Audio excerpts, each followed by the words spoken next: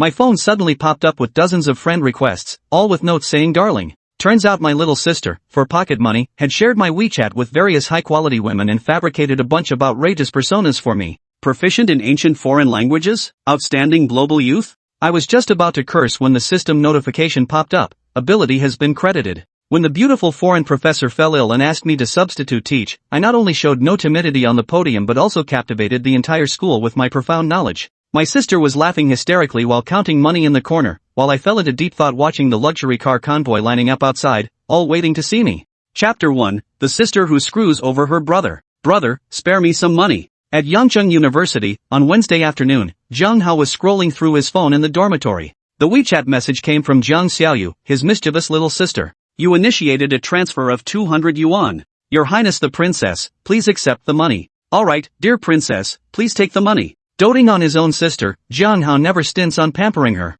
So sensible. This princess has good news for you, you're in love. When did I start dating? I'm using your name to flirt online, just told them I changed accounts and asked them to add you. Them? I didn't know what kind of girls you like, so I kept talking a bit more, just pick and choose as you please. Beep beep, flourishing wealth requests to add as friend. A wild rose with thorns requests to add a friend. AAA family planning product sales managerly requests to add you as a friend. What? Is this friend request for real? Flowers bloom and wealth flows? Sales managerly? Sis, are these all sugar daddies you're setting me up with online? Sis, how badly do you want your brother to avoid detours? Am I, Jiang Hao, the kind of man who lives off others? Ding, detecting brother scheming behavior. Little sister's brother scheming system activated. System description, whatever boast the younger sister makes to others becomes true once the host acknowledges it. Is this system for real? Sofia, requests to add you as a friend. The same person keeps sending friend requests on my phone repeatedly. Who is this, so impatient? Click on the avatar, and the photo shows a beautiful goose girl taking a selfie.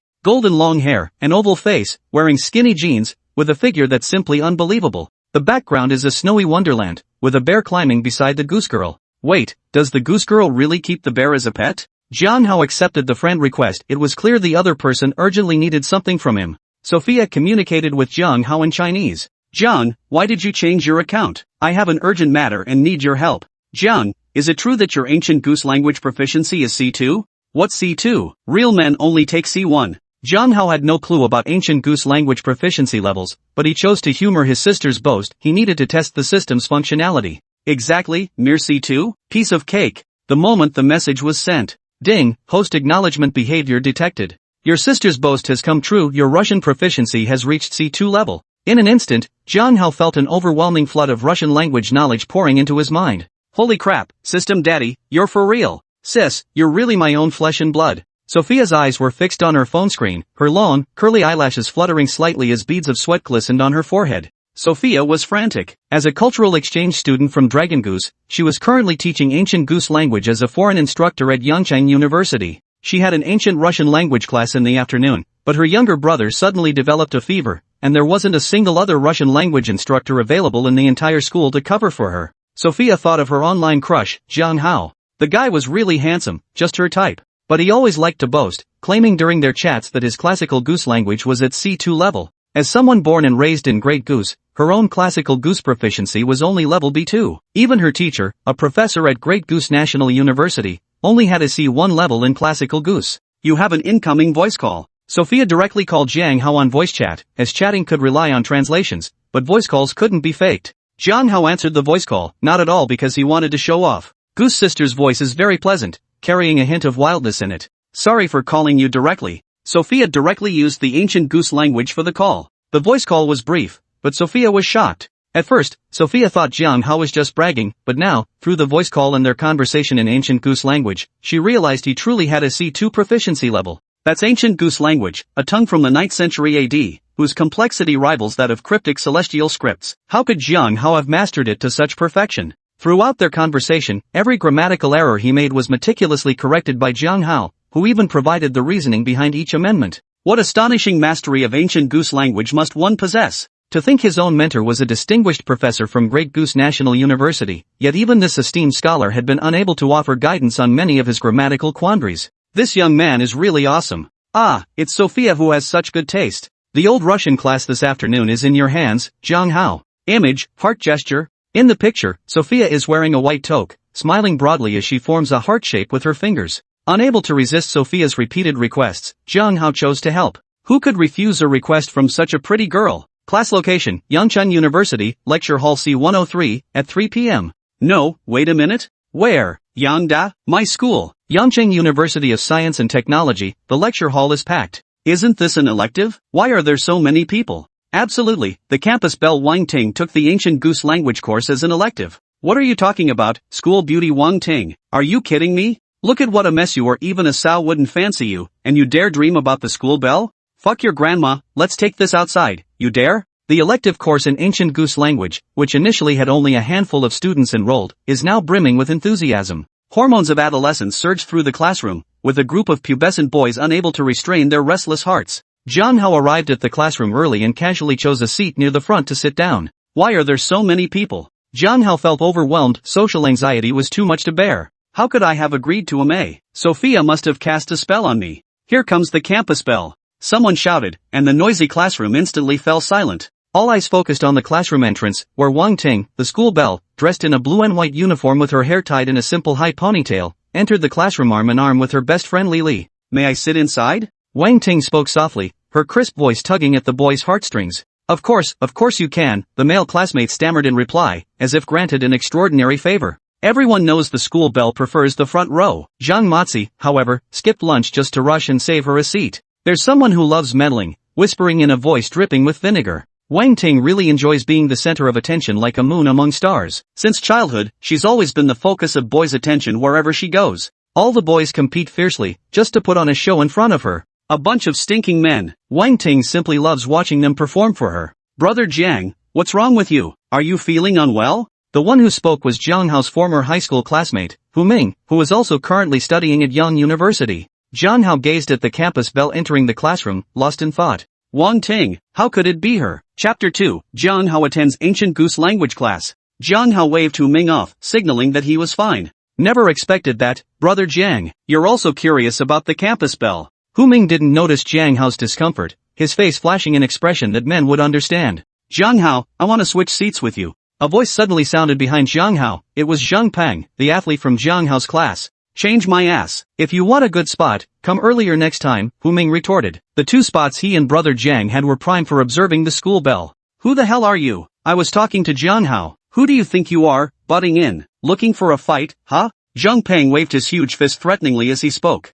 $200, and this seat is yours. Jiang Hao stopped Hu Ming. Zhang Pang was all brawn and no brains. Why pick a fight with him? Besides, he was a substitute teacher today. What did he need a student seat for? Zhang Pang reluctantly transferred 200 yuan to Jiang Hao, glaring at him as if he wanted to devour him. After getting the location, Zhang Pang's gaze instantly focused on Wang Ting, as if a few more glances would earn him the favor of the school beauty. Move aside and earn $200 easy money. Jiang Hao found a seat in the back row of the classroom, already mentally planning what to eat for dinner with that 200 yuan. Class, your Gothic language elective teacher Sofia has an emergency and can't make it today. On the podium, the speaker was Han Liang, the director of academic affairs. But Ms. Sofia said she invited a substitute teacher who was even more impressive than her. Han Liang was actually a bit skeptical. Who was Sofia? She was a graduate from the prestigious Goose National University. How could anyone be more impressive than her? Han Liang didn't leave. Instead, he found a seat in the back row, intending to witness just who this person more exceptional than Sofia could be. Ding ding dong, the sound of class rang out, and the classroom returned to silence. Han Liang was feeling anxious at this moment. Sofia, what are you up to? Why hasn't the teacher we contacted arrived yet? Suddenly, Han Liang noticed a student next to him stand up. Don't worry, classmate, the substitute teacher will be here soon. The person who stood up was Jiang Hao. Having promised Sofia to substitute teach, he wasn't the type to break his word. Dean Han, I'm the substitute teacher Sofia found. What? You? Don't joke around, student. Disrupting class could get you disciplinary action. Left with no choice, Jiang Hao dialed Sofia's number and handed the phone to Dean Han. Sorry, Director Han. That's right, I'm not joking. Jiang Hao is indeed much more skilled than me. Director Han looked at Jiang Hao with some suspicion, wondering if this young man before him was truly that capable. Class, today Jiang Hao, student Jiang will be helping teach this Russian lesson. After Director Han finished his introduction and returned to his seat in the back row, he thought to himself, let me see if this guy is truly impressive or just bluffing. Hu Ming was utterly baffled. What the hell, Brother Jiang? We graduated from the same school, and now you're lecturing me? Zhang Peng stopped staring at the campus beauty, his eyes filled with surprise. Isn't Jiang Hao supposed to be invisible in our class? Since when did he learn ancient Aryan? Wang Ting raised her head, a thoughtful expression on her face. Jiang Hao, that name. Have I heard it somewhere before? Class, let's begin today's ancient goose language lesson. Jiang Hao's words instantly launched the ancient Russian language class. Jiang Hao's voice trembled a bit at this moment, with so many people in the classroom watching. Especially since Wang Ting was sitting in the audience, though she obviously didn't recognize me. But soon, when it came to actually speaking Old Goose language, Jiang Hao became effortlessly fluent. Like a legendary player coaching a beginner, he could teach with his eyes closed. Han Liang was stunned at this moment. Jiang Hao was truly impressive. Initially, he thought Jiang Hao was just pretending to know what he was doing, but when it came to teaching, he handled everything with perfect ease. It was simply flawless. Even the grammatical questions Jiang Hao deliberately raised himself, he could solve directly and even extend the analogy to incorporate other grammar points. Having attended lectures by professors from the Imperial Capital University, she found Jiang Hao's explanations surprisingly more accessible and easier to understand. Sophia, you're absolutely right. Were it not for Jiang Hao being a student, Han Liang would have asked the principal to hire him as a teacher. Professor Jiang, could I ask you about some ancient goose language sentence structure questions? After the ancient goose language class concluded, school beauty Wang Ting made a request to Jiang Hao. Wang Ting was no mere pretty face. Her academic performance consistently ranked at the top of the school. Originally resigned to losing hope when Professor Sofia couldn't teach the class, who would have guessed this suddenly appearing Jiang Hao would prove even more formidable than Professor Sofia. Jiang Hao's lectures are easy to understand, offering a uniquely insightful perspective on ancient Etruscan, which opened up a whole new world for me. The campus belle leaned close to Jiang Hao, her long, upturned eyelashes fluttering slightly, her bright eyes sparkling. Of course not. I'm in a hurry to get to lunch. I'm just here to substitute. If you have questions, ask Sofia. Jiang Hao outright rejected the school bell. He wasn't that desperate admirer from high school anymore. Besides, if we go back late, the cafeteria will be out of food. Jiang Hao finished packing up and hurried to the cafeteria with Hu Ming. With 200 yuan in hand, they were determined to have a good meal today no matter what. He rejected me? Wang Ting, the campus belle, was utterly incredulous. No boy had ever been able to refuse her before. Jiang Hao naturally rejected the school belle. He was no simp. They say girls change a lot as they grow up, and boys undergo equally dramatic transformations during adolescence. Wang Ting indeed didn't recognize me. Every youth has their time of budding romance, and Jiang Hao foolishly played the role of a hopeless admirer in high school, confessing his feelings to Wang Ting. At the class meeting, Wang Ting publicly read out the love letter Jiang Hao had painstakingly prepared and bluntly declared that she would rather like a dog than Jiang Hao. Her tone was dripping with condescension. Jiang Hao couldn't face anyone anymore and transferred to another school. From then on, he sealed his heart with concrete. This is precisely why his younger sister manages his online relationships for him. I never thought we'd end up at the same university again. The campus belle, whoever wants to simp for her can go ahead. I'm not playing that game. The system is the real MVP here. For meals, I'm gonna feast hard with Zhang Peng's $200, no holding back. Dragging along his best friend Hu Ming, the two headed straight for the cafeteria. Unfortunately, Jiang Hao's 200 yuan wasn't spent after all. Sofia treated Jiang Hao to barbecue as a gesture of gratitude. Thank you, Jiang Hao. I really appreciate you covering my class today. Sofia flipped the skewers in her hands while expressing her gratitude to Jiang Hao. Sofia was truly beautiful, dressed in neat casual wear with her hair simply tied into a high ponytail, yet her exotic charm was undeniable. She totally resembled Doraba. Did you two really meet through online dating? The question came from Hu Ming, Jiang Hao's best friend, who had tagged along for a free meal. Exactly, Sofia said. I didn't have much hope to begin with. Who would have thought Jiang Hao could give me such great hope? Jiang Hao, how can your Russian be so amazing? How did you learn it? Sofia turned her gaze toward Jiang Hao. Jiang Hao looked up to see Sofia's sky-blue pupils filled with admiration. Chapter 3. Jiang Hao lost his first kiss. Pure talent, Jiang Hao replied. He couldn't reveal the system, so he had to blame it all on his damn talent.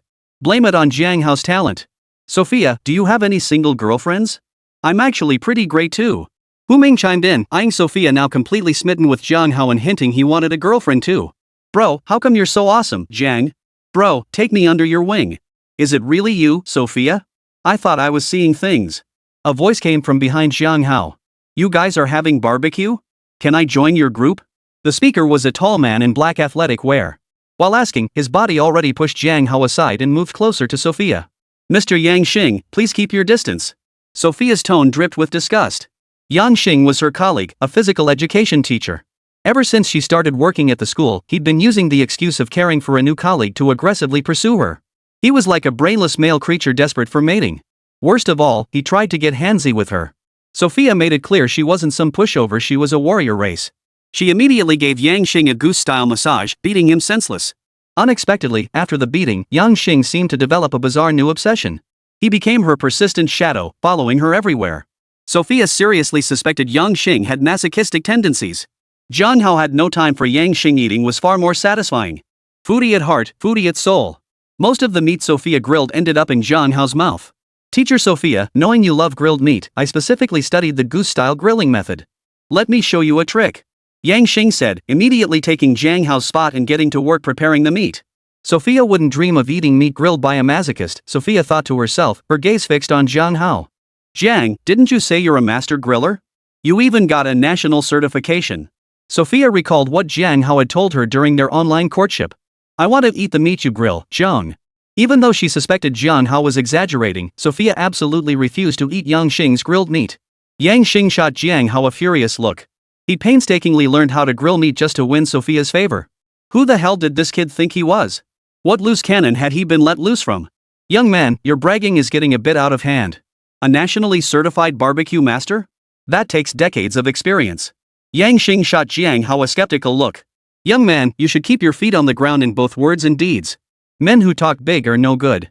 Between the lines, Yang Xing was calling Jiang Hao unreliable. Even his best friend Hu Ming suspected Jiang Hao was joking. They'd been classmates for years, and he'd never heard Jiang Hao could grill meat. Actually, Sofia's right, I really am a national-level barbecue master. No more pretending I've got a system. I'm laying my cards on the table. Ding. Host has acknowledged sister's bragging behavior. You have successfully acquired the abilities of a national-level barbecue master. In an instant, Jiang Hao became a barbecue master. Anyone can talk big, kid. Why don't you grill a few skewers and let me taste the skills of a master barbecue chef? Yang Xing spoke again, his challenging gaze fixed on Jiang Hao. Folks, when an opportunity to shut someone up comes knocking, you just gotta take it. Alright, I'll grill 2 skewers then. Without further ado, Jiang Hao picked up the meat skewers and began grilling. Yang Xing slowly sensed something was off. This kid, he actually seemed to have some real skill. As everyone knows, mastering the heat is crucial for grilling meat. He had deliberately poured beer into the charcoal Jiang Hao was using, preventing it from reaching its peak temperature. But to his surprise, Jiang Hao opted for slow roasting at low temperatures, the grilling technique that demands the most skill. The moment Yang Xing caught the aroma wafting from Jiang Hao's grill, he knew he'd lost and lost badly. Compared to Jiang Hao's grilled meat, the meat he'd painstakingly prepared tasted like tough, chewy wood. Yang Xing tossed his grilled meat into the trash and turned to leave. With Sofia present, Yang Xing dared not act recklessly, fearing he might provoke her disgust. Jiang Hao, huh?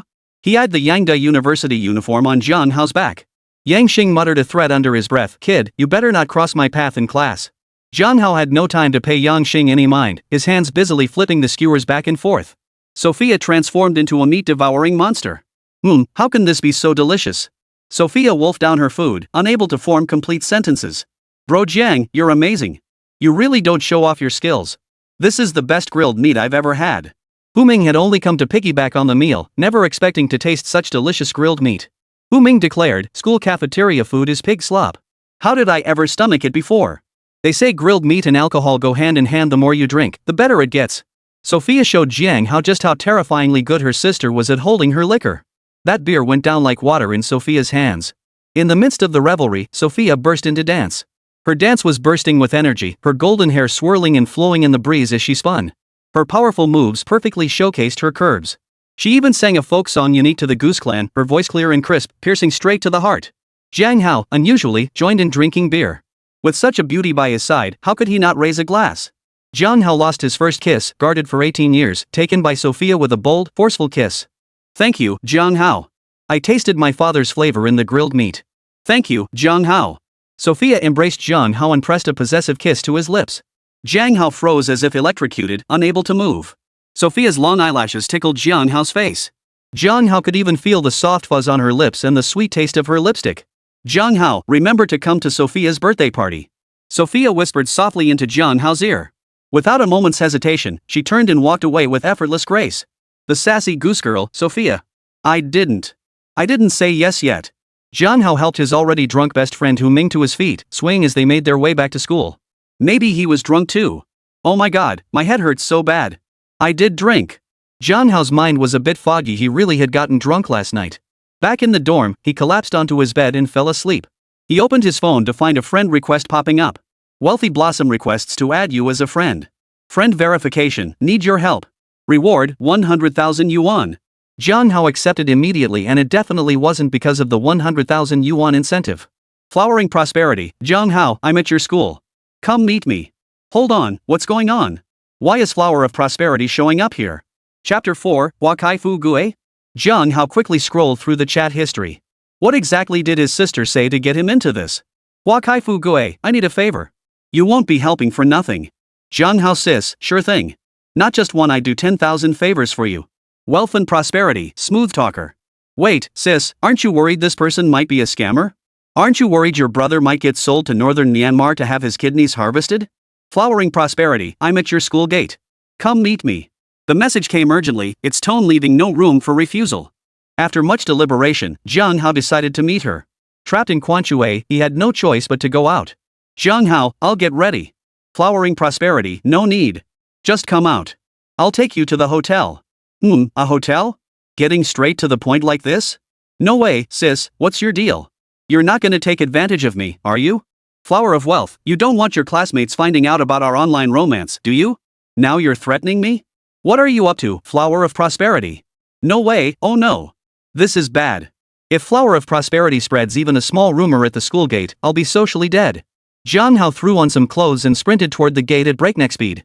At the Yangda University gates, a Maserati Quattroporte arrogantly blocked the entrance.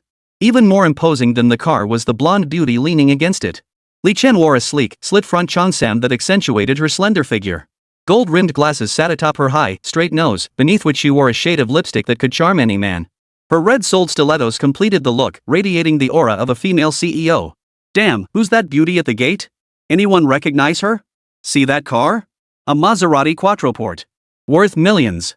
Hope she's not here to pick up guys. Heard rich women love playing these games these days. I think I could handle her. Take a good look in the mirror, you pig-faced fool. She's looking for fun, not a cute little toy. Clearly, a beautiful woman and a luxury car never fail to spark conversation. Are you some kind of lucky charm? Jiang Hao panted, staring at the elegant beauty before him. Are you kidding me? This beauty looked like she was 25 or 26 at most? It's all about the contrast, little brother. Isn't that what's trendy now? Didn't you say you loved contrasts when we were chatting? Li Qian spoke softly, her voice seductive. Let me formally introduce myself. I'm Li Qian, currently working at my father's company, Li's Tech Investment. That's why I sought you out.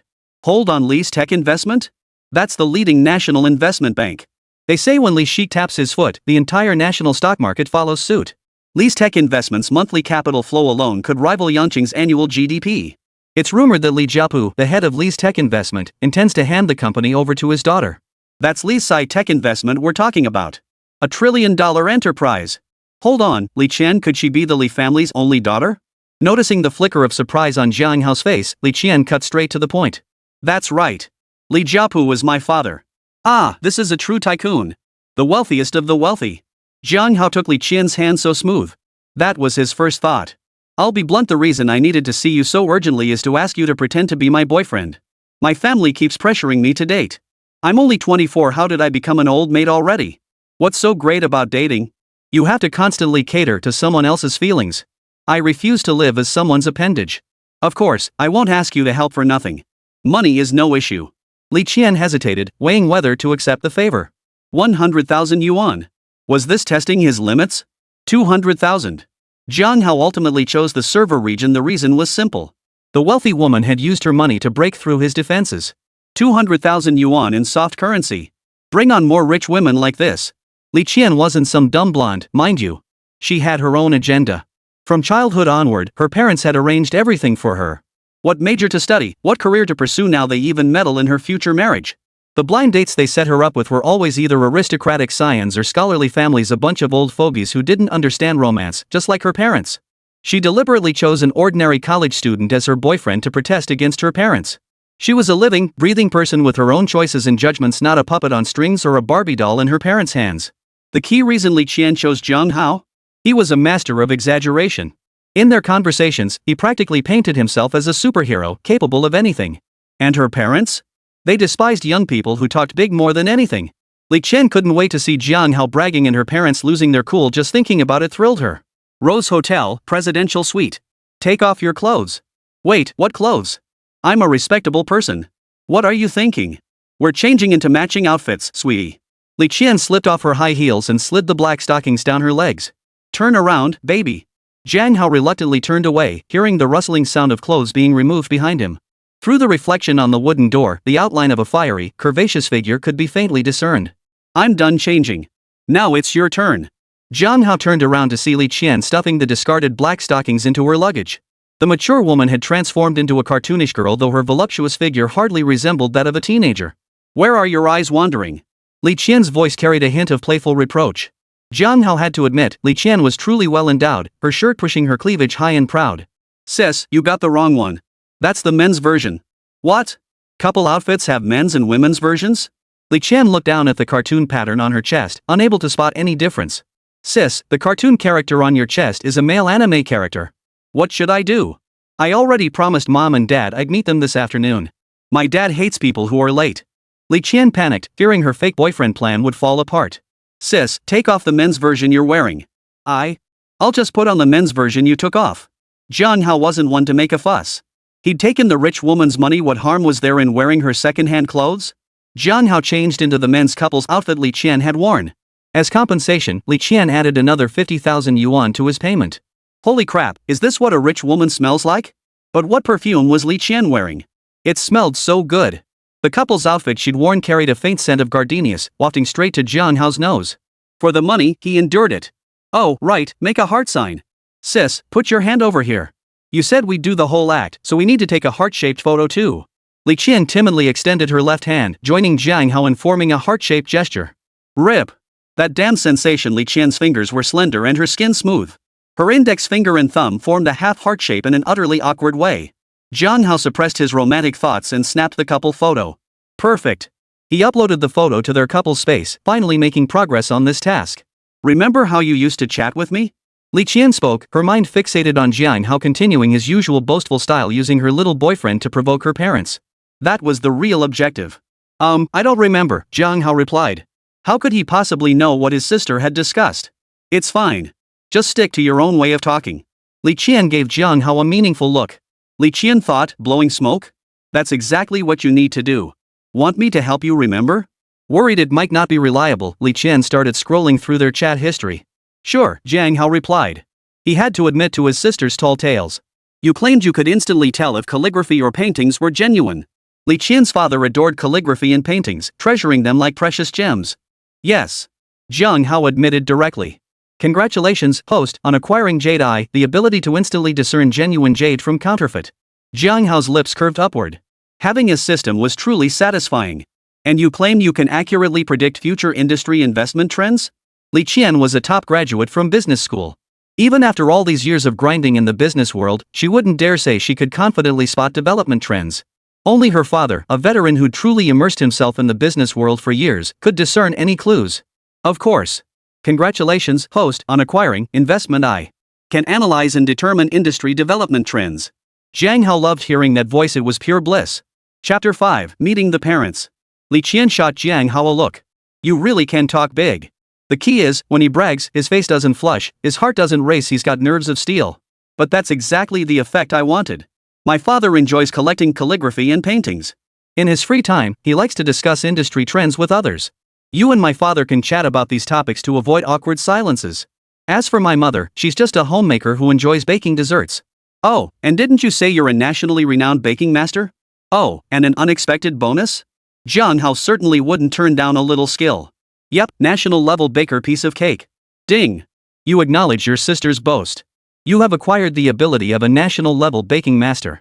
Li Qian felt Jiang Hao could easily kill the conversation without her prompting. This was exactly what she'd hoped for. The Maserati slowed down and glided into the affluent neighborhood. Heaven and Earth number 1. Only the wealthy and powerful reside here. A villa at Tiandi number 1? Transactions here are measured in hundreds of millions. Everything here was beyond the reach of ordinary people, even after generations of hard work. But Li Qian's home wasn't just a villa, it was an estate. A villa estate spanning tens of thousands of square meters. Truly outrageously extravagant. Jiang Hao felt Li Qian radiating an aura of dazzling brilliance. As they stepped out of the car, a look of disgust flashed in Li Qian's eyes. A Rolls-Royce was parked in the spot her despised Ma Lu had arrived to. Perfect. Settle this once and for all and crush Ma Lu's hopes. Darling, let's go inside. Li Qian slipped her arm through Jiang Hao's. Something felt off about this. Jiang Hao's eyes darted nervously. The arrow was on the string, he had no choice but to shoot. Li Qian led Jiang Hao into the villa.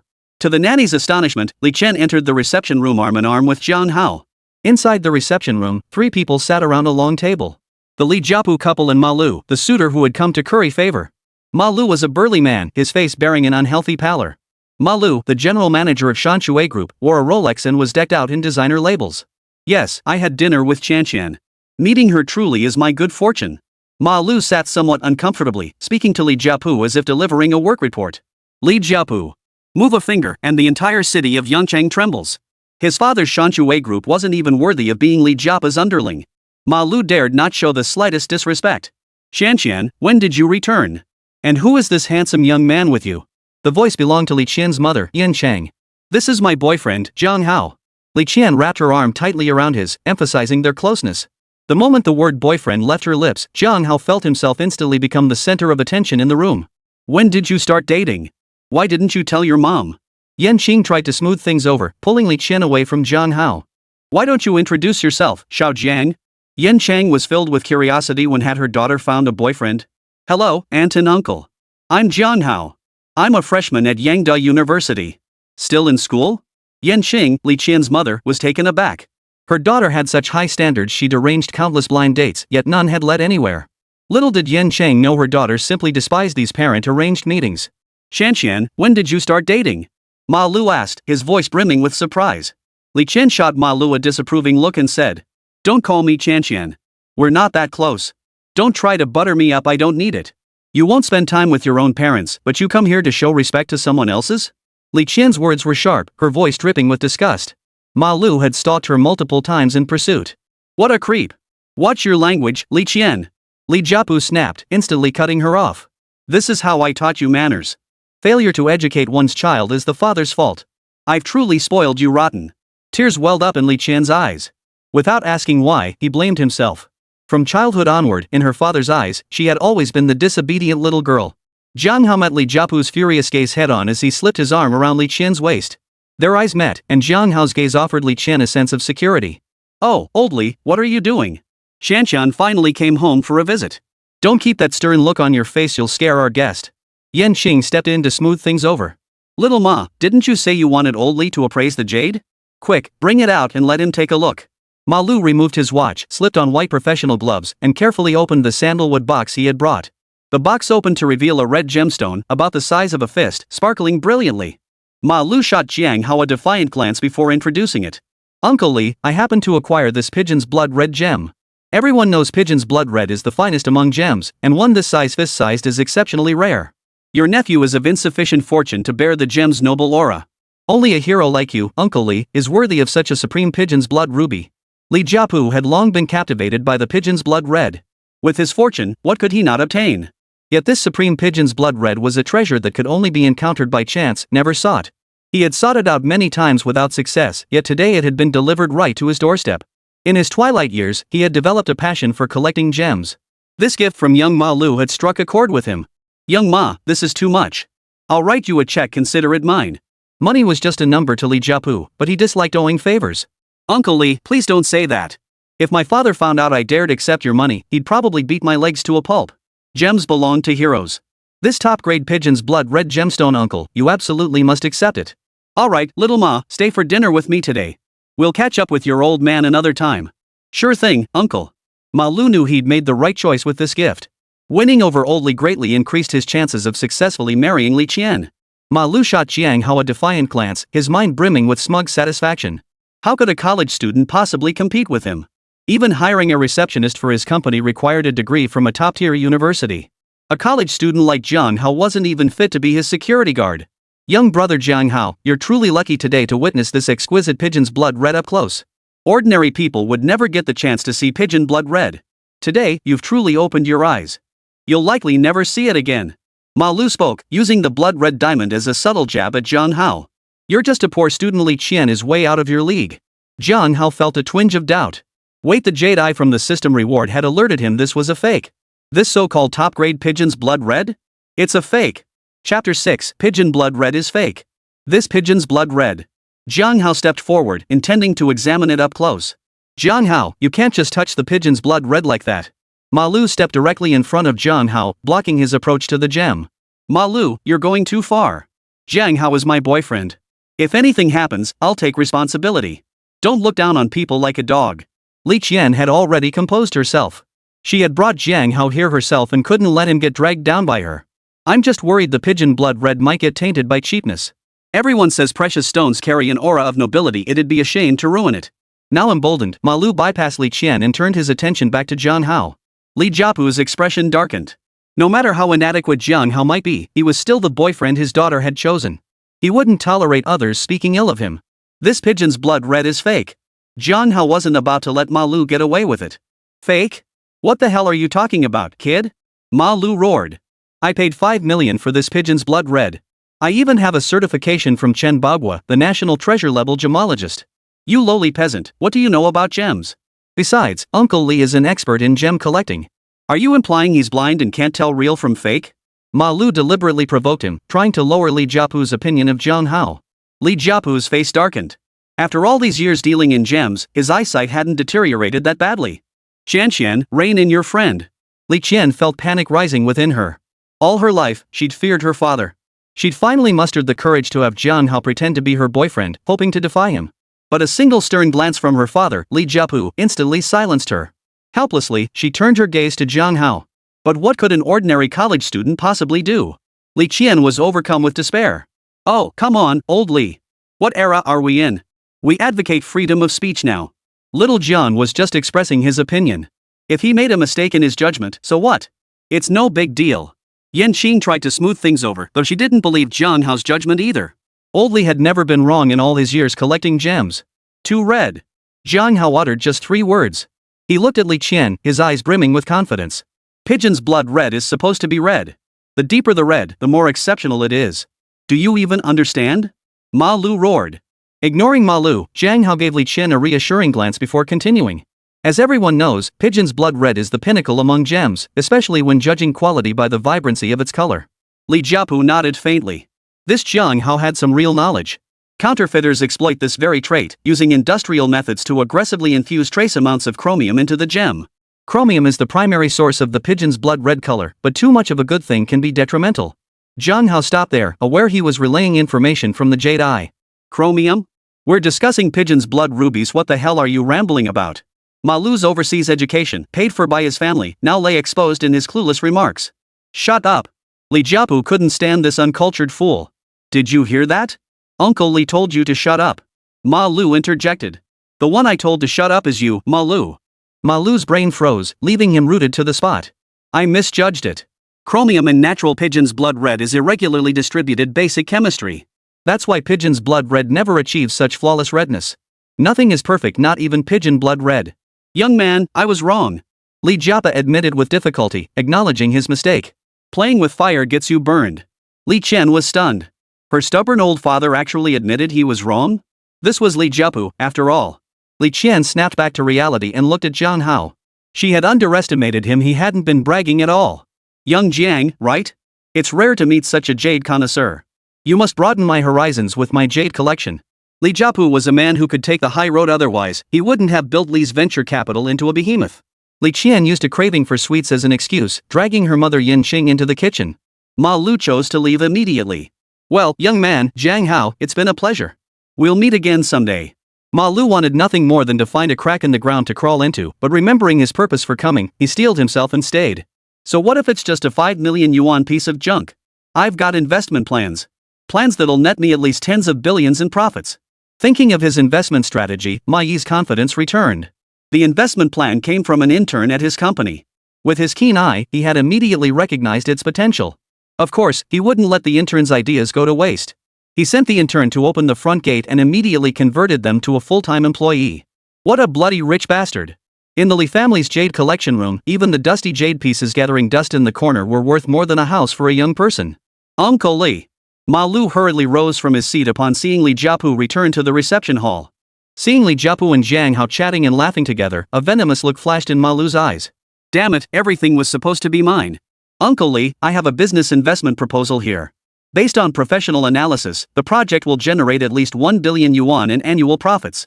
Ma Lu spoke, his eyes fixed on Jiang Hao, hoping to catch a look of shock on his face. 10 billion yuan in annual profits? What do you have to compete with that, Jiang Hao? Ma Lu's confidence soared as he continued. We plan to invest 1 billion yuan in Ganning district to build a series of professional pet plazas.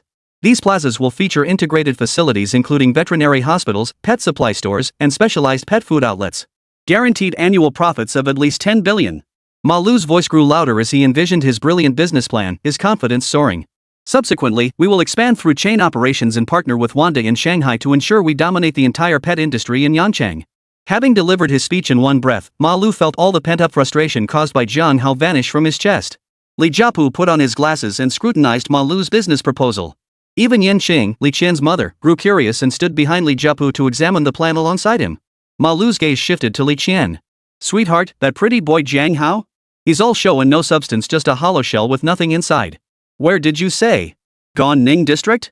Jiang Hao spoke up, instantly becoming the center of attention in the room. What's up? Young brother Jiang, you know a thing or two about business investments? Care to share your thoughts? Ma Lu inquired. I wouldn't call it commentary, but... Have you done your research? After Yangqing's high-speed rail network was completed, Ganning district has completely become a retirement area. The young people in Ganning district have all migrated to coastal cities for work. A pet complex? Are you planning to bathe and treat diseases for farmed pigs and sheep? Jiang Hao spoke up, stunning everyone present. You're full of it. You. Ma Lu stammered, unable to respond. Uncle Li, take a look at this data. Jiang Hao directly pulled up the government statistics online. Li Jiapu adjusted his glasses and studied it carefully. After a long moment, he exhaled deeply and declared. Young Zhong's assessment is correct. Ganning district has indeed become a retirement zone. Li Jiapu's words struck Ma Lu like a bolt from the blue, reverberating in his ears. Ma Lu seemed to lose all his spirit, staggering out of the living room. Chapter 7, Taking the Rich Lady to the Snack Street. Xiao Jiang, come visit again sometime. Auntie will make you some desserts next time. As Yan Qing's farewell echoed, the car pulled away from the villa district. You're amazing, Jiang Hao, Li Qian exclaimed excitedly in the car. Jiang Hao's performance had completely dissuaded Li Qian's parents from arranging any more matchmaking meetings, freeing Li Qian from their plans. Thank you, Jiang Hao. Jiang Hao looked up, meeting Li Qian's intense gaze. Jiang Hao, keep playing my boyfriend, Li Qian stated bluntly. 300,000 yuan has been transferred to your account.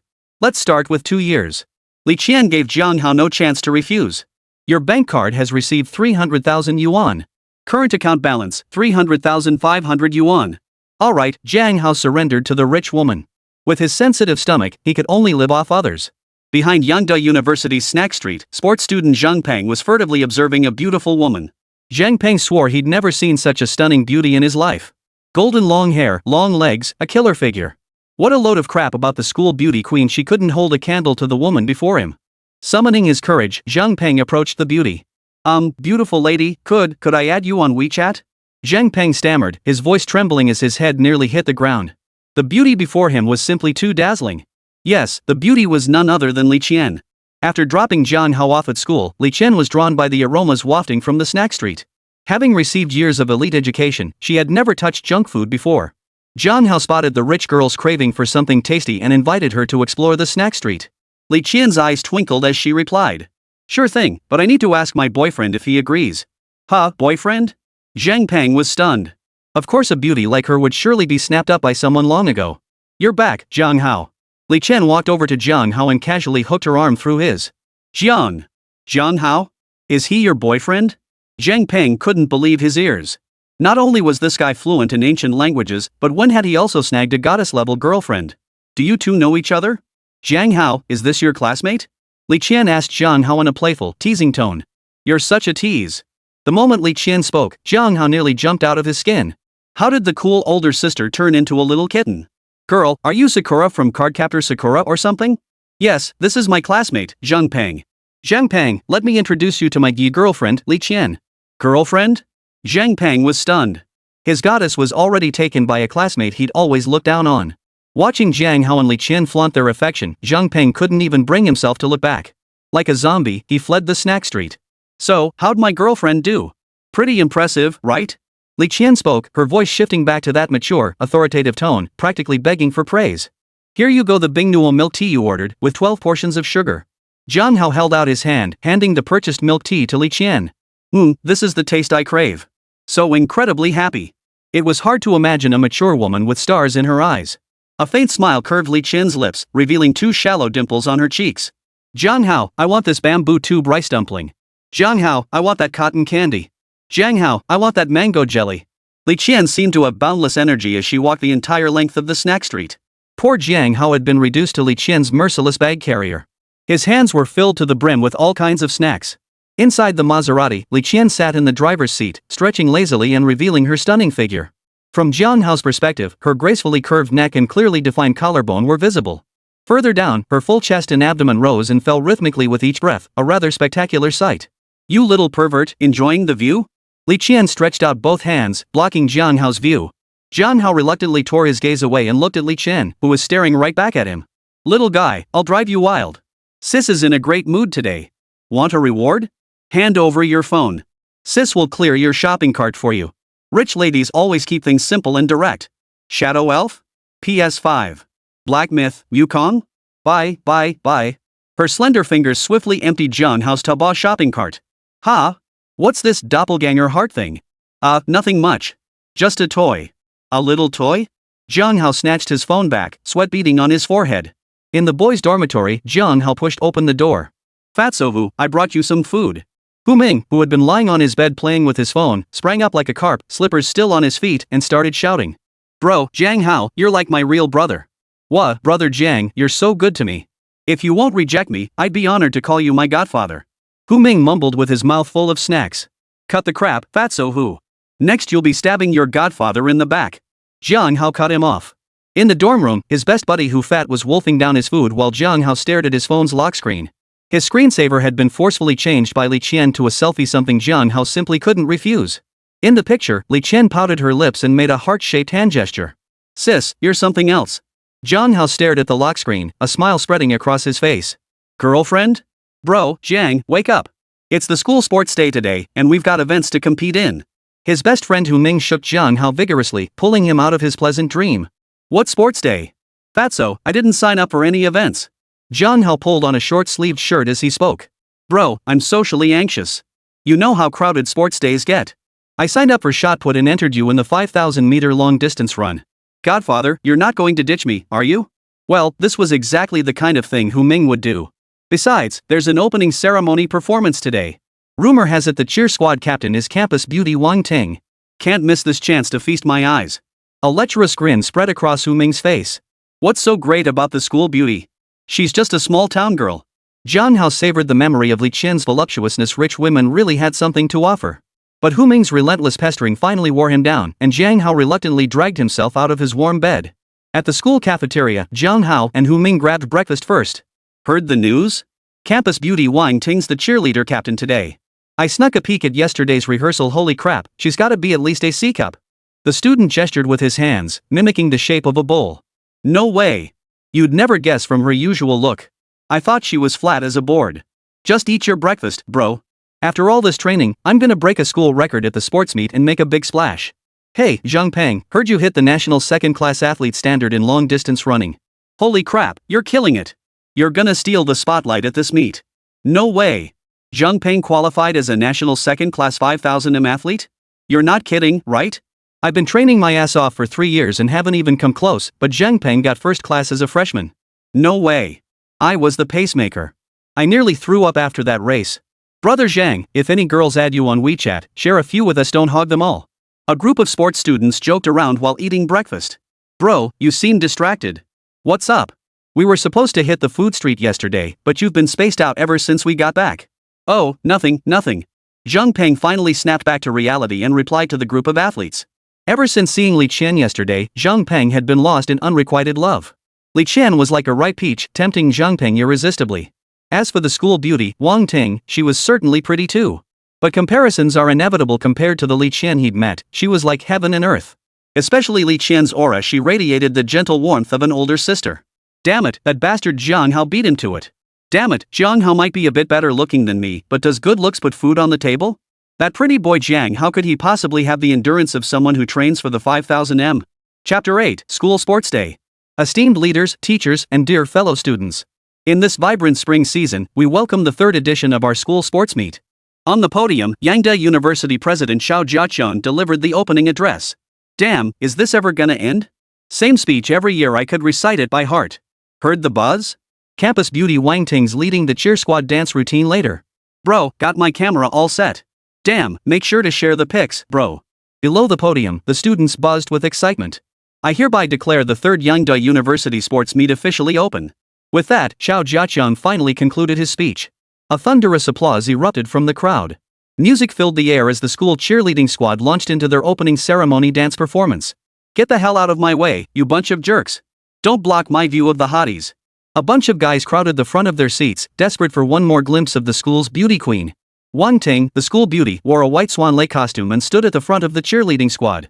Bro, look. The school beauty. Holy crap, she's gorgeous. Hu Ming, Jiang Hao's best friend, piped up beside him, his eyes fixed on the dancing cheerleaders just like the rest of the guys. Jiang Hao followed Hu Ming's gaze. Among the cheerleaders, Wang Ting stood tall in her short school uniform skirt. The other girls around her seemed like green leaves, merely highlighting Wang Ting's beauty. As the lead dancer, Wang Ting deliberately or unintentionally shot seductive glances in Jiang Hao's direction. Brother Jiang, look. The school beauty Wang Ting seems to be looking at you. Hu Ming grabbed Jiang Hao's arm and shook it vigorously, afraid he might miss his chance at romance. Instantly, Jiang Hao felt like the envy of every guy around him. Brother Jiang, go say hi to the school beauty. You might just have a chance. If Brother Jiang could win her over, it would reflect well on his buddy too. Shut up. I'm not interested in the school beauty. The school beauty? Let whoever wants her go after her. Isn't my rich sisterly Chen good enough? Oh. Hu Ming's voice trailed off. Damn, there's definitely something going on between Brother Jiang and the campus beauty. That's my brother Jiang for you. Wang Ting reluctantly averted her gaze. After returning from that ancient Chinese class last time, she'd pondered for ages before finally recalling Jiang Hao. Back in high school, she'd read his confession letter aloud to the entire class before tearing it to shreds. Jiang Hao was just one of her many suck-ups. Her best friend Zhao Li had analyzed it all. Jiang Hao had rejected her in the ancient language class just to grab her attention. Just a little game of playing hard to get.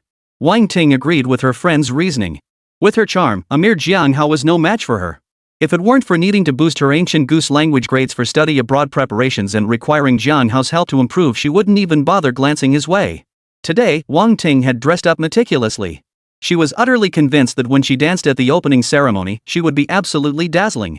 She was sure that with just a few flirtatious glances, Jiang Hao would be reduced to a puppy again, licking at her feet. But when she glanced at Jiang Hao, he showed absolutely no interest in her. Instead, the boys around Jiang Hao were glaring at her with green eyes, practically devouring her with their stares. Damn it! Wang Ting felt utterly defeated. Jiang Hao was just a penniless kid, how dare he ignore her? After hastily finishing the opening dance, Wang Ting made up an excuse and stormed off the stage, her face dark with displeasure. Brother Jiang, look at Sofia. Hu Ming's eyes were like a pair of binoculars, always spotting beauties first. Sophia's in the judges section? Is she judging today? Holy crap, does that mean I can cheat openly? Brother Jiang. Hu Ming's voice trailed off dramatically. Don't even think about it. Sofia isn't that kind of person. Besides, with so many referees, who knows which match she's officiating? Jiang Hao immediately shut down Hu Ming's little scheme. The school sports meet was just a recreational event. Besides, his online romance turned out to be fake anyway. Jiang Hao didn't want to cause Sofia trouble for no reason. Brother Jiang, that jerk Yang Xing seems to be in the referee lineup too. Hu Ming spoke up again, his finger pointing toward Yang Xing trailing behind Sofia. Sofia was utterly annoyed. That persistent pest Yang Xing was clinging to her again. The school was holding a sports meet and needed teachers to serve as referees.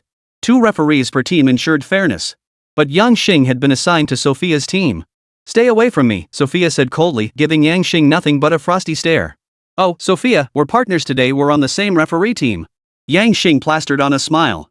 He'd bribed the athletic director handsomely to be paired with Sofia. He had to seize this opportunity. Hey, nice to see you again, Jiang Hao. Sofia spotted Hu Ming waving at her, left the formation, and walked over to Jiang Hao. Sofia, why did you leave the formation? Yang Xing spotted Jiang Hao, a flash of malice crossing his eyes. Ignoring Yang Xing, Sofia continued her conversation with Jiang Hao. Jiang Hao, are you participating in the school sports meet too? Yes, both Brother Jiang and I have signed up. Hu Ming piped up first. That's right. You mentioned on WeChat that you're a national first-class athlete in the 5,000-meter race. Yes, I am a Class 1 athlete. Jiang Hao didn't hesitate, choosing to admit it. Ding, detected acknowledgement of your sister's exaggerated claims. Your physical fitness has reached the level of a Class 1 athlete in the 5,000-meter event. In an instant, Jiang Hao felt as if countless ants were crawling over his body. He collapsed to the ground in agony. The system's physical transformation brought agony, but within a single breath, it completed the overhaul of Jiang Hao's body. A national first-class athlete? Collapsing before the competition even starts? You're not afraid your bluff will be called, are you? Yang Xing roared with laughter, his words dripping with scorn. Enough, all of you. Step aside. Sofia helped Jiang Hao up from the ground, her voice filled with concern as she asked. Jiang Hao, are you okay? If you're not feeling well, go see the medical staff. Yeah, brother Jiang, your health comes first. It's all my fault, I shouldn't have signed you up for this recklessly. Hu Ming felt low and deeply blamed himself. What's this? Someone trying to fake an illness? Scared out of your wits? If you're so good at bragging, why not show us what you've got? Yang Xing continued to stir the pot, eager to see Jiang Hao humiliated. All talk and no action. Sophia's just too naive. It's nothing, just low blood sugar. Jiang Hao stood up, offering an excuse. Glancing down at his calf, Jiang Hao felt an inexhaustible surge of power coursing through his leg. Sofia came running over, drenched in sweat, holding a bottle of glucose. Quick, Jiang Hao. I got this glucose solution from the infirmary. Drink it now to ease your low blood sugar. Sophia's eyes brimmed with worry, her long eyelashes trembling uncontrollably with concern for Jiang Hao. Open wide, Jiang Hao. Sofia unscrewed the cap and held out the bottle, ready to feed him. It's okay, Sofia. I can manage myself. Jiang Hao felt a bit embarrassed. He'd only used low blood sugar as an excuse, never expecting Sofia to be so attentive toward him. Yang Xing beside them felt like his lungs were about to explode. Damn kid, when had Sofia ever been this tenderly caring toward anyone? Yang Xing glared at Jiang Hao with such intensity that if looks could kill, Jiang Hao would have been torn to shreds long ago. Chapter 9, Sofia as referee? Only after repeatedly confirming Jiang Hao was fine did Sofia reluctantly leave. Brother Jiang, Sofia really cares about you, Hu Ming remarked enviously. I wish I could have a girlfriend like that someday. Jiang Hao rolled his eyes. Who told you Sofia is my girlfriend? We're just regular friends. Don't go spreading rumors. Aren't you two an online couple? That's my sister. Jiang Hao cut himself off. He couldn't very well tell Hu Ming that his sister was pretending to be him in an online relationship. Who would believe that? Got it, Hu Ming? Sofia and I are just friends. Got it? Just regular friends. Jiang Hao reiterated to Hu Ming, terrified his big-mouthed best friend would spread rumors everywhere. Just friends? Yeah, right. Not even a dog would buy that. Hu Ming muttered under his breath, making sure Jiang Hao didn't hear. Holy crap, Jiang Hao, you're something else. Where'd you find that goose girl to be your girlfriend? Holy crap, I think that goose girl is even prettier than our school beauty, Wang Ting. That goose girl seems to be Sofia, our elective teacher at school. Holy crap, is that real? Jiang Hao, you're something else. Jiang Hao, you're my man. No, by my godfather's honor, take me as your disciple and teach me your pickup skills. Jiang Hao, draw your sword. Stealing my wife is an unforgivable offense. After Sofia left, the guys around Jiang Hao started cheering wildly. A bunch of single guys. Bro, how could you be the first to find a girlfriend? Jiang Hao bolted straight away, finding a secluded corner with Hu Ming. If he didn't get away soon, Jiang Hao felt like he'd be torn apart by the crowd. Brother Jiang. I broke the school shot put record 13 meters. Hu Ming's shot put event started first and he'd already finished competing and returned. Bro, right after breaking the school shot put record, I felt like a bunch of girls were staring at me. Do you think they're into me? What kind of girl should I pick as my girlfriend? Should I go for the innocent type or the mature, sophisticated type? If it doesn't work out, can I just have both? Hu Ming's mind was filled with thoughts of pretty female classmates, his brain already fast-forwarding to animal world's great procreation. But their looks are kinda lacking nothing compared to Sofia. After encountering a top-tier beauty like Sofia, Hu Ming's standards had become increasingly picky. Congrats, Hu Ming, you broke the school record. Jiang Hao offered his congratulations, genuinely happy for his best friend. His best friend spent all his time either in class or playing card games in the dorm. Getting a female classmate's attention was a good thing. Announcement. The 5,000-meter final will commence in 10 minutes. Registered participants are requested to proceed to track field number 2 for preparation. The loudspeaker's announcement caught Jiang Hao and Hu Ming's attention. Brother Jiang, the 5,000 meters your event. Let's go. I'll be your cheer squad. Jiang Hao and Hu Ming rose from their seats and headed toward track 2. Track 2, under the blazing sun. Sofia was drenched in sweat, her golden hair curling slightly at her forehead. Miss Sofia, please have some drink. Yang Xing held a beverage, offering it to Sofia while his gaze lingered on the faintly visible curves beneath her sheer white shirt. Thank you for your kindness, Teacher Yang Xing, but I brought my own water bottle. Sofia frowned, sensing Yang Xing's ulterior motives, and declined his offer outright. She picked up her pink pig-shaped cup and began drinking. Gulp, gulp, she drank the water in one go. Yang Xing craned his neck, his eyes fixed on Sofia's collarbone, his tongue involuntarily licking his lips. How beautiful. Yang Xing shifted the conversation. We're both referees for the 5,000-meter track event today. You should know that I teach physical education. Barring any surprises, the 5,000-meter champion at this year's sports meet will be my student, Zhang Peng. That kid Zhang Peng, I poured my heart into him, and thankfully, he hasn't let me down. Just the other day, he clocked a 16-minute time in a test run, meeting the standards for a national second-level athlete. Even the principal was impressed. With a few more years of growth, he might even make it to the national team. Director Sun Chang has expressed interest in taking him as a disciple. Of course, it's all thanks to me, his PE teacher. Miss Sofia, are you listening? Sofia had no interest in listening to Yang Xing's ramblings, her eyes scanning the list of students participating in the 5,000-meter race. Jiang Hao was actually competing in the 5,000-meter long-distance race. This piqued Sofia's interest. She hadn't forgotten this online dating acquaintance who'd covered her class. And after getting drunk, she had actually kissed Jiang Hao. Sofia, you must have been drunk. At that thought, Sofia's neck flushed crimson. Miss Sofia, are you looking at the list of students competing in the 5,000-meter race? Yang Xing casually leaned in beside Sofia, following her gaze to read the list. Jiang Hao. Yang Xing spotted Jiang Hao on the list too. What a coincidence, running into this kid again. Sofia's attention was completely drawn to this little rascal. Alright. Yang Xing turned and walked away, heading toward his disciple Zhang Peng to give him instructions. Long-distance running is prone to injuries. On the track, Zhang Peng's eyes were fixed on Jiang Hao running on the adjacent lane. His PE teacher, Yang Xing, had just instructed him to find a way to take care of Jiang Hao during the race. Ideally, they wanted to injure Jiang Hao and keep him bedridden for 10 days to a fortnight. Zhang Peng had no intention of resorting to dirty tricks. He wanted to beat Jiang Hao fair and square. Li Chen, she was his goddess. Jiang Hao, what gave him the right to be favored by his goddess? Jiang Hao, who was already gasping for breath after running just 2 laps, could never comprehend the value of being a nationally certified level 2 athlete. Today's 5,000-meter race, if I don't lap Jiang Hao, I'll change my surname to Jiang. Teacher Sofia, care to guess who'll win this 5,000-meter race? Yang Xing had an idea. He planned to let his student Zhang Peng shine. Sofia, the person you're interested in can't even hold a candle to my students. Not interested? Sofia flatly refused. I didn't mean anything by it. Teacher Yang Xing, please focus your energy on the right path. Teachers should set an example. Right, Miss Sofia is absolutely correct. Teacher Sofia's birthday party is next Sunday, and several teachers from our school will be attending. Sofia couldn't refuse. With Yang Xing dragging a bunch of teachers to his birthday party, she couldn't just say no outright. Will Jiang Hao come to my birthday party? Sofia wondered to herself. Yang Xing scanned the 5,000-meter sign-up list. Suddenly, Jiang Hao's name caught his eye. B Business Management 241. Jiang Hao, you little rascal, what a small world. Chapter 10, Jiang Hao must be cheating. Jiang Hao, are you physically okay? Don't push yourself too hard. If you can't go on, withdraw. Sofia looked at Jiang Hao with concern. Yeah, brother Jiang, I signed you up just for fun.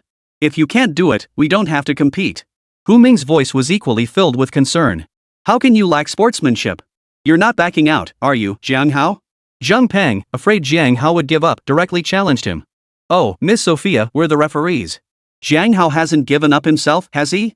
Besides, signing up for the competition and then not participating, does Jiang Hao think the school sports meet is a joke? Yang Xing cut off Jiang Hao's retreat. Jiang Hao gave Sofia and Hu Ming a reassuring look. It's fine. It's just a fun race anyway. I'll just jog along.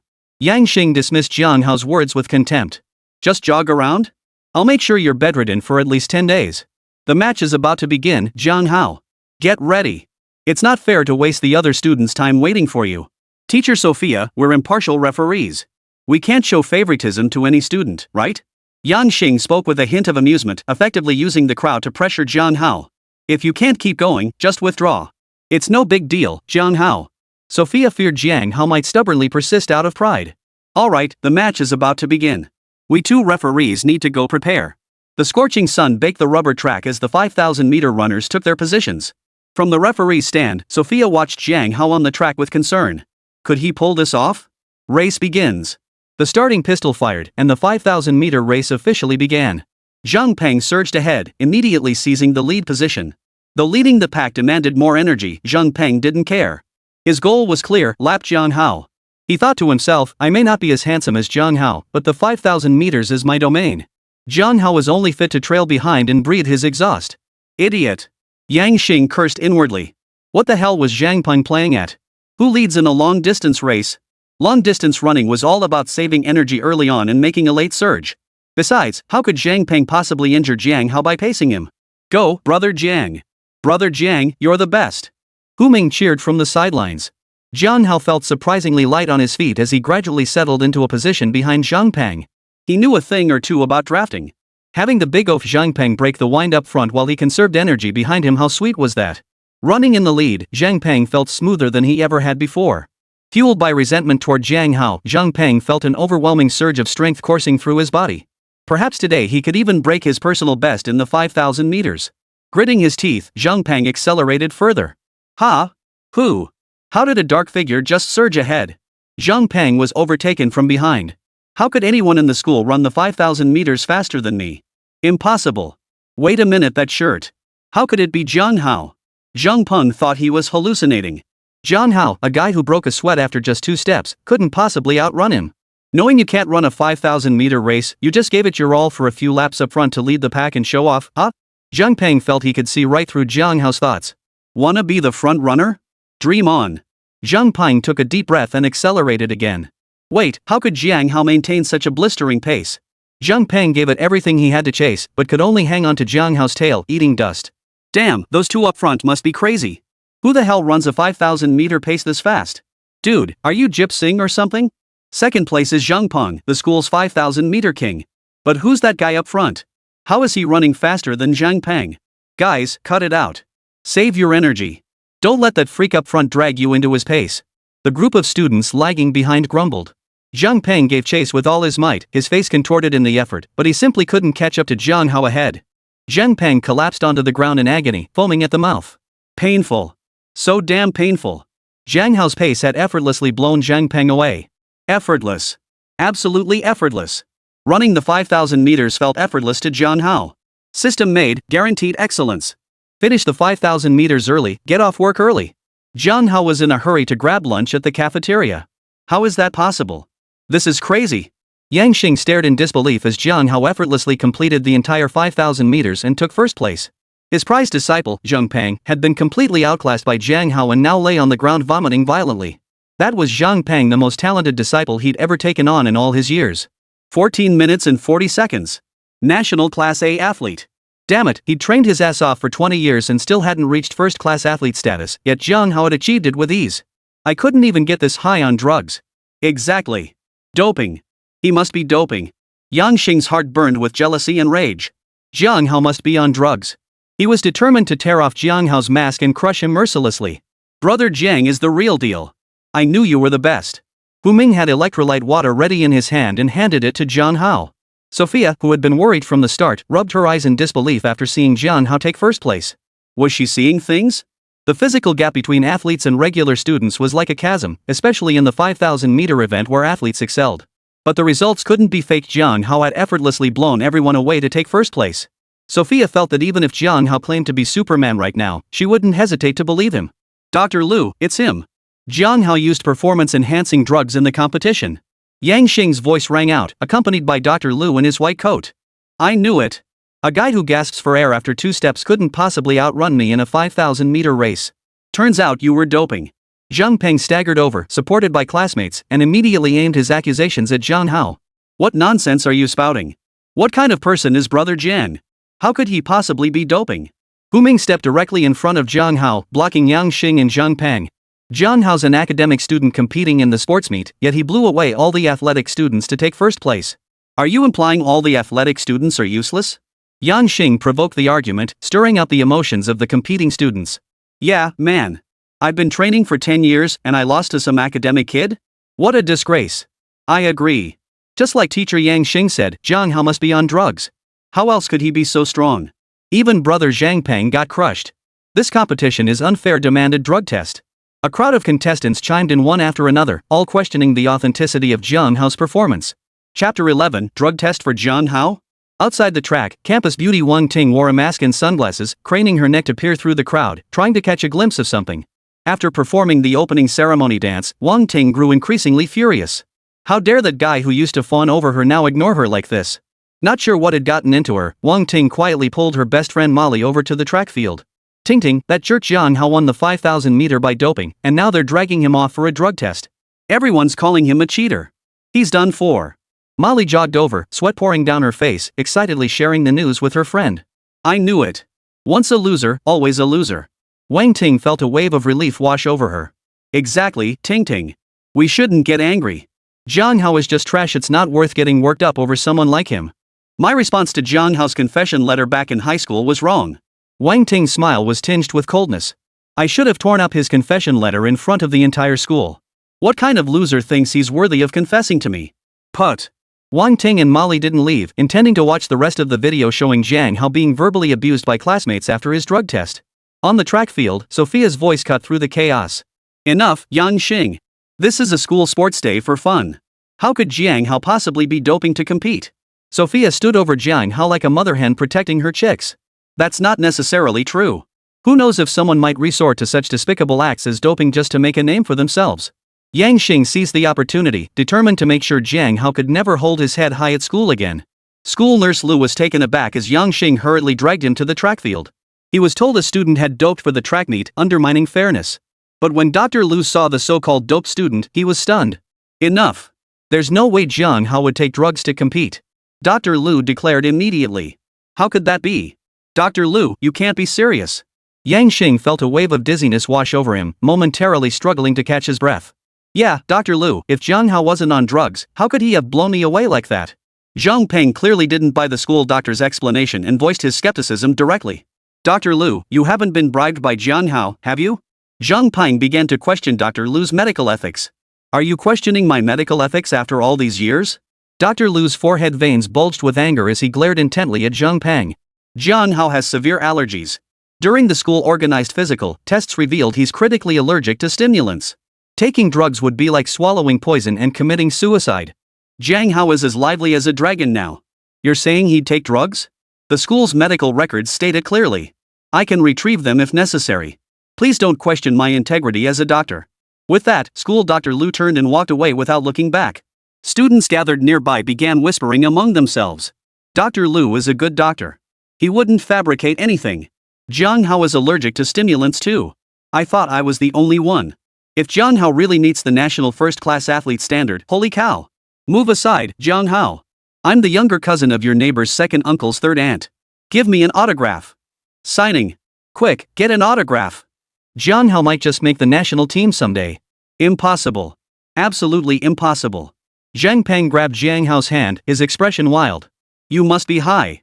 Tell me, Jiang Hao, I'm begging you. Maybe it's because of talent. Jiang Hao brushed Zhang Peng's hand away from him and spoke calmly. What else could it be but a gift from the system? Why are you all lingering around the track after the competition? Staying behind to help the cleaning ladies tidy up? The speaker was Wu Ku, the school's athletic director. The moment Wu Ku spoke, the crowd of onlookers scattered like birds and beasts. Jiang Hao, are you alright? Wu Ku reached out a hand to help Jiang Hao to his feet. Wu Ku had been summoned by Sofia. Upon hearing that Jiang Hao had achieved the national first-class athlete standard in the 5,000-meter race, Wu Ku dropped everything and rushed over. Teacher Yang Xing, don't you have your own responsibilities? What are you still doing here? Wu Ku gave Yang Xing a cold stare. Talented students like this were ruined by scoundrels like Yang Xing. Yang Xing left with a dark expression. Jiang Hao, it's my fault as the director responsible for academic standards. Talented students like you are being ruined by teachers like Yang Xing, who got into this school through connections. This time, I absolutely won't let Yang Xing off the hook. At the very least, he deserves a school-wide reprimand. Wu Ku kept trying to calm Jiang Hao down.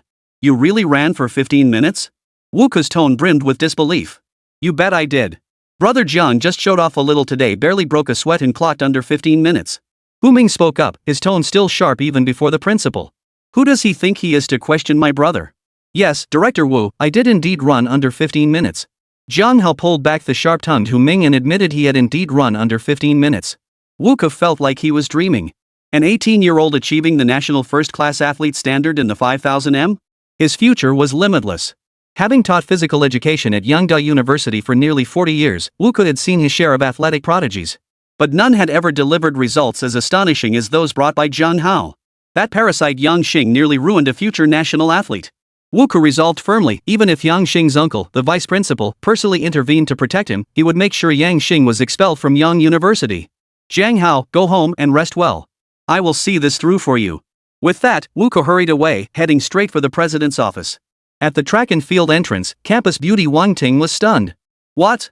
You're saying Jiang Hao didn't take drugs, and it was teacher Yang Xing who framed him? Her best friend Molly couldn't believe what she was hearing. Jiang Hao's race time is genuine and valid. He even met the national first-class athlete standard for the 5,000 meters.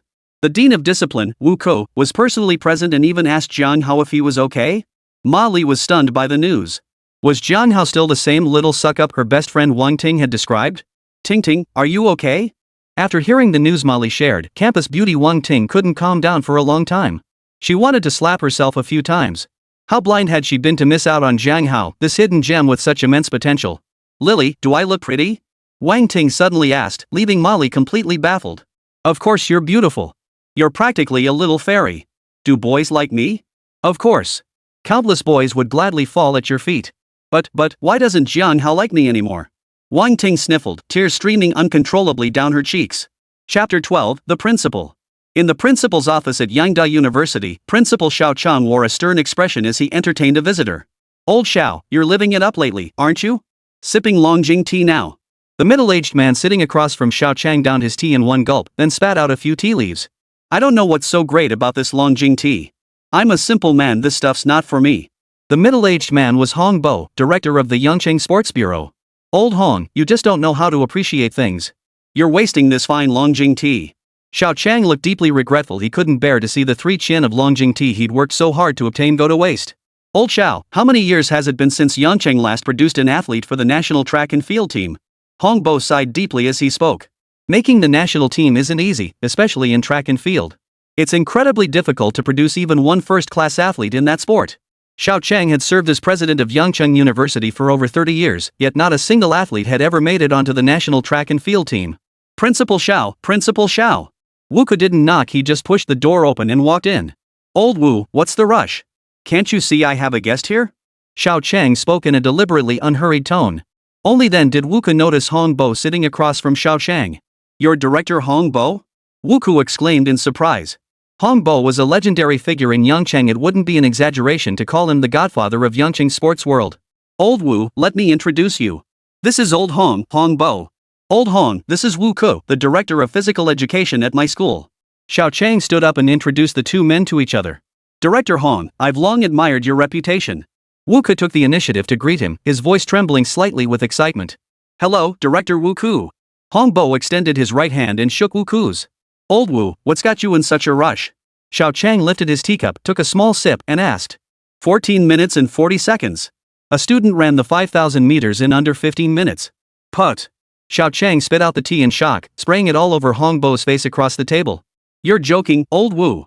14 minutes and 40 seconds for 5,000 meters? I'm not joking. It's true. At the school sports meet today, a student finished the 5,000 meter race in 14 minutes and 40 seconds. Wu Ke still found it hard to believe. If the timing couldn't be faked, he wouldn't have dared come tell the principal. You're telling me a student broke 15 minutes in the 5,000 meters? Hong Bo hastily wiped the tea leaves from his face and asked anxiously. Wu Ke turned around and saw the urgency in Hong Bo's eyes. Old Wu, take your time. Tell me all the details. Xiao Chang finished speaking and shot an apologetic glance at Hong Bo, who was now drenched in tea. Here's the thing. Today was the school sports meet. I couldn't stand by and watch Yang Xing's nonsense any longer. He nearly ruined a promising young athlete, which is why I rushed over to see the principal. Wu Ke recounted every detail of the 5,000 meter race at the sports meet before letting out a long sigh. That bastard. How could Yangda University produce such a scummy teacher? Fire him. He must be publicly dismissed. Hong Bo, known for his fiery temper, slammed his fist on the table upon hearing that a promising student had nearly been falsely accused of doping and cheating. He erupted in anger. Xiao, what kind of principal are you? Are you just eating for free? A scumbag teacher like that must be fired. Old Hong, I know what needs to be done. Xiao Chang had worked alongside Hong Bo for years and was well aware of his explosive temper. He usually turned a blind eye to Yang Xing, a teacher who'd gotten his job through connections, not bothering to confront him. But this time, he nearly destroyed a future national track and field team prospect. He had to be fired immediately. Old Wu, make the announcement. Yang Xing will be dismissed outright at tomorrow's faculty meeting.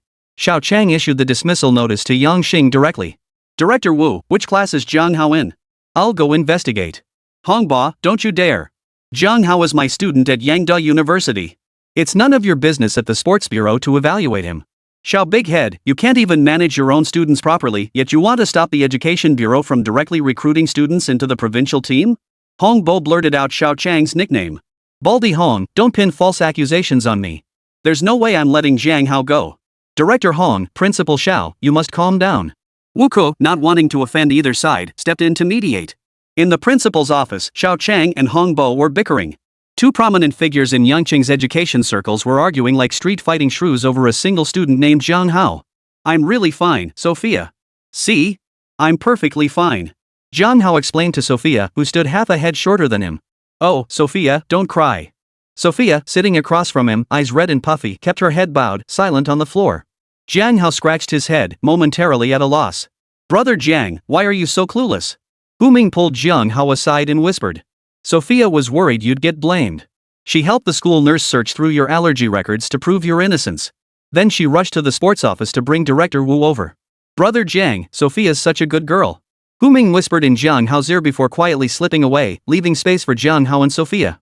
Jiang Hao leaned against Sofia and sat down gently, looking up at her as she kept her head bowed. He curled his body, craning his neck to look into her eyes. Sofia's eyes were red. The moment she met Jiang Hao's gaze, she turned her body away again. Jiang Hao gently embraced Sofia from behind. Her body trembled slightly, but she offered no resistance. I'm sorry, Sofia. I shouldn't have made you worry. Jiang Hao whispered softly into Sofia's ear, but she offered no reply. It's my fault. I should have told you I was confident about winning the match instead of making you worry. Sofia suddenly turned and embraced Jiang Hao. Jiang Hao's body tensed instantly, but eventually his arms wrapped around her, holding her close. Ah! Jiang Hao winced in pain, releasing his arms. His shoulder had been bitten by Sofia. That's Sofia's lesson for you. If you ever make me worry again, I'll... Sofia waved her pink fist, mimicking the gesture of about to hit Jiang Hao. Brother Jiang, dinner's ready? Hu Ming's voice snapped Jiang Hao out of his reverie. Bro, what's the plan for dinner tonight? Sichuan or Shandong cuisine? Or maybe we should try one of the 8 great cuisines? Hu Ming had just broken the school shot put record, his appetite ravenous. He felt like he could devour an entire cow. Sweet. Sweet? What do you mean, Brother Jiang? Hu Ming asked, puzzled. You wouldn't understand. Just eat something sweet. Jiang Hao's face was filled with a smile. Chapter 13, The Campus Beauty wants to share a table with Jiang Hao. Yangda University Cafeteria. Jiang Hao and Hu Ming sat around the dining table. Over a dozen colorful dishes were laid out on the table. Hu Ming stuffed his mouth and gobbled down the food. Brother Jiang, dig in. The cafeteria chef must have been replaced today. The dishes taste way better than usual. Jiang Hao held a cup of milk tea in his hand, showing no interest whatsoever in the delicacies Hu Ming raved about. Bro, are you going to eat that chicken cutlet? Hu Ming had cleared his plate and now eyed Jiang Hao's portion. Here, you can have it. Jiang Hao sipped his milk tea. This cabbage was truly sweet today. Thanks, Brother Jiang. Thanks, Brother Jiang. Hu Ming reached out and took the tray from in front of Jiang Hao. Hey, what are you doing? Can't you see I'm eating my chicken leg? Stop eating. Look at the restaurant entrance. School beauty Wang Ting is here. You little rascal, you're not trying to distract me so you can steal my chicken leg, are you? See for yourself. Who'd want to eat a drumstick that's been in your mouth? Gross. Holy crap, it's really campus beauty Wang Ting. I wish I could eat with her. Stop dreaming. Wang Ting usually eats private meals. Why's she eating in the cafeteria today? At the cafeteria entrance, the arrival of campus beauty Wang Ting caused a stir. Ting Ting, you gotta believe in your charm. Jiang Hao is just playing hard to get. These guys are all sly as foxes. Then Jiang Hao is deliberately stringing you along just to see you make a fool of yourself. We can't fall for that kid's tricks. Wang Ting's best friend, Molly, analyzed the situation with great insight, seemingly having Jiang Hao completely figured out. But I want Jiang Hao to keep pursuing me right now. Wang Ting voiced her demand. This? Here's what we'll do. Ting Ting, you act more proactive and show Jiang Hao some affection. I don't believe that kid can resist your charm. Molly offered her advice. Eager to win Jiang Hao's pursuit back, Wang Ting accepted her suggestion. So, she dragged her best friend to the cafeteria, planning to give Jiang Hao a taste of intimacy. Ting Ting, see? Look at how those guys around us are staring at you. You have to believe in your own charm. Molly tugged Wang Ting's arm, gesturing toward the surrounding male students. Seeing the boys' reactions, Wang Ting instantly felt her confidence return. But then, Wang Ting frowned as she looked over at Jiang Hao.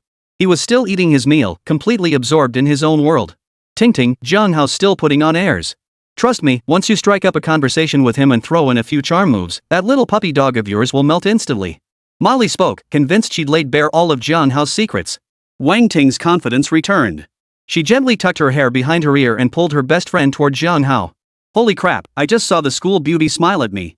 I'm gonna die. The school beauty is walking toward me. She wouldn't be coming over to share a table with me, would she? Why didn't I dress up properly today to make a good impression on the school beauty? The boys near Jiang Hao lost all appetite, staring wide-eyed as the campus beauty approached. Closer, closer. Pick me, pick me. Jiang Hao, can we share a table? The school beauty, Wang Ting, spoke softly, and the hearts of the surrounding boys shattered instantly. How could it be Jiang Hao? What gives him the right? Does Jiang Hao have as much money as I do? Let's draw a circle and curse Jiang Hao. School beauty, you're being foolish. I don't mind if you choose Jiang Hao, but can you at least give me a chance? The surrounding boys felt a mix of emotions, desperately wishing the school beauty had chosen them instead. There's no room here. Jiang Hao didn't even lift his head as he flatly refused campus beauty Wang Ting's invitation to share a table. How could Jiang Hao refuse? Holy crap, Jiang Hao, did a donkey kick you in the head? She's the school beauty. Jiang Hao, don't you dare turn her down. Don't be sad, school beauty. I can take you in. Hearing Jiang Hao turn down the school beauty, the boys around him exchanged puzzled glances. Jiang Hao, can you stop pretending? Is this even fun? The sound of fat pressing against vocal cords echoed as Wang Ting's best friend, Molly, spoke up. If you like Wang Ting, just say so. What's with all this playing hard to get? Didn't you used to be Wang Ting's? Before Molly could finish her sentence, a stunning figure interrupted her. Excuse me, I'm here to see my boyfriend, Jiang Hao. Honey, didn't you say you wanted to go see a movie with me? You heartless jerk, making me wait this long. Li Chen wore a white blouse paired with a deep blue pleated skirt that fell just above her knees, swaying gracefully with each step.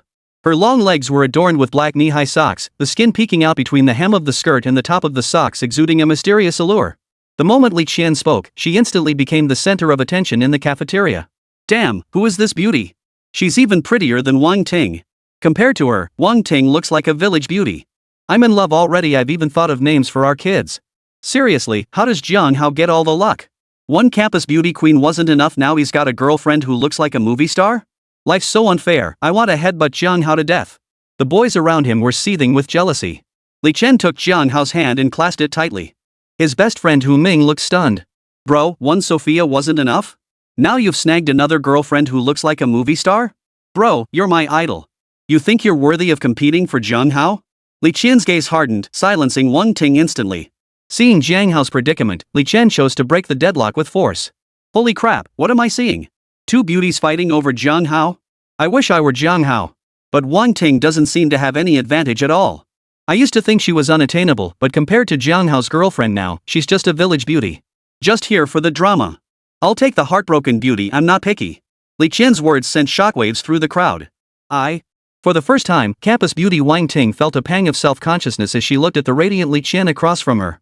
No wonder Jiang Hao didn't fancy her. His girlfriend was this stunning. It had all been her own delusion, thinking Jiang Hao was trying to catch her attention, whether by shining an ancient-goose-language class or making a splash at the sports meet. In the end, the fool was none other than Wang Ting herself.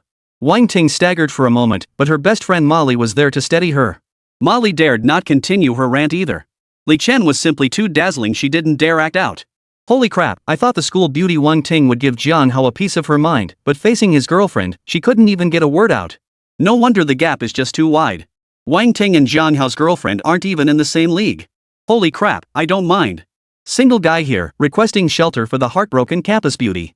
The boys nearby who hadn't gotten a taste of the drama grew much quieter. Chapter 14, Jiang Hao's girlfriend turns out to be a rich woman. Li Chen took Jiang Hao's hand and walked out of the cafeteria. A crowd of students followed them out, still buzzing with curiosity. Holy crap, there's a Maserati parked at the restaurant entrance. What's a Maserati? Is it expensive? You don't even know what a Maserati is? The base price is hundreds of thousands. You could work your whole life and still not afford one.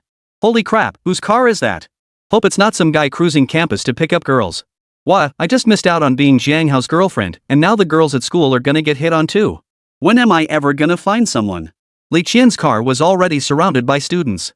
Some snapped photos, while the bolder ones even tossed their student IDs in front of the car. Li Qian shoved the keys into Jiang Hao's hand and slid into the passenger seat. Holy crap, how did Jiang Hao get a Maserati? Is that really his car? Did Jiang Hao hook up with a rich woman? Isn't it because you're so outstanding, bro? Skipping all the hassle? Jealousy and envy. Zhang Biao, could be a sugar baby too. Get lost. Look at your piggy face, what rich woman would even glance at you? I'll fight you. Jiang Hao revved the engine, and the roar of the Maserati instantly drowned out the surrounding clamor. Molly, is that Li Qian's car? Wang Ting watched as Li Qian slid into the passenger seat of the Maserati, a pang of inferiority rising within her. She felt she couldn't compare to Li Qian in any way. No wonder Jiang Hao had moved on. Lily, let's go back. I don't feel well. Molly supported Wang Ting as she staggered away, tears of regret unconsciously streaming down her face. Jiang Hao drove the Maserati right past Wang Ting. Jiang Hao and Wang Ting were no longer in the same world. Little Hao, how did your sister do today? Wasn't she amazing? Li Qian turned from the passenger seat, her fingers resting on Jiang Hao's arm. Jiang Hao felt the soft, velvety touch on his arm, like an electric shock. I'm driving, sis. Jiang Hao replied, forcing himself to stay calm. You little brat. Li Qian withdrew her fingers and continued.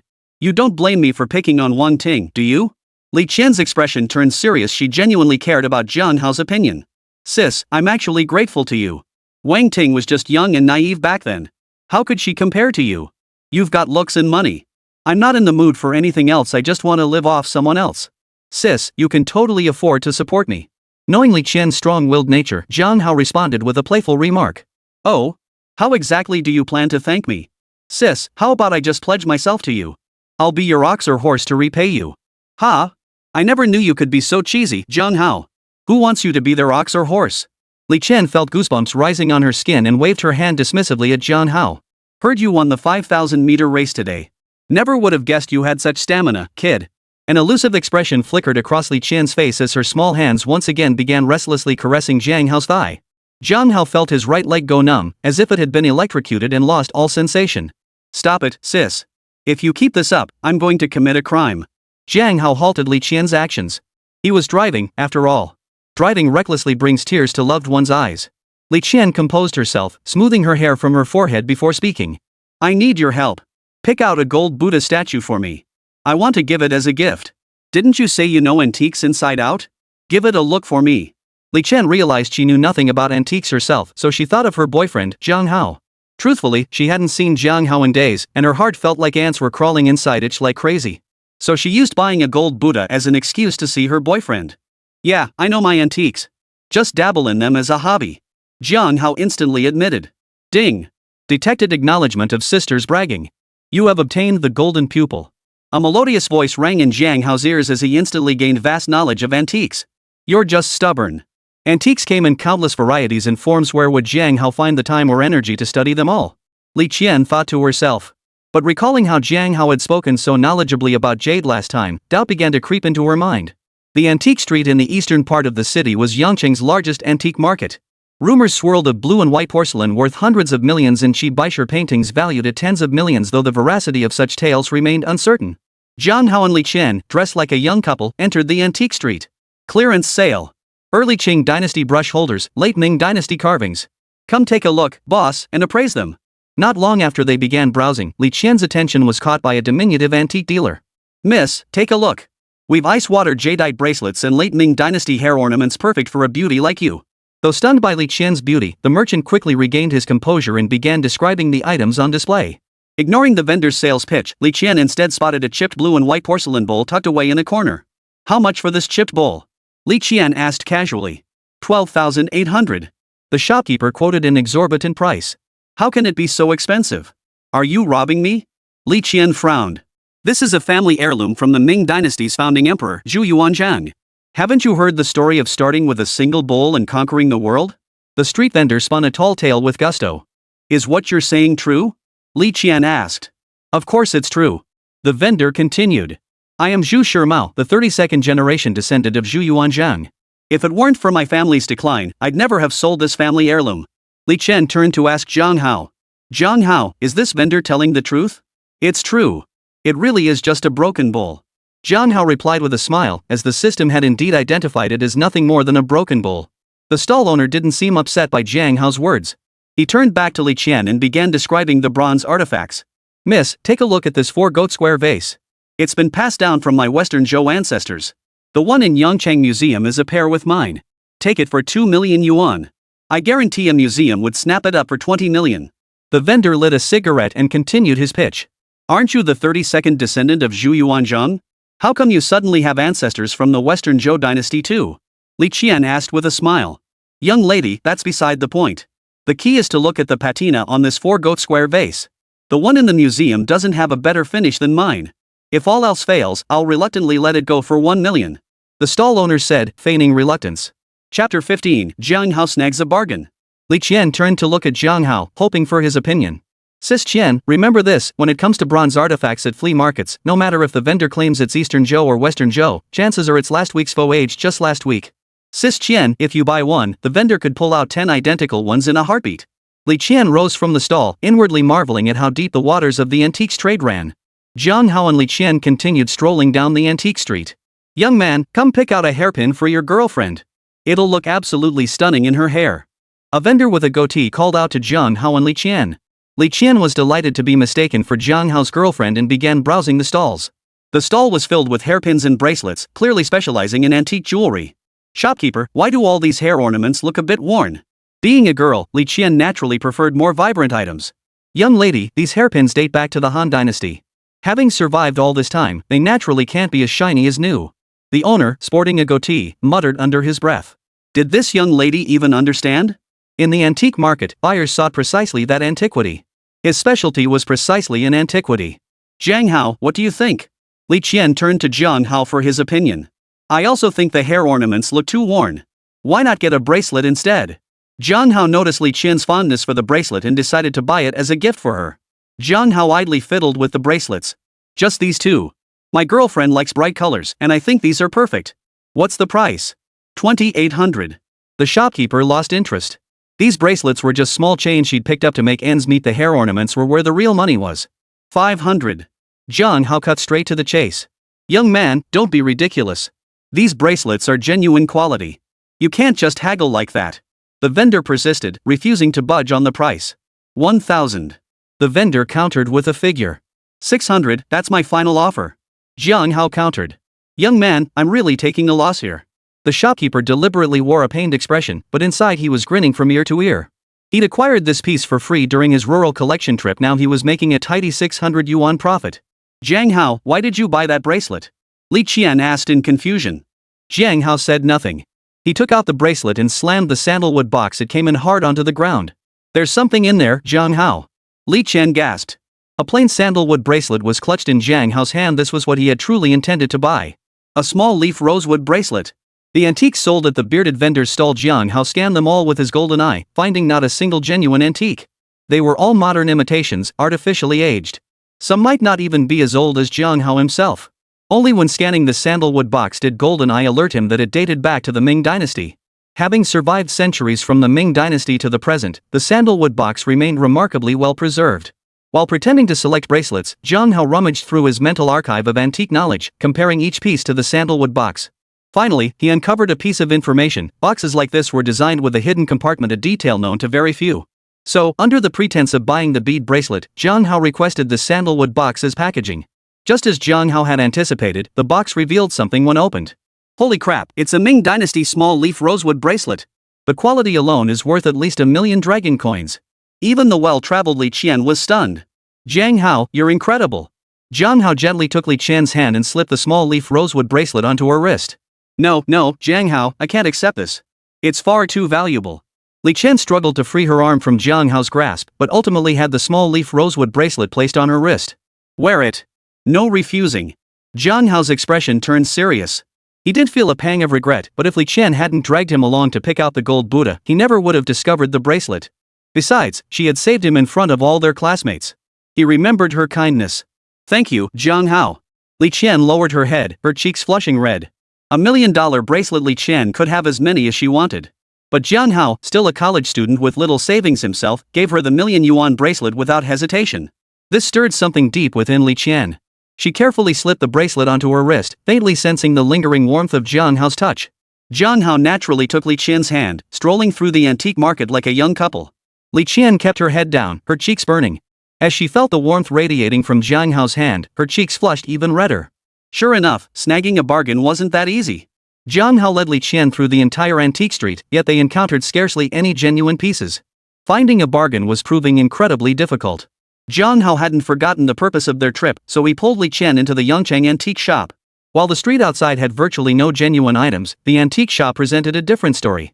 Here, as long as you had the money, you could find anything, be it Tang Dynasty 3-color glazed pottery or Qing Dynasty brush holders. Yongcheng Antiques was where Li Qian intended to purchase the golden Buddha statue. The street market outside was merely a minor diversion. The antique shop was decorated in an antique style, making it hard to imagine that transactions worth millions took place here every day. Gentlemen, ladies, distinguished guests, this way please. Appraiser Richest greeted Jiang Hao and Li Chen warmly. In the antique trade, discerning eye is everything. The moment he saw Jiang Hao and Li Chen, a stunningly beautiful pair, Richest knew they were no ordinary customers. He immediately treated them with VIP hospitality. Sir, madam, I'm a Chun from the antique shop. May I ask your names? Aiken asked slowly, his tone respectful. I'm Jiang Hao. This is my girlfriend, Li Chen. As Jiang Hao introduced himself and Li Chen had grown accustomed to her role as Jiang Hao's girlfriend. Mr. Jiang, Miss Li, what might our distinguished guests require? Well, my girlfriend is interested in purchasing a gold Buddha statue. We have an elder in the family who is devoted to Buddhist worship. Certainly, please wait a moment, honored guests. Ching departed, and waitstaff promptly brought over 2 cups of tea. On the second floor of the antique shop, Ma Lu rushed into the office of Chief Appraiser Chen Bagua. Master Chen, Master Chen. That kid who called you old and blind, worse than a 3-year-old last time, is here right downstairs now. Chen Bagua, dressed in white robes and wearing glasses, was currently playing with a teapot on his desk. What did you say? Chen Bagua lost his composure, leaping to his feet so forcefully that the teapot toppled off the desk, shattering into pieces on the floor. Chapter 16, The Golden Buddha. Well. The kid actually dared to come looking for me. I'll see what he's made of. Ma Lu, lead the way. After getting humiliated at Li Chen's place last time, Ma Lu returned and proceeded to exaggerate Jiang Hao's faults to the so-called master appraiser Chen Bagua. He claimed Jiang Hao was a fraud who pretended to be an expert in pigeon blood red jade, a charlatan with no real knowledge who spent his days fooling children. Chen Bagua was so furious his blood pressure shot up. Having served as Yangcheng Antiques chief appraiser for nearly 40 years, he'd handled at least 10,000 antiques and treasures. He had merely made an oversight in his advanced age, mistakenly identifying a fake as genuine pigeon's blood red. But how dare this young upstart insult him? Ma Lu had relayed that Jiang Hao had openly declared the pigeon's blood red expert senile and less knowledgeable than a 3-year-old child. It was utterly despicable. Mr. Jiang, we have news about the gold Buddha your girlfriend needs. Chen spoke with a smile on his face. There are 2 gold Buddhas entrusted to our antique shop for sale. Let me give you a detailed introduction. Chen handed Jiang Hao 2 tablets displaying the details of the gold Buddhas for sale. The first one, Ming Yang La period, gilt bronze Sakyamuni Buddha. The entire Buddha body is gilded with a thick layer of gold, giving it a distinct reddish hue. The second is a gilded bronze Amateus Buddha from the Qing dynasty's Kanchi period. The Buddha's body is exquisitely carved, with a thin layer of gilding that appears yellow. Crucially, it is an Amateus Buddha statue, solemn and lifelike. After finishing his introduction, Aiken licked his dry lips and took a sip of tea to moisten his throat. Mr. Jiang, Miss Li, which statue have you taken a liking to? Jiang Hao glanced at Li Chen, who was still pondering, and spoke up. Let us consider which statue to choose. Certainly, Mr. Jiang, Miss Li. Take your time deciding. Aiken wasn't in a hurry either, quietly waiting for Li Chen to make her decision. The second Buddha statue, then. Li Chen made her choice, her main concern being whether the golden Buddha she was giving would meet her grandmother's expectations. Hold on, I'll take that golden Buddha.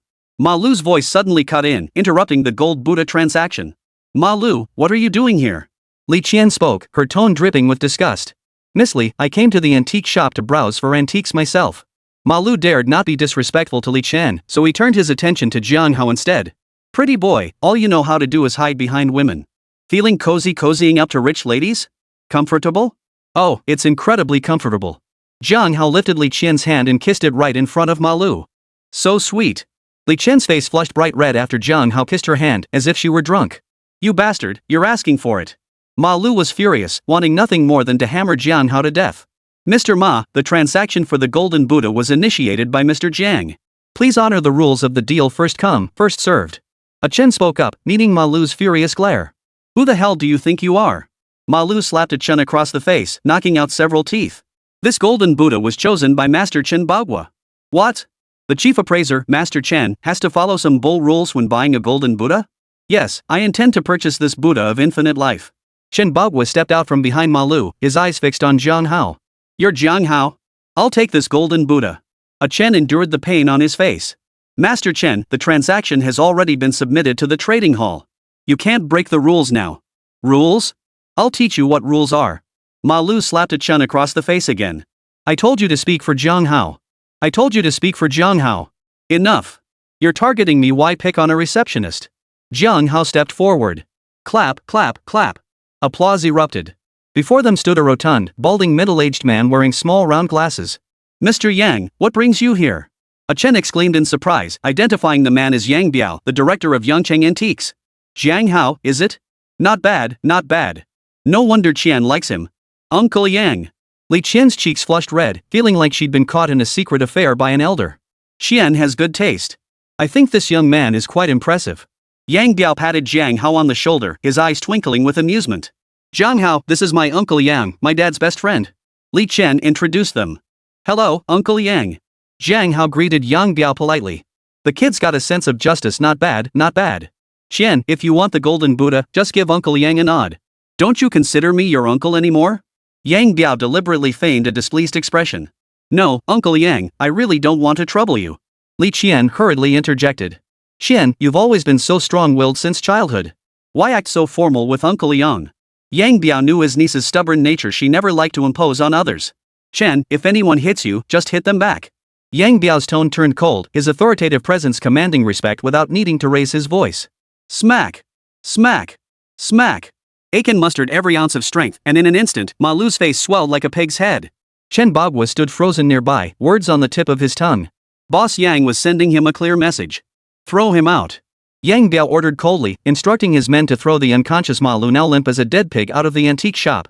Chen Bagua dared not interfere at all, occasionally wiping the cold sweat from his forehead with tissues. Mr. Yang, might I compare my discernment with young brother Jiang Hao? Chen Bagua couldn't suppress his anger any longer. He wanted to teach Jiang Hao a lesson, to show him that the old man wasn't someone to be trifled with.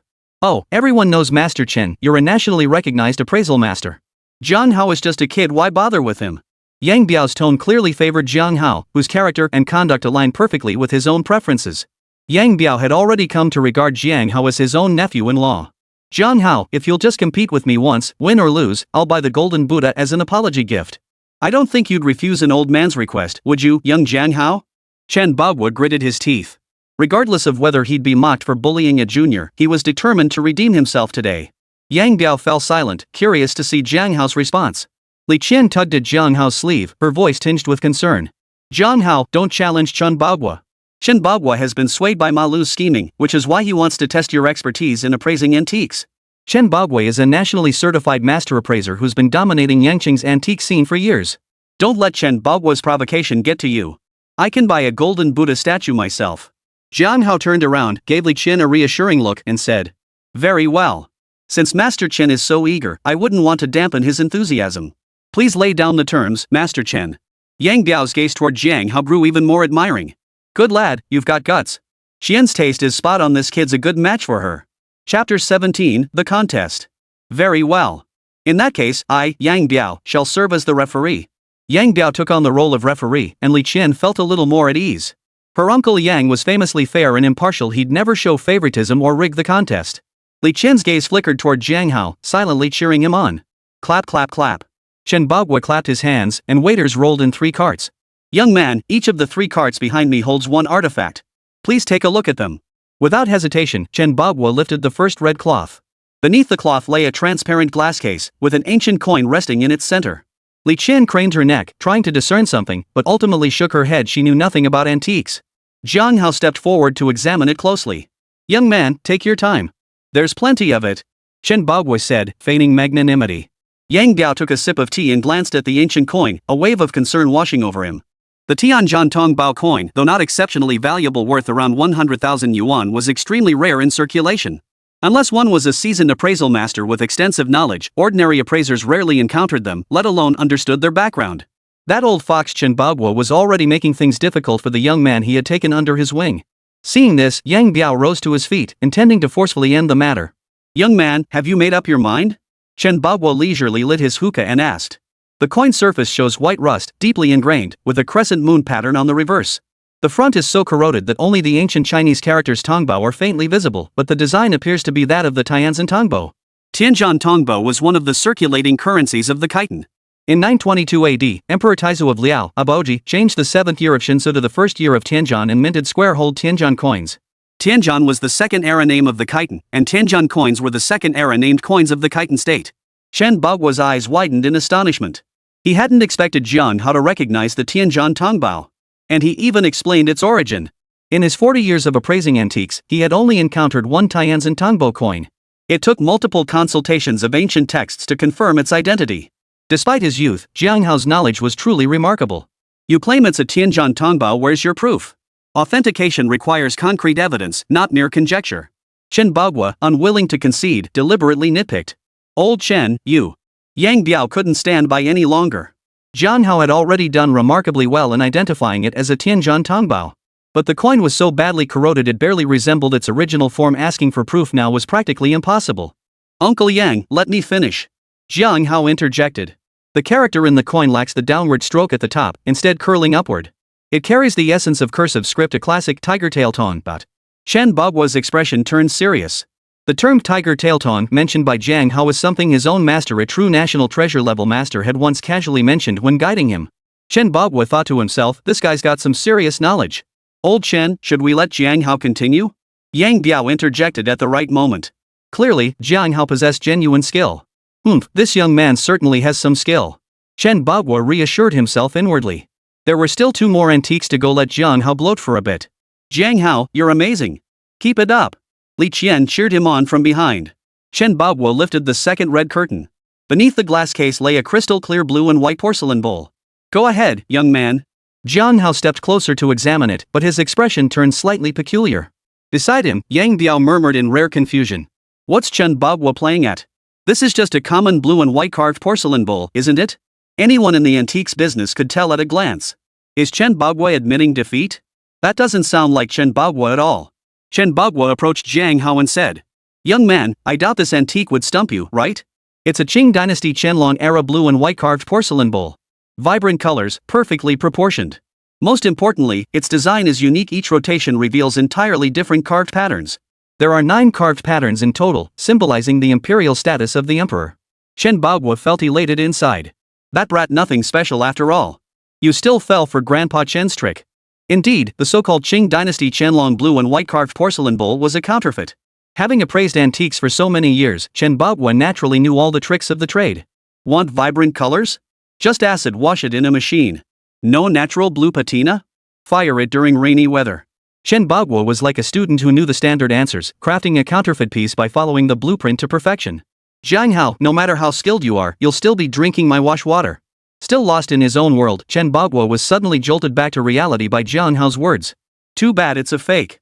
Jiang Hao wore a look of regret. The porcelain bowl was flawless in every way. A pity it was a fake. Jiang Hao, it looks genuine to me. What's fake about it? I can't see anything wrong. Li Qian had purchased it at an auction and hadn't noticed anything amiss. It's fake precisely because it's too perfect? Jiang Hao spoke up, answering Li Qian's question. Isn't perfection a good thing? Aren't antiques with superior quality more valuable for collection?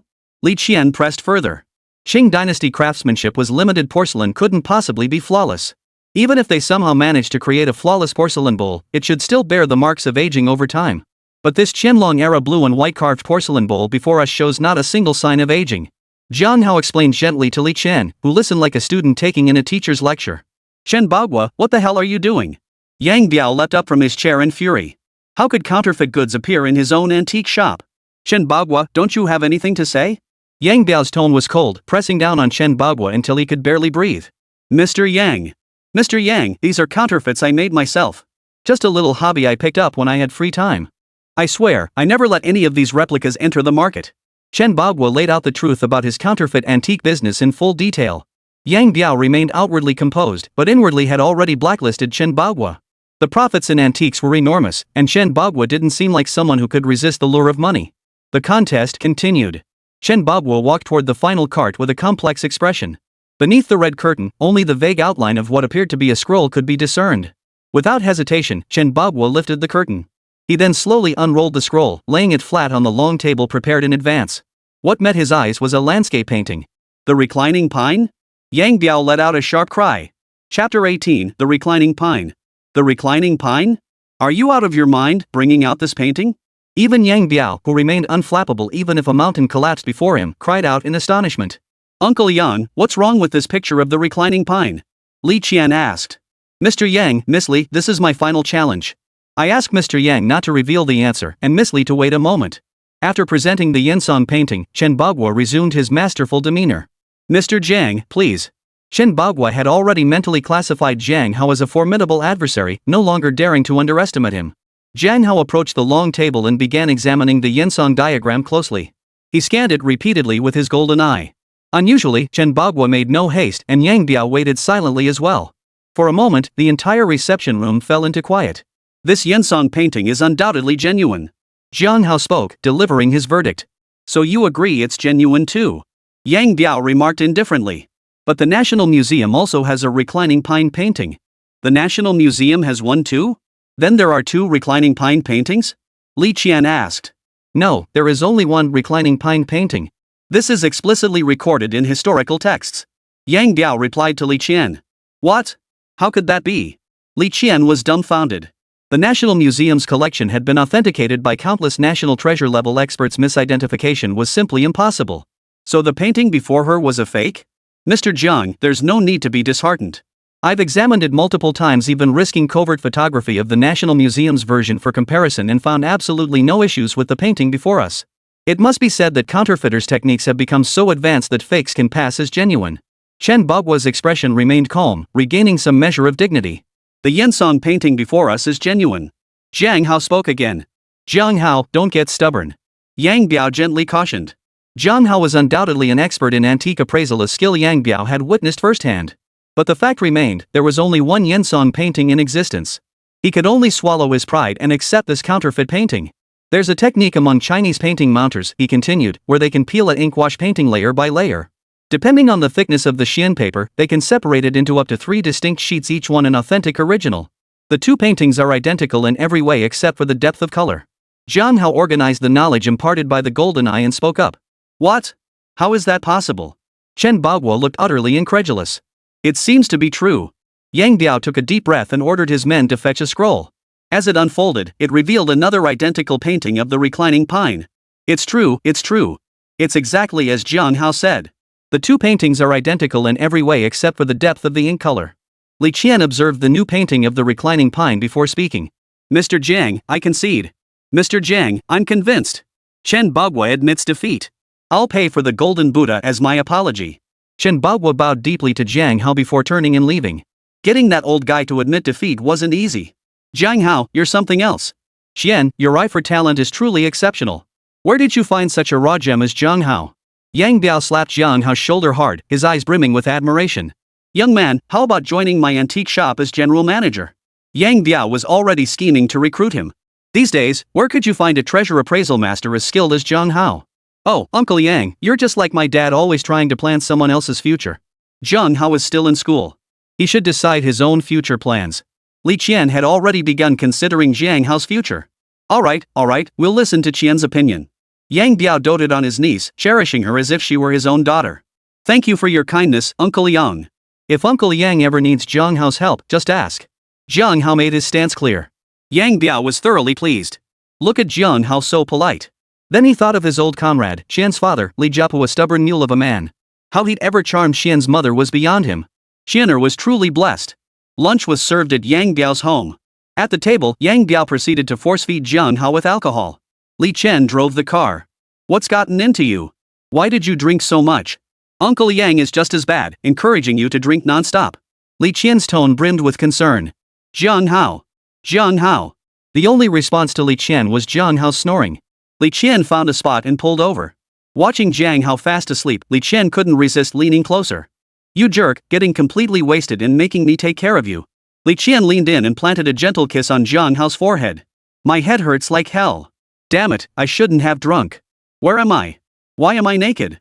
Ah! Jiang Hao, still drunk and disoriented, let out a startled cry upon seeing his naked body. Brother Jiang, what the hell are you yelling about? I'm so tired I could drop dead. Hu Ming rubbed his eyes and yawned. Hu Ming, what are you doing here? Where am I? This isn't the dorm. Jiang Hao finally snapped out of it and voiced his confusion. Brother Jiang, this is the place I rented. The school dorms are being renovated. They notified students last week to find places to live around campus. You're always out partying and didn't even bother looking for a place yourself. See where you end up staying. Hu Ming pulled on his boxers, clearly wide awake now. Brother Jiang, tell me, was that fairy-like lady yesterday your girlfriend? One Sofia wasn't enough, you went and found another one. I'm gonna draw a circle and curse you. After Jiang Hao got drunk yesterday, Li Qian contacted his friend Hu Ming and had him brought over. Hu Ming, do you have any spare rooms here? I need a place to stay too. Jiang Hao got dressed and asked Hu Ming. I'm staying at a relative's place, no spare rooms here. How about it, brother Jiang? Why don't you move in with me? We could be sweet double-teaming buddies. Jiang Hao couldn't shake the feeling that Hu Ming was looking at him strangely. Sweet duo queuing with you? No way. Are there any other houses for rent around here? It needs to be big enough for a bed that can fit 2 people. Jiang Hao was thinking ahead. What if Li Chen wanted to move in with him someday? He had to find a place first. Brother Jiang, you wouldn't be planning to sneakily. Hu Ming's expression turned lecherous. Get moving and find me one, you little rascal. Jiang Hao gave Hu Ming's pert but a slap, and damn, it felt pretty good. Hu Ming let out a coy little moan and started rummaging through his phone. Brother Jiang, I actually found a place that fits your requirements. Li Yuan Residential Complex. Chapter 19. The beautiful landlady turns out to be my online love interest. Li Yuan Community? What a strange name. Jiang Hao felt a bit puzzled. Brother Jiang, the only place that meets your requirements and is close to the school is Pear Garden Community. Jiang Hao, I've sent you the landlord's number. You can contact them yourself. Hu Ming finished speaking and sent the landlord's number to Jiang Hao. Hello, I'm looking to rent an apartment. Alright, we'll get in touch this afternoon. Jiang Hao dialed the number. The landlord on the other end invited him to view the property that afternoon. Afternoon, Li Yuan Residential Complex. After finishing lunch, Jiang Hao hurried over to view a property in Li Yuan residential area. Knock knock knock. Jiang Hao knocked on the door of Unit 101 in Building A. Hello, this is Jiang Hao. I spoke with you on the phone earlier about viewing the apartment this afternoon. Jiang Hao called out through the door. Coming. A lazy voice, sounding as if she hadn't fully woken up yet, came from inside the room. The door opened, revealing a stunning woman dressed like a socialite. Her permed hair cascaded in big waves, she wore a form-fitting black pencil skirt, and red-soled high heels adorned her feet. Her curvaceous figure was accentuated by a form-fitting cheongsam that hugged her voluptuous shape. She radiated the allure of a mature, sophisticated woman, like a perfectly ripe peach. Why are you here so early? Aren't you taking a nap? Landlady Lu Keqing yawned, her chest trembling slightly, stretching the qipao taut like a ball. Lu Keqing rubbed her sleepy eyes, regaining some alertness. Only then did she take in Jiang Hao before her, white shirt, long sweatpants, sneakers on his feet, clearly a student. Her gaze drifted upward. When it landed on Jiang Hao's face, Lu Keqing's eyes widened in shock. How could it be Jiang Hao? Her online love interest.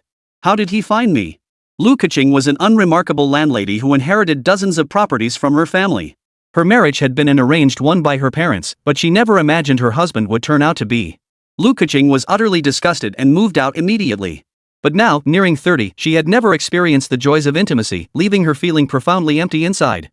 So she turned to the internet and began an online romance. Having never been in a romantic relationship before, she initially intended to find only a physical partner through online dating.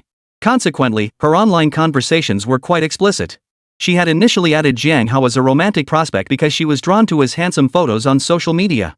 After all, she was a 30-year-old woman, she couldn't shortchange herself, could she? But her online love interest was acting strangely in their conversations.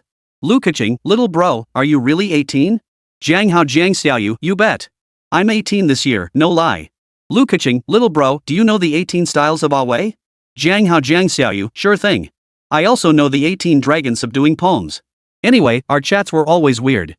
A few days ago, he even asked me to add his new WeChat ID. I thought Jiang Hao was just messing with me. Lu Keqing wasn't some loose woman, but she'd been bottling things up for far too long and desperately needed to vent her pent-up frustration. Who would have thought that Jiang Hao, that troublemaker, would actually come knocking? Now Lu Keqing was at a loss. Hello, Mrs. Landlady. I'm Jiang Hao. I'm here to rent a place. Jiang Hao dared not look at Lu Keqing directly, she was far too tempting. This young man hasn't recognized me.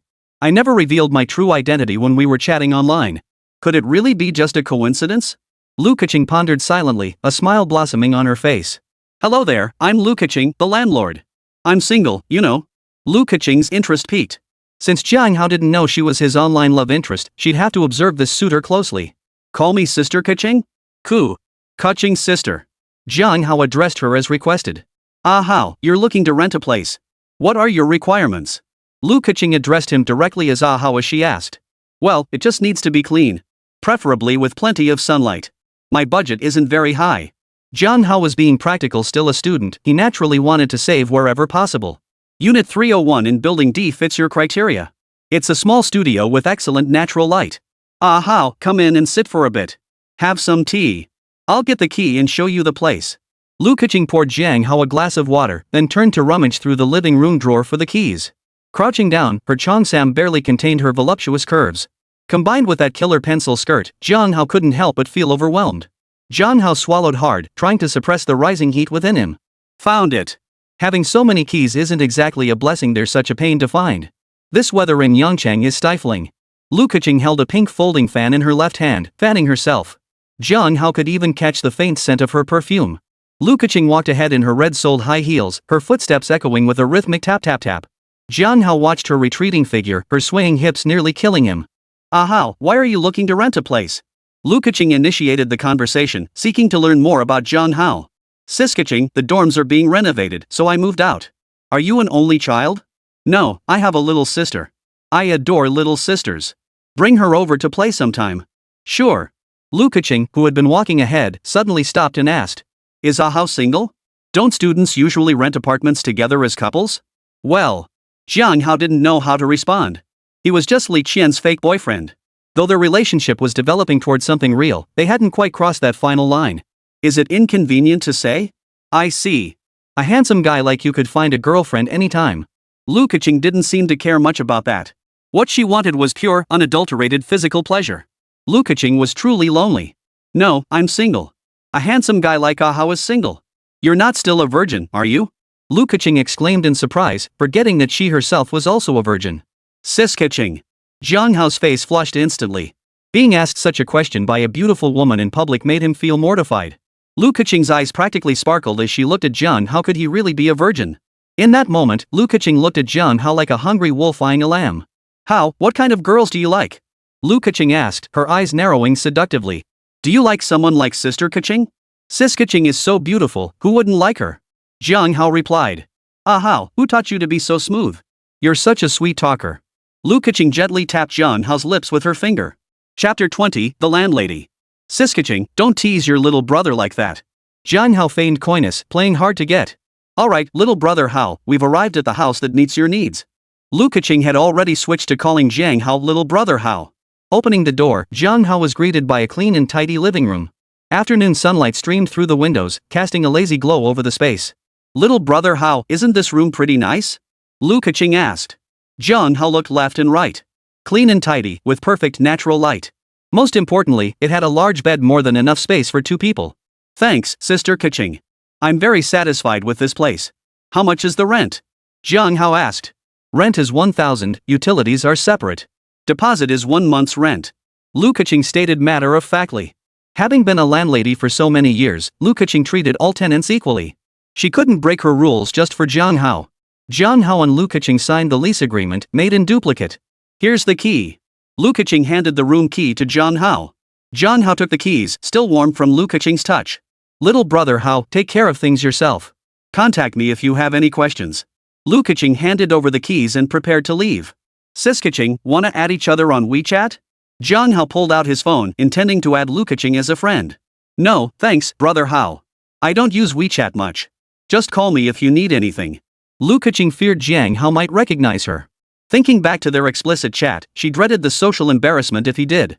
After seeing Lu Keqing off, the vast room was left with only Jiang Hao. Ding ding ding. You have an incoming video call. The video call was from Jiang Xiaoyu, Jiang Hao's younger sister. Jiang Hao answered the call. Hey, big bro. How've you been? Jiang Xiaoyu, sporting 2 pigtails, spoke in a childish voice. I'm doing pretty well. How about you? Been up to any mischief lately? Jiang Hao couldn't help but worry about his mischievous little sister. Don't worry, big pot. Xiaoyu's been a model kid. Ask Yaya if you don't believe me. She can vouch for me. The Yaya Jiang Xiaoyu mentioned was her bestie. The 2 of them were always running wild together. Hello there, big brother Jiang Hao. Yaya won't vouch for Jiang Xiaoyu. Yaya's going to report Jiang Xiaoyu. Ya, dressed in a white sundress with her hair tied in a bun, spoke in a babyish voice to the camera.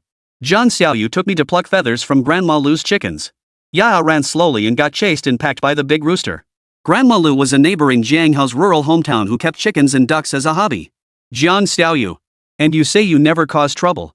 Jiang Hao's voice rose several decibels. Yeah, you idiot. Why do you tell the big pot everything? I'm never taking you milk stealing with me again. Jiang Xiaoyu retorted. What's this about stealing milk? Only then did Jiang Hao notice the milk stains around Jiang Xiaoyu's mouth on the video call. Yeah, tell brother Jiang Hao. Yaya glanced at Jiang Xiaoyu. Under her gaze, she began sucking on her finger. Jiang Xiaoyu, you tell him. Jiang Hao felt utterly helpless when it came to managing his little sister. I just took Yaya over to Grandpa Yang's place to get some fresh milk to drink. Grandpa Yang has so many cows, I just wanted to try some freshly squeezed milk to see if it tasted good. Milk isn't tasty at all, it's disgustingly fishy. Jiang Xiaoyu excitedly recounted her little adventure. Big brother Jiang, did Xiaoyu say you can fight 10 bad guys at once like those heroes on TV? Is that true? Yaha piped up. Of course. Jiang Hao suddenly realized something. It's true. Ding. You acknowledged your sister's exaggeration. You have acquired the skill, martial arts master. You can now take on 10 opponents barehanded. Jiang Hao froze. Is that even possible? No matter what tall tales his sister or others spun, acknowledging them instantly granted him the corresponding ability. Hey, Big Pot, I need my phone to watch Pleasant Goat with Yaya. Bye, Big Pot. Love you. Before Jiang Hao could react, Jiang Xiaoyu hung up the video call. Sigh, this little sister of mine, really? He hadn't even had a chance to verify the system's operational mechanisms yet. Oh well, he didn't dare interrupt her enjoyment of watching Pleasant Goat and Big Wolf. He'd just have to try again later. Jiang Hao tidied up his room, he couldn't afford to look too messy. Gurgle gurgle gurgle. After bustling about all afternoon, Jiang Hao finally finished arranging his belongings and felt his stomach growl. Time to eat. Jiang Hao slipped on his jacket, grabbed his phone, and headed downstairs for dinner. Just as he reached Lu Keqing's door, he noticed hers was slightly ajar. Help! Help! Wah! A woman's screams echoed from inside the room. It sounded like Lu Keqing's voice. Lu Keqing was in danger. Jiang Hao grabbed the mop by the door and cautiously pushed open the door. Lu Keqing's room was in complete disarray. Zhang Ming was a ne'er-do-well, loafing around all day without a proper job. A total lowlife. The moment Zhang Ming spotted Lu Keqing jogging in the neighborhood, he was instantly struck by her beauty. He lost his appetite, couldn't sleep at night, and couldn't think straight. After stalking her for over 10 days, Zhang Ming discovered that Lu Keqing lived alone. His lust had long since consumed him, so he waited for darkness to fall and planned to force himself on her. Little beauty, I've been dying to see you. You must be lonely all by yourself. Let me help you out. Just give in to me. Big brother will take good care of you. Zhang Ming spoke with a wicked grin. Ah! You crazy woman, you dare bite me. Zhang Ming was bitten by Lu Keqing, letting out a pained cry. Damn it, I'll beat you to death. Zhang Ming slapped Lu Keqing hard across the face. Lu Keqing endured the pain in her face, spitting out a mouthful of blood. Was she really going to be defiled by this monster before her eyes? Tears welled in Lu Keqing's eyes, but she silently made her decision. No, even in death, I will never be defiled by. Lu Keqing closed her eyes, intending to bite her tongue and end her life. Jiang Hao's face flashed through her mind. If only that little guy were here.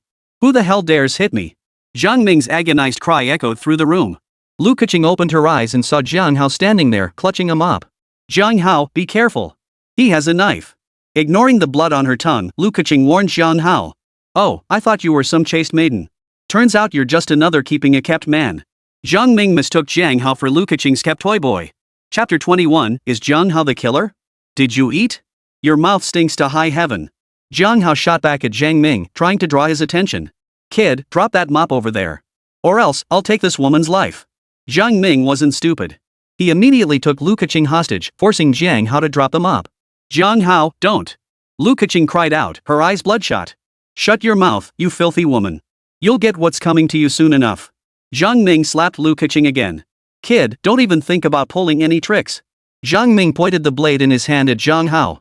Jiang Hao tossed aside the mop in his hands and clasped his head with both arms. I have no weapon in my hands. Jiang Hao tried to lower the thug's guard. Damn it, you got to such a hot chick? I'll kill you. Seeing Jiang Hao was unarmed, Zhang Ming swung the fruit knife at him. Ah! Jiang Hao. It's my fault. Lu Keqing fainted on the spot. Ah! Brother! Ah, no grandfather, please spare me. Zhang Ming was swiftly subdued by Jiang Hao, who pinned his right hand down with a fruit knife.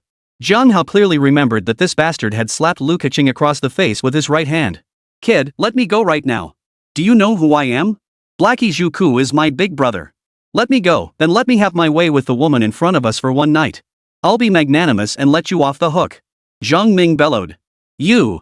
Jiang Hao, rarely swearing, punched Zhang Ming square in the face, knocking him unconscious instantly. Jiang Hao fetched some rope, tied up the thug, and turned his attention to Lu Keqing's condition. Her swelling had begun to subside. Jiang Hao retrieved ice cubes from the refrigerator, wrapped them in a towel, and applied them to Lu Keqing's face. He then took a tissue and carefully wiped the blood from the corner of Lu Keqing's mouth. Her clothes were disheveled, revealing the snow-white expanse of her chest. Jiang Hao crumpled the tissue into a ball and stuffed it into his nose, fearing a sudden nosebleed. Hot. I'm so hot. Lu Keqing tugged at the fabric across her chest, guiding Jiang Hao's hand to her heart. Damn, it's huge. No, so hot. Lu Keqing had been drugged with an aphrodisiac. This. Jiang Hao momentarily lost his composure, unsure how to handle this situation. I'm hot, so hot. Lu Keqing was already tearing at her top, writhing wildly. Jiang Hao scooped Lu Keqing up and rushed straight to the bathroom. After adjusting the water temperature, he lowered her into the tub. Warm droplets of water trickled down, landing on Lu Keqing's body. Steam filled the air, obscuring the view. Hello, is this Uncle Hat? Liyuan Residential Complex. An unknown man has broken in and is attempting to harm a woman living alone. I've subdued the perpetrator. Jiang Hao called the police, and soon 2 hat uncles arrived at the scene. Lu Keqing was taken to the hospital, and the assailant, Zhang Ming, was escorted away by the police officers. Mr. Jiang, please come with us to the police station to give a statement. A police officer with thinning hair spoke up. Sure, no problem. Jiang Hao cooperated fully with the officers. Captain Qian, should I? One of the 2 officers, a younger man, produced a pair of handcuffs and looked at Jiang Hao with a serious expression. Jiang Hao sensed something was off. He was a modern-day hero acting on principle. Why were they handcuffing him? Officer Lu, Mr. Jiang is cooperating with our investigation. Put the handcuffs away. But sir, he's so skilled he might be connected to the 412 case. Officer Luo interjected urgently. Shut up. Captain Qian snapped at Xiao Lu. Xiao Lu is a new trainee from the police academy. Please don't take offense, Mr. Jiang. Mr. Jiang, let's go. Jiang Hao chose to cooperate. This was Uncle Hat after all, he had to play along. All the way there, in turn Xiao Lu watched Jiang Hao like he was guarding a criminal. At the Jiangbei District Police Station, Jiang Hao was led into the interrogation room. It was his first time in an interrogation room, and his eyes sparkled with curiosity. Let me introduce myself. I'm Lu Chuang. Officer Lu entered the room, shedding the tension he'd carried throughout the journey. Outside the interrogation room, Captain Qian monitored the surveillance feed. Captain Qian, isn't it against protocol for Lu Chuan to conduct the interrogation directly like this? The voice belonged to a female officer, Lu Wanwan. Lu Wanwan wore a blue police uniform and had her hair tied in a simple high ponytail. Her features were delicate, and she carried herself with a poised, commanding presence. Lu, Captain Qian said, the 412 dismemberment case is a mountain weighing on all of us at the station. 11 victims have been found dismembered before and after the case. The killer's methods are so heinous, it's the first time I've encountered anything like this in my 40 years on the force. The provincial police headquarters has issued a strict order, find the killer within 1 month.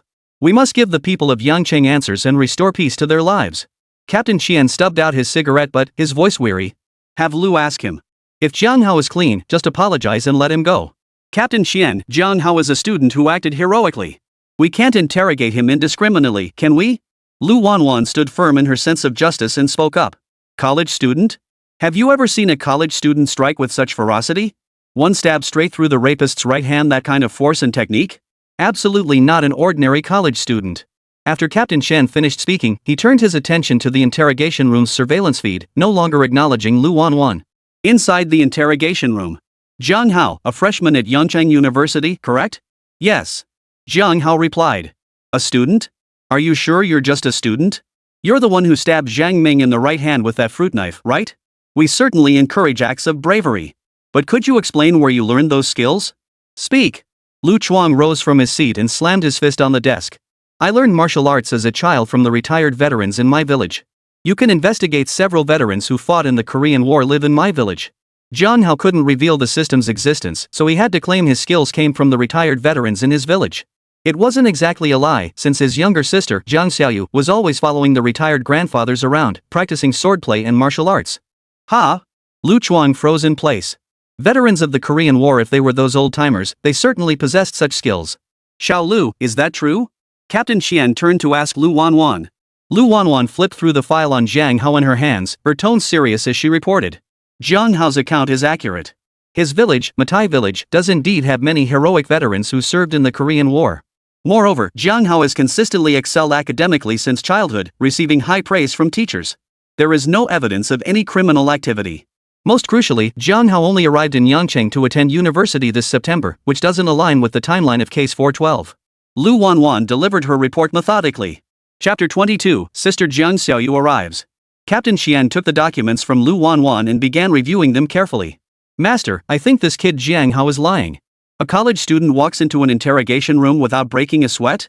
Something's definitely off. Lu Chuang emerged from the interrogation room and addressed Captain Qian. Senior Sister Lu, you're here too? Lu Chuang's gaze froze momentarily. He hadn't expected Lu Wanwan, the shining star of the provincial capital police force, to appear in this small town of Jiangbei. No choice. Any lead related to the 412 case is critical. Lu Wanwan understood Captain Qian and Lu Chuang's eagerness to solve the case, but she disapproved of their disregard for proper procedures. Senior Sister Lu, are you free tonight? Let's grab dinner together later. As the star recruit of Yangcheng Police Academy, Lu Wanwan naturally had her share of admirers, including Lu Chuang. We'll discuss dinner another time. Lu Wanwan turned to Captain Qian. Captain Qian, if there's no issue, just apologize to Jiang Hao. Don't let people say the Jiangbei District Police Station doesn't follow procedures when handling cases. Senior Sister Lu, he's just a student. Is it worth making such a big deal out of this? Lu Chuang interjected with a laugh, clearly unconcerned about protocol. Don't call me senior. If you've made a mistake, you must apologize. He's a student who acted courageously to help others, yet he was interrogated for no reason. Captain Qian, I expect you to correct your attitude. I will report this incident truthfully to the provincial bureau. Lu Wanwan showed no mercy. Captain Qian, someone from Jiang Hao's family has arrived, a young girl. How should we handle this? An officer reported. I'll go comfort Jiang Hao's family. I hope you won't forget the original purpose we had back in the police academy. Lu Wanwan finished speaking and walked away immediately. Master. Lu Chuang muttered under his breath. Senior Sister Lu is being too strict. I'm just trying to crack the 412 case as quickly as possible, right? Release him. Captain Qian placed the documents on the table and spoke calmly. A mistake is a mistake. If we disregard procedure just to solve a case, how can we ever look ourselves in the mirror? I was blinded by the 412 case too. Jiang Hao's commendation for his heroic act must be properly recognized. We can't let the student down. Forget it. I'll personally go apologize. Captain Qian rose and headed toward the interrogation room. Master. Lu Chuang froze in place, utterly at a loss. Little girl, what's your name? Lu Wanwan softened her stern expression and spoke with a warm smile. My name is Jiang Xiaoyu. I'm here to find my brother. A pang of guilt flashed through Lu Wanwan's mind. Little fish, don't worry. Your brother is fine. Jiang Hao is a model student who acted courageously. We're here to honor him. Really? Are you sure you're talking about my brother, Jiang Hao? Jiang Xiaoyu frowned in confusion. When had Jiang Hao become so brave? Then her eyes twinkled mischievously. Sis, do you have a boyfriend? Ha? I've been busy with police work and haven't had time to look for one yet. Sis, how old are you this year? T23. Are you from Yangcheng? Yes. Do you prefer sweet or savory tofu pudding? Ha? Well, I like savory. Sis, what kind of guys do you like? Ha? I'm not really sure. Lu Wanwan, who always presented herself as serious, was flustered. How did this little sister suddenly start trying to set her up? Sis, how about I set you up with someone? I guarantee he'll be handsome and know exactly how to make you happy. Jiang Xiaoyu couldn't sit still, scheming to arrange her brother Jiang Hao's future. Interrogation room. We're sorry, Mr. Jiang. It was our fault for not handling things properly and causing you trouble. Captain Qian spoke, apologizing to Jiang Hao. Rest assured, the evidence against Zhang Ming, the burglary suspect, is irrefutable. We will see to it that he is sent to prison. Lu, apologize to Mr. Jiang. Captain Qian scolded Lu Chuang. I'm sorry. Lu Chuang reluctantly offered his apology. It's fine, Captain Qian. You're being too harsh. Cooperating with police investigations is a citizen's duty. Jiang Hao interjected. Mr. Jiang is truly a model citizen. Should you ever encounter any difficulties, please contact us. Captain Qian offered the customary courtesy. But remember, it must be reasonable and lawful. Captain Qian escorted Jiang Hao out of the interrogation room with a fake smile plastered on his face. Police station reception hall. Ah, Sister Wanwan, is the killer that terrifying? He committed 12 murders in a row and dismembered the bodies afterward. Holy cow, cities are way too dangerous. I really need to learn more skills from Grandpa Lu. Jiang Xiaoyu patted her little frame, her face full of fear. Sigh, even the experts from the provincial capital don't have any good ways to crack the case. The killer left too few clues. And every time the killer strikes, they spray paint taunts at the crime scene. Lu Wanwan sighed helplessly. The 412 dismemberment case was a thorn in the side of every Yangcheng police officer. My brother can solve it. He never went to police academy, but he taught himself everything. Let me tell you, Jiang Hao is a genius at solving cases. Jiang Xiaoyu and Lu Wanwan began bragging about Jiang Hao. Little sister, don't go blowing smoke. Even all those criminal experts in the provincial capital couldn't crack the case. Don't go turning Jiang Hao into Sherlock Holmes. Lu Chuang, assigned by Captain Qian, escorted Jiang Hao out of the police station. Lu Chuang walked ahead, unexpectedly overhearing Jiang Hao's sister bragging about him in the reception hall. Little sister, stop joking around. If Jiang Hao can solve this case, I'll just... Lu Chuang glanced up. I'll eat the ceiling fan right off the wall. Jiang Xiaoyu rolled her eyes. She was trying to find Jiang Hao a girlfriend, and now this meddlesome busybody had to show up. Jiang Hao, your sister says you're good at solving cases. Is that true? Lu Chuang asked with a teasing smile as Jiang Hao arrived from behind. My sister isn't exaggerating. I really am good at solving cases. Ding. Detected host acknowledging sister's exaggeration. Your sister's boast has come true. Congratulations, host. You have acquired the skill, God-tier criminal profiling. Seriously, you've got some nerve, Jiang Hao. Turns out when you've no shame, you're unbeatable. You think solving cases is like playing house in cartoons? That anyone can crack a case just like that? Like you're the only one who can solve cases? That's hilarious. Just go home, wash up, and go to bed. Lu Chuan laughed so hard he nearly choked. Lu Wanwan's favorable impression of Jiang Hao plummeted instantly. Jiang Xiaoyu was just a little girl. Innocent words from a child were one thing. But Jiang Hao actually had the nerve to admit it? Jiang Xiaoyu must have been corrupted by him. Lu Wanwan didn't want to deal with Jiang Hao anymore. She just wanted to get rid of the siblings as soon as possible. Senior sister Lu, junior brother Lu, 6 hours ago, the killer from the room 412 dismemberment case struck again. An officer rushed over and handed Lu Chuang a case file. Chapter 23, The Killer. The killer has struck again? He's got some nerve. Arrogant. Utterly arrogant. Lu Chuang took the forensic report and crime scene records handed to him by the officer and began reading. The modus operandi and the targeted victims are identical to the previous 12 dismemberment cases. That bastard. Lu Wanwan's fingers clenched tightly, her nails digging deep into her flesh. Damn it. Bastard. Another brutal murder of a woman. This psychopath. Lu Wanwan couldn't control herself, punching the wall in rage. The killer from the 412 dismemberment case had struck again? Jiang Hao was also taken aback. Jiang Hao was naturally familiar with the 412 dismemberment case. It was a crime known to every soul in Yangchang. 12 women had fallen victim to the crime, their identities ranging from students and hotel DJs to office workers and even a female taxi driver. The dismembered remains of these 12 victims were scattered across Yangchang, dumped in reservoirs, sewers, and trash bins.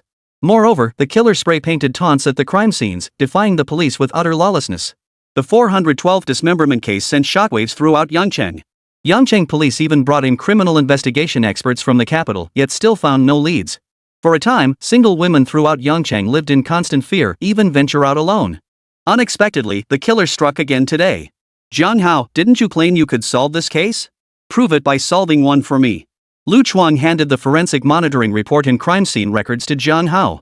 Lu Chuang, what are you doing? Jiang Hao isn't an investigator. He has no right to access the case files. Lu Wanwan cried out, inwardly resentful of Lu Chuang for repeatedly undermining procedure.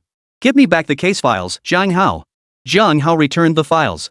Though he'd only glanced at them briefly, his god-tier psychological profiler skill allowed him to roughly assess the killer's profile. There was more than one killer, or rather, the killers before and after were contradictory.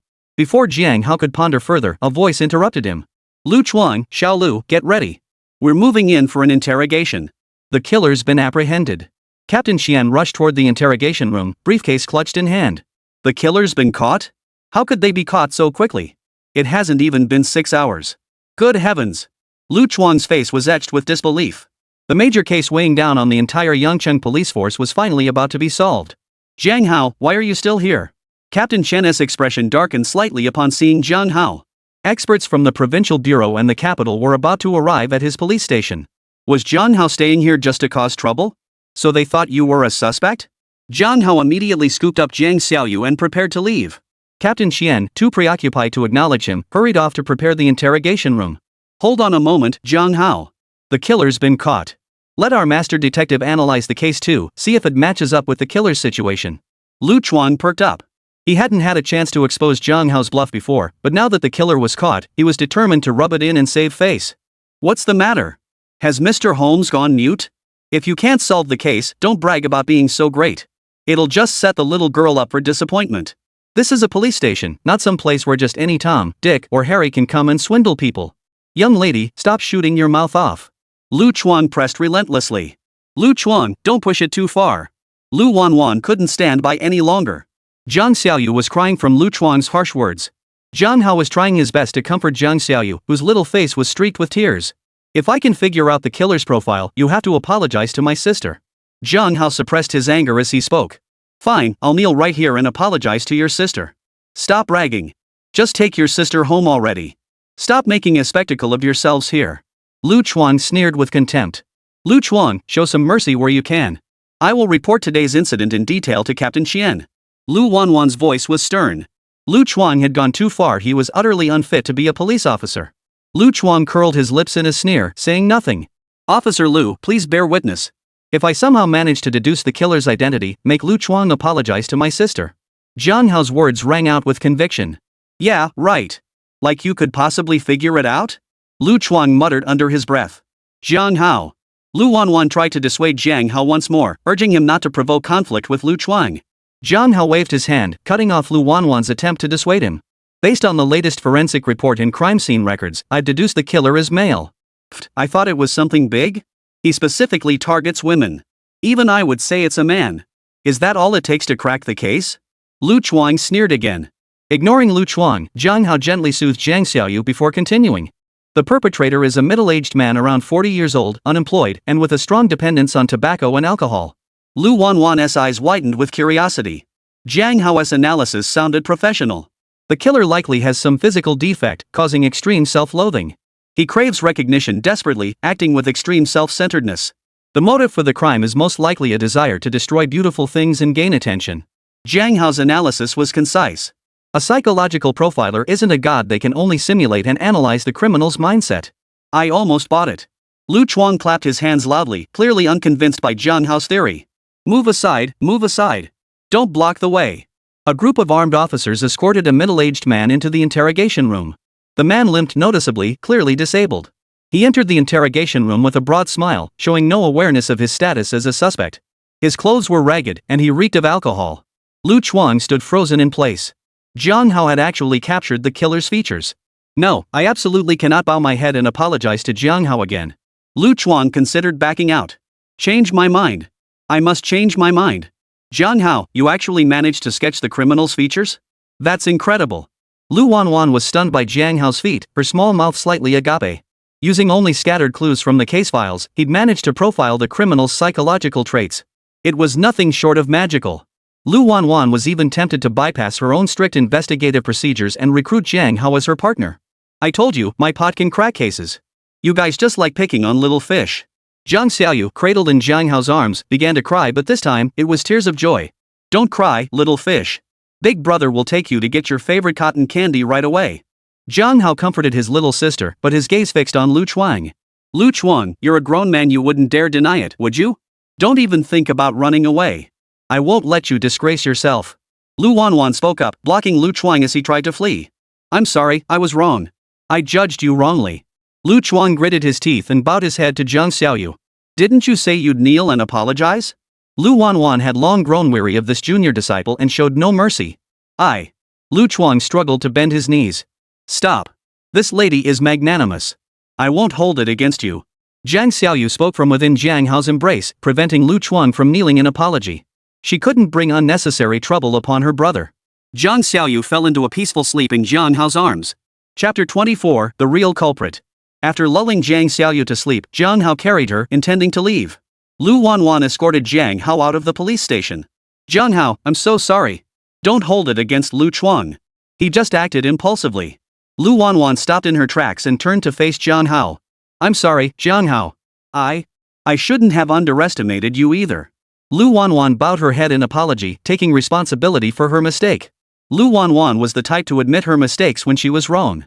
The female police officer's waist bent deeply, forming a perfect 90-degree angle.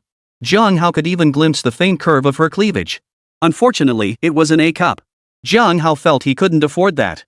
Don't take it too seriously. Alright, I accept your apology. Only after Jiang Hao spoke did Lu Wanwan straighten her back. By the way, that male suspect arrested at the police station today was just imitating the crime. The killer behind the previous 12 serial dismemberment cases is someone else entirely. Jiang Hao got into a taxi and mentioned it to the inflexible Lu Wanwan as he left. What? The killer is someone else? Unfortunately, Jiang Hao had already departed in the taxi with Jiang Xiaoyu, leaving Lu Wanwan standing there in a daze.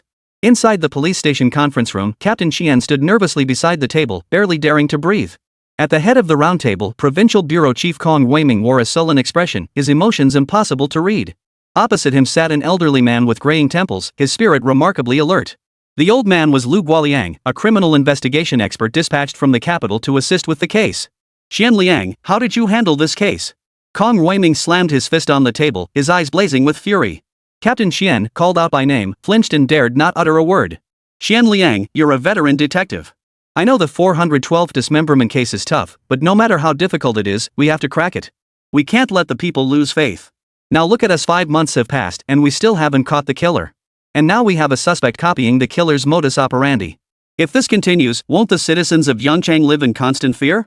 How am I supposed to explain this to the people of Yangcheng? Captain Xian stood frozen in place, drenched in sweat, utterly at a loss. Alright, Director Kong, this isn't Captain Xian's fault. Criminal investigation expert Lu Jialiang spoke slowly. Mr. Han, please don't speak for young Qian. Kong Weiming held deep respect for the man before him, Han Jialiang. Lu Jialiang was not only a renowned forensic expert in the capital. More importantly, Master Lu's disciples were spread across the entire nation. Had this dismemberment case not been so heinously impactful, he wouldn't have dared to rashly seek Lu's assistance. If anything happened to Master Lu's health the next day, he, as the provincial bureau chief, would have to resign without question. Senior Lu truly lives up to his reputation. Within half an hour of meeting the suspect, he deduced that the current killer is an imitator. Kong Weiming wasn't paying lip service to Lu Jialiang, he was genuinely impressed by the man's investigative skills.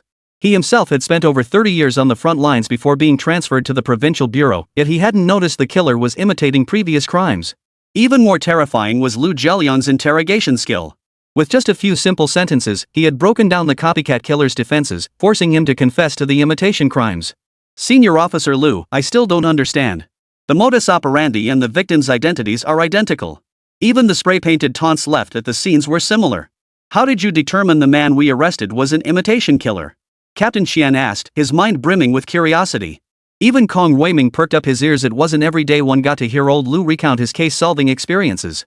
Truth be told, I too initially assumed the suspect we'd apprehended was the killer behind the 412th serial dismemberment case. Lu Jialiang pushed up his reading glasses and continued. But this suspect we caught, he's far too eager to show off. This doesn't match the modus operandi of the perpetrator behind the previous 12 dismemberment cases. I once had the privilege of receiving guidance from a seasoned international detective. That officer possessed an ability that could be described as extraordinary. Ah, what kind of ability?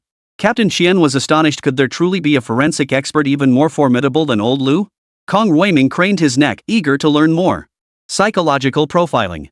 By analyzing the perpetrator's modus operandi and the subtle clues left at the crime scene, one can sketch out the general profile of the suspect. Lu Jialiang had barely finished speaking when Captain Xian interrupted him. How is that possible? Isn't that like a superpower? Captain Xian found it hard to believe. To sketch a suspect's profile based solely on the faint traces left at a crime scene? That defied science. I always thought it was just a legend. I never imagined there were actually experts in psychological profiling. Kong Weiming had worked on major international cases in his youth and had heard of psychological profiling back then. He had always assumed it was made up, never expecting that someone who truly mastered psychological profiling actually existed. Senior Lu, may we consult that veteran? Kong Weiming blurted out urgently, desperate to catch the killer behind the 412th dismemberment case. That master of psychological profiling passed away tragically in a car accident 20 years ago.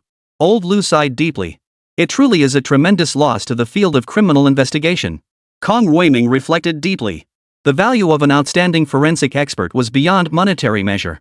While reviewing the case files, I applied some peripheral knowledge of psychological profiling that the senior expert had taught me. The killer we apprehended today was utterly reckless. He was desperately trying to make the police believe he was the serial dismemberment killer.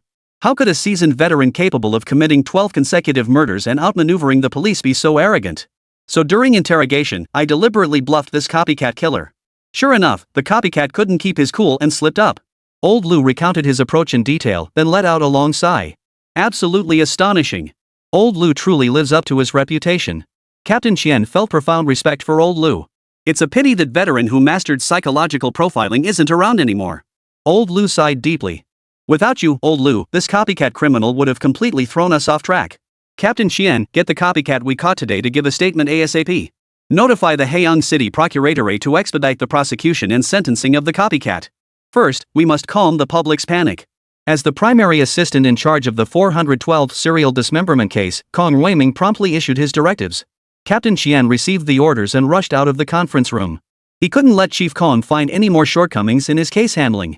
Kong Weiming bid farewell to old Lu, rose from his seat and headed to the press conference. In the conference room, only Lu Jialiang remained, slumped in his chair. Chapter 25. Could Jiang Hao be a genius? Lu Wanwan stood at the entrance of the police station, her mind still replaying Jiang Hao's parting words. Was the serial dismemberment case perpetrated by someone else? Was the killer arrested today merely an imitator? Lu Wanwan shook her head. How could that be? She had reviewed the case files. Both the modus operandi and the details left at the crime scenes confirmed that the suspect apprehended today was undoubtedly the serial dismemberment killer. But the thought of Jiang Hao deducing the killer's profile after just a glance at the files left her conflicted. Lu Wanwan pushed open the door and entered the conference room. Grandfather, please don't overwork yourself. You must take care of yourself. Lu Wanwan gently massaged Lu Jialiang's legs. Ah, it's Wanwan. Don't worry, Wanwan. This old man's bones can still hold out for a few more years. But my precious granddaughter, when are you going to find me a grandson-in-law? Lu Jialiang was actually Lu Wanwan's grandfather. If word got out, it would shock countless people at the police station. Grandpa. Lu Wanwan's face flushed bright red. While she was an iron-fisted police officer outside, in front of Lu Jialiang, she was forever his little girl who never grew up. Grandpa, haven't they caught the serial dismemberment killer? Why do you still look so troubled? Lu Wanwan gazed at her grandfather's snow-white hair, feeling an indescribable ache in her heart. Ah. Lu Jialiang sighed deeply. What's wrong, Grandpa? Is there a problem with the killer? Lu Wanwan recalled what Jiang Hao had told her. Could he really be right? Yes. The man we arrested today is merely an imitation criminal. Lu Jialiang said helplessly. The 412th dismemberment case had truly become a thorn in his side. He was getting old after all. So Jiang Hao was telling the truth after all. The real killer behind the serial dismemberment cases is someone else. Lu Wanwan was lost in thought, repeating Jiang Hao's words over and over. Wanwan, what's wrong? Lu Jialiang snapped Lu Wanwan out of her daze. Grandpa, if I told you there was someone who could analyze the killer's basic profile just by glancing at the case files, would you think I was joking? Lu Wanwan asked Lu Jialiang uncertainly. What? Wanwan, what did you say? Are you sure you're telling the truth? Lu Jialiang looked utterly shocked. Ever since that senior Interpol officer passed away 20 years ago, Lu Jialiang had believed psychological profiling had vanished forever. Little did he expect to hear about someone possessing this skill again from his granddaughter, Lu Wanwan. Lu Jialiang helped Lu Wanwan to her feet, his expression grave. Wanwan, tell me everything in detail. Lu Wanwan felt a bit flustered. Why was her grandfather reacting so strongly? Well, today Captain Qian notified us about an attempted rape case. Jiang Hao acted heroically, but his methods were brutal. Captain Qian suspects Jiang Hao might be the serial dismemberment killer. Lu Chuan confronted Jiang Hao. Jiang Hao glanced at the case file and immediately deduced the killer's basic profile. Before leaving, he even claimed the real killer is someone else the suspect arrested today is just imitating the serial dismemberment murders. Lu Wanwan finished her account from start to finish, then picked up a bottle of mineral water from the table and drank it in one gulp. Jiang Hao. You're telling me he's just a college student? Lu Jialiang asked incredulously. Yes, he really is just a college student. I looked into Jiang Hao's background. Jiang Hao's father went missing while working away from home when Jiang Hao was 10. His mother, Sun Yan, struggled alone to raise Jiang Hao and his sister. Jiang Hao grew up independent and diligent, excelling in both character and academics. In September this year, Jiang Hao gained admission to Yangda University, becoming the first college student to emerge from their village. Lu Wanwan recounted Jiang Hao's specific circumstances and felt sympathy for his background. Ah, poor child. Lu Jialiang removed his reading glasses and wiped away tears with a handkerchief. Jiang Hao seems to have truly mastered the divine skill of psychological profiling. And it seems he's even more skilled than that senior Interpol officer. Lu Jialiang was stunned by his own realization. Wanwan, hurry. Take me to meet Jiang Hao immediately. Lu Jialiang's voice trembled with urgency. A genius like this must not be allowed to go unnoticed. Grandpa, take your blood pressure medication first. Lu Jialiang's excitement had sent his blood pressure soaring. Lu Wanwan gently patted his back as she helped him swallow the pills. Hurry up. With Jiang Hao, we finally have a chance to solve the 412th serial dismemberment case that's plagued Yangqing for half a year. Lu Jialiang swallowed the pills and urged Lu Wanwan to prepare the car. Lu Wanwan left the conference room to prepare the vehicle for departure. Rest in peace, senior. A genius has emerged among the younger generation. Inside the conference room, Lu Jialiang wept bitterly. Jiang Xiaoyu had classes tomorrow, so Jiang Hao entrusted Aunt Chen, who worked at the bus stop in their village, to take Xiaoyu home. Go, take good care of yourself. Don't worry about Xiaoyu. She'll take care of herself and Mom. Jiang Xiaoyu turned her back to Jiang Hao, afraid her tears would betray her. Mom says eat well, don't be stingy with your food. Take good care of the sweater Mom knitted for you. Remember to call me and Mom. I'm going back now, Jiang Hao. Bye. Jiang Xiaoyu finished speaking through her tears and boarded the bus. When Jiang Hao was 10, his father, Jiang Tian, went out to work and disappeared without a trace. His mother, Sun Yan, grieved so deeply that her eyes were permanently damaged from crying. She raised Jiang Hao and his sister alone until they grew up. Jiang Hao touched the sweater on his arm, unable to imagine how his mother had stitched it together, one stitch at a time, in the dark world. A mother's thread in her hands, a wandering son's clothes on his back. Overcome with emotion, Jiang Hao buried his face in his hands and wept at the station. Driver, turn right at the next intersection and pull over. Jiang Hao took a taxi back to his residential complex. At the entrance of Liyuan residential complex, Lu Keqing wrapped a pig's head, her eyes brimming with tears. Jiang Hao. Lu Keqing rushed toward Jiang Hao and clung tightly to him. Hey, who are you? Why are you out in broad daylight wearing a pig's head to scare people? Jiang Hao had spotted Lu Keqing long ago and was deliberately teasing her. He tried to dispel the fear from Lu Keqing's face. Ah, it's Sister Keqing. Sis Keqing, don't cry. I was just teasing you. How could I not recognize Sister Keqing, the beauty who makes fish sink and birds fall, whose radiance puts the moon to shame? Jiang Hao wrapped his right arm around Lu Keqing, pulling her close to comfort her. Gazing at the exquisite beauty in his embrace, his own sorrow began to fade. Ah, are you a dog person? Lu Keqing, don't bite me. Lu Keqing's sharp teeth sank into Jiang Hao's chest. Jiang Hao felt a dampness on his chest. Looking down, he saw Lu Keqing quietly sobbing in his arms. After moving out from her nominal husband's home, Lu Keqing's parents were so furious they severed all contact with her. Her former close friends, fearing the influence of her husband's family, had all distanced themselves from her. But Lu Keqing was stubborn. She refused to look back. The calm waters of Lu Keqing's heart, untroubled for years, rippled because of Jiang Hao. Chapter 26, asking Jiang Hao to solve the case. In Jiang Hao's rented apartment. Does it hurt? It's all my fault, all my fault. If you hadn't saved me, you wouldn't have gotten hurt. Lu Keqing's eyes glistened with tears as she carefully tended to the wound on Jiang Hao's right hand. The combat skills from the system were naturally formidable, but Jiang Hao's physical conditioning couldn't keep up. While disarming the criminal's weapon, his right hand had sustained a minor injury. Jiang Hao grimaced as if in pain, muttering nonsense. Sis Keqing, I'm holding you to this. If my right hand never recovers, I'll have no choice but to ask you to take care of me. Sis Keqing, you wouldn't abandon your little brother, would you? Lu Keqing covered Jiang Hao's mouth with her hand. Shut up, shut up, shut up. Don't say such nonsense. Everything will be fine. You have to get better. Sis Keqing, are you serious? Lu Keqing tied a bow with the bandage over Jiang Hao's wound. Lu Keqing's cheeks flushed. She was already 30, yet facing Jiang Hao, her girlish heart stirred once more. Don't you like it? I'll re-wrap it. No need. I really like Keqing's handiwork. Jiang Hao had no desire to be put through that again. At the entrance of Liyuan residential complex, Lu Wanwan slammed on the brakes. Captain Qian, does Jiang Hao live here? Lu Wanwan asked. Lu Wanwan's grandfather was too agitated, even his blood pressure medication couldn't help. Kong Weiming still needed to hold a press conference, so he dispatched Qian Liang and Lu Wanwan to retrieve Jiang Hao. Yes, Liyuan residential complex. Captain Qian's face was filled with emotion. The first time he'd brought Jiang Hao back to the station, it was as a suspect.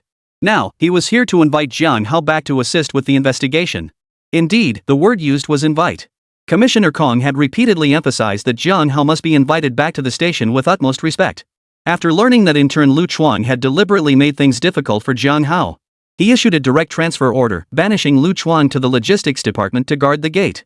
Qian Liang had no desire to follow in Lu Chuan's footsteps. Is Jiang Hao really as extraordinary as you claim? Qian Liang, a seasoned detective with years of frontline investigative experience, still found it hard to believe. Captain Qian, set aside your curiosity. We're here to bring Jiang Hao back to assist with the investigation. You'll have the chance to witness Jiang Hao's methods for yourself. Lu Wanwan didn't want to engage with Qian Liang further. Her sole purpose in coming was to bring Jiang Hao back to assist in solving the 412 serial dismemberment case. Then you go upstairs and ask Jiang Hao yourself. I'm not very good with words, and I don't want to mess things up. Qian Liang realized his tendency to blurt things out and promptly sat quietly in the car. Knock knock knock. Lu Wanwan knocked on the door of Jiang Hao's rental apartment, following the address he had provided. Coming. Lu Keqing opened the door, her eyes still glistening with tears. Lu Wanwan stared at Lu Keqing in surprise. Where did such a beautiful woman come from? Hello, what brings you here? Lu Keqing asked. I'm here to see Jiang Hao. Lu Wanwan stated her purpose directly. What do you need with Jiang Hao? Lu Keqing looked at Lu Wanwan warily. I'm here to ask Jiang Hao to return and assist the police with the investigation. Lu Wanwan was completely straightforward. Ah, Officer Lu. What's the matter? Jiang Hao, his right hand wrapped in butterfly-patterned bandages, spoke from behind Lu Keqing. Here's the situation. The dismemberment case's killer is indeed as you described. There's more than one. The one we caught today is just an imitator. The police department would like to ask you to return and assist with the investigation. Lu Wanwan frowned as she looked at the butterfly knot formed by the bandage on Jiang Hao's hand. Jiang Hao can't go to the police station with you. Didn't you see his injuries? Jiang Hao needs to recover. Lu Keqing couldn't care less about solving cases. That was the police's business. All she cared about was Jiang Hao's condition. Sis Keqing, my right hand isn't seriously hurt. Cooperating with the police investigation is every citizen's duty. Catching the serial dismemberment killer sooner will bring peace back to Yanqing sooner. Jiang Hao spoke up. I'm going too. Jiang Hao, I'll drive you there, okay? Lu Keqing turned around, her intense gaze fixed on Jiang Hao. All right. Jiang Hao replied. Lu Wanwan frowned but ultimately chose to remain silent. Little Lu's back. Captain Qian hurriedly stubbed out his cigarette, waving away the smoke lingering on his body. Where's Jiang Hao? Why hasn't he come down yet? Is that kid putting on airs? I'll go drag him down myself. Captain Qian was about to act on his words. Captain Qian, show Jiang Hao some respect. We're here to escort Jiang Hao to the police station to assist with the investigation, understand? Lu Wanwan really didn't want to deal with Captain Qian. Beep beep beep. A commanding Land Rover honked its horn. The passenger window rolled down and Jiang Hao poked his head out. Let's go, Officer Lu. Lu Keqing sat in the driver's seat, completely ignoring Lu Wanwan. Lu Keqing floored the gas pedal and sped off first, leaving a trail of exhaust fumes behind. Damn, did that kid Jiang Hao hook up with a rich woman? Why doesn't any rich woman take a fancy to me, old Qian? Captain Qian was green with envy, sighing deeply. Hurry up and follow them. Cut the crap. Lu Wanwan started the car immediately. Coming. Knowing Lu Wanwan's status, Captain Qian dared not act like some senior figure.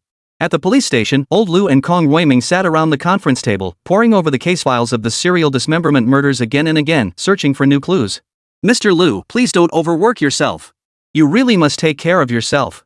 Kong Weiming looked up, but his gaze kept drifting toward the doorway. Weiming, what are you staring at the door for? Old Lu removed his reading glasses and rubbed his eyes. I can't hide it from you, old Lu. This serial dismemberment case has weighed on my chest for far too long. Now that we have a chance to solve it, I'm so anxious I've lost my composure. Kong Weiming continued. Mr. Lu, is Jiang Hao really as formidable as you describe? Talented? He's far beyond talented. Just by reviewing the case files, Jiang Hao deduced the real killer was someone else entirely. That level of insight not just me, but even that international expert would likely fall far short. Old Lu spoke, his tone tinged with admiration. Chief, Jiang Hao is here. Captain Qian pushed open the conference room door and reported to Kong Weiming. Bring him in immediately. You must be Jiang Hao. Allow me to introduce myself. I'm Kong Weiming, currently serving as chief of the Yanqing Police Department. Kong Weiming wore a warm smile, his gaze fixed on Jiang Hao with genuine curiosity. Hello, Chief Kong. I'm Jiang Hao. Jiang Hao responded politely. Jiang Hao, what happened to your right hand? Did you get injured? Kong Weiming noticed Jiang Hao's right hand and asked. I got injured accidentally while fighting off a criminal. Jiang Hao recounted calmly. Chapter 27, Jiang Hao's thoughts. Have you been to the hospital? You absolutely mustn't leave any underlying issues unchecked. Captain Qian, contact the hospital and have Dr. Gui examine Jiang Hao. Kong Weiming gave direct orders to Captain Qian. Commissioner Kong, he's been bandaged up. Nothing serious. Jiang Hao felt a bit overwhelmed by the attention. After some polite exchanges, Kong Weiming couldn't wait to ask Jiang Hao for help with the case. In the conference room, Jiang Hao leafed through the case files. Every move Jiang Hao made captured everyone's attention. Kong Weiming, a bureau chief of his stature, held his breath, afraid to interrupt Jiang Hao's train of thought. Jiang Hao looked up, meeting Kong Weiming's anxious gaze. Jiang Hao, what do you think? Have you analyzed anything from the case files? Captain Qian, impatient, spoke up first. Lu Jialiang also quietly observed Jiang Hao, trying to read something from his expression. Old Qian, why the rush? Kong Weiming shot a reproachful glance at Chen Liang. Mr. Jiang, please don't be nervous. First, get your thoughts in order. Old Qian, you and the investigation team should start things off by outlining your current progress on the case. After speaking, Kong Weiming sat back down. Lu Jialiang shot Kong Weiming an appreciative glance. This bureau chief certainly knew how to handle things with steady hands. His gaze shifted to Jiang Hao. Could Jiang Hao, a mere student, truly crack the 412 serial dismemberment case that weighed heavily on the entire Yanqing police force? Captain Qian launched the pre-prepared PowerPoint presentation, projected it onto the screen, and began his explanation. Everyone, you're all familiar with the basic details of the 412 serial dismemberment case, so I won't dwell on them. I will focus on the progress our task force has made in solving the case thus far. The killer managed to commit 12 consecutive murders in Yancheng, yet the dumping sites were scattered across the city. A garbage recycling station, a fish pond, a library study room, there's no discernible pattern whatsoever. Captain Qian paused briefly before continuing. Preliminary analysis indicates the killer is a local resident with deep familiarity of Yancheng. They possess strong counter-surveillance awareness, carefully avoiding surveillance cameras when disposing of bodies after each crime. After each crime, the killer takes the victim's socks. This suggests the killer may have some kind of collecting obsession. A peculiar scent of traditional Chinese medicine lingered at the crime scenes. After consulting hospitals, doctors identified it as a specific aphrodisiac herbal formula. Officer Lu Wanwan, please continue with the autopsy report from the medical examiner. Captain Qian gestured for Lu Wanwan to take over. Lu Wanwan stood up, her voice solemn. The forensic report indicates all 12 victims suffered sexual assault prior to death, with clear physiological signs of female orgasm present on their bodies. The victims all bore irregular bruises of varying sizes, suggesting the perpetrator may have assaulted them during the sexual assaults. No DNA evidence from the perpetrator was found on any of the victims. After committing the crimes, the perpetrator brutally murdered the victims and dismembered their bodies. The incision surfaces were remarkably clean, though the cuts themselves were narrow. Forensic analysis of the incision surfaces indicates the use of a surgical-style cutting tool. We conducted thorough investigations at every hospital and private clinic in Yancheng, yet found no trace of the perpetrator. Lu Wanwan finished her report and returned to her seat. Captain Qian stood up and began his summary. Male, living alone. Possesses a specific fetish, collecting victims' socks. Highly intelligent with strong counter-surveillance awareness. Likely has a background in medical studies. Before Captain Qian could finish, Jiang Hao interrupted him. Wrong. The killer isn't male. Jiang Hao's words instantly sent shockwaves through the conference room. Jiang Hao, what nonsense are you spouting? Captain Qian was the first to stand up. Captain Qian's entire investigation team had spent half a year painstakingly analyzing the killer's profile only for Jiang Hao to dismiss it as wrong right off the bat? Jiang Hao, the killer is male. All 12 victims were female, and they all showed signs of sexual arousal before death. After Lu Wanwan finished speaking, a hint of embarrassment flashed across her face. Kong Weiming remained silent, his brow furrowed, a look of doubt crossing his face. The entire task force's case analysis, built over 6 months of tracking, was dismissed as wrong by Jiang Hao right off the bat? Wasn't this just sabotage? Kong Weiming's gaze shifted to old Lu, itching to ask, is this the master investigator you claimed could crack the case? Lu Jialiang fell deep in thought after hearing Jiang Hao's words. Could it be? An unformed thought began to take shape in old Lu's mind. Lu Jialiang lowered his head, rapidly flipping through the case files, searching for clues. Jiang Hao, this is a police station. We invited you here to assist with the investigation. I know. You're upset because we questioned you before getting to the bottom of things. I'm just eager to solve the case too. You need to understand how I feel. But now so many people are discussing the case. Please adjust your attitude, okay? Xian Liang felt Jiang Hao was deliberately mocking him, his face flushing with anger. Lu Wanwan, however, wore a thoughtful expression, following Jiang Hao's line of reasoning. Jiang Hao, share your analysis. Lu Jialiang spoke up, making his stance clear. Lu Jialiang felt Jiang Hao had guided his thinking, yet he always seemed just a step away from piercing the fog and finding the answer. Ignoring Captain Qian's skepticism, Jiang Hao calmly and confidently presented his analysis. The fact that all victims were female led investigators into a cognitive trap. What kind of trap? Captain Qian spoke up, utterly unconvinced by Jiang Hao's theory. It's not only men who can bring women to orgasm. Jiang Hao's words fell like a thunderclap. Ah! Lu Wanwan gasped in shock, realizing her outburst and immediately covering her mouth. Lu Wanwan was intelligent and instantly recognized the flawed reasoning that had plagued her investigation. Lu Jialian, who had been desperately searching for answers, suddenly felt his muddled thoughts clear and brighten. Right. The killer could have used sex toys to bring the victim to orgasm. We've been assuming the killer was male, we really were stuck in a rut. Lu Jialian followed Jiang Hao's line of reasoning as he explained. But we still can't determine if the killer is female? Lu Jialiang felt his train of thought stalling again, and he tugged at his hair in frustration. Well, actually. Jiang Hao hesitated, unsure how to proceed. Hurry up and say it, Jiang Hao. Lu Wanwan urged impatiently, her mind consumed by the urgent need to find the killer behind the serial dismemberment cases. All 12 female victims experienced orgasms before their deaths. And as we all know, it's much harder for women to reach orgasm than men. Maybe the men finished, but the women didn't feel a thing. Jiang Hao forced a stern expression. If he didn't feel awkward, then someone else would. Lu Wanwan silently cursed Jiang Hao as a scoundrel, her pretty face flushing crimson. Chapter 28. Is Jiang Hao sick? The scent of traditional Chinese medicine left at the scene. Aphrodisiacs was most likely administered by the killer to her own husband. The killer took the female victim's socks. The killer's husband has no interest in her. The killer collects the socks to wear them herself, hoping to boost her appeal and make her husband notice her. The reason for killing victims after they climax each time is highly likely because the killer struggles to experience orgasm herself, possibly even suffering from congenital frigidity. The killer's motive stems from her inability to experience orgasm and her husband's lack of interest in her. The killer used aphrodisiacs to stimulate her husband's feelings toward her. Only by wearing the victim's stockings could the killer feel attractive and like a real woman. She may also frequently ask men if she looks beautiful. After Jiang Hao finished his deductions, the entire room fell silent. Clap clap clap. Kong Ruiming led the applause. Breathtaking, simply breathtaking. Brilliant. Absolutely brilliant. Kong Ruiming was genuinely stunned by Jiang Hao, who had dissected every detail of the serial dismemberment case. It directly pointed out the direction for analyzing the case, even portraying the killer's criminal psychology. Talent, absolute talent. Kong Ruiming looked at Jiang Hao, his eyes already calculating how to get Jiang Hao to the police station. With Jiang Hao on the team, Kong Ruiming would dare to tackle even the most complex cases. Mr. Lu, Mr. Lu. Kong Ruiming turned his gaze to Lu Jialiang, who stood there with his jaw dropped. Jiang Hao, would you be interested in coming to the capital after graduation? Old Lu's eyes brimmed with expectation as he looked at Jiang Hao. Mr. Lu, Jiang Hao is from Yangchang. You can't. Kong Ruiming tried to interject urgently. How could old Master Lu just poach someone like that? Lu Jialiang waved his hand to cut Kong Ruiming off, signaling him not to worry. Ah, well. I'm still in school. I need to finish my studies first. Jiang Hao scratched his head, completely unprepared for the huge reaction his analysis had caused. Ha ha ha, it's just me getting ahead of myself. Lu Lao smiled calmly, easing the awkwardness. Since Jiang Hao is still in school, why not just have him serve as an advisor at the police station? Serving as a police consultant won't interfere with your regular class schedule. For any major or unsolved cases, you'll just provide your case analysis. You'll receive a monthly stipend, which can help cover your living expenses. Jiang Hao, what do you think? Kong Ruiming chimed in, afraid Lu Lao might beat him to securing Jiang Hao. Jiang Hao agreed.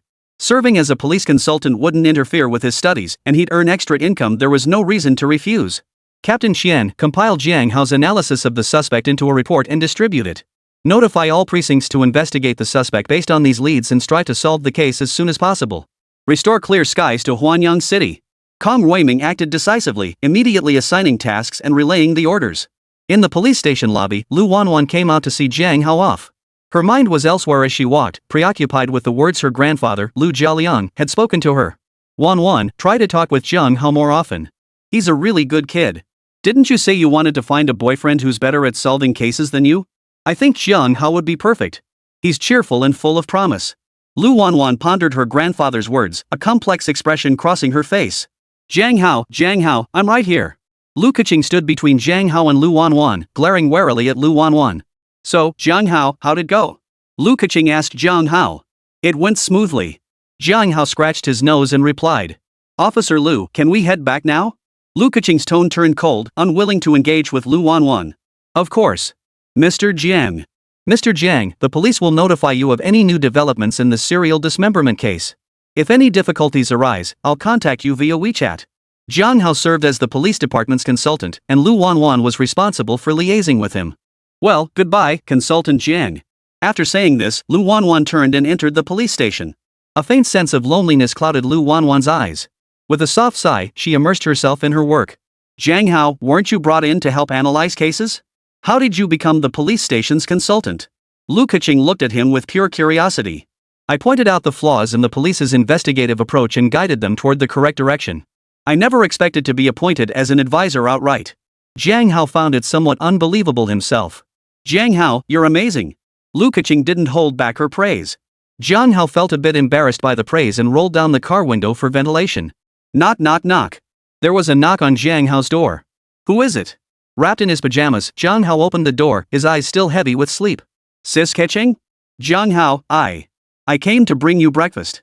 Lu Keqing wore a blue trench coat over jeans, carrying a thermos lunchbox in her hand.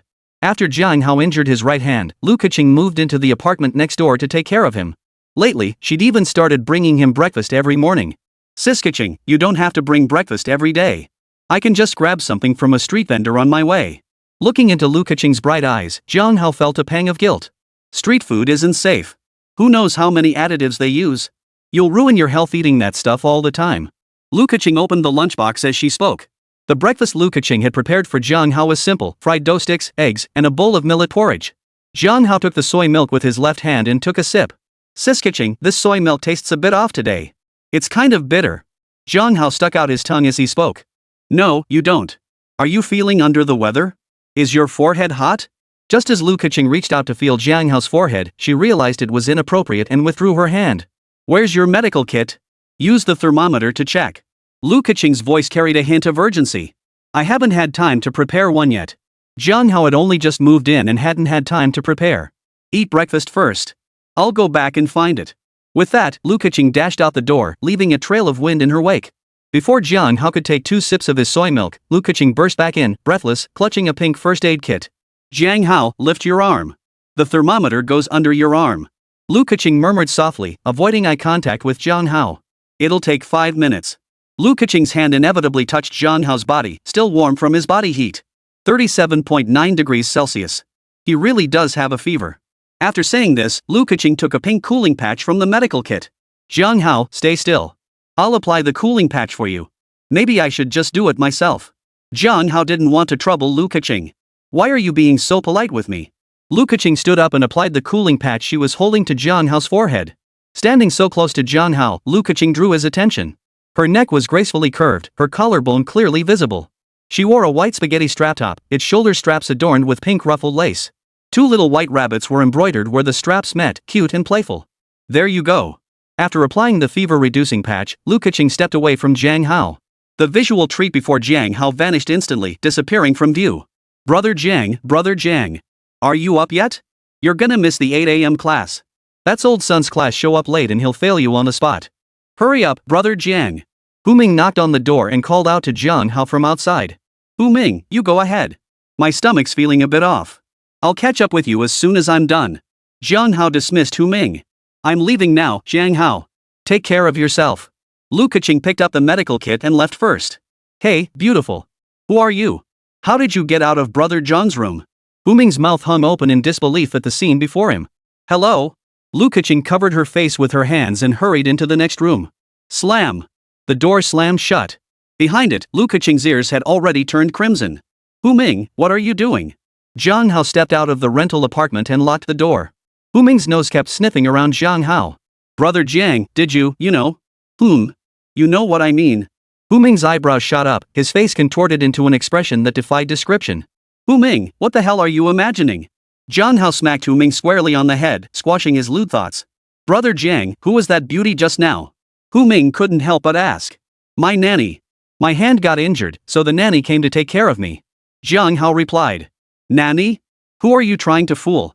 What nanny looks like a movie star? Do you think I'm a 3-year-old? Hu Ming looked utterly skeptical.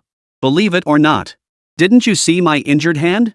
Jiang Hao replied indifferently. No, Brother Jiang. I believe you, okay? Hu Ming plastered a smile on his face. Let's go. Class is about to start. Jiang Hao accelerated and sped toward the school. Brother Jiang, wait for me. Hu Ming hurried after him. In the lecture hall, Jiang Hao and Hu Ming slipped into the classroom just before the bell rang. Clang clang clang. The class bell rang. Sun Ming, the economics principal's teacher, walked in with a tattered book tucked under his arm. Sun Ming wore a slightly worn plaid shirt with buttons fastened crookedly. His lower half was paired with a pair of jeans in a strikingly jarring color, showing no concern for his appearance. Though clearly in his early 30s, his head was crowned with a messy mop of white hair. Class is in session. Students, open economics principles to chapter 6 and prepare for class. Sun Ming's voice was sluggish. Professor, we're already on chapter 7. A student murmured quietly from the front row. Oh, then open chapter 7. Alright then, spend the next 10 minutes browsing through chapter 7 on your own.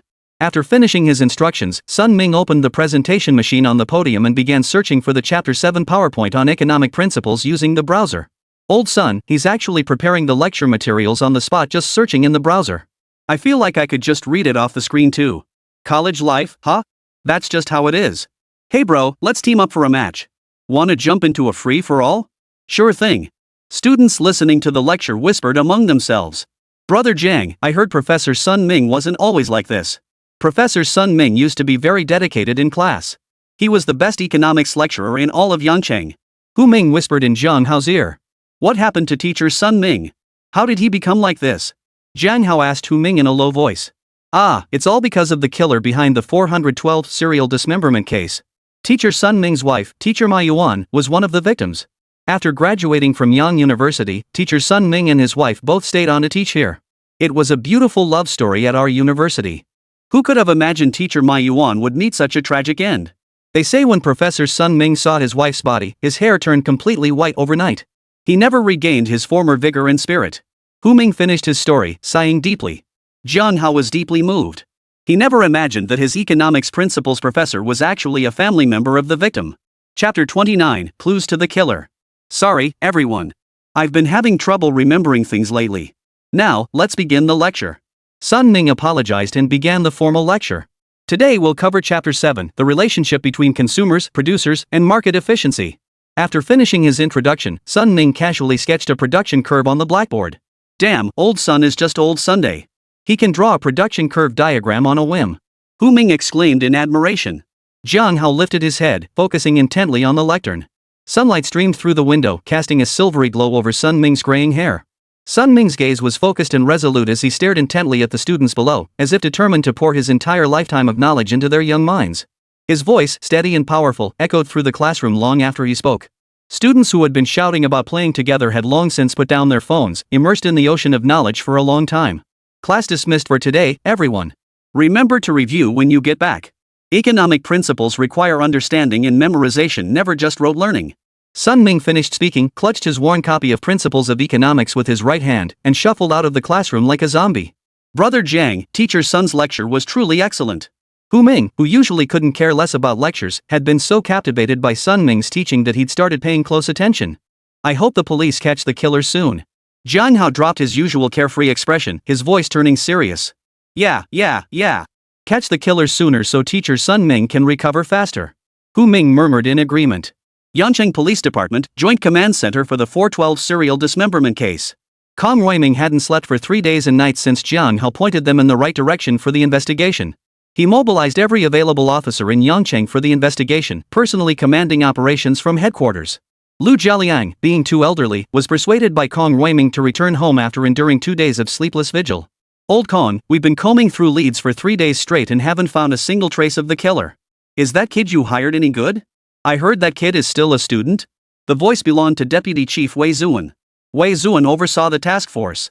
After running around non-stop these past days, his initial enthusiasm had deflated like a punctured balloon. Old Kong, we've poured so much manpower and resources into this. We can't let some greenhorn lead us by the nose. Wei Zuan spoke with visible anxiety. Old Wei, don't be so impatient. We need patience in our work. I know it's tough being the deputy director in charge of operations. All this painstaking investigation and we haven't even caught a glimpse of the suspect. The comrades under us are bound to feel restless. But we're the leadership team, we can't lose our composure. Kong Ruiming soothed Deputy Director Wei. Grit your teeth. I'll coordinate with logistics to ensure proper support for our frontline officers. Old Wei, you need to keep the team under control. Kong Ruiming rubbed his sore eyes and spoke up. Commissioner Kong, Commissioner Wei, we have news on the 412 serial dismemberment case. Xian Liang came running in, sweat pouring down his face. The moment Xian Liang finished speaking, he became the focal point of the command center. Everyone around him perked up their ears, listening intently. Captain Xian, get to the point. What clues have been found? Wei Zuan asked urgently. Following Jiang Hao's analysis, were examined all surveillance footage from the vicinity of each victim the day before their deaths. This time, we focused our investigation on the women around the victims. We'd all given up hope, but finally, while reviewing footage for the last victim, Ma Yuan, we spotted a clue. Xian Liang reported. Ma Yuan? You mean Professor Ma Yuan from Yan University? Wei Zuan's voice trembled. In his youth, Wei Zuan had pursued Ma Yuan, but ultimately lost out to Sun Ming from the economics department. Ma Yuan chose Sun Ming. In a fit of rage, Wei Zuan enlisted in the military. Later, he transferred to the police department as deputy chief, heading the operations unit. Upon seeing Ma Yuan's body, Wei Zuan was overcome with grief and collapsed unconscious. After being revived by doctors, Wei Zuan pursued the killer with frenzied determination, vowing to bring the murderer to justice. Old Wei, calm down. Knowing his longtime partner's history, Kong Ruiming tried to calm Wei Zuan. I'm fine. Xian Liang, continue. Wei Zuan waved his hand, signaling he was fine. On the night Ma Yuan was murdered, she took the number 16 bus home. We reviewed the bus surveillance footage and noticed a middle-aged woman traveling with her. She wrapped herself up tightly the moment she boarded. The woman also carried a red bag. Forensic analysis confirmed it contained a medicinal pot used for boiling traditional Chinese herbs. The woman spent the entire journey covertly observing the victim, Ma Yuan, making her a prime suspect in the crime. Xian Liang detailed the findings of the investigation. This is a high-definition photo of the suspect restored by the technical department through pixel enhancement. Upon identification, the socks worn by the suspect matched those recovered from the previous victim's belongings. Xian Liang placed a photograph on the table. In the photo, the suspect was wrapped tightly in a headscarf, revealing only a pair of emotionless eyes. On his feet were socks adorned with a red rose pattern. We have ample reason to suspect the woman in this photo is the perpetrator of the 412 serial dismemberment case. Xian Liang pointed at the photo as he spoke. Damn it! I will catch this. Wei Zuan's nostrils flared violently, his heavy breathing sounding like an angry roar. Can we confirm the killer's identity? Kong Weiming, seeing the perpetrator so heavily cloaked in the photo, fell into doubt. Confirmed. Xian Liang answered. How can you be sure? You're not joking, right?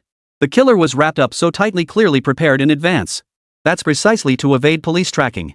How did you determine the killer's identity? Wei Zuan didn't believe a word of Xian Liang's explanation. Come to think of it, we still owe Jiang Hao a debt of gratitude. Why are you thanking Jiang Hao now? Wei Zuan asked in confusion. Here's the thing. During his analysis, Jiang Hao mentioned the killer was likely extremely narcissistic. While wearing the victim's stockings, he'd constantly ask men if he looked pretty. The bus driver couldn't possibly identify the killer from the photo. But when we mentioned this trait to the bus driver, he immediately identified her as the owner of the veterinary clinic, Wu Huahua. Wu Huahua's veterinary clinic is near the bus terminal. Every time the driver passed by on his bathroom breaks, she'd ask him if she looked pretty. Xian Liang paused briefly before continuing. Moreover, according to the driver, Wu Huahua's husband was constantly chasing women, and he had witnessed the couple arguing multiple times. After finishing his account, Xian Liang felt nothing but profound admiration for Jiang Hao. Chapter 30, The Murderer. The veterinary clinic's doors were tightly shut. Wu Huahua sat on a chair, thin and gaunt, dressed in plain clothes, her expression cold and her eyes vacant. Before her, a body lay in a pool of blood. The body was that of Wu Huahua's husband, Dong Wei. Wu Huahua was 38 years old. 20 years ago, she had been admitted to university. After graduation, she had planned to seek work and build a career in a big city. Ultimately, she was won over by Dong Wei's relentless pursuit and decided to marry him. The period leading up to the wedding was the happiest time of Wu Huahua's life. She envisioned herself as a devoted wife and mother, destined for a lifetime of happiness. On their wedding night, Dong Wei climbed into bed. After much effort, Dong Wei achieved nothing. Wu Huahua was born without a vaginal opening, making normal sexual intercourse impossible. Dong Wei cursed himself for spending money to marry a man, then slammed the door and stormed out. Then, everything changed. Dong Wei began chasing women outside the marriage, treating Wu Huahua like a stranger. Is sex really that important? Wu Huahua descended into madness. She wanted revenge, utter, relentless revenge. Wu Huahua became a murderous demon, taking pleasure in slitting the throats of women as they reached climax. Blood gushed out, hot and steaming, and Wu Huahua felt an unprecedented rush of pleasure. Wu Huahua donned her victim's stockings, fantasizing she was a normal woman. Wu Huahua asked men over and over, tirelessly, if she was beautiful. But Wu Huahua was born without a vagina. Marriage and motherhood were utterly impossible. Today, Dong Wei stumbled home drunk again, slapping Wu Huahua the moment he opened the door.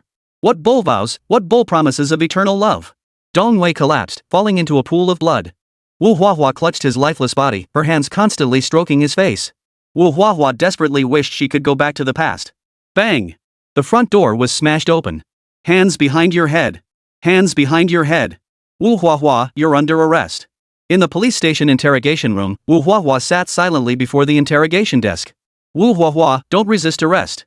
Confess and receive leniency, resist and face harsher punishment. Tell us how you killed 13 victims in succession. Wei Zuan conducted the interrogation himself, his eyes burning like flames. Wu Huahua opened her mouth, her eyes fixed on her own hands. Suddenly, she raised them high and burst into laughter. Ha ha ha. Ha ha ha. As she laughed, tears began to fall from the corners of her eyes. Her movements grew frantic, her expression deranged. She struggled frantically, trying to rise from the interrogation table. Why aren't you interested in me? You were the one who pursued me, weren't you? It was all you? It was all you? Outside the interrogation room, Kong Weiming shouted. Stop the interrogation. Stop it immediately. Watch out, she might bite her tongue. Watch out. Kong Weiming warned Wei Zuan inside the interrogation room through the microphone. Ah. You want to die? You can't die. You haven't confessed yet. Wei Zuan darted behind Wu Huahua like lightning, swiftly extending one hand to lock onto her jaw with pinpoint precision. The immense force instantly distorted Wu Huahua's mouth. Wu Huahua struggled frantically, her facial muscles twitching violently. Bloodshot eyes glared as a muffled growl erupted from her throat. Sedatives. Quick! Kong Weiming burst into the interrogation room to help restrain Wu Huahua. The medical staff seized the moment, swiftly approaching Wu Huahua with Wei Zuan and Kong Weiming's coordination. Steadily holding the syringe, they administered the injection and Wu Huahua finally went still.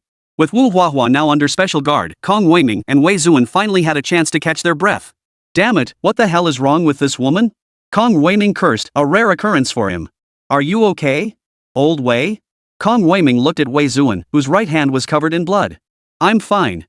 Just need a doctor to take a look. Wei Zuan forced himself to speak through the pain. Commissioner Kong. Xianliang walked in, his face dark with worry. What's wrong? Kong Weiming wiped his hands with a tissue and asked. No evidence. The task force searched every corner of the veterinary shop but found no direct evidence proving Wu Huahua is the serial dismemberment case killer. Xianliang said reluctantly. What? How is that possible? Wu Huahua must be the serial dismemberment killer. Otherwise, she wouldn't have reacted so strongly when I mentioned the 13 victims. Wei Zuan, ignoring the injury on his hand, hurriedly interjected. But without direct evidence, we can only charge Wu Huahua with her husband's murder. We can't pin the serial dismemberment murders on her. Xianliang looked utterly helpless. No, we absolutely must charge her for the serial dismemberment murders. We must secure a conviction. Wei Zuan was visibly agitated, driven by a desire to avenge Ma Yuan. Old Wei, we're the police. Solving cases requires evidence, we can't act recklessly. Kong Weiming spoke up, trying to calm Wei Zuan. Then what do you suggest we do? Ma Yuan can't have died for nothing? Wei Zuan, a grown man, suddenly burst into tears. Old Wei, don't get so worked up. I'll contact old Lu immediately. Xianliang, go with Lu Wanwan and bring old Lu here right away.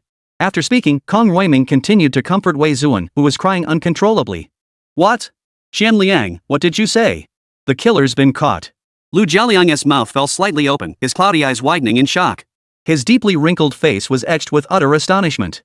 Captain Qian, you're not joking, are you? How long has it been since Jiang Hao finished analyzing the case? How could they catch the killer so quickly? Lu Wanwan's slender fingers curled unconsciously, her eyes flashing with astonishment. It's all thanks to Jiang Hao. We rechecked the surveillance footage based on his analysis and identified the suspect. Jiang Hao is truly incredible. Captain Qian had become a devoted fan of Jiang Hao. Jiang Hao. All right. Yes. Lu Jialiang's hands trembled uncontrollably with excitement. Jiang Hao. Lu Wanwan and Nan Nan murmured, pressing their right hands to their chests in an attempt to steady their shock. Mr. Lu, since the suspect remains silent, we must trouble you to personally conduct the interrogation. Xianliang stated the purpose of their visit. Old Lu, what's the situation? Has the killer confessed? Wei Zuan's eyes were bloodshot as he looked at old Lu with urgency. Don't rush him. Let old Lu speak. Kong Weiming pulled Wei Zuan back by the arm. I couldn't help it. Whether I tried gentle persuasion or resort to other means, the killer simply won't respond at all, remaining silent the entire time. Old Lu sighed helplessly as Lu Wanwan supported Lu Jialiang. No, this won't do. We must make the killer speak. We must make her confess her crimes. Wei Zuan's voice carried a hint of madness. Find a way. We have to find a way. If all else fails. A dangerous thought flashed through Wei Zuan's mind. Old Wei, calm down.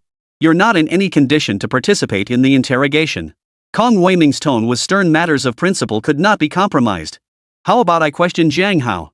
After all, Jiang Hao is affiliated with the police department as a consultant. Lu Wanwan tentatively suggested. Right, Jiang Hao. He must have a way.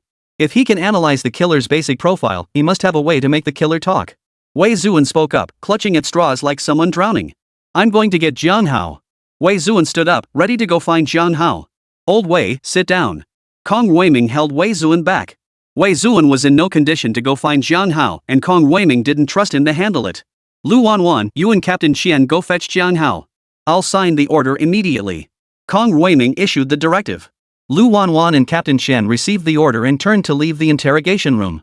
Chapter 31, Is Jiang Hao a police consultant? At Yangde Cafeteria, Jiang Hao was having lunch with Hu Ming. Brother Jiang, have you gone vegetarian? Or are you short on cash?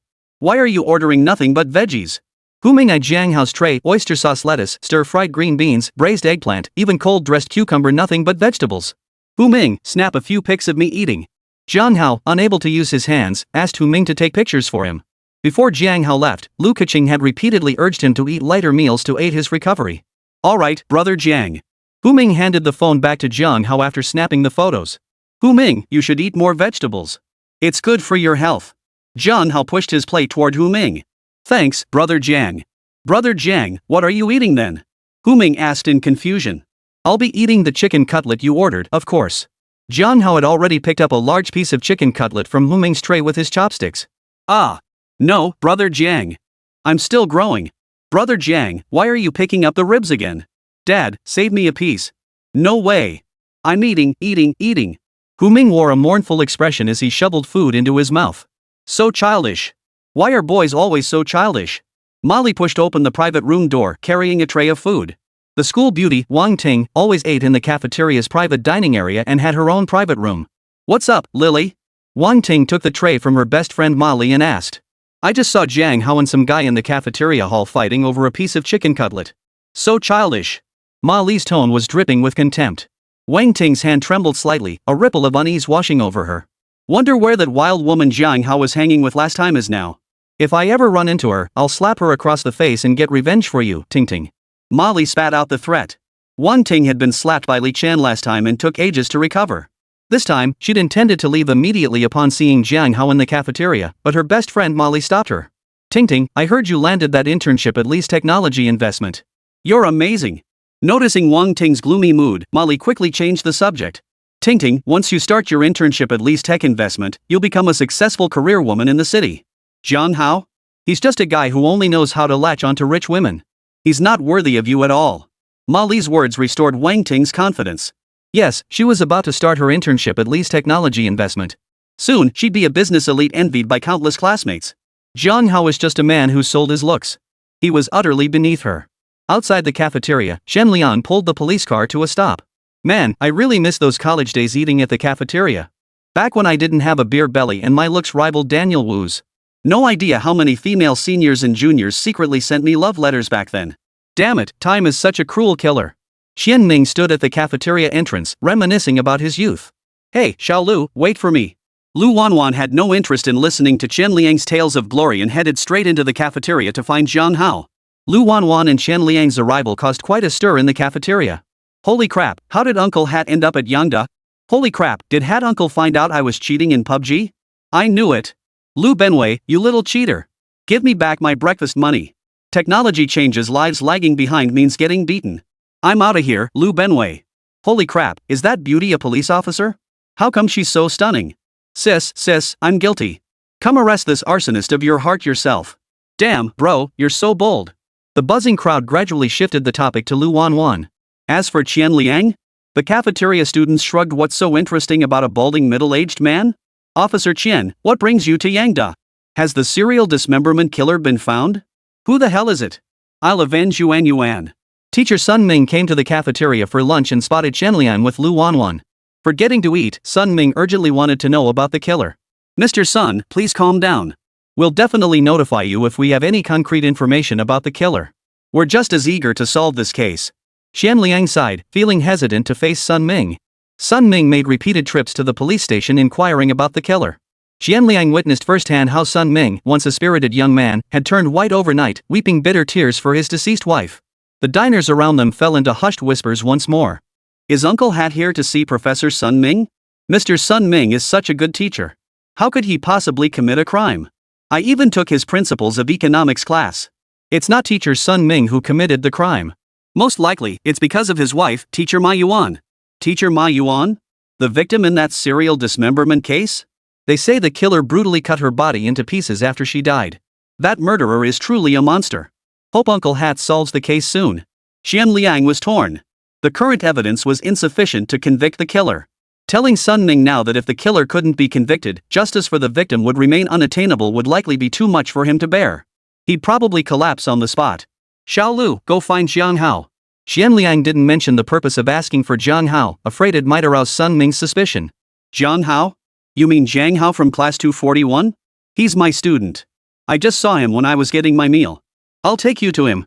Sun Ming took the initiative to lead the way. Teacher Sun Ming, just point us in the right direction. No need to trouble yourself. Lu Wanwan sensed something was off and quickly interjected. It's fine. I'll help however I can. By the way, what brings you here looking for Jiang Hao? Sun Ming inquired. Well. Lu Wanwan glanced at Qian Liang, her eyes filled with questioning. Teacher Sun Ming, I won't keep it from you. But please don't get too worked up after hearing what I have to say. Qian Liang gave Sun Ming a heads up first. All right. I promise. Sun Ming seemed to have guessed something and remained remarkably calm.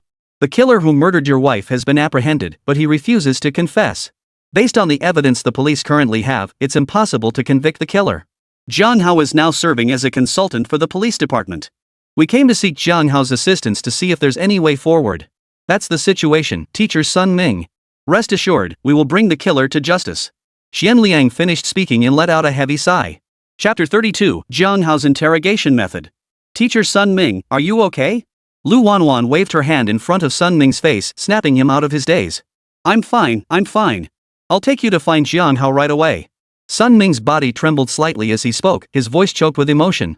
As Sun Ming led Qian Liang and Lu Wanwan away, a stir rippled through the surrounding crowd. Lu Benwei, didn't you say you could hear footsteps from N-Port all the way here in G-Port? What were Hat Uncle and Teacher Sun Ming talking about just now? What are you barking about, kid? Uncle Hat deliberately lowered his voice so we wouldn't hear. But I'm Lu Benwei. I'll prove my damn talent for pinpointing sounds today, no matter what. Did I hear something about a serial dismemberment case? What about Jiang Hao being a police consultant? Oh right, Jiang Hao is that guy. He's that badass? Even Uncle Hat needs Jiang Hao's help. If Brother Jiang won't reject me, I'd be honored to become his sworn brother. The mention of Jiang Hao's name in the crowd instantly sparked even greater commotion. Holy crap, Jiang Hao? The guy who hooked up with that rich chick? The campus beauty took a liking to Jiang Hao the other day, wanted to grab dinner with him, but he flat out turned her down. That's Wang Ting, the campus beauty. That rich lady's no pushover either. She slapped the campus beauty right across the face. Warned Wang Ting not to compete with her for Jiang Hao. Are you serious, bro? Damn it, I wasn't the only one who saw it. The cafeteria was packed with people, they can all vouch for it. Holy crap, that badass Jiang Hao, I wanna be his disciple. I'm not picky if Jiang brother doesn't want the campus beauty, she's mine. Don't even think about it. The bustling chatter from the crowd drifted into the cafeteria private room. Damn it. Jiang Hao. Campus beauty Wang Ting's brows furrowed tightly, her eyes blazing with anger. Her normally fair complexion was now flushed crimson. Her lips pressed tightly together, trembling slightly as she struggled to suppress the emotions threatening to erupt. Wang Ting had once been the untouchable queen bee, aloof and otherworldly. Now, because of Jiang Hao, she had become the subject of gossip among the crowd. Her chest heaved violently as her breathing grew rapid and erratic. How had Jiang Hao, once a nobody, become so accomplished that he was now even a consultant to the police? What infuriated Wang Ting most was that her former sycophant, Jiang Hao, whom she had humbled herself for, now completely ignored her. He must have changed his mind. Stinking man, philandering dog. Wang Ting buried her face in her hands on the table and wept. Teacher Sun Ming, what are you doing? Jiang Hao struggled to support Teacher Sun Ming, who was kneeling on the floor. He had intended to greet her, but unexpectedly, she knelt before him. Jiang Hao, I beg you. You must make the killer talk. Give Yuan justice. Sun Ming's eyes were bloodshot, filled with desperate hope as he looked at Jiang Hao. Lu Wanwan and Qian Liang hurried over behind Sun Ming. Lu Wanwan explained everything to Jiang Hao. Sorry about this, Jiang Hao. This is causing you trouble again. Captain Qian pulled Sun Ming to his feet, calming his agitated state. Ah, Brother Jiang, you're the police department's consultant? What? So many people couldn't get anything out of him during interrogation? Brother Jiang, let's not go. Hu Ming, usually all jokes and laughter, immediately thought of his brother Jiang Hao when trouble arose. The ride passed in silence. Just before entering the police station, Lu Wanwan gently tugged at Jiang Hao's sleeve. You. Jiang Hao, don't put too much pressure on yourself. If nothing comes out of the interrogation, no one will blame you. Lu Wanwan's voice carried concern for Jiang Hao. Jiang Hao, just a student, had to bear such immense pressure. It's fine. I'll just do my best. Jiang Hao gave Lu Wanwan a reassuring look before stepping into the interrogation room. Sun Ming, you dare show your face here? It's all your fault for failing to protect my Yuan. Wei Zuan roared as his fists began pounding into Sun Ming's body. Wei Zuan and Sun Ming wrestled on the floor, their struggle chaotic and uncontrolled. The scene descended into utter chaos as they wrestled on the floor. Wei Zuan's eyes were bloodshot as he swung his fists recklessly, devoid of any technique, merely venting his fury. Their clothes became torn and disheveled in the struggle, their hair drenched in sweat. They grabbed each other by the collars, as if trying to release all their pent-up resentment through this physical struggle. Grandpa, aren't you going to stop them? Lu Wanwan tried to intervene, her gaze turning to Lu Jialiang. Wanwan, it's fine. Neither of them is trying to hurt the other. They're just venting their emotions. Let them vent. Lu Jialiang sighed after speaking. Alright, old Wei. Kong Weiming waited until Wei Zuan had vented his anger before pulling the two men apart. Sun Ming's face was now covered in bruises, while Wei Zuan bore scratches all over his body. My apologies for the spectacle, Jiang Hao. Kong Weiming briefly explained the situation to Jiang Hao, who then learned that Sun Ming and Wei Zuan had once been romantic rivals. Jiang Hao, don't put too much pressure on yourself. Getting the killer to talk would be best. Lu Wanwan and Jiang Hao will interrogate the suspect, Wu Huahua. Jiang Hao, is there anything you need to prepare? Kong Weiming asked Jiang Hao. I need. After reviewing the field report on Wu Huahua's apprehension, Jiang Hao requested the autopsy knife used at the scene. Jiang Hao, you got this. Wei Zuan's warm, large hands gripped Jiang Hao's tightly, his gaze intense.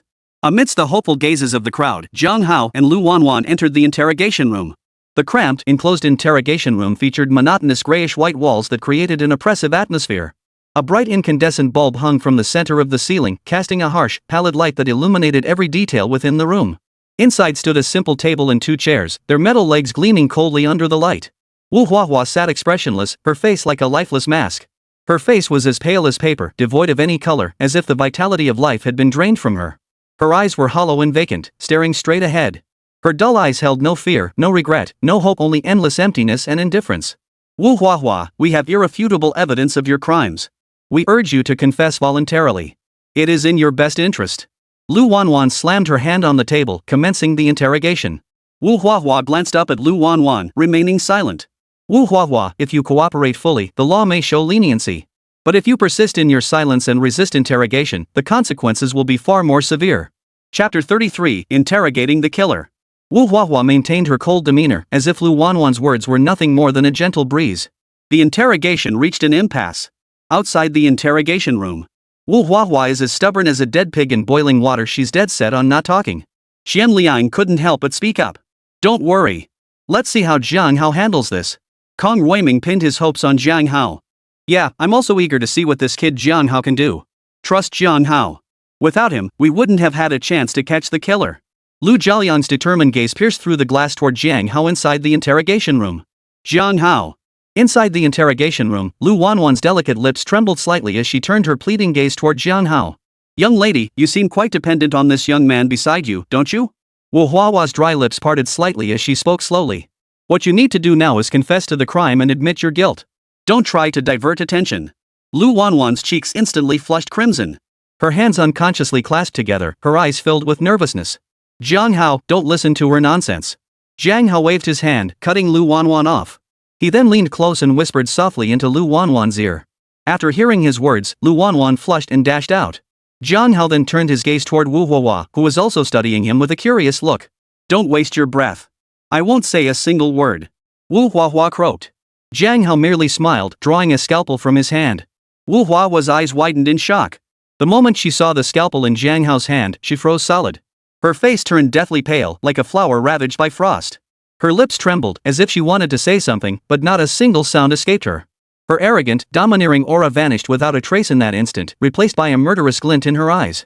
It works. Jiang Hao's approach worked. Wei Zuan ignored the bruises and swelling on his face, pressing his cheek directly against the observation room glass. Don't rush. Let Jiang Hao continue. Old Qian, be ready. Keep a close eye on Wu Huahua's condition at all times. Act immediately if anything goes wrong. Kong Weiming clenched his fists tightly, struggling to contain his emotions. Lu Jialiang put on his reading glasses and kept scribbling notes in his small notebook. Why did you pull out a knife? To kill me? Come on, come on. I've wanted to die for ages. Ha ha ha ha. Ha ha ha. The look in Wu Huahua's eyes as she stared at Jiang Hao revealed a mad gleam.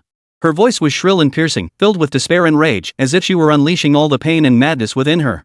A scalpel as a token of love? Only a medical guy would come up with that, right? Jiang Hao asked himself. You? What do you know?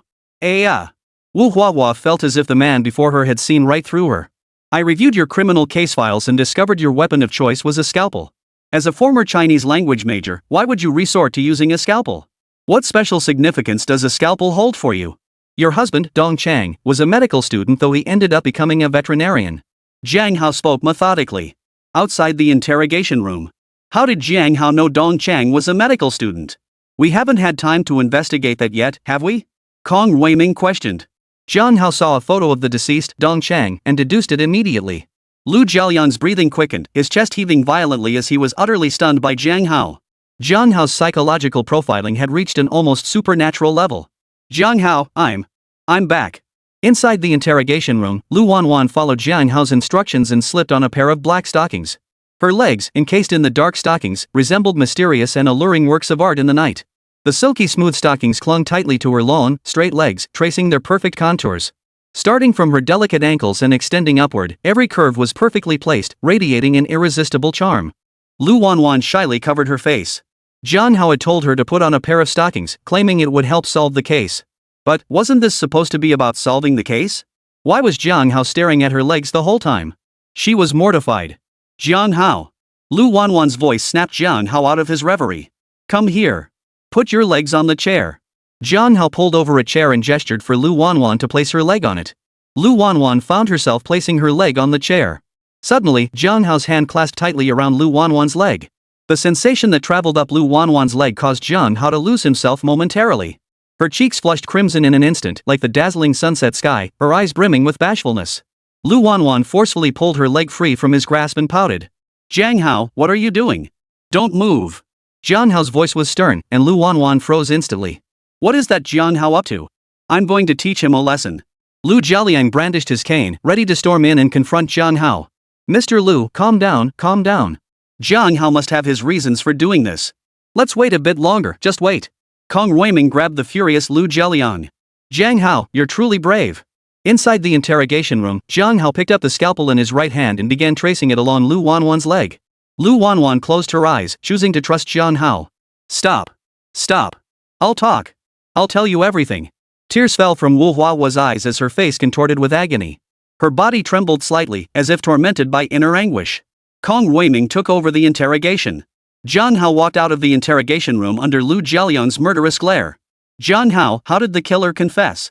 Lu Wanwan asked curiously. Because Wu Hua couldn't be born without a vagina. Her husband developed a twisted obsession. He derived immense pleasure from using a scalpel to cut into her legs, clad in stockings. But soon, irreparable scars marred Wu Hua's legs, and she was neglected once more. Jiang Hao answered Lu Wanwan's question. Ah, how perverted. Lu Wanwan shuddered. My apologies, Officer Lu. I should have discussed this with you beforehand. I should have told you I'd be touching your legs during the interrogation. Jiang Hao took the initiative to admit his mistake. Oomph. Do my legs feel smooth? Lu Wanwan blurted out the question as if possessed, then immediately realized her slip and covered her mouth. Smooth. Really smooth. Jiang Hao answered honestly. Ah. Jiang Hao, you pervert. Lu Wanwan raised her delicate fist and pounded it toward Jiang Hao's chest. Chapter 34, Reward. Wonderful. The killer has finally confessed. The serial dismemberment case is finally solved. Kong Ruiming's lips curled into a broad smile, unable to contain his excitement. Yes, it's finally solved. This old body of mine can finally get some rest. Lu Jialiang's forehead wrinkles smoothed out, his face beaming with a smile. Old Wei, you're a grown man, what are you crying for? Kong Ruiming looked at Wei Zuan, a grown man crying like a child. Jiang Hao deserves the top credit for solving this case. We absolutely must ensure he receives proper recognition. Wei Zuan brought up Jiang Hao's reward. Mr. Lu, what do you think? Kong Ruiming sought Lu Jialiang's opinion. You're the chief. Jiang Hao should be rewarded as he deserves. Follow all regulations. No special treatment. Lu Jialiang stated his position. All right. The case-solving bonus will be issued at the maximum amount of 200,000 yuan. Send the commendation documents to Jiang Hao's school and hometown. Captain Qian, you will personally oversee this. Kong Ruiming finalized the commendation decision. Rest assured, Commissioner. I'll see it through. Qian Liang had been hoping for an opportunity to seek advice from Jiang Hao. By the way, Jiang Hao's status as police department advisor remains unchanged. Increase his allowance by 1 tier. Elevate Jiang Hao's internal authority, granting him permission to request police resource allocations. Kong Ruiming was determined to keep Jiang Hao, this valuable talent, in Yangchang. Lu Jialiang remained silent. Kong Ruiming was truly making a bold move. Lu Jialiang resolved to keep his granddaughter, Lu Wanwan, in Yangchang so she could interact more with Jiang Hao. Brother Jiang, who was that beauty who drove you back to school? How come she's another celebrity-level beauty?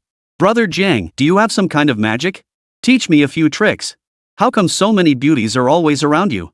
Hu Ming was so jealous he could practically drool. We went to the same school, how come you're so outstanding?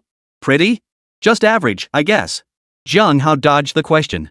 Ah, I'll fight you. Hu Ming and Jiang Hao started roughhousing. Jiang Hao noticed teacher Sun Ming in the distance. Thank you, Jiang Hao. Sun Ming shed his usual scruffy appearance, looking neat and sharp. Teacher Sun, I've only done what I should have done. Mr. Sun, please take good care of yourself. Jiang Hao began to console teacher Sun Ming. Jiang Hao, no need to thank me for such a great favor. If you need anything, just reach out to me. With a look of gratitude, Sun Ming left immediately. After finishing his morning classes, Jiang Hao glanced at his phone and saw several messages from Sofia. Sofia, Jiang, are you free this afternoon? I want to buy a commuter car. Jiang Hao, sure, I don't have any classes this afternoon. Sofia, I'll come find you this afternoon. Thanks, Jiang. Jiang Hao, you're welcome. At the entrance of Yangcheng University, Jiang Hao scrolled through his phone while waiting for Sofia. Jiang Hao, sorry to keep you waiting. Sofia approached Jiang Hao with a smile. She wore simple denim shorts paired with a white short-sleeve top, the hem casually tucked in to reveal her slender waist. A playful baseball cap perched on her head, radiating a sunny aura. White sneakers adorned her feet, and every movement radiated the lively energy of a young girl. Most captivating were Sofia's long, perfectly proportioned legs, free of any excess flesh. Jiang Hao, the place I'm staying now is a bit far from school. I need to buy a vehicle for commuting. Do you have any recommendations? Sofia asked. How about getting one of those legendary Chinese cars? Jiang Hao had an idea. Eastern Divine Car? What's that? Sofia tapped her slender fingers against her chin as she asked. An electric scooter commonly known as a little electric stove. Jiang Hao explained to Sofia. A donkey? You mean the animal? Sofia had never seen a donkey in her life. I'll take you to a store so you can see for yourself. Jiang Hao took Sofia's hand, opened the map navigation, and found a brand name store. Gong Fan, the owner of the electric scooter shop, was kneeling on the ground assembling an electric scooter. Hey, boss. My friend wants to buy an electric scooter for commuting. Got any recommendations? Jiang Hao asked. Hold on a sec, handsome. Let me wipe my hands, they're a bit dirty from assembling the bike. Gong Fan stood up and washed his hands. Holy crap, dude, your girlfriend is seriously gorgeous. Gong Fan casually dried his hands, then saw Sofia and his face betrayed sheer astonishment. Boss, Jiang Hao and I are just regular friends. Don't say things like that. A faint blush spread across Sofia's cheeks, making her look radiantly beautiful. Her long lashes fluttered slightly, as if trying to hide her bashfulness. Just friends? Gong Fan didn't buy it for a second.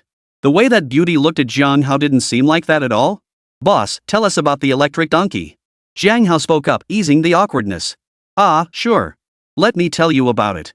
Gong Fan shifted his focus back to business. I recommend this Luna model.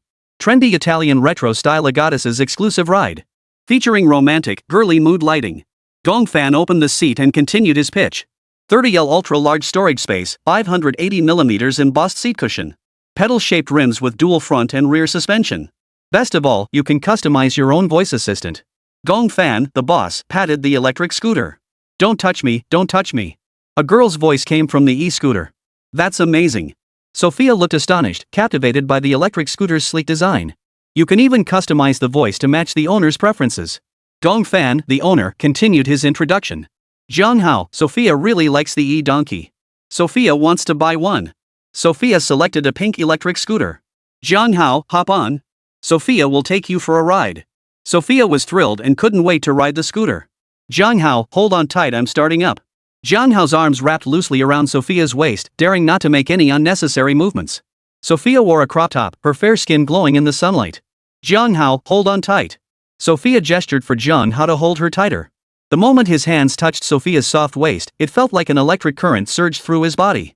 Feeling the warmth radiating from her waist, Jiang Hao felt his heart flutter. Suddenly, Sofia opened her mouth and began singing a Russian folk song. Her clear, melodious voice rippled through the air like heavenly music. Sofia's eyes sparkled, her face radiating pure joy. Her long hair danced freely in the wind, like a fluttering flag. Sofia rode her bike, singing folk songs.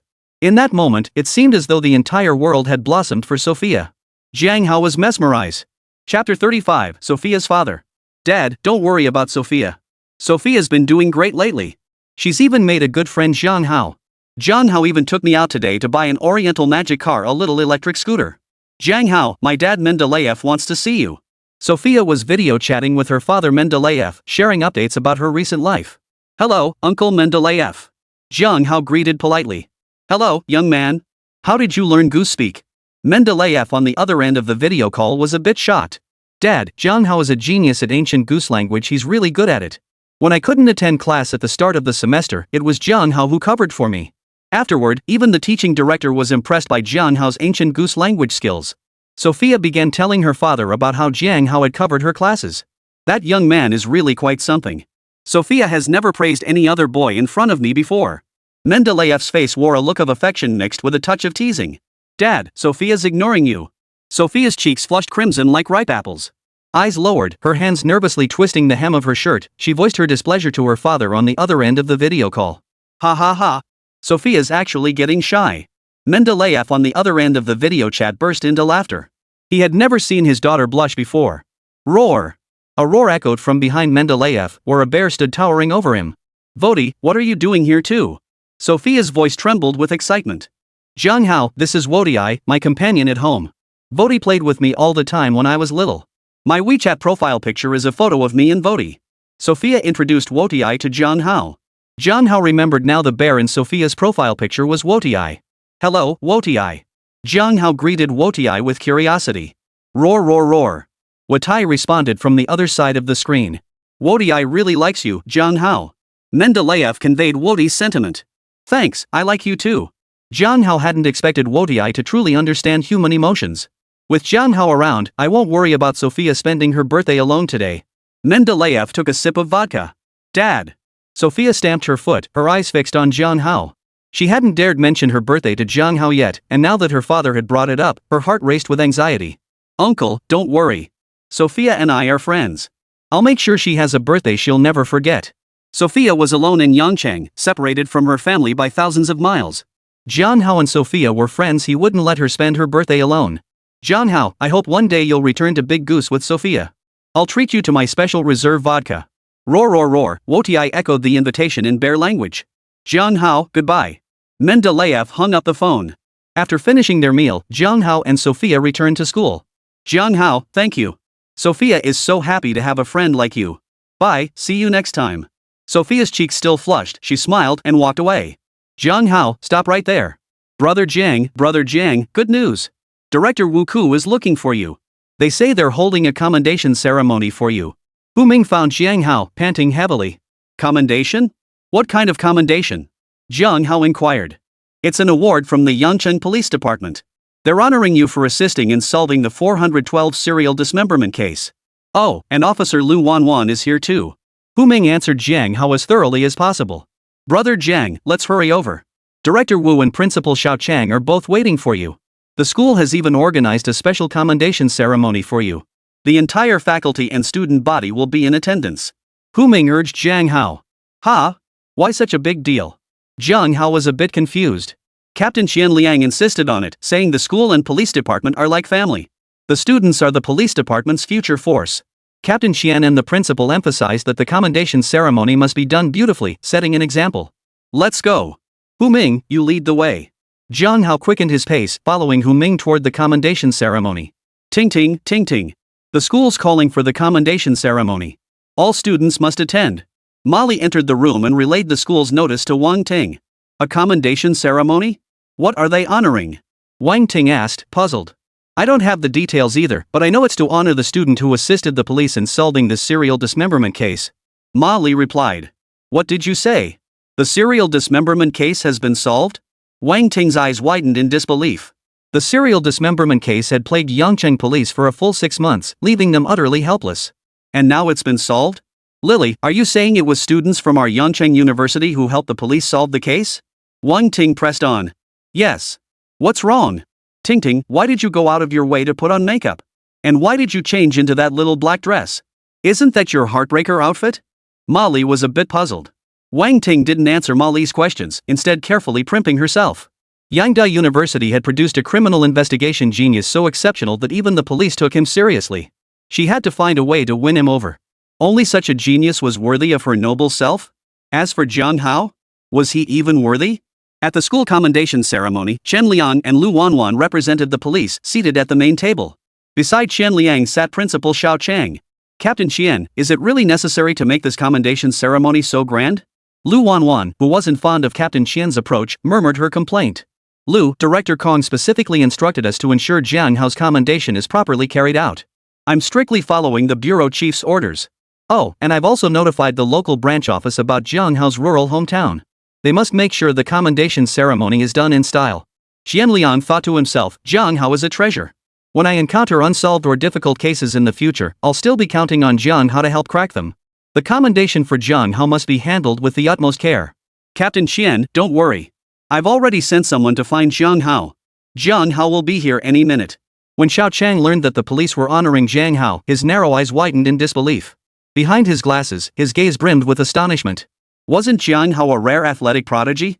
How had he suddenly become the crime-solving genius Captain Qian spoke of? Xiao Chang double-checked the student ID number in disbelief. It was indeed Jiang Hao. Names might be duplicated, but student IDs were unique.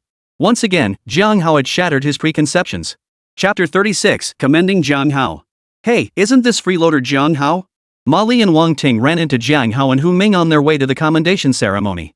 Molly immediately launched into her sharp-tongued verbal assault on Jiang Hao. Molly, what nonsense are you spouting? Hu Ming spoke up indignantly on Jiang Hao's behalf.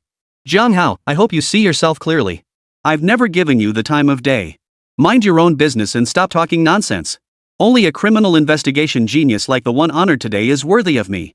Jiang Hao, stop dreaming of a frog marrying a swan.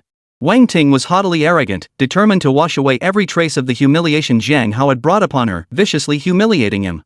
Wang Ting, don't push it too far. Hu Ming couldn't stand it anymore and stepped forward to defend Jiang Hao. Hu Ming, let me handle this. Jiang Hao grabbed Hu Ming's arm. Wang Ting, let me make this perfectly clear. I don't have any feelings for you. We'll go our separate ways. After saying this, Jiang Hao pulled Hu Ming into the commendation ceremony. The school beauty? Let whoever wants her chase her. A bunch of rich women throwing themselves at Jiang Hao, isn't that sweet enough? Captain Qian, Jiang Hao is here. Shall we begin? Xiao Chang saw Qianliang's approval. Let's get started. Quickly. Qianliang couldn't wait to curry favor with Jiang Hao. Xiao Chang cleared his throat and began hosting the commendation ceremony. Distinguished guests, dear students, and faculty members. Within the halls of Yangda University, there resides a brave and brilliant student who, with extraordinary courage and exceptional intellect, assisted the police in successfully solving the 412 serial dismemberment case. As soon as Xiao Chang finished speaking, the audience erupted in commotion. Good heavens! The 412 serial dismemberment case has been solved. Which student is so amazing? I, Lu Benwei, want to swear brotherhood with him. I want to have his baby. Wait, dude, you're a guy? What do you know? True love transcends gender. Quiet. Keep it down. Xiao Chang restored order. We gather here today to honor the student with a grand commendation. Jiang Hao of Class 241, when justice faced a challenge and society needed a helping hand, you stepped forward without hesitation. With keen observation and calm analytical skills, you provided crucial leads and valuable insights to the police. Throughout the investigation, you faced hardship and danger without flinching. You secured justice for the victims and brought honor to Yangda University. Below the stage, he scratched his nose, feeling a bit embarrassed. Was this about me? He was practically being praised to the skies. Damn, it's gotta be Brother Jiang. Brother Jiang rocks. Hu Ming gave Jiang Hao a thumbs up. Jiang Hao's classmates gathered around him. Damn, Jiang Hao, you're something else. That was incredible. Helping the police solve cases? Jiang Hao, you're Yangqing's Sherlock Holmes. Jiang Hao, I knew you weren't ordinary. Take me as your little brother, okay? Jiang Hao, let's grab a meal sometime. A crowd of classmates expressed their admiration for Jiang Hao. Hereby, the Yangqing Police Department and Yangqing University jointly decide to confer upon student Jiang Hao the honorary title of crime-busting hero and present him with commendation. Amidst thunderous applause, Jiang Hao ascended the podium and was presented with his medal. We hope Jiang Hao will continue to embody this courage and wisdom, shining even brighter on his future path. We also hope all students will follow Jiang Hao's example and contribute their strength to Yangqing. Let us once again offer our warmest applause to congratulate and honor Jiang Hao. As Xiao Chang finished speaking, thunderous applause erupted from the audience for Jiang Hao. How could it be Jiang Hao? How could it be Jiang Hao? Wang Ting was overcome with fury, feeling like a complete fool. Wang Ting trembled with rage, her once rosy cheeks turning deathly pale. Her legs seemed to lose all strength, causing her to sway unsteadily. Her breathing was rapid and erratic, her chest heaving violently. Ting Ting, are you okay? Should I take you to see the school nurse? Molly reached out from behind to steady Wang Ting. Take me back. Take me back. Let's go. Wang Ting's voice was already breaking into sobs, desperate to escape. Hey, isn't this Wang Ting the one who said my brother Jiang was a toad trying to eat swan meat? Oh my, how come my brother Jiang Hao is the celebrated genius of criminal investigation?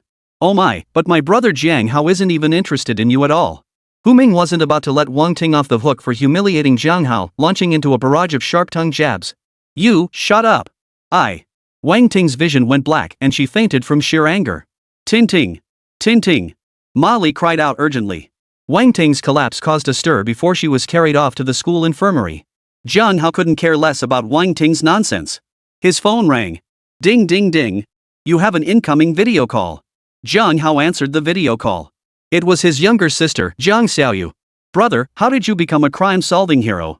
Grandpa Village Chief was parading around with a big red flower today, banging gongs and drums. It was quite the spectacle. Even Uncle Air, who's usually so stingy, brought a bag of eggs today saying he wanted to help, but I sent him packing. Neighbor Aunt Zhang rushed over and showered Mom with praise, saying she raised such a good son. Jiang Xiaoyu gestured wildly on the other end of the screen. How have you been lately? Did you get hurt helping the police solve the case? Jiang Hao's mother, Sun Yan, chimed in, her first words filled with concern for her son. Mom, I'm fine. I'm doing great. Don't worry about me. Jiang Hao beamed, unwilling to burden his mother with worry. Hao, don't work yourself too hard out there. Mom doesn't want you to be some kind of crime-solving hero. Mom just wants you to grow up safe and sound, healthy and strong. Sun Yan's eyes welled up with tears. Mom, don't worry. I'll take good care of myself. You take care of yourself too. Xiaoyu, take good care of yourself and your mom. Jiang Hao felt a wave of warmth surge through him, and his eyes welled up uncontrollably. I knitted a sweater and had Xiaoyu mail it to you. You were always frail as a child, remember to wear it. Don't worry about me and your sister. You need to take care of yourself out there on your own. Sun Yan's voice was filled with concern. I'll take care of myself, Mom. You take care of yourself too. Don't work yourself to the bone. Jiang Hao fought back tears, unwilling to burden his mother with worry.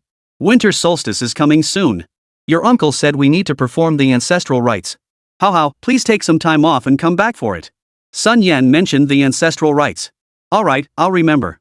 Jiang Hao hung up the phone, his emotions lingering long after. Chapter 37, Lu Keqing's best friend visits. Xingxing, you scared me to death. Did that bad guy hurt you? In the living room, Lu Keqing's best friend Zhu Huiwei asked, her voice filled with concern. Tall and slender, Zhu Huiwei wore a form-fitting black dress that accentuated her sultry curves. A pair of simple silver earrings dangled from her earlobes, swaying gently with her movements. I'm fine. It was just a false alarm. Lu Keqing replied with a smile. She wore a silk black nightgown, its loose cut unable to conceal her graceful figure. The slightly open neckline revealed her delicate collarbone, exuding a unique sensuality. Lu Keqing reclined lazily on the sofa, the sash at her waist tied loosely.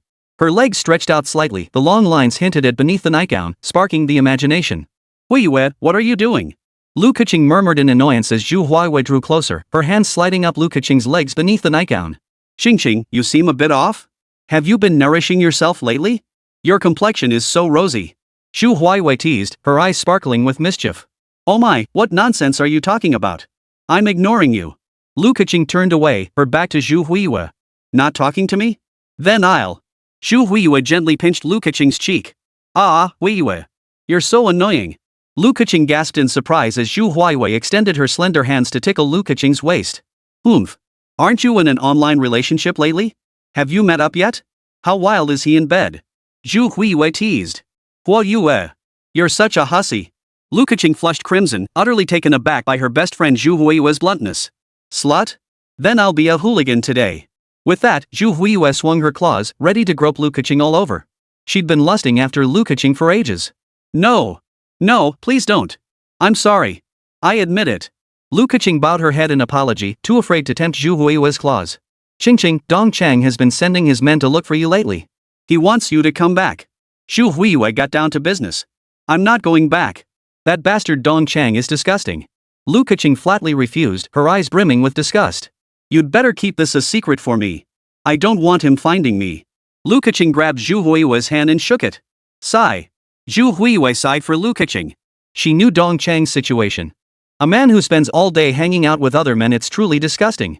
Let's not talk about those unpleasant things. Keqing, didn't you say you were rescued by some cute guy? Didn't you get his contact info? He risked his life to save you, shouldn't our Qingqing repay him with her body? Zhu Huiwei changed the subject with a playful tease. Huiwei, you always tease me. The one who saved me was just a tenant of mine still in college. You want me to be an old cow grazing on tender grass? Lu Keqing finished speaking, a faint blush spreading across her cheeks. Lu Keqing had initially started an online romance with Jiang Hao purely for fun, hoping to alleviate her loneliness. After being rescued by Jiang Hao, however, she found herself taking things seriously. She wasn't sure how to feel about him now. Holy cow, Keqing, why are you blushing when you talk about Jiang Hao? You wouldn't have fallen for Jiang Hao, would you? No way, I have to meet Jiang Hao. Zhu Huiyue's curiosity was piqued. She wanted to see Jiang Hao for herself and get to the bottom of things. Bang bang bang. Suddenly, the sound of gongs and drums echoed from outside the house. What's going on? Zhu Huiyue asked Lu Keqing. I have no idea either. Lu Keqing looked equally bewildered. Come on, let's go check it out. Zhu Huiyue, ever the curious onlooker, grabbed Lu Keqing's hand and pulled her downstairs to join the commotion. Mr. Zhang, what's all this drumming and gong beating about? Lu Keqing asked old Zhang, the gatekeeper of the neighborhood. Ah, Keqing, my dear. Don't you know? Isn't Jiang Hao your tenant?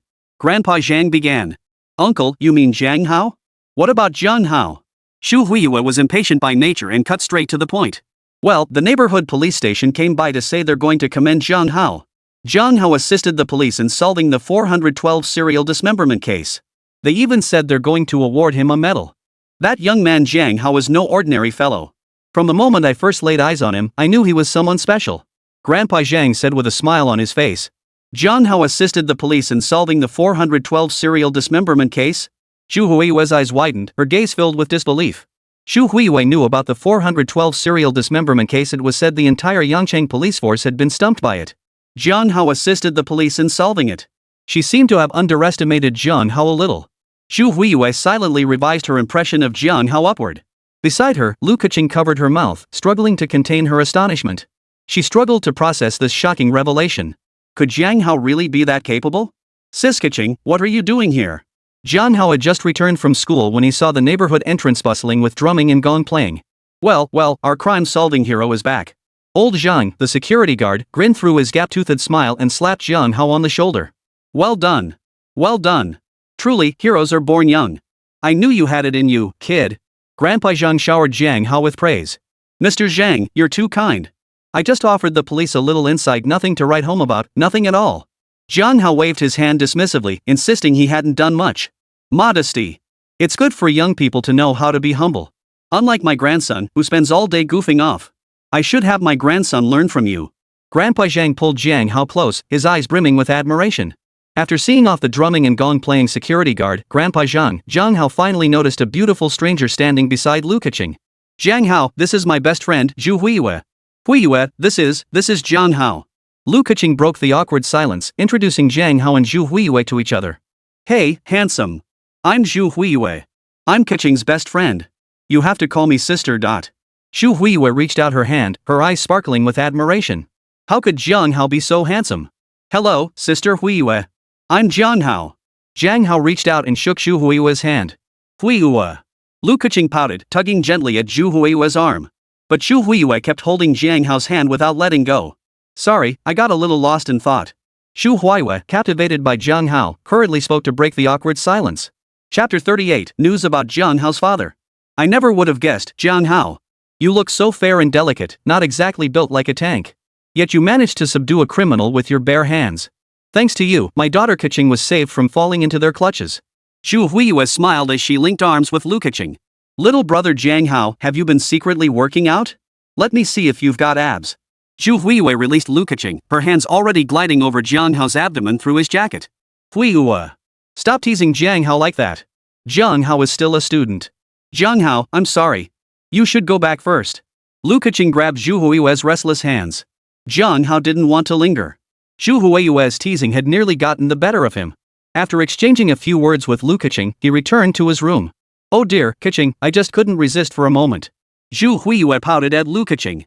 So, Keqing, did you get Jiang Hao? Is he a stud? Zhu Huiyue chatted without restraint. No. What nonsense are you talking about? You're corrupting me. Lu Keqing covered her face in embarrassment. Don't like it? Then I'll have to strike first. Handsome guys like Jiang Hao aren't easy to come by. Zhu Huiyue was itching to act. No way, you're not allowed to go after Jiang Hao. Lu Keqing clung to Zhu Huiyue's arm, refusing to let go. What's this? Has Keqing turned into a possessive little dog all of a sudden? Zhu Huiyue looked at Lu Keqing with a smile. I. Lu Keqing lowered her head, fidgeting with the hem of her shirt, unable to speak. Why are you suddenly getting shy? This doesn't seem like the Lu Keqing I know. Zhu Huiyue wrapped her arms around Lu Keqing from behind and spoke. Well, it's like this. At the time, I just wanted to ease my loneliness, so I started an online romance with a casual attitude. Little did I know that my online crush, Jiang Hao, would end up becoming my tenant. Jiang Hao risked everything to protect me. Now I don't know how to face Jiang Hao. I'm afraid Jiang Hao will discover I'm his online love interest. Our chats were way too explicit. Lu Keqing shared her concerns with Zhu Huiyue. Holy crap, what kind of crazy plot twist is this? Zhu Huiyue couldn't help but exclaim. Qingqing, do you really like Jiang Hao? Zhu Huiyue wrapped her arms around Lu Keqing's head and asked seriously. I do. Lu Keqing stammered out her reply. That's good. Aren't you shy? Let me give you an idea. Zhu Huiyue whispered into Lu Keqing's ear. Huh? Dope Jiang Hao? Would that even work? Lu Keqing was torn. Oh, come on, I didn't drug him, you idiot. Aren't you supposed to be taking care of Jiang Hao, making him breakfast every day? Just slip some aphrodisiac herbs into his breakfast. Then dress a little more provocatively. He's a strapping young man, how could he resist your charms? Just say it, what's there to be shy about? Men and women are all about that one thing in bed, aren't they? Once you break through that barrier, everything else falls into place. Once you've got him in bed, what's there to be awkward about? Zhu Huiyue laid out her plan, while Lu Keqing's face betrayed a look of hesitation. Jiang Hao returned to his rented apartment and took a relaxing hot shower. He examined the wound on his right hand. The scab had formed, and he believed it would heal completely soon. Ding ding. A message popped up on his phone. Lu Wanwan, Jiang Hao, Wu Huahua, the serial dismemberment case suspect, wishes to meet with you before sentencing. She mentioned your father, Jiang Zetian. She seems to have some information about your father. What? Jiang Hao abruptly stood up from the sofa. Jiang Zetian, Jiang Hao's father, had left to work as a migrant laborer when Jiang Hao was young to support the family. In Jiang Hao's memories, every time his father Jiang Zetian returned home for the new year, he would bring him a pile of gifts. The new year was always the happiest time for Jiang Hao and his younger sister. Father Jiang Zetian would carry Jiang Hao on his shoulders, while Mother Sun Yan held their younger sister Jiang Xiaoyu in her arms. The family of four would happily stroll through the New Year's celebrations together. But when Jiang Hao was 10, news came from his father's co-workers that Jiang Zetian had been caught in a mining accident. His whereabouts were unknown, and his fate remained uncertain. Mother Sun Yan raised both children alone until they grew up. Wu Huahua, how could she be connected to his father? Jiang Hao was deep in thought and finally decided to meet Wu Huahua. Jiang Hao opened his phone and sent a message to Lu Wanwan. Jiang Hao, can I meet Wu Huahua? Lu Wanwan, yes, you can use your affiliation as a police consultant. Jiang Hao, can you arrange it as soon as possible? This time, Jiang Hao waited several minutes before Lu Wanwan replied. Lu Wanwan, this afternoon works. I've requested permission from Captain Qian. Lu Wanwan, after lunch, I'll wait for you at the police station entrance. Jiang Hao, thank you, I appreciate it. At the police station, Captain Qian looked at Lu Wanwan with puzzlement. Lu Wanwan, weren't you supposed to be off duty this afternoon? Why did you request to accompany Jiang Hao in interrogating Wu Huahua? Captain Qian looked puzzled. Lu Wanwan never liked overtime. Getting her to work extra hours was practically impossible. Why would she give up a perfectly good day off today? Wu Huahua has information about Jiang Hao's father, Jiang Zetian. I'll accompany him during the interrogation. Lu Wanwan explained her reasoning. How is Wu Huahua connected to Jiang Hao's father? Could this be a deliberate false lead? Alright, during the afternoon interrogation, I'll have Officer Hu from the task force accompany him to ensure Jiang Hao's safety. Captain Qian made the decision. Jiang Hao was now the police department's prized asset, and he had to ensure Jiang Hao's safety. Afternoon, outside the police station. Jiang Hao, you're here. Don't overthink it. It might be a deliberate false lead from Wu Huahua. She might be up to something. Lu Wanwan was on leave, dressed in plain clothes. She wore a simple white shirt on top paired with blue jeans. The clothes hugged her form, outlining her perfect curves. Don't worry, I'll be careful. Jiang Hao thanked Lu Wanwan for her concern. Interrogation room. Wu Huahua sat with her hair shaved short, clad in a blue and white prison uniform, her face expressionless. Wu Huahua, I'm here. You know what I want to hear. Jiang Hao cut straight to the chase. Jiang Hao, you really take after your father, Jiang Zetian. Wu Huahua spoke indifferently. You know my father? How did you two even connect? Jiang Hao couldn't quite wrap his head around it. Well, are you sure you want the little girl beside you to hear this? Wu Huahua's face broke into an enigmatic smile. Chapter 39, The Motorcycle Goddess. Just say it. Officer Lu is my friend. There's nothing she can't hear. Jiang Hao held back Lu Wanwan as she tried to get up and leave. He trusted his father. Lu Wanwan offered no resistance, a flicker of secret delight crossing her mind. Jiang Hao actually considers me a friend. Whatever you say. I met your father, Jiang Zetian, after the mining accident. Wu Huahua fell silent after speaking. What? You met Jiang Hao's father after the mining accident? Lu Wanwan exclaimed in shock. My dad. How is he? Jiang Hao suppressed his emotions. Jiang Zetian was covered in blood. He came to me after dark to buy hemostatic medicine. But judging by the wound, it was clearly a gunshot. I'm a veterinarian. I couldn't bring myself to sell him the medicine. When I refused your father, Jiang Zetian knocked me unconscious. When I woke up, I found a lot of medicine missing from the veterinary shop. A gold bar was left on the counter. I didn't dare speak up and chose not to report it to the police. Wu Huahua continued her account. A gold bar? Lu Wanwan felt she should have stayed outside. What else? You must know more. Jiang Hao suppressed his emotions and asked. Later. I don't want to say. Ha ha ha. Wu Huahua laughed, thoroughly pleased with Jiang Hao's current expression. The interrogation time ended and Wu Huahua was escorted back to the prison. Jiang Hao, are you okay?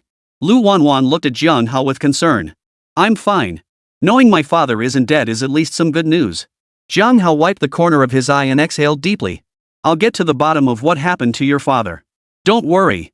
Lu Wanwan assured Jiang Hao. Thank you, Officer Lu. Jiang Hao's expression was serious. Just call me Wanwan. Lu Wanwan's voice was as soft as a mosquito's buzz. Jiang Hao didn't take a taxi back. He walked slowly by himself, deep in thought. Wu Huahua had indeed seen her father. Jiang Hao had been observing her with his divine-level psychological profiling. But in the end, Wu Huahua lied. She only knew that much, the rest was deliberately provoking Jiang Hao as revenge. Though Jiang Hao held an advisory position with the police department, his authority was limited. To investigate the specifics of his father Jiang Zetian's mining accident years ago, he still needed Lu Wanwan's help. Jiang Hao had incurred another debt of gratitude to Lu Wanwan. Beep beep beep. The sound of a motorcycle horn blared in Jiang Hao's ears. Jiang Hao. The voice belonged to a stunningly fit motorcycle girl. She wore a form-fitting black and white racing suit and sported a sleek helmet. She straddled the imposing Yamaha, legs slightly apart, her posture straight and confident. Her hands gripped the handlebars with practiced ease, fingers lightly resting on the brakes and throttle, as if she were one with the machine. Not happy? Get on. Put on your helmet. Leave all your troubles behind on this Mercedes-powered bike.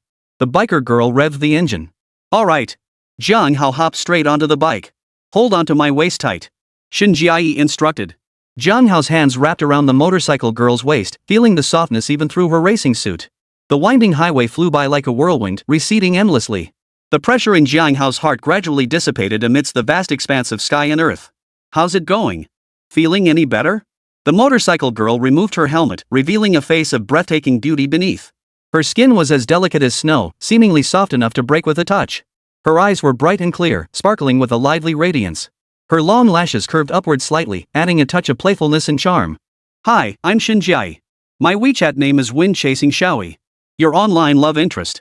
Shen Jiayi introduced herself. Chasing Wind Xiaoyi? Online love interest? Jiang Hao remembered Chasing Wind Xiaoyi was one of the online love interests his sister had set him up with. How did she end up showing up in person? You don't need to introduce yourself. I know all about you, Yangqing's crime-solving hero, Jiang Hao. Shen Jiayi paused before continuing. I'm not here for you to solve any cases. You claim to be a motorcycle master, is that true? Shen Jiayi looked at Jiang Hao with reddened eyes, her gaze filled with anticipation.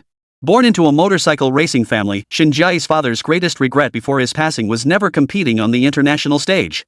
Shen Jiayi carried on her father's legacy, forming her own team to compete in the National Motorcycle Championship. The team was only 10 points short of qualifying. If any of their riders finished in the top 10 at the Yangcheng leg of the championship, qualify for the national championship. The Yangcheng leg was set to begin in just 3 days, but the team's top rider had been poached by a rival team. The remaining registered riders also withdrew one after another, leaving Shen Jiayi as the sole competitor registered for the team. For the team to qualify for the national championship, Shen Jiayi must win the Yangcheng stage. Shen Jiayi had previously won the women's amateur motorcycle racing championship, but among the competitors at the Yangcheng station, there were too many elite riders from top-tier teams aiming to boost their rankings. Shen Jiayi was plunged into despair. While flipping through the newspaper, she came across a report about Jiang Hao. Crime-solving hero, prodigy. Her eyes locked on the photo. Wasn't this the guy she'd been chatting with online? Recalling Jiang Hao's claim during their chats that he was a motorcycle master, Shen Jiayi clung to him like a drowning person grasping a straw. She sought him out immediately. Of course it's true. Ding. Host acknowledges sister's exaggerated claims. You have acquired the skill, motorcycle master. In an instant, Jiang Hao felt as though he'd been immersed in the world of motorcycles for years. You really are a motorcycle master? Have you ever competed in international races? Jiang Hao was handsome, but Shinjiai had never heard his name in motorcycle circles. Well, truth be told, I'm a natural. The kind who taught himself. Jiang Hao said with a thick skin. Wasn't the system a kind of talent? A man who has to cover his eyes even when sitting on the back of my bike, and you call yourself a motorcycle master? I only have 3 days. I need to find a motorcycle expert to help me improve my performance. Only by winning the Yangcheng Station Championship will I have a chance to fulfill my father's wish. To fulfill my father's wish, I'll do anything. Shinjiai had long given up hope in Jiang Hao. She'd once believed he could become a crime-solving hero, a man of integrity and principle. Little did she know that in reality, he was nothing but a boastful little brat. Anything? Jiang Hao asked uncertainly. Of course. Too bad you can't help me. I won't get the chance to fulfill my father's wish. Shinjiai's shoulders trembled slightly as tears slowly rolled down her cheeks. Chapter 40, I want your car. I can help you. Jiang Hao placed his hand on Shinjiai's shoulder, offering gentle comfort.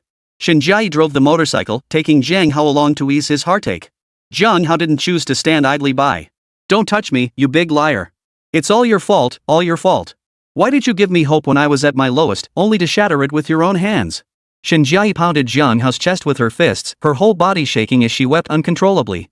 Jiang Hao wasn't about to indulge her. He grabbed her arms and pulled her into a tight embrace. Calm down. Shinjiai. Keep crying and I'll slap your butt. Jiang Hao deliberately threatened Shinjiai. After he spoke, Shinjiai stopped crying. Let me go. I'm not crying anymore. Don't you dare spank my butt. You. Jiang Hao, you're so ungentlemanly. Shinjiai stopped crying and glared at Jiang Hao with reddened eyes. Get in. Let me show you what it's like. Blowing smoke? I never brag. Jiang Hao strapped on a black helmet and straddled the sleek motorcycle. That's my bike. Shinjiai muttered under her breath. Ah. Jiang Hao, what are you doing? Jiang Hao revved the engine, sending Shinjiai crashing into his back.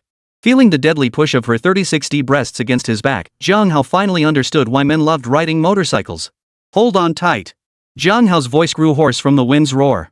The bike shot forward like an arrow released from a bow, wind howling past their ears. Jiang Hao rode the bike with the posture of a man taming a wild stallion. Leaning forward slightly, his hands gripped the handlebars tightly, steering with precision as if pulling on reins. The motorcycle's engine roared continuously, like the galloping hooves of a wild stallion, brimming with power and passion.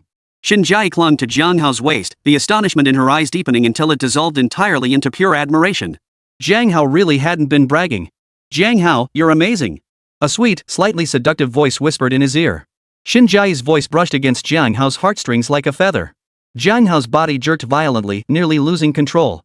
He slowly pulled the motorcycle over to the side of the road. Jiang Hao, you're incredible. Your riding skills are the best I've ever seen. The top contenders in my racing team can't hold a candle to you. Can you be my mentor? I need to win the championship at the Yangcheng Station. Shinjiai's eyes flashed with urgency as she looked to Jiang Hao for help. Shinjiai's team had only one registered competitor left, herself. She absolutely had to win the Yangcheng Station Championship to qualify for the National Motorcycle Championship. If you can help me fulfill my father's wish, I'll do anything. Shinjiai looked up and saw Jiang Hao's gaze fixed on her, assuming he was targeting her. Shinjiai thought to herself, that stinky man. But he was so handsome, and younger than her, she wouldn't be at a disadvantage. I want a motorcycle. Jiang Hao caressed the motorcycle, growing more enamored with it the longer he looked. The motorcycle's charm was undeniable. Jiang Hao had fallen in love with the exhilarating sensation of riding it at breakneck speed. Ha? Are you serious? Shinjiai felt as if she'd been completely ignored. After all, she was a stunning beauty. Was Jiang Hao really only interested in a motorcycle? Was she not as captivating as a motorcycle worth millions? Alright, fine. But only if you agree to be my instructor for 3 days and help improve my riding skills. Shinjiai stammered out her reply, her face betraying her displeasure. Fine. Jiang Hao agreed. He couldn't refuse a motorcycle worth millions. Shinjiai's racing team training ground, once bustling with activity, had grown eerily quiet since their top driver was poached. Sisjiai, you're back. The voice belonged to a tall, bespectacled girl. Her name was Yang Lu, Shinjiai's assistant. Lure, open the training facility. I need to start training. Shinjiai announced briskly. Training now? Got it. I've already opened the training area. Sisjiai, did you find that motorcycle expert? Yang Lu flipped the switch to open the training grounds gate before asking with concern. Found one. He's the guy standing right here beside me. Let me introduce you, this is Jiang Hao. Jiang Hao, this is my assistant and my bestie, Yang Lu. Shinjiai spoke while putting on her wrist guards. Hello, I'm Jiang Hao. Jiang Hao politely greeted Yang Lu. Hello. After saying that, Yang Lu pulled Shinjai, who was still putting on her protective gear, aside. Shin, you haven't been tricked, have you? That Jiang Hao looks like just an ordinary college student. He doesn't look like a motorcycle expert at all. Every renowned motorcycle expert out there has put in over a decade or two of training. Yang Lu and Shinjai were as close as sisters, and she feared Shinjai might be deceived. Besides, Shinjai had trained for years, yet her time for completing the full track hadn't improved at all. Now she wanted Jiang Hao to help improve her performance in just 3 days. Yang Lu felt it was utterly impossible. Fearing she might dampen Shinjai's enthusiasm, Yang Lu kept her doubts to herself. Lure, I know you care about me. But Jiang Hao really is a motorcycle master, one of the absolute best. Shinjai had seen countless elite riders, none of whom could match Jiang Hao. Is Jiang Hao really that good? I still find it hard to believe. Yang Lu maintained his skepticism. Jiang Hao was simply too young. What about Uncle Sun Denghui? Why haven't I seen him? Shinjai asked. Sun Denghui was a close friend of her father's. After her father passed away from illness, he had managed the family business on her behalf and now served as the Shin family's steward. Butler's son left in a hurry this morning. He didn't say a word when he departed. Yang Lu also found it a bit odd. Never mind. I'm going to training first. Let me know when Uncle Sun returns. Shinjai walked over to Jiang Hao. Got it, Sister Jai. Sis Jai, you've got to give it your all. Yang Lu cheered Shinjai on. Shinjai waved, clutching her helmet, and entered the motorcycle training ground with Jiang Hao. Shun, you're an experienced rider. You understand the fundamentals of motorcycle operation. You know when to shift gears and when to maintain low engine idle speed. Jiang Hao slipped into the role of instructor, explaining the details to Shinjai. Yang Lu remained in the manager's office, watching the surveillance feed. He's actually doing a decent job. He's putting on quite the act. I'll see how you teach her. Yang Lu watched the surveillance footage with a skeptical expression. Chapter 41, Jiang Hao transforms into a teacher. Shinjai, get in the car. No need to start the engine. Jiang Hao gave the order. Shinjai flipped over and landed securely on the seat. She wore a black leather jacket that hugged her body, accentuating her slender waist. Ah! Jiang Hao, what are you doing?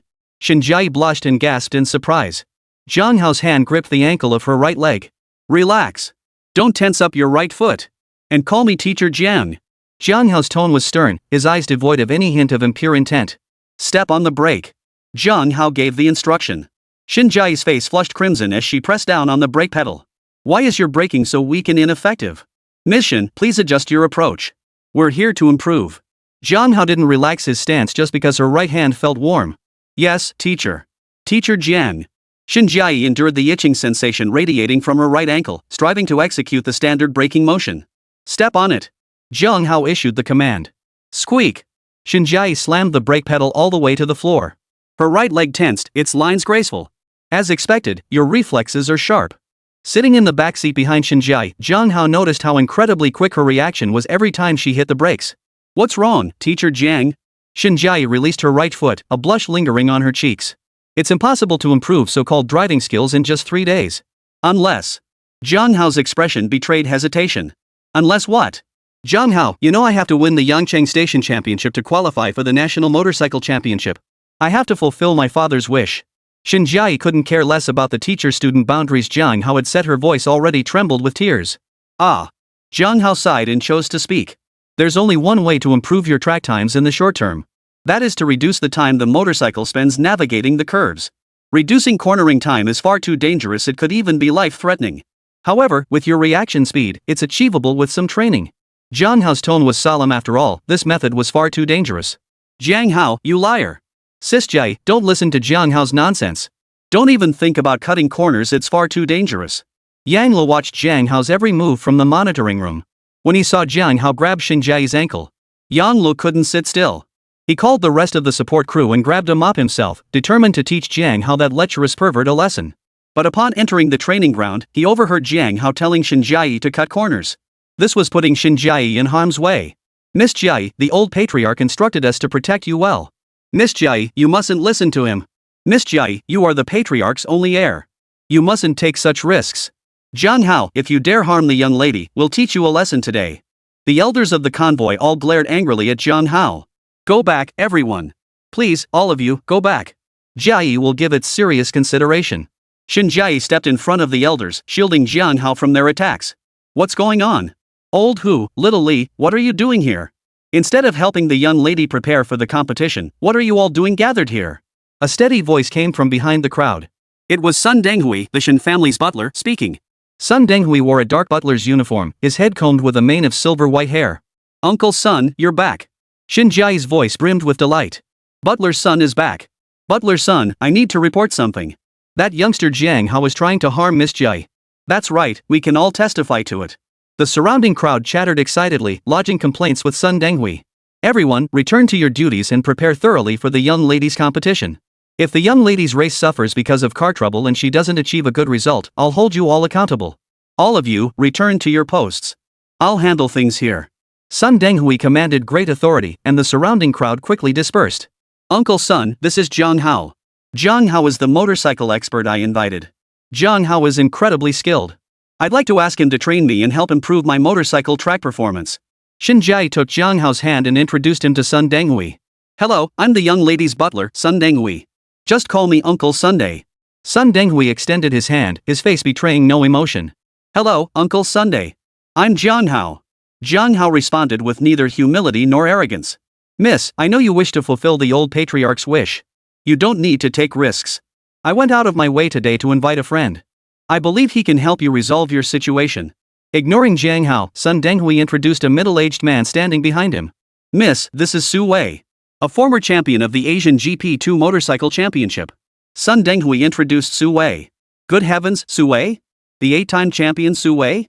The Su Wei who won the National Motorcycle Championship 8 times? The Su Wei who ultimately won the Asian GP2 Championship? Su Li's mouth fell slightly open in disbelief as he exclaimed in astonishment. So that's why you've been gone so long, Mr. Sun. You went to invite 8-time champion Su Wei. Sister Jiai, great news. With 8-time champion Su Wei on board, you'll definitely fulfill the old patriarch's wish. Su La happily embraced Shin Jiai, delighted for her. I really want to help Miss Shin. I've thought about it long and hard, even consulting my teacher. There's simply no way to help Miss Shin improve her motorcycle track performance in such a short time. In just 3 days, achieving a significant improvement in motorcycle track performance is simply impossible. Su Wei's voice was filled with resignation. Su Wei owed the Shin family a major favor, which was why he'd come personally. How about this? I'll reach out to a top-tier racing team. Securing a competition slot for Miss Shin shouldn't be a problem. To repay the favor, Su Wei offered his best suggestion. No, father wants our own team to compete in the National Motorcycle Championship. I don't want to join another team. Shin Jiai's voice was filled with despair. Miss, you must learn to let go. The old patriarch wouldn't want to see you in such sorrow.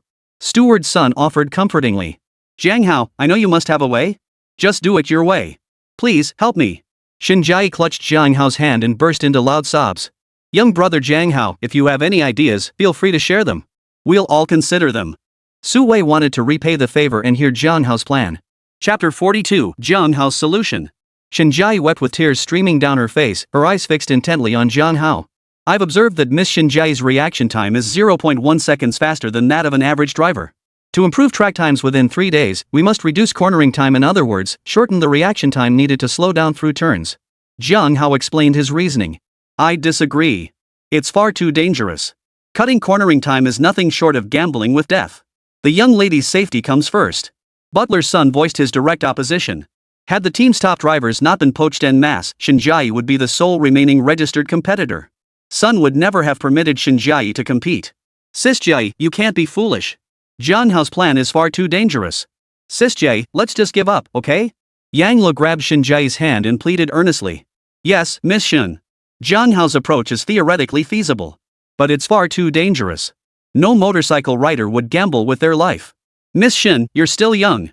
You can't let yourself get stuck in a dead end. Su Wei couldn't help but speak up, hoping Shin Jiai wouldn't do something foolish. No, I trust Jiang Hao. Jiang Hao wouldn't harm me. Shin Jiai looked at Jiang Hao, her gaze unwavering. Jiang Hao returned her gaze. In her eyes, he saw stubbornness and unyielding resolve. Ahem, ahem, ahem. Butler's son deliberately cleared his throat a few times, casting a pleading glance at Yang Lu. Yang Lu instantly understood. Sis Jiai, I have a stomachache. It feels like that time of the month. Could you help me up? Ah, it hurts so much. Yang Lu clutched her stomach, her expression contorted in agony. Lilu, are you okay? Quick, sit down first. Shin Jiai supported Yang Lu, her eyes filled with concern for her best friend. Miss, please help Yang Lu back to her room first. It's windy out on the training grounds. Yang Lu might have caught a chill. Butler's son offered his advice. Sister Jiai, please help me to my room to sit for a while. It's too windy outside. I feel awful. Yang Lu continued her performance, completing her task. Shinjiai carefully supported Yang Lu as they made their way to the room. Jiang Hao, what reward did the lady promise you? I'll pay double. Don't let the young lady take any risks. Butler's son spoke up, laying out his conditions. This isn't about money. I made a promise to Shinjiai, and I won't go back on my word. Jiang Hao held firm to his convictions and declined the double payment offered by steward's son. Young brother Jiang Hao, valuing your word is commendable, but you must also consider the time and place. One must learn to be flexible. Su Wei also tried to persuade Jiang Hao. How about this, brother Jiang Hao? Let's have a friendly match here on the training grounds. If you defeat me, neither I nor steward's son will interfere with your teaching of Miss Shin. If you lose, I ask that you refrain from interfering in Miss Shin's affairs. Of course, I won't take advantage of you. I'll let you run one lap ahead. Su Wei's words brimmed with confidence, the swagger of an 8-time champion. Jiang Hao, as long as you stay out of the young lady's affairs, the double compensation I promised remains unchanged. Steward's son chimed in immediately. Jiang Hao, don't agree to this. Uncle son, how could you do this? Shinjiai saw through Yang Li's feigned illness and hurried back to the training ground, fearing Jiang Hao might be bullied. I'm sorry, Jiang Hao. I've caused you trouble. Shinjiai felt terribly guilty toward Jiang Hao, her little face streaked with tears. It's okay. Jiang Hao wiped away the tears from the corner of Shinjiai's eye. Her body trembled slightly, but she didn't resist. You, miss. Butler's son watched Jiang Hao's actions, his head practically sprouting black lines. I'll take this race. But I don't need any special favors like starting a lap behind. We'll start together. Jiang Hao's voice brimmed with confidence. Jiang Hao. You. Shinjiai was about to speak when Jiang Hao cut her off. Trust me. Jiang Hao gave Shinjiai a reassuring look. All right. You've got guts, kid. Let me see what you've got. Let's see if your writing skills are as tough as your mouth. Su Wei felt humiliated. After all, he was the legendary 8-time champion of the motorcycle world. Fine. Jiang Hao, huh? I just love teaching arrogant youngsters a lesson. Son, the steward, frowned but ultimately chose to remain silent. Jiang Hao was far too arrogant. Su Wei was the genuine 8-time champion, a reputation earned through relentless competition in the motorcycle world. Compared to him, Jiang Hao was a nobody. I hope the young lady won't blame me for this. For the young lady's safety, he had no choice but to teach this kid a lesson.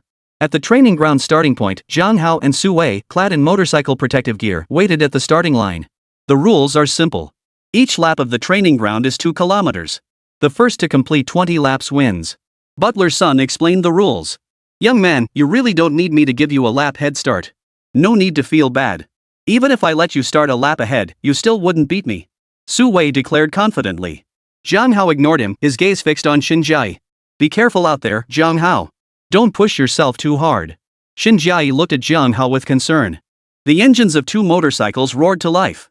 Jiang Hao and Su Wei straddled their bikes, eyes fixed ahead. Bang!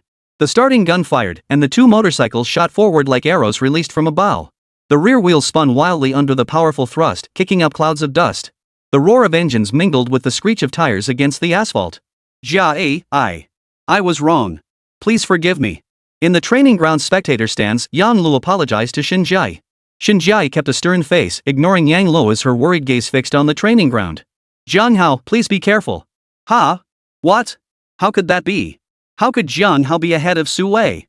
On the training ground, Jiang Hao, clad in a blue training uniform, was in the lead. Yang Lu thought his eyes were playing tricks on him and rubbed them in disbelief. Su Wei, what the hell are you doing?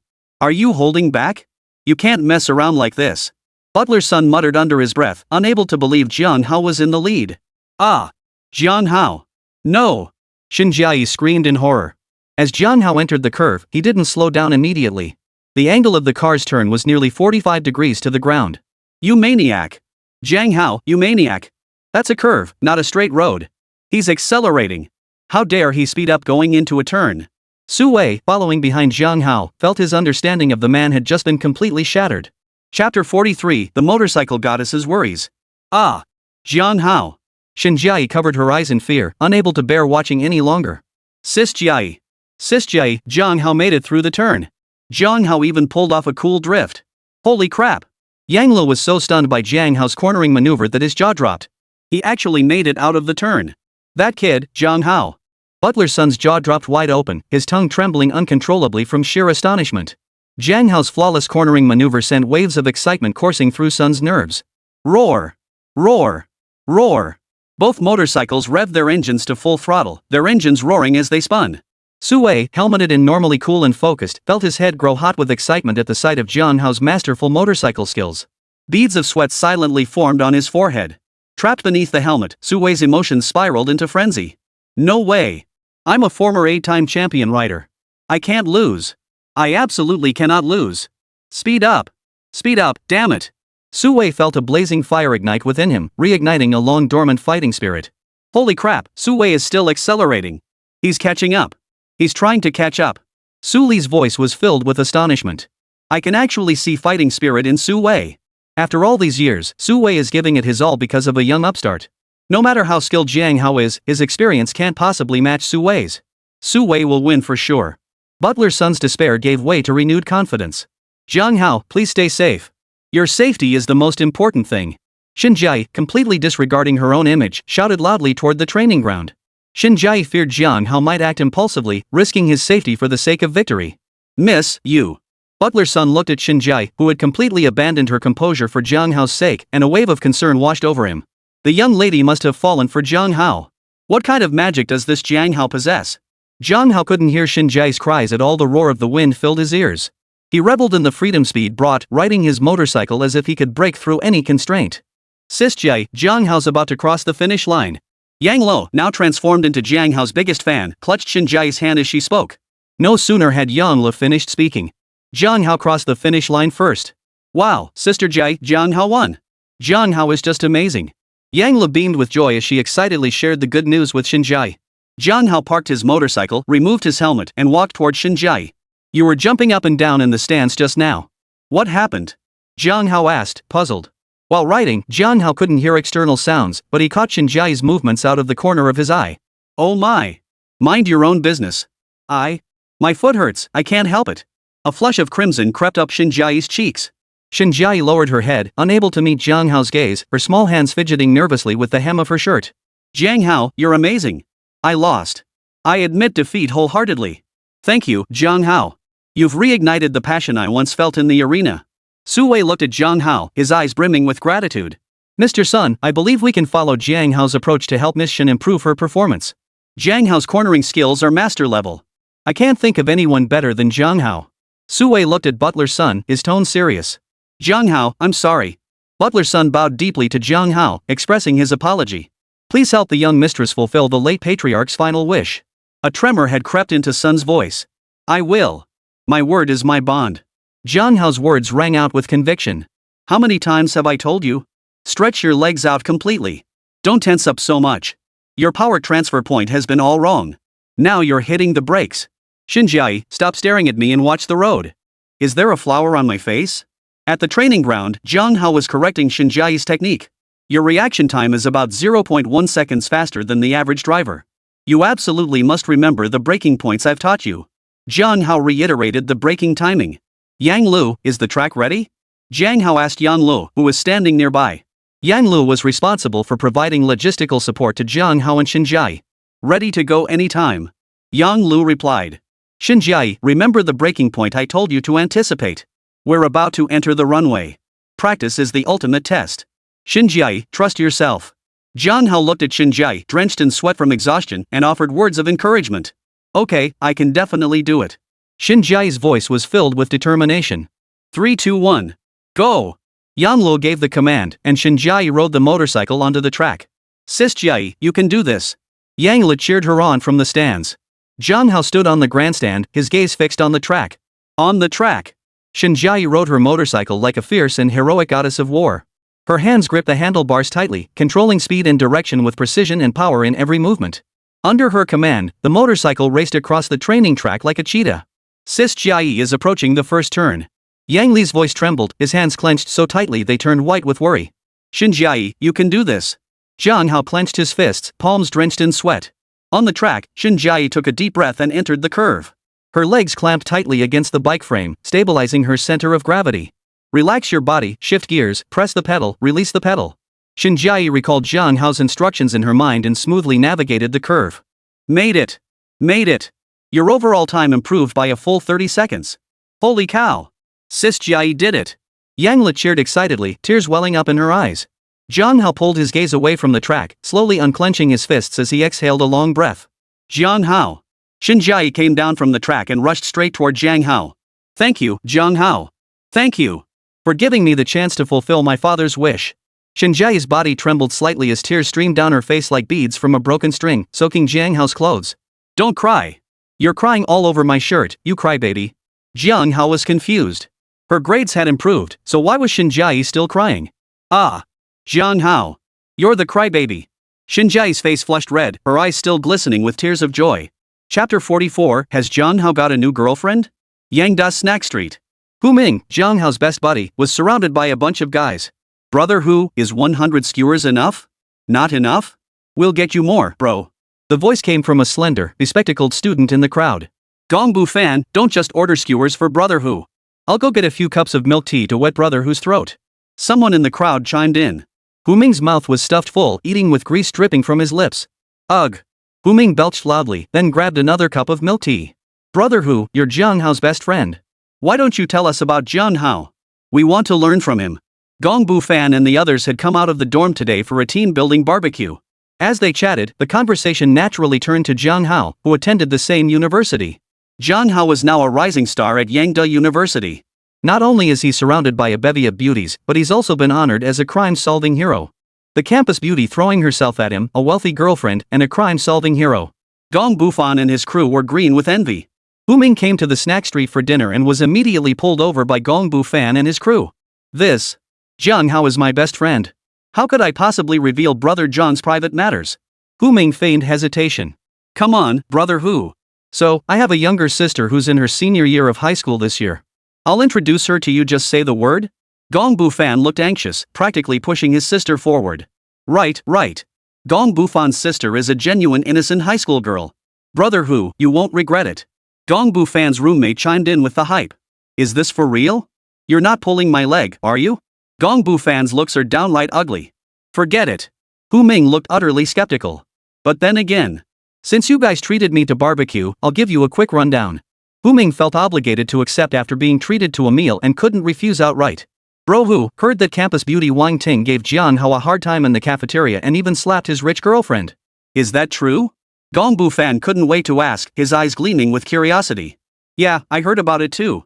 The rich woman slapped her right across the face to teach Wang Ting a lesson. The thing is, some classmates say that rich woman looks just like a celebrity.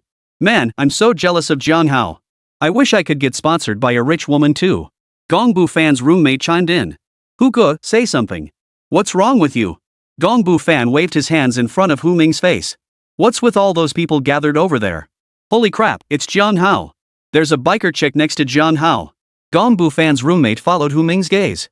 In the crowd, Shinjai was standing right beside Jiang Hao. Holy crap, what's Jiang Hao doing? Holy crap, is that a real Yamaha motorcycle? $1 million on wheels. Hey cutie, stop staring at the bike. Look at the rider. Holy crap, a motorcycle goddess. Today's lesson concluded, and Shinjai drove the motorcycle back to school with Jiang Hao. The bike was so sleek and stylish it drew a crowd of onlookers. Damn it! Who's that guy on the back of the bike? He actually dared to wrap his arm around the goddess's waist. He looks kinda familiar. Could it be Jiang Hao? Jiang Hao. You mean Jiang Hao? Damn it, it really is Jiang Hao. Has he got a new girlfriend already? Why is Jiang Hao so perfect? A crowd of people bustled about. Brother Jiang, Brother Jiang. Hu Ming waved at Jiang Hao, who walked toward the barbecue stall with Shinjai. The crowd gradually dispersed. Jiang Hao, hello. I'm Gong Bufan. Gong Bufan greeted Jiang Hao. Hey, Brother Jiang. Gong Bufan's roommate chimed in with a greeting. Hello, everyone. Don't call me brother, just use my name. Jiang Hao felt a bit embarrassed. How did he end up sounding like a gang boss? Brother Jiang, where did you go this afternoon? I was actually planning to ask you to play badminton. Hu Ming asked. Sorry about that. You're Hu Ming, Jiang Hao's buddy, right? I asked Jiang Hao to be my coach and dragged him along this afternoon to help me improve my track times. Sorry I kept you guys from playing badminton together. Shinjai spoke up first, explaining why Jiang Hao had disappeared that afternoon. Yes, I spent the entire afternoon training with Miss Shen on the track.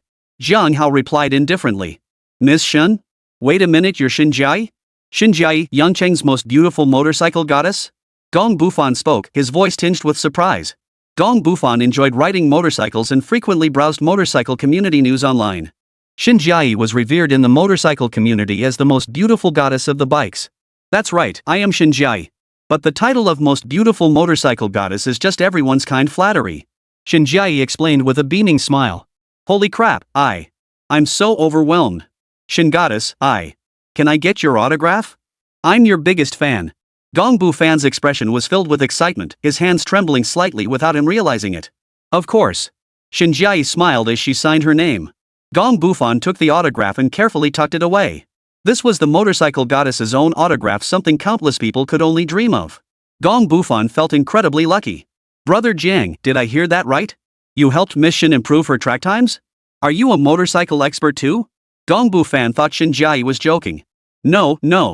I just helped Miss Shin correct a few details. Nothing like being a motorcycle expert. Jiang Hao replied modestly. Jiang Hao, you're too modest.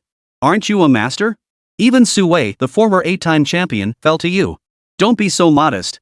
Xinjiai didn't want Jiang Hao to be so low-key. What? Su Wei, the 8-time champion, lost to Brother Jiang? Holy crap. Gongbu Fan, who frequently followed motorcycle racing news, knew exactly how prestigious Su Wei's 8 championship titles were. Who is Su Wei? Is he that big in the motorcycle scene? Wu Tianlian's roommate, who was into gaming and didn't follow motorcycle news much, whispered to him. You're into gaming but not into motorcycles, so of course you wouldn't know. Let me compare him to someone from your gaming world. In China's motorcycle scene, Su Wei is like the ultimate boss of the professional league. Gongbu Fan explained to his roommate. Holy crap, Brother Jiang, you're so awesome. Gongbu Fan's roommate instantly understood and couldn't help but exclaim in surprise. Jiang Hao shot Xinjiai a reproachful look. He hadn't intended to be so flashy. Xinjiai playfully stuck her tongue out at Jiang Hao in response. Gongbu Fan stared at the scene in disbelief. Holy crap, the motorcycle goddess is sticking her tongue out at Jiang Hao. Is this really the same aloof motorcycle goddess, Xinjiai? Chapter 45, The Virility Boosting Meal. Jiang Hao, are you free the day after tomorrow afternoon? I'll be competing in the Yangchang leg of the National Motorcycle Championship the day after tomorrow. I hope you can come. Xinjiai looked at Jiang Hao expectantly. Brother Jiang, we have class the day after tomorrow afternoon. A particularly important major course. Hu Ming rolled his eyes and deliberately raised his voice. Class? Well, then, never mind. Xinjiai lowered her head, her voice brimming with disappointment. I'll be at the competition venue to cheer you on. Do your best. Jiang Hao shot Hu Ming a fierce glare before speaking. Really? I'll be waiting for you, Jiang Hao. Xinjiai finished speaking and rode away on her motorcycle. Brother Jiang, no need to thank me. We're brothers. It's only right. Hu Ming winked at Jiang Hao.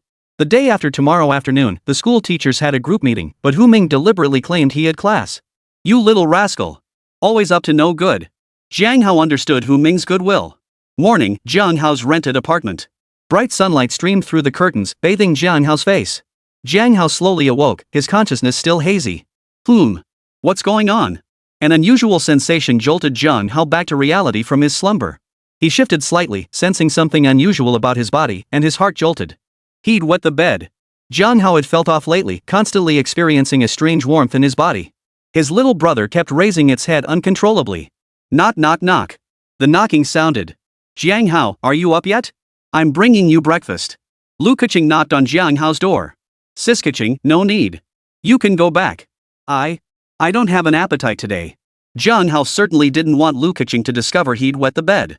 You need to eat breakfast even if you don't feel like it. Otherwise, you'll end up with stomach problems sooner or later. Open the door. Or Sister Keqing will just come in herself. Lu Keqing persisted. No. Sis Keqing, I'm coming. Jiang Hao hurriedly pulled on his clothes, rolling the quilt and sheets into a bundle. Here I am, Sister Keqing. Jiang Hao opened the door, his gaze suddenly fixated on Lu Keqing. Lu Keqing wore a pale blue silk nightgown.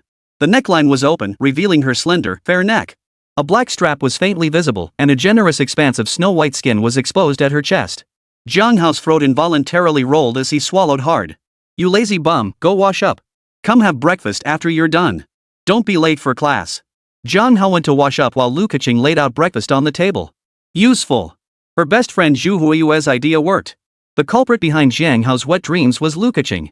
Lu Keqing had secretly spiked the soy milk he drank every morning. Jiang Hao, why does your room have this weird smell? Can you smell it? A faint fishy smell. Lu Keqing pinched her nose as she spoke. What smell? Oh, I was hungry last night and made a packet of seafood noodles. I'll open the window to air it out. Jiang Hao's face flushed red as he hurriedly opened the window for ventilation. Sis Kaching, your cooking is amazing. Especially this soy milk, it gives me so much energy after drinking it in the morning. Jiang Hao said as he ate the breakfast Lu Kaching had prepared. Really? Then drink more. Lu Kaching turned sideways and poured Jiang Hao another bowl of soy milk. Holy crap, it's huge. So white. Jiang Hao caught sight of the expanse of snow-white skin at Lu Kaching's chest. Oh dear, Jiang Hao, wipe it off quickly. Lu Kaching hurriedly grabbed a napkin and began wiping Jiang Hao down. Jiang Hao was so engrossed in the sight before him that he didn't steady the soy milk, spilling it all over his clothes. Sis Kaching, I can handle it myself. I'll handle it myself. Jiang Hao quickly interjected, unwilling to make a fool of himself. Sis Kaching, I'm done eating. I'm heading to school first. After you finish cleaning up breakfast, lock the door for me. Jiang Hao hurriedly fled. After downing several bowls of soy milk, he felt his younger brother starting to perk up. Why the rush? Don't engage in vigorous exercise right after breakfast. Watch out for stomachaches. Lu Kaching's words fell on deaf ears. Jiang Hao had already bolted downstairs. Lu Kaching efficiently tidied up the breakfast Jiang Hao had left behind. Woo! Why is there still this weird fishy smell? Lu Kaching pinched her nose as she searched for the source of the smell. Following the scent, Lu Kaching entered Jiang Hao's bedroom. On the bed, the quilt and sheets lay haphazardly crumpled into a heap. Lu Kaching gently began making Jiang Hao's bed. Her gaze was focused and earnest as her slender fingers gently smoothed out the wrinkles in the sheets. Ah! This! Lu Kaching flushed crimson, finally realizing the source of the pungent scent. Embarrassment and shyness tangled within her heart. She forced herself to calm down, trying to steady her heart, which was pounding like a frightened deer. Huiwe, your idea worked. Lu Kaching left Jiang Hao's room and sent a message to her best friend Zhu Huiwe. Don't rush, the real show is just beginning. Just do as I said, and I guarantee you'll win over your little darling Jiang Hao. But doing this. Lu Kaching stared at the message from her best friend Zhu Huiwe, her face flushing crimson. Jiang, what's wrong? Why are you sweating buckets? At the school gate, Wu Ming handed Jiang Hao a tissue and asked. Nothing. I'm fine. Just working out. Jiang Hao jogged all the way to school, trying to shake off the romantic thoughts swirling in his mind. Brother Jiang, you're so disciplined. Not only are you handsome, but you're also so disciplined. You're the real deal, Brother Jiang. Gongbu fan suddenly appeared behind Hu Ming and flattered Jiang Hao. No, not at all. I'm just going for a run. What self-discipline are you talking about? You're making me blush. Jiang Hao waved his hands hurriedly. Brother Jiang, Brother Hu, are you heading to the early morning economics principles class? Gongbu fan noticed the introduction to economics textbook in Jiang Hao's hand and asked. Yep. 8 o'clock is principles of economics. Jiang Hao casually adjusted his waist as he spoke. I'm taking principles of economics as an elective too. Brother Jiang, Brother Hu, let's go together then. Gongbu fan chimed in enthusiastically. I thought you were studying civil engineering? Why are you taking a specialized course in economic principles? Hu Ming asked in puzzlement. What can you do? The job market after civil engineering graduation is just too narrow. I didn't want to end up as a construction site foreman after graduation, so I picked up a second major. Gongbu fan replied, his expression brimming with resignation. Plus, I heard the girls in the economics department are top-notch. I'm kinda hoping. He. A lecherous grin spread across Gong Bufan's face. Gong Bufan, you bastard, chasing girls is your real goal, isn't it? Hu Ming spoke up, exposing Gong Bufan's true intentions. Don't you guys have any girls in civil engineering? Hu Ming asked, puzzled. Girls? Civil engineering is full of hard-working guys. Gong Bufan's face was filled with helplessness. Chapter 46, is this what a rich lady looks like? Jiang Hao and his two friends entered the classroom and found a row of connected seats to sit down. Jiang Hao opened his phone and found a message from Li Qian on WeChat. Li Qian, little brother Jiang Hao, have you missed your big sister? Jiang Hao, yeah, I've been dying to see you. Li Qian, you're such a sweet talker. Li Qian, picture. Li Qian sent Jiang Hao a photo of her manicured hands. Her slender hand was raised slightly, like an elegant swan spreading its wings. Each nail was meticulously trimmed into a perfectly rounded shape. The nail surface featured a vibrant floral design, with blossoms delicately unfurling and petals rendered with astonishing realism. Li Qian, do you like it? Give me your thoughts. Jiang Hao, beautiful. Sister Qian is the prettiest. Li Qian, flatterer. Li Qian, serious business. Your school, Yangda, has a corporate partnership with Li's Tech Investment. They plan to send 2 interns to Li's Tech Investment this year. Li Qian, what do you think? Want to be my personal male assistant? I've missed you lately. Jiang Hao, sis. Li Qian, seriously, with your talent and investment, why would I make you a secretary? Li Qian, how about coming to the company to help me during the break? Li Qian, big sis will take care of you. Li Qian, picture, whip. Jiang Hao fell deep in thought. Last time he and Li Qian returned from the antique market, she'd mentioned wanting him to join Li's tech investment during the break. Jiang Hao, Sister Qian, I want to start my own business. Jiang Hao, thank you for your kindness, Sister Qian. Jiang Hao declined Li Qian's offer. Being supported by a wealthy woman was tempting, but he yearned to forge his own path. Li Qian, is my embrace not warm enough? Li Qian, image, tears. Li Qian, any ideas? I know you have a knack for investing. Jiang Hao, I have a few ideas. Li Qian, I want to invest. I want to be your angel investor. Jiang Hao, Sister Qian, this is my first time starting a business. Aren't you worried about the risks? Li Qian, risk? What's there to fear? If we lose money, Sister Qian will support you. I may not have much, but I've got plenty of cash. Jiang Hao, Sister Qian, you're too kind to me. Li Qian, well, you're my little boyfriend. Who else would I spoil if not you? Li Qian, quick, send me some abs pics to satisfy my craving. Jiang Hao, image 3. Li Qian, not enough, not enough. Jiang Hao, picture 10. Li Qian, you little brat, just wait till I'm done with this busy period, I'll have to teach you a lesson. Li Qian, kneel and bow, little brat. Jiang Hao, got it. Your Dragon Nation bank account has received 1 million yuan. Current balance, 1.2 million yuan. A text from the mobile banking app arrived. The transfer came from CEO Li Qian. Is this what a rich woman looks like? To support Jiang Hao's business venture, she directly deposited 1 million yuan into his account. Jiang Hao was thrilled. Brother Jiang, class is over? Why are you all smiles? What's got you so happy? Hu Ming took Jiang Hao's hand and asked. Nothing. Am I smiling? Jiang Hao composed himself. Brother Jiang, you're practically drooling with joy. Hu Ming exposed him without mercy. You're the one who never shuts up. Jiang Hao's face flushed red as he smacked Hu Ming on the head. Brother Jiang, brother Hu, let's head to the cafeteria. It's on me. Gong Bufan generously offered to cover the bill. Alright, I'm gonna make you pay for this today. Hu Ming's mind was entirely occupied with thoughts of eating. At Yangda cafeteria, Jiang Hao and his two friends sat down to eat. Wait, why? Same price, but why did the cafeteria auntie give Brother Jiang so much food? Hu Ming glanced at Jiang Hao's tray, piled high with food. Yeah, it feels like the cafeteria auntie is practically trying to fill Brother Jiang's plate to the brim. Gong Bufan chimed in with his own confusion. Maybe because I'm Yangqing's crime-solving hero now. I guess I've done Yangqing some good.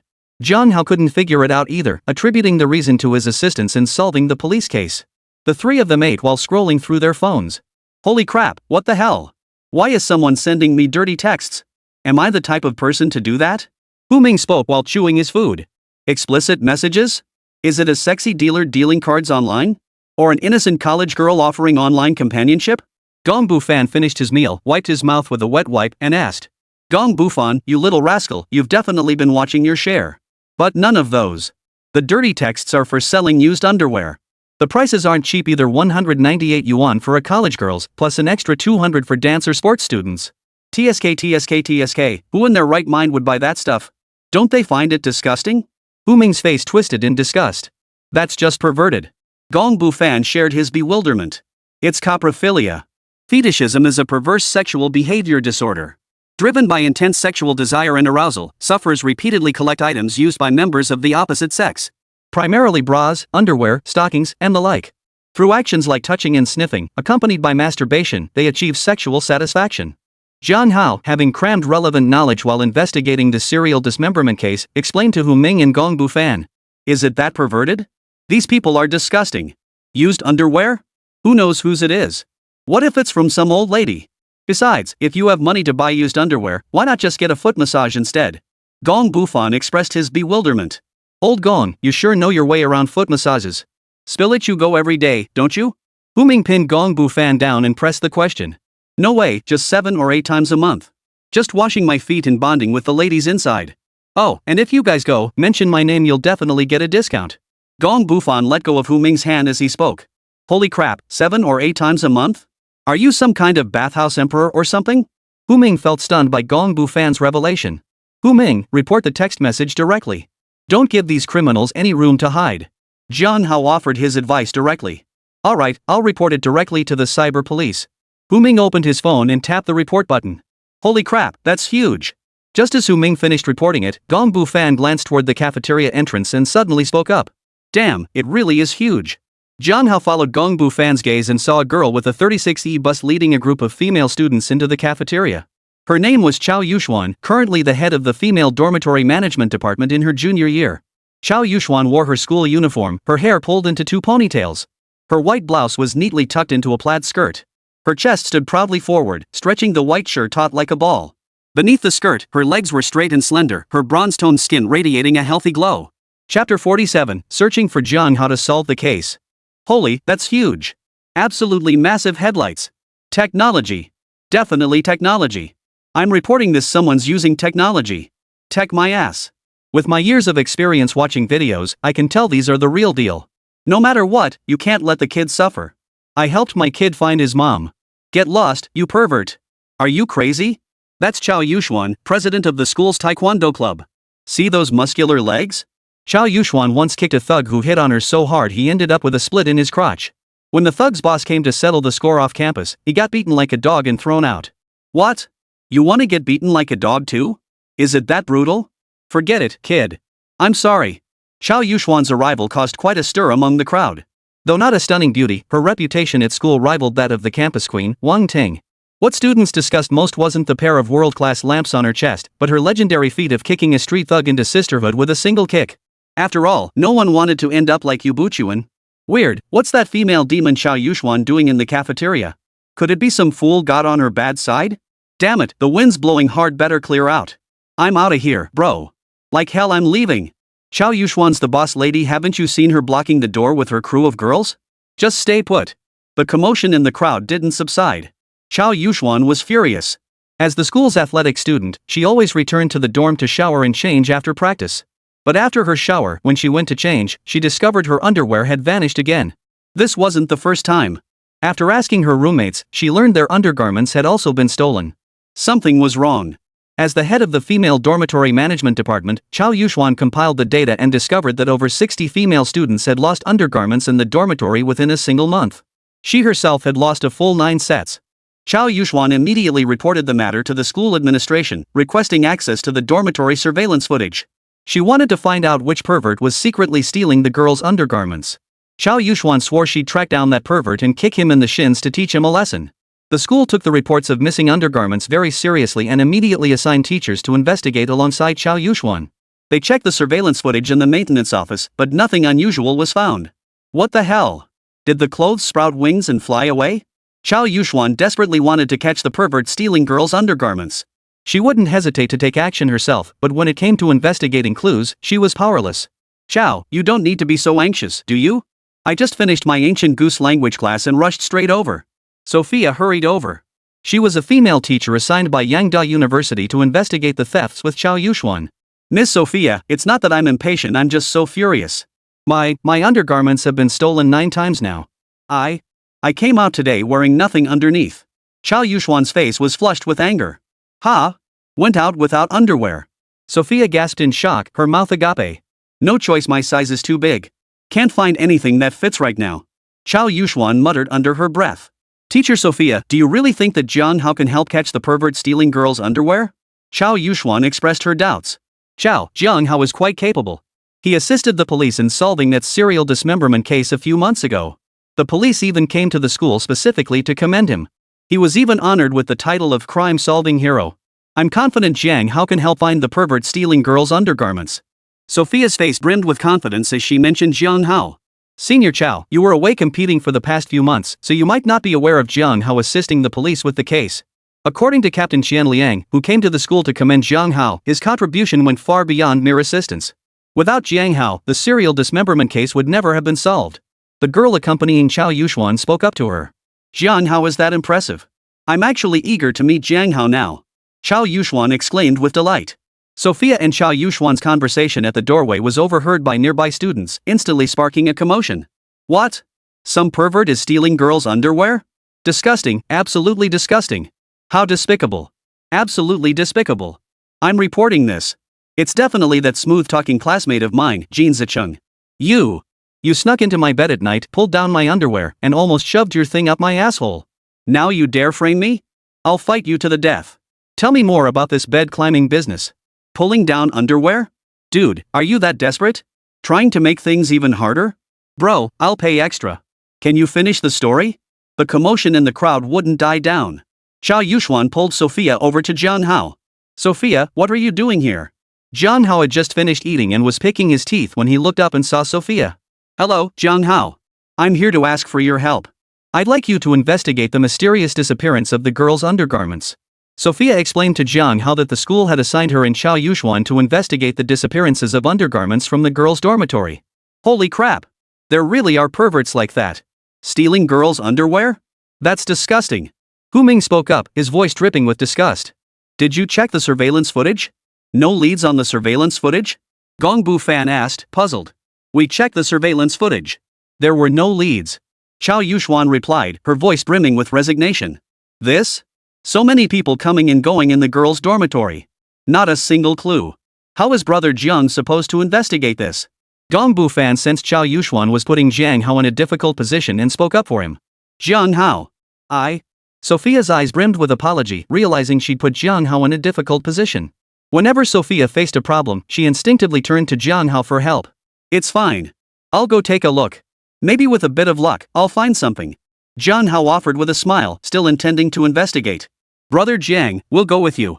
Hu Ming and Gong Bu Fan spoke up, intending to follow Jiang Hao to see if they could lend a hand. As Jiang Hao and his group left the cafeteria, the crowd erupted in an instant. Holy crap! Quick, follow them. Something's happening. A bunch of guys plan to follow along for the spectacle. Chapter 48, Jiang Hao investigates the girls' dorm. At the entrance to the girls' dormitory compound, a crowd gathered to watch the commotion. What's going on? Why are you guys hanging around the girls' dorm entrance? Could it be some big scandal? What? A pervert stealing girls' underwear? Holy crap! I'm staying to watch this unfold. Jiang Hao and his group arrived at the girls' dorm entrance, drawing even more curious students. The girls' dorm never lacks excitement. What's going on? What's this crowd doing gathered outside the girls' dorm? The one who spoke up was Yan Rongfeng, the dorm supervisor. Aunt Yan, the girls' undergarments have been disappearing frequently lately. The school sent me and teacher Sofia to investigate. Chao Yuxuan stepped forward and explained their purpose. Oh, it's you, Chao Yuxuan. The missing clothes, could they have been blown away by the wind? It's been windy every day lately. Yan Rongfeng interjected. Aunt Yan, I'm teacher Sofia from the school. Many female students in the dorm have had clothes go missing. We suspect a pervert is stealing their undergarments.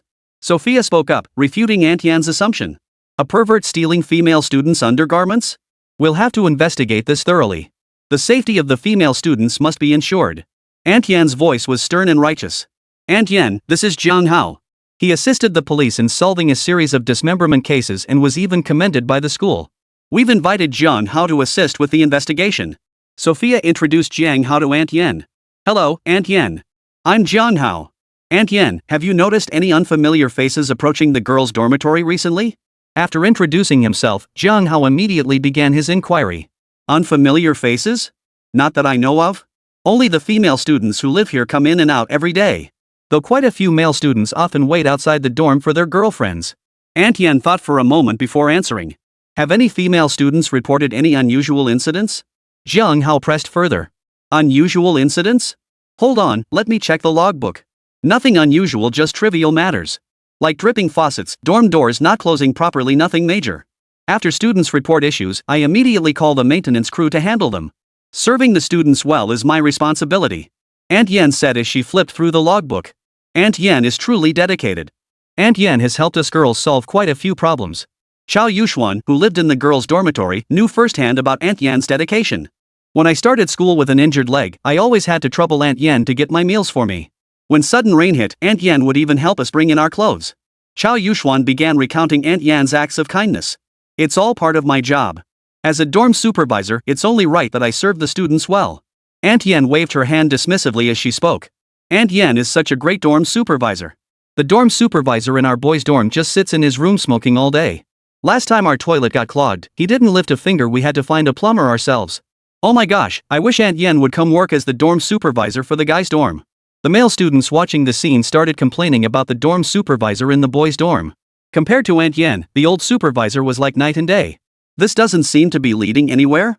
Without any clues, how is Jiang Hao supposed to track down the pervert stealing underwear? I don't see how this can be solved at all. Shut up, you idiot. Just watch how Jiang Hao handles it. I believe in him. Bro, if Jiang Hao can actually find the pervert stealing underwear, I'll eat my own shoes. Damn, that's disgusting. I just finished eating. The onlookers began discussing among themselves. Jiang Hao, any ideas? Chao Yuxuan looked at Jiang Hao without much hope. I need to go check inside the girls' dormitory. See if I can find any clues. Jiang Hao had a vague idea, but he needed to figure out how to gather more clues. You, a guy, going into the girls' dorm? No way. Absolutely not. Aunt Yen, the dorm supervisor, flatly refused. What if something unexpected happens? If you ask me, a few pieces of clothing let them go if they're lost. But boys entering the girls' dormitory is out of the question. Who would take responsibility if something went wrong?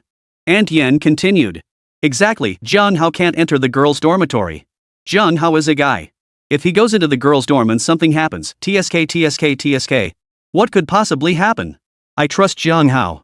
Damn, you're such a hater, and now you're suddenly trusting Jiang Hao? You're the hater, your whole family are haters. The onlookers also thought it was ridiculous for Jiang Hao to enter the girls' dorm. Aunt Yen, I'm a teacher at this school. If anything unexpected happens with Jiang Hao entering the girls' dormitory, I'll take responsibility. I trust Jiang Hao. Sofia stepped in to vouch for Jiang Hao. Aunt Yen, I'll vouch for Jiang Hao too. Chao Yuxuan also vouched for Jiang Hao. Jiang Hao is so handsome. If something really happens, who knows who might end up at a disadvantage? Chao Yuxuan muttered under her breath, making sure no one else heard.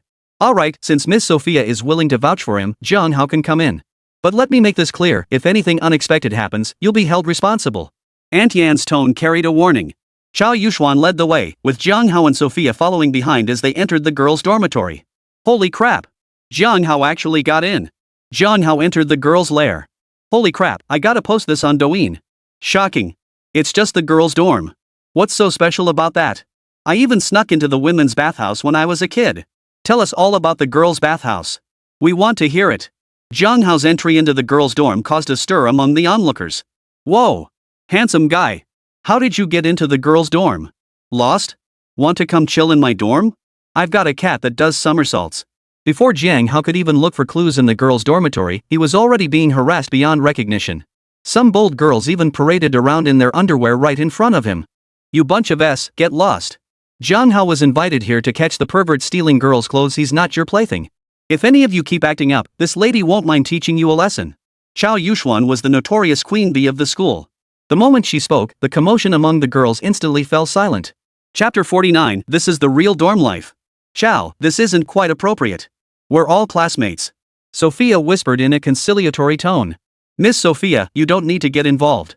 That bunch of in the girls' dorm have nothing better to do all day but act like hussies. You gotta lay down the law with them. Chao Yuxuan had a fiery temper and wasn't one to coddle girls. Holy! What the hell is that smell? Why does it smell so fishy? Is this the girls' dorm? Jiang Hao entered the girls' dormitory from the courtyard and immediately covered his nose. A foul, pungent stench assaulted his nostrils. Jiang Hao, does it feel like your rose-colored glasses about the girls' dorm just shattered into 1,000 pieces? This is the real deal. Chao Yuxuan spoke up, explaining to Jiang Hao. Jiang Hao, a lot of girls look all polished and pretty on the outside, but once they get back to their dorm, they're sloppy as hell. Chao Yuxuan laid bare the girls' true nature. Jiang Hao, where should we start looking? Sophia, afraid Chao Yuxuan would continue, steered the conversation back to finding clues. Senior Chao, which student has lost the most undergarments? Is there a record? Jiang Hao decided to start investigating from the area with the highest number of undergarment losses. The most frequent losses?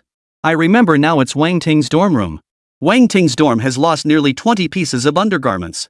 Chao Yuxuan thought for a moment before answering. Wang Ting? Jiang Hao wasn't keen on getting involved with Wang Ting. Let's skip Wang Ting. We've had some unpleasantness between us. What about the others? Jiang Hao didn't want to deal with Wang Ting, so he asked about the others directly. Sophia shot Jiang Hao a wary glance, silently committing Wang Ting's name to memory. Then it's me. I lost 9 pieces of undergarments. Chao Yuxuan replied. Senior Chao, would you mind if I investigated your dorm room? Jiang Hao inquired. Not at all. I'll take you there. If I catch that pervert, I'll teach her a lesson she won't forget. Chao Yuxuan finished speaking and prepared to lead Jiang Hao and Sofia to her dorm room. Chao Yuxuan's dorm was on the 5th floor, with the laundry drying area on the dormitory balcony. Jiang Hao entered Chao Yuxuan's room. It was tidy and clean, with a faint floral scent in the air. Sister Chao, is that you back? I just finished showering and was waiting for you. Come on in, I've got all my toys ready. Ah, come on. A lazy voice drifted down from the top bunk, its tone trembling slightly by the end. Guan Yen Yen. Jiang Hao, hold on a moment. Let me handle this. It won't take long. Chao Yuxuan's face flushed crimson as she hurriedly slammed the door shut, locking Jiang Hao and Sofia out. Chao's roommate is quite the character. Going to bed this early. Sofia and Jiang Hao exchanged awkward small talk. Yeah, she really is interesting. Jiang Hao responded with equal awkwardness. Sorry to keep you waiting, Miss Sofia. You can come in now. Chao Yuxuan opened the door, her cheeks still flushed. Hello, I'm Guan Yanyan. I was just taking a nap. Guan Yanyan and Jiang Hao greeted each other with sweet voices and gentle tones. Guan Yanyan was petite and delicate, wearing a cartoon print pajama set and a pair of bunny ear slippers. Her cheeks still held a hint of flushed color, and she wore a pair of gold-rimmed glasses perched on her nose. Jiang Hao, you can start the investigation. Yan Yan and I will definitely cooperate with you. Chao Yuxuan steered the conversation toward the investigation. Jiang Hao didn't hesitate and immediately began his investigation. Opening the balcony door, Jiang Hao stepped out onto the balcony. Several soaking wet garments hung out to dry on the balcony. Senior Chao, when did you notice your undergarments were missing? Jiang Hao asked as he surveyed the balcony. This morning. I came back from taekwondo practice drenched in sweat, so I returned to the dorm to change clothes. I put the clothes I changed out of directly into the laundry tub. After lunch, I planned to take them to the laundry room. When I returned, my undergarments were gone. I asked my roommates, but none of them saw them. This is the 9th set of underwear I've lost. I'm running out of clean underwear to wear. Chao Yuxuan recounted the details meticulously, afraid of leaving out any important points. Yes, Sister Chao's underwear size is a full 36E. There's no way we could have mixed them up. Guan Yanyan chimed in. Yan Yan. Shut up. Chao Yuxuan shot Guan Yanyan a fierce glare. Is it really that big? Sofia murmured under her breath, her eyes darting toward Chao Yuxuan. So, Chao Senior, the undergarments you lost were all unwashed, correct? Jiang Hao zeroed in on the crucial point. Ah. Yes. I just hadn't had time to wash them yet. Chao Yuxuan feared Jiang Hao would misunderstand her as a slovenly girl. Were the other items lost from your dorm also unwashed undergarments? Jiang Hao pressed further. Yes. There really is something wrong. All the missing items were unwashed undergarments. Guan Yanyan also sensed something was amiss. The missing items are all unwashed undergarments. Whoever steals underwear is seriously twisted. Sofia felt her worldview being shattered. Do you have any other undergarments? I need to determine if the stolen undergarments share any common traits. Jiang Hao's tone was serious as he sought more clues. I don't have any issues with that. But Sister Chao doesn't have any other undergarments to change into. Sister Chao's size is hard to find. The new ones haven't arrived yet. Guan Yanyan spoke up, raising the issue. Jiang Hao, then. Chao Yuxuan's face flushed crimson as she stammered hesitantly. Chao, just show me the photos of your online purchases. Don't get the wrong idea.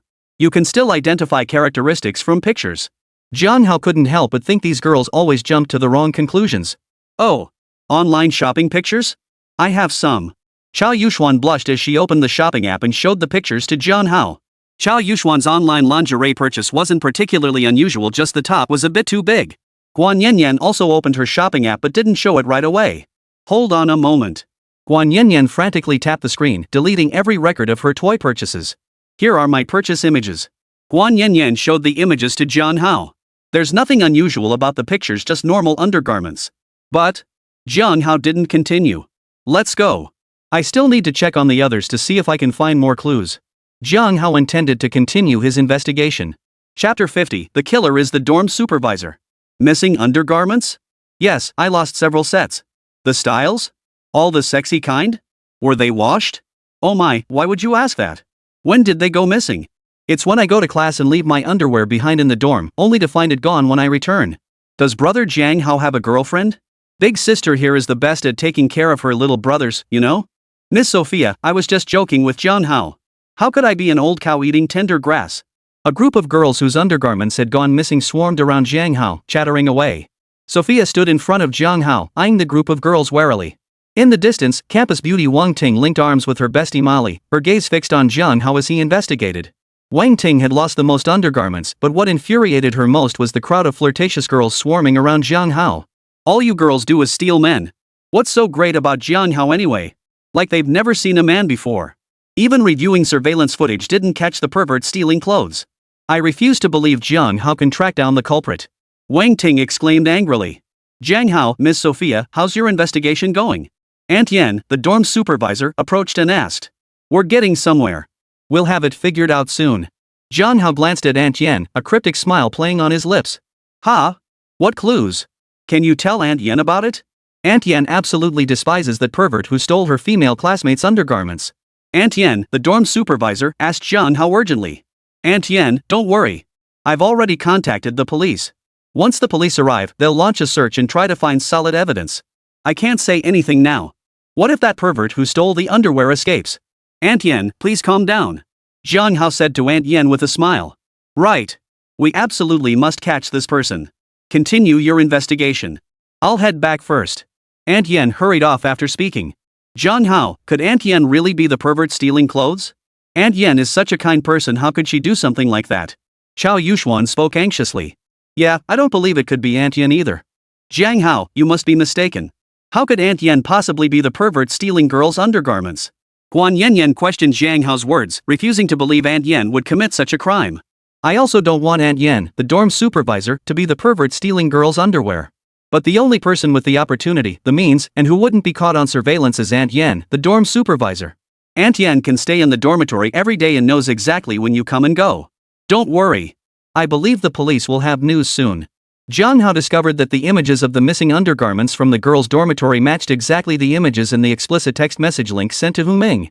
Jiang Hao immediately contacted the police, instructing Hu Ming to pose as a buyer while they waited for the opportunity to make the arrest. Brother Jiang, we got him. The person selling the girls' undergarments has been caught. During police interrogation, it was revealed that the accomplice was Aunt Yen, the dorm supervisor of the girls' dormitory. Hu Ming sent Jiang Hao a voice message, which Jiang Hao played aloud. Holy crap! How could it be Aunt Yen, the dorm supervisor? Aunt Yen was such a kind person. Why would she steal girls' underwear? Chao Yuxuan couldn't comprehend it. Let's go find Aunt Yen first. I believe Aunt Yen will give us the answers herself. In Aunt Yen's room, she was burning the girls' undergarments she hadn't yet managed to take in the brazier. Aunt Yen, open the door. The police have caught the criminal who traded with you. The criminal has identified you as the mastermind behind stealing the girls' undergarments. Aunt Yen, don't even think about running. Bang! Chao Yuxuan kicked the door open with her long legs. The room was filled with smoke. Fragments of clothing still smoldered in the brazier. Aunt Yen, why? Why did you do this? Chao Yuxuan looked at Aunt Yen, the dorm supervisor, with utter bewilderment. Aunt Yen remained silent, saying nothing. The police arrived at the girls' dormitory and took Aunt Yen away. Oh my god! How could it be Aunt Yen? Aunt Yen was such a kind person. She'd help with anything. Unbelievable. Oh no! Aunt Yen always looked so kind and gentle. You really can't judge a book by its cover. The girls in the dormitory sighed in unison. Jiang Hao, you're amazing. Thanks to you, we were able to find the culprit who stole the girls' undergarments in such a short time. As the school representative, Sofia completed the handover with the police and thanked Jiang Hao. Jiang Hao. No need for further words. If you ever need help at Yangda, just mention my name. My name carries some weight around campus. Chao Yuxuan spoke with a bossy tone, slapping Jiang Hao on the shoulder. Got it, Senior Chao. Jiang Hao nodded. Big sis Chao, you shouldn't always talk like that. You're scaring Junior Jiang Hao. Guan Yanyan scolded Chao Yuxuan. Junior Jiang, would you like to add your senior's WeChat in chat? Sister Chao ignores me all day long. I've been feeling pretty lonely lately. Plus, my WeChat moments has tons of cool stuff. You'll definitely get your fill of eye candy. After saying this, Guan Yanyan flashed Jiang Hao a flirtatious glance. Ms. Guan, please mind your conduct as a student.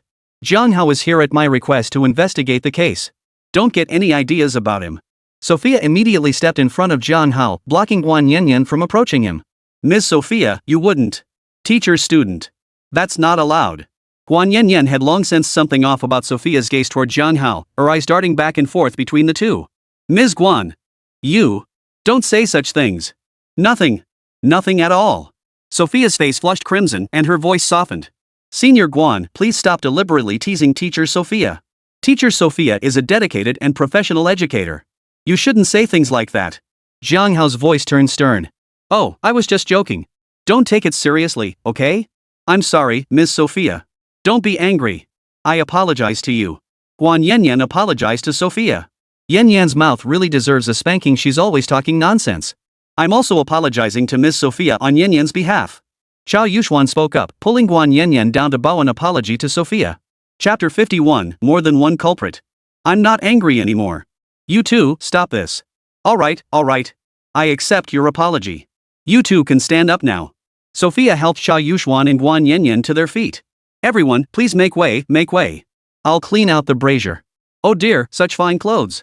All gone up in flames, what a shame. Such a waste. It's all money. An auntie dressed as a cleaner swept the brazier, her face etched with pain. Chow, who's that lady cleaning the fire pit? Jiang Hao asked. That's Auntie Wang Mei, the cleaner for the girls' dormitory. Auntie Wang is in charge of cleaning the trash in the girls' dormitory. But she usually cleans in the early morning while we're sleeping.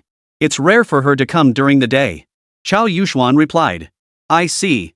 Jiang Hao didn't say anything else, a thoughtful expression crossing his face. Afternoon, Yangda staff dormitory. Jiang Hao, didn't they catch Aunt Yen who was stealing girls' undergarments? Why did you call us over again? And you even notified the university security office? Chow Yuxuan looked at Jiang Hao with a puzzled expression. Yeah, Jiang Hao, didn't you solve the theft case? Why did you call security again? Could there be another suspect involved in the theft? Gu Bo, the head of the school security office, looked utterly perplexed. I have some suspicions. Don't worry, we'll have the answers soon. Let's go inside. Jiang Hao spoke, leading a group of campus security guards into the staff dormitory. Jiang Hao, are you suspecting Auntie Wang Mei, the cleaning lady? Chow Yuxuan caught on and asked. Yes, I went to the logistics office this afternoon to review the records. I discovered that dorm supervisor Aunt Yen and cleaner Wang Mei both joined Yangda University as dorm staff at the same time. The arrested dorm supervisor Aunt Yen has a son who's paralyzed and bedridden. Yet when she was taken away, she didn't utter a single word. Doesn't she worry about her son at all? I suspect Aunt Yen has accomplices. You also mentioned that cleaner Aunt Wang usually cleans during the early morning hours when you're asleep. But today, Auntie Wang came at noon to clean the brazier where Aunt Yen burned her clothes as if clearing a crime scene. I hope I'm overthinking this. In the Yangda University staff dormitory, cleaner Wang Mimi was sorting through stolen female clothing. Aunt Yen's son was bedridden and paralyzed, requiring money for treatment. Cleaning lady Auntie Wang exploited this vulnerability, persuading dorm supervisor Auntie Yen to partner with her in selling the girls' undergarments. Unexpectedly, a student uncovered the scheme today. Cleaning staff member Wang Mei immediately packed her bags to flee and lie low. Chow, why are you in my dorm room? Is there something you need? Wang Mei looked at the group entering her room with a face full of shock and suspicion. Auntie Wang Mei, what's going on here? Chow Yuxuan looked puzzled at Aunt Wang, who was pulling a suitcase. Well. Something came up at home, and I need to go handle it. I'll be back as soon as it's taken care of. Aunt Wang wiped the sweat from her forehead as she spoke. Jiang Hao. We found it. There really were missing items of intimate clothing belonging to female students. Security personnel found the missing girls' undergarments under the bed. What is this thing? How did it get under my bed? Who sneaked it under my bed? I have no idea. Aunt Wang was still trying to wriggle out of it. Auntie Wang, making excuses won't help. We just need to hand over the stolen girls' clothes to the police. A simple fingerprint collection will reveal the truth. Jiang Hao said calmly. I was momentarily confused. I shouldn't have persuaded Sister Yen to do such a despicable thing with me. Aunt Wang collapsed onto the floor, confessing to her crime. Aunt Wang was handed over to the police by the security office. The police's arrival once again caused a stir at the school. What's going on? Wasn't Aunt Yen caught stealing girls' undergarments? Why are the police back at the school? Rumor has it there's more than one culprit. Auntie Wang, the cleaning lady in the girls' dorm, is also involved. Oh, a gang operation? It's gotta be Jiang Hao. With him on the case, they'll catch the culprits within a day. I want to apprentice under Jiang Hao, he's my idol. A bunch of students were discussing Jiang Hao. Some students from Yangda University even uploaded videos of Jiang Hao solving 2 cases online. Jiang Hao, you're amazing. If not for you, who would have guessed there were 2 thieves stealing girls' undergarments? Chow Yuxuan felt stunned by Jiang Hao once again. Yeah, Jiang Hao is really impressive. He solved the missing undergarments case in just one afternoon. Would Jiang Hao be interested in joining our school's security office? With Jiang Hao around, I believe we could deter those with ill intentions to the greatest extent possible. Gu Bo, the head of the school security department, wanted to directly invite Jiang Hao to join the department. No, thank you. My focus right now is primarily on my studies. Captain Gu Bo, rest assured. If the security office ever needs help with anything, I'll definitely lend a hand. Jiang Hao politely declined Captain Gu Bo's offer. Having your word, young brother Jiang Hao, is enough. Young brother Jiang, go ahead with your work. I'll head over to write up a report on this theft of undergarments from the women's dormitory and submit it to the school. After speaking with Jiang Hao, Gu Bo departed with the security team. Jiang Hao and Chow Yuxuan exchanged farewells and left campus, heading back to their rented apartment for a shower. Brother Jiang, you're amazing. You caught the thief who stole the girls' undergarments in just one afternoon. Brother Jiang, I noticed a bunch of girls batting their eyelashes at you when you left the girls' dorm this afternoon. Brother Jiang, any thoughts on that? Hu Ming's rental apartment was on the way, so he chatted with Jiang Hao the whole journey. Like hell I have any thoughts. Solving this case today nearly killed me. All I want now is to get back, take a hot shower, and crash. Solving cases wasn't easy, and Jiang Hao had done it all on his own today. How about we get a foot massage? Gongbu fan gave me a membership card for Lotus Pond Moonlight. I've never been there. Come with me, brother Jiang. Gong Bufan said once you're inside Lotus Pond Moonlight, you can relax however you want. Hu Ming pulled out a membership card labeled Lotus Pond Moonlight Supreme VIP from his pocket and spoke up. What moonlit Lotus Pond? Do you even know what that place is for? That little bastard Gong Bufan. Hand over the card, I'm confiscating it. Jiang Hao snatched the Moonlit Lotus Pond Supreme card from Hu Ming's hand and tucked it into his own pocket. Moonlit Lotus Pond was off limits. Hu Ming was still young and couldn't handle it. Jiang Hao bid farewell to Hu Ming and headed toward his own room. Chapter 52, Xinjiai's devoted fan. Jiang Hao inserted his key and unlocked the door. After drinking a glass of water, he noticed a note on the desk, Lu Keqing's handwriting. I've washed and changed your bedding. Take care of yourself. Ha? Lu Keqing washed the bedding for him? This? Jiang Hao recalled his wet dream, his cheeks flushing as a wave of emotion surged through him. The next day was the weekend. Jiang Hao woke up early without hitting the snooze button.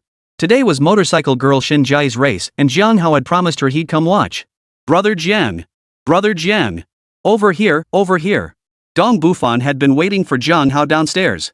As a fan of Xinjiai, he planned to cheer her on at the Yangcheng Station race venue and had contacted Jiang Hao to join him. Brother Jiang, I'm all set. The banner, the cheer sticks. Today I'm the die-hard fan of the motorcycle goddess. Gongbu fan was loaded down with bags and packages, stuffed to the brim with fan gear. Brother Jiang, the fan club bus is here. Let's get on quickly. A bus adorned with a Xinjiai support banner pulled up in front of Jiang Hao. Password. A girl wearing a custom Xinjiai support ribbon on her head spoke up. Xinjiai races like the wind, fans escorting her, never backing down. Gongbu fan exchanged the password with the girl. Welcome.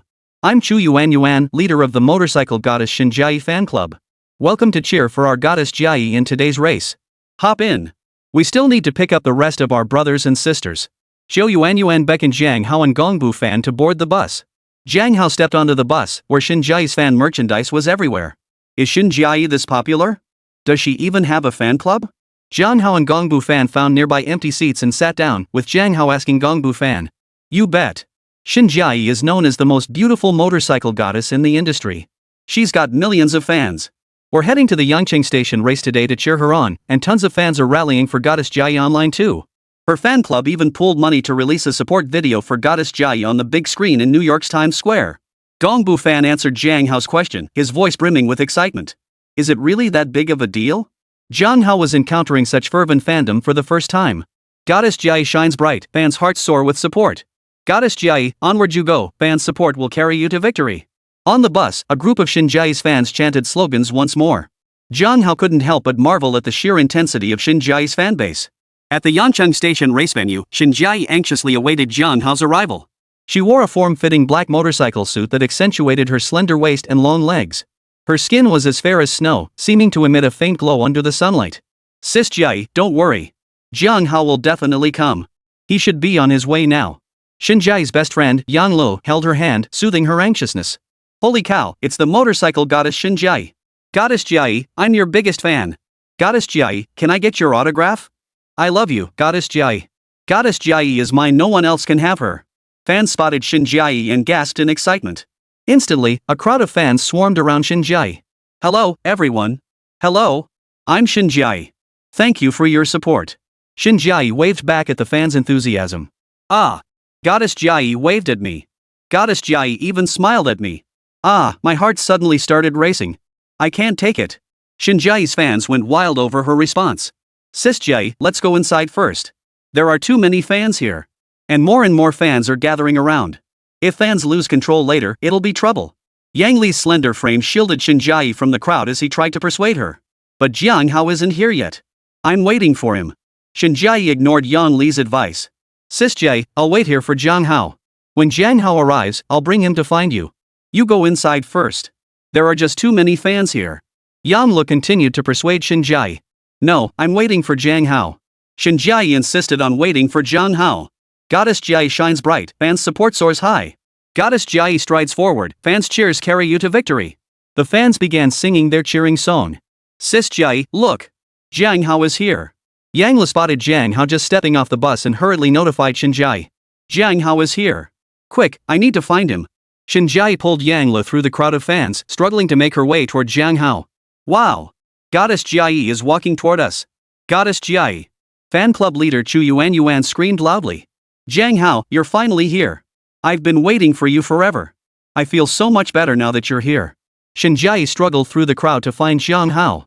Miss Shen, try not to be too nervous. Just stay calm and be yourself. Just perform at your true level. Jiang Hao spoke up, soothing Shen Jiai's nerves. Sis Jiai, brother Jiang, let's head into the driver preparation room first. Your fans are gathering around again. Yang Lu interjected. All right. Jiang Hao, let's go inside. Shen Jiai also noticed the fans gathering in greater numbers. Just a moment, I need to tell my friends. After explaining the situation to Gong Bu Fan, Jiang Hao followed Shen Jiai into the driver preparation room. The moment Shen Jiai and Jiang Hao left, her fans erupted in chaos. Who was that guy? He actually got Goddess Jiai to greet him personally. Goddess Jiai seems to trust him a lot. She totally relaxed when she saw him. I wish that guy was me. Ah. No way. My Goddess Jiai. Fans were buzzing with excitement. Gong Bu Fan, who's your friend? How could Goddess Jiai personally come out to greet someone? Fan club leader Chu Yuan approached Gong Bu Fan. That's my buddy, Jiang Hao. My buddy Jiang Hao is really skilled. Goddess Jiai wanted to improve her technique, so she invited Jiang Hao to be her mentor. Gong Bu Fan explained. Huh? Goddess Jiai hired Jiang Hao as her mentor? You're not joking, right? I believe Goddess Jiai dating Jiang Hao before this. Su Yuan couldn't believe it. Shen Jiai was a genius motorcycle girl after all. As for Jiang Hao, she'd been in the motorcycle scene for years and had never even heard of him. I still can't believe it myself. But I heard Goddess Jiai admitted herself she asked Jiang Hao to be her mentor. Gong Bu Fan spoke with a bitter smile. Chapter 53, the race begins. Holy crap! Jiang Hao actually did it. I need to steady my nerves.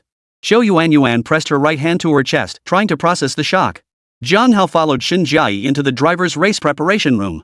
Let me introduce you all to my friend, Jiang Hao. Jiang Hao, these are the core members of my team's support staff. The one on the left is Lu Jun, our electronics engineer. The one on the right is our team analyst, Su Wen. The one in red is technician Li Liang. You already know Mr. Sun, so no introduction needed. He serves as both my butler and fleet manager. Shen Jiai introduced Jiang Hao to the group. Jiang Hao, you're here. The young lady has been waiting for you. Jiang Hao is quite impressive. Just the other day he beat 8-time champion Su Wei at the training track. The young lady invited Jiang Hao to help improve her track performance. Sun Denghui spoke up first, greeting Jiang Hao. What? Beat 8-time champion Su Wei? You're not joking, right? Even though Su Wei retired years ago, he's still not someone just anyone can take on. Young Jiang Hao, you're impressive. Lu Jun finished speaking and gave Jiang Hao a thumbs up. Su Wen and Li Liang remained silent, but they too gave Jiang Hao a thumbs up. No. Just luck. Jiang Hao waved his hand modestly. Alright, now that we've introduced Jiang Hao, let me go over the specifics of the competition. Lu Jun, have you checked the vehicle's electronic navigation system? You need to ensure the vehicles select the optimal route during the competition. Sun Denghui turned to look at the electronic engineer, Lu Jun. Checked and confirmed, no issues. I've also prepared backup map navigation in case of unexpected situations. Lu Jun replied. Li Liang, you must lead the maintenance team to prepare at the race supply station, ensuring the young lady receives full support during the race. Strictly control the tire change time. Aim to complete it within 10 seconds. Sun Denghui turned his gaze to the team technician, Li Liang. Understood. I'll do my best. Li Liang answered. It's not about trying, it must be done within 10 seconds. That's the only way to guarantee the driver's performance. Sun Denghui emphasized. Understood. Li Liang nodded in response. Lastly, Su Wen. The list of competitors for this event should be finalized by now. Any unexpected changes? Any drivers who pose a threat to the young lady? Sun Denghui pressed further. It's a bit troublesome. There's been an unexpected addition to the list of competitors this time. 2 foreign riders are joining the Yangcheng Station Motorcycle Championship this time. One is Emily, a veteran from the United States. She has over 40 motorcycle races under her belt and is highly experienced. She previously won the championship at the Mississippi Station in the United States. Team analyst Su Wen spoke up, his expression grim. Emily? Hasn't she retired yet? She must be close to 40 now, well past her prime. She's still competing? Shen Jiai asked, her voice tinged with surprise. Emily could be considered a female motorcycle racer from a bygone era. Who would have thought she'd still be active on the track? What about the other one?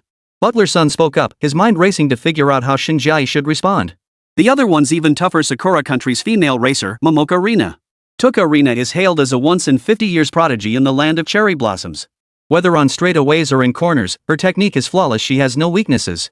In her most recent race, she even claimed the title of Japan's top female rider. Before the race, she even declared she would challenge her own season record. She's a real handful. Suwon finished speaking, his face already slumping. If the young lady fails to win the championship at the Yangcheng station and secure full points, she won't have a chance to compete in the continental tournament. And the late patriarch's final wish won't be fulfilled either. Lu Jun spoke urgently. Don't get discouraged.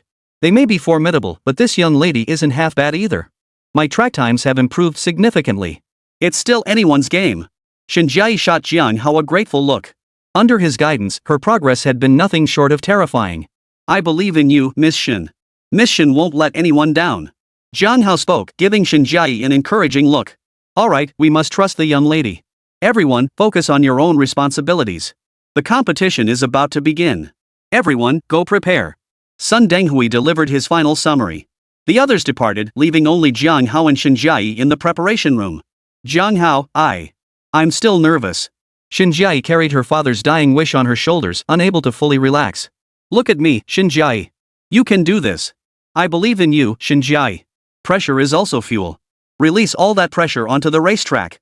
You're a motorcycle rider charging through the headwind, don't be afraid. Jiang Hao locked eyes with Shinjiai, delivering his final words of encouragement. Yes, I can do this. Shinjiai clutched her helmet and entered the racetrack. Hello everyone, welcome to the Yangcheng station of the National Motorcycle Championship. I'm your commentator for this event, Yu Xingmiao. I'm your commentator for this event, Qin Qin. The male and female commentators kicked off the motorcycle race broadcast. Today's Yangcheng station event is truly a gathering of hidden talents, with many star riders competing. Male commentator Yu Xingmiao spoke first. Oh, I wonder who these star riders are. Xingmiao, could you give us a rundown? Female commentator Qin Qin chimed in with a playful prompt. Our first star competitor is Yangcheng's motorcycle goddess, Shinjiai. Shinjiai not only possesses exceptional skills but is also stunningly beautiful, earning her the title of the most beautiful motorcycle goddess. As the male commentator finished speaking, the stadium's big screen began playing Shinjiai's promotional video. The director's camera cut to Shinjiai, who blew a kiss to the lens. Jai, I love you, just like a mouse loves rice. Goddess Jai shines bright, fans' hearts soar with support. Goddess Jai, on your journey, fan support accompanies your victory. The fans in the venue erupted with excitement, wildly waving their cheering props. You can tell there are a lot of Jai's fans here. We hope contestant Shinjiai achieves great results. The female commentator continued. Next up is veteran contestant Emily from the United States. Emily is competing in the motorcycle championship for the 32nd time, making her a veritable living legend of the sport. At the Mississippi Station Championship, Emily dominated the competition to claim the championship title. The camera focused on Emily, who remained expressionless. Chapter 54, A Tough Race. Another star competitor is Sakura Country's Rina Momozono. Last month, Rina Momoka defeated all competitors in Japan's domestic championship, securing the top spot in the national rankings. Her cornering technique is exceptional, all competitors should take note. The male commentator warns the competing Dragon Nation racers. The camera cut to Momoka Rina, who flashed a mocking gesture at the lens. Her words dripped with the quintessential Sakura Nation flair. Damn, this well-off racer is getting cocky. She even dares to curse people out? We're giving her too much credit. I can't take it anymore, I'm gonna take her down. Go Jai, goddess. Teach that good life contestant a lesson. I don't think Shinjiai stands a chance. This is gonna be tough. This Tokarina's latest track record has shattered Little Days Nation's historical records. She's even hailed as a once-in-a-generation prodigy, a talent Little Days Nation sees only once every 50 years. Is she really that good? Doesn't matter, I believe in Goddess Jai. Goddess Jai is the best. The crowd in the stands buzzed with wild discussion. Roar! Roar! Roar! The contestants rode their motorcycles onto the starting line. The championship is mine. You're only fit to eat my dust. Tao Hua Lina boasted in broken Chinese from her motorcycle. Shinjiai ignored Tokarina, focusing all her attention on the bike. Threats were useless. Shinjiai would let her performance speak for itself. Damn it! How dare you ignore me? Just you wait. I'll trample every last one of you Dragon Country people underfoot. Tokarina's expression turned vicious. Contestants, get ready. Countdown, ready. 3, 2, 1. The signal lights flashed, and in an instant, the motorcycle shot out like arrows released from a bow. The powerful engines unleashed a whirlwind, tires screeching against the asphalt as they left scorched marks in their wake. Speed and passion reached their peak in that moment, the roar of engines echoing across the track. Ladies and gentlemen, the Yangcheng station of the National Motorcycle Championship has officially begun. All competitors are tearing down the track at lightning speed. Let's cheer them on and wish them all the best. The female announcer broadcast the start of the race. Let's shift our focus to the race venue. Not long after the race started, the competition landscape has already shifted. Currently, the 3-star athletes highlighted in the pre-race coverage are all in the leading pack. Indeed, the strength of star players is undeniable.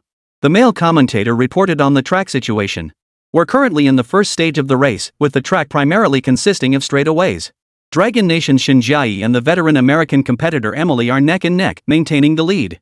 It's clear that Emily possesses extensive racing experience, firmly holding the inside lane. China's Xinjiai is forced to take the outside lane. Sakura Nation's competitor, Tokarina, is currently in the rear position within the leading pack. She's clinging tightly to the two front runners. The female commentator provided a detailed analysis of the race dynamics. The audience erupted in discussion upon hearing the commentary. Damn, I thought the Sakura Nation's female competitor was supposed to be so formidable? Is that it? Time to go home for dinner. The veteran from the States is proving tough. She's managed to stay locked in that advantageous inside lane the whole time. Go, Jiai! Win the championship. Jiang Hao sat in the stands, silently cheering for Xinjiai in his heart. Who do you think will win this race? Let's predict who will take home the championship this time. The female commentator livened up the atmosphere and asked the male commentator. Personally, I'm rooting for our Dragon Nation Xinjiai. Xinjiai excels at both cornering and straight line speed. Plus, she's racing on home turf at the Yangqing station. I hope she can rise to the occasion, outpace her rivals, and claim the championship. The male commentator shared his perspective. The male commentator is awesome. Exactly. Go Goddess Jiai. Go Goddess Jiai. Goddess Jiai, you're the best. You'll definitely win the championship. As soon as the male commentator finished speaking, the audience below the stage erupted in applause and cheers. It's clear that many fans here today are rooting for Xinjiai to win the championship. I believe many viewers watching the livestream are also rooting for Xinjiai. The male commentator continued. I have a different perspective though. I'm more optimistic about Sakura Country's contestant, Rina Mamahana. Tokarina is still holding her own in the leading pack, not falling behind. The current race is on a multi-straight section of the track. If it enters a multi-corner section, especially a series of consecutive turns, that's where Momokarina will shine. After all, Momokarina is known as the queen of the curves. The female commentator voiced her support for her favorite competitor. Look, they're entering the multi-cornered section of the track. Rider Momokarina is charging hard to catch up. Xinjiai, who was in the lead, is still being blocked on the outside lane by Emily and struggling hard. On the live feed, Momokarina was aggressively cutting corners, preparing to overtake. Xinjiai, meanwhile, was on the outside lane, searching for an opening to overtake. Holy crap, is Tokarina really taking that corner that aggressively? If I saw correctly, she just pulled off a 45-degree turn. And she's still accelerating through the turn.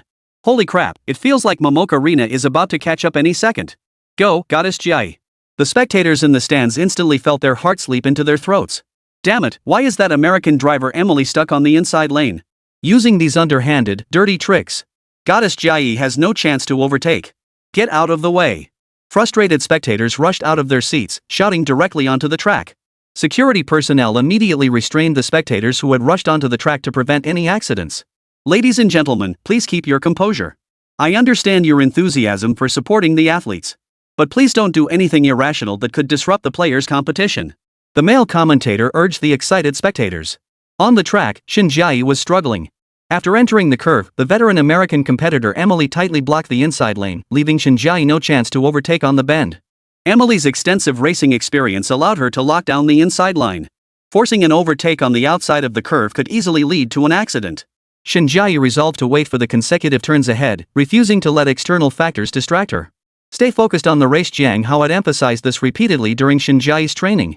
Xinjiai chose to follow Jiang Hao's command and bide her time. Chapter 55, Xinjiai claims victory. Jiang Hao, you're amazing. Your training has been so effective. Thanks to your training, the young lady has improved so rapidly in such a short time. Yang Lu exclaimed excitedly. That's right. Young brother Jiang Hao is truly a savior. He's elevated the young lady's skills by more than one level in such a short time. Butler Sun's voice was equally charged with emotion, sensing hope that the late patriarch's final wish might be fulfilled. But that veteran Emily is incredibly experienced in competition. She's been blocking the inside lane the entire race, leaving the young lady no chance to overtake. Butler's son glanced at the live broadcast screen, a wave of worry washing over him. And the female commentator is right. Sakura Country's competitor, Momokarina, has cornering skills that are top tier in Asia. Tokarina is the young lady's greatest rival. I'm truly worried about the young lady. Miss must fulfill the late patriarch's wish she absolutely cannot lose. Miss, do your best. Yang Li's voice was filled with concern. Jiang Hao remained silent, his gaze fixed on the large screen. His fingers trembled, and his heart was equally unsettled. We're about to enter the consecutive turns. Whoa! Holy crap! Reina Tohana is accelerating like crazy, still chasing. Is Rina Mamazono that confident? Is she planning to overtake during the consecutive turns? The female commentator stared at the live feed, her voice brimming with astonishment.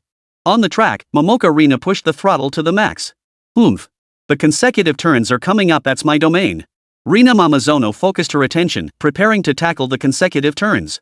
Wait, why isn't Sakura Country's Rina Mamazono slowing down? What is she trying to do? Could she possibly be trying to overtake in the consecutive turns? This is bad. Jia Yi has been stuck on the outside by Emilika, and now Tao Hualina is about to enter her signature corner. I feel like Goddess Jia Yi is in trouble. Wolves ahead, tigers behind. Goddess Jia Yi, be careful. Shinjiai's fans in the stands watched the live feed, their hearts filled with worry. Unbelievable. She's surpassed it. She really passed. She pulled away on the consecutive turns. The male commentator exclaimed excitedly. I knew it. Rina Mamazono could overtake on those consecutive turns. Rina Mamazono is the top active female motorcycle racer in Sakura Nation. Her cornering technique is world-class, utterly unbeatable. The female commentator trusted her judgment so much she didn't even glance at the live feed. It's not Momoka Rina. It's Shinjiai from the Dragon Nation. Shinjiai has overtaken all competitors and taken the lead. The male commentator's face flushed with excitement, his voice trembling. What? How is that possible? You're not joking, are you? The female commentator stared at the live feed in disbelief. On screen, Shinjiai was leaving the field in the dust. Shinjiai, with her exceptional technique through the consecutive turns, has just overtaken Emily and Tokarina. Shinjiai, way to go. The male commentator composed himself and resumed his commentary for the audience. Wow. Goddess Jia, you're the best. Goddess Jia, I love you. Jia, I love you, like a mouse loves rice. Goddess Jia shines bright, fans cheers soar high. Goddess Jia, on your journey, fan support carries you to victory. In the stands, fans celebrated wildly. Final lap, Shinjiai. Hang in there, victory is within reach. The male commentator abandoned his neutral stance, cheering Shinjiai on directly. Final 100 meters. 50 meters.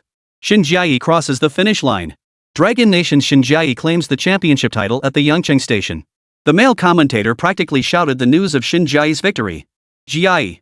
Jia races ahead, the goddess of motorcycles. Unrivaled charm, Shinjiai reigns supreme. Motorcycle goddess Shinjiai, speeding like the wind, showcasing her prowess. Charging forward unstoppable, this moment of glory will be forever remembered. Jia Yi rides her bike, dazzling the world with her brilliance. Her fighting spirit radiates charm, she's forever number one. Fans celebrated wildly, some overcome with emotion, tears streaming down their faces. Wow, Sister Jia Yi won. Sis Jia Yi won. Yang Lu burst into tears with excitement. Miss won. Miss won. The usually composed butler's son trembled with excitement. Shinjiai rode the motorcycle back in triumph, her face beaming with joy. Team technician Li Liang immediately parked the bike and led the support crew in performing maintenance. Wow, Miss is amazing. Miss is so awesome. Miss is incredible. She's become the youngest female motorcycle racing champion in Dragon Nation. This championship title is truly valuable. Not only did she defeat the veteran American rider Emily, but she also beat Japan's top active female motorcycle racer, Rina Momoka, to claim the championship. I still feel like I'm dreaming. Miss, you've truly stunned us all. Miss, there are already many reporters outside wanting to interview you. The entire team cheered for Shinjiai. Thank you all. This championship is the result of our entire team's hard work. Without everyone's united efforts, I wouldn't be standing here as champion. Shinjiai embraced her excited team members, expressing her gratitude. I'm giving everyone red envelopes. Every team member gets a championship red envelope. You've all worked tirelessly alongside me preparing for the motorcycle championship. I'm giving everyone a week off. The company will cover the costs, go on a vacation, have fun, and relax. Shinjiai was generous without hesitation, distributing rewards to the team members. Wow. You're so generous, Miss. Miss is awesome. You're truly the best team owner ever. Thank you, Miss. Working for Miss is truly my good fortune. The team members cheered and jumped with excitement. Champagne's here. A team member raised the champagne high. With a crisp pop, the cork shot skyward like a victory cannon, and golden liquid gushed forth, bursting like fireworks in the air. Bubbles splashed everywhere as joy erupted in that moment. Where's Jiang Hao? Why haven't I seen him? Where did he go? Shinjiai wanted nothing more than to share this joy with Jiang Hao. Without him, she never would have won the championship. Jiang Hao was busy breaking up a fight on the track. Gongbu Fan and Momoka Rina's bodyguard had gotten into a scuffle. After Shinjai won the championship, Sakura Country's competitor, Tokarina, flew into a rage, claiming Shinjai must have used underhanded tactics. Shinjai's fans, who had long disliked Momoka Rina, stormed down from the stands and began brawling with her bodyguards. Chapter 56, The Cherry Blossom Nation competitor snaps. Dirty Dragon Country people, always resorting to underhanded tactics. What a bull motorcycle goddess. How else could she improve so rapidly without resorting to dirty tricks? Bunch of brainless Shinjai fans. Thoughtless fools. I'm reporting Shinjai to the Global Motorcycle Association for investigation. Dragon Nation racers only know how to use dirty tricks. Dishonorable, you bastard. Tokarina's defenses crumbled. As Japan's once-in-a-century prodigy, how could she possibly lose to Shinjai, especially on her most prized specialty, the cornering technique she took pride in? Cheating. Shinjai must have used dirty tricks. Protected by her bodyguards, Tokarina unleashed a tirade directly at Shinjai's fans. You filthy woman. If you don't have the skills, shut your filthy mouth. Go back to your cherry blossom country and eat.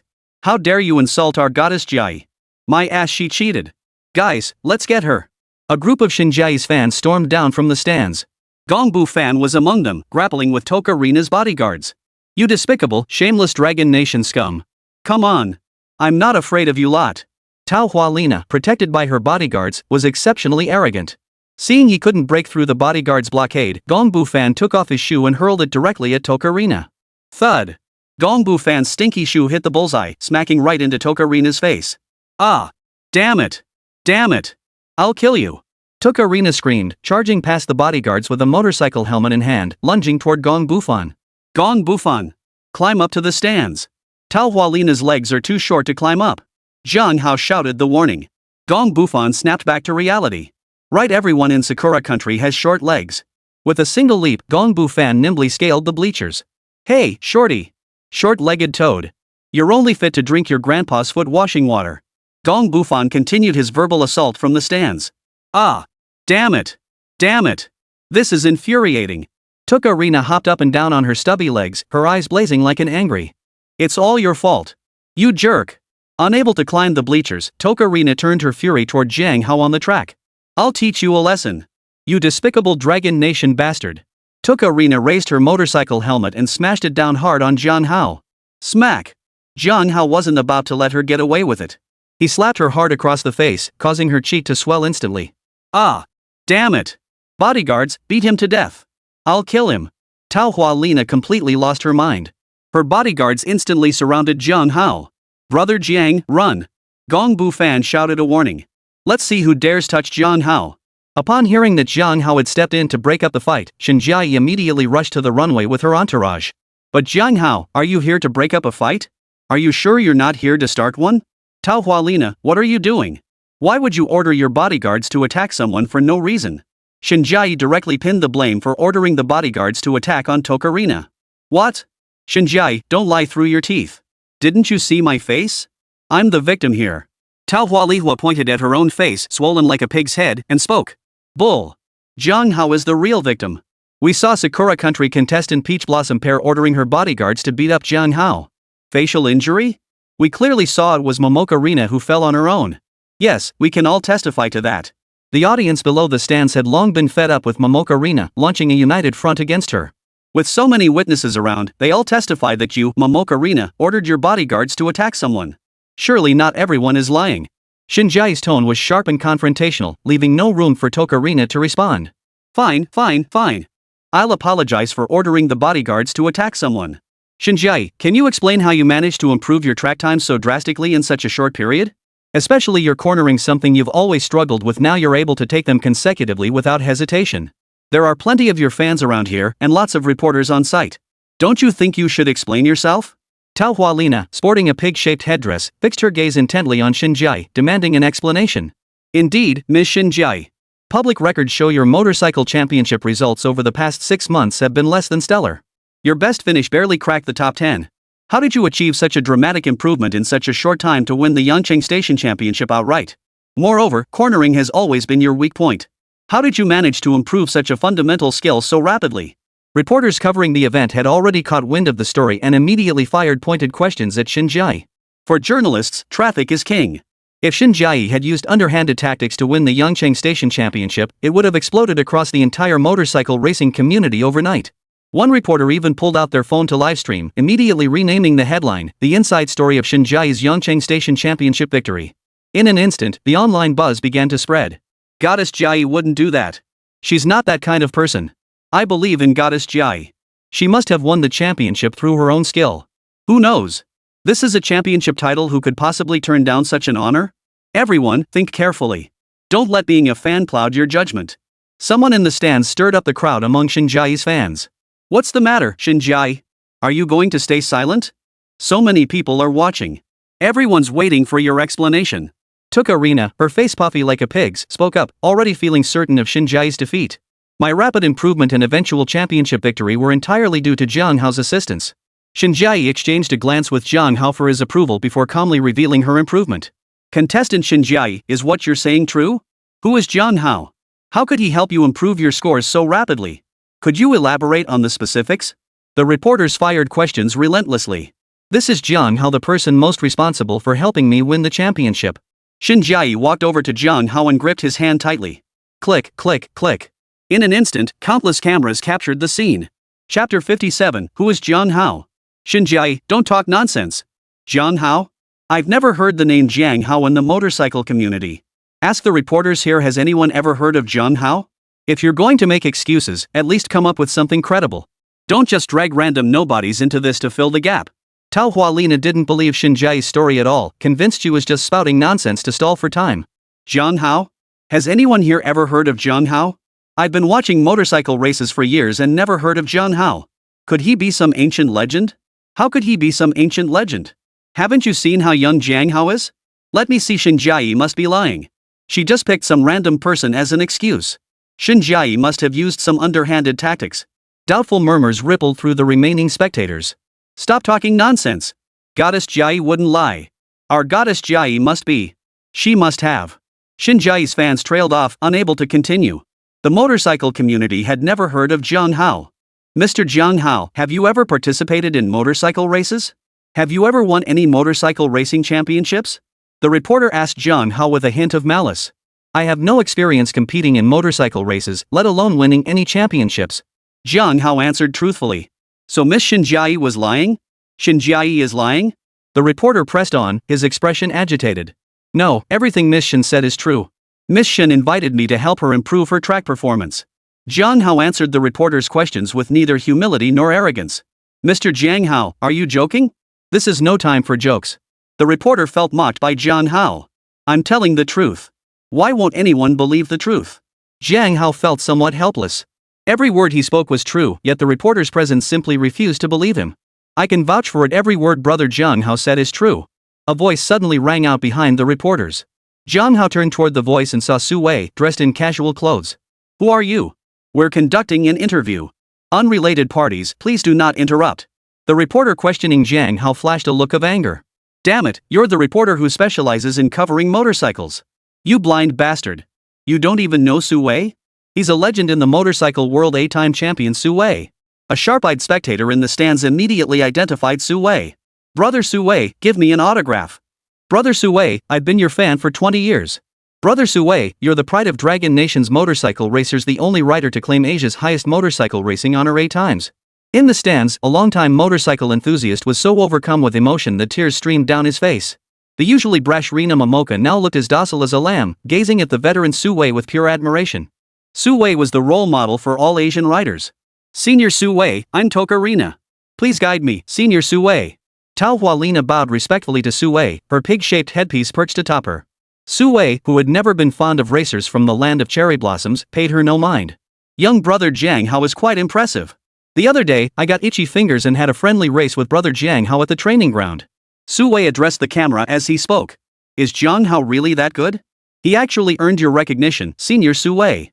Jiang Hao was truly fortunate to have competed alongside Senior Su Wei. The reporters began to believe Jiang Hao's words. To earn Senior Su Wei's approval, he truly possessed the ability to mentor Shin Jiayi. I lost. Young Jiang Hao crosses the finish line first. Su Wei finished speaking and let out a long sigh. What? Jiang Hao beats Senior Su Wei? Good heavens. Senior Su Wei, you must be joking. You're an 8-time champion, a legend in the motorcycle world. How could you possibly lose to Jiang Hao? The interviewing reporter was utterly stunned, struggling to process the news. 8-time champion Su Wei actually lost to Jiang Hao. Su Wei's dominance in motorcycle racing defined my entire youth, 20 years of it. Su Wei retired precisely because he was too unbeatable back then. Countless motorcycle prodigies back then were overshadowed by the 8-time champion Su Wei. Su Wei actually lost. My youth is over too. The spectators in the stands were equally struggling to process the news Su Wei had just delivered. Young Jiang Hao's skills could easily help Miss Shen improve her track performance. Moreover, brother Jiang Hao's cornering skills are almost inhuman. Guiding Miss Shen to rapidly improve her cornering ability would be no problem at all. As soon as Su Wei finished speaking, all the doubts about Jiang Hao and Shen Jiayi vanished instantly. I knew it. How could our goddess Jiayi ever resort to underhanded tactics? Holy cow, it's all thanks to Jiang Hao that our goddess Jiayi made such rapid progress in such a short time. Jiang Hao is incredible. He actually beat 8-time champion Su Wei. Speaking of which, why doesn't Jiang Hao compete in motorcycle races to prove himself? Could it be that Jiang Hao willingly became a training partner just so Shen Jiayi could win the championship? Oh my goodness, I think I figured out the truth. The stands erupted in heated discussion, but the conversation was shifting toward Jiang Hao and Shen Jiayi's relationship. Su Wei, who disliked crowds, left immediately after verifying Jiang Hao's victory. Mr. Jiang Hao, could you share how you managed to defeat 8-time champion Su Wei? Could you elaborate on the specifics? Mr. Jiang Hao, what is your relationship with Miss Shen Jiayi? Are you two dating? Mr. Jiang Hao, why didn't you compete in the motorcycle race to prove yourself? Did you give it up for Miss Shen Jiayi? Reporters swarmed Jiang Hao and Shen Jiayi, desperate for more sensational news. Friends from the press, we will arrange an exclusive interview later. Miss Shen and Mr. Zhang need to rest. We appreciate your understanding. Yang Le led the vehicle crew in clearing the reporters away, escorting Shen Jiayi and Jiang Hao back to the lounge. Inside the lounge, Shen Jiayi looked at Jiang Hao. Jiang Hao. Shen Jiayi leaned in and kissed Jiang Hao, releasing the pent-up emotions she had been holding inside for so long. In an instant, an electric sensation coursed through Jiang Hao's entire body. Jiang Hao, hold me tight. Shen Jiayi wrapped her arms around him tightly, squeezing him so hard he could barely breathe. Jiang Hao held Shen Jiayi tightly, feeling her passion. Tongue. Jiang Hao suddenly stiffened as Shen Jiayi's soft tongue darted out, entwining with his own. Chapter 58, The Council's Invitation. Sis Jiayi. Director Dong Ziqian from the Asian Motorcycle Championship is here to visit.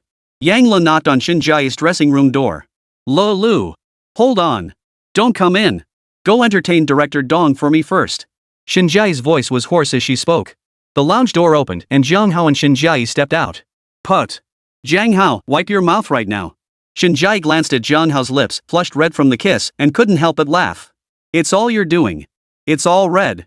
Jiang Hao took the tissue Shen Jiayi handed him and began wiping his lips. Oh, I just couldn't help myself. Sorry about that. Shen Jiayi reached out to wipe away the lingering lipstick from the corner of Jiang Hao's mouth. Shen Jiayi and Jiang Hao stepped out of the lounge. Miss Shen, congratulations. You've successfully won the championship at the Yangcheng stop of the National Motorcycle Championship, securing full points and qualifying for the continental competition.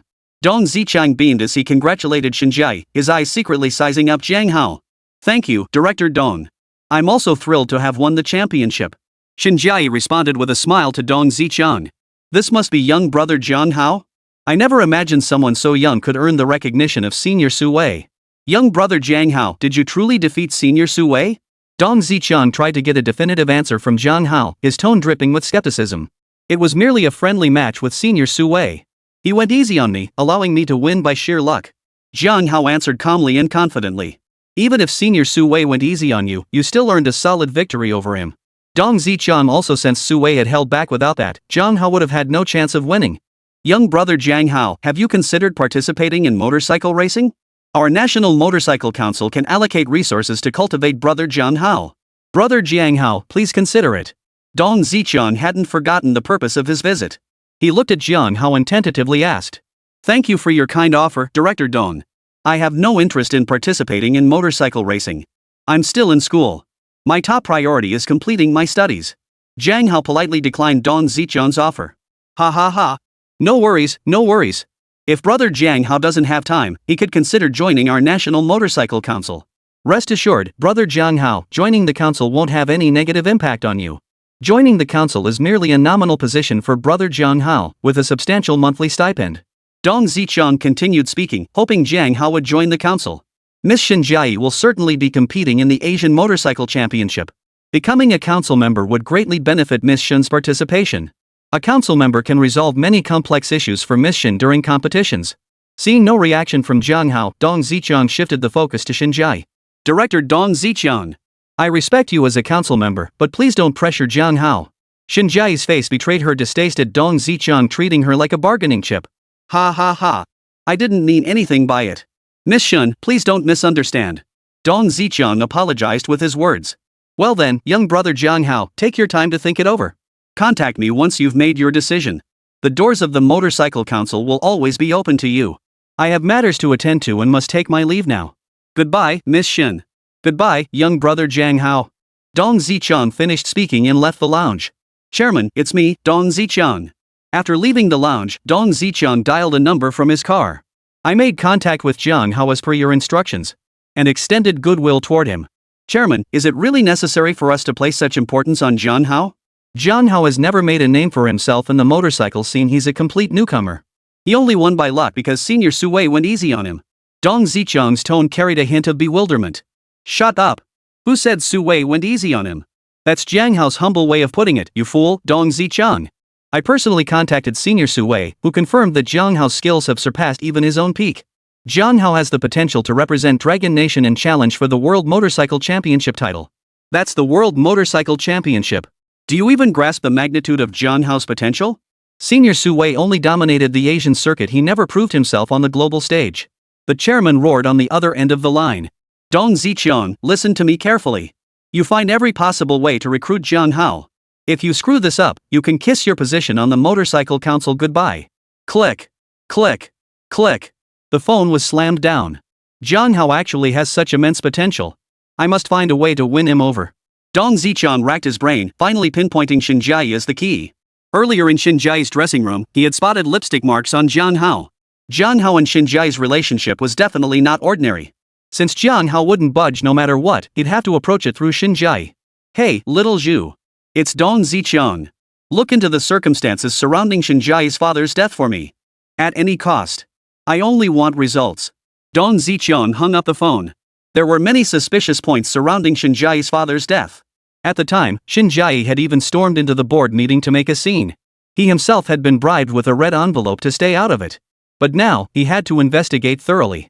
He aimed to use Xinjiai as a way to get to Jiang Hao. Jiang Hao, don't let this affect you because of me. Dong Ziqiang isn't a good man. Be careful of the promises he's making you. Xinjiai looked at Jiang Hao with concern, afraid he might yield to Dong Ziqiang because of her. I'll think it over carefully. Xinjiai, stop frowning like that. Watch out for wrinkles.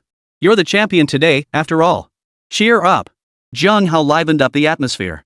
Ah. Jiang Hao. You. I'm gonna beat you to a pulp. You're the one getting wrinkles. I'm only 25, I won't get wrinkles. Xinjiai pouted. Ha? Sister Jiai, you're already 25? Jiang Hao was a bit surprised. He'd always assumed Xinjiai was only around 20. What do you mean, already 25? Is 25 old? Damn it, Jiang Hao, I'm ignoring you. Don't you know you're not supposed to ask a girl her age? Xinjiai turned her head away, refusing to speak to Jiang Hao any longer. Chapter 59, The Beauty Trap Doesn't Work on Jiang Hao. Ah. Jiang Hao, stop it. You bastard. Wah. I'm sorry. Close the door. There are people outside. Xinjiai begged for mercy with her words. Jiang Hao wasn't one for sweet talk, opting instead for the simplest, most direct approach. Brother Jiang, what happened to your mouth? Why is it chapped? And it's all swollen and red? Gongbu Fan asked. My mouth? I accidentally got stung by a bee. Nothing serious. Jiang Hao touched his lips, feeling the lingering warmth of Xinjiai's breath there, and replied. A bee sting? Who'd believe that? Gongbu Fan muttered under his breath. Gongbu Fan, what are you standing around for? Get in the car. We still need to head back. Jiang Hao motioned for Gongbu Fan to get in. Xinjiai had intended to personally escort Jiang Hao back, but a swarm of reporters burst into the lounge, surrounding her for interviews. Xinjiai's current popularity was unparalleled. Jiang Hao, being a low-key person himself, bid farewell to Xinjiai and planned to take the morning fan bus back. The moment Jiang Hao stepped onto the bus, a wave of cheers erupted around him. Jiang Hao! Jiang Hao! Thanks to Jiang Hao's help, our goddess Jiai was able to improve her performance in such a short time. Jiang Hao is the biggest contributor to goddess Jiai's championship win. Thank you, Jiang Hao. Xinjiai's fans on the bus expressed their gratitude to Jiang Hao. Jiang Hao, are you and goddess Jiai dating? A friend of mine is really curious. A fan wearing a brown baseball cap and black clothes suddenly asked from the bus. The other fans on the bus instantly perked up, eager to learn the nature of Jiang Hao and Shinji's relationship. What the hell? What are you doing? What we love is the fierce spirit of goddess Jiai riding her motorcycle. It's her wild, untamed spirit as she races freely across the track. We should be wishing goddess Jiai well in her love life, not prying into it. Su Yuan spoke up to quell the commotion on the fan bus. Right. Sister Yuan is absolutely right. What we love about goddess Jiai is the sense of freedom she brings us on the track. Regardless of the nature of her relationship with Jiang Hao. We should wish goddess Jiai well in her personal life. The fans on the bus showered Shinjiai with well wishes. Jiang Hao and Gongbu Fan were seated at the front of the bus by Chu Yuan to prevent any extreme fans from attacking Jiang Hao. Jiang Hao, Shinjiai has many fans as the motorcycle goddess. You need to be cautious of some extreme fans to prevent them from harming you. Chu Yuan advised Jiang Hao earnestly. Thanks for the heads up. I'll be careful. Having heard of some extreme fan behavior, Jiang Hao silently heightened his vigilance. The bus came to a stop and Jiang Hao and Gongbu Fan got off. Gongbu Fan bid Jiang Hao farewell and turned to leave. Jiang Hao. A voice suddenly rang out behind Jiang Hao. Tokarina? What are you doing here? Were you following me? Jiang Hao looked at Tokarina warily and asked. Mr. Jiang, please don't be nervous. I mean you no harm. Tao Hualina said as she moved closer to Jiang Hao. Stop. Get to the point. What do you want? Jiang Hao didn't have a high opinion of Tao Hualina. I'd like to invite Mr. Jiang Hao to be my personal trainer. Whatever terms Shinjiai offers Mr. Jiang, I'll match them double. Moreover, I'm willing to leverage my connections to fund Mr. Jiang's entry into professional racing. With Mr. Jiang's talent, I believe he could very well become the next legend in the motorcycle racing world. Mr. Jiang, are you content to remain in Shinjiai's shadow forever playing second fiddle to her? Why not choose a different path and bask in the spotlight on stage? Tao Hualina used her seductive voice, attempting to bewitch Jiang Hao. Tao Hualina knew Jiang Hao's worth and resolved after the race to secure his assistance. With Jiang Hao on her side, she could soar to the top and dominate the women's motorcycle racing scene. You sure know how to paint a rosy picture. I'm not one for pie in the sky. I'm perfectly happy working with Shinjiai. I'm perfectly content with my current lifestyle and have no interest in becoming your personal trainer. Jiang Hao flatly rejected Tao Hualina. Mr. Jiang, if only you'd be my personal trainer. I can be your girlfriend. My cup size is a 36E, you know. And Rina is very obedient. I'll cooperate with you unconditionally, Mr. Jiang. Tao Hualina deployed her beauty tactics, fluttering her eyelashes recklessly at Jiang Hao. Your legs are too short. Shorty. I only like long legs. So you're out. Jiang Hao still preferred Shinjiai's long legs. Jiang Hao, don't push your luck. Clap clap clap. Tokarina clapped her hands. Come out. A group of bodyguards surrounded Jiang Hao. Mr. Jiang Hao, there's an old saying in your dragon country. It goes, he who recognizes the times is a wise man. I hope to hear the answer I seek from your lips. Tao Hualina revealed her true colors. Become my personal trainer. Money, fame, and this beauty you can have it all, Mr. Jiang Hao. Tao Hualina urged Jiang Hao one last time. Why resort to violence to solve problems? Rude. Far too crude. Jiang Hao's face betrayed a look of helplessness. He truly did not want to resort to violence. Jiang Hao, don't even think about running away. My bodyguards have this place completely surrounded. Not even a fly could get out. Jiang Hao, I expect to hear the answer I want. Otherwise, I won't hesitate to have my bodyguards cripple you. Turn you into a cripple. Tao Hualina seemed utterly confident in her victory over Jiang Hao, her smile growing increasingly sinister. She couldn't wait to get her hands on Jiang Hao, already fantasizing about dominating the international stage and crushing all opponents after receiving his guidance. Ah! My hand! Monster! Monster! Spare me! I know I'm wrong. It was all Miss Rina's orders. Let me go. The group of bodyguards had already been subdued by Jiang Hao, writhing on the ground in agony, wailing like ghosts. Jiang Hao harbored no sympathy for the people of Sakura Nation, resorting directly to the harshest methods. What? How is that possible? My bodyguards are the most elite trained by the Rina family. How could you take them all down in just a few minutes? This can't be real. This can't be real. Tokarina couldn't believe the scene before her eyes, her body trembling uncontrollably. I told you, I don't want to get physical. Rude. So rude. Jiang Hao utilized the system-granted skill, martial arts master, subduing the bodyguards surrounding him within minutes. Chapter 60, News about Jiang Hao's father. Miss Tokarina, I believe we can now discuss this calmly. Don't be nervous. I still prefer your bossy tone from earlier. After speaking, Jiang Hao placed his right hand on the trembling shoulder of Tokarina. Mr. Jiang.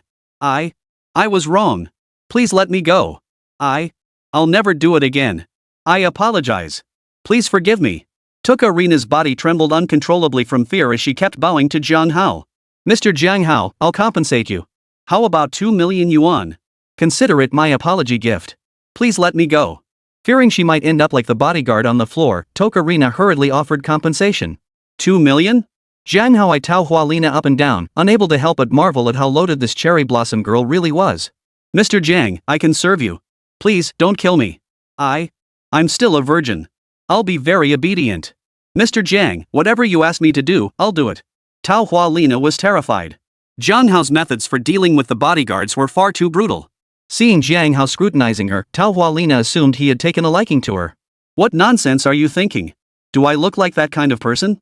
Jiang Hao felt misunderstood. He was a model citizen, acting in self-defense. Why was he being made out to be some kind of gangster? Jiang Hao dialed the number and contacted Chen Liang at Yangqing police station. Half an hour later, Captain Qian rushed over with a police team. Jiang Hao, are you okay? Are you hurt? Whoever had the nerve to attack the Yangqing police department's consultant? They're utterly audacious. Arrest them. They must be sent to eat prison food. Jiang Hao is now the darling of the Yangqing police department. His safety must be the top priority. Chen Liang was especially eager to learn case-solving techniques from Jiang Hao, so he rushed over with his team the moment he got Jiang Hao's call. A criminal attempted to attack Miss Momoka Rina from Sakura Country. Miss Mama Hana has called me for help. As Yangqing's 5-star model citizen, I naturally must step forward to punish the wicked and eliminate evil. I gave those who attacked Miss Momoka Rina a good lesson. Then I called the police station. Jiang Hao didn't trust Miss Momoka Rina's assurances, so he leveraged his position as a police consultant. Miss Peach Blossom Pear, is there anything Consultant Jiang omitted? You may elaborate. Chen Liang, a veteran cop, immediately sensed something was off. Instead of asking whether Jiang Hao's account was factual, Chen Liang directly inquired if anything had been omitted. This was a warning to Tokarina. Jiang Hao's account was the truth, and everything would proceed according to his statement. Everything Mr. Jiang said is true. Tao Hualina, no longer the innocent girl she once was, caught the warning in Chen Liang's tone. Alright, Miss Tokarina, please sign this investigation report. The thugs who attacked Miss Tokarina will be brought to the police station. We will deal with the assailants severely. Chen Liang immediately classified the case. Jiang Hao, drop by the station more often when you're not in class. Take a look around. After all, you are a specially appointed consultant to the police station. I'll bring the assailant in for processing. The case will proceed without issue. Contact me if anything else comes up. Captain Qian finished speaking and left with his team. Mr. Jiang, I'm sorry. I'm sorry for the trouble I've caused you. I'll transfer the 2 million yuan to your account as soon as I return. Tao Hualina bowed deeply to Jiang Hao, then turned and walked away without hesitation. After resolving all matters, Jiang Hao headed toward his rented apartment. In the darkness, a man wearing a brown baseball cap and black clothing emerged. Jiang Hao's skills are surprisingly formidable. Good thing I didn't make my move. The man in black was Shinjiai's extreme fan. He had been tailing Jiang Hao this time to teach him a lesson. Shinjiai was his goddess, and he wouldn't tolerate any man getting close to her. But the man in black didn't continue. He pulled his baseball cap down tighter and turned to leave. Back at his rented apartment, Jiang Hao unlocked his phone and found a message from Lu Wanwan. Lu Wanwan, Jiang Hao, I heard from Captain Chen that you took down a gang of thugs. Are you hurt? Jiang Hao, I'm fine. Who do you think I am? I don't get hurt. Jiang Hao, you should be worried about those thugs instead. Lu Wanwan. Lu Wanwan, I've been digging through files for half a month and found some information about your father, Jiang Zetian. Lu Wanwan, let's meet tomorrow morning. I'll bring you the organized files. Jiang Hao, thanks. Jiang Hao ended his conversation with Lu Wanwan. After a hot shower, Jiang Hao lay down on his bed. In his dream, Jiang Hao sought his father, Jiang Zetian. In the dream, his father carried the young Jiang Hao on his back as they admired lanterns at the Lantern Festival. Suddenly, Jiang Zetian was attacked by a man in black and fell to the ground covered in blood. In the dream, Jiang Hao screamed desperately, pleading with the people around him to save his father. Snowflakes began to drift down from the sky, instantly blanketing the surroundings in a white haze. Blood flowed more and more, and Jiang Zetian collapsed in the icy snow, soon covered by the falling snow. Dad! Dad! Jiang Hao awoke from his dream drenched in cold sweat. After splashing water on his face, he felt somewhat more alert. Little brother Jiang Hao, are you awake yet? I'm here to bring you breakfast. Lu Keqing's voice sounded outside the door. Sis Keqing, my hand is almost fully healed now. You don't have to make breakfast for me every day. Jiang Hao's hand was no longer a major concern, otherwise, he wouldn't have been able to race motorcycles against Su Wei. Jiang Hao looked at Lu Keqing, his gaze drawn to her irresistibly. She wore a purple silk nightgown that clung softly to her skin, accentuating her devilishly curvaceous figure. Her slender neck resembled an elegant swan, while her delicate collarbones peeked through, radiating a captivating sensuality. Her slender waist was barely a hand's width, as if she could be drawn into his embrace with the slightest touch. The hem of her nightgown swayed slightly, revealing a pair of fair, slender legs with smooth, perfect contours. Jiang Hao licked his lips and swallowed hard. What? Already tired of sister Kaching? Lu Kaching's large, teary eyes looked at Jiang Hao, as if she might burst into tears at any moment. No. How could I ever look down on sister Kaching? Sister Kaching is beautiful and kind-hearted. She's every man's dream girl. Who wouldn't like sister Kaching? Jiang Hao quickly pleaded for mercy, speaking up. Oh, then does brother Jiang Hao like sister Kaching? Lu Kaching looked at Jiang Hao with an expectant gaze. Chapter 61, The Peculiar Lu Wanwan. Yes. I've always liked sister Kaching. Jiang Hao answered honestly. Has brother Jiang Hao ever dreamed about sister in his sleep? Lu Kaching pressed further. Ha? This? Jiang Hao was taken aback by Lu Kaching's directness. Little brother Jiang Hao, I was just joking with you. Why are you blushing? Lu Kaching laughed, thoroughly amused by his reaction. Hurry up and eat breakfast. It'll get cold soon. Lu Kaching set the breakfast on the table, her eyes constantly drifting toward Jiang Hao's bedroom. Sis Kaching's cooking is amazing. You're practically feeding me into a little chubby. Jiang Hao remarked as he ate his breakfast. If you like it, eat more. If it's not enough, I'll make more next time. Sis doesn't have much else to do besides collecting rent, so it's perfect for me to make you breakfast. Lu Kaching watched Jiang Hao eat his breakfast with a smile. Sis Kaching, don't you ever go traveling or have fun? Jiang Hao asked in puzzlement. A rich landlady like Lu Kaching should be out having fun all the time, shouldn't she? I don't like going out alone. It's no fun. Lu Kaching answered his question. Sis Kaching, are you free next weekend? I'm taking my little sister to the amusement park. Want to join us? Jiang Hao extended the invitation. The amusement park? I can't even remember the last time I went. A nostalgic look flashed across Lu Kaching's face. Amusement parks are for kids. Maybe I should pass? Lu Kaching instinctively wanted to decline. Sis Kaching, don't hesitate. It's settled then. We're going to the amusement park together next weekend. Jiang Hao made the decision for Lu Kaching outright. All right. Lu Kaching murmured in agreement. Sis Kaching, how did you make the soy milk? Every time I drink it, my body feels all warm and toasty. I feel like I have endless energy all day long. Jiang Hao took a sip of soy milk and asked. Ha? It's just regular soy milk. It's really tasty. Lu Kaching's face flushed red. Afraid Jiang Hao might suspect something, she also drank a bowl. Lu Kaching, you're such a shameless woman. To get Jiang Hao, you actually laced someone's drink with drugs. Lu Kaching inwardly condemned the despicable act of secretly drugging Jiang Hao. Jiang Hao, I'm heading back. Bye. Lu Kaching hurried back to her rented room, feeling her body burning and trembling uncontrollably. Jiang Hao. Ah. Lu Kaching rubbed her legs, frantically tearing at her nightgown, imagining herself leaning against Jiang Hao. Lu Kaching had been lonely for far too long. A single cup of spiked soy milk was enough to open the floodgates of desire, leaving them impossible to close. Jiang Hao slipped on a jacket, locked the door, and prepared to head out to find Lu Wanwan. Is that an auditory hallucination? Why does it sound like someone's calling my name? Jiang Hao dismissed it as his imagination and didn't give it another thought as he walked away. At the cafe, Lu Wanwan waited for Jiang Hao. Lu Wanwan wore a beige silk blouse, its soft, smooth fabric radiating a delicate sheen. The collar was slightly open, revealing her snow-white, slender neck. An exquisite pearl necklace hung between her collarbones, swaying gently with her movements. Her sleeves were rolled up, revealing slender wrists adorned with colorful bracelets. Her lower body was draped in a navy blue straight-cut maxi dress, its hem falling precisely to her knees, its flowing lines accentuating her graceful figure. A black belt cinched her slender waist. Lu Wanwan wore makeup today, a rare occurrence, applied with delicate elegance. Her arched willow leaf brows lifted slightly, adding a touch of liveliness. Her eyes were dusted with subtle eyeshadow, and her rosy lips glistened with a light layer of lip gloss. Lu Wanwan couldn't fathom why, after all these years, she'd chosen to apply such meticulous makeup again. Perhaps it was simply to catch Jiang Hao's attention for a moment longer? Still lost in thought, Lu Wanwan was startled by Jiang Hao's voice suddenly ringing in her ear. Officer Lu? You seem strange today. Did you put on makeup? Jiang Hao sat down across from Lu Wanwan, observing her with genuine curiosity. Lu Wanwan usually went barefaced, dressing and grooming herself in a very efficient manner. Why was she wearing makeup today? Doesn't it look good? Lu Wanwan's eyes darted away, unable to meet Jiang Hao's gaze. You look beautiful. It's just different from usual, and I'm a bit curious. Lu Wanwan was already a beauty scoring over 90 points, but her usual sharp, professional attire had kept her looks somewhat hidden. Seeing her with makeup today, Jiang Hao felt a sudden sparkle before his eyes. Thank you. Lu Wanwan felt her makeup efforts hadn't been in vain. Jiang Hao was clearly stunned by her transformation. I reviewed the police file on your father, Jiang Zitin. Lu Wanwan hadn't forgotten the matter at hand. Due to the era, the files back then were all paper-based. Many files were damaged or lost for various reasons. I primarily reviewed the company records of the mine where your father worked, and the specific compensation plan following the accident at the mine. I've discovered something amiss. Lu Wanwan handed the documents to Jiang Hao. Following the mining accident, the victims sustained severe injuries that made proper identification impossible. Survivors at the site identified the victims by their clothing, including your father. Following the mining accident, the mine's legal representative, the Russian Chekhov, vanished without a trace.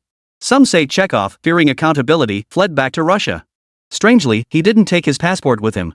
Without a passport, he couldn't have left Dragon Country through normal channels. There is no record of him ever leaving the Dragon Nation. This is the first suspicious detail. Lu Wanwan glanced at Jiang Hao and continued. The second oddity is the compensation. After the mining accident, compensation was distributed according to standard procedures to the families of the victims. But your father Jiang Zitin's compensation was directly claimed by your bastard uncles. It never reached your mother Sun Yan. Lu Wanwan paused after speaking, observing Jiang Hao's expression. It's fine, go on. Jiang Hao gestured for Lu Wanwan to continue. While investigating your compensation, I discovered that every year at a fixed time, a transfer from overseas would appear in your mother Sun Yan's account. I contacted the bank to investigate and confirmed the transfers originated from Canada. Lu Wanwan shared her findings. At fixed intervals? Which day? Is there an exact date? Jiang Hao asked, already forming a vague suspicion in his mind. May 18th. Every single transfer was made at this time. Lu Wanwan answered Jiang Hao's question. Just as I thought. Jiang Hao didn't continue. May 18th was a date Jiang Hao remembered vividly. Every year on this day, his mother would lock herself in her room and weep before his father Jiang Zitin's photograph. Chapter 62, The Brotherhood. Jiang Hao? Are you okay, Jiang Hao? Lu Wanwan snapped Jiang Hao out of his reverie. I'm fine. Just reminiscing about the past. Jiang Hao waved his hand dismissively, signaling he was fine. There's someone who might know the truth about what happened back then. But that person is a real handful. Lu Wanwan hesitated, her words trailing off. Do you remember Zhang Ming, the assailant who attacked you and Miss Lu? Lu Wanwan asked. Of course I remember. I was nearly framed as the serial dismemberment case killer because of this incident. It was also because of that criminal that I got involved in the serial dismemberment case. Jiang Hao remembered the incident vividly. Zhang Ming belonged to an underground gang in Yangcheng called the Brothers Gang. The gang's boss, Blackie, was your father's foreman back when he worked in the mines. He was also the one who identified your father as dead back in the mines. He Lao knows everything about your father's case. Lu Wanwan explained the details to Jiang Hao. Back then, Black Boss secretly embezzled a lot of the compensation money meant for the victims of the mining disaster. He used that money to build his fortune and establish the Brothers Gang. He gathered a gang of thugs and hoodlums to act as his enforcers, committing every kind of crime imaginable. After over a decade of expansion, it became the largest underground gang in Yangcheng. Lu Wanwan carefully introduced Blackie to Jiang Hao. Black Eye? I remember now. When Zhang Ming got arrested, he was still ranting that Black Boss would avenge him. Jiang Hao recalled the words Zhang Ming had spoken during his arrest. The Brotherhood's creed is to stick your neck out for your brothers. Anyone who crosses the Brothers Gang will face our vengeance. Jiang Hao, you need to be careful. Lu Wanwan grew concerned for Jiang Hao. How did a criminal organization like the Brothers Gang manage to grow so powerful in Yangcheng? Jiang Hao's face betrayed his confusion. That's precisely why I said this is troublesome from the start. The Brotherhood's membership is a mixed bag. Even lowlifes like Zhang Ming can join. But its core members are extremely secretive, highly skilled at evading detection. All these years, the police have come up empty-handed. The Yangcheng police spent years laying the groundwork, hoping to take down the Brothers Gang in one fell swoop. In the end, they only caught some minor fish on the fringes of the gang. The real core members went into hiding. Moreover, police analysis suggests this gang likely has clandestine ties to foreign criminal networks. Their core members fled abroad during the police crackdown. The Yangcheng police had no effective means to eliminate the Brothers Gang. They could only shelve the case. Lu Wanwan articulated the police's predicament. I see. No wonder the Brothers Gang has become Yangcheng's largest criminal syndicate. Jiang Hao's face showed a look of understanding. This Brothers Gang, whether in its organizational structure or external influence, was anything but an ordinary gang. Jiang Hao, please don't take such risks, okay? Lu Wanwan's voice carried a note of pleading. Lu Wanwan knew Jiang Hao was stubborn to the core and feared he might do something foolish. Officer Lu, I won't take any risks. You can rest assured. Jiang Hao reassured Lu Wanwan. After thanking Lu Wanwan once more, Jiang Hao left the cafe with the files. On the way back, Jiang Hao pondered deeply. He was determined to find information about his father. With no viable plan at present, he could only set it aside for now. Hey, Jiang Hao. Guess who? Jiang Hao answered Xinjiai's call. She deliberately spoke in a hushed voice. I can't guess. But your voice sounds a lot like a girl I like. Jiang Hao perked up, teasing Xinjiai on purpose. Ah. Really? Who do you like? Xinjiai's voice on the other end of the line was filled with surprise as she eagerly asked. Who do I like? Well, I certainly don't like this idiot Xinjiai. Jiang Hao continued to tease Xinjiai. Damn you, Jiang Hao. All you ever do is make fun of me. I don't want to talk to you anymore. Xinjiai realized her prank hadn't worked and returned to her normal tone. What do you want with my number? Could it be you missed me? Jiang Hao asked. Who would miss you? This lady is swamped. Lately, every day it's either interviews or shooting endorsements. I'm practically exhausted. Xinjiai's voice carried a hint of exhaustion. How about I give you a full-body relaxation session? My technique is top-notch. I promise you'll be in heaven. Jiang Hao deliberately tried to lighten the mood. Oomph. Who asked you to relax me? You wish. Xinjiai gave a playful snort. I promise to get you a motorcycle. I've contacted a European custom motorcycle company, but it'll take some time. Xinjiai got down to business. No problem, I'm in no rush. Jiang Hao remained patient. Jiang Hao, are you free at the end of the month? My father's dying wish was for me to compete in an intercontinental race. Now that goal has been achieved. I want to go with you to fulfill that promise at my father's grave. Is that okay? Xinjiai asked Jiang Hao softly, seeking his consent. Sure, I'll be free at the end of the month. Jiang Hao accepted Xinjiai's invitation. Thank you, Jiang Hao. Without you, I'd never have had the chance to fulfill my father's dying wish. Xinjiai's tone was serious. I'll reach out to you then. Bye, Jiang Hao. Xinjiai hung up after speaking. Sisjiai, are you really taking Jiang Hao to the ancestral tomb to fulfill the vow? You haven't fallen for Jiang Hao, have you? Yang Lu was taken aback. Shut up. Don't talk nonsense. Xinjiai cut Yang Lu off before he could say more. Outside the gates of Yang University, a crowd of reporters waited at the entrance, eager to capitalize on the buzz surrounding the Yangcheng Station locomotive competition and interview Jiang Hao. The journalist's arrival instantly drew the attention of Yangda students. What's going on? Why are all these reporters gathered at the school entrance? Is there some kind of event happening on campus? I didn't get any notice. Could it be that my nighttime superhero antics in my underwear got exposed? Are these reporters here to interview me? What? You're that pervert at Yangda who only wears a pair of trunks at night. Who's the pervert? I'm Underwear Man, out at night helping people. Don't you know Superman saves the world in his briefs? I'm just imitating Superman. Pervert. I'm gonna pin you to the school wall and write a little essay about you. Oh no, don't. Don't write that essay to shame me. Bro, Godfather, Dad, give me a chance, will ya? The reporter's arrival sparked heated discussions among the students. Chapter 63, Jiang Hao caught scaling the wall. Classmates, do any of you know Jiang Hao? Isn't Jiang Hao a student at Yangda University? A reporter began questioning students about Jiang Hao, and the onlookers only then realized the reporters were there to interview him. What? Jiang Hao is a motorcycle master. He even defeated Su Wei, the 8-time champion? Is he that good? Jiang Hao is so awesome. We're all students at Yangda University. Why is Jiang Hao so exceptional? A group of students were stunned by Jiang Hao's actions. Hold on, is Jiang Hao rumored to have a complicated relationship with motorcycle goddess Xinjiai? Reporter, give us the details, we're all ears. After Jiang Hao's meticulous coaching, motorcycle goddess Xinjiai defeated all competitors to win the Yangcheng leg of the National Motorcycle Championship. Lu Benwei, watch your language. That's not coaching, it's mentoring. I don't believe a word you're saying. Seriously? I'll give it a shot. Get lost, Lu Benwei, you pervert. Stay away from me. I'd love to slap you silly, you pervert. The reporter's words instantly ignited the crowd of students.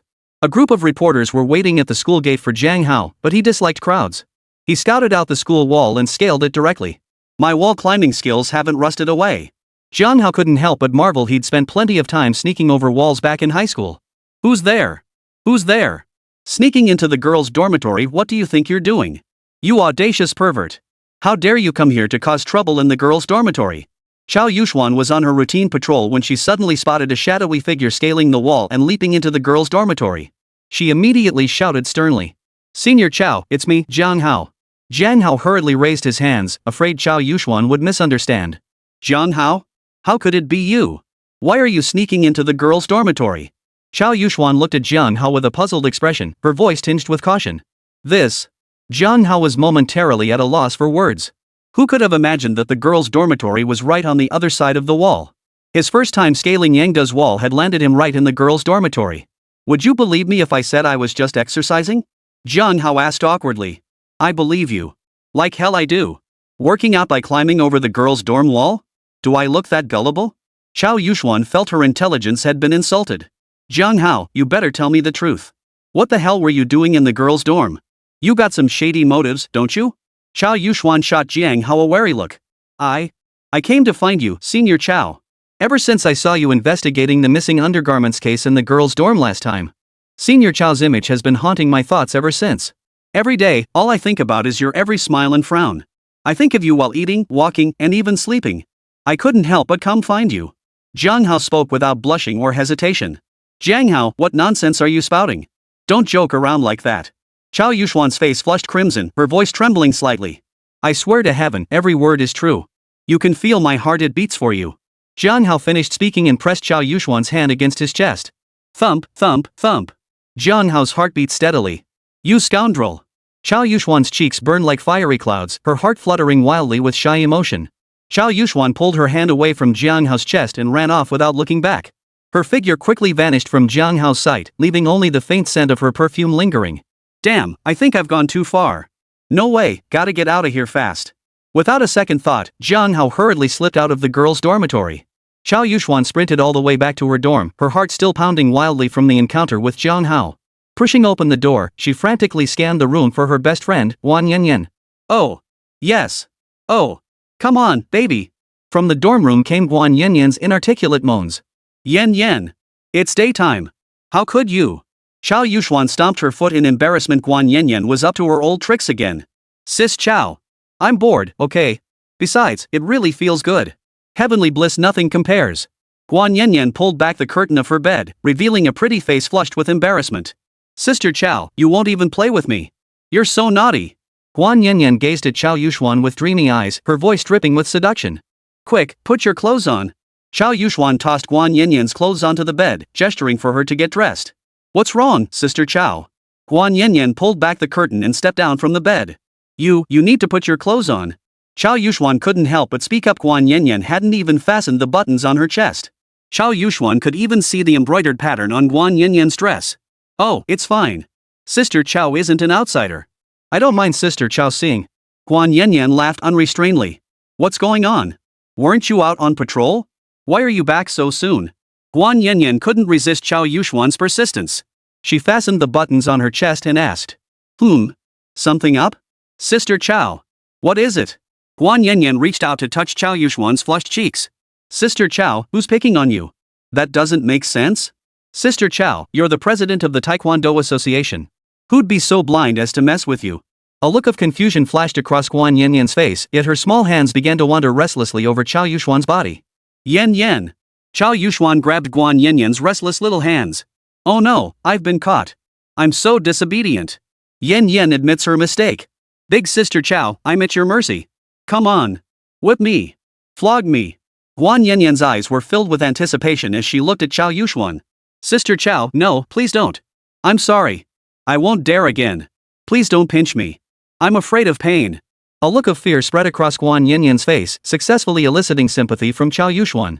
Sister Chao, what's going on? Why did you come running back looking like you'd lost your mind? Guan Yanyan carefully put it away and asked. It's Jiang Hao. Chao Yuxuan struggled to utter Jiang Hao's name. Jiang Hao? That cute guy who came to the girls' dorm investigating the case? Chao, tell me what happened. What did that handsome guy Jiang Hao do?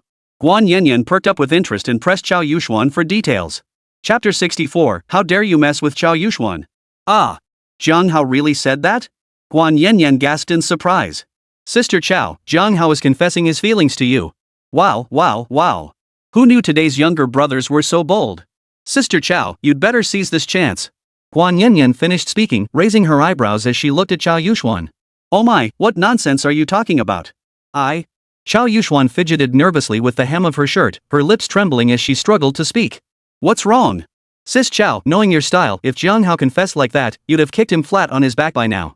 Why did you come running back this time? Is this still the boss lady I know?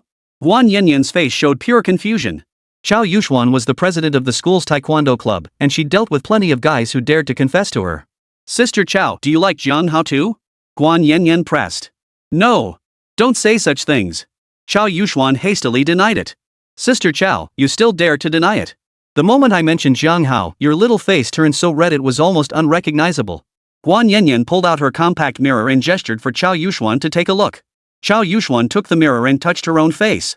Her cheeks were burning hot. Brother Jiang, why are you drenched in sweat? Hu Ming looked at Jiang Hao and asked in confusion. Am I? Probably just the weather. Jiang Hao carefully slipped out of the girls' dormitory. Fortunately, it was midday, and he hadn't been spotted by any of the other girls. Brother Jiang, is what those reporters at the entrance saying true? About you and Xinjiai? Ha? Hu Ming raised his eyebrows, wearing a look of pure curiosity. Don't listen to those reporters' nonsense. Those reporters will fabricate any rumor for clicks. Jiang Hao flatly denied it. Ding ding ding. You have a bank transfer notification. Jiang Hao opened his phone and saw that the 2 million yuan compensation from Tao Hua Lina had already arrived in his account. A smile spread across Jiang Hao's face. Who doesn't love money? Let's go to the cafeteria. My treat. Today, Hu Ming, you can order whatever you want. I'm covering it. With 2 million yuan in his account, Jiang Hao's tone grew much firmer. Big spender, Brother Jiang. Hu Ming's face instantly lit up with joy. Jiang Hao. Come to the school's taekwondo gym at 3 p.m. this afternoon. Sister Chao wants to see you. Jiang Hao and Hu Ming had just finished eating in the cafeteria when they ran into Guan Yanyan. Junior Jiang Hao, I never would have guessed you'd be so brave.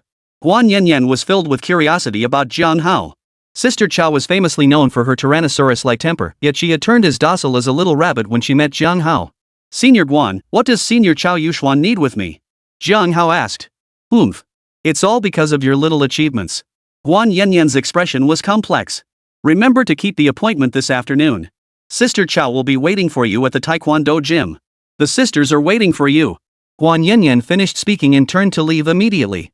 Brother Jiang. Chao Yuxuan is notorious around campus for being a violent girl. And she's the president of the school's taekwondo association. Once, some troublemakers from outside the school tried to harass Chao Yuxuan. Chao Yuxuan kicked him straight into the hospital. How did you end up provoking that tigress Chao Yuxuan? As soon as Guan Yanyan left, Hu Ming couldn't wait to ask. This? Jiang Hao was momentarily speechless. He certainly didn't want Hu Ming to know about the cheesy pickup lines he'd used to sneak out of the girls' dorm. Nothing. Do I look like the type to chase after girls? I'm known as a man of integrity. Chao Yuxuan probably called me about that missing underwear case in the girls' dorm last time.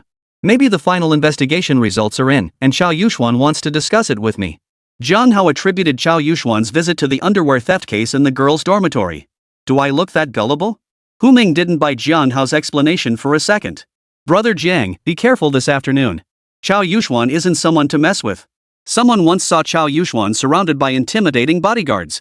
Brother Jiang, please be extremely careful. Hu Ming's voice was filled with concern. I will. Don't worry too much about me either. Jiang Hao patted Hu Ming's shoulder reassuringly. That afternoon, Jiang Hao arrived at the taekwondo dojang right on time. Ha! Ha! The moment he reached the entrance, Jiang Hao heard Chao Yuxuan's training shouts echoing from inside the dojang. Without hesitation, Jiang Hao pushed open the dojo's doors. The dojang was nearly empty. Chao Yuxuan was furiously practicing taekwondo against a dummy. Chao Yuxuan wore a pristine white taekwondo uniform, the loose top fluttering slightly with each movement. A black belt cinched at her waist signified her rank and skill level. Her pants were crisp and sharp, perfectly hugging the contours of her legs. Jiang Hao. Put on your uniform. Fight me. Chao Yuxuan spotted Jiang Hao and tossed him a set of training gear. Senior Chao, I was acting on impulse this morning when I said those nonsense things to you. Don't. Before Jiang Hao could finish, Chao Yuxuan cut him off. We'll talk after we fight. Chao Yuxuan wouldn't give Jiang Hao a chance to speak. I won't fight you, Senior Chao. Senior Chao, you need to calm down. Jiang Hao had no desire to fight Chao Yuxuan. Ha! Jiang Hao. Take this. With a fierce cry, Chao Yuxuan charged toward the male lead like lightning. Soaring high into the air, she delivered a fierce side kick aimed squarely at the male lead's head. The wind whistled around her leg as the kick carried a hint of anger born from her suppressed shyness. Senior Chao. Calm down. Jiang Hao shifted his stance slightly, evading the fierce strike with perfect timing. Ha! Surprise flashed across Chao Yuxuan's face. She hadn't expected Jiang Hao to dodge her sidekick. Very good. Keep coming. Jiang Hao. Chao Yuxuan held nothing back, determined to teach this little rascal who dared to tease her a proper lesson. Landing swiftly, she spun around and launched another roundhouse kick at Jiang Hao. Jiang Hao remained unflustered, raising his arm to block. The instant their limbs touched, Jiang Hao deftly absorbed most of the force. He seized Chao Yuxuan's ankle with a backhand grab and seized the opportunity to give it a firm squeeze. Let go. Jiang Hao, you scoundrel. Chao Yuxuan yanked her leg free, her anger flaring as she unleashed a flurry of taekwondo techniques. Straight punches, side kicks, downward strikes, all attempts to mask her inner embarrassment. Jiang Hao remained composed, deftly shifting his stance, dodging or lightly parrying with his arms, effortlessly deflecting Chao Yuxuan's attacks. Chapter 65, Chao Yuxuan blushes. No way. On the second floor of the taekwondo dojo, Guan Yanyan's eyes widened in shock. Sister Chao is a black belt in women's taekwondo. She even won the Yangcheng City Women's Taekwondo Lightweight Division Championship. In front of Jiang Hao, Sister Chao looks like a child. Jiang Hao is like a martial arts master, effortlessly deflecting Sister Chao's fierce attacks. Guan Yanyan was stunned by Jiang Hao's prowess. But it's a good thing. Over the years, every single guy who dared to pursue Sister Chao was inevitably beaten off by her. Sister Chao's reputation as a fierce tigress has only grown stronger, and no man dares pursue her anymore. Now that Sister Chao has met Jiang Hao, who knows? Maybe there's actually a chance. Grasping the second floor railing, Guan Yanyan spoke excitedly. But Jiang Hao really seems like the martial arts master I've always imagined. If only I could spend a night with Jiang Hao. TSK, I'd be in heaven. Guan Yanyan rubbed her legs together restlessly, her body already stirred by Jiang Hao's presence. No. Guan Yanyan, you're so shameless. Stop fantasizing. Guan Yanyan slapped herself across the face, trying to snap out of her dazed state. Jiang Hao is Sister Chao's type. I can't be so shameless as to try and steal him away. Guan Yanyan pushed aside her feelings for Jiang Hao and turned her attention back to the taekwondo dojang's progress.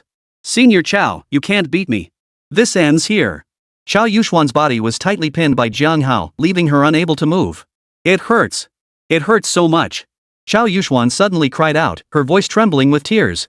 Senior Chao, are you okay? I didn't use any force. Jiang Hao quickly released his grip, afraid he might hurt Chao Yuxuan. Jiang Hao. You idiot. Take this punch from me. Chao Yuxuan's plan succeeded as her furious fist flew toward Jiang Hao. Jiang Hao sidestepped effortlessly, dodging Chao Yuxuan's attack with ease. Ah! Having swung too hard, Chao Yuxuan lost her balance instantly after her punch missed. Her body lurched forward uncontrollably, teetering precariously. Panicked, she watched helplessly as she was about to fall awkwardly to the ground. Jiang Hao reacted with lightning speed, catching Chao Yuxuan. One hand gripped her slender wrist tightly, while the other arm wrapped securely around her waist. Senior Chao, be careful. Jiang Hao looked at Chao Yuxuan in his arms, his voice tinged with a hint of awkwardness. A faint, delicate fragrance of innocence emanated from Chao Yuxuan, wafting steadily toward Jiang Hao's nose. Her soft body momentarily left him dazed. Thank you. Chao Yuxuan's voice was as soft as a whisper. She felt herself sink into a warm, solid embrace. The broad chest against her sent a flutter of panic through her heart. As she lifted her gaze, meeting Jiang Hao's eyes deep and mysterious like a dark pool, of blush quietly crept across her cheeks, as vibrant and captivating as blooming peach blossoms. Her heart pounded like a drum, as if a mischievous little deer was wildly thumping inside her chest. Let me go. Struggling to free herself from Jiang Hao's embrace, Chao Yuxuan's cheeks flushed crimson. Chao. Guan Yanyan descended the stairs from the second floor of the taekwondo dojo. The moment she reached the bottom, she saw Jiang Hao holding Chao Yuxuan in an intimate embrace. Chao, you two are moving pretty fast. You're already hugging. Jiang, you're something else. So straightforward and bold. Guan Yanyan's eyes blazed with gossip-hungry curiosity. Senior Guan, stop teasing me. Senior Chao just lost her balance. I was afraid Senior Chao might get hurt, so I reached out to steady her. Jiang Hao spoke up, explaining what had just happened. Guan Yanyan glanced at Jiang Hao, then at Chao Yuxuan, a playful smile spreading across her face. Yanyan, I'm not feeling well. Come back with me. Chao Yuxuan felt her mind spinning, desperate to escape far away. Alright. Chao sister, I'll walk you back. Guan Yanyan noticed something was wrong with Chao Yuxuan and hurriedly helped her out of the taekwondo gym. Jiang Hao, I'm so sorry about today. I apologize to you.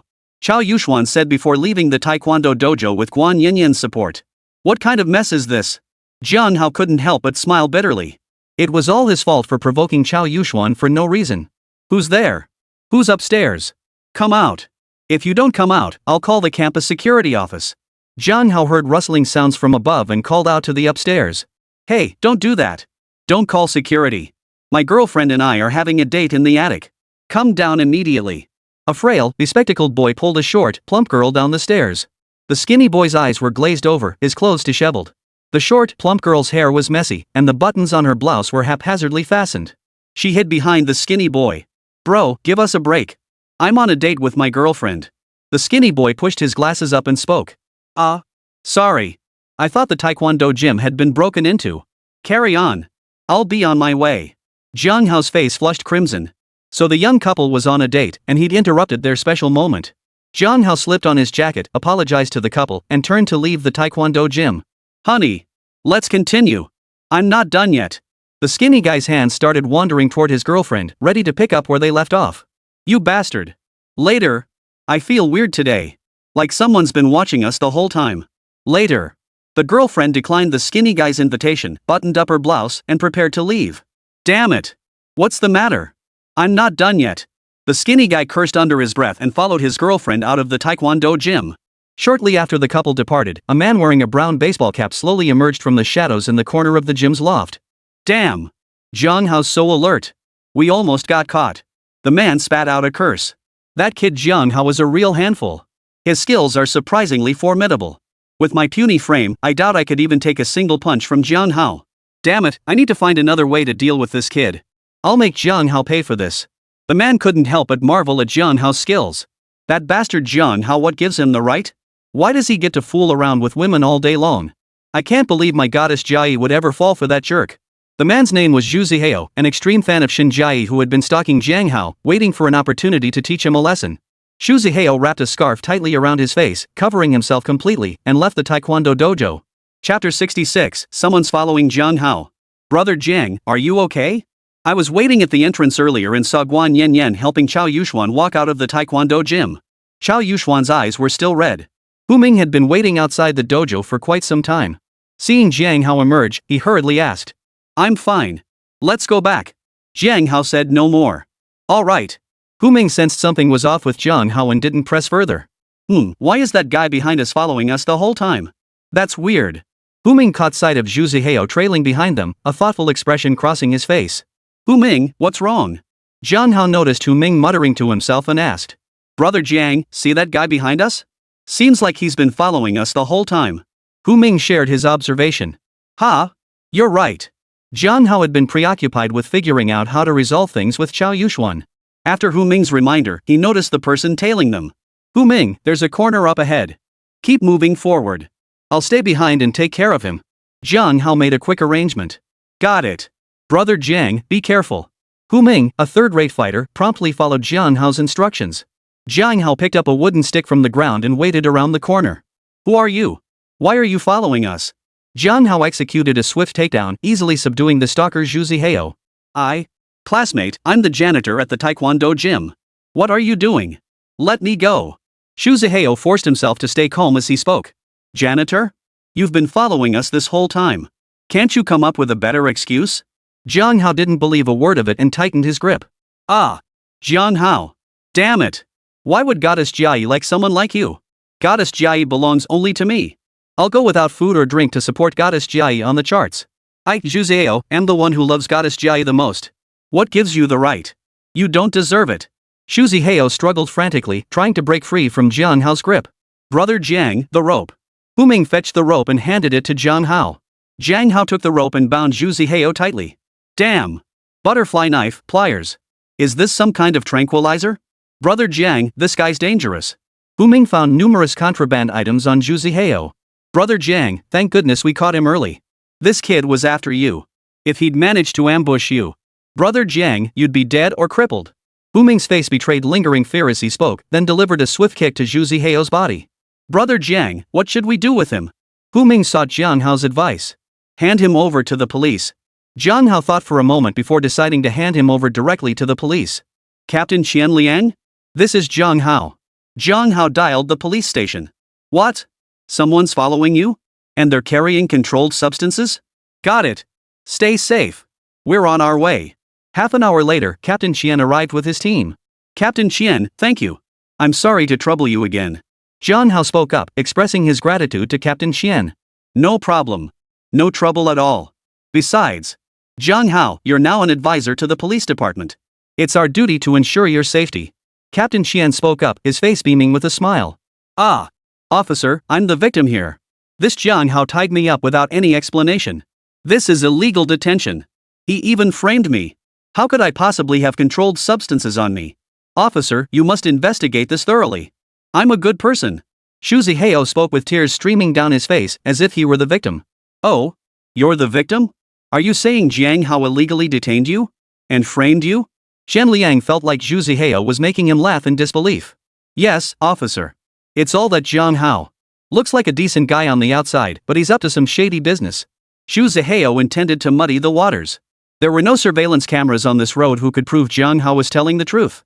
Officer, I'm a perfectly decent person. You have to believe me. Shuzi Hao's eyes filled with tears as he put on a show of crying.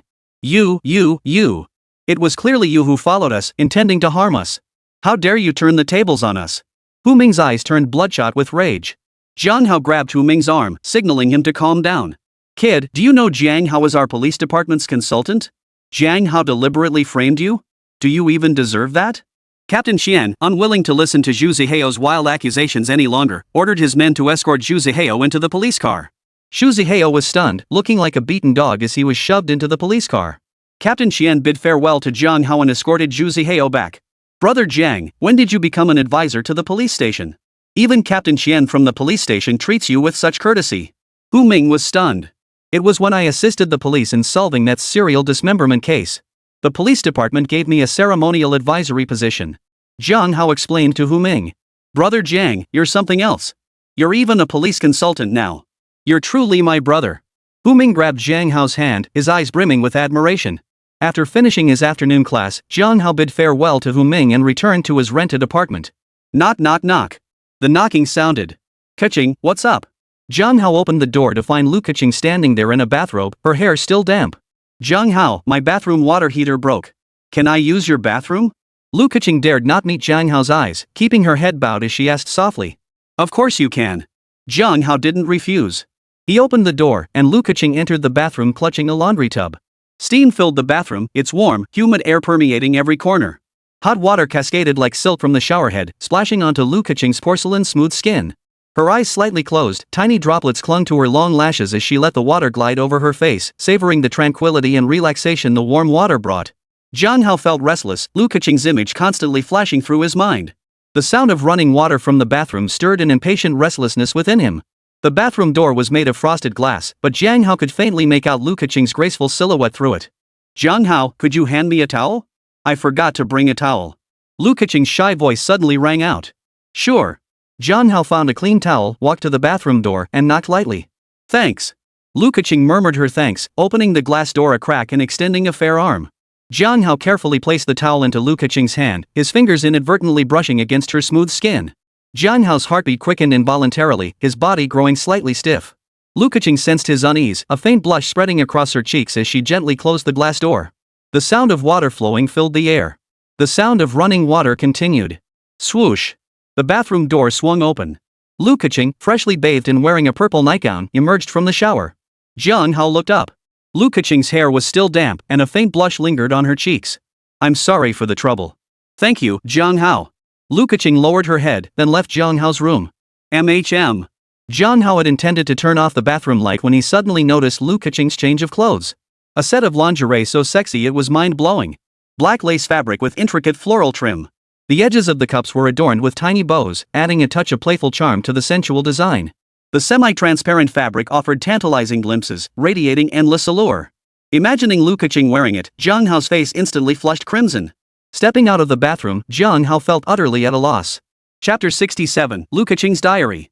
Sis Kaching. Good morning. The moment Jiang Hao opened the door that morning, he spotted Lu Kaching. Good morning. Jiang Hao. I think I left something at your place yesterday.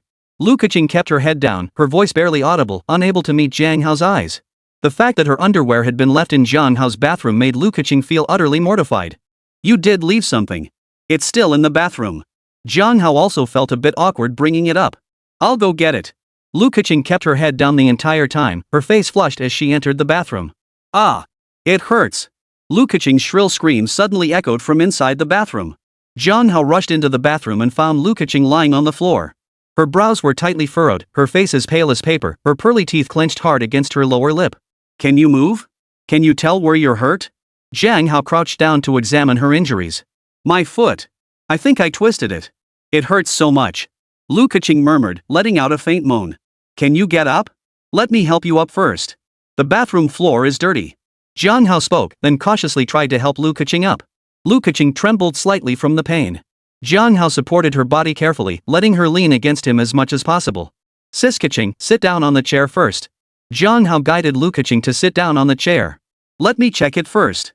Jiang Hao fetched the first aid kit, crouching down to examine Lu Keqing's foot injury.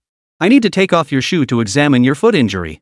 Jiang Hao looked up slightly and explained the situation to Lu Keqing. Okay. Lu Keqing murmured her reply, her voice faint and barely audible. Jiang Hao carefully removed Lu Keqing's shoe and slowly pulled down the white sock from her foot. It tickles. Lu Keqing suddenly spoke up, startling Jiang Hao. Jiang Hao glanced at Lu Keqing, who shyly covered her eyes. Her skin felt slightly warm beneath his fingertips, and he could sense her nervousness. Does it hurt here? Jiang Hao's fingers gently pressed against Lu Keqing's ankle, moving with extreme caution, afraid of causing her any further harm. Lu Keqing shook her head softly. What about here? Jiang Hao pressed his finger to another spot on her ankle. It hurts. Lu Keqing sucked in a breath and nodded. Jiang Hao frowned deeply as he continued to carefully examine other areas of the ankle.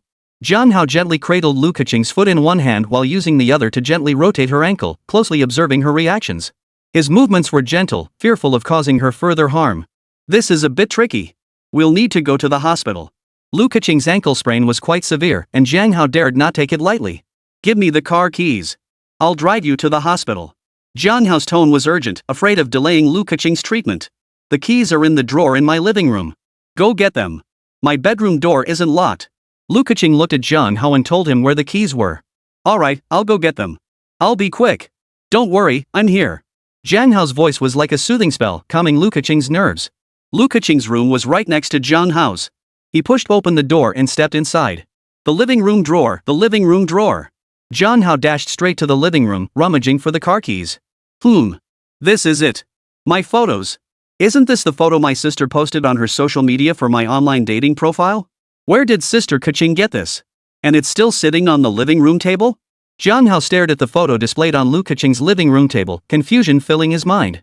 Finding the car keys is more important. Sister Keqing's foot injury can't be delayed. Jiang Hao pushed aside his doubts and resumed searching for the keys. Drawers. Jiang Hao crouched down, searching through the drawers for the keys. This is it. Sister Keqing's diary. Before finding the keys, Jiang Hao spotted Lu Keqing's diary in the drawer. The diary lay half open, its pages exposed. Jiang Hao instinctively glanced at it.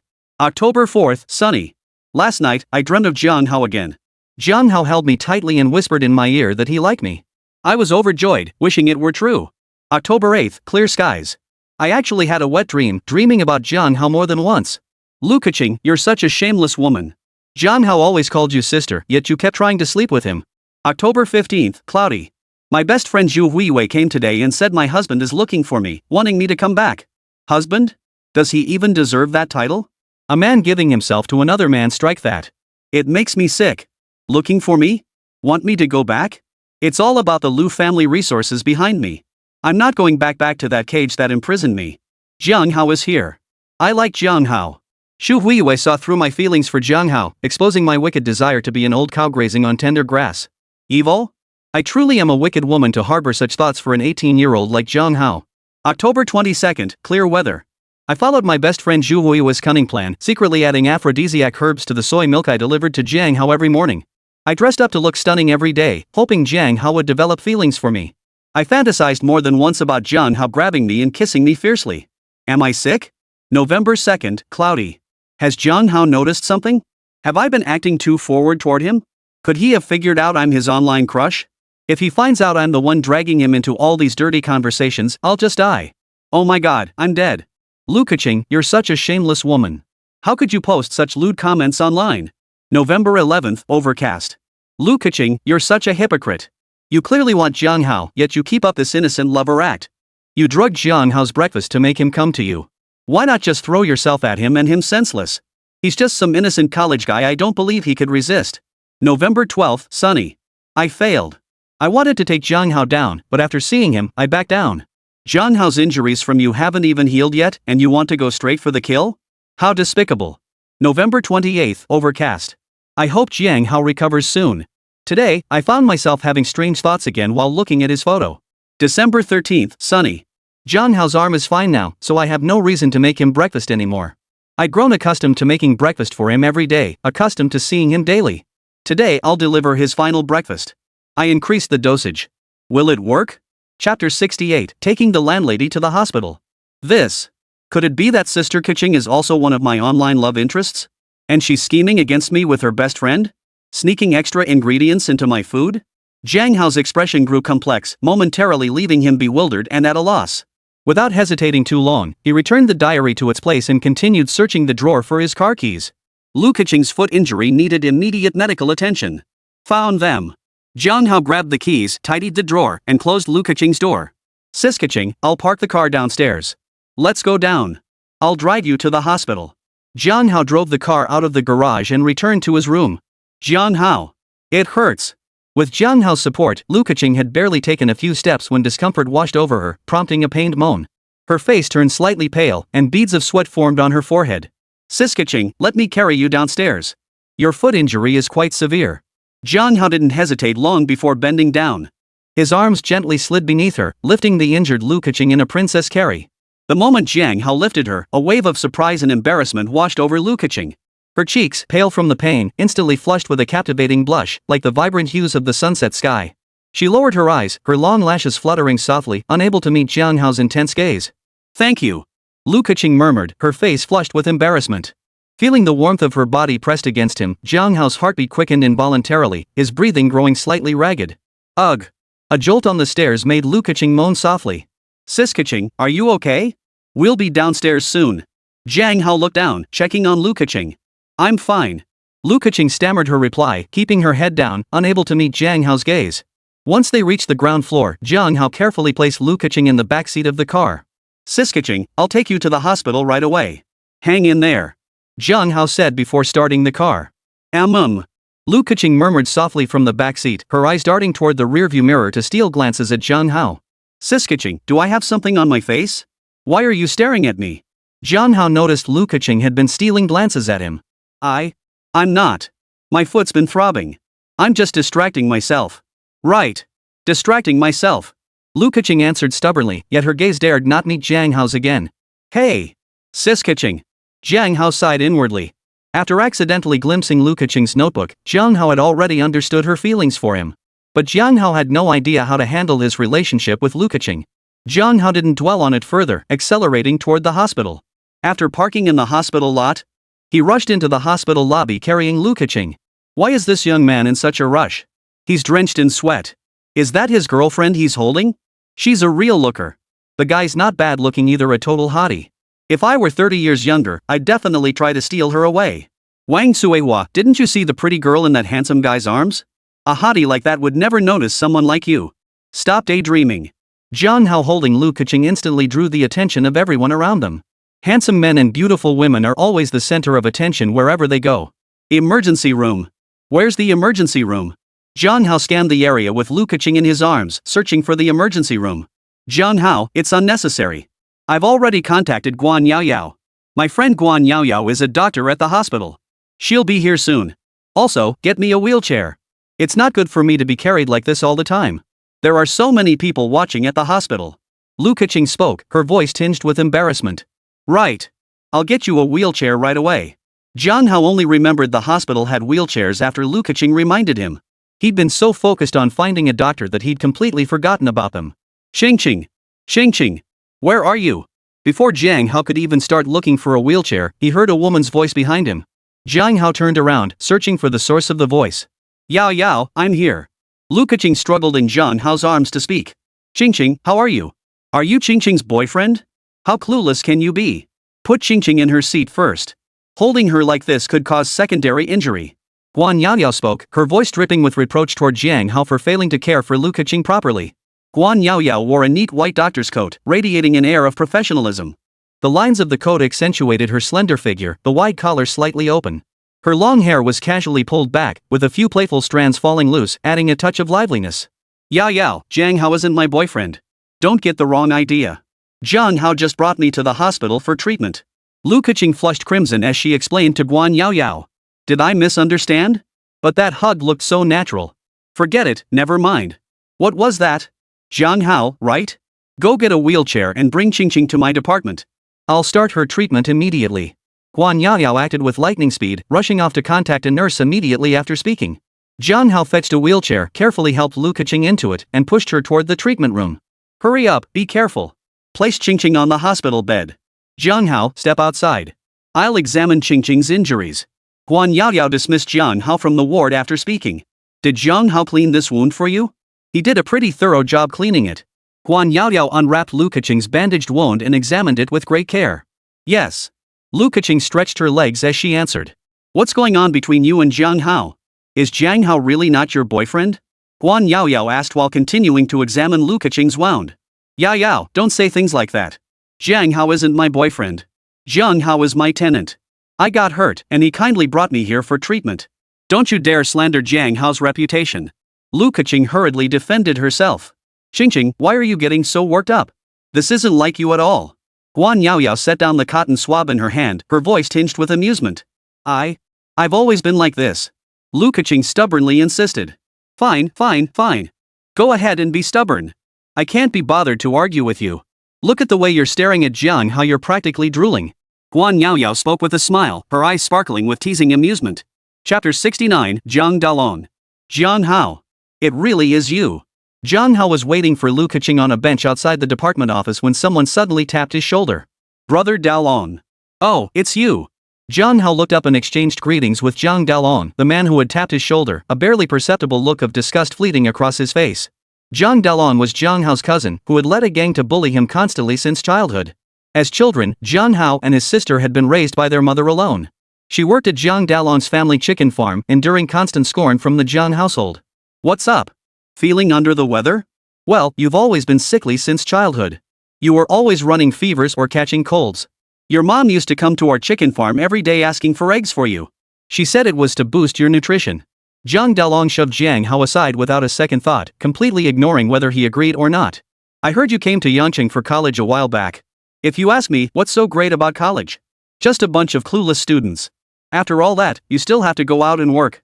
Jiang Dalong lit a cigarette as he spoke. The air instantly filled with smoke. Brother Dalong, this is a hospital. No smoking in the hospital. Jiang Hao shot Jiang Dalong a cold stare and cut straight to the point. What's wrong with me having a smoke? Mind your own business. Jiang Dalong ignored Jiang Hao's warning entirely. After speaking, he promptly kicked off his shoes, sat down on the seat, and propped up his stinky feet. Look at your big brother Dalong here. After dropping out of high school, I went straight into the hospital and became the security captain. Now I've got a whole crew of guys following me around, and I'm sipping nothing but Mao Tai every day. This year, your big bro Dalong even got himself a sedan. Not much money, just a few tens of thousands. For your big bro, that's peanuts. So, how about it? Big brother Long can take you for a spin in his sedan sometime. Jiang Dalong burst into laughter so hard he choked. Jiang Hao remained silent, utterly unconvinced by Jiang Dalong's claims. What kind of person was Jiang Dalong? He'd been taking advantage of others since childhood, never giving a thought to anyone else. Want one too? This is Huangdalu.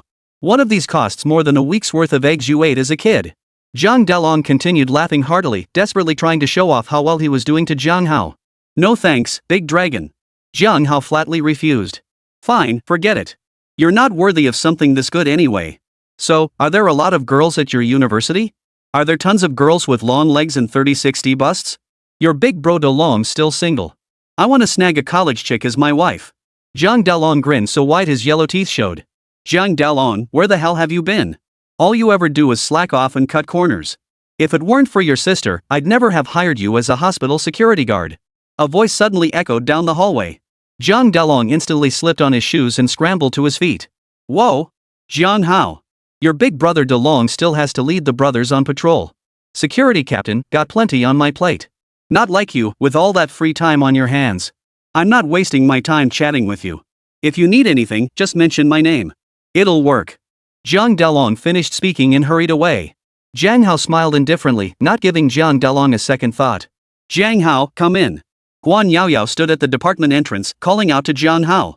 Jiang Hao entered the office and saw Lu Keqing with her leg in a cast. Jiang Hao, thank you.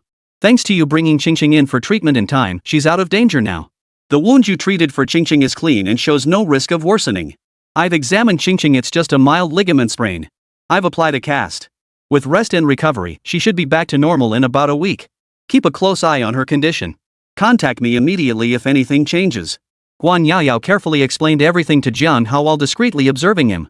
Got it, I'll remember. Jiang Hao nodded to show he understood. Jiang Hao, keep a close eye on Qingqing.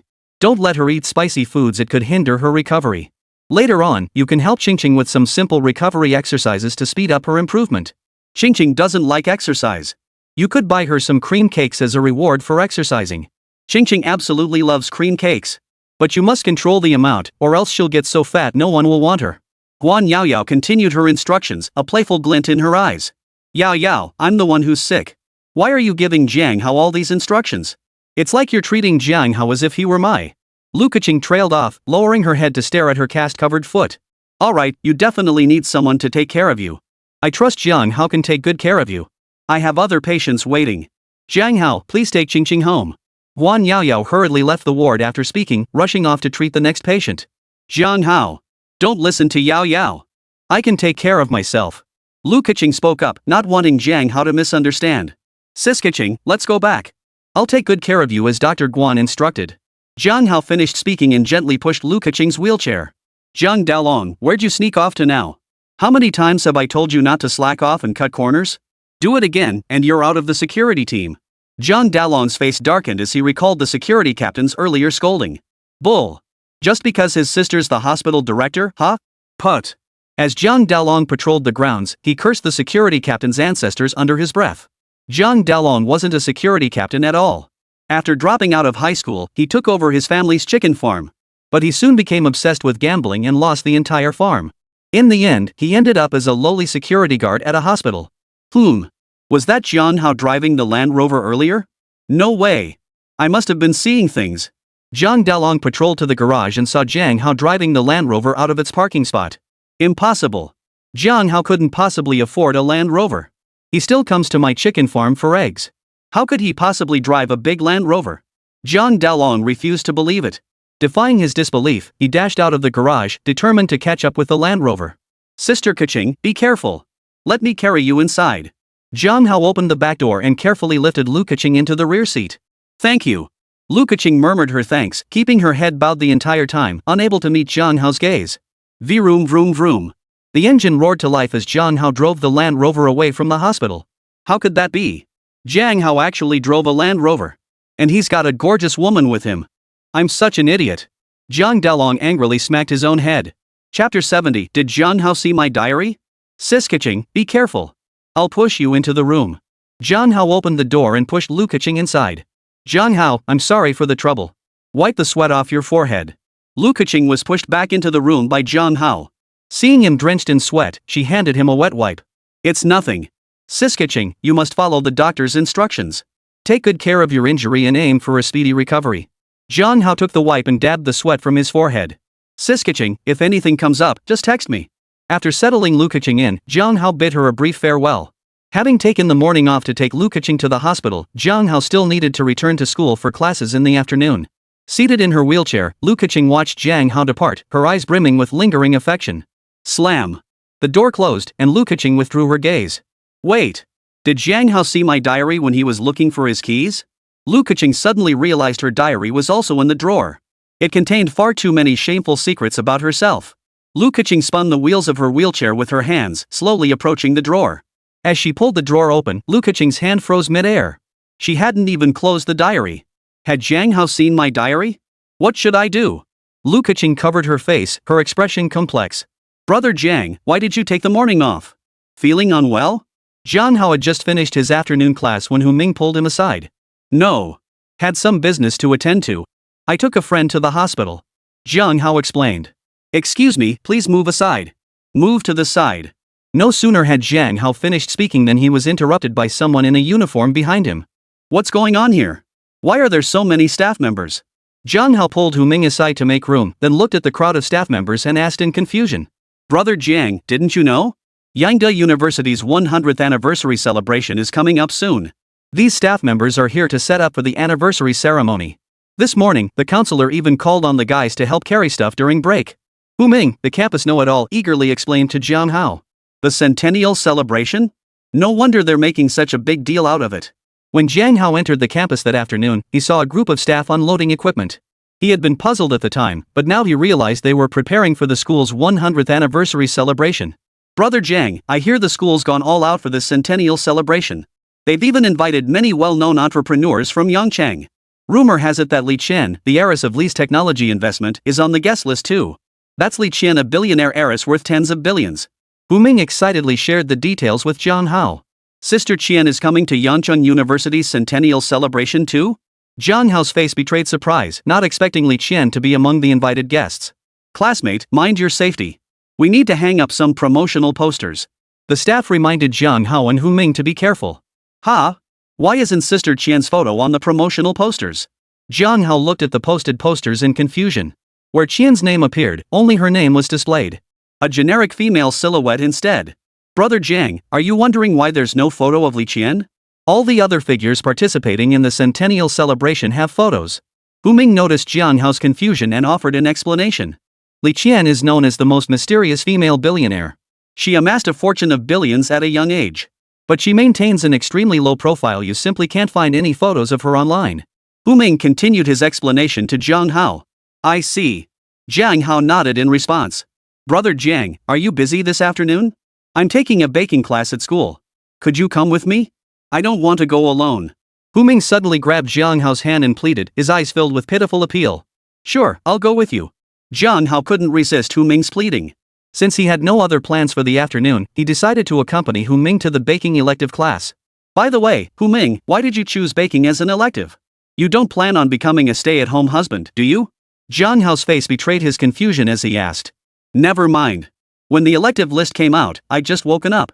Half asleep, I just picked a baking class. After that, I went right back to sleep. I didn't even remember signing up for baking. It wasn't until Professor Lin Man from the baking class contacted me that I realized I'd signed up for it. Hu Ming finished speaking, covering his face, unable to meet Jiang Hao's gaze. Jiang Hao looked at Hu Ming, face covered, wearing an expression of utter helplessness. This kind of thing was exactly the sort of thing Hu Ming would do. Alright, tell me which classroom. I'll go with you. Jiang Hao didn't elaborate further, instead asking directly for the classroom's location. Let me check the message from Teacher Lin Man. It's in the Food Science Building, room B302. Hu Ming replied while scrolling through his phone. Let's go. The Food Science Building is in Yangda Phase 2. Let's hurry up and get going. We don't want to be late for class. Jiang Hao said, pulling Hu Ming along as they hurried toward the classroom. Thump, thump, thump. At the very last moment before the class bell rang, Jiang Hao and Hu Ming stepped into the classroom. The moment Jiang Hao entered the classroom, he was stunned. Every student in the baking elective class, except for Jiang Hao and Hu Ming, was female. I'm Teacher Lin Man from the baking class. Which one of you is Hu Ming? Ms. Lin Man wore a simple white chef's uniform with a black apron tied at her waist, looking neat and tidy. Her jet black hair was neatly pulled back, with a few playful strands falling softly along her cheek. A pair of delicate silver stud earrings hung from her earlobes, glinting softly under the lights and adding a touch of refinement and elegance to her overall appearance. Her face bore a subtle, elegant makeup. Beneath arched brows, bright eyes scanned Jiang Hao and his companion with curiosity. Teacher Lin, I'm Hu Ming. Hu Ming stepped forward to introduce himself. This is my classmate, Jiang Hao. Jiang Hao is very interested in the baking class, but unfortunately, he couldn't secure a spot during registration. So he tagged along to audit my class. Hu Ming spoke up, effectively selling out Jiang Hao. Since the baking class was filled with female students, Hu Ming couldn't let Jiang Hao slip away. Mr. Jiang Hao. Is that how it is? Lin Man shifted her gaze to Jiang Hao, her eyes brimming with curiosity. The baking class had been offered as an elective at Yangda University for years, but this was the first time a male student had enrolled. There was even one who hadn't managed to secure a spot. Lin Man found it hard to believe. Yes. Teacher Lin Man, I'm very interested in baking. I joined the baking class specifically to learn baking skills. After speaking, Jiang Hao turned and shot Hu Ming a fierce glare. This time, Hu Ming had really screwed him over. Chapter 71, Jiang Hao takes baking class. What's going on? Why would a guy take a baking class? He can't be here to pick up girls, can he? These guys will do anything to get girls. So lame. But to be fair, that guy Jiang Hao is seriously good looking. Now I have material for the male lead in my dreams tonight. Hey, ladies, I'm still single. How about we get a head start? Relax, we're just testing out Jiang Hao's length for you. Get lost, you. All you ever think about is that nonsense. You're embarrassing us girls. Jiang Hao and Hu Ming, the two guys who came to the baking class, instantly grabbed the attention of the other girls in the classroom, sparking a flurry of whispers. Sister Chow, how did Jiang Hao end up taking baking class? This class has been offered at Yangda for years, and no guy has ever taken it. Could it be that Jiang Hao came here to find you? At the back of the baking classroom, Guan Yanyan tugged at Chao Yuxuan's sleeve and whispered, her voice brimming with curiosity. Stop it, stop saying that. It definitely has nothing to do with me. Chao Yuxuan's voice grew fainter as her eyes darted nervously. Chao, Jiang Hao seems to be walking this way. Grasping Chao Yuxuan's hand, Guan Yanyan teased her deliberately. Ah. No way. Quick, cover me. Chao Yuxuan kept her head down, too scared to look toward the podium, afraid Jiang Hao would spot her. Sis Chao, I was just kidding. Jiang Hao didn't choose seats on our side. Look at you, hiding like you're afraid to show your face. Is this really my fearless sister Chao? Guan Yanyan gently lifted Chao Yuxuan's lowered head, her voice tinged with playful teasing. Yan. Oomph. I'm ignoring you. Chao Yuxuan flushed crimson, turning her head away as if ignoring Guan Yanyan. Hey, Chao, Jiang Hao's looking over here. Guan Yanyan spoke up, trying to scare Chao Yuxuan. Ah. Yan. Quick, cover me. Chao Yuxuan quickly ducked back behind Guan Yanyan's seat. Put.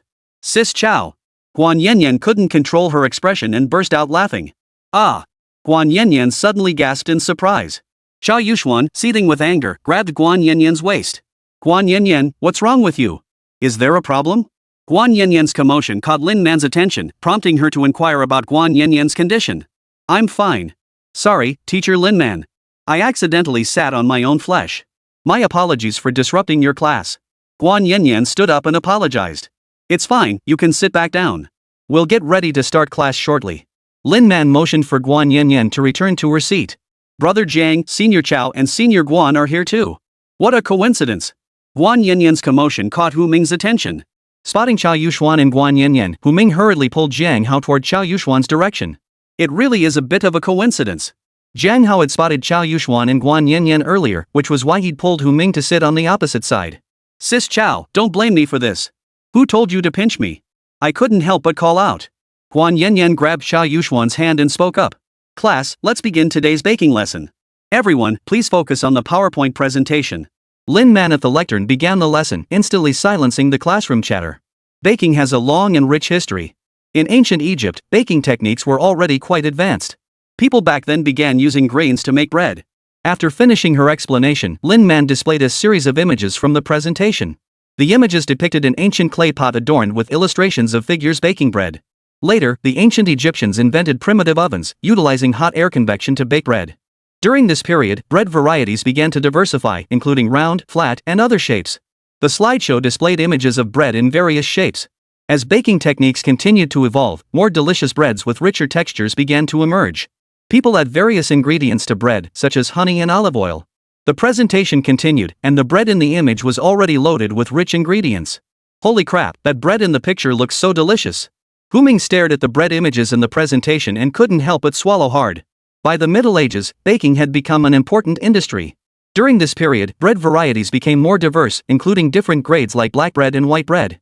Different breads reflected social class distinctions. As trade expanded, baking techniques spread throughout Europe. Lin Man continued her presentation. Today, baking has become a globally beloved method of food preparation. From traditional breads and cakes to innovative baked goods, baking not only satisfies our palates but has also evolved into an expression of art and lifestyle. Lin Man concluded by displaying numerous baking images. Wow! They look so delicious. I absolutely love sweets. Every bite fills me with pure happiness. I adore macarons. Their texture is something I'll never forget. Macarons have a weird flavor. Nothing beats the texture of a croissant. I love that crispy crust on top. Wow, girl, I love croissants too. Found a kindred spirit, woohoo! I wonder what dessert teacher Lin Man will teach us today. I can't wait. The baking photos Lin Man shared instantly sparked lively discussion in the classroom. What's the most important thing when baking? Does anyone know? Lin Man scanned the room and asked aloud. Hu Ming, please answer. Lin Man called on Hu Ming directly. I don't know. That's beyond my knowledge. I think the most important thing is that it tastes good. Taste is what really matters. Hu Ming stood up, scratching his head as he answered Lin Man's question. Put. That chubby little Hu Ming is so funny. Ha ha ha. That's hilarious. But he's not wrong. Taste is what really matters. Exactly. Girl, last time I tried that egg yolk fritters, they looked so appetizing, but the moment I tasted it, I spit it out instantly. Oh my gosh, that egg yolk fudge was salty? I'm a die-hard sweet tooth. Hu Ming's response sparked a lively discussion among the classmates in the classroom. Ha ha ha. Hu Ming's comment might be blunt, but it hits the nail on the head. The most important thing for a baker is to make sure the baked goods taste delicious. Lin Man affirmed Hu Ming's answer. Chapter 72, Jiang Hao assigned a team with Chao Yuxuan. Chao Yuxuan, what are your thoughts? What do you think is most important in baking? Lin Man had noticed Chao Yuxuan hiding behind Guan Yanyan all along and addressed her directly. Yuxuan, Teacher Lin is calling you. Guan Yanyan nudged the distracted Chao Yuxuan with her finger. Ah. I think it's the temperature. The baking temperature is probably the hardest to control. Controlling baking temperatures is incredibly difficult. Chao Yuxuan stood up and shared her thoughts. Chao Yuxuan is absolutely right. Temperature is crucial during baking. When baking goods, temperature determines the final texture of the food. Chao Yuxuan, please take your seat. Everyone, look at the image in the PowerPoint. Lin Man affirmed Chao Yuxuan's answer and proceeded to continue the slide presentation. Many of the finished products in the images show poor temperature control during baking. Some are burnt while others are undercooked. Lin Man continued her lecture. Students, for the next part of our lesson, we will divide into small groups. Form groups of 3 and collaborate to complete the baked goods. Lin Man clapped her hands, signaling the students to form groups. Jiang Hao, you'll be in a group with Chao Yuxuan and her partner. Guan Ailing, Ma Xiaoyan, you 3 form a group. Lin Man quickly assigned the students to their groups. Senior Chao, Senior Guan, what a coincidence. I've been assigned to your group.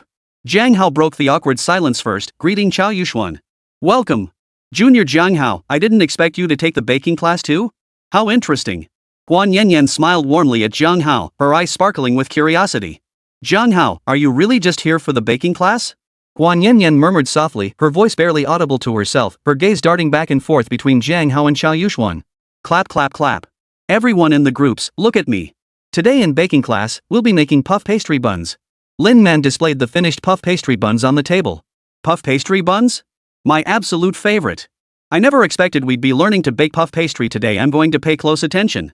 Girls, Teacher Lin Man is a provincial-level certified baker. Everyone needs to pay close attention. My stomach's already growling. I could just stuff all those puff pastries on the table right into my belly. I can smell the aroma already. Wow, I can't take it anymore.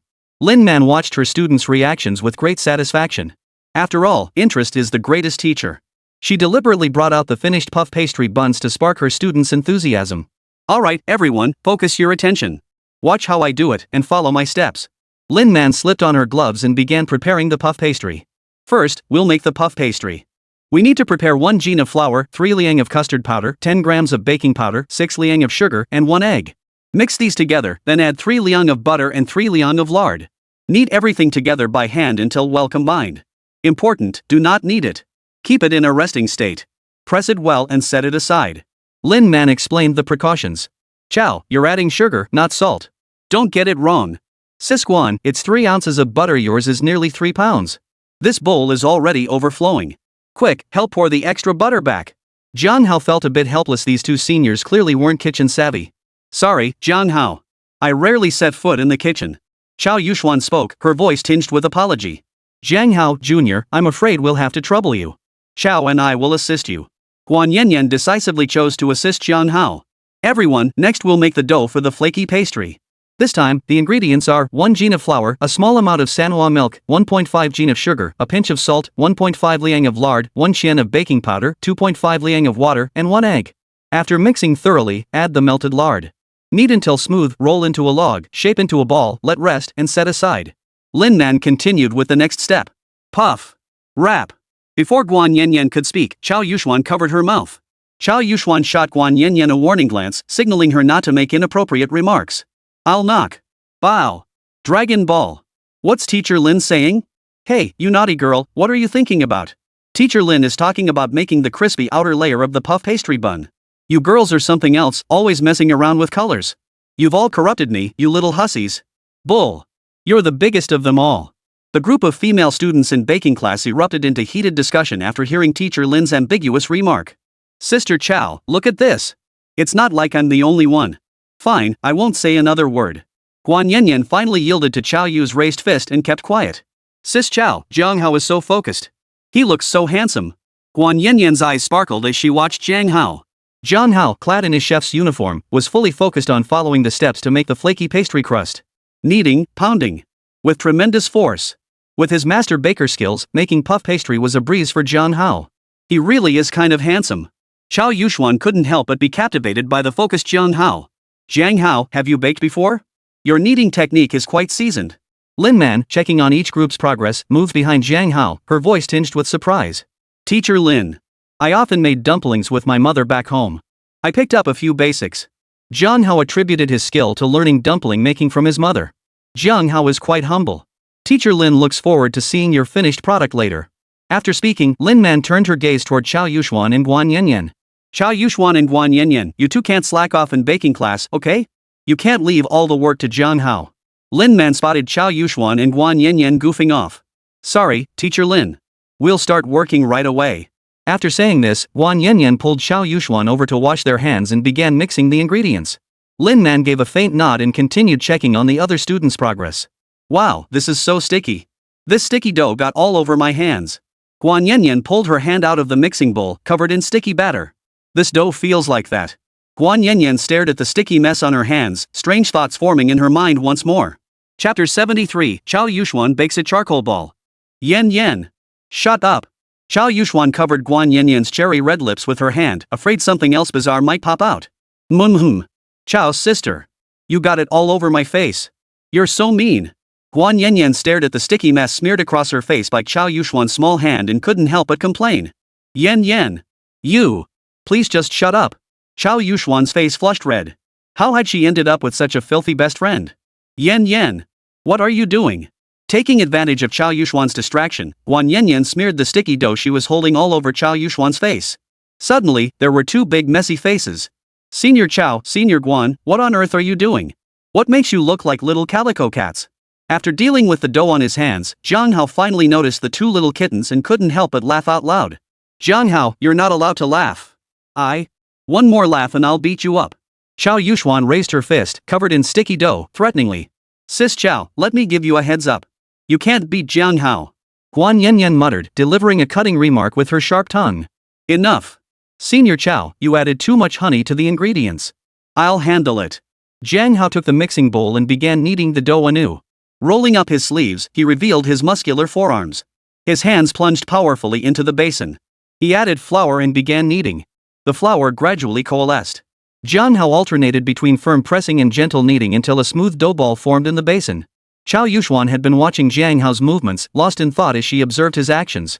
Sis Chao, stop watching. Keep watching, and you'll drool all over yourself. Guan Yanyan grabbed Chao Yuxuan's arm, snapping her out of her daze. Don't be ridiculous. Chao Yuxuan cut Guan Yanyan off before she could continue. Clap clap clap. I see everyone has prepared the dough for the flaky pastries. Next, we'll prepare the filling for the flaky pastries. Everyone, tell me what kind of filling flavors you like. Lin Man began, inquiring about the students' preferences. I like red bean paste filling, it's smooth and melts in your mouth. Lotus seed paste is the best, so fragrant and sweet. I love liquid chocolate filling, the melted chocolate explodes in your mouth instantly. That feeling? Only those who've tried it understand. You've got me hungry now, you're responsible. Anyone here like matcha flavor? Matcha is the real deal, right? Lin Man's question about flavors instantly sparked a lively discussion among the students in the classroom. Alright, everyone.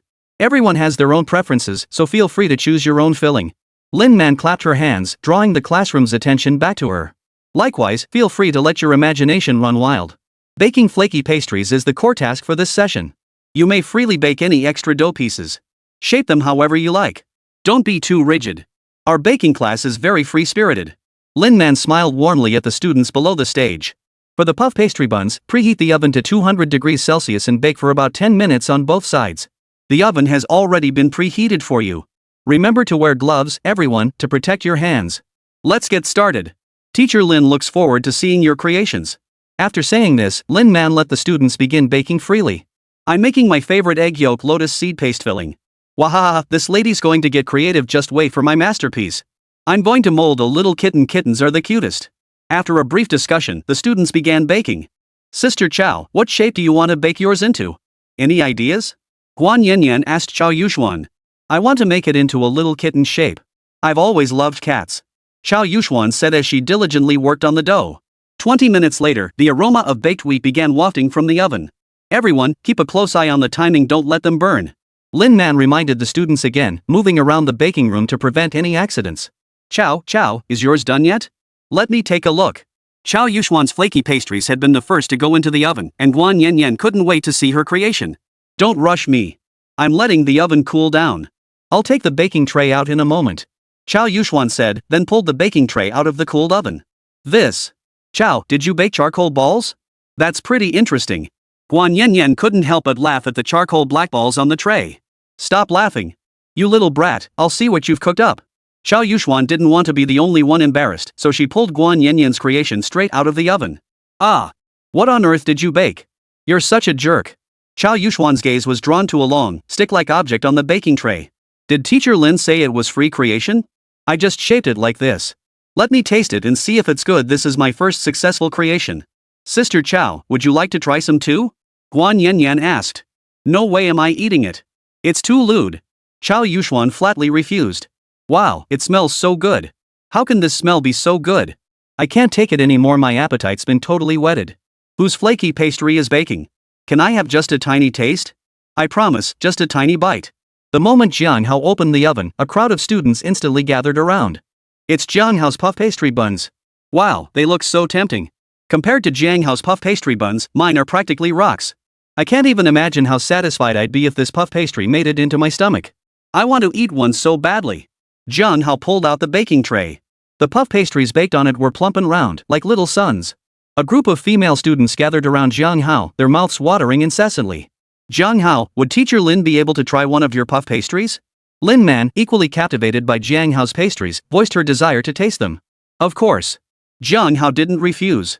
I've never tasted such delicious puff pastry buns. Crispy and delicious, with an aroma that fills the air. Jiang Hao, your skill is that of a master baker. After tasting it, Lin Man gave Jiang Hao's puff pastry bun the highest praise. Chapter 74, Jiang Hao's baking skills are amazing. Jiang Hao, may I try one of your puff pastries? One of the female students watching eagerly asked. Sure. After all, baking class is all about sharing and tasting each other's creations, right? Jiang Hao didn't refuse. Whoa, don't fight over it. I saw it first. Save me a piece. So delicious. So delicious. I never liked puff pastry before, but now I'm hooked. Jiang Hao, I want to marry you. I want to eat Jiang Hao's puff pastries with my kids someday. My stomach has been hijacked by Jiang Hao. After tasting Jiang Hao's puff pastries, the baking class students were instantly captivated by his baking skills. Chow, you have to try one. Jiang Hao's puff pastry buns are absolutely delicious. I've never had puff pastry buns this good before. I had to fight tooth and nail to snatch one. Guan Yanyan reluctantly broke the flaky pastry in half and handed one piece to Chow Yuxuan. I won't eat a pastry made by that lecher Jiang Hao. Chow Yuxuan turned her head away. You really won't eat it? Guan Yanyan waved the pastry in front of Chow Yuxuan's nose. I'm going to eat it then. Guan Yanyan pretended to take a bite.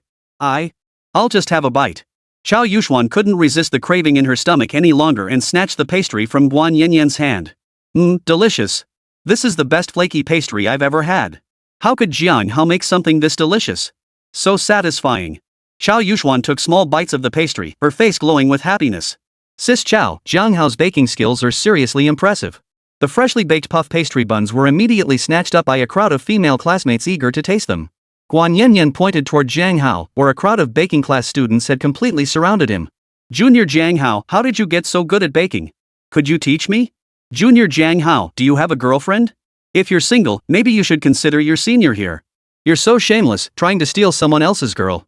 Jiang Hao belongs to us sisters, how dare you hog him all to yourself? A group of female classmates swarmed around Jiang Hao, chattering away. The bolder ones even reached out to touch him. Everyone, please return to your respective groups. Stop crowding around Jiang Hao. I'll be grading everyone's work shortly. Teacher Lin Man hadn't expected Jiang Hao's flaky pastries to be so popular and hurriedly restored order in the classroom. Kong Ling, your puff pastry buns are well made, though the texture could be better. Adding a bit more butter when kneading the dough would improve the texture. I'll give you an 85. Ma Xiaoxiao, the shape of yours is a bit rough, but you got the baking time just right. You could use molds to shape them better. I'll give you a 72. Teacher Lin Man inspected the students' work while offering suggestions for improvement. Oh my goodness. What an adorable cat. Jiang Hao, you're so talented. Jiang Hao brought out a new baking tray filled with cat-shaped bread, instantly drawing Guan Yanyan's gasp of admiration. Chow Yuxuan was also drawn in, staring intently at Jiang Hao's baked masterpiece. Senior Chow, Senior Guan, would you like to try some? Jiang Hao used tongs to lift out a piece of bread and asked. May we? I won't hesitate. Chow Yuxuan's appetite had long been whetted by Jiang Hao. Forgetting the bread's scorching heat, she grabbed the cat-shaped loaf and took a bite, abandoning all traces of restraint. So delicious. It tastes even better than puff pastry buns. Chao Yuxuan's eyes sparkled with delight as she ate. Save some for me. Brother Jiang, I want some too. Huming slipped over after finishing his test to join the scramble. Brother Jiang. Your skills are the best I've ever seen. I've never tasted bread this delicious before. Huming's mouth was stuffed full, his words muffled. Brother Jiang, you're the best. If I were a woman, I'd marry no one but Brother Jiang. Huming took a sip of water, greedily licked the crumbs from his lips, and spoke up. You're such a chatterbox. Jiang Hao shot Huming a disapproving look. Jiang Hao, did you bake this yourself? Holy cow. Jiang Hao, you're truly a master. After grading the other group's work, Lin Man was captivated by Jiang Hao's cat-shaped bread. Delicately smooth, with an intensely rich aroma. Golden and crispy on the outside. Every bite is pure bliss. It's practically a work of art. Lin Man tasted the cat-shaped bread Jiang Hao had baked and couldn't help but praise it. 100 points. Jiang Hao, I can't find a single flaw in the bread you bake. Lin Man gave Jiang Hao the highest praise. Teacher Lin, your praise is making me feel a bit embarrassed. Jiang Hao scratched his head, feeling a bit embarrassed by Lin Man's praise. Ding dong ding dong. The bell rang to signal the end of class. Students, today we've embarked on a wonderful baking journey together. Throughout the process, everyone participated enthusiastically, demonstrating both passion and potential for baking. Teacher Lin is delighted to have completed this baking class with you all. Class dismissed. Lin Man concluded with a summary, wrapping up the baking class. Jiang Hao, can you teach me baking skills? I absolutely love baking. Jiang Hao, can I add you on social media? Senior, you're still single, right? Senior wants to discuss baking with Junior Jiang Hao. As soon as class ended, a bunch of female classmates swarmed around Jiang Hao, some even directly asking for his contact info. Everyone back off. Stop crowding around Jiang Hao. Go do whatever you were doing. Chao Yuxuan stepped forward, blocking the crowd in front of Jiang Hao. What the hell is going on? Why is Chao Yuxuan, that female demon, suddenly concerned about Jiang Hao? Could it be that Chao Yuxuan has her eye on Jiang Hao? Shut up. Careful, Chao Yuxuan overhears you, you'll regret it. Holy cow, could Chao Yuxuan, that female demon, actually be falling for someone? The group of female students, intimidated by Chao Yuxuan's reputation, muttered to themselves as they left the classroom. Senior Chao, thank you for saving me. Jiang Hao thanked Chao Yuxuan. No problem. Jiang Hao, can I add you as a friend? I haven't added you as a friend yet. Don't get the wrong idea, I added you as a friend because... 4. Chao Yuxuan was momentarily at a loss for words, unable to come up with a good excuse. Senior Chao, I'll add you. Jiang Hao noticed Chao Yuxuan's awkwardness and opened his phone to scan her QR code and add her as a friend. Chapter 75, The Over-the-Top Mary Sue Movie. System notification. Tough Guy Soft Heart has accepted your friend request. You are now friends.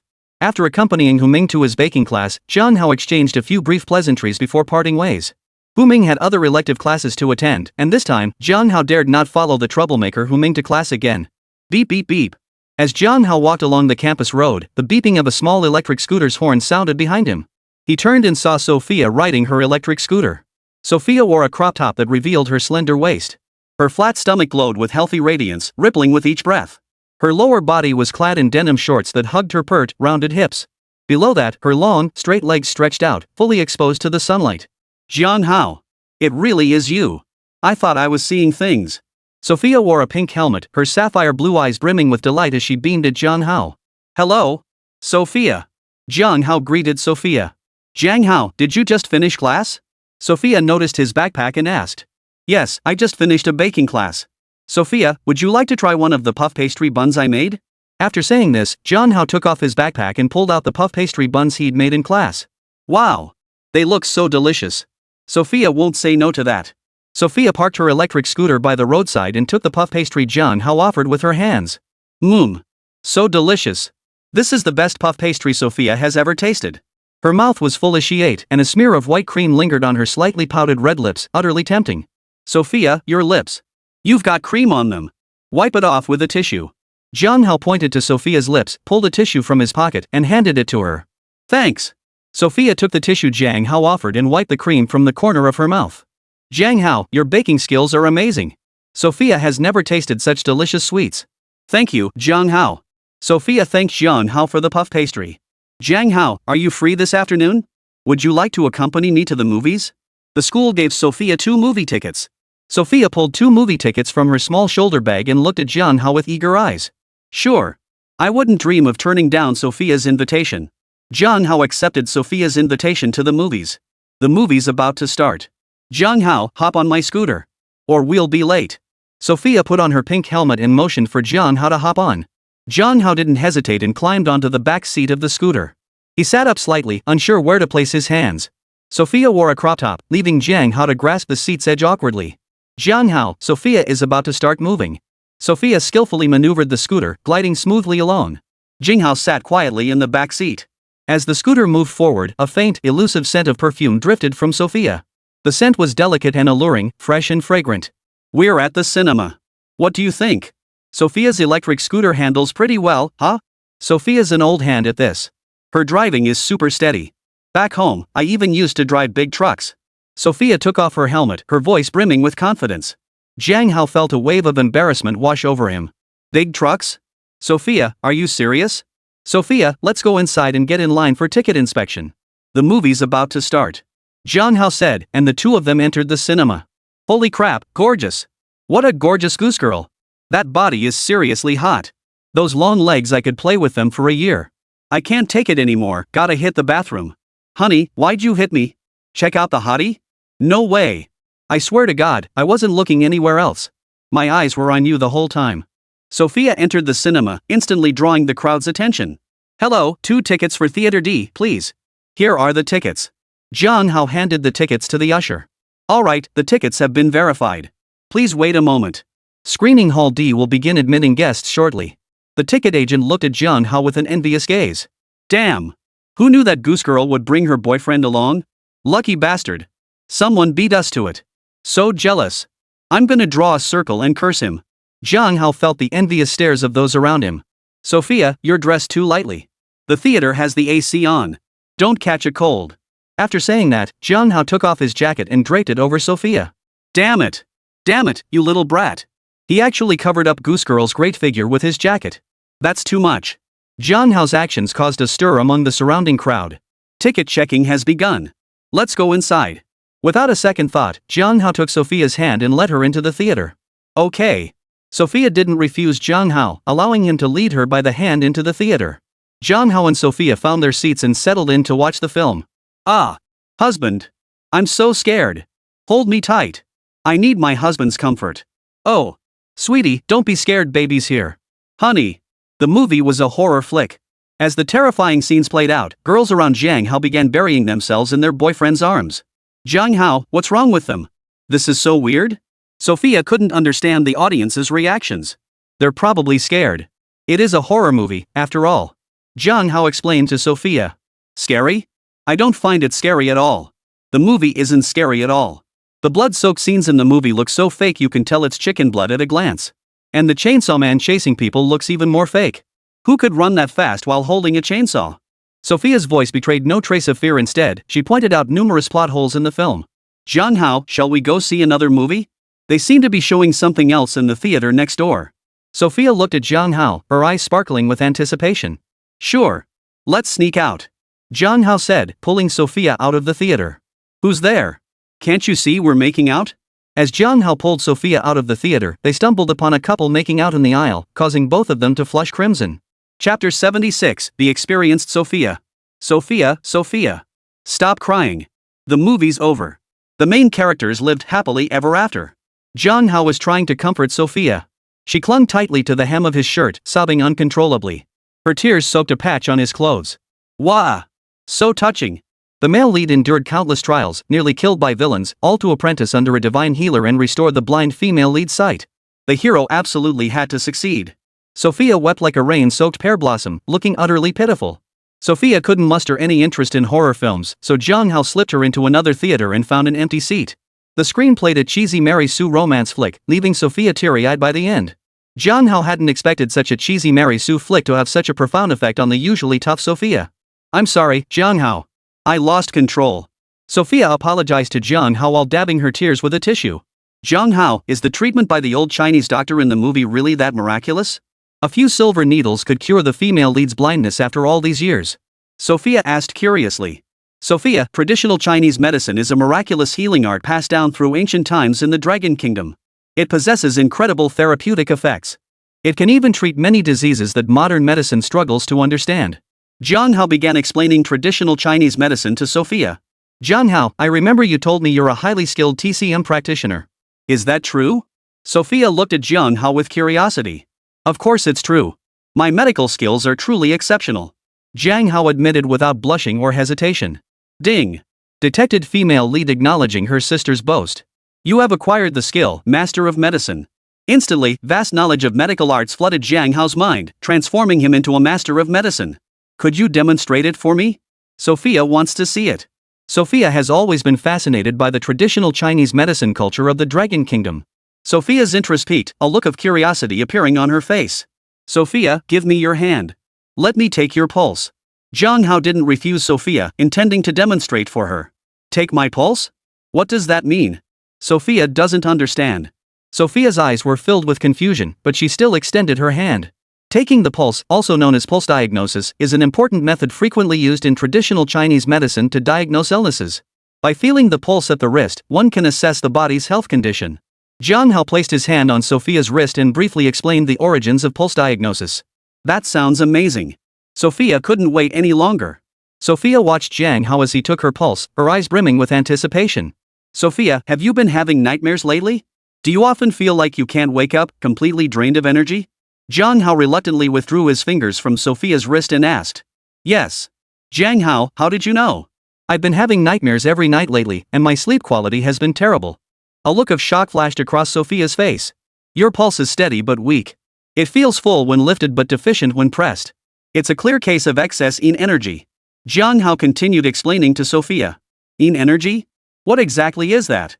Sofia's face betrayed a look of confusion. As a girl from the Netherlands, Sofia found it hard to grasp what Jiang Hao was saying. Did you bring a mirror? Jiang Hao asked. Yes. I have a compact mirror on me. Sofia said, pulling out a small compact mirror from her backpack. You can use the mirror to look at your tongue. Jiang Hao gestured for Sofia to examine her tongue with the mirror. Wow. Why is my tongue so white? Sofia gasped as she stared at the pale tongue reflected in the mirror. A pale tongue coating is a clear sign of excessive yin energy. Press just below your navel, about half a palm's width down. Press gently. Jiang Hao gestured for Sofia to press the acupoint below her navel. Ugh. It's swollen. So bloated. Sofia felt a sensation of gas building up below her navel. The point you're pressing is the Guan Yuan acupoint. When yin energy is heavy, it can cause a sensation of bloating. Jiang Hao explained carefully to Sofia. Sofia, for the sake of your health, you should avoid wearing crop tops from now on. Jiang Hao offered his advice. Okay, I understand. Thank you, Jiang Hao. Sofia accepted Jiang Hao's advice, pulled her coat over her shoulders, and covered her tummy. Damn. What's going on? White Goose Girl put her coat back on. Holy crap, I haven't had enough yet. Goose Girl's figure is seriously hot, she's got a killer body. I'm so jealous of that lucky guy who brought Goose Girl to the movies. People kept sneaking glances at Sofia. Jiang Hao, if only you could go to Duckland. My dad Mendeleev injured his leg while hunting and it never fully healed. Now every winter, his leg aches so badly he can't even walk outside. If you were here, you could surely cure my father. Thinking of her father, Sofia's face softened with heartache. Sofia, I recall a secret Chinese herbal formula. It might help treat Uncle Mendeleev's leg injury. I'll send it to you via phone once I get back. Jiang Hao didn't hold back, directly providing a secret formula for treating leg injuries. Really? Thank you so much, Jiang Hao. Sofia's voice brimmed with delight, and in her excitement, she suddenly hugged Jiang Hao and planted a kiss on him. Sorry, I got a little carried away. My apologies. Sofia realized her outburst and quickly apologized. It's fine. I hope we can help Uncle Mendeleev. Jiang Hao composed himself after Sofia's forceful kiss and spoke. Sofia, let's go. I remember there's a very popular milk tea shop next to the cinema. I'll treat you to some milk tea. Jiang Hao finished speaking and led Sofia away from the cinema. So jealous. That girl actually just hugged and kissed that guy right there. Why is that guy so much more impressive than us guys? Can I have a girlfriend as gorgeous as that goose girl? I should have skipped the movie, got totally bombarded with PDA. What did us single dogs ever do to deserve this? Why, I don't want to be a single dog. I want a goose girl as my girlfriend too. Sofia's kiss with Jiang Hao earlier sent shockwaves through the entire theater, leaving many viewers seething with envy and resentment toward Jiang Hao. Chapter 77, Sofia's Hidden Wounds. Wah! Delicious. So delicious. Sofia loves sweet and fragrant milk tea the most. How could the world create something as sweet and fragrant as milk tea? At the milk tea shop, Sofia sipped contentedly through her straw, the rich milk tea leaving a trail of foam at the corner of her mouth. Jiang Hao sat across from Sofia, holding a glass of lemonade and sipping it lightly. Watching Sofia's contented expression, a wave of sweetness washed over Jiang Hao. Slurp, slurp. Sofia sucked on the tapioca pearls in her milk tea, her mouth stuffed full. Sofia, what do you usually like to do? Jiang Hao set down his lemonade and asked. Next month was Sofia's birthday, and Jiang Hao wanted to find out her preferences to decide what gift to give her. What does Sofia like to do? Let me think about it. Sofia took a small sip of her milk tea, a thoughtful expression crossing her face. Sofia likes boxing. When Sofia's at home, her pet bear Wody often serves as my sparring partner. He helps me practice boxing. Sofia even won awards in boxing competitions. Jiang Hao, look at Sofia's hands. There are still marks on my hands from boxing. Sofia set down her bubble tea and placed her hands in the center of the table. Jiang Hao lowered his head, his gaze fixed on Sofia's hands. Her fingers were long and strong, the palms slightly rough, with joints slightly protruding, clear evidence of punching. So Sofia was a female boxer after all. Sofia packs a serious punch. My heavy punch can deliver 800 Jin of force. Jiang Hao, do you know boxing? Sofia withdrew her hand and asked curiously. Heavy punches? I know a thing or two. Jiang Hao possessed the martial arts master skill granted by the system, so boxing was naturally no problem for him. Last time he and Hu Ming were at the mall, Hu Ming got playful and dragged Jiang Hao over to try out the boxing punch power tester. Jiang Hao threw a punch that registered 1500 Jin, leaving Hu Ming utterly stunned. Sofia, do you often feel an itchy sensation in your hands? Jiang Hao looked up, his eyes fixed on Sofia, concerned about her well-being. Jiang Hao noticed some bruises on Sofia's hands and asked about them. Yes. Jiang Hao, how did you know? Sofia's hands had suffered hidden injuries, causing frequent itching. She had even gone to the hospital specifically for this, but the matter ultimately came to nothing. Would you mind if I examined your hand? I can take a look at it for you. Jiang Hao sought Sofia's permission. Of course. Sofia replied, placing her hand in Jiang Hao's. Her hands were rough, and Jiang Hao could even feel the calluses between her knuckles from boxing. It tickles. Jiang Hao, it tickles. Jiang Hao's thumb pressed against the pressure points on Sofia's hand, eliciting a low moan from her. Sofia, you can massage these pressure points every night before bed. It should help alleviate the hidden injuries you've sustained from boxing. Jiang Hao released Sofia's hand, looked up at her, and spoke. As for the scars on your arms. Jiang Hao hesitated, as if he wanted to say more but held back. Jiang Hao realized the scars on Sofia's arm were caused by gunshot wounds. Sofia was no ordinary girl. During his last video call with Sofia's father, Mendeleev, Jiang Hao had noticed traces of military equipment behind him. I'll prepare a secret formula to remove the scar and send it to you along with the medicine I used to treat Uncle Mendeleev's leg injury. Jiang Hao continued speaking without pressing further about the scar's origin. Alright, thank you, Jiang Hao. Sofia's gaze toward Jiang Hao held a hint of complexity, but in the end, she chose silence. At the arcade in the shopping mall, a crowd of tourists gathered around the boxing strength tester. 400 Jin. I punched 400 Jin. Only 400 Jin? You weakling. Normal guys hit 500 and up. Who's skinny? I just didn't give it my all. I'm gonna test again and easily break 500 Jin, got it? Oomph. What the hell are you laughing at? How much can you even hit? Me? Just tested at 600 Jin per punch. A group of tourists argued over their punching power. Jiang Hao, wanna try the punch power tester? Sofia will definitely surprise you. Sofia pulled Jiang Hao into the arcade and headed straight for the punch power tester. Sure. Jiang Hao didn't refuse Sofia and followed her to the punch power tester. Holy crap. Don't push. Can't you see there's a crowd? Hey, look. There's a hottie. What a gorgeous goose girl. Yeah right, you're just trying to distract me. Not falling for that. Damn it. There really is a beauty. That face. That figure. I can't take it anymore. I gotta hit the bathroom to take care of some personal business. Sofia pulled Jiang Hao into the crowd, instantly causing quite a stir among the tourists. Some even secretly pulled out their phones to snap photos of Sofia. Who's that skinny guy next to the beauty? Her boyfriend?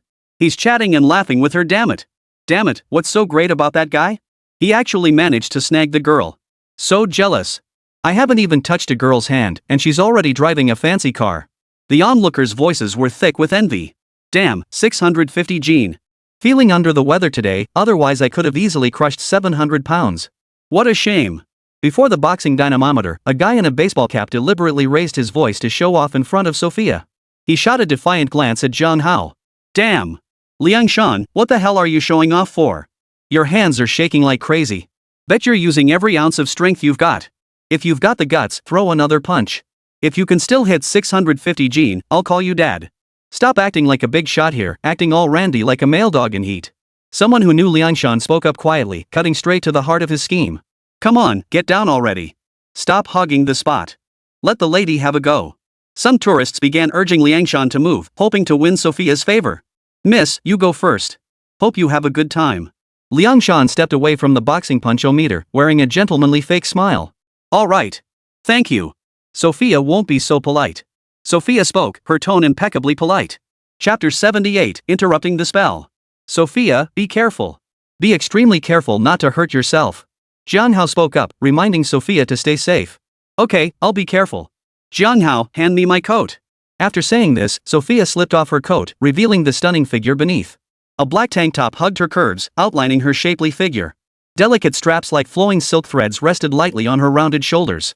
The tank top hugged her upper body tightly, showcasing Sofia's elegant collarbones and slender neck. The fabric across her chest rose and fell with each breath, stretched taut like a ball. Below, her slender waist was accentuated by a pair of effortlessly casual jeans. "Oh my god. 36D boobs. Blinding. I can't take it, I'm gonna get a nosebleed. That body, holy. That Jiang Hao guy hit the jackpot. So jealous."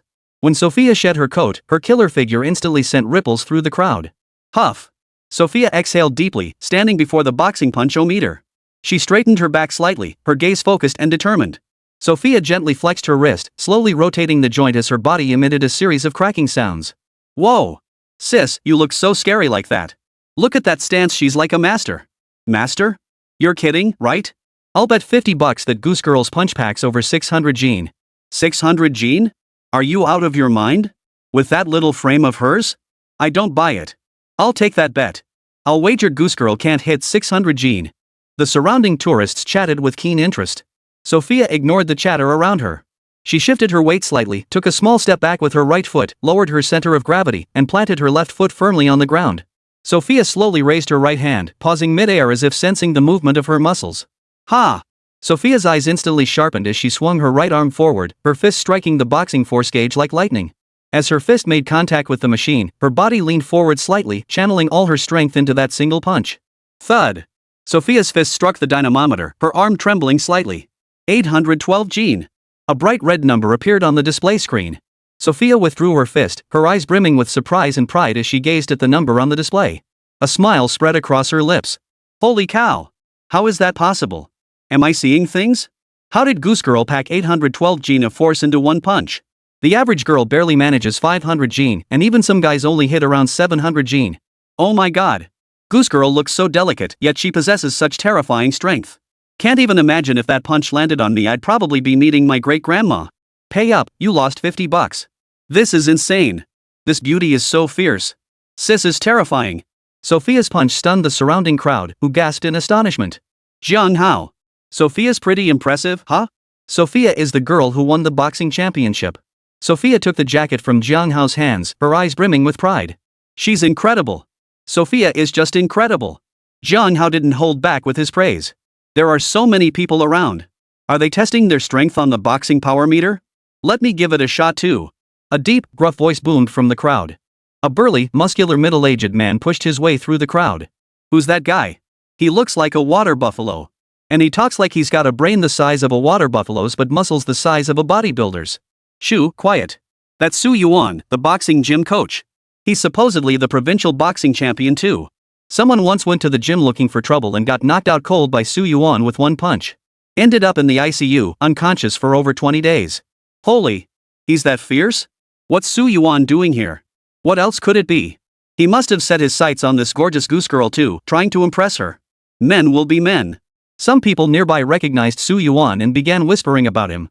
"What's the beauty's name?" "I'm Su Yuan, the boxing coach at the mall gym. I heard the beauty punched over 800 gene. That's quite an impressive feat. If you're interested, you can come try out my boxing gym."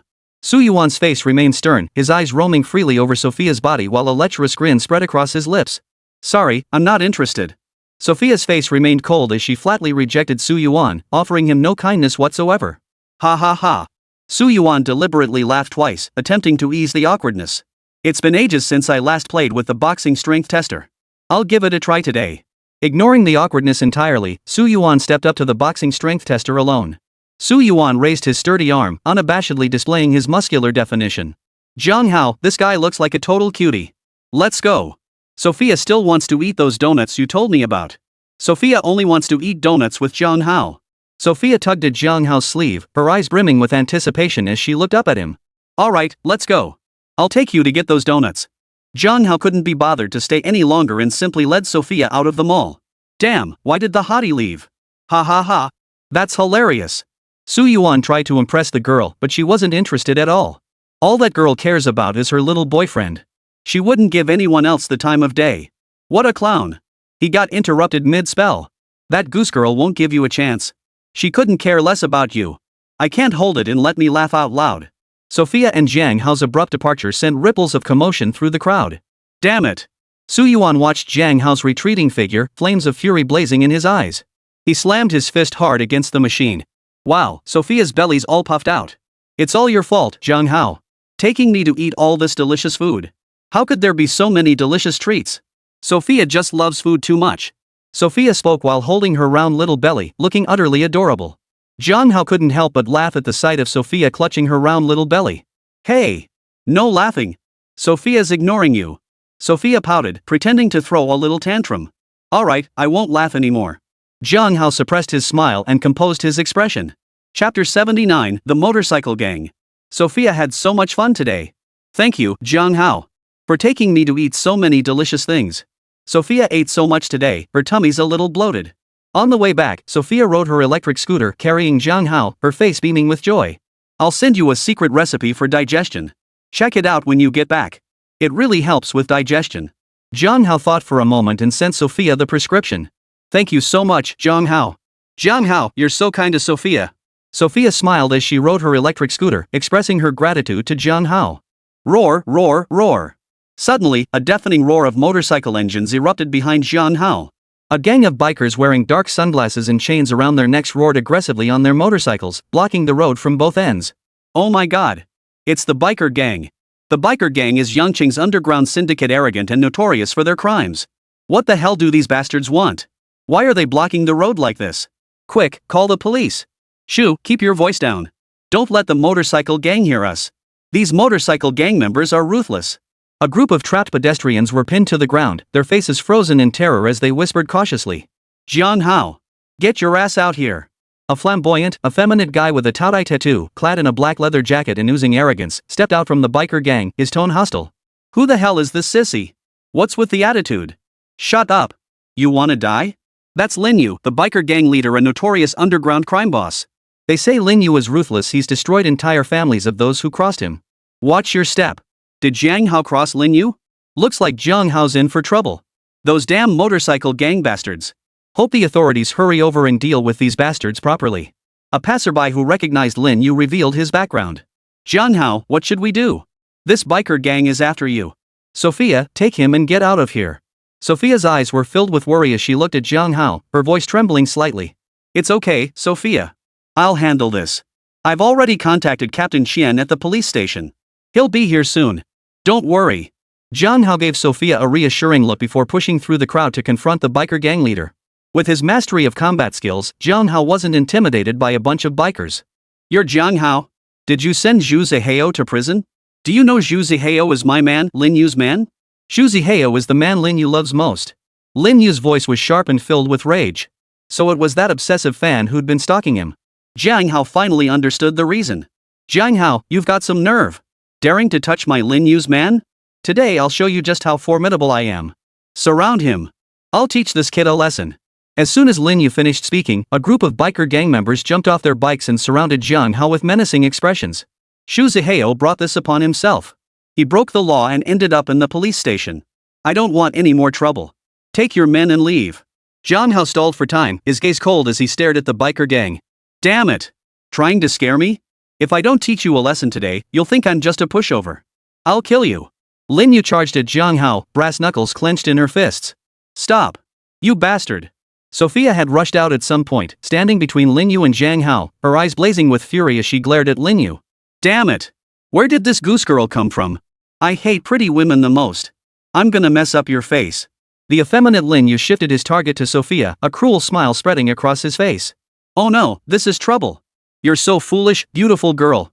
Such a lovely girl, and now she's about to have her face ruined, falling victim to such cruelty. Su Yuan, aren't you the boxing gym coach? You brag all day about how amazing you are. Why don't you step in and punish the wicked and uphold justice? Su Yuan was also trapped in the crowd, now being egged on by a group of indignant passers-by. No way am I going. I'm not messing with motorcycle gangs. I've got another 2 years I'd like to live in peace.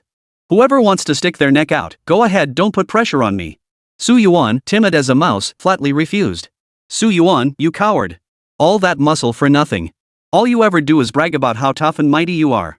Why do you tuck your tail between your legs the moment trouble comes? You cowardly turtle. I despise you. A crowd of passers-by looked down on Su Yuan with utter contempt. Shut up. Looking for trouble, are you? Su Yuan dared not confront the motorcycle gang, instead threatening the innocent bystanders. What's all the commotion over there? All this noise. So damn annoying. Why aren't you going to check it out? Lin Yu noticed the commotion among the pedestrians crouched on the ground and impatiently demanded. A group of biker gang members, following orders, moved into the crowd of crouched pedestrians to investigate. Don't get cocky. Su Yuan said he'd teach you bastards a lesson. Su Yuan isn't afraid of you lot. Su Yuan's a boxing coach, one punch could take you all down. You'll be licking Su Yuan's stinky feet soon enough. A group of innocent victims crouched on the ground, sick of Su Yuan's smug face, dragged him out and sold him out. Leaders of the motorcycle gang, don't listen to their nonsense. I didn't. How could I dare resist? I'm always obedient. Su Yuan wore a mournful expression, wishing he were dead. Su Yuan, is it? The boxing coach, huh? Still licking my stinky feet? I'll kill you. Guys, take off my shoes. Beat him with the shoes. Don't hold back. A gang of bikers hoisted Su Yuan up and unleashed a furious beating. Su Yuan took the shoe soles to his face, too scared to fight back. He was beaten to a pulp, left lying on the ground like a dead pig. Boss. It's done. The biker gang's underlings dared not delay, fearing it might affect Lin Yu's mood. Lin Yu was known to fly into rages at the slightest provocation, and some members had even been crippled by his temper. The entire gang of biker gang members trembled in fear before him, rushing to report the situation.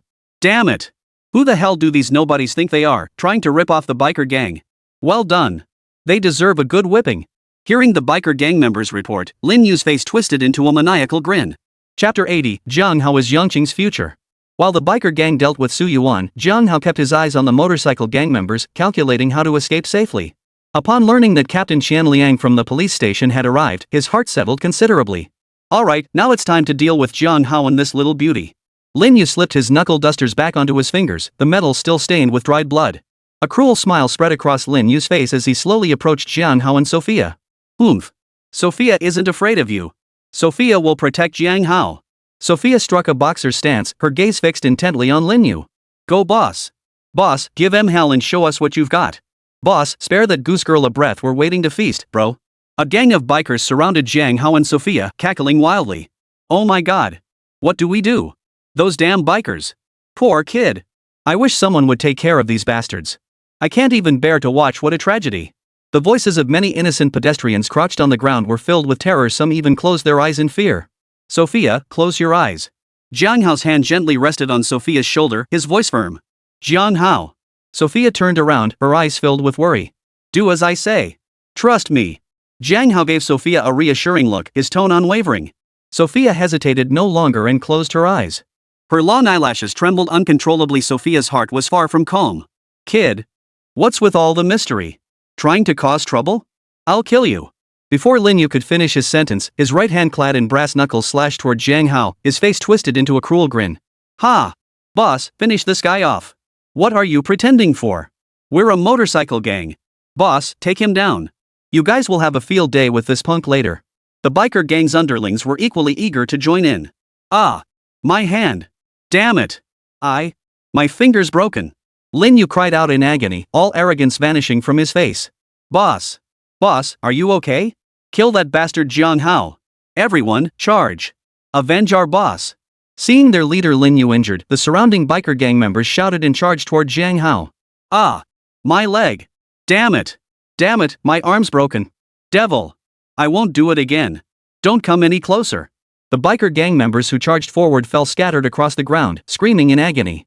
Jiang Hao, be careful. Sofia whispered the warning in her mind, unable to suppress her worry. Her long eyelashes trembled uncontrollably beneath her closed eyes. Holy crap! Am I seeing things? How could Jiang Hao be this fierce? He just scattered the biker gang to the winds. Is this really that notorious biker gang? Go, Jiang Hao. Give those jerks a taste of their own medicine. Don't back down, everyone. Go help him. With Jiang Hao leading the charge, let's take down these biker gang bastards together. The victims no longer hesitated. They sprang to their feet and grabbed whatever was nearby to hurl at the bikers. They've gone too far. Are you looking for death? How dare you resist the bikers? Bunch of jerks. How dare they help Jiang Hao? Get me a crowbar. Smash these bastards to death with it. Lin Yu, supported by his henchmen, his hands limp at his sides, snarled with a twisted expression. Boss. Maybe we should retreat for now. Better safe than sorry. Jiang Hao is too fierce. With Jiang Hao leading them, we can't hold them back. The biker gang members supporting Lin Yu spoke up to persuade them. Leave? We can't leave. Arrest them all. They actually dared to attack Jiang Hao, the police department's advisor? They must be out of their minds. Handcuff them all. Take them back to the station. Bikers, huh? Throw them all in jail. Qianliang's voice was filled with rage. The moment he received Jiang Hao's call, Qianliang rushed over with his team. In his text message, Qianliang had reminded Jiang Hao to protect himself at all costs. He never expected Jiang Hao to make his move first. But damn, that kid Jiang Hao was just too fierce. Qianliang watched the scattered members of the motorcycle gang lying on the ground, wailing and crying for their parents, and couldn't help but twitch the corners of his mouth. Too fierce. He felt like bringing his men along had been completely unnecessary. Captain, all the bikers have been apprehended. Not a single one got away. Awaiting your orders. The team member reported the arrest situation to Qianliang, his face equally filled with uncontrollable shock. No physical force was needed to apprehend the remaining bikers. Every last one of them lay writhing on the ground in agony, offering zero resistance. The officers only needed to cuff them, the simplest arrest operation in years. Bring all the motorcycle gang members back to the station and secure the evidence. Wipe out this scourge that's plagued the police station for years. Qianliang's voice brimmed with excitement. The motorcycle gang had indeed been a persistent scourge plaguing the police station for years, one they had failed to resolve. Now, with Jiang Hao's intervention, the entire gang had been wiped out in one fell swoop. Qianliang could already see a monumental achievement being credited to him. Jiang Hao, oh Jiang Hao. This operation was supposed to be just about protecting Jiang Hao's safety, but he'd unexpectedly handed me such a huge achievement. What a lucky charm. Captain, some affected citizens wish to report the situation to you. We couldn't stop them no matter how hard we tried. The reporting officer's face bore a look of self-reproach. It's fine. Bring them over quickly. Forget it, I'll go myself. Make sure to comfort the victim properly. Qianliang finished speaking and followed the officer to comfort the victim. Captain Qian. You absolutely must commend Jiang Hao properly. Jiang Hao was incredibly brave. He took on the entire motorcycle gang single-handedly. That gang's been terrorizing Yangcheng for years. Thanks to Jiang Hao, we finally uprooted them. Jiang Hao is a hero. Jiang Hao is the future of Yangcheng.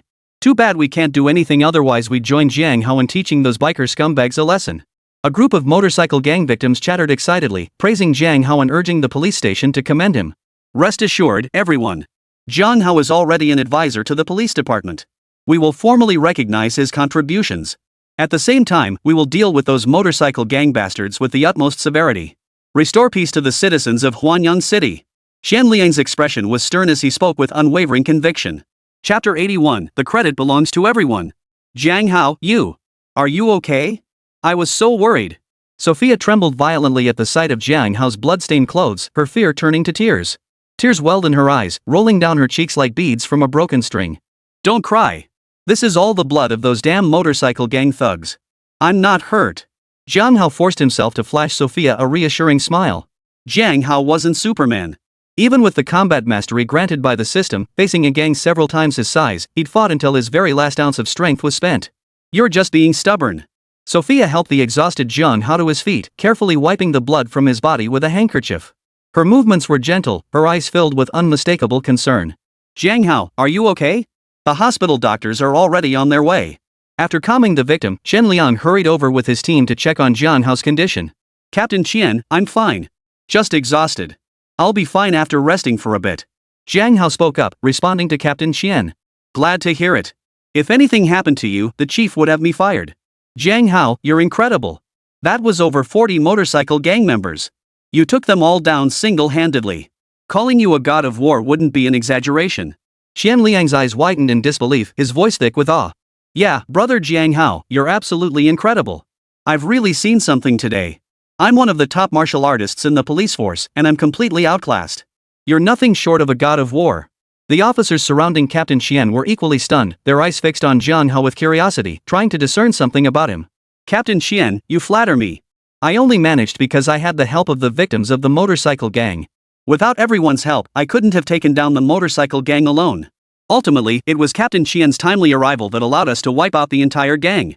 The credit belongs to everyone. I wouldn't dare take all the credit myself. Jiang Hao took a breath, sharing the credit with everyone present. Jiang Hao, you sly fox. Captain Qian scolded with a laugh as Jiang Hao seamlessly distributed the credit among everyone. Jiang Hao, don't be so modest. The motorcycle gang has been a persistent scourge plaguing Yangcheng's public safety for years. I've already notified Chief Kong Weiming at the police station. Commissioner Kong Weiming was thrilled to hear the motorcycle gang had been completely eradicated. He's already decided to commend you. You're already serving as an advisor to the police bureau, and this time we're going to give you some serious publicity. Jiang Hao, don't even think about dodging this. Captain Qian spoke with a smile, his gaze toward Jiang Hao brimming with admiration. Captain Qian. Jiang Hao instinctively wanted to refuse. He wasn't one for the limelight. Jiang Hao, don't refuse. This commendation will benefit you. The police department's higher-ups have long been aware of your request for Lu Wanwan to investigate your father's case. Due to certain constraints, some highly classified files remain inaccessible to you. By taking credit for rooting out the motorcycle gang, Jiang Hao, your clearance level can be elevated once more. Uncover the truth behind your father's case. Captain Qian sidestepped the other officers and whispered the advice into Jiang Hao's ear. Understood. I understand, Captain Qian. Thank you. Captain Qian had risked leaking confidential information to him. Jiang Hao had no reason to refuse and expressed his gratitude to Chen Liang. No need to thank me. Jiang Hao, you're already an advisor to the police department. Protect yourself. I'll lead my team back first.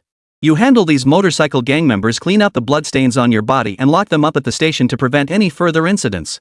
Regarding your father, Jiang Zetian, you can contact Lu Wanwan. Lu Wanwan has been investigating your father, Jiang Zetian, recently. She's even invoked old man Lu's authority. Lu Wanwan is quite invested in your affairs, you know. Alright, I won't say more. The hospital ambulance has arrived. Jiang Hao, you should clean up the bloodstains on your clothes. Captain Qian didn't continue speaking. He gave Jiang Hao a long, meaningful look before leading his officers away. Jiang Hao, let me help you to the ambulance to clean the blood off your clothes. Sofia's voice was filled with concern as she knelt down and carefully supported Jiang Hao. Jiang Hao was still processing Captain Qian's words when Sofia's support snapped him back to reality. All right. Thank you, Sofia. Jiang Hao stood up and, supported by Sofia, slowly made his way toward the ambulance. What? Sister Zhao, you're not joking, right? She took out over 40 members of the motorcycle gang single-handedly? I don't believe it. How could anyone be that formidable? At the ambulance, Nurse Yen Ting heard the head nurse Sister Zhao's account and looked utterly incredulous. Yeah, Yen Ting's right. How could anyone take down an entire motorcycle gang single-handedly? That gang has been terrorizing Yangcheng for over 20 years. The police have raided them countless times, yet they've never been able to wipe them out completely. Now one person has uprooted the entire gang? It sounds like a dream. The other nurses were equally stunned, unable to fathom the news. All right. Quickly bring down the medical supplies. We need to stop the bleeding and bandage the victims. The victims of the motorcycle gang are counting on our rescue. As for the rest, that's none of our concern. Guan Yaoyao, dressed in a crisp white coat, spoke in a cool tone. The attending physician on emergency call at the hospital was Guan Yaoyao, Lu Keqing's close friend. Yes, Dr. Guan. A group of nurses, upon hearing Guan Yaoyao's command, hurriedly began performing their duties. Nurse, could you please clean the blood off my friend? My friend just got into a bloody fight with those biker gang thugs. He's covered in blood and needs immediate attention. Sofia supported the pale-faced Jiang Hao as they approached the ambulance. Hero Jiang Hao. Are you okay? Why are you covered in blood? Nurse, please tend to Hero Jiang's injuries immediately. Hero Jiang single-handedly took down the entire motorcycle gang. He deserves priority treatment. Hero Jiang, I'll give you my spot. An older man who was being bandaged by a nurse spotted Jiang Hao and hurriedly made room for him. Uncle, I'm fine. This blood on me is from those bikers. I'm here to ask the nurse to help clean this blood off me. Uncle, get your wounds bandaged first. Jiang Hao held back the man who was trying to get up, insisting he tend to his injuries first. Chapter 82, Jiang Hao is a true god of war. This is unacceptable. Jiang Hao, you're the hero who wiped out the motorcycle gang. You go first. The uncle grew impatient, urgently trying to rise and make room for Jiang Hao. It's fine. Uncle, just let the nurse continue dressing your wound. Your wound has reached the bone. It needs to be disinfected and bandaged promptly, or it could easily get infected. I'll handle the bloodstains on Jiang Hao. Guan Yaoyao spoke up, taking charge of cleaning the blood off Jiang Hao. Guan Yaoyao was utterly shocked. Wasn't Jiang Hao her best friend Lu Keqing's tenant? How had he become the hero who took down the motorcycle gang? That gang had been terrorizing the streets for years.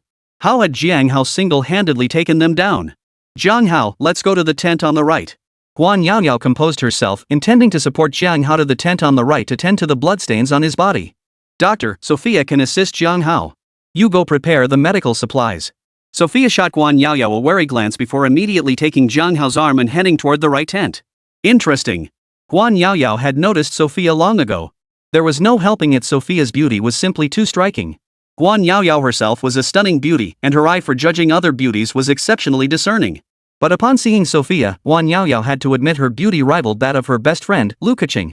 Lu Keqing's looks were already star-level, and Guan Yaoyao hadn't expected Jiang Hao to have another star-level beauty like Sofia by his side. More crucially, Sofia radiated a fiery, untamed beauty like a wild stallion. Moreover, Sofia's attention was entirely focused on Jiang Hao throughout the entire event. Guan Yaoyao could tell that Sofia's feelings for Jiang Hao were far from simple. Forget it. Why should I bother with such trivial matters? Let Keqing deal with her own romantic troubles. Guan Yaoyao shook her head, no longer bothering with the trivial matters. She picked up the medical supplies and headed toward the makeshift tent where Jiang Hao was staying. As soon as Guan Yaoyao left, a group of nurses swarmed around the man bandaging his wound, bombarding him with questions.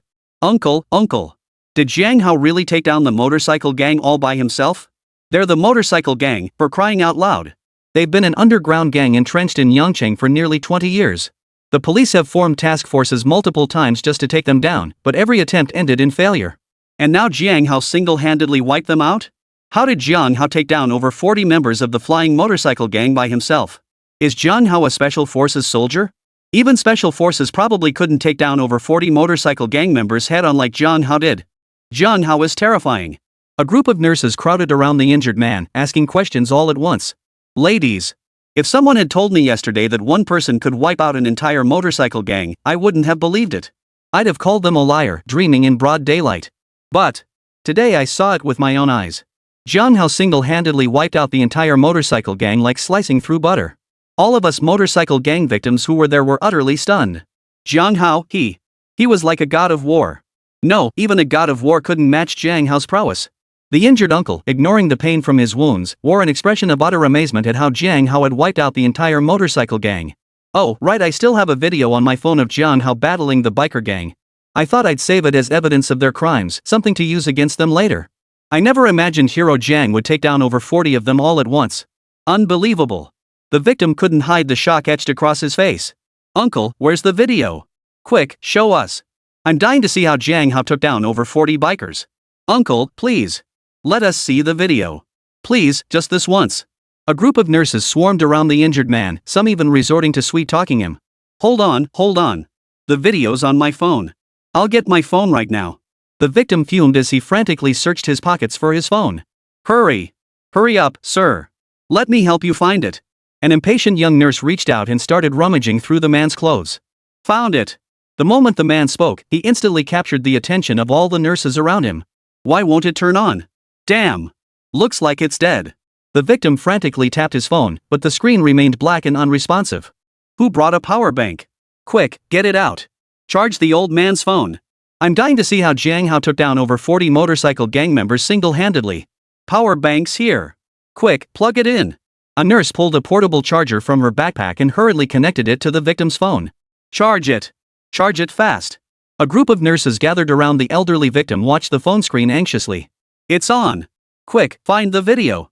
The nurse frantically urged the injured man. Hold on. Don't panic. Let me think of my phone passcode. What was it again? Oh dear, I just can't remember. The victim, an older man, rubbed his graying hair, his forehead glistening with sweat. Sir, don't worry. Try thinking if it's your birthday, or the last 6 digits of your phone number. Just think carefully.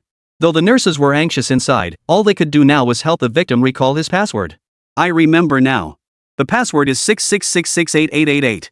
Smooth, prosper. The man calmed his nerves and finally recalled his lock screen password. Quick, let me enter the password for you. An eager nurse grabbed the victim's phone and entered the passcode. It's unlocked. Quick, search the photo album. We're about to see with our own eyes how Jiang Hao single-handedly took down a gang of over 40 bikers.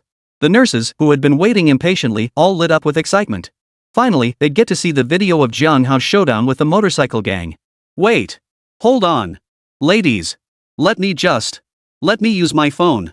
The victim dodged the phone and frantically began deleting items from his photo album. He reluctantly deleted the videos, his face betraying his reluctance. Goodbye, my treasured collection of Japanese and Korean content. Goodbye, Western AVs that kept me company through countless nights. Chapter 83. How did Jiang Hao pull it off? Surprisingly, the nurses around him didn't rush him. Some of the more shy ones even flushed with embarrassment. Uncle. You're getting on in years. Oh my. You're such a dirty old man. Yeah, I'd never let anyone see my phone anyway.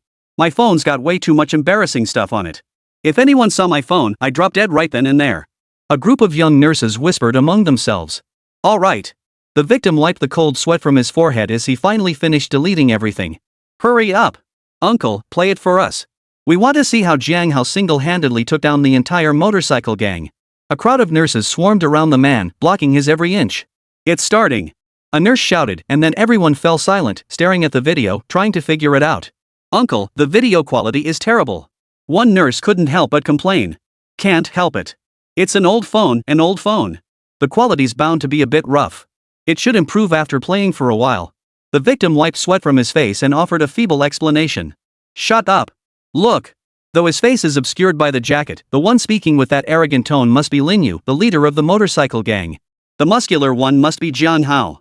Even without seeing his face, that handsome build is unmistakably him. The one next to Jiang Hao must be Sofia, who helped him over earlier. Can't make out her face, but that cool, detached voice has to be hers. A group of nurses watched the blurry video, speculating about the figures within. Close your eyes? Why did Jiang Hao tell Sofia to close her eyes? Don't you get it? Jiang Hao must have been afraid the bloody scene would scare Sofia. Making Sofia close her eyes was to protect her. Holy crap, Jiang Hao really thinks about girls. But Jiang Hao was in a life or death situation. Jiang Hao is such a good man. He's got me swooning. If I were 10 years younger, there's no way I'd let a good man like Jiang Hao slip away. The nurse grew curious about Sofia's closed eyes and shared her thoughts. Linyu has made his move. Linyu's been a ruthless figure dominating Yangqing's underground gangs for over 20 years. How will Jiang Hao defend himself? A group of nurses watched the video intently, some with brows furrowed in tension. Ah! My hand! Damn it! My finger's broken. Linyu's agonized cries echoed from the old-fashioned phone, sending a chill through the nurses watching nearby. Oh my god. Jiang Hao never holds back, he just snapped Linyu's finger clean off. So brutal. It hurts just watching. What do you know? The motorcycle gang has been terrorizing Yangqing for years. If Jiang Hao hadn't acted ruthlessly, there'd be no chance of survival. I support Jiang Hao. Yeah, support Jiang Hao. A group of nurses went wild cheering for Jiang Hao. Ah! Shut up and watch. The whole gang of street racers surrounded Jiang Hao. What's Jiang Hao going to do now? There are over 40 ruthless thugs. A group of nurses watching the video cried out in tension. Jiang Hao, hang in there. Jiang Hao, run if you have to. A real man knows when to retreat, better safe than sorry. No one will call you a coward. Those are over 40 vicious bikers, running away is the smart choice. One nurse's fingers sweated nervously on her phone screen as she desperately hoped Jiang Hao would flee. Shut up. They're fighting now. Ah. I can't watch this. Can Jiang Hao win? What the hell are you so nervous about? Jiang Hao will definitely win. A group of nurses watched the video on the old phone with rapt attention, their hearts racing. What's going on? Why did the video go black? What's going on? It's back. It's back. Where's the sound? The sound seems to have disappeared. The video suddenly went black, triggering a flurry of reactions from the crowd. My apologies, ladies. Some motorcycle gang thugs seemed to catch me filming secretly. I had to hide my phone and couldn't resume recording until later. The victimized uncle scratched his head apologetically. It's okay. Given the situation, it was already remarkable that you risked your safety to capture the footage. Let's keep watching to see how Jiang Hao took down over 40 motorcycle gang thugs. The nurses comforted the victimized uncle before resuming their viewing of the video on the elderly man's phone. Ah! How did Jiang Hao finish them all off? All the motorcycle gang members around him are lying on the ground moaning in pain. What's going on? Damn it! How did the video miss the most exciting part? How could this happen? My long-awaited Jiang Hao vs 40 bikers showdown. I really want to see how Jiang Hao single-handedly took down over 40 motorcycle gang members. Damn it, how could I have missed the best part? Wah! After the phone screen went black, it cut straight to the final scene where Jiang Hao ended the battle, prompting the nurses watching the video. Sighed deeply. Ladies and nurses. Excuse me. Please hand over the phone video to us police officers. Captain Chen Liang's voice rang out as he instructed his officers to confiscate the elderly man's phone. Captain Chen, what are you doing? Why are you confiscating the phone? A nurse asked in confusion. Ladies, the intelligence regarding Jiang Hao's takedown of the motorcycle gang remains classified at this time. We police require strict confidentiality regarding the motorcycle gang's takedown. We request your cooperation with our police operations. Maintain strict confidentiality. Xiao Jiang, take the victim to our police station. Xian Liang was feeling a bit overwhelmed. During the interrogation of the motorcycle gang members, he learned that the gang had formed an alliance with another underground organization, the Brothers Gang. The two underground gangs had recently been secretly collaborating to purchase a shipment of contraband from overseas. They had arranged to conduct the handover at the docks this weekend. After uncovering this information during interrogation, Xian Liang immediately reported it to headquarters. Upon receiving the intelligence, Chief Kong Weiming of the police station immediately ordered strict confidentiality and prepared to apprehend the Brothers Gang in one fell swoop. Unexpectedly, someone had managed to film the footage of Jiang Hao destroying the motorcycle gang. Trouble. Kong Weiming pondered how to maintain secrecy now, ensuring the news of the motorcycle gang's defeat remained undisclosed. Chapter 84, Chen Liang's admiration for Jiang Hao. Xiao Lu, contact the hospital director. See if we can organize a hospital-wide event for the nurses who handled today's emergency. Ensure no information leaks out. Have the injured uncle transferred to the police department's affiliated hospital first. Keep him there for a few days. Shen Liang paused briefly before issuing the orders. He hesitated, considering whether to inform Jiang Hao. This involved the Brothers Gang, and their leader, Blackie, likely knew about Jiang Hao's father, Jiang Zitian. Jiang Hao, be careful. Let me help you sit down. Meanwhile, Sofia helped the exhausted Jiang Hao sit down, her eyes brimming with concern. Miss Sofia, there's no need for you to worry so much. Jiang Hao doesn't have any serious injuries. It's just the blood on him that looks alarming. Guan Yaoyao picked up the iodine solution and disinfected, preparing to clean the bloodstains from Jiang Hao's body. Yes, Sofia. I'm fine. Just let Dr. Guan handle the bloodstains on my body. Jiang Hao briefly reassured Sofia before instructing Guan Yaoyao to clean the blood from his body. I'll need to cut off your clothes. There's too much blood on your clothes. Grasping medical scissors, Guan Yaoyao began cutting along the seams of Jiang Hao's clothing. Holy crap, there's so much blood. Sofia gasped at the bloodstains beneath Jiang Hao's clothing. Shut up. Guan Yaoyao's tone was serious as she ordered Sofia to be quiet. Sofia didn't argue back. She covered her mouth with her hand and watched Guan Yaoyao treat the bloodstains on Jiang Hao's body with a furrowed brow. Guan Yaoyao worked with practiced skill, saying nothing as she used antiseptic to clean the blood from Jiang Hao's body. Wiping, disinfecting, cleaning the wounds on his skin. Guan Yaoyao applied firm pressure, deliberately aiming to torment Jiang Hao. Jiang Hao felt the tingling sensation of the disinfectant on his skin, followed by a burning, stinging pain. He rolled his eyes, trying to distract himself from the pain. Kneeling on the floor, Guan Yaoyao methodically cleaned the blood from Jiang Hao's body with a vindictive air. Jiang Hao's gaze inevitably fell upon Guan Yaoyao. Her eyes were focused and serious as she meticulously cleaned the blood from his body. Jiang Hao, they say you single-handedly wiped out the entire motorcycle gang? Is that true? Aren't they exaggerating a bit? We're talking about over 40 vicious bikers. Guan Yaoyao continued cleaning the blood from Jiang Hao's body, unable to resist asking, her voice tinged with curiosity. Guan Yaoyao simply didn't believe Jiang Hao had taken down the gang single-handedly. Most likely, the police intervened. Jiang Hao probably just captured the gang leader, while the rest were probably just spreading rumors. That was Guan Yaoyao's take on it. Is that really true? Of course it's true. Jiang Hao was so awesome. When those biker gang thugs ran into Jiang Hao, it was like monkeys facing a tiger. He completely crushed them all. Jiang Hao was practically a god of war. Sofia was completely won over by Jiang Hao. Sofia really wishes you were there to witness Jiang Hao's heroism. If you'd seen it with your own eyes, you'd be speechless with awe. Sofia hurriedly spoke up, responding to Guan Yaoyao's doubts with overwhelming excitement. Influenced by Sofia, Guan Yaoyao's movements slowed considerably. Sofia, don't get so worked up. I'm not nearly as amazing as you make me out to be. Sofia, you're exaggerating a bit. Jiang Hao reached out and pulled the agitated Sofia back, afraid she might disrupt Guan Yaoyao's treatment. But it's true. Jiang Hao is the bravest man Sofia has ever met. Realizing she'd disrupted Guan Yaoyao's treatment, Sofia muttered under her breath. Guan Yaoyao showed no reaction, continuing to clean the bloodstains from Jiang Hao's body. How could that be? Guan Yaoyao simply didn't believe Sofia's claim. They were the motorcycle gang. Guan Yaoyao had heard of their notorious reputation.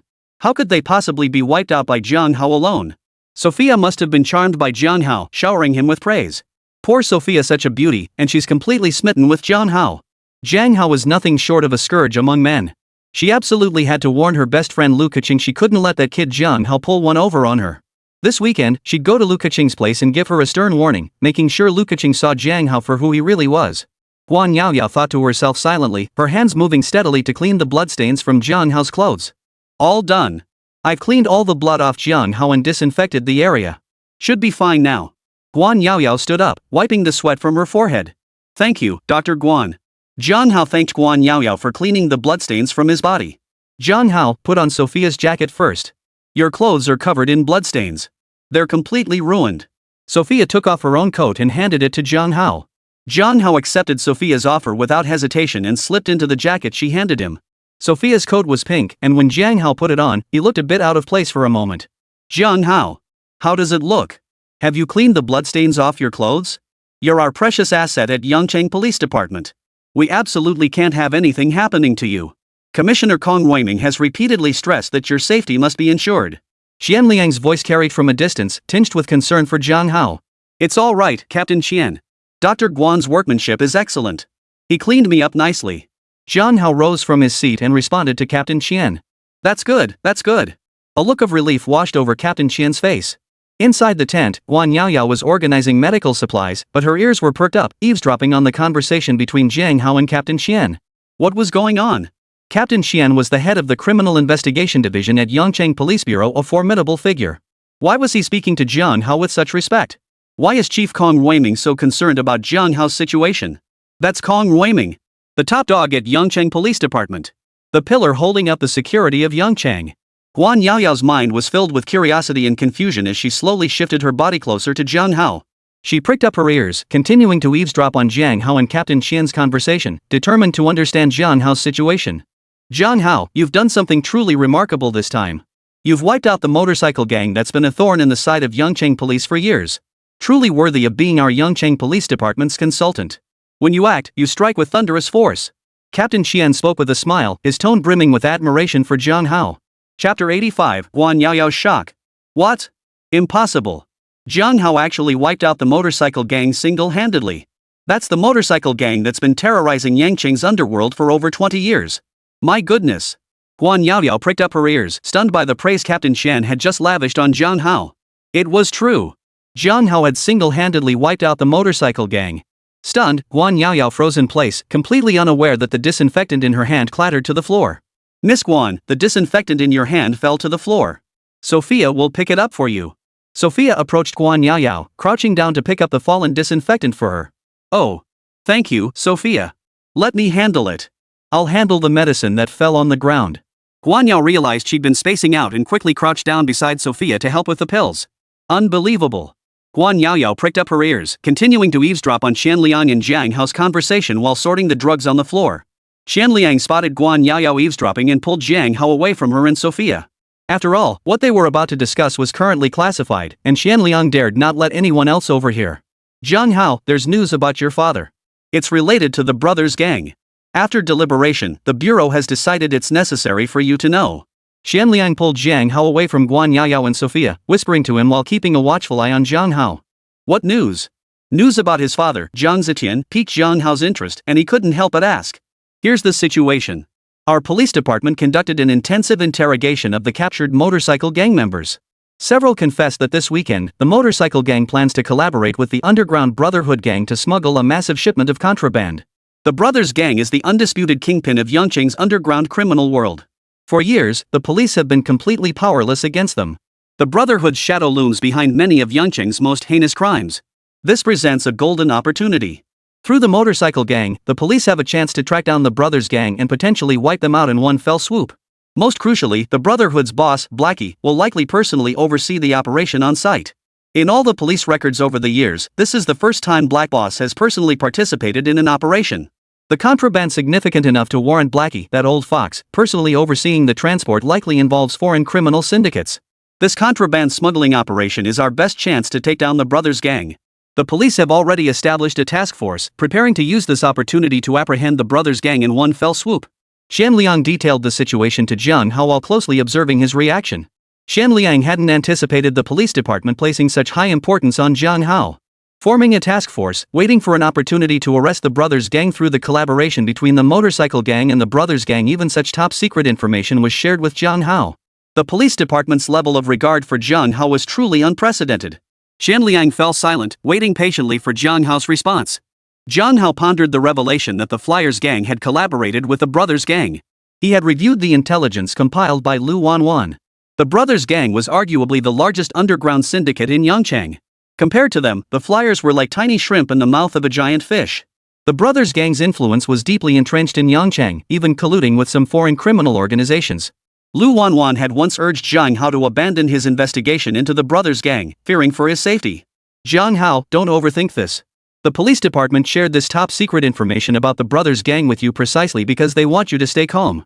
The Yancheng Police Department has established a special task force, secretly deploying nearly 100 officers from across the province.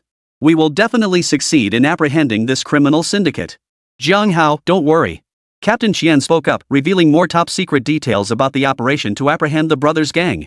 What do you need me to do? Captain Qian had already overstepped by sharing information about the brothers gang with me. Now, revealing the entire police force deployed for their capture meant he definitely needed my help. Advisor Jiang is indeed sharp. Xianliang adjusted his tone. It's like this. According to our interrogation findings, the brothers gang never had any contact with the motorcycle gang. This collaboration with the motorcycle gang was entirely spontaneous. We plan to send undercover police posing as motorcycle gang members to make contact with the brothers gang, seeking an opportunity to apprehend them.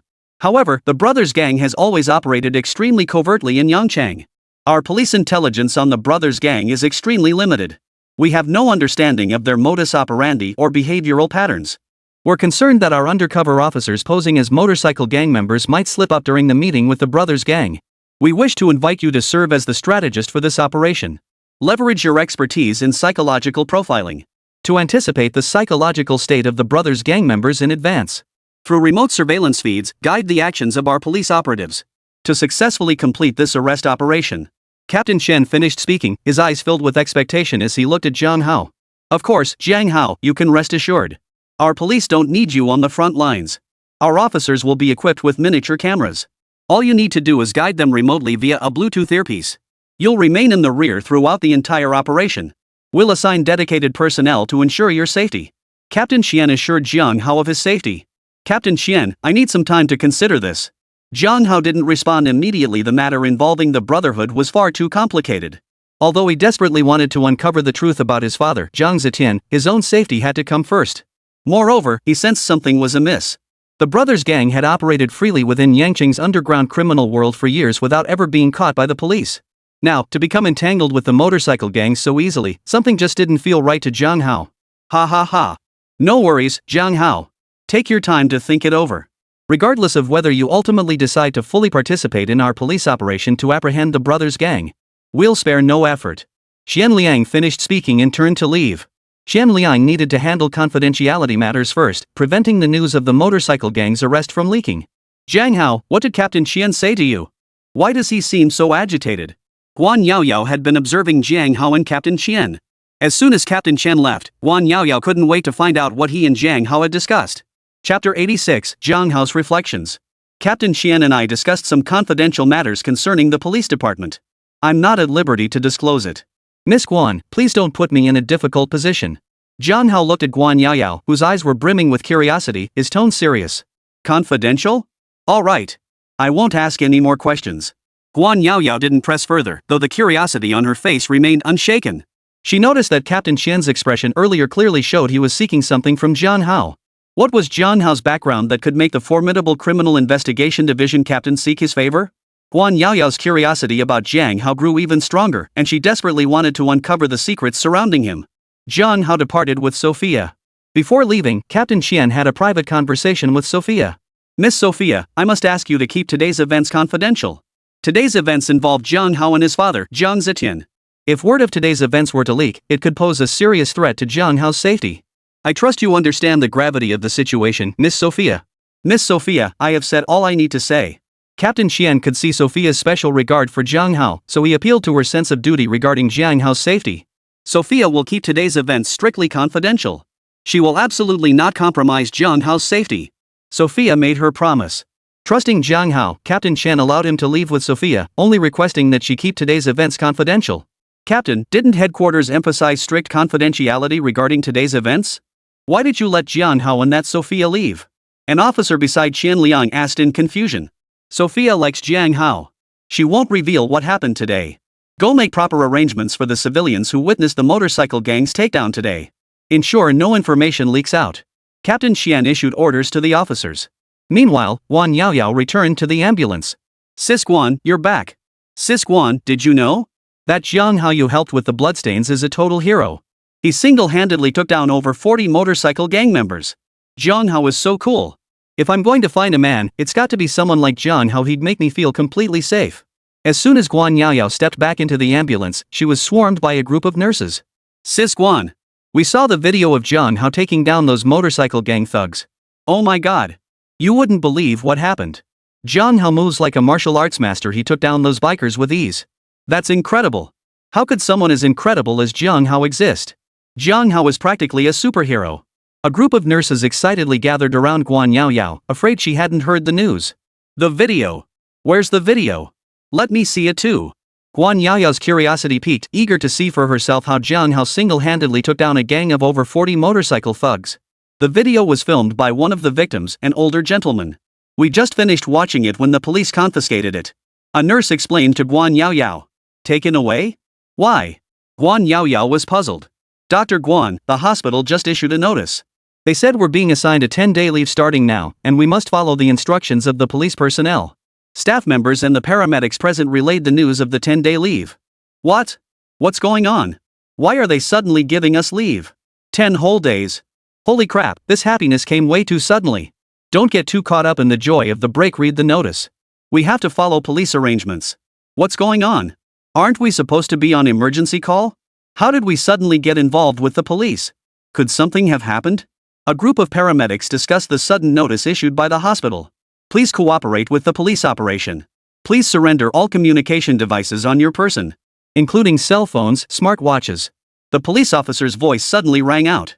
What's going on? Why do we have to hand over our communication devices? Also, why did the hospital suddenly notify us to take leave? It's not even vacation season now. The entire group of paramedics had their communication devices confiscated and held by the officers, leaving them all puzzled. They were further informed that they would be required to take a 10-day mandatory leave. Doctors and nurses, please cooperate with the police operation. We require you to take a 10-day leave. After 10 days, you will resume your normal lives. We sincerely apologize for any inconvenience this may cause. An officer patiently explained the situation to the group of emergency responders. Guan Yaoyao cooperated fully with the police, suspecting it was likely related to the conversation Captain Qian and Jiang Hao adjusted behind her back. What could it be? Why was it classified at such a high level? All personnel involved in the motorcycle gang case are now under quarantine management. Guan Yaoyao's curiosity grew ever stronger, though it was destined to remain unanswered. Jiang Hao dropped Sofia off at the faculty dormitory on campus, exchanged brief farewells, and returned to his rented apartment. After showering and drying his hair, he sat in a chair, lost in thought. He hoped to uncover information about his father, Jiang Zetian. The police's swift decision to use a fake motorcycle gang to apprehend the brothers' gang presented a promising breakthrough. Yet, Jiang Hao sensed something was off. He pulled out the Brotherhood gang files Lu Wanwan had organized from his drawer and examined them in detail once more. Plan before acting. This was a principle his father had once taught him. The brothers gang first emerged in Yangqing's underground gang activities 20 years ago. The brothers gang had successively eliminated several rival underground gangs that opposed them. It became the most powerful underground gang in Yangqing. 15 years ago, the Brotherhood experienced rapid expansion, even taking control of Yangqing's entire underground sex industry. During police investigations, many workers in the illegal sex trade spoke highly of the brothers gang. 10 years ago, the Brotherhood gang was suspected of experiencing internal strife. After resolving the internal conflict, the brothers gang suddenly vanished from sight. It fully transitioned into an underground organization. Police subsequently invested substantial resources in investigations.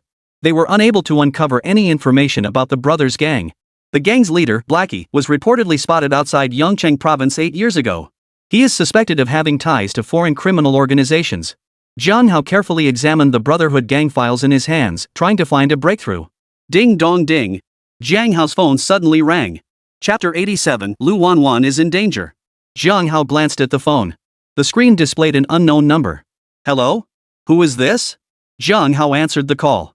Silence greeted Jiang Hao's greeting. No sound came from the other end of the line. Hello? Can you hear me? If I can't hear you, I'm hanging up. Jiang Hao hung up, feeling somewhat baffled. Ring ring ring. Jiang Hao's phone rang again. Hello? Who is this? Jiang Hao waited for the phone to ring for over 10 seconds before answering. Hiss hiss hiss. A burst of static crackled through the line. Don't investigate the brothers gang. The Brotherhood is more complicated than you imagine. Not something you can investigate right now. Protect yourself. A hoarse, deep voice came from the other end of the line. The speaker deliberately lowered their tone, making it impossible for Jiang Hao to discern whether it was male or female. Who are you? What do you know? Jiang Hao's attention snapped into focus as he demanded. You don't need to know who I am. Mind your own business. Oh, and just a heads up, the rookie cop helping you with the investigation is in trouble. Ding dong ding. The voice on the other end spoke at breakneck speed before abruptly hanging up on Jiang Hao. What the hell? Jiang Hao set down his phone and fell deep in thought. Who was this mysterious caller? How did this person know he was secretly investigating the brothers gang? And why was Lu Wanyan in trouble? Could it be that Lu Wanwan had been helping him investigate the brothers gang all along and had been discovered by their thugs? But could he trust the mysterious caller's words? Should he trust the information from this stranger? Jiang Hao didn't have time to dwell on it. He hurriedly dialed Lu Wanyan's number, desperate to confirm her safety. Ring ring ring. The number you have dialed is temporarily unavailable. No answer. Jiang Hao dialed Lu Wanwan's police emergency number, but still no answer. What was going on? A wave of unease washed over Jiang Hao. Something must have happened to Lu Wanwan. The second call he made was to the emergency phone Lu Wanwan carried. Under normal circumstances, she would never fail to answer it. Lu Wanwan had been investigating her father, Jiang Zetian, on his behalf, and her trail had finally led to the brothers' gang. Could it be that the brothers' gang had caught wind of her investigation? Jiang Hao's unease grew deeper. Ding ding ding. You have one new message waiting to be viewed. The vibration of his phone caught Jiang Hao's attention. A new message appeared on his screen. Jiang Hao glanced at his phone. The message was from the mysterious figure. One favor. Head to Sunshine Cafe downtown immediately. Someone's targeting Lu Wanwan, who's helping you with the investigation. Sunshine Cafe? Attack Lu Wanwan? Without pausing to think, Jiang Hao threw on his coat, rushed out, hailed a taxi, and sped straight to Sunshine Cafe. Sunshine Cafe. Lu Wanwan was savoring her coffee. Lately, she'd been tirelessly gathering and organizing clues about the brothers' gang, leaving her utterly exhausted. So she came to her favorite cafe, ordered a cup of coffee, and planned to continue sorting through the Brotherhood's clues after finishing it. Opening her phone, Lu Wanwan's fingers instinctively tapped Jiang Hao's WeChat profile picture. She didn't know what had come over her. Instead of dealing with the mountain of troubles at the police station, she spent her days helping Jiang Hao investigate the Brotherhood gang. Was this really the same Lu Wanwan who insisted on handling everything strictly by the book? She couldn't figure out why she was doing this herself. Weird, why is there no signal?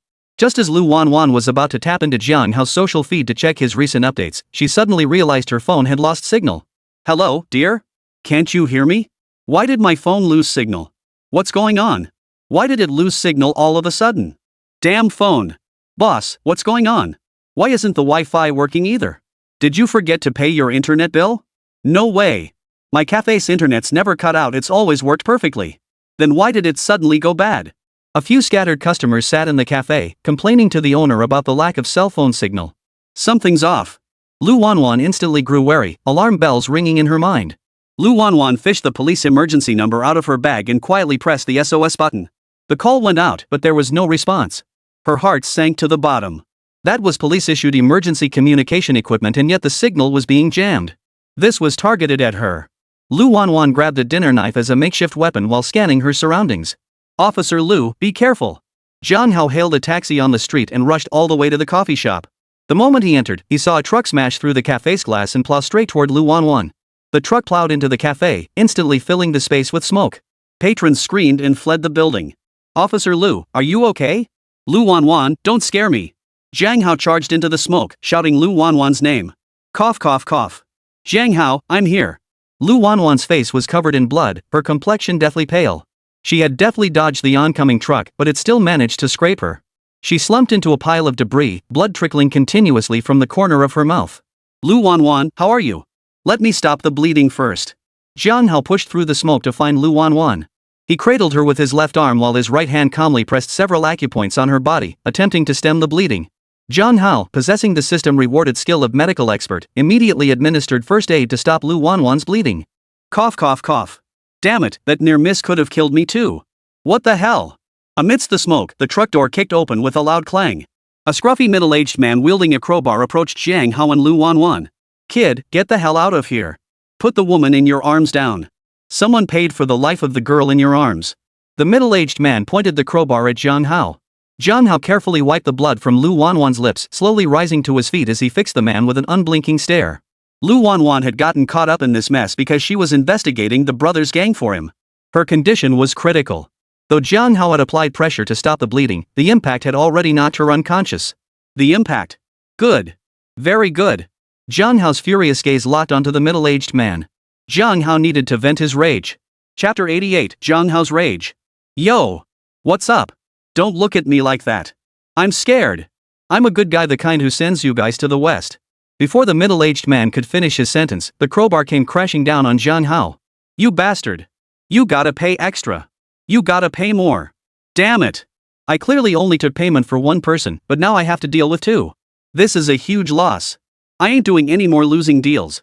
The middle-aged man was very concerned about his payment. Such a pretty girl, what a waste. Old Jean here still hasn't found a wife yet. No worries. Once this job's done, I'll be one step closer to saving up for a bride. But why should old Jean spend money on a wife? Why not just take one by force? Yeah. Old Jean's gonna snatch a wife. Snatch a virgin maiden to wash clothes and cook for old Jean. The middle-aged man muttered to himself, putting all his strength into the crowbar in his hands. Kid. Remember this. My name is Big Tooth Jean. When you get to King Yama, remember to mention my name. You're the 12th soul I've sent to the afterlife, don't get it wrong. The crowbar in the middle-aged man's hand came crashing down on Jiang Hao. Ah! My hand! My hand hurts like hell. Jiang Hao wrestled the crowbar from Jean Day's grasp and swung it back, striking Jean Day's hand. Spare me, sir. I, Jean Day, have parents to support and children to raise. There's a young wife waiting for me in bed. Please spare me. I'll erect a monument to your longevity. Jean Day lay sprawled on the ground like a mangy dog. Ah! My foot! My leg's broken. Jean Day nearly fainted from the pain. Jiang Hao had crippled Jean Day's legs and feet. Good heavens! Spare me! I'll give you my wife. I'm just doing my job for money. I'll pay you. I've made millions. I'll give you everything. Hero, spare my life, Jean Day. Jean Day wailed like a ghost, begging Jiang Hao to spare him. Jiang Hao remained unmoved, his crowbar poised to smash down on Jean Day's skull. Jiang Hao. Don't you. Don't commit a crime. Lu Wanwan forced herself to speak, but fainted again before finishing her sentence. Lu Wanwan. Hang on. Jiang Hao snapped back to his senses, tossed aside the crowbar, scooped Lu Wanwan into his arms, and raced straight to the hospital. Half an hour later, Captain Qian arrived at the cafe with his team, cordoning off the entire scene. What happened? Who would dare do this? Daring to target Lu Wanwan? Captain Qian seethed with rage, feeling the police department's reputation had been severely tarnished. Captain, we've checked. The criminal who attempted to ram Officer Lu with the truck has been subdued by Jiang Hao. But there are no identifying clues on the suspect. He's likely an undocumented migrant who's been roaming the country for years.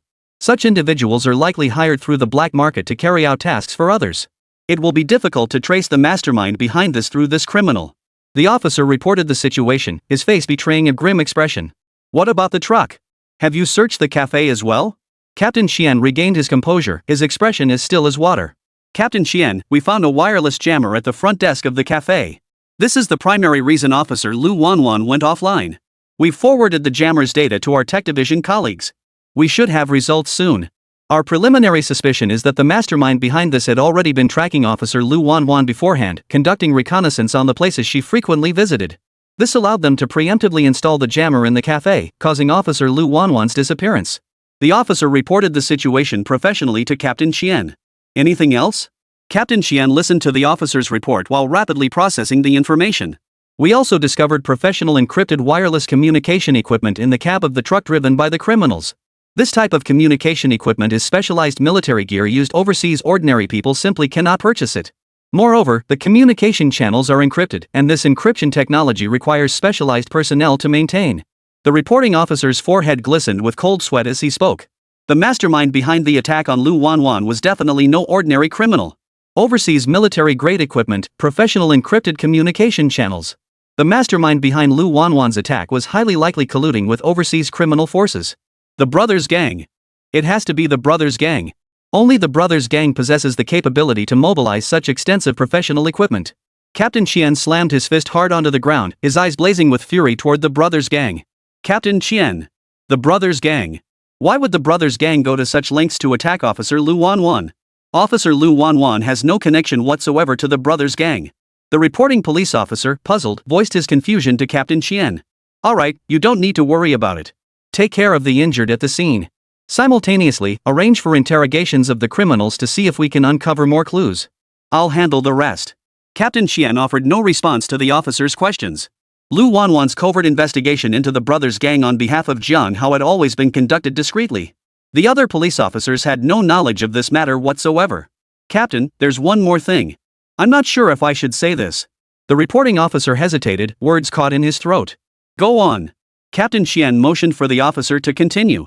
Captain, we just got word from the doctor the criminal who attacked Officer Lu Wanwan is permanently disabled. It seems impossible to interrogate the criminal anytime soon. Regarding the criminal's injury and disability, how should we document this in our official report? What the reporting officer didn't voice was the suspicion that although Jiang Hao currently held an advisory position with the police department, his actions might still be seen as excessive force. After all, subduing the assailant who attacked Officer Lu Wanwan was justified, but Jiang Hao had permanently disabled him. Strictly speaking, Jiang Hao could be held accountable for that. Shut up. Jiang Hao acted in self-defense. The criminal was excessively vicious and ruthless. Jiang Hao had no choice but to act, though his actions were a bit severe. Understand? Captain Chien reprimanded his team and emphasized this to the police officers. You don't need to write the report. I'll handle it personally. Contact the tech department and have them identify the wireless jammer's signal as soon as possible. See if we can trace any leads through the jammer's data. Captain Chien frowned as he issued the orders. Yes, Captain. The team member acknowledged the order and turned to leave. Chapter 89, Lu Wanwan's critical condition. Jiang Hao, how is Wanwan? Is she okay? At the entrance to the hospital emergency room, Lu Jialiang, leaning on crutches and supported by Kong Ruiming, shakily made his way to the door. Mr. Lu, I rushed Miss Lu to the hospital immediately. Miss Lu entered the emergency room half an hour ago. The doctors have been performing emergency treatment. Jiang Hao felt deeply depressed. Lu Wanwan had been attacked while investigating the brother gang for him, and he blamed himself intensely. Wanwan, you absolutely can't be harmed. Lu Jialiang gripped his cane tightly, tears streaming down his face. Mr. Lu, please don't get too worked up. Wanwan was rushed to the hospital immediately after her injury. I'm confident Wanwan will be just fine. Kong Ruiming spoke soothingly to the agitated Lu Jialiang, guiding him to a chair as he spoke. Lu Jialiang was a veteran. He had personally invited a renowned criminal investigation expert. Kong Ruiming dared not let anything happen to him. Commissioner Kong, Senior Lu, and Consultant Jiang. I just finished processing the attack scene at the cafe. Shen Liang rushed over after finishing his work at the cafe scene. Captain Chien, any findings at the scene? Why did the criminals attack my precious granddaughter Wanwan? Lu Jialiang rose unsteadily from his seat, desperate to uncover the truth behind Lu Wanwan's attack. Mr. Lu, please try not to get too worked up. I was just about to brief you and Chief Kong on the situation. Captain Chien gently guided the agitated Lu Jialiang back to his seat. Old Chien, tell us exactly what the situation is now. Mr. Lu, let's not get worked up. Trust that Wanwan, a blessed soul, is protected by divine providence. Kong Ruiming also tried to calm Lu Jialiang while motioning for Qian Liang to describe the scene. Jiang Hao also moved closer to Qian Liang, eager to hear the specific details uncovered at the scene. After dealing with the bandits, he'd rushed Lu Wanwan straight to the hospital and hadn't had time to investigate the scene. Alright, I'll describe the specifics. The assailant was a middle-aged man, around 50 years old, of short stature. We extracted his fingerprints and DNA samples and ran them against the resident identity database. The results showed no matching identity information for this individual. The suspect is currently unconscious, so we can't get any more information from him. Shen Liang immediately reported the robber's details, shooting Jiang Hao a meaningful look. An undocumented immigrant? Or perhaps an illegal immigrant? Kong Ruiming voiced his assessment. When I was fighting the bandit, he claimed his name was Jean Day. And he kept saying he wanted to marry a wife. Jiang Hao chimed in, adding the details from that time. Jean Day? Alright, I'll start investigating this lead immediately. See if we can uncover any additional leads. Qian Liang relayed Jiang Hao's information to the officer. We discovered a wireless jammer at the cafe where Officer Lu was attacked. This explains why Officer Lu lost contact. We suspect Officer Lu Wanwan was likely tracked in advance by the criminals. They identified her habit of frequenting Sunshine Cafe and planted the wireless jammer beforehand. Qianliang continued his report. This appears to be a premeditated operation. Targeting Lu Wanwan specifically. Great. These criminals are utterly brazen, daring to target police personnel. Kong Weiming spoke in a low voice, his tone thick with fury. Those bastards. How dare they target my Wanwan? They must be dealt with severely. Lu Jialiang's cane slammed hard against the ground. Mr. Lu, please calm down first. Let Captain Qian continue. Kong Weiming motioned for Qianliang to continue his report. Commissioner Kong, Elder Lu. We discovered professional military-grade wireless communication equipment in the cab of the truck used to attack Lu Wanwan. Moreover, the communication channel between the criminals was professionally encrypted. Whoever targeted Officer Lu is definitely not your average criminal. Qianliang's tone was grave. Military-grade communication equipment? And the communication channel was encrypted? Excellent. Very good. Kong Weiming's expression was as still as water, lost in thought. There are those in Yangcheng capable of obtaining military equipment. It can only be the Brothers Gang. The Brothers Gang has long been colluding with overseas criminal syndicates. They've smuggled a lot of contraband. Captain Qian delivered his final assessment. The Brothers Gang. These bandits are becoming more and more lawless. The police have long sought to apprehend these criminals, but never had the chance. Now, with the biker gang's arrest, we must finally take down the Brothers Gang, this criminal organization. Kong Weiming declared with unwavering resolve. The police department had long formulated a clear plan this time. They would eliminate the Brothers Gang once and for all. Bang! The emergency room doors suddenly swung open, instantly drawing everyone's attention. Is Lu Wanwan's family here? The emergency room door swung open, and a nurse covered in blood stepped out. That's me. I'm Lu Wanwan's grandfather. How is Wanwan doing? Lu Jialiang, supported by Jiang Hao, hurriedly stood up and asked the nurse. Nurse, Lu Wanwan is an officer with the Yangcheng Police Department. Please tell us about Officer Lu Wanwan's current condition. Kong Weiming spoke with equal concern. Her condition is critical. The patient experienced massive bleeding during resuscitation. The massive hemorrhage simply cannot be stopped. The situation is extremely critical now. There's a high risk of fatality. I'm informing you of the worst-case scenario. After delivering the news, the nurse hurried back to the emergency room. Wanwan. Lu Jialiang let out a piercing wail before collapsing unconscious. Mr. Lu. Mr. Lu, don't scare me like that. Qianliang, hurry. Go get a doctor. Master Lu can't have another incident. Kong Weiming supported Lu Jialiang, who had collapsed unconscious, while simultaneously calling out to Qianliang to fetch a doctor. Qianliang scrambled to his feet and rushed off to find a doctor. Jiang Hao. What are you doing? That's the emergency room. Kong Weiming exclaimed as Jiang Hao charged straight into the emergency room. Inside the emergency room, Lu Wanwan lay still on the hospital bed, her face pale and lifeless, her breath so faint it seemed it could vanish at any moment. A team of emergency personnel was frantically performing life-saving procedures on her. Massive hemorrhage. We've already administered 3 vials of anticoagulant. It's having absolutely no effect. Intracranial pressure is skyrocketing. Damn it. Can't stop it. Adrenaline. Hurry. Dr. Yang, frantically treating Lu Wanwan, was drenched in sweat and let out a string of expletives. Chapter 90, let Jiang Hao give it a try. Dr. Yang. It's no use. The patient's breathing is weakening. Intracranial hemorrhage has started. We can't stop it. The medical staff beside him watched the monitors and spoke helplessly. As the words fell, a heavy atmosphere spread throughout the ward. Each rescuer felt as though a boulder weighed on their chest. Oh. Poor girl. In the prime of her youth. My daughter is just that age. Dr. Yang spread his blood-stained hands, gazing helplessly at Lu Wanwan on the hospital bed. As an emergency physician, witnessing a patient slip away helplessly dealt a profound blow to Dr. Yang. Dr. Yang, don't be too hard on yourself. We emergency doctors can only do our best and leave the rest to fate. The nurse has already notified the patient's family. Hope they can bear this devastating news. The surrounding medical staff comforted Dr. Yang, the attending physician, while also grieving for Lu Wanwan. Who are you? How did you get in here? This is the emergency room. What do you want? Get out. Get out now. Or I'll call security. Emergency personnel spotted Jiang Hao attempting to force his way into the ER. Jiang Hao forced his way into the emergency room and saw Lu Wanwan lying pale on the hospital bed through the glass door. Without a moment's hesitation, Jiang Hao's gaze darted to the medical equipment flickering behind Lu Wanwan's bed. Respiratory failure. Intracranial pressure rising. Lu Wanwan was already hemorrhaging. Doctors. I'm a friend of the patient, Lu Wanwan. I once studied traditional Chinese medicine under an experienced senior practitioner. I can help stop the bleeding for Lu Wanwan. Let me try to stop the bleeding for Lu Wanwan. Jiang Hao's breath came in short gasps as he cut straight to the point. Sir, you can't be serious. We're all professional emergency room doctors. We understand your grief. But the patient has already developed elevated intracranial pressure, and her pupils are beginning to dilate. There's nothing more we can do to save him. We're truly sorry. There is no way to save your friend, sir. Sir, please leave the emergency room. Yang Sunlin stepped forward and asked Jiang Hao to leave. Yes, sir. We too wish we could have saved your friend from death's grasp. But I'm afraid it's too late. Sir, please grant your friend the final dignity. The other doctors chimed in, urging Jiang Hao to leave the emergency room.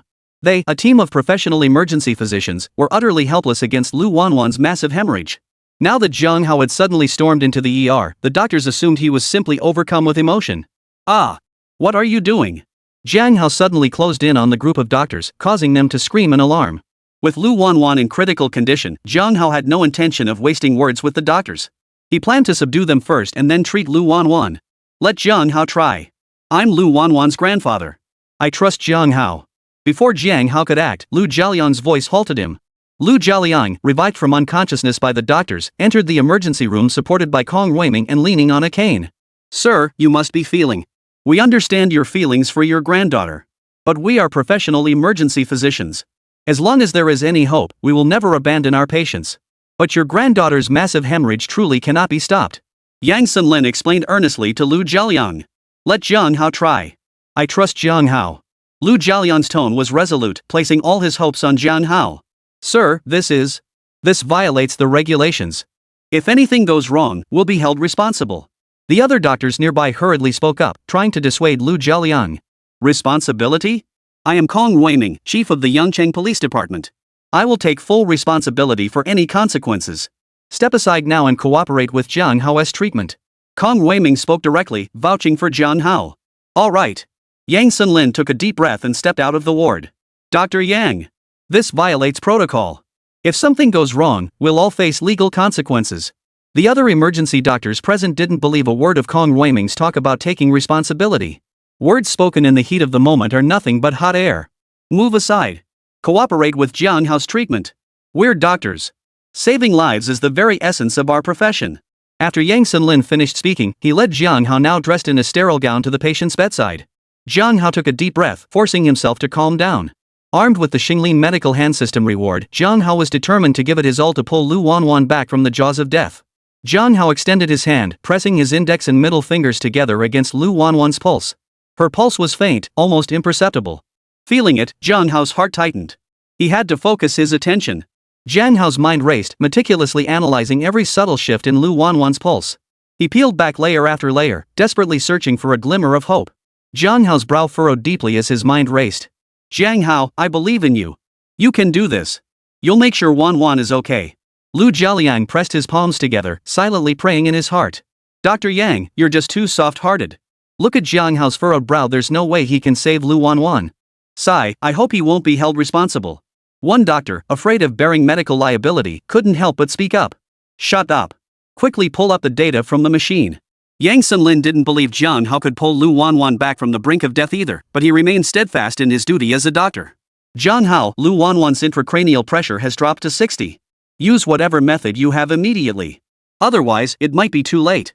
Yang Sunlin glanced at the monitor and reported Lu Wanwan's condition to Jiang Hao, his tone urgent. Jiang Hao fumbled through his small bag and pulled out a set of silver needles. This set of needles had originally been intended for Lu Keqing's recovery, but unexpectedly, it was being used on Lu Wanwan first. Without further thought, Jiang Hao retrieved the needles from his bag. Under the stark white hospital lights, the slender silver needles glinted coldly, like threads of fate awaiting weaving. Jiang Hao pinched a needle between his fingers, his gaze scanning Lu Wanwan's body for acupoints. Kongzui, Yinbai, Zhengshan, Zhengdu. Jiang Hao carefully inserted the needles into Lu Wanwan's vital acupoints with precision. His hands were steady and firm, without the slightest tremor. Each acupuncture needle must be placed with perfect precision, allowing absolutely no deviation. As Jiang Hao's needles pierced her skin, Lu Wanwan suddenly stirred. Chapter 91, Jiang Hao's treatment fails? She's moving. She's moving. I see Wanwan's fingers twitching involuntarily. There's hope. Jiang Hao's method is working. Kong Weiming saw Lu Wanwan's fingers twitching through the emergency room window and excitedly relayed the news to Lu Jialiang. Wanwan will be fine. Jiang Hao, you have to do your best. Lu Jialiang's trembling fingers betrayed his anxious state. Mr. Lu, please don't worry. I believe Wanwan is blessed by heaven. She'll be fine. Kong Weiming kept reassuring Lu Jialiang. No way. Could Jiang Hao really be skilled in medicine? Impossible. Absolutely impossible. But facts can't be faked. The patient's fingers are twitching involuntarily. The monitoring equipment also shows all the patient's vital signs are returning to normal. The group of doctors watching Jiang Hao's treatment fell into deep doubt. They, a group of professional doctors who had spent years mastering medical skills, were now being outdone by a self-taught practitioner. With no time to heed the doctor's opinions, Jiang Hao immersed himself entirely in the acupuncture procedure. His fingers trembled slightly from holding them suspended for so long, but he quickly steadied his hand. His movements were meticulously deliberate, each acupuncture placement the result of countless calculations and considerations. As the silver needles continued to be inserted, Lu Wanyan's body suddenly trembled slightly. Jiang Hao's heart leapt to his throat at her reaction. Nervously adjusting the needles, he watched her reaction, holding his breath. The surrounding emergency room doctors stared wide-eyed, filled with curiosity at Jiang Hao's unusual treatment method. The patient's intracranial pressure has returned to normal levels. Her breathing is returning to normal. The massive hemorrhage has stopped. The doctor monitoring the vital signs exhaled a long breath, announcing this unbelievable turn of events. Lu Wanwan's massive hemorrhage had left every doctor in the ER helpless. Coagulants, epinephrine. Every possible method had been exhausted. Yet nothing worked. The team of ER doctors could only helplessly watch as Lu Wanwan slowly slipped toward death, their hearts filled with despair, utterly powerless. But now, Jiang Hao had snatched Lu Wanwan back from the jaws of death. It was nothing short of a miracle. Dr. Lu, Jiang Hao's treatment worked. Lu Wanwan will definitely be fine. Mr. Lu, you can rest assured. Outside the emergency room, Kong Weiming watched the situation inside the ward through the glass and reassured Lu Jialiang. I'm not worried. Wanwan will be fine. Please protect Wanwan. Please protect Wanwan. Lu Jialiang pressed his palms together, silently praying for Lu Wanwan. In this moment, Lu Jialiang was no longer the criminal investigator who struck fear into the hearts of criminals. He was simply an old man praying for his granddaughter's safety. Inside the emergency room, Jiang Hao kept feeling the pulse on Lu Wanwan's wrist, calculating the timing and pressure for the acupuncture. Adjusting, calculating. Ensuring each acupuncture point produced the desired effect without causing harm to Lu Wanwan. Beads of sweat gathered on Jiang Hao's forehead, finally sliding down his cheeks and dripping onto the floor. Cough, cough, cough. Lu Wanwan on the hospital bed suddenly convulsed violently. Her entire complexion turned pale, and the veins on her forehead bulged prominently. What's happening? This is bad. The patient started coughing up blood. And it looks like massive hemorrhaging is imminent. The patient's intracranial pressure is dropping rapidly. I can't feel a pulse. Suddenly, all indicators on the monitor tracking Lu Wanwan's vital signs turned red, blaring frantic alarms. Quick! Put on the oxygen mask. Administer epinephrine. All emergency physicians, report to your stations. Yang Xinlin reacted swiftly, preparing to take over Lu Wanwan's treatment. Mr. Jiang, please step outside. Yang Xinlin's tone was brimming with fury as he issued a direct order to remove him. Yang Xinlin had genuinely believed Jiang Hao might have a way to control Lu Wanwan's massive hemorrhage and save her. Instead, it had only worsened her condition. Oh my god, we're going to be ruined. If this becomes a medical malpractice case, we'll all be sued. I've got a son to raise. If I get fired over a lawsuit, what am I supposed to do then? We shouldn't have listened to that old man outside. Jiang Hao's acupuncture technique looked pretty intimidating earlier. I actually thought he had some real skill. Now look at this mess, we might as well declare the patient dead.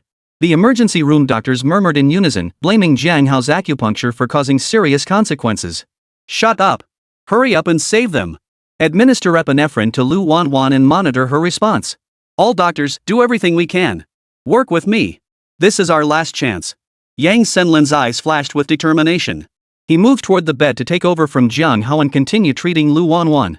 Wanwan. Why is Wanwan coughing up blood? How could this happen?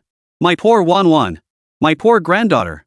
Outside the emergency room, Lu Jialiang pressed his face against the glass. Seeing Lu Wanwan on the hospital bed spitting blood, he was so terrified he fainted on the spot. Mr. Lu. Hold on. Quick. Doctor. Kong Weiming was sweating profusely with anxiety as he hurriedly helped old Lu find a doctor for treatment. Quiet. Everyone stay put. Wanwan is fine. Jiang Hao calmly blocked the doctor trying to approach the bedside. Jiang Hao, what are you doing? Move aside. Can't you see Lu Wanwan is coughing up blood? We need to treat the patient. Don't interfere with our treatment. If we delay, it'll be too late. Yang Xinlin stared at Jiang Hao, who was blocking his treatment, his voice filled with urgency. That's right, Jiang Hao. Move aside. Your treatment isn't doing anything. It's actually worsening Wanwan's condition now. Get out of the ward immediately. Don't interfere with our treatment here. Let Dr. Yang take over the treatment. Dr. Yang will definitely find a solution. The surrounding emergency doctors all spoke up, urging Jiang Hao to leave. I'm using acupuncture to detoxify Lu Wanwan. I'm expelling the blood-tainted energy from her body. Lu Wanwan was struck by a truck, causing significant blood stasis within her internal organs. Only by expelling this stagnant blood can we truly alleviate Lu Wanwan's condition. What Lu Wanwan is vomiting is congealed blood. When blood clots are expelled from the mouth, it's inevitable that the readings on the vital signs monitor will show abnormal fluctuations. All the blood clots in Lu Wanwan's internal organs have been expelled. The readings should now be back to normal. Jiang Hao, his face pale, explained to the emergency room doctors why Lu Wanwan had been vomiting blood. Chapter 92, Learning Medical Skills from Jiang Hao. Dr. Yang. The readings on the monitors have truly returned to normal. Whether it's intracranial pressure, pulse rate, or respiratory rate, everything has returned to normal. And the massive hemorrhage has completely stopped. The doctor monitoring the equipment spoke in disbelief, unable to fathom how the readings could possibly return to normal. Just moments ago, Lu Wanwan had been coughing up blood and in an extremely critical condition. All the doctors had given up hope, seeing no possible way to save her. Yet after Jiang Hao's treatment, Lu Wanwan had miraculously recovered. What? You're not joking, are you? How is that possible? Just moments ago, Lu Wanwan was coughing up blood. She was clearly on the verge of death. The vital signs on the monitor don't lie. Holy crap! Jiang Hao actually pulled Lu Wanwan back from the brink of death. Unbelievable. The emergency room doctors were left speechless by Jiang Hao's medical skill, their faces frozen in disbelief. I still need to perform one final acupuncture session on Lu Wanwan to restore the vital energy she's lost. Having regained some strength, Jiang Hao continued Lu Wanwan's treatment. Jiang Hao, could you explain your acupuncture technique as you perform it? Your acupuncture is truly remarkable. I'd like to learn more about it. Yang Sunlin couldn't help but speak up, hoping to hear Jiang Hao's explanations during the procedure. Yes. Mr. Jiang, could you explain the process to us during treatment? We all want to learn. Your acupuncture skills are simply amazing. The emergency room doctors spoke up in unison, eager to learn the medical skills Jiang Hao possessed. Jiang Hao's medical skills were truly extraordinary. Lu Wanwan had been on the brink of death, yet Jiang Hao had pulled her back from the jaws of death with his inexplicable medical prowess. The ER doctor's attitude toward Jiang Hao had shifted from initial skepticism to deep respect, and now they were eager to learn and understand his medical techniques. No problem. I can give you a brief explanation. Jiang Hao didn't refuse. His medical skills weren't some closely guarded secret. If he could inspire these emergency room doctors, it would be a good thing. Jiang Hao took a deep breath, clearing his mind of distractions, and began Lu Wanwan's final acupuncture session, aiming to restore her depleted vital energy. Lu Wanwan suffered severe blood loss, damaging her vital energy and disrupting the flow of qi and blood. Her entire body is now in a state of severe imbalance. What I'm about to do is use silver needles to stimulate and awaken Lu Wanwan's innate healing power. Jiang Hao explained the fundamental principles of his acupuncture technique to the assembled doctors. The surrounding doctors listened intently to Jiang Hao's words and watched his movements carefully.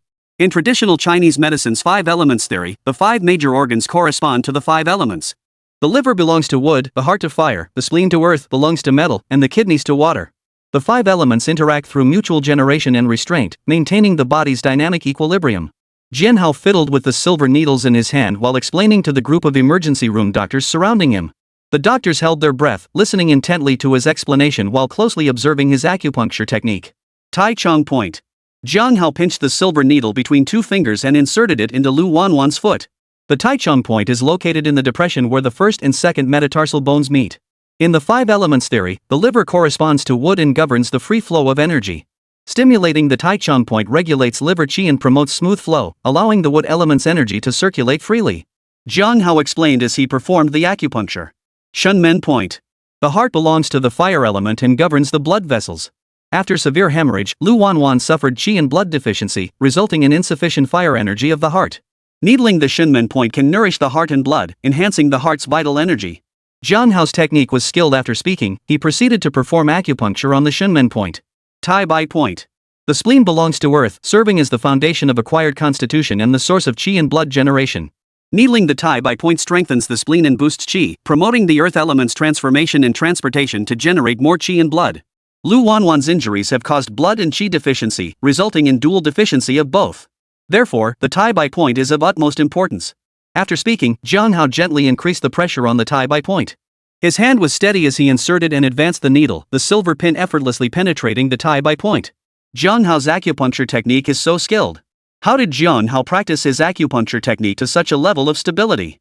I studied traditional Chinese medicine for a while too. But I could never achieve his level of precision. The precision with which Jiang Hao controls the pressure during acupuncture is nothing short of masterful. At such a young age, Jiang Hao has already mastered the precise force required for acupuncture. Many veteran TCM practitioners with decades of experience lack Jiang Hao's acupuncture technique, let alone the audacity to insert needles with such skill and confidence. Jiang Hao is truly incredible. I am deeply impressed by Jiang Hao. An emergency room doctor trained in traditional Chinese medicine was deeply impressed by Jiang Hao's acupuncture technique, unable to resist whispering in admiration. The Tai Chi point on the kidney meridian. The kidneys belong to the water element and govern the storage of essence. Needling the Tai Chi point can tonify the kidneys, nourish essence, and restore kidney qi. Jiang Hao explained as he inserted the needles into the acupoint. Dr. Yang, why don't you ask Jiang how to help regulate your Tai Chi point? Didn't your sister-in-law complain about your stamina in bed? After Jiang Hao finishes the acupuncture, why not give him a try? It might just alleviate your problem. A doctor whispered in Yang Senlin's ear. Shut up. Pay attention to Jiang Hao's explanation. Yang Senlin flushed crimson at the doctor's advice, his expression complex. Finally, the Taiyuan point. The lungs belong to the metal element, governing qi and respiration. Needling Taiyuan acupoint can tonify the lungs and boost qi, enhancing the descending function of the metal element. Jiang Hao explained as he precisely inserted silver needles into the acupoints on Lu Wanwan's body. His movements flowed like water, his mind racing as he calculated the angle and depth of each insertion. Twisting, lifting, and thrusting, he stimulated the meridian energy within Lu Wanwan's acupoints.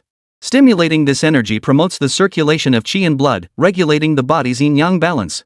Through acupuncture, I stimulate the restoration of the 5 elements, enabling Lu Wanwan's body to generate its own restorative energy. After speaking, Jiang Hao withdrew the silver needles from Lu Wanwan's body. On the hospital bed, Lu Wanwan's complexion slowly regained its rosy hue, and her breathing steadied. She's waking up. Lu Wanwan is waking up. I see Lu Wanwan's eyes struggling open. She's waking up. The doctor monitoring the equipment noticed Lu Wanwan's condition and couldn't help but speak up. Chapter 93, The Patriarch of Traditional Chinese Medicine. Something's wrong. Why has Miss Lu stopped responding again? She clearly showed signs of waking just now. I couldn't have misread that. The emergency room doctor monitoring her condition voiced his confusion. He had clearly observed Lu Wanwan showing signs of regaining consciousness moments ago. How could she now be completely unresponsive? Miss Lu lost too much vital energy after her injuries. Her entire body is in a state of severe depletion. It will be very difficult for Miss Lu to regain consciousness now. Administer 4 fluids to replenish her essential nutrients. Let her body recover its vital energy. Yang Senlin, clearly experienced, recognized Lu Wanwan's extreme weakness. He promptly devised a treatment plan, directing the medical staff to administer nutritional fluids to Lu Wanwan. Jiang Hao's treatment has been effective. The monitoring equipment now indicates that all of Miss Lu's vital signs have returned to normal. There are no remaining issues with Miss Lu's health. All that's needed now is rest and recuperation. Let Miss Lu recover gradually. I am confident that Miss Lu will recover fully in no time. Alright, arrange for the medical staff to transfer Miss Lu to a regular ward for rest. Yang Senlin removed his protective gear and instructed the medical staff to transfer Lu Wanwan to a regular ward for convalescence. Oh, and notify Director Kong, inform him that Miss Lu is out of danger. With some rest, she'll be back to her old self in no time. Notify Miss Lu's grandfather so the elderly gentleman won't worry anymore. After speaking, Yang Senlin exhaled a long breath. As the attending physician, Yang Senlin bore immense pressure. Kong Ruiming, after all, was the chief of the Yangcheng Police Bureau, and he placed great importance on Lu Wanwan's safety. Now that Lu Wanwan had passed the critical stage and was out of danger, Yang Senlin could finally release the physical strain and relax a little. Where is Mr. Jiang? Where is Mr. Jiang? I still need to consult Mr. Jiang about medical matters. After arranging for medical staff to transfer Lu Wanwan to a regular ward, Yang Senlin realized Jiang Hao was nowhere to be found. Dr. Yang, Jiang Hao was exhausted. After confirming Miss Lu was out of danger, he fell asleep at his desk. The medical staff whispered their explanation to Dr. Yang, afraid of waking Jiang Hao. Indeed. Jiang Hao was completely focused on performing acupuncture on Miss Lu, which took an enormous toll on his energy. He also explained so much about acupuncture principles to us. Let Mr. Jiang rest. All of us should step outside. Do not disturb Jiang Hao's rest. After Yang Senlin finished speaking, he led everyone out of the ward, leaving Jiang Hao's space to rest. The hospital outpatient lobby bustled with activity. Suddenly, a group of security personnel escorted an elderly man into the hospital. The old man wore gold-rimmed reading glasses and a white lab coat. His hair was snow white, yet he appeared remarkably vigorous. His eyes were sharp and piercing, as if he could see through every illness in the world. His face was deeply lined with wrinkles, and though he leaned on a cane, his spirit remained undiminished. Dr. Zhu. You're here. Your student has been eagerly awaiting your arrival. The moment I heard you were coming, I've been waiting for you. Hospital Director Li Guangwei hurried over with a group of medical staff to greet him, his tone brimming with respect for the veteran doctor.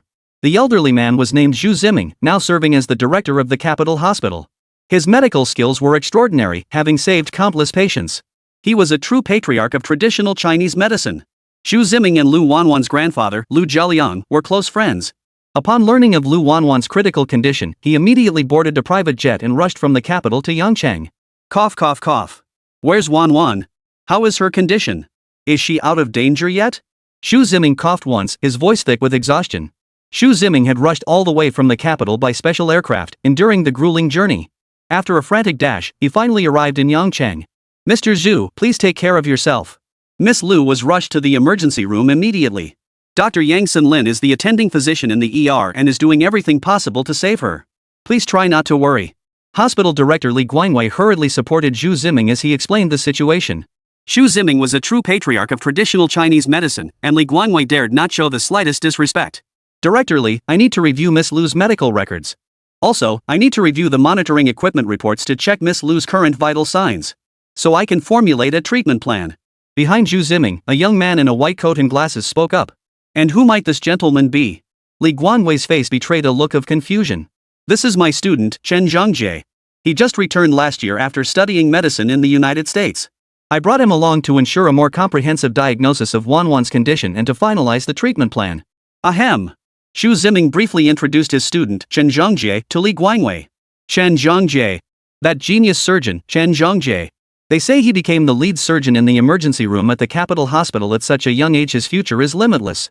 Most crucially, Chen Zhongjie went to the United States to study Western medicine. It's said he's now integrating Western medical treatments with traditional Chinese medicine, significantly improving the success rates of many surgeries. One of the doctors who came to greet him revealed Chen Zhongjie's background. Good heavens! Is he really that accomplished? I still haven't earned the right to be a lead surgeon, yet he's already integrating Eastern and Western medicine to boost his surgical success rates.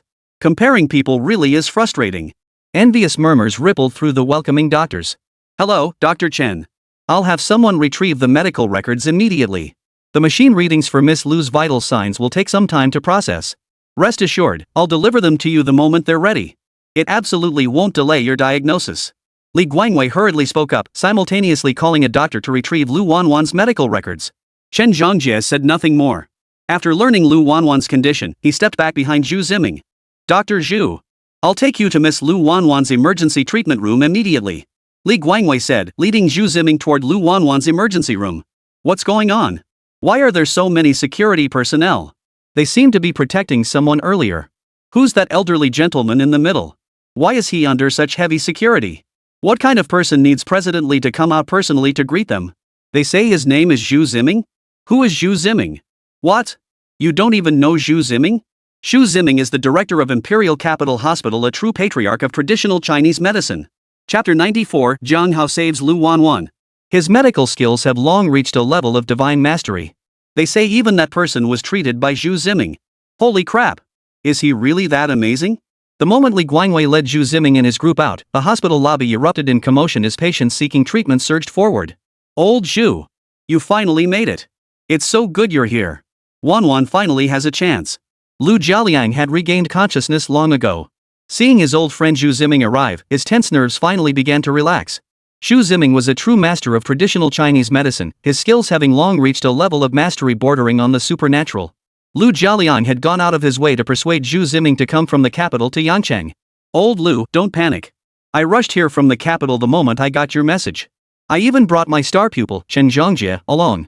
Zhongjie has studied Western medicine and can offer additional treatment approaches. Rest assured, I'll do everything in my power to save Wanwan. Zhu Ziming clasped Lu Jialiang's hand, making his promise. Hello, Master Zhu. I'm Kong Weiming, chief of the Yangcheng Police Bureau. Lu Wanwan was attacked by criminals and suffered severe injuries. Her condition is now critical. This is entirely the responsibility of the Yangcheng Police Bureau. We hope you can save Miss Lu. We're counting on you. After speaking, Kong Weiming bowed deeply to Zhu Ziming. You're too kind, Chief Kong. Rest assured, I will do everything in my power. Zhu Ziming felt an unprecedented weight of pressure. Make way. Make way, everyone. Oh, Deanly, what brings you here? What's going on here? Why are there so many people? Yang Sunlin and the medical staff finished the treatment and pushed open the door from the emergency room, discovering the crowd gathered at the entrance. Master Zhu. You're Zhu Ziming, old Master Zhu. Master Zhu, what brings you here? Yang Sunlin spotted Zhu Ziming standing behind Li Guangwei, his voice thick with astonishment. Zhu Ziming was the idol of every medical staff member, a titan among doctors. Ahem. Forrest, pay attention to your condition. Master Zhu was summoned to treat Miss Lu. Forrest, how is Miss Lu doing? Has anything unexpected happened? Li Guangwei cleared his throat, signaling Yang Sunlin to focus on his own condition. Zhu Ziming remained silent, his expression grave as he looked at young Forrest, seeking to understand Lu Wanwan's current condition. My apologies. I lost my composure. Yang Sunlin hurriedly composed himself and apologized. Miss Lu is fine now. All her vital signs have returned to normal. Now she just needs to regain her strength and rest quietly. Yang Sunlin briefly explained Lu Wanwan's condition. What? Is that true? My Wanwan is okay now. That's wonderful. This is truly wonderful. Thank you. Thank you so much, Dr. Yang. Upon learning that Lu Wanwan had returned to normal, Lu Jialiang was overcome with emotion, tears streaming down his face as he clutched Dr. Yang Senlin's hand and thanked him profusely. Dr. Yang, didn't Miss Lu just suffer severe bleeding? And all her vital signs had deviated from normal levels. The entire emergency room was in chaos at the time. I'm curious, how did you pull Miss Lu back from the brink? Kong Ruiming voiced his question. Massive hemorrhage? Did Miss Lu experience massive bleeding? Zhu Ziming also grew interested and asked. Well, Mr. Zhu, Director Kong. Miss Lu did indeed experience massive hemorrhaging earlier. Moreover, her intracranial pressure dropped rapidly. Her body's TCP indicators had already deviated from normal human levels. At that point, our entire department was utterly helpless, completely overwhelmed by despair. We could only watch as Miss Lu gradually slipped away, utterly powerless to intervene. Yang Sunlin spoke, explaining their helplessness during Lu Wanwan's hemorrhage. Decreased intracranial pressure, deviating TCP indicators. Compounded by the sudden massive hemorrhage. Even I had no solution. We could only watch helplessly as the patient slipped away. How did you resolve it? Zhu Ziming turned to Yang Sunlin, his voice tinged with curiosity. Zhu Ziming was deeply curious about how Yang Sunlin had managed to pull Lu Wanwan back from the brink of death after her massive hemorrhage. Shen Zhongjie, standing behind Zhu Ziming, also perked up with interest, straining to hear how Yang Sunlin had managed it. Solve it? How could I possibly have a solution? This kind of massive hemorrhage is a death sentence. Yang Sunlin gave a self-deprecating chuckle. It was Jiang Hao. Jiang Hao stepped in and pulled Miss Lu back from the brink of death. Yang Sunlin spoke, still finding it hard to believe even now. Jiang Hao? Who is Jiang Hao? Is he a doctor? Why have I never heard this name before? Shen Zhongjie asked in confusion. Jiang Hao isn't a doctor. Jiang Hao is Wanwan's friend. I never would have guessed that Jiang Hao actually pulled Wanwan back from the brink of death. Lu Jialiang exclaimed excitedly upon hearing it was Jiang Hao who saved Lu Wanwan. Mr. Lu, please calm down. Wanwan is fine now. Let me help you over to rest. Kong Ruiming hurriedly helped Lu Jialiang to his feet, afraid he might be overwhelmed by the news again. A hemostatic agent? With the TCP indicators shifted, using a coagulant would only accelerate death. With intracranial pressure surging, we can't push epinephrine to sustain her either. How did Jiang Hao stop Wanwan's massive hemorrhage? Think. Think fast. Chen Zhongjie frantically scratched his head, muttering to himself as he racked his brain over how Jiang Hao had managed to stop Lu Wanwan's massive hemorrhage. With elevated intracranial pressure, massive hemorrhage is irreversible. Even hemostatic agents couldn't stop massive hemorrhage. How did Jiang Hao manage it? Zhu Ziming couldn't figure it out either and couldn't help but ask Yang Sunlin. Old Zhu. Jiang Hao didn't use any medication. He merely used a few silver needles. After the acupuncture, he controlled Miss Lu's massive bleeding, and her vital signs returned to normal. Yang Sunlin recounted Jiang Hao's method, his voice tinged with astonishment. What? How is that possible? Jiang Hao solved a major medical challenge like massive hemorrhage with just a few silver needles? Impossible. Absolutely impossible. That's unscientific. Chen Zhongjie shook his head wildly, utterly refusing to believe Yang Senlin's words. Jiang Hao cured Lu Wanwan's massive hemorrhage with just a few silver needles. Chen Zhongjie refused to believe it. Such miraculous medical skill was simply impossible. Chapter 95, Zhu Ziming's shock and doubt. Zhongjie, calm down. How old are you, anyway? The most important thing for a doctor is to stay calm. Zhu Ziming grabbed Chen Zhongjie's hand, urging him to stay calm. Teacher. I truly don't believe anyone could control massive bleeding with acupuncture alone. Chen Zhongjie realized his outburst and regained his composure. All right. Come with me to the ward to check on Wanwan's condition. Also, please have Dr. Yang bring me the current monitoring reports on Lu Wanwan's vital signs. Zhongjie, once you get Wanwan's test results, see if there are any other issues. Zhu Ziming decided to see Lu Wanwan's recovery progress with his own eyes.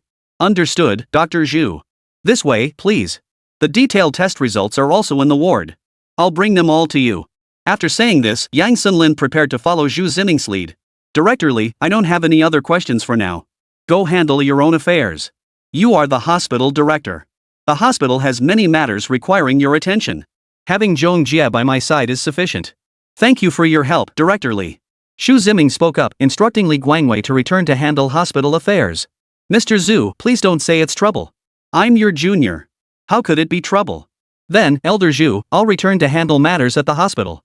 Should any issues arise, feel free to contact me anytime. Li Guangwei finished speaking and turned to leave. Let's go check on Wanwan's condition. Dr. Yang, please lead the way. Xu Ziming spoke, then was supported by Chen Zhongjie as they headed toward Lu Wanwan's hospital room. In the ward, Lu Wanwan lay quietly in her hospital bed. Mr. Zhu, Miss Lu was resting in bed. Miss Lu lost too much blood and vital energy, leaving her body severely depleted. I've arranged for the medical staff to administer some nutritional fluids to replenish her fluids. To help her regain her strength as soon as possible. Yang Sunlin brought Zhu Ziming and Chen Zhongjie to Lu Wanwan's hospital room, briefly updating Zhu Ziming on her condition. Master Zhu, here is Miss Lu's latest vital signs monitoring report. Yang Sunlin retrieved the report from the bedside cabinet and handed it to Zhu Ziming. Zhongjie, take a look. I need to take Wanwan's pulse to assess her current physical condition. Xu Ziming took the report and passed it to his disciple, Chen Zhongjie. Xu Ziming was a renowned authority in traditional Chinese medicine, possessing profound expertise in the field. How could this be? Xu Ziming placed his fingers on Lu Wanwan's pulse, his face betraying a look of astonishment and doubt. Her vital energy is recovering remarkably well. The vitality within your body has been reactivated. How is this possible? Xu Ziming withdrew his fingers, his face deep in thought. Lu Wanwan had suffered severe blood loss, inevitably depleting her vital energy. Even Xu Ziming had no effective solution, leaving Lu Wanwan to rely solely on rest and quiet recuperation to gradually restore her vitality. Yet within Lu Wanwan's pulse, Xu Ziming sensed a surging vitality as if her body had been awakened. Master. I've reviewed Miss Lu's current vital signs monitoring report. Everything is normal. Beyond requiring nutritional supplementation and gradual recovery. Her body is identical to that of an ordinary person. In fact, her hormone levels are higher than average, indicating she will possess greater vitality. Chen Zhongjie carefully examined Lu Wanwan's vital signs monitoring report and shared his assessment with Xu Ziming. However, I reviewed the physical examination report from when Miss Lu was admitted to the emergency room. Miss Lu's TCP levels were at rock bottom, and her platelet count had plummeted below 10. From a medical standpoint, this constitutes irreversible massive hemorrhage. Even if Hua Tuo were alive today, there would be no way to save Miss Lu from such sudden, massive hemorrhaging. Jiang Hao, how did he manage it? This is nothing short of a miracle, transcending the boundaries of medicine. Chen Zhongjie was profoundly shaken after reviewing Lu Wanwan's vital signs report. Professor Zhu, are you even listening to me? What are you thinking about? Chen Zhongjie shook Xu Ziming's arm, rousing him from his deep contemplation. Xu Ziming had been deep in thought, trying to figure out how Jiang Hao had managed to awaken Lu Wanwan's vital energy. Dr. Yang, where is the full video recording of the resuscitation procedure stored? I want to see how Jiang Hao treated Wanwan back then. Xu Ziming suddenly spoke up, wanting to see the footage. Dr. Zhu, per hospital protocol, the emergency room is definitely monitored. Mr. Zhu, would you like to request access? Yang Sunlin was somewhat taken aback by Xu Ziming's reaction. Just how profoundly had Jiang Hao's treatment shaken him? Take me to review the emergency room surveillance footage. I need to see how Jiang Hao performed the treatment. Xu Ziming spoke up, indicating his desire to review the emergency room surveillance footage of Jiang Hao. After reviewing Lu Wanwan's recovery progress, Xu Ziming followed Yang Sunlin with his disciple Chen Zhongjie to view the emergency room surveillance footage. Teacher Zhu, how did you end up in Yangcheng? Yao Yao has missed you terribly. Guan Yao Yao had just returned to the hospital from the police station when she spotted Xu Ziming. She rushed straight over, her voice brimming with excitement. Guan Yao Yao had once studied medicine under Xu Ziming in the capital, making her something of his half-student. Guan. Junior sister Guan, it's been ages. Chen Zhongjie stammered as he greeted Guan Yao Yao. Senior brother Chen, you're in Yangcheng too? Didn't you go to the United States for advanced studies? How's the training going? Have you made significant progress in your medical skills? Guan Yao Yao spotted Chen Zhongjie and exchanged greetings with him. Junior sister Guan, I returned from my medical studies in the United States this summer. I've been studying closely under our teacher. I hope to learn more of his medical skills. Chen Zhongjie responded to Guan Yaoyao. Zhongjie, you've already mastered most of my medical skills. You're fully capable of going out into the world like Yao Yao and becoming a chief physician at a provincial hospital. There's no need for you to stay by my side forever. Xu Ziming felt a pang of emotion. His disciple Chen Zhongjie was excellent in every way, yet he had never dared to practice medicine independently, always staying by his side. Master, there is still so much I need to learn from you. This disciple will remain at your service for now. Chen Zhongjie's tone brimmed with profound respect for Xu Ziming. Chapter 96, Guan Yaoyao's doubts. Ah, you. Never mind. I shan't say more. Xu Ziming knew his disciple Chen Zhongjie's stubborn nature and chose not to press further. Sis Guan, I was wondering why I hadn't seen you around. You're the attending physician at Yangchun Hospital, why aren't you at the hospital? Is there an emergency patient outside needing urgent care? Chen Zhongjie asked, voicing his confusion. Well, Guan Yaoyao was momentarily at a loss for words, unsure how to respond.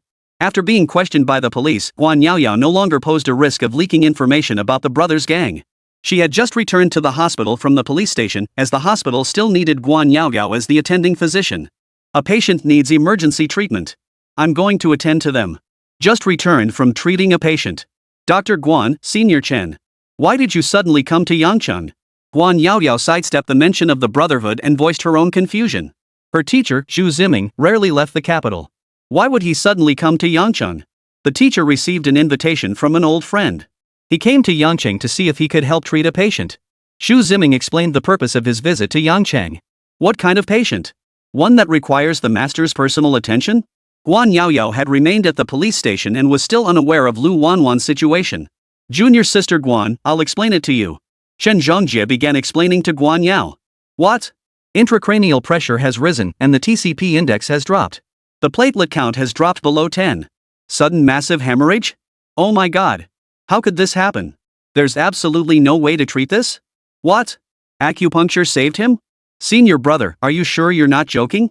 How could that possibly save him? I don't believe it. That defies all medical logic. Guan Yaoyao looked utterly skeptical, refusing to believe anyone could pull someone back from the brink of death after massive bleeding. I knew you wouldn't believe it either, junior sister. Junior sister, take a look at this physical indicator test report. The before and after comparison clearly shows the patient was saved. Chen Zhongjie handed Guan Yaoyao the pre- and post-treatment medical reports for Lu Wanwan. She couldn't be the only one whose worldview had been shattered. Her vital signs have indeed returned to normal.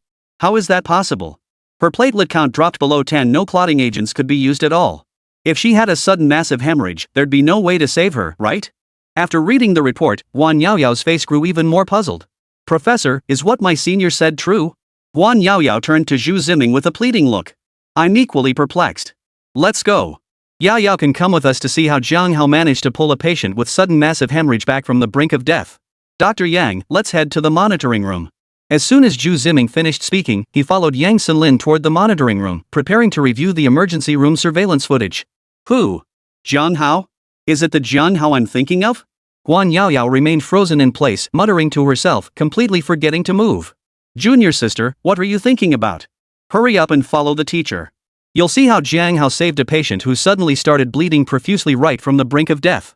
It's a rare sight even teacher Guan finds interesting. Chen Zhongjie hurried to catch up with Yang Xinlin and Xu Ziming ahead. Guan Yao stopped dwelling on it and headed toward the monitoring room, determined to see for herself. In the monitoring room, Xu Ziming sat at the center of the computer, with Chen Zhongjie and Guan Yaoyao seated around him. Master Xu, I'll start playing the surveillance footage from the emergency room now. Yang Xinlin announced, pressing the play button on the monitor. Instantly, the computer screen began displaying footage from inside the emergency room at that time. The patient's intracranial pressure is rising, and the TCP indicators are beginning to deviate. The patient is experiencing massive hemorrhage. Dr. Yang, what should we do? The footage showed Yang Xinlin and the ER team performing emergency procedures on Lu Wanwan. Coagulant. Perform an allergy test. Administer 2 doses of anticoagulant first. In the monitor, Yang Xinlin wiped sweat from his forehead as he issued instructions to the surrounding medical staff. This is bad. Dr. Yang. The monitoring equipment shows. The patient's platelet count is plummeting, it's already dropped below 10. We absolutely cannot administer anticoagulants anymore. Dr. Yang, what should we do? An unexpected situation suddenly appeared on the monitoring screen. Damn! How could the platelet count drop below 10? This can't be happening. Quick! Administer an epinephrine bolus immediately. Keep the patient stable. If only Dr. Guan were here. Dr. Guan has handled dozens of emergencies. He'd definitely have a better approach. In the surveillance footage, Yang Senlin's forehead was drenched in sweat as he urgently issued orders to the surrounding medical staff. Wrong. We shouldn't have administered the epinephrine so quickly. The timing of the epinephrine injection is wrong. The patient's TCP indicators haven't fully shifted yet. We should wait a little longer. After observing the patient's condition, consider administering another dose of epinephrine. Simultaneously, we should attempt to dilute the anticoagulant concentration. The patient's platelet count may show a false decrease. Short-term fluctuations are unreliable for accurate assessment. Guan Yaoyao intently watched the monitoring screen and pointed out Yang Senlin's operational error. Ah. This. Right. Why didn't I think of that? Pseudo-decrease. I was too nervous at the time. I completely overlooked it. Yang Senlin instantly understood what Guan Yaoyao meant. Actually. Never mind. As long as the outcome is good, it's fine. Fast forward to the treatment scene with Jiang Hao. Xu Ziming spoke up, signaling Yang Senlin to fast forward to the treatment scene involving Jiang Hao. What Xu Ziming didn't say was that Lu Wanwan's condition likely wouldn't have been so severe. The primary reason the massive hemorrhage couldn't be stopped was largely due to Yang Senlin's mismanagement. What Xu Ziming most wanted to know now was how Jiang Hao had performed the treatment. The surveillance footage sped forward, revealing the scene of Jiang Hao administering treatment. Jiang Hao, Lu Wanwan's intracranial pressure has dropped below 60. Use whatever method you have immediately. We're running out of time. Yang Senlin gasped in alarm on the monitor, urging Jiang Hao to begin treatment. As Jiang Hao drew out silver needles in the footage, the entire monitoring room's attention was instantly drawn to the needles in the surveillance feed. Lifting and thrusting, twisting. Scrape the handle, vibrate. Jiang Hao's acupuncture technique is quite meticulous. Xu Ziming watched Jiang Hao's needle insertion technique on Lu Wanwan's acupoints and couldn't help but praise aloud. Wait a minute, what is Jiang Hao doing? Xu Ziming suddenly exclaimed, leaping to his feet. Chapter 97, Yin-Yang Needling Technique. That acupuncture technique, it's actually the yin-yang needling method. How did Jiang Hao master the yin-yang needling technique? That's impossible. Jiang Hao has mastered the yin-yang needle technique and can wield it at will. Good heavens. Xu Ziming stared at the surveillance footage of Jiang Hao's acupuncture technique, his jaw dropping in astonishment. Teacher, what exactly is the yin-yang needling technique? Why have you never mentioned it before? Chen Zhongjie asked in confusion. Yeah, master. You've never mentioned it before either. Is this yin-yang needling technique really that powerful? Guan Yaoyao chimed in, eager to learn more. Powerful? It's more than just powerful. The yin-yang needling technique requires inserting silver needles into the same acupoint on the patient twice. Each insertion must be performed with identical needle angle and force. Moreover, the interval between the two insertions must never exceed 10 seconds. The practitioner has no time for hesitation. Xu Ziming composed himself after the initial shock and began to explain. What? That sounds incredibly difficult. To insert the needle into the same acupoint twice consecutively, with each insertion requiring identical angle and pressure. That requires such advanced manipulation skills. It's truly unbelievable. Chen Zhongjie listened to Xu Ziming's explanation and was utterly stunned by Jiang Hao's acupuncture technique. No matter how difficult the technique, it's merely a display of skill. What we physicians value is therapeutic efficacy. Does this yin-yang needling technique have any special therapeutic effects? Teacher, why do you hold the yin-yang needling technique in such high regard? Guan Yaoyao disliked flashy manipulation techniques and valued therapeutic efficacy above all else, prompting her to inquire about the yin-yang needling method's benefits. Good question. The yin-yang needling technique isn't some flashy acupuncture trick. The yin-yang needling technique possesses unfathomable capabilities, maximizing the therapeutic effects of acupuncture. According to ancient texts I've studied, the yin-yang needling technique can induce two entirely distinct sensations in the patient. First, a powerful wave of warmth spreads throughout the body, followed by a chill that descends from head to toe. The alternating hot and cold stimulation from the two needles achieves a unique therapeutic effect, regulating the body's yin-yang balance with remarkable efficacy. Moreover, the two needles administered before and after an yin-yang needling create a synergistic effect where the whole is greater than the sum of its parts. It maximizes therapeutic outcomes through precise acupoint stimulation. I always thought yin-yang needling was just a legend. I never imagined Jiang Hao had mastered it. This is unbelievable. Chen Zhongjie began explaining the efficacy of the yin-yang needling technique, his voice thick with astonishment. Good heavens! There's actually such an amazing acupuncture technique. Teacher, please teach Yaoyao, okay? I want to learn it too. Guan Yaoyao was captivated by the enhanced effects of the yin-yang needling technique and yearned to master it. Well. A wry smile appeared on Xu Ziming's face. I've practiced medicine for over 40 years, yet I still haven't mastered the yin-yang needle technique. Even your own founding master never mastered the yin-yang needle technique. The yin-yang needling technique is simply too difficult. I always believed no one could master it, that it was merely a legend from ancient texts. I never imagined Jiang Hao would master the yin-yang needle technique at such a young age. It's unbelievable. Xu Ziming patted his chest, trying to calm the shock within him. How could Jiang Hao be this skilled? Isn't he just Keqing's tenant? How could he master the yin-yang needle technique, something even teacher Lian couldn't master? Jiang Hao, what else about you do I not know? Guan Yaoyao lowered her head, her voice trembling with curiosity about Jiang Hao. Teacher, look. In the surveillance footage, after Jiang Hao finished acupuncture on Miss Lu, Miss Lu's massive hemorrhage has stopped. Jiang Hao pulled Miss Lu back from the brink of death. My goodness. Unbelievable. This is nothing short of a medical miracle. Phew. Chen Zhongjie exhaled deeply, his astonishment impossible to conceal. Yes, just as Dr. Chen said. Back in the ER, all of us emergency room doctors were stunned that Jiang Hao managed to save Miss Lu. It's truly unbelievable. I even felt an urge to ask Jiang Hao to be my mentor. Yang Sunlin spoke up, recounting the situation in the emergency room at the time. Keep scrolling forward. I need to see how the original energy was restored in Wanwan's body. Wanwan suffered sudden massive hemorrhaging. Her entire body suffered a severe depletion of vital energy, something that simply couldn't be restored in a short time. The entire body becomes lifeless and devoid of vitality. Logically, there should be a significant amount of stagnant blood within the body. But when I took Wanwan's pulse in the ward just now, her vitality showed no sign of waning. Moreover, it showed signs of surging. The stagnant blood within her body has been completely expelled. This is an effect no medication could possibly achieve. I need to see how Jiang Hao managed to restore Wanwan's vital energy and awaken the vitality within her body. Cough, cough, cough. Xu Ziming began coughing violently in his urgency. Teacher Zhu, please calm down. Please calm down. Senior brother Chen, quickly pour Master a cup of hot water. Let him drink it to ease his discomfort. Guan Yaoyao gently patted Zhu Ziming's back while motioning for Chen Zhongjie to fetch a cup of hot water. Oh. I'll go get a cup of hot water right away. Teacher, please don't worry. Chen Zhongjie was still reeling from the shock of Jiang Hao's revelation. Hearing Guan Yaoyao call his name, he finally stirred, turning to fetch the hot water. Never mind. Zhongjie, come back. I'm fine. The cough is an old problem. Dr. Yang. Quickly bring out the surveillance footage. I need to see exactly how Jiang Hao restored vitality to Wanwan's body. Zhu Ziming paused briefly, gesturing for Yang Sunlin to continue playing the ER surveillance footage. Yes, Dr. Zhu. I'll fast forward the ER surveillance footage now. Without further ado, Yang Sunlin clicked the mouse and sped up the footage. Teacher, why did Miss Lu start coughing up blood? What happened? Could it be that something went wrong with Jiang Hao's treatment? Chen Zhongjie couldn't help but speak up upon seeing the footage. In the footage, dark blood suddenly trickled from the corner of Lu Wanwan's mouth as she lay on the hospital bed. Oh no! The patient has no pulse. It's all Jiang Hao's fault. Now we're all going to get sued. Brace yourselves for a medical malpractice lawsuit. Oh my god, we're going to be ruined. As Lu Wanwan's mouth spilled blood, the entire emergency room on the surveillance feed descended into chaos. Proof paid no heed to the chaotic emergency room on the monitor, his entire focus fixed on Jiang Hao on the display. Chapter 98, Jiang Hao's Skill and Courage.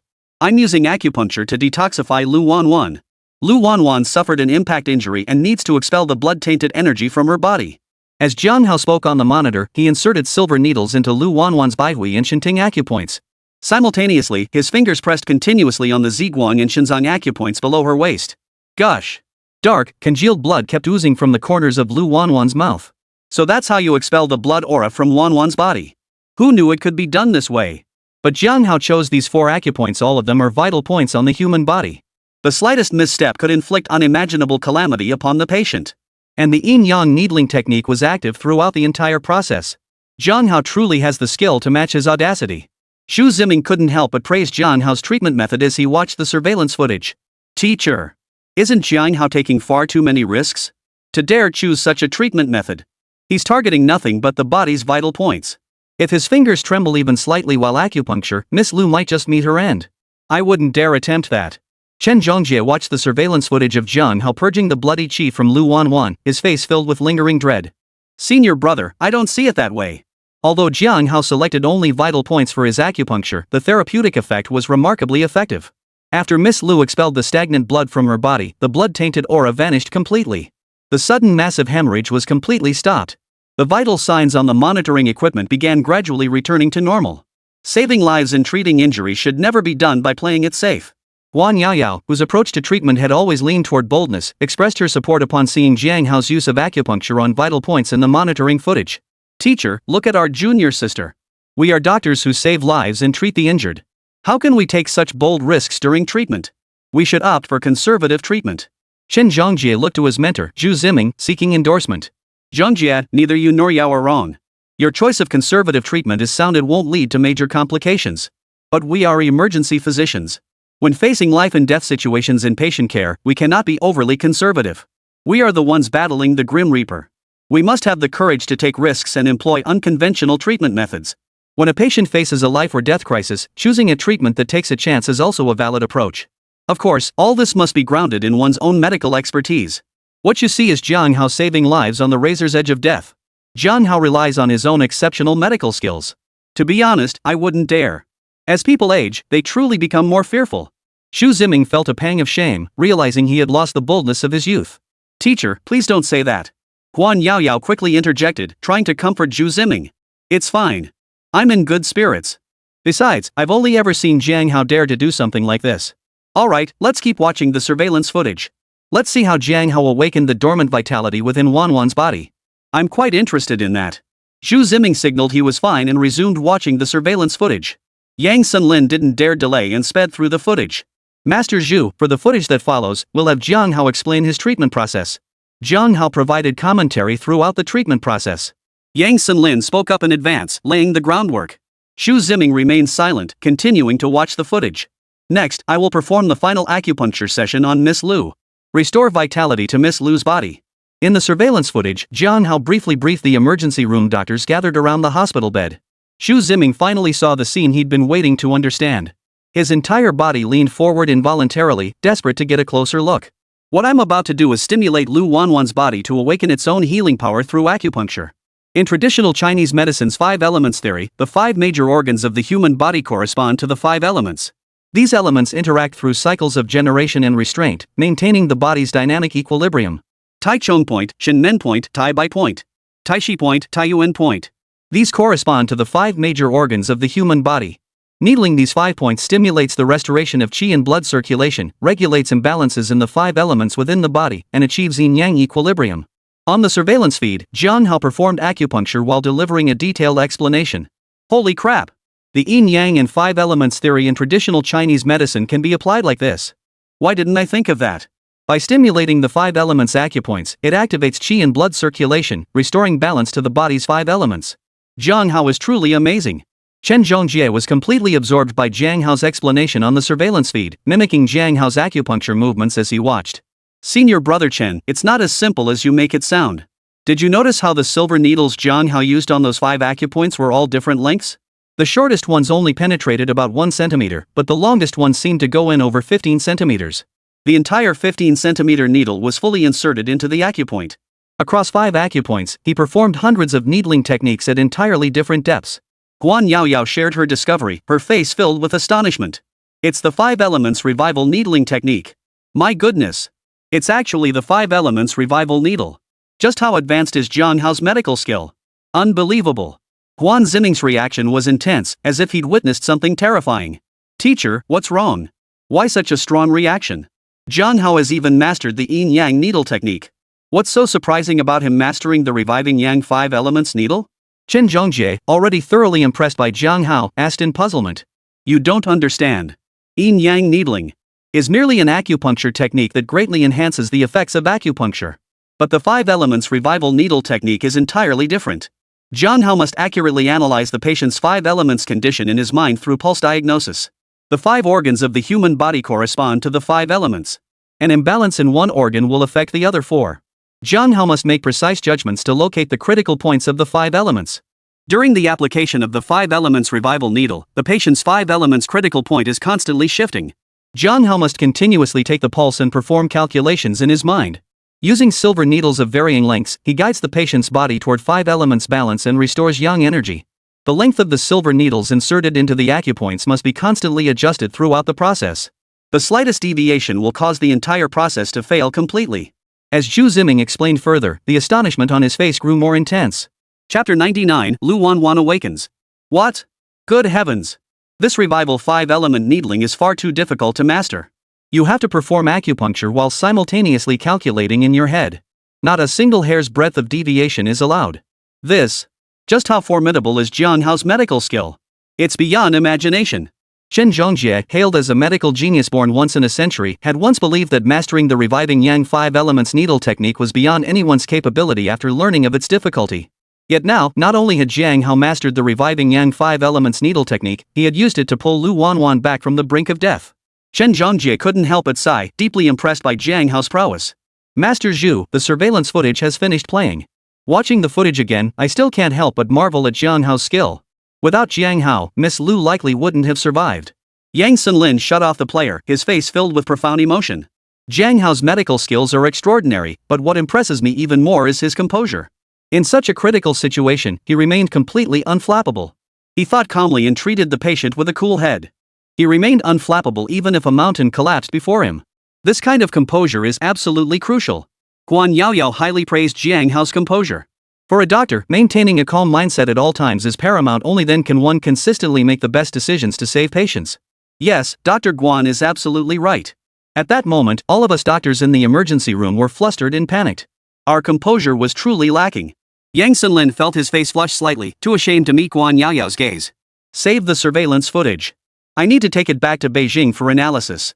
Jiang Hao's treatment process is worth studying repeatedly. I intend to turn Jiang Hao's treatment into instructional videos. Xu Ziang composed himself, then stood up and addressed Yang Sunlin. Yes, sir. Professor Zhu, I'll copy the video onto a USB drive for you right away. Yang Sunlin hurriedly responded, though inwardly he was utterly astonished.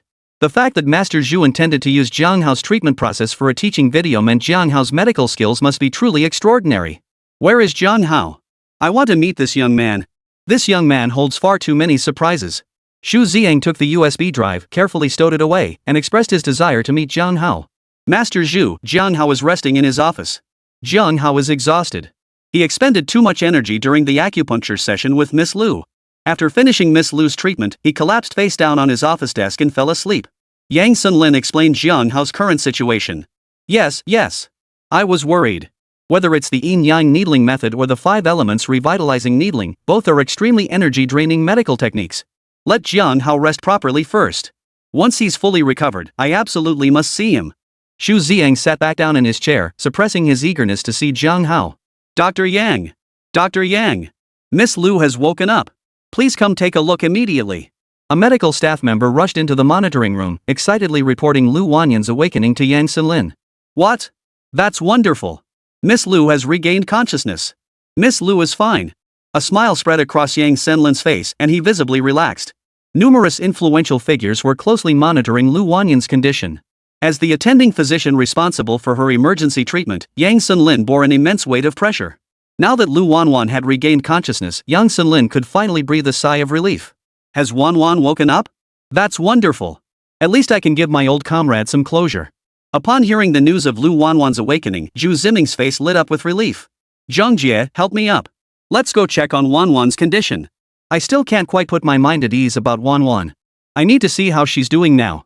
Xu Ziming stood up, and Shen Zhongjie immediately supported him. The group left the monitoring room and headed toward Lu Wanwan's hospital ward.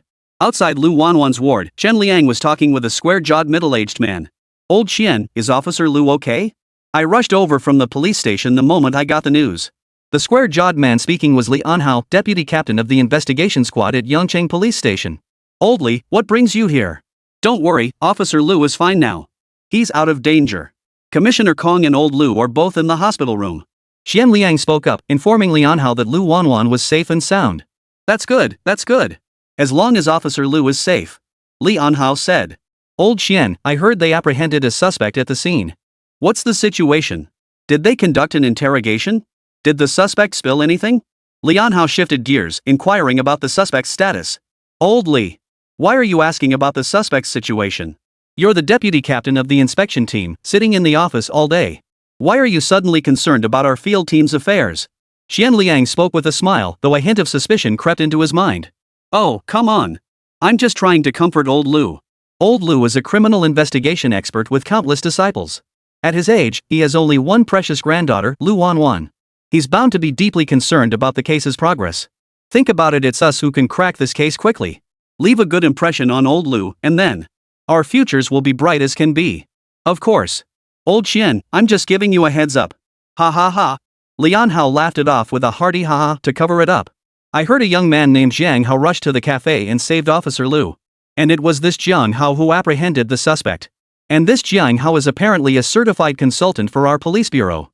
Old Qian, you should introduce me to him. I'm quite interested in this young prodigy. Jiang Hao beamed as he inquired about Jiang Hao's background. What are you up to? He's also an advisor to our tactical unit. Old Li, I'm warning you. Don't you dare mess with Jiang Hao. Chen Liang's face flashed with caution as he warned Jiang Hao not to set his sights on Jiang Hao. Old Qian. Look at yourself. You're the squad leader of Yangqing Police Department's task force, the nemesis of countless criminals. Why the moment I mention Jiang Hao, you start treating him like he's some kind of precious treasure? Like some kind of miser. Ha ha ha. Jiang Hao couldn't help but laugh as he spoke. Chapter 100, There's a Mole. Big Mouth Li, I'm warning you, don't go blabbing. Who's the miser? You're the tightwad, Li Big Mouth. Qian Liang grew flustered, blurting out Jiang Hao's nickname as he hurriedly retorted. Ha ha ha. I can't be bothered to argue with you. Jiang Hao laughed, having no desire to engage in an argument with Qian Liang. Old Qian, Old Li, what are you two arguing about? I could hear you two bickering all the way from the hospital room. You two sound like a pair of loudspeakers. You two, one's the captain of the action squad, the other the deputy captain of the inspection squad. Acting like children, bickering like that. What a disgrace, you're embarrassing the entire police department. Old Lu and Jiang Hao are still in the ward with Lu Wanwan. Keep it down. Take your arguing somewhere else. Kong Weiming emerged from the hospital room and began reprimanding Jiang Hao and Chen Liang. Chief Kong, Old Qian, and I were just... Well, we weren't arguing. Just chatting, talking nonsense. Jiang Hao spoke up, hastily explaining. Alright, I don't mean anything by it. Come in. Let's check on Officer Lu's condition. Kong Weiming finished speaking and turned to enter the hospital room. Qian Liang and Jiang Hao exchanged a glance before following Kong Weiming inside. Inside the room, Jiang Hao was taking Lu Wanwan's pulse. Lu Jialiang held Lu Wanwan's other hand, his eyes filled with concern. Jiang Hao, how is Wanwan's condition?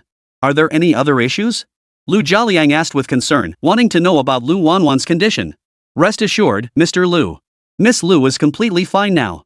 She just needs to rest and recuperate now. Jiang Hao had just rested his head on the desk for a moment, unable to shake his concern for Lu Wanwan's condition. After resting, he hurried back to Lu Wanwan's hospital room. Grandpa, Wanwan is fine. Jiang Hao, thank you so much. If it weren't for you, Wanwan would have bled to death on the spot. Lu Wanwan lay half reclined in the hospital bed, her voice weak. Miss Lu, please don't say that. If you hadn't been investigating my father's case for me, you wouldn't have been attacked by those bandits. In the end, it was my fault that you got dragged into this. I'm the one who should be thanking you. Jiang Hao spoke, his voice heavy with self-reproach. Cough cough cough.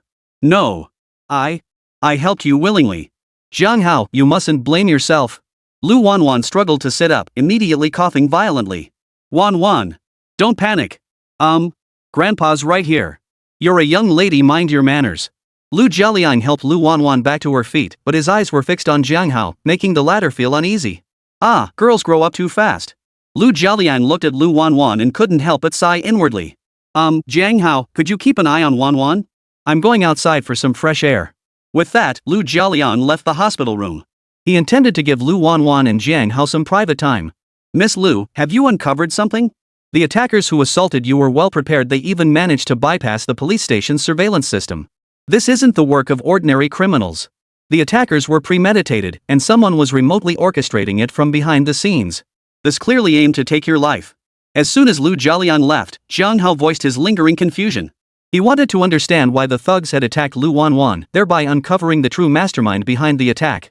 While investigating the brothers' gang, I unexpectedly uncovered a peculiar account. This account was anonymous. Every month, the brothers' gang secretly deposited a substantial sum into it. So I followed this lead further. Before the attack, I went to the bank where the anonymous account was held and reviewed the withdrawal records. I discovered a lead that ultimately pointed to someone within our police department. I've long suspected there's a mole within our police department. This mole has been accepting bribes from the brothers' gang, helping them evade police raids. I reviewed the department's operation logs. Over the years, we've conducted more than 10 operations targeting the brothers' gang. But before each operation, the brothers' gang always seemed to get advance notice, managing to escape ahead of the police every single time. Lu Wanwan explained her suspicions to Jiang Hao in a clear and logical manner. A mole? A mole within the police department? Miss Lu, what clues have you uncovered? Jiang Hao asked, determined to uncover the mole within the police department. Jiang Hao, Wan, why are only the two of you in the hospital room? Where's old man Lu? Where did old Lu go? Why isn't he in the hospital room? Kong Ruiming suddenly pushed open the door and entered the room. Xianliang and Li Jiahao followed behind Kong Ruiming. It's stuffy in here. Grandpa feels a bit short of breath. He went out for some fresh air. Lu Wan spoke up, explaining to Kong Ruiming. Alright, old Xian, old Li, you two stay in the room and keep Lu Wan company. I have something to discuss with old Lu. I'll step outside. Kong Ruiming said before leaving the room. Officer Lu, are you alright? I was so worried when I heard you'd been attacked by criminals. It's such a relief you're safe and sound. Those criminals are incredibly brazen, daring to attack an internal member of our police department. Thank goodness you're okay. Otherwise, I wouldn't know how to explain this to Chief Lu. As soon as Kong Ruiming left, Li Jiahao walked straight to Lu Wan's hospital bed and inquired about her injuries. Thank you for your concern, Captain Li. I'm fine now. Lu Wan responded politely, expressing her gratitude to Li Jiahao. Ha ha ha. Officer Lu, I'm so glad you're okay. Is this young man beside you Jiang Hao? Hello, Jiang. I'm Lian Hao, Deputy Captain of the Investigation Squad at Yongcheng Police Department. Lian Hao spotted Jiang Hao and extended his hand courteously.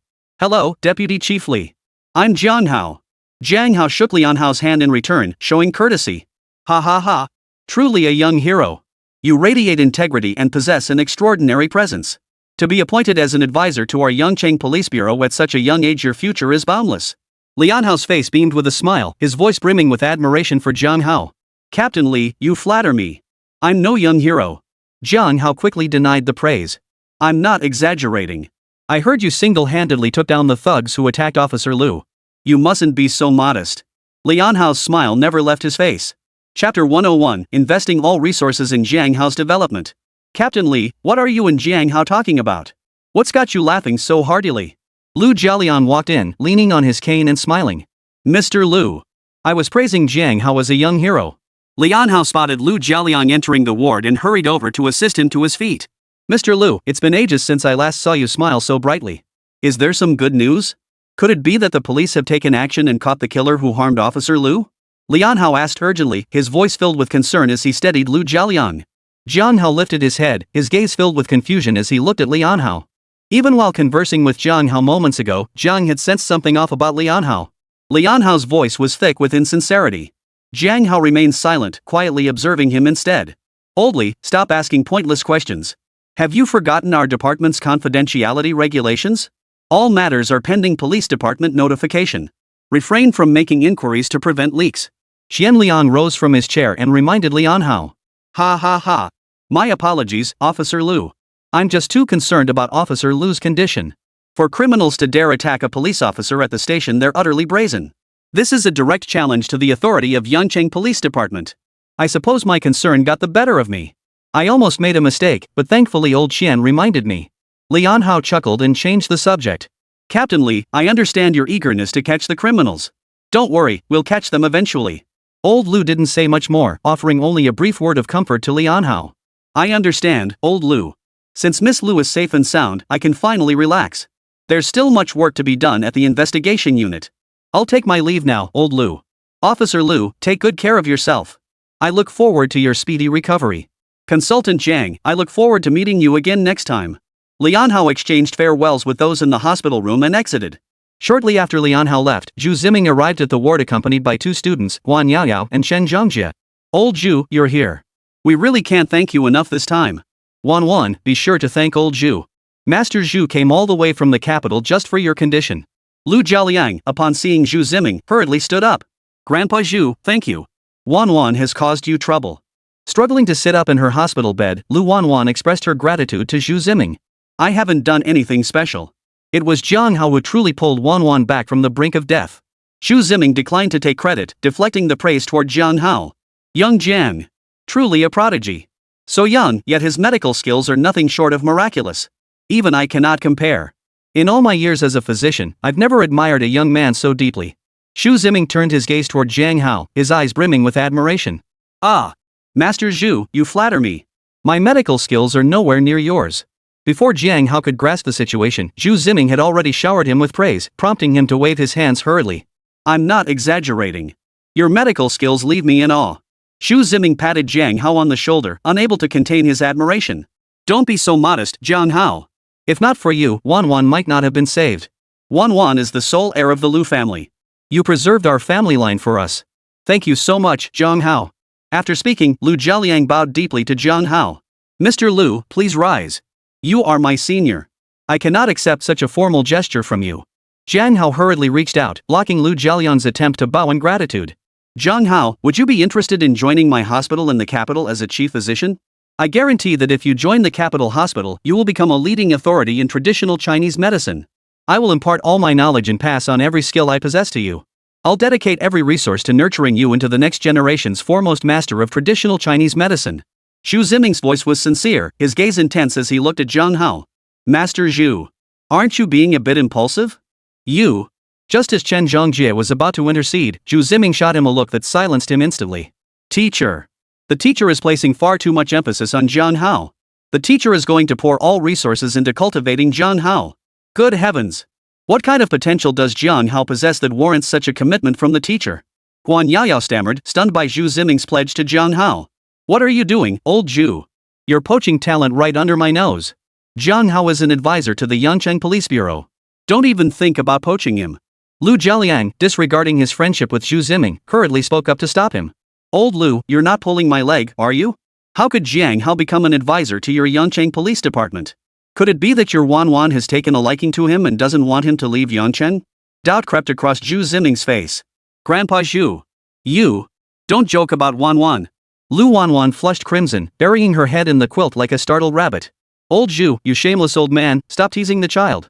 Lu Jialiang couldn't stand seeing his granddaughter bullied and spoke up immediately. I'm dead serious. Remember the Yangcheng 412 serial dismemberment case? It was solved with Jiang Hao's assistance. Back then, our police station even sent a request for assistance to your hospital, asking your forensic team to analyze the evidence. That serial dismemberment case had been hanging over Yangcheng police for a full 6 months, and we were completely stumped. Without Jiang Hao, we never would have cracked that case. Jiang Hao was even honored as a hero for solving the case and was appointed as a consultant to our Yangcheng Police Department. If you don't believe me, ask Captain Qian. He was the one who handled the commendation ceremony back then. As Lu Jialiang finished speaking, he turned his gaze toward Qian Liang. Ha? Mr. Lu, what did you say? Qian Liang was still reeling from Xu Ziming's attitude toward Jiang Hao when suddenly addressed. He momentarily froze. Oh. Yes. I was the lead investigator on the 412 serial dismemberment case. At the time, our entire homicide squad had no leads to track down the killer. Fortunately, with Jiang Hao's assistance, we finally succeeded in apprehending the serial dismemberment killer. Restoring peace to Yangcheng. Jiang Hao was Yangcheng's crime-solving hero. Qian Liang recalled Jiang Hao's assistance in solving the serial dismemberment case, his face betraying unmistakable excitement. Qian Liang had experienced Jiang Hao's terrifying prowess firsthand. Chapter 102, Jiang Hao is the perfect choice. Jiang Hao solved the serial dismemberment case. The 412 serial dismemberment case shook the entire nation. Even the capital was abuzz with talk at the time. Countless detectives and officers dreamed of catching that killer. So it was Jiang Hao who assisted in solving the case. That truly takes me by surprise. Upon learning that Jiang Hao was the hero who assisted the police in solving the case, Xu Ziming couldn't help but exclaim in admiration. Brother Jiang Hao, so you were that hero. Back then, the Yangcheng Police Department even asked our hospital's forensic department to assist with the autopsy. Brother Jiang Hao, you're truly amazing. Chen Zhongjie looked at Jiang Hao with admiration. Since childhood, Chen Zhongjie had dreamed of becoming a great hero like those in movies and TV dramas, catching criminals and bringing peace to the people. But due to his frail physique, he ultimately chose the path of medicine. No. I merely provided some direction for the case. Ultimately, it was the officers of Yangcheng Police Bureau who cracked the serial dismemberment case. I wouldn't dare take credit for it. Jiang Hao hastily waved his hands, refusing to take credit. Ha. Alright, I was being presumptuous. Jiang Hao, I make you this promise, the doors of the capital hospital will always be open to you, whenever you wish. Upon learning of Jiang Hao's importance to the Yangcheng Police Department, Xu Ziming abandoned his attempts to win him over. Old Lu, something's wrong. Commissioner Kong, who had just left the ward, suddenly burst through the door, drenched in sweat. Old Lu, you two talk. Wan is physically fine now. I still need to meet with the hospital director. He invited me to give a lecture to the hospital's doctors. I won't disturb you any longer. Noticing Director Kong's hesitation, Zhu Ziming seized the opportunity to excuse himself, leading Chen Zhongjie and Guan Yaoyao out of the ward. Old Lu, I'll step outside for some fresh air too. Jiang Hao also intended to leave the room, giving Lu Jialiang and Kong Weiming space to talk. Jiang Hao, stay. You should know this news too. Kong Weiming didn't hesitate, intending to inform Jiang Hao directly. The plan to use the remnants of the Flyers gang to trap the Brothers gang has fallen through. After our intensive interrogation, the motorcycle gang members confessed that they'll be conducting a contraband transaction with the Brothers gang at the docks this weekend. Upon learning this, the police immediately formed a secret task force. Our officers have been deployed to the docks in advance to set up surveillance. We've set the trap, aiming to take down every brother gang criminal involved in the deal. However, when our officers arrived at the docks, all contraband stored in the warehouse had vanished. We suspect the Brothers gang got wind of the operation early and called off the deal with the motorcycle gang. Kong Weiming finished speaking, his face clouded with worry. The Brothers gang had long been a thorn in the side of the Yangcheng Police Department, a persistent problem they'd been trying to eliminate for years. This time, they had finally managed to use the captured remnants of the motorcycle gang as bait to lure out the Brothers gang's criminals. But now, everything was ruined. All their efforts had been for nothing. Chief Kong, how could this happen? Where exactly did things go wrong? The news of the motorcycle gang's arrest couldn't have leaked. Our task force made meticulous arrangements. All bystanders and emergency personnel at the scene were strictly controlled. There was absolutely no risk of a leak. An insider leak. There must be a mole. It must be an insider who leaked the information. Xianliang's face contorted with rage, his teeth grinding audibly. Commissioner Kong, this isn't the first time an operation against the Brothers gang has failed. Over the past decade, our Yangcheng Police Department has conducted at least 3 covert operations targeting the Brothers gang. Yet every time, it's as if the Brothers gang has advanced knowledge. They always lead us by the nose. To this day, we haven't captured a single core member of the Brothers gang. It makes me furious. Qianliang slammed his hand hard on the table after finishing his statement. Jiang Hao observed Qianliang's reaction, silently processing the information. It seemed the police department had long suspected a mole within their ranks, but had been biding their time. Old Qian, don't get so worked up. Calm down first. Kong Weiming patted Qianliang's shoulder, urging him to regain his composure. Weiming, what do you think? Captain Qian's suspicions couldn't have come out of thin air. All these years, our operations targeting the brothers have repeatedly hit roadblocks. There must be a problem within the police department. Investigate. Find the mole. Lu Jialiang made his stance clear with uncompromising resolve. Whether driven by duty or personal vendetta, Lu Jialiang was determined to bring the brother gang criminals to justice. Chief Lu, Captain Qian. I've long suspected there's a mole within the police department leaking information to the brothers gang. Otherwise, it wouldn't be possible for every covert operation targeting our brothers to fail. But it's so hard to track down a mole. With so many personnel in the police department, interests inevitably become tangled. Often, pulling one thread affects the entire garment. I've always wanted to conduct an internal investigation within the police force. But I've never found the right person for the job. The person conducting the internal investigation must have absolutely no vested interests tied to anyone within the police force. They must also be meticulous and highly capable. They must be driven by justice and immune to corruption. I've never found such a person. That's why I've never made the decision to conduct an internal investigation and uncover this mole. After all, as chief of the Yangcheng Police Department, I must ensure stability within the department. Kong Weiming finished speaking and let out a long sigh. After listening to Kong Weiming's explanation, Jiang Hao sensed the difficulty Kong faced as chief. He wanted to eliminate the traitor but lacked the power to turn the tide. But why was Chief Kong Weiming staring at me the whole time? Jiang Hao quickly turned away, trying to escape Kong Weiming's gaze. I understand. Director, the person you seek is far away in the sky, yet right before your eyes. Jiang Hao, isn't he the perfect candidate? Jiang Hao is righteous, meticulous, and unmoved by personal gain. Plus, he has no vested interests with anyone within our police department. Jiang Hao is the ideal person to lead our department's internal review. He currently serves as our department's consultant, so there won't be any procedural issues. Perfect. Jiang Hao, you're the perfect candidate heaven sent for the Yangcheng Police Department's self-inspection operation. Xianliang, having grasped the department's predicament, frantically scratched his head, racking his brain for a solution. He looked up to find both old Lu and Kong Weiming staring at Jiang Hao. Suddenly, everything clicked into place. Wasn't Jiang Hao the ideal candidate to lead the department's self-inspection operation? Chapter 103, Lu Wanwan wants to join Jiang Hao's team. Ha? No. Commissioner Kong, Chief Lu. I can't do it. Jiang Hao quickly refused. What kind of joke is this? Jiang Hao dared not get involved in any police department self-investigation. Such investigations were no joke, and he didn't believe he had the capability for it. Jiang Hao, don't be so modest. You're righteous and meticulous. You won't get entangled in conflicts of interest with other police department personnel. You're the perfect person to lead this internal investigation. Lu Wanwan chimed in to persuade Jiang Hao. Jiang Hao, I know you've been secretly investigating the brothers gang all along. You want to uncover the truth behind the mining accident that claimed your father's life.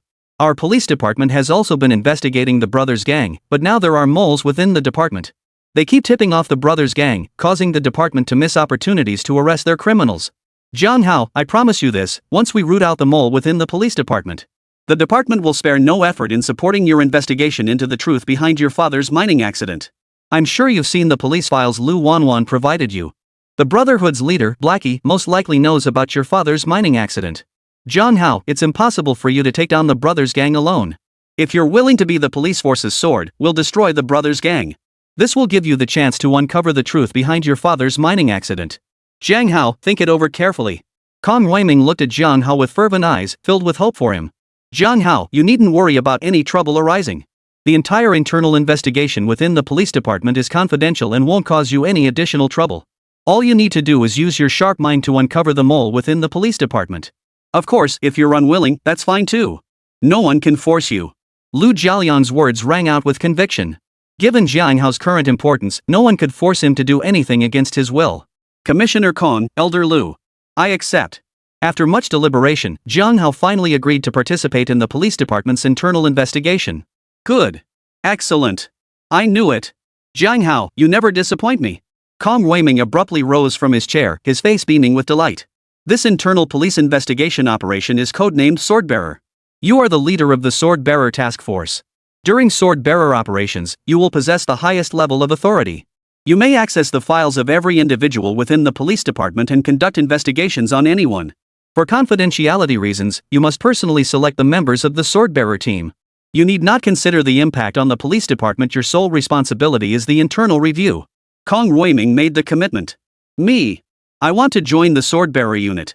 I want to conduct an internal investigation of the police department alongside Jiang Hao. Lu Wanwan, unable to contain her excitement, struggled on the hospital bed, desperate to join the Swordbearers team led by Jiang Hao. Although Commissioner Kong had granted full investigative authority to Jiang Hao, the police department's internal interests were deeply intertwined. Lu Wanwan feared Jiang Hao might encounter resistance during the investigation, and her status could serve as his unimpeded credential. Nonsense. Wanwan, your injuries still require rest and recovery. I won't agree. You need to recover first. It takes 100 days to heal broken bones and torn ligaments. You absolutely must rest for at least 2 months. Lu Jialiang spoke up to stop Lu Wanwan from joining Jiang Hao's Swordmaster team. She was his only precious granddaughter, and she had to recover first. Grandpa. Wanwan's body is already fine. Grandpa Zhu said I just need to rest quietly. Please let Wanwan join Jiang Hao's Swordbearer squad. Grandpa, you're the best. Lu Wanwan pouted at Lu Jialiang. Miss Lu, what you need now is rest. Recovering your own health is the most important thing. Rest assured, the Swordbearer operation will proceed smoothly. Jiang Hao spoke up, offering comfort to Lu Wanwan. How could Jiang Hao fail to see through Lu Wanwan's intentions? She intended to leverage her status as Lu Jialiang's granddaughter to shield her police department's internal investigation from interference within the force. Lu Wanwan had already done far too much for him, and this time she'd been attacked while investigating the brothers' gang on his behalf. The internal investigation would inevitably involve many vested interests and face significant resistance. Jiang Hao didn't want Lu Wanwan to face any more danger. Jiang Hao. It's dangerous. Lu Wanwan's eyes were red and swollen as she looked at Jiang Hao with concern. Girls grow up and leave home. Lu Jialiang sighed deeply as he observed his granddaughter Lu Wanwan's attitude toward Jiang Hao. Wanwan, you needn't worry that Jiang Hao will face resistance in the Swordbearer operation. Your senior sister, Li Xiuyan, is now the captain of the Shanghai Police Department's Special Operations Team. She'll be returning to Yangcheng for leave soon. I'll invite Xiuyan to join Jiang Hao's Swordbearer team. Just focus on recovering from your injuries. Get well soon. Grandfather hopes to see that vibrant Wanwan back soon. Lu Jialiang had directly sought outside assistance to ensure the safety of his granddaughter, Lu Wanwan. Old Lu, is this really true? Captain Li will join the Swordbearer task force? That's wonderful. If Captain Li Xiuyan joins, we won't have to worry about internal resistance from the police department anymore. Kong Weiming had remained silent, but he had been hoping all along that Lu Wanwan could join Jiang Hao's police department's self-inspection team. After all, the internal power dynamics within the police department were too complex without sufficient authority. One simply couldn't command respect. Now, with Li Xiuyan joining the Swordbearer operation, it was truly an unexpected delight. Li Xiuyan wasn't merely the squad leader of the Shanghai Police Department's task force. Crucially, her status as the foremost disciple of Jiang Hao, the chief instructor of the police corps, carried immense weight. With that connection, no one would dare sabotage Jiang Hao's sword-bearer operation. Wow, Senior Sister Li is back in Yongchang. That's fantastic. I haven't seen Senior Sister Li in ages. I've missed Senior Sister Li so much. Lu Wanwan screamed upon hearing the news that Li Xiuyan was returning. Lu Wanwan and Li Xiuyan had been in the same class at the police academy, and their bond was as close as sisters. Since Li Xiuyan was born a month earlier than Lu Wanwan, Lu had always addressed her as senior. Li Xiuyan possessed extraordinary talent, dominating the top spot in the academy rankings with a dramatic leap in performance. Later, Li Xiuyan was selected to represent Longwei in the Global Special Police Challenge, where her team won the championship outright. Upon returning to China, she caught the attention of Wang Gang, the chief instructor of the National Police Headquarters, who took her under his wing as a disciple. She was subsequently transferred to the Shanghai Police Department, where she assumed the role of operations team captain. Chapter 104, Unmasking the Deception, Taking Down Jiang Hao. Jiang Hao, don't read too much into this. You're the captain of Operation Sword Bearer. Assigning Xiuyan to the team was solely to prevent any resistance during your internal investigation within the police force. Xiuyan is the top disciple of Jiang Hao, the chief instructor of the police headquarters. With that connection, you can investigate freely without worrying about internal conflicts within the police force. I hope you understand my intentions. Lu Jialiang hurriedly interjected, his tone earnest, fearful of causing misunderstanding. I understand, Senior Lu. You're doing this for my own good. You want the police department's internal investigation I'm participating in to proceed smoothly. Jiang Hao responded, showing his understanding. Any organization, once it reaches a certain scale, inevitably develops intricate internal power dynamics. His self-investigation into the police department would inevitably clash with many people's interests.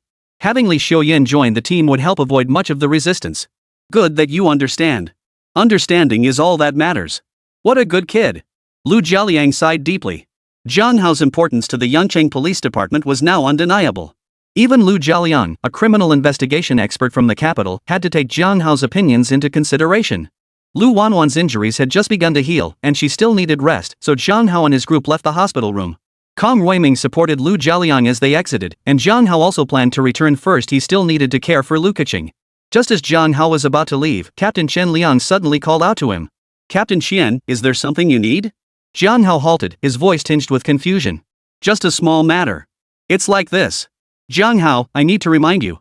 Li Xiuyan, who joined your swordmaster team, how should I put this? She's very assertive. Even back in police academy, Li Xiuyan was very assertive and liked to take charge. Plus, she has a fiery temper. You'll have to be patient with her. The internal investigation at Yongchang Police Bureau is under your command. Don't let her influence you. Xian Liang offered a gentle reminder with a smile. Understood, Captain Qian. I'll keep that in mind. Thanks for the heads up. Jiang Hao responded, acknowledging Captain Qian's thoughtful advice. Jiang Hao, don't put pressure on yourself. Take your time with the investigation. The mole within the police department is undoubtedly deeply entrenched. Over the years, I've conducted my own covert investigations, but ultimately found no leads on an informant within the police force. Rest assured, even if this sword-bearer operation fails to uncover the mole within the police force, I will continue pursuing the Brotherhood. I will uncover the truth behind the mining accident at your father's mine all those years ago. Xian Liang's tone suddenly turned serious, his demeanor solemn. Thank you, Captain Qian. Jiang Hao looked at Xian Liang, his tone equally solemn. Ha ha ha. I'm getting a bit carried away here. You've expended too much energy today. You must be exhausted. Go home and get some rest. Xian Liang finished speaking, then smiled as he saw Jiang Hao off from the hospital. The night sky hung heavy and dark over the Pear Garden neighborhood. Jiang Hao took a taxi back to Liyuan residential area, where darkness had already engulfed the sky. Below the residential buildings, several streetlights cast flickering, yellowish light, creating mottled shadows on the ground. Sis Keqing, why are you down here? You're still injured, aren't you? Be careful of your foot injury. The moment Jiang Hao arrived at the entrance of his rental apartment building, he spotted Lu Keqing waiting below. She stood quietly beneath the streetlight, her silhouette appearing frail in the lamplight. Leaning on a crutch, her gaze remained fixed on the intersection. Jiang Hao. You're back. Hearing Jiang Hao's voice, Lu Keqing gripped her cane tightly with her right hand and hobbled toward him. Tap tap tap. The cane struck the ground, producing an urgent scraping sound. Sis Keqing. Slow down. Be careful of your leg injury. Jiang Hao hurried forward, reaching out his right hand to steady Lu Keqing's arm. The moment his palm gently touched Lu Keqing's arm, a soft sensation spread through Jiang Hao's fingertips. Through the fabric, he felt a smooth, delicate texture. Jiang Hao, why did you take so long to come back? I was afraid you wouldn't come back. As Lu Keqing spoke, her voice trembled and her eyes began to glisten. Jiang Hao met Lu Keqing's reddened eyes and his heart trembled involuntarily. Oh dear, Sister Keqing must have developed real feelings for me. How could that be? I would never abandon Sister Keqing. I'm investigating my father's case and it's running late. Before Jiang Hao could finish explaining, a pair of warm little hands covered his mouth. In an instant, a strange sensation washed over Jiang Hao. Lu Keqing's hands possessed a unique softness, like delicate spring petals gently brushing against Jiang Hao's lips. The touch was so tender that he dared not breathe heavily, afraid to disturb the exquisite sensation on his lips. The warmth radiating from Lu Keqing's palms flowed like a gentle current, trickling from his lips deep into his heart. Jiang Hao's heartbeat quickened involuntarily. Jiang Hao, you don't need to explain. Just being back is enough. Lu Keqing's eyes sparkled with tenderness as she gazed at Jiang Hao. The warm breath from Jiang Hao's exhalation on her hand sent a tingling sensation through her, as if countless tiny butterflies were dancing in her palm. Jiang Hao looked up and met Lu Keqing's gentle gaze. An invisible force surged from Lu Keqing's eyes, striking Jiang Hao with sudden intensity. He felt an electric current surge through his entire body, causing his limbs to tremble involuntarily. His gaze began to grow hazy, unable to tear his eyes away from Lu Keqing's. Thump! Thump! Thump! Two fiery hearts pounded wildly. What are you doing? What are you doing? Mind your manners. Save the PDA for home. Don't do it in public, it's bad for the kids. Kids get corrupted by you lovey-dovey young folks. The sudden voice of Uncle Wang, the neighborhood security guard, jolted Jiang Hao and Lu Keqing back to reality. Ahem. We're going back. Jiang Hao reluctantly pulled away from Lu Keqing's soft hand, his face flushing with embarrassment as he hurriedly helped her up the stairs, limping along. Lu Keqing propped herself up with her crutch, yet her eyes never left Jiang Hao, observing his every reaction. Lu Keqing didn't know what had come over her, suddenly becoming so proactive, all traces of her former reserve gone. Perhaps it wasn't such a bad thing that Jiang Hao had discovered the secret in her diary. She was the one who had taken the initiative in the first place, why hold back? Today, she would shed her disguise and win Jiang Hao over. Chapter 105, The Restless Lu Keqing. Jiang Hao helped Lu Keqing, leaning on her crutch, back into the room. The room was dimly lit, with only a desk lamp flickering on the living room table. Sis Keqing, take it slow. Jiang Hao guided Lu Keqing back to the room, reaching out with his right hand to feel for the light switch. Woo! Sis Keqing. No. Jiang Hao struggled as a scorching, supple body pressed against him. Her warm, soft lips pressed against his, leaving him frozen in place, unable to move or speak. In the darkness, Lu Keqing's eyes burned with a fiery intensity. The emotion she had suppressed for so long erupted in that instant. Lu Keqing tossed aside her cane, grabbed Jiang Hao's collar with both hands, and pressed her lips fiercely against his without hesitation. Her lips carried a fierce intensity, determined to convey every ounce of her love and longing for Jiang Hao through this single kiss. This kiss held no trace of tenderness or restraint, only a storm of passion that threatened to sweep them both into an eternal whirlpool of love, never to part. Jiang Hao felt the tenderness on his lips, so tense he forgot all movement. His heart pounded wildly, his cheeks burning like a furnace. His mind was in turmoil, a complex mix of panic and sweetness. Ah! Sister Keqing. We can't. Lu Keqing's tongue charged forward like an unstoppable general, relentlessly assaulting the gate defended by Jiang Hao's teeth. It hurts. Jiang Hao let out a sharp cry. In retaliation, Lu Keqing's teeth gently bit down on Jiang Hao's lower lip, as if punishing him. Tell me, did you read my diary? In the darkness, Lu Keqing's right hand restlessly brushed against Jiang Hao's firm chest, feeling his heart beating wildly. Diary? What diary? Sis Keqing, what are you talking about? I don't understand what you're talking about. Jiang Hao chose to play dumb. If he admitted it now, given Lu Keqing's current state, she might just devour him whole. You really didn't see it? Ha? Ooh. Taking advantage of the darkness, Lu Keqing's cherry red lips gently nipped at Jiang Hao's ear. Her cascading waterfall of hair slid down, gently brushing against Jiang Hao's cheek. Hiss. Jiang Hao couldn't help but let out a sound. Lu Keqing extended her tongue, lightly licking his earlobe. The wet, warm sensation made his entire body tense. Talk. Confess and get leniency, resist and face harsher consequences. Or else. I have plenty of ways to make you suffer. In the darkness, Lu Keqing rubbed her small fangs as she pressed Jiang Hao for answers about whether he'd seen her diary. Snap. The sharp crack echoed instantly through the silent room. Ah. You. Jiang Hao, what are you doing? In the darkness, Lu Keqing clutched her sore behind in pain. Jiang Hao wasn't about to coddle Lu Keqing. He delivered a sharp slap right across her pert buttocks. Jiang Hao savored the sensation in his hand, feeling a momentary lingering attachment. Damn, it was firm. Lu Keqing was momentarily speechless. She was the one who had initiated the teasing, yet now she found herself on the receiving end. No, she was the one on the offensive. Today, she would take down Jiang Hao. Under the soft glow of the desk lamp, Lu Keqing launched a fresh assault on Jiang Hao. Again? In the dim light, Jiang Hao noticed Lu Keqing's small hands once again reaching out restlessly toward him. Aha! You! Jiang Hao, you idiot! Don't you know to let me go first? Why? Lu Keqing's small hands were tightly gripped by Jiang Hao, leaving her unable to move. She let out a muffled sob. But, Keqing, are you okay? I was wrong. Jiang Hao hastily released his tight grip on Lu Keqing's hands and began checking her condition. Ugh. Sis Keqing. Lu Keqing's hands, now freed from Jiang Hao's grasp, groped aimlessly in the chaos and accidentally brushed against a certain unmentionable area on Jiang Hao's body. The room lights flickered on. Jiang Hao and Lu Keqing sat facing each other on opposite sides of the table. Lu Keqing kept her head bowed, her face flushed with embarrassment. She dared not look at Jiang Hao, all traces of her fearless, reckless spirit from the darkness vanished. Is he okay? I didn't use much force. Lu Keqing spoke first, breaking the awkward silence. Shut up.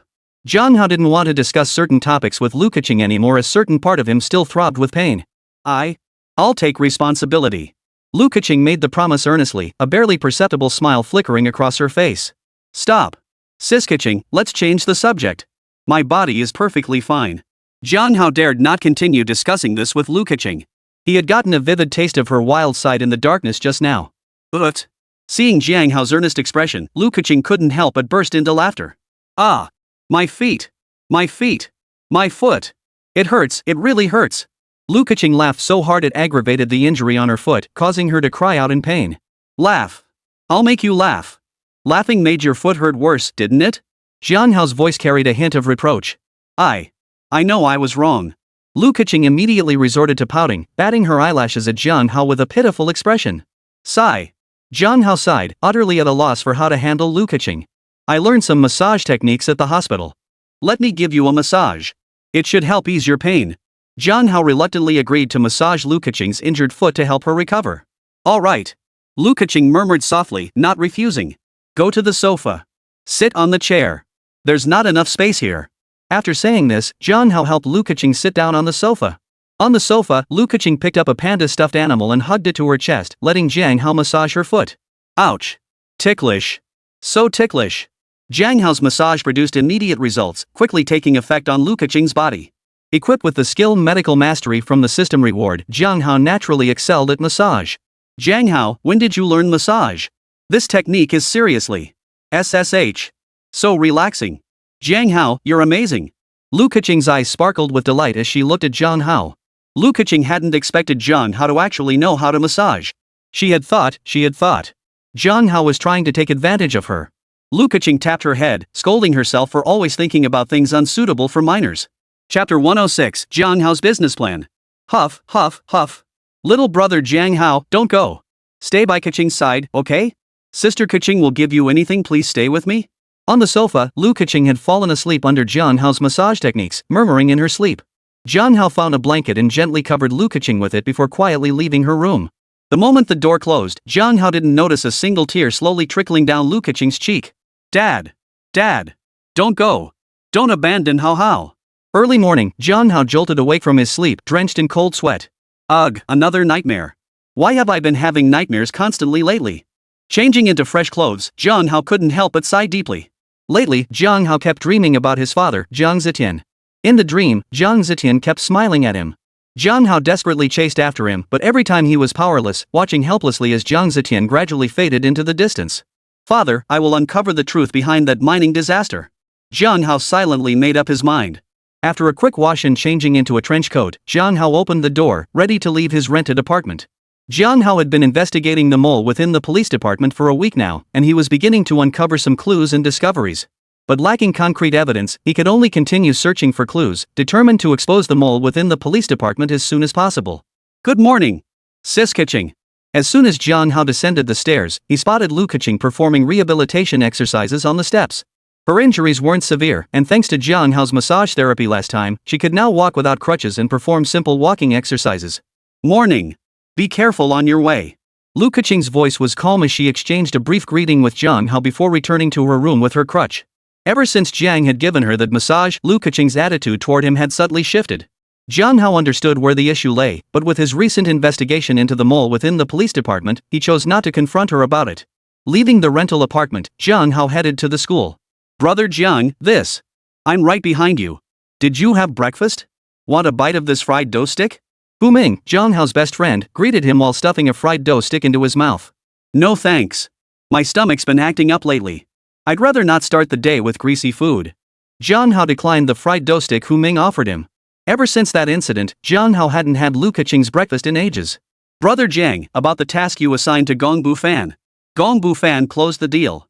Hu Ming swallowed the fried dough stick in his mouth and got down to business with Jiang Hao. Closed the deal? So fast. How long did it take? Just a few days to seal the deal? That kid Gong Bu Fan is something else. Jiang Hao now had funds at his disposal and was actively trying to start his own business. During the last baking class, a group of girls had gathered around him, all wanting to try his flaky pastries. Some even directly expressed interest in purchasing them. Jiang Hao had researched that the profit margins for a dessert shop were quite substantial. He planned to open a dessert shop outright, leveraging the master baker skills rewarded by the system to earn more capital. As the saying goes, it takes a village to raise a child. Jiang Hao shared his dessert shop idea with Hu Ming and Gong Bu Fan. Gong Bu Fan and Hu Ming immediately raised their hands in agreement, eager to join the venture. Gong Bu Fan even guaranteed that he would handle finding the shop space. He promised to secure a prime location at the lowest possible rent and would also take charge of the shop's interior design. Brother Jiang, don't judge Gong Bu Fan by his usual goofy demeanor. But when he negotiates the shop lease with the university town landlord, he's like a completely different person, absolutely professional. He handled every contractual detail and legal clause with ease. The university town shop owner was practically ready to bow down to Gong Bu Fan. He pointed out every single legal loophole in the contract the owner had drafted. Brother Jiang, that kid Gong Bu Fan is a real talent. Hu Ming recounted the specifics of Gong Bu Fan's contract negotiations to Jiang Hao. Gong Bu Fan is impressive. Where is he? Why haven't we seen him? Jiang Hao praised Gong Bu Fan while inquiring about his whereabouts. Gong Bu Fan went to meet his law school classmates. He said he needed to double-check the contract details to make sure there won't be any issues. Hu Ming answered, though his tone carried a hint of gloom. Hu Ming. My good friend. Don't get any crazy ideas. Gong Bu Fan has his strengths, he can handle the shop contract negotiations professionally. But our dessert shop partnership needs your input too. Your service mindset is top-notch, you'll definitely need to oversee the shop's service operations. Plus, managing the dessert shop will inevitably fall on your shoulders. When you were class monitor, not a single student pointed out your shortcomings. Jiang Hao patted Hu Ming's shoulder encouragingly. Me? Brother Jiang, am I really up to it? Hu Ming spoke hesitantly. Of course you can. Fatso Hu, don't chicken out now. Jiang Hao wrapped his arm around Hu Ming's shoulders, his eyes brimming with encouragement. Alright. I'll make sure our dessert shop offers the best service possible. Hu Ming smiled happily. Brother Jiang, Brother Hu. It's great that you're both here. I had my law school friend review the contract, it's all good. Brother Jiang, are we heading to the university town this afternoon to sign the contract with the owner? Gong Bu Fan walked over to Jiang Hao with a thick stack of contract documents in his hands, his eyes bloodshot. Bu Fan, take care of yourself. Don't overwork yourself. Our dessert shop still needs you. Jiang Hao patted Gong Bu Fan on the shoulder. Brother Jiang, don't worry. I'm just a little excited. From childhood to now, no one has ever trusted me like Brother Jiang. Entrusting me with everything from choosing the shop location to reviewing the contracts. I'm genuinely thrilled. Gong Bu Fan looked at Jiang Hao with eyes brimming with gratitude. That's right, Brother Jiang. Without you, I never would have even considered starting my own business. I just spend all day playing games after class, lost in a virtual world. Now, I feel like I'm bursting with drive. I want to make my mark alongside Brother Jiang. All of this change is thanks to you, Brother Jiang. Thank you, Brother Jiang. Hu Ming's tone was sincere as he expressed his gratitude to Jiang Hao. We're brothers, no need for all that formalities. Come on, fist bump. Here's to our first venture together. Jiang Hao extended his right fist first. Cheers! Hu Ming and Gong Bu Fan followed suit, extending their fists one after another. 3 fists collided. Chapter 107, Quick QA. Ding ding ding. After finishing his afternoon class, Jiang Hao was eating lunch in the cafeteria when his phone suddenly started vibrating. Shrimp doesn't blink. Jiang Hao, come help me out. Shrimp doesn't blink, right now. Immediately. Jiang Hao glanced at his phone, which displayed 2 new messages. The messages were from Li Xiuyan, the Shanghai Police Department's operations captain assigned to the sword-bearer squad under the pretext of a police internal investigation team, arranged by Kong Weiming. Li Xiuyan had a nominal position in the sword-bearer squad. After Jiang Hao obtained her contact information through Kong Weiming, Li Xiuyan had never sent him a message. Li Xiuyan was originally attached to the sword-bearer squad within the police department, facilitating Jiang Hao's internal investigation operations. Jiang Hao therefore refrained from involving her and proceeded with his own investigation. Accustomed to working alone, he spent the past week independently investigating the mole within the police department. Jiang Hao, what's up? Jiang Hao, I'm busy with important matters right now. Jiang Hao, not a good time.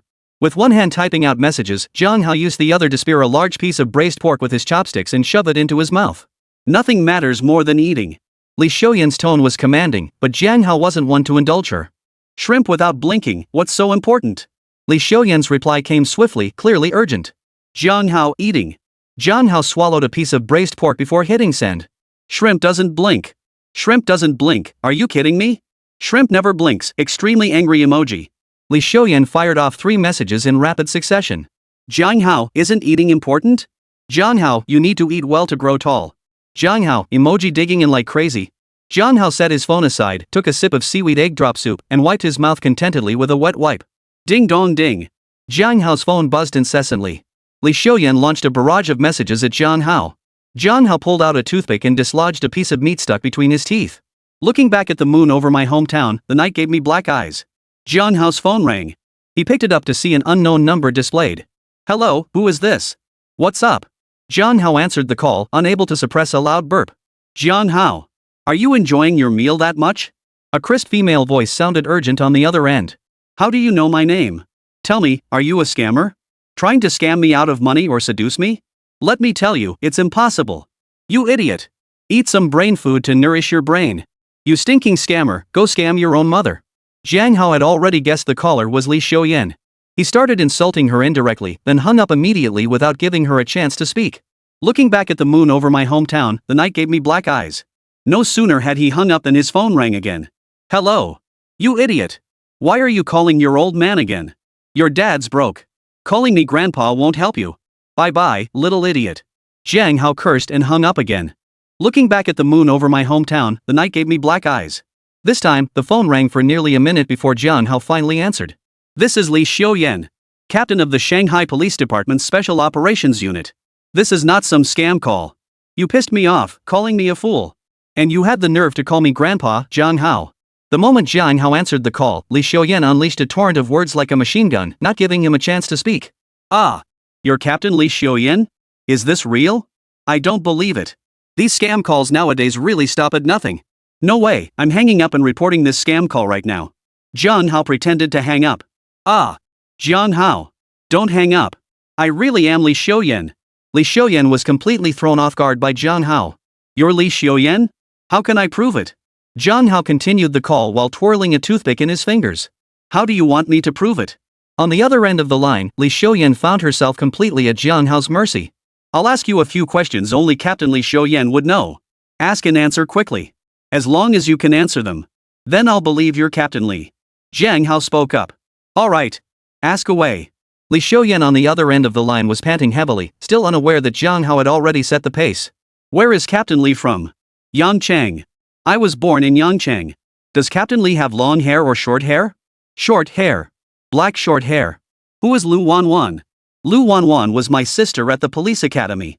When did Captain Li leave Yangchang and why did he leave? She left Yangchang during my sophomore year to compete in the World SWAT Championship. What are your measurements? Bust 88, waist 61, hips 85. Jiang Hao fired off rapid-fire questions, leaving Li Xiuyan no time to think. Ah. Jiang Hao.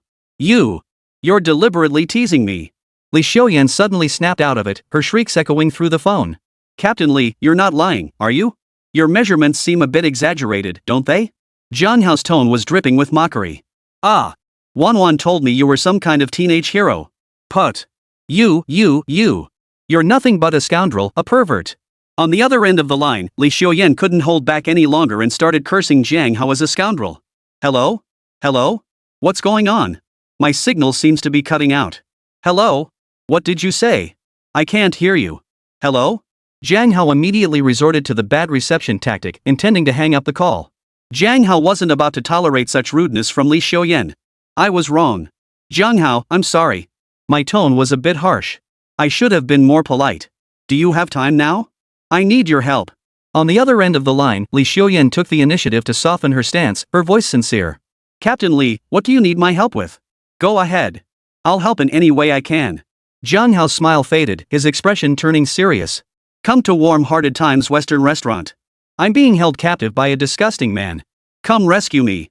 Warm Heart Western Restaurant? Get me out of trouble? What's going on? Jiang Hao instinctively wanted to refuse. Li Xiuyan's words sounded like trouble. Chapter 108. Hurry up, Jiang Hao. Jiang Hao, help me out of this mess. Or else. Otherwise. Li Xiuyan's voice on the other end of the line was strained, clearly cornered.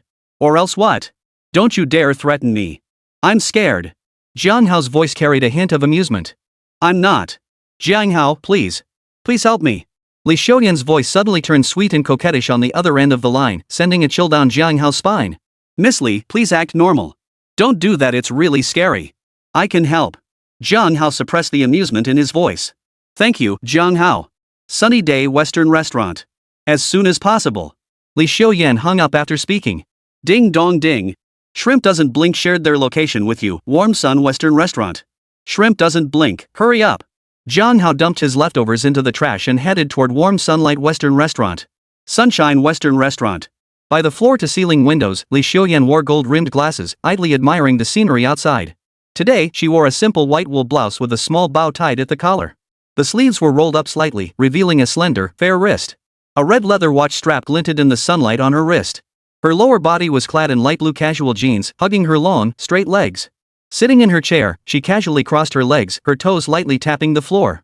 A white ribbon bow tied around her ankle swayed gently with the slight movement of her calf. Xiuyan, why aren't you eating the Wellington steak?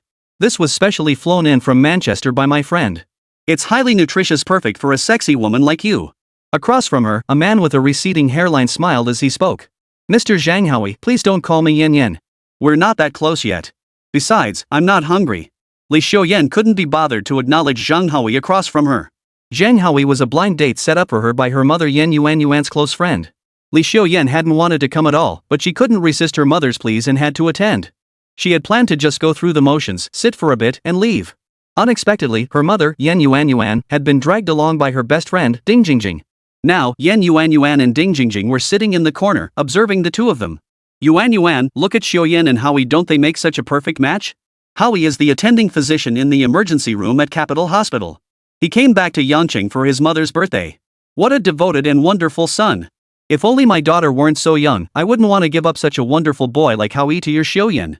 In the corner of the Western restaurant, Ding Jingjing clutched Yen Yuan's hand, gushing about Jiang Hao's virtues. Thank you, Jingjing. I've always worried about Xiuyan's future. Xiuyan isn't getting any younger. It's time she found someone to spend the rest of her life with. Yen Yuan thanked her close friend Ding Jingjing, her eyes never leaving her daughter Li Xiuyan and Jiang Hao. Jingjing, is Howie now an attending physician at Kyoto Hospital? Doesn't Kyoto Hospital require at least 10 years of clinical experience for a chief resident position? How could Howie become an attending physician at such a young age? Xiuyan's mother, Yen Yuan, was puzzled. Yuan, you're not aware of this, are you? Do you know Zhu Ziming, the president of Kyoto Hospital? Zhu Ziming is a true master of traditional Chinese medicine, and Jiang Hao is his student. Jiang Hao gained extensive clinical experience under Zhu Ziming's tutelage.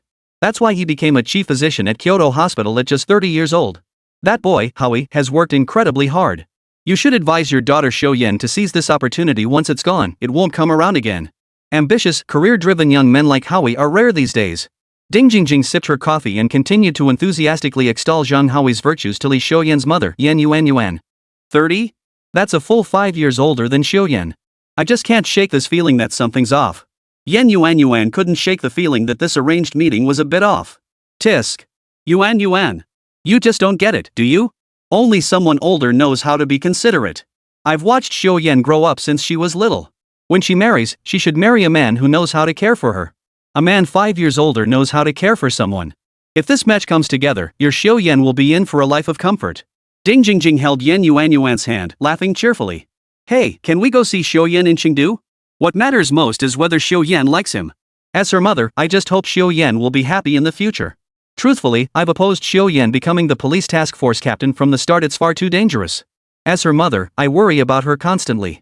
I don't want any honor from Xiuyan. All I want now is for Xiuyan to find a suitable man who cherishes and loves her. Just live happily for the rest of her life.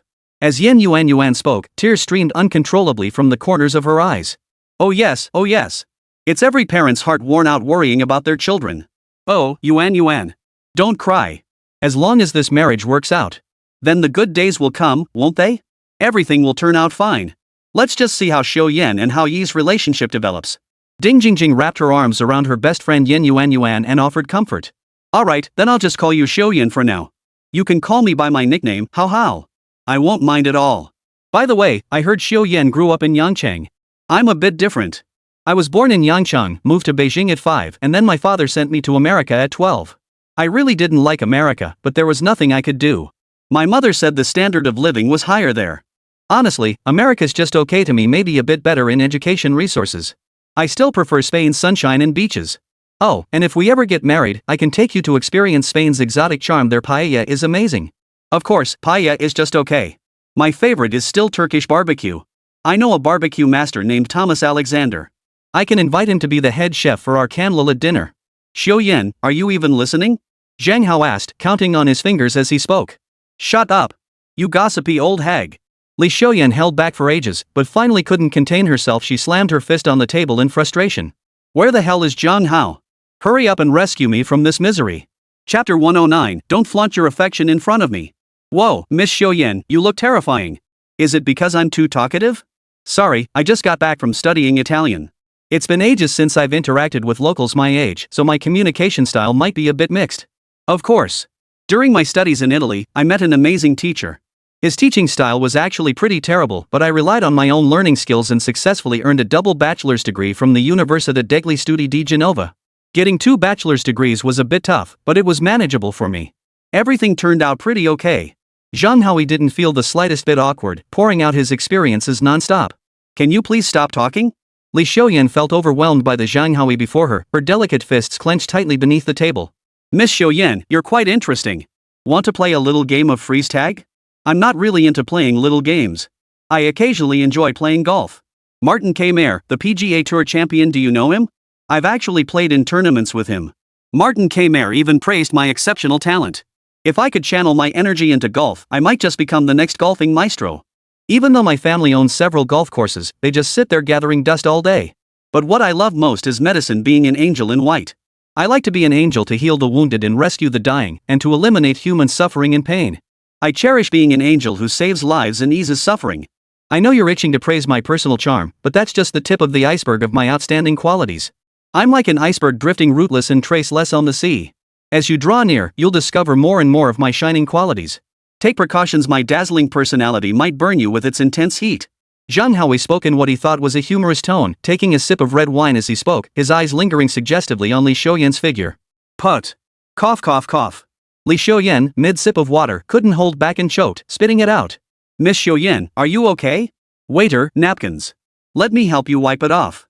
Jiang Hao adopted a gentlemanly demeanor, offering his concern, yet his eyes never left the wet fabric clinging to Li Xiaoyan's clothes. Thanks, I can manage.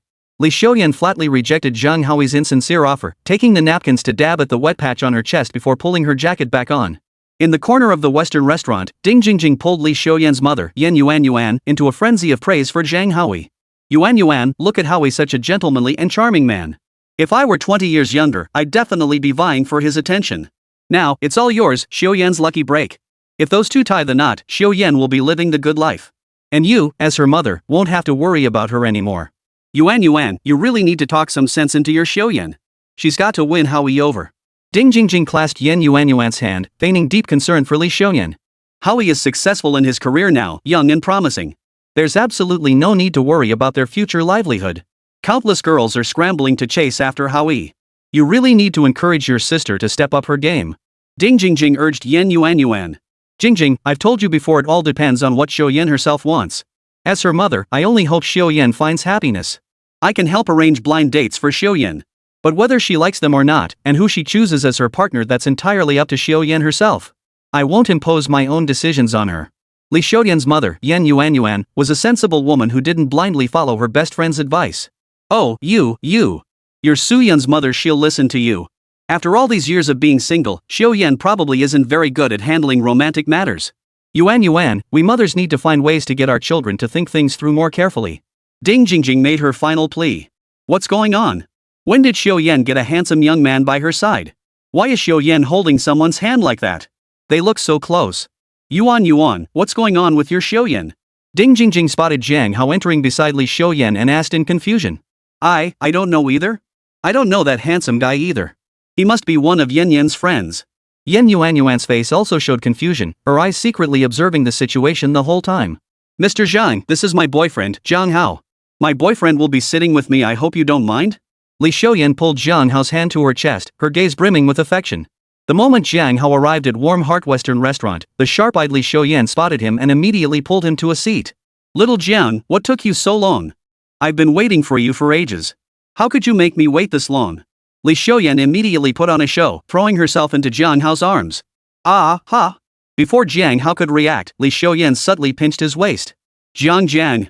The look in Li Xiuyan's eyes as she gazed up at Jiang Hao from his embrace was pure desperation. Xiuyan, it's my fault.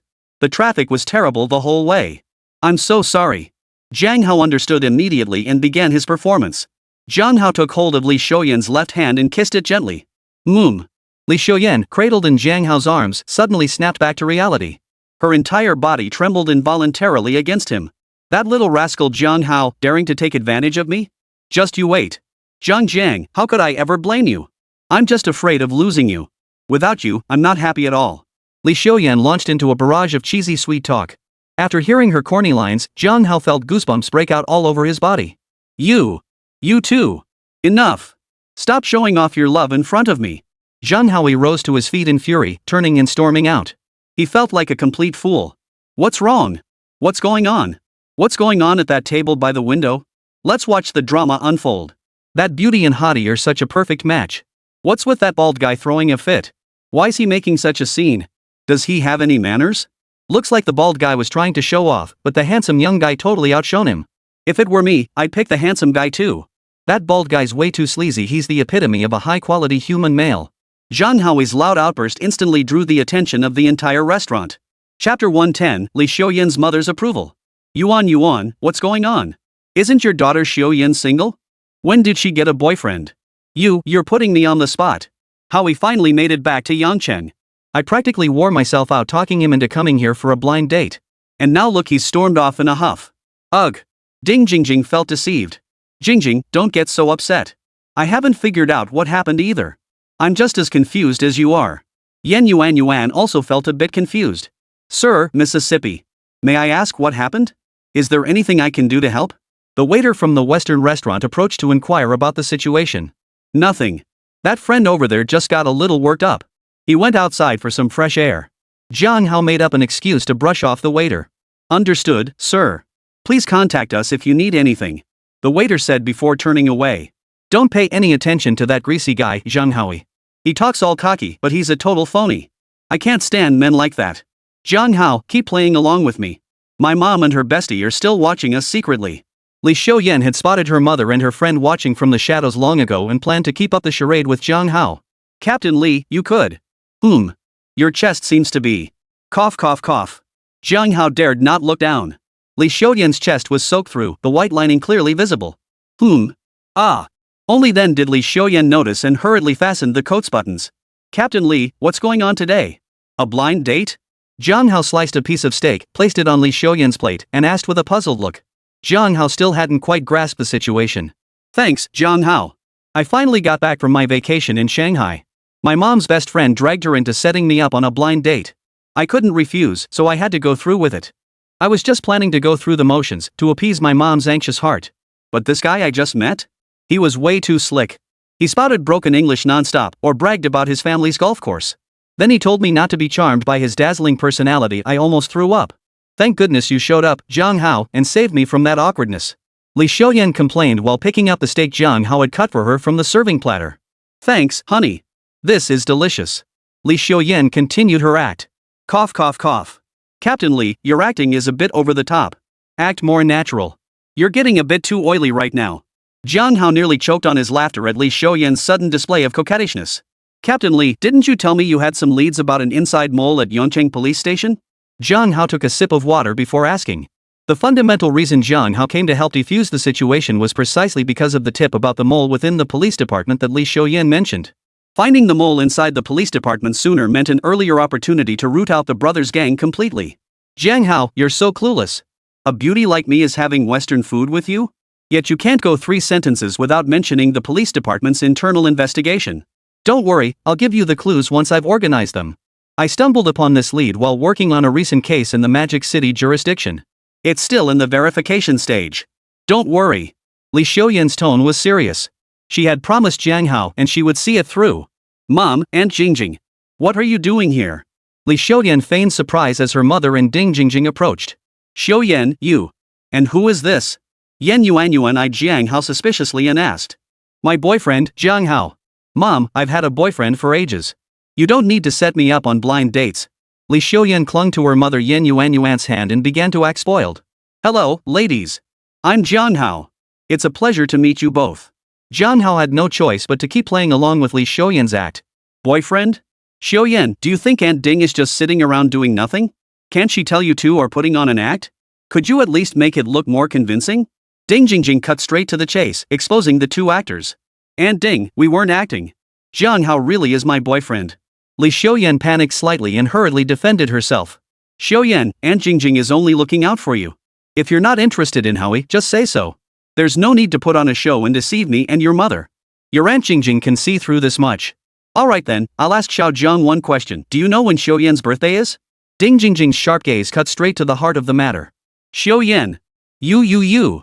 Is Aunt Jingjing telling the truth? Did you really find a fake boyfriend to fool me? Yan Yuan clutched her chest, her face filled with suspicion. Li Xiuyan lowered her head, momentarily unsure how to respond. Aunt Jingjing was just joking. How could I possibly forget Xiuyan's birthday? April 12th. I was actually planning a surprise for Xiuyan's birthday.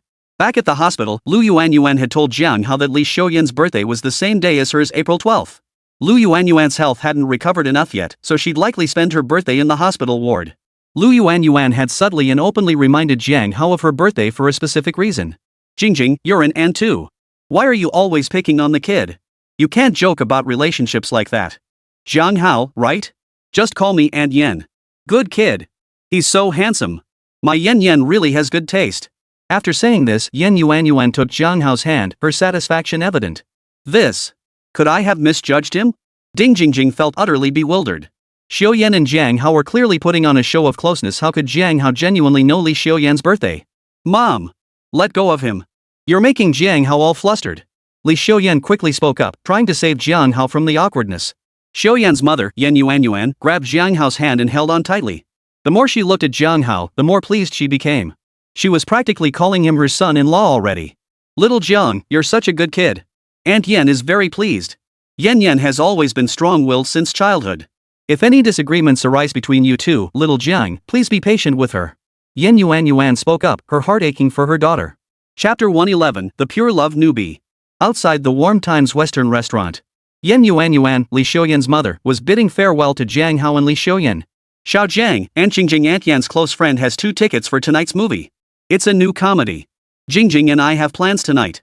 You and Xiuyan should go together, don't let them go to waste. Yan Yuan handed the 2 movie tickets to Jiang Hao. Xiuyan, have a wonderful time with Xiao Zhang tonight. Remember to take some pictures of the movie for Mom. I'm really curious about the new film too. Yan Yuan turned and shot Li Xiuyan a warning glance, silently cautioning her daughter against any more mischief. Xiao Jiang, Jingjing, and I will head back now. You and Xiuyan have a great time together. Bye. After bidding farewell to Jiang Hao, Yan Yuan pulled her best friend Ding Jingjing, who looked rather displeased, away. Yuan, don't you find this strange? Your Xiuyan and Jiang Hao are clearly putting on an act. Jiang Hao might be handsome, but we know nothing about his background. How can you trust him with Xiuyan? What if he's just some good-for-nothing troublemaker? Ever since your Xiuyan entered the police academy all these years ago, she's never dated anyone. She has no romantic experience whatsoever. She's a complete novice when it comes to love. And with Jiang Hao being so good-looking, what if he deceives your Xiuyan? Aren't you worried at all? Ding Jingjing spoke with a sour expression, her face etched with worry. I'm not worried. Jingjing, do you remember the 412 serial dismemberment case the police cracked a few months ago? Yan Yuan asked calmly, taking Ding Jingjing's hand as she spoke. Yuan, don't change the subject. Ding Jingjing's tone was urgent. We're talking about your sister Xiuyan's future romantic life. Why are you bringing up that serial dismemberment case again? Of course I know about the serial dismemberment case. Didn't they solve it a while back? Ding Jingjing looked utterly frustrated. What was wrong with her best friend? Usually, Yuan was very concerned about her daughter's future romantic life. Jingjing, haven't you seen the news? Yuan raised her voice, a hint of pride in her eyes. Jiang Hao was the one who assisted the Yangcheng police in solving the 412 serial dismemberment case.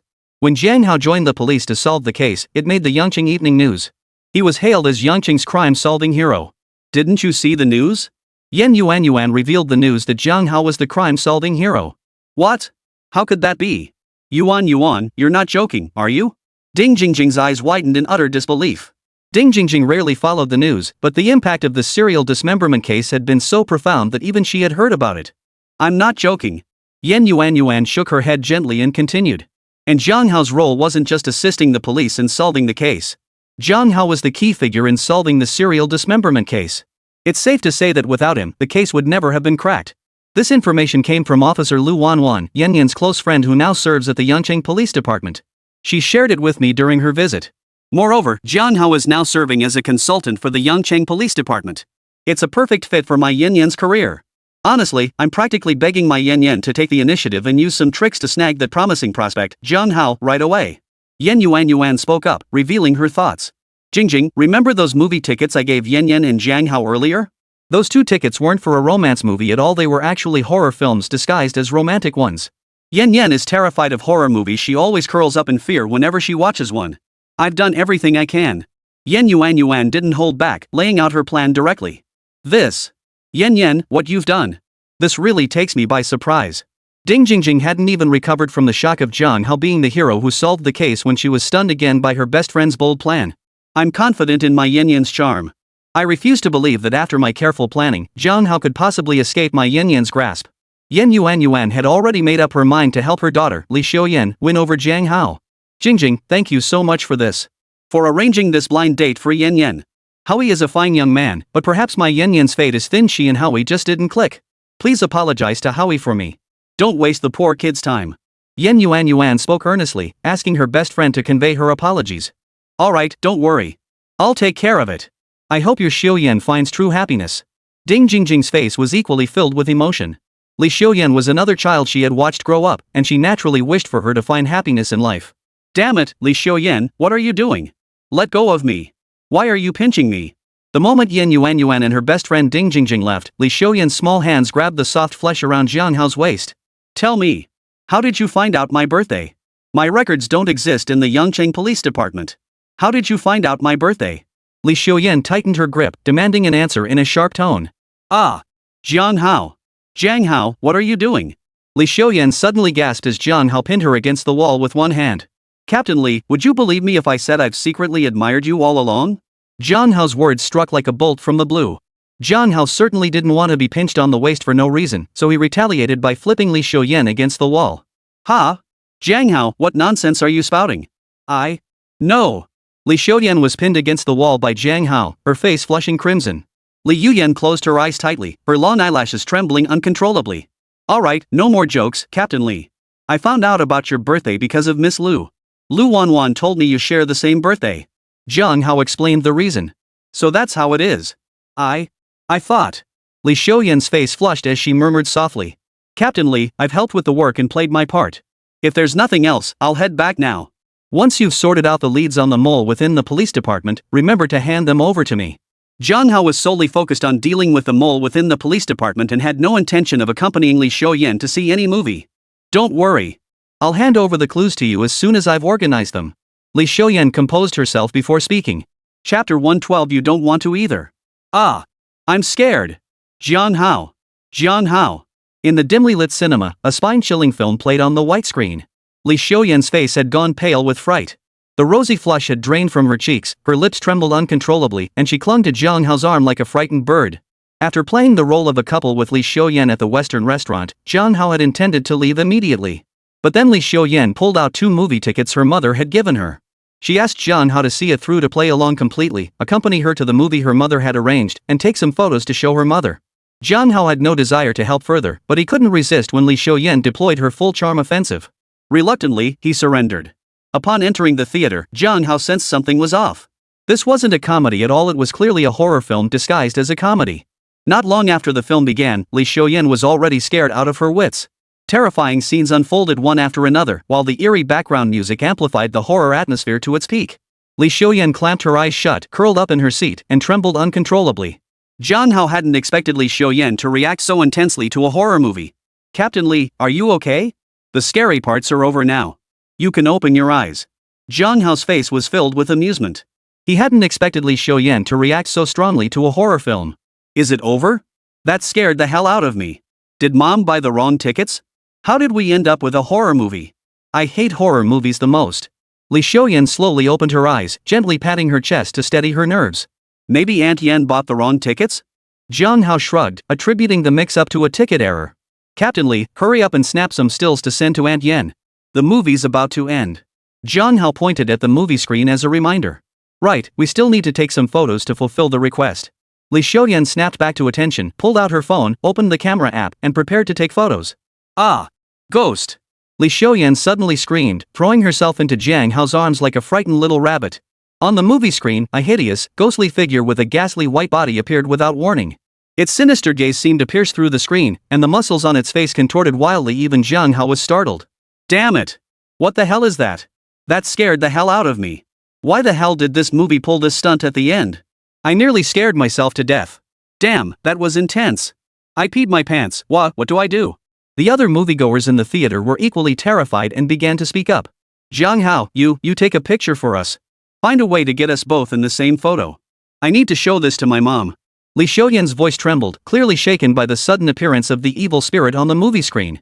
Captain Li, done. I'll send it to you right away. Jiang Hao grabbed his phone and snapped away rapidly. Taking advantage of Li Xiaoyan's distraction, Jiang Hao maliciously captured her terrified and disheveled expression. Jiang Hao, you! How could you take pictures of me looking so pathetic?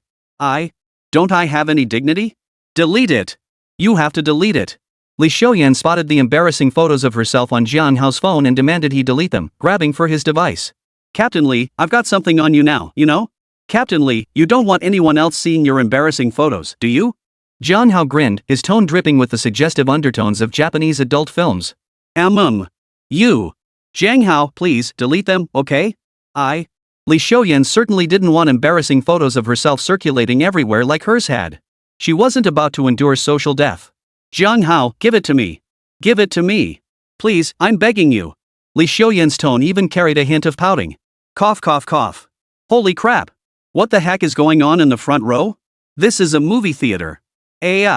Save the PDA for home. This is killing me as a single person. Young people sure know how to have fun.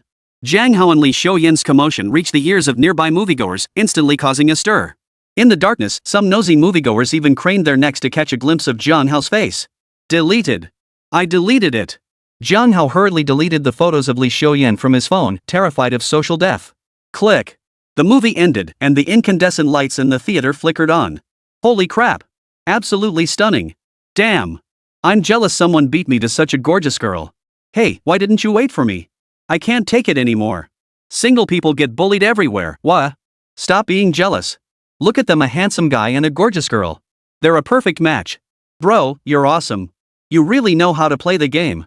The lights came on, and moviegoers in the theater leaned forward to get a better look at Jiang Hao and Li Xiaoyan. Jiang Hao grabbed Li Xiaoyan and bolted out of the theater like they were running for their lives. At Yancheng Hospital, Jiang Hao stormed into Chen Zhongjie's office, his face twisted with anger. Influenced by Jiang Hao's treatment of Wan last time, Chen Zhongjie had been serving as the attending physician at Yancheng Hospital for the past month, aiming to hone his independent patient treatment skills. Damn it! This is infuriating. Some pretty boy trying to steal my woman. So what if he's good looking? Just another pretty boy. Just wait till I get my hands on him. He'll regret it. I can't take it anymore. Jiang Hao slammed his fist on the table in anger. Junior brother Zhang, you're here. Who's got you so worked up? So angry I slammed the table. Anger is bad for your health. Take care of yourself. Chen Zhongjie was reviewing the video of Jiang Hao treating Lu Wanwan when he saw his junior brother Zhang Hao storm into the room in a rage. He hurried over to comfort him. Senior brother Chen, I'm fine. I just got a little worked up. I'll calm down myself in a moment. Jiang Hao held deep respect for his senior brother Chen Zhongjie and quickly began to steady his emotions. Junior brother Zhang, what's wrong? Didn't you go on a blind date? Didn't it go well? Chen Zhongjie asked with puzzlement. Brother Chen. Don't bring it up. I don't want to talk about it. Jiang Hao didn't want to revisit the painful topic.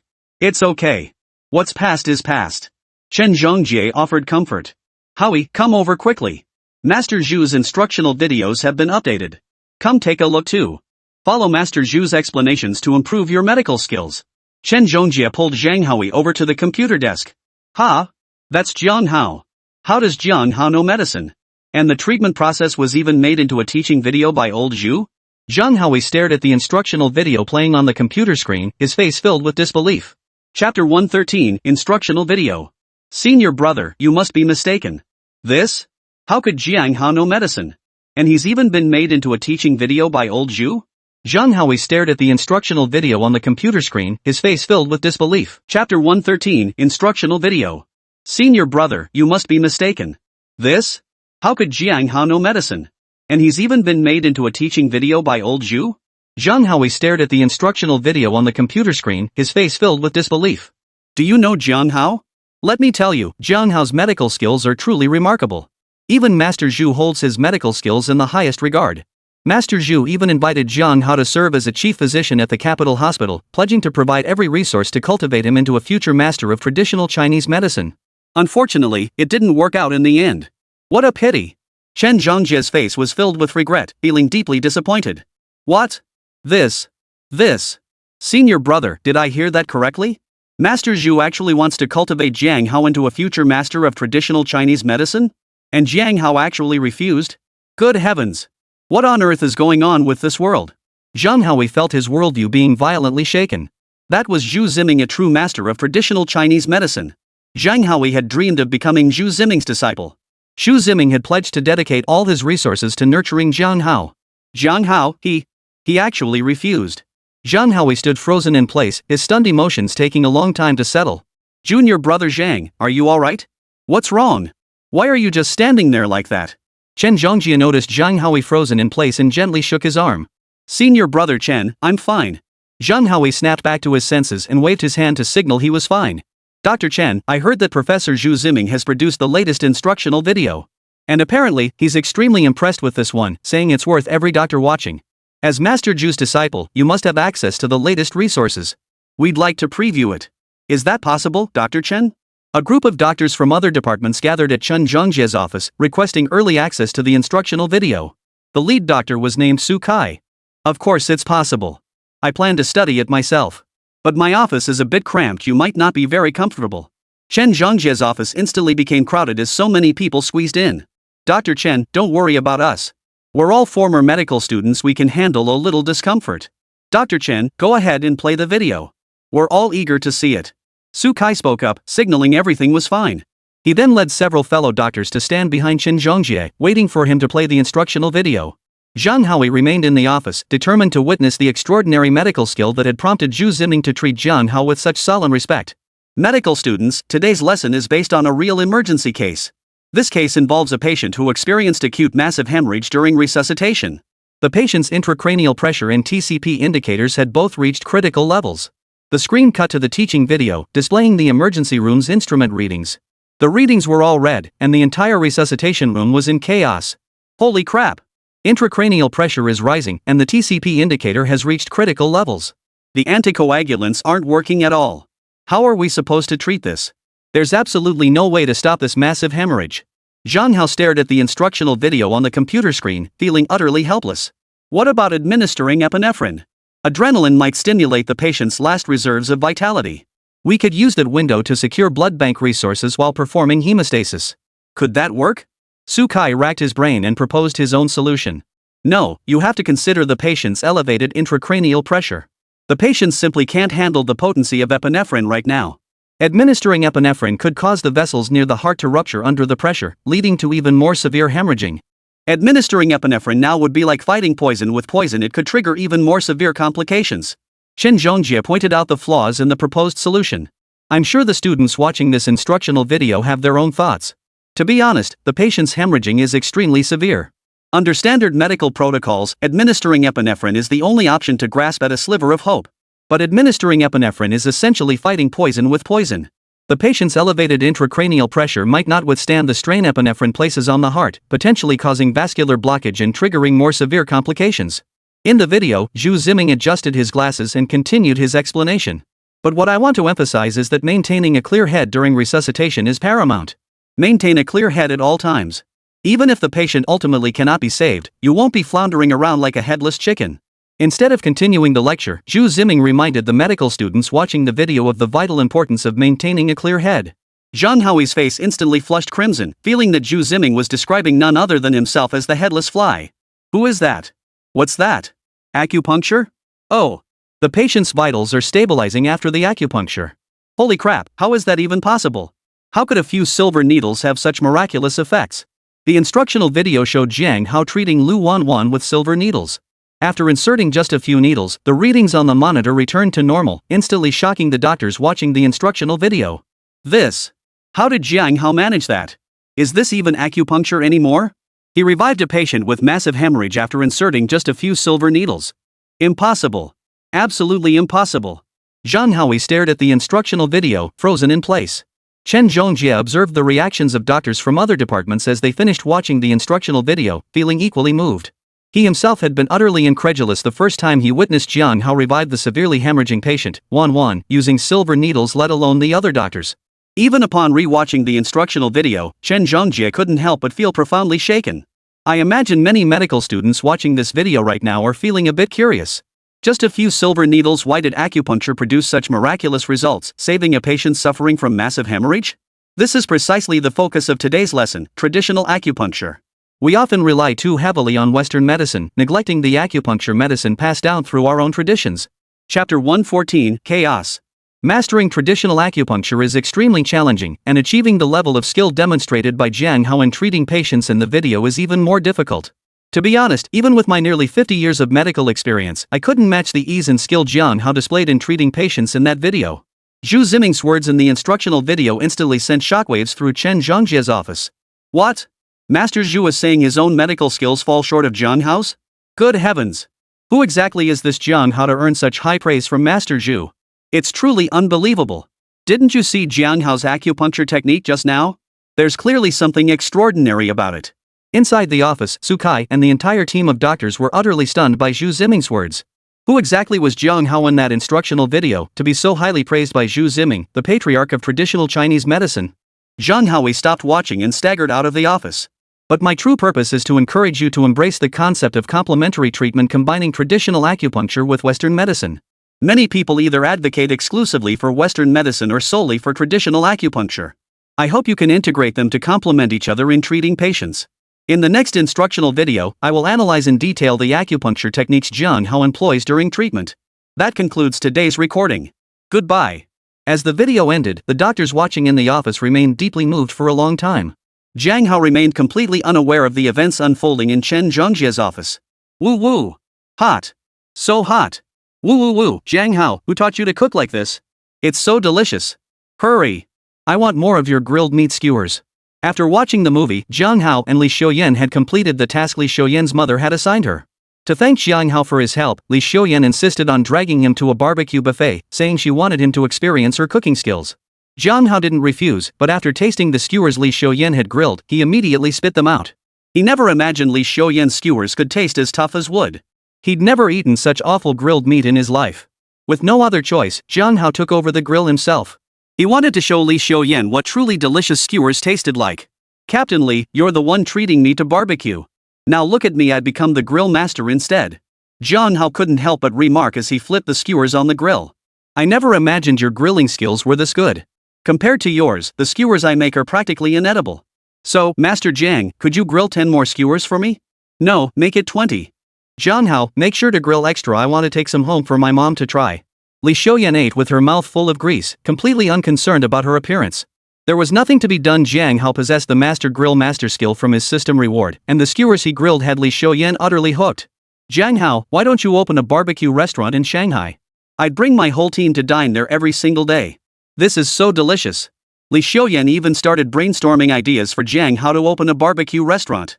You really think big, Captain Li. What kind of spending power do you think Shanghai has? I couldn't afford to live there. Jiang Hao couldn't help but roll his eyes. Captain Li, watch out. A table leg suddenly flew out from behind Li Xiuyan, hurtling straight toward her. Jiang Hao reacted swiftly, dashing behind Li Xiuyan and catching the flying table leg with steady hands. Jiang Hao, are you okay? Li Xiuyan snapped out of it and hurriedly asked about Jiang Hao's condition. I'm fine. Jiang Hao tossed the table leg to the ground, signaling he was fine, then turned his gaze toward the direction it had come from. Far from the barbecue stall, chaos reigned. Two groups of flashily dressed punks were wildly wrestling each other, creating utter chaos. Surrounding customers scrambled to dodge the chaos, leaving the entire barbecue stall in utter disarray. This is outrageous. In broad daylight, this scum of society, watch me take them down. Jiang Hao, contact Xian Liang and tell him to bring his team over immediately. I'll go control the situation first. Li Xiuyan finished speaking and charged straight into the brawling thugs. Stop right there. I'm the police. Everyone stay calm. Come with me to the station to explain the situation. Li Xiuyan adopted a stern expression as she loudly reprimanded the brawling thugs. Whoa, whoa, whoa. Hey, hey, hey. I'm so scared. The leader of the gang, who seemed to be getting the upper hand, adopted a defiant attitude, acting like a dead pig fearing no boiling water. What beat do you patrol, officer? How dare you talk to me like that? Mind your own damn business. I'm just teaching some rule breakers a lesson. Get lost. I'm in a good mood today, so I won't bother arguing with a cop like you. You'd better know your place. The gang leader didn't give Li Xiuyan the time of day. I'm warning you again, release the victim immediately. Drop your weapons, put your hands on your heads, and come with me to the police station to explain the situation. Li Xiuyan issued another warning. Damn it. This is just none of your damn business. You think you're hot stuff, huh? Guys, let's go.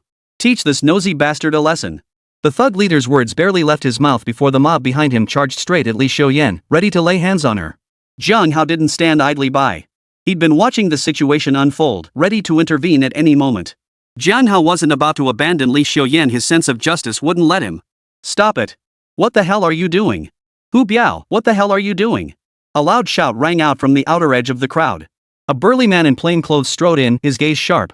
Hu Biao, what are you doing? Always stirring up trouble for me. Get lost. All of you, get back.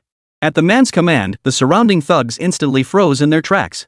Got it, Captain Jiang. Guys, let's get out of here. Captain Jiang Jia gave the order, everyone retreat. Hu Biao clearly feared Jiang Jia and immediately led his gang of thugs away. Everyone, disperse. It's all good now. After saying that, Jiang Jia turned and walked away. Jiang Hao, why did you pull me back just now? How could we just let that gang of punks walk away? And that so-called Zhang captain? What's going on? How can you handle these punks like this? This is completely against the rules. Li Xiuyan spoke up, expressing her confusion and wanting to arrest the troublemakers and bring them back to the police station. Chapter 115, New Clues. Captain Li, calm down. I understand your desire to root out evil, but you must also consider the specific circumstances at the scene. The scene is chaotic right now. We need to calm the crowd near the stalls first. Ensuring the crowd's safety is the top priority. Jiang Hao gestured toward the customers surrounding the barbecue stall as he spoke. Those thugs came with hostile intent.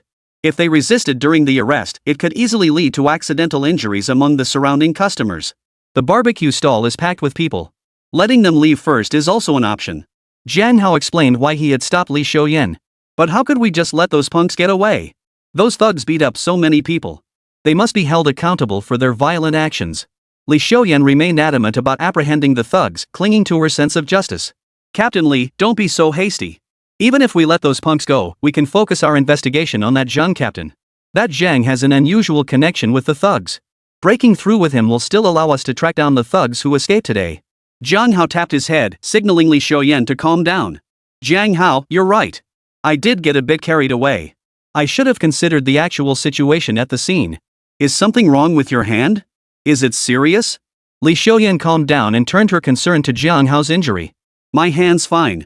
I'll go talk to the customers who are still at the barbecue stall. There was a bald middle-aged man earlier. From his reaction, he probably knew that Captain Jiang. As soon as Jiang Hao finished speaking, he began searching for the bald middle-aged customer who had helped pack up the barbecue stall earlier. Hey! Thanks to Captain Jiang today. Otherwise, with those punks causing trouble, who knows what kind of mess the barbecue stall would have been in. Those kids are always causing trouble. This is my first time encountering something like this. How come those punks listened to Captain Jiang? How come the moment Captain Jiang spoke, those troublemakers stopped causing chaos immediately? Bro, you must be new around here. It's no surprise you don't know Captain Jiang Jia. Captain Jiang Jia is a retired police officer. Everyone in our neighborhood gives him respect. Oh, I see. But you just let those punks cause trouble at the barbecue stall every day? Why not just call the cops and have them arrested? There's more to this than meets the eye. As soon as Jiang Hao and Li Xiuyan approached the balding middle-aged man, they overheard him chatting with a customer helping tidy up the barbecue stall. Jiang Hao and Li Xiuyan exchanged a glance, their suspicions growing. Li Xiuyan stepped forward, presented her credentials, and prepared to get to the bottom of things. Good evening, sir. I'm Li Xiuyan. We're investigating the fight that just occurred and would appreciate your cooperation in providing some information. Li Xiuyan's tone was strictly official. Ah, an investigation? The balding middle-aged man paused, a look of unease crossing his face. Officer, I'm not entirely clear on the specifics either. I only heard that Captain Jiang Jia had some connections with those thugs, but I really don't know the details. A complex expression flickered across the bald middle-aged man's face. Jiang Hao had been quietly observing the bald middle-aged man's expression the whole time, feeling that the man seemed to be hiding something. Officer, it's a long story, really.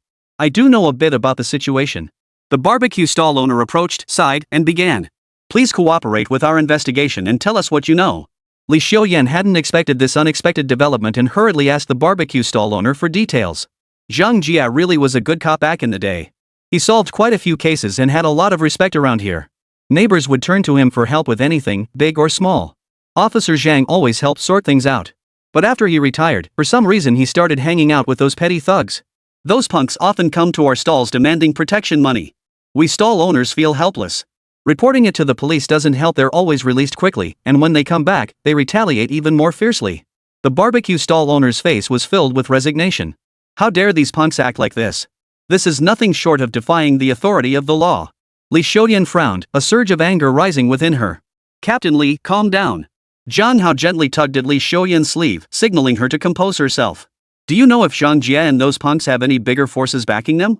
Or if they've been involved in any illegal activities? Jiang Hao asked, cutting straight to the heart of the matter. Well, the barbecue stall owner's expression hesitated. I heard they might be peripheral members of a gang. And this gang has a lot of influence in the city, committing all sorts of crimes. Smuggling, drug dealing, they're involved in all sorts of things, but I don't have solid proof. It's just hearsay.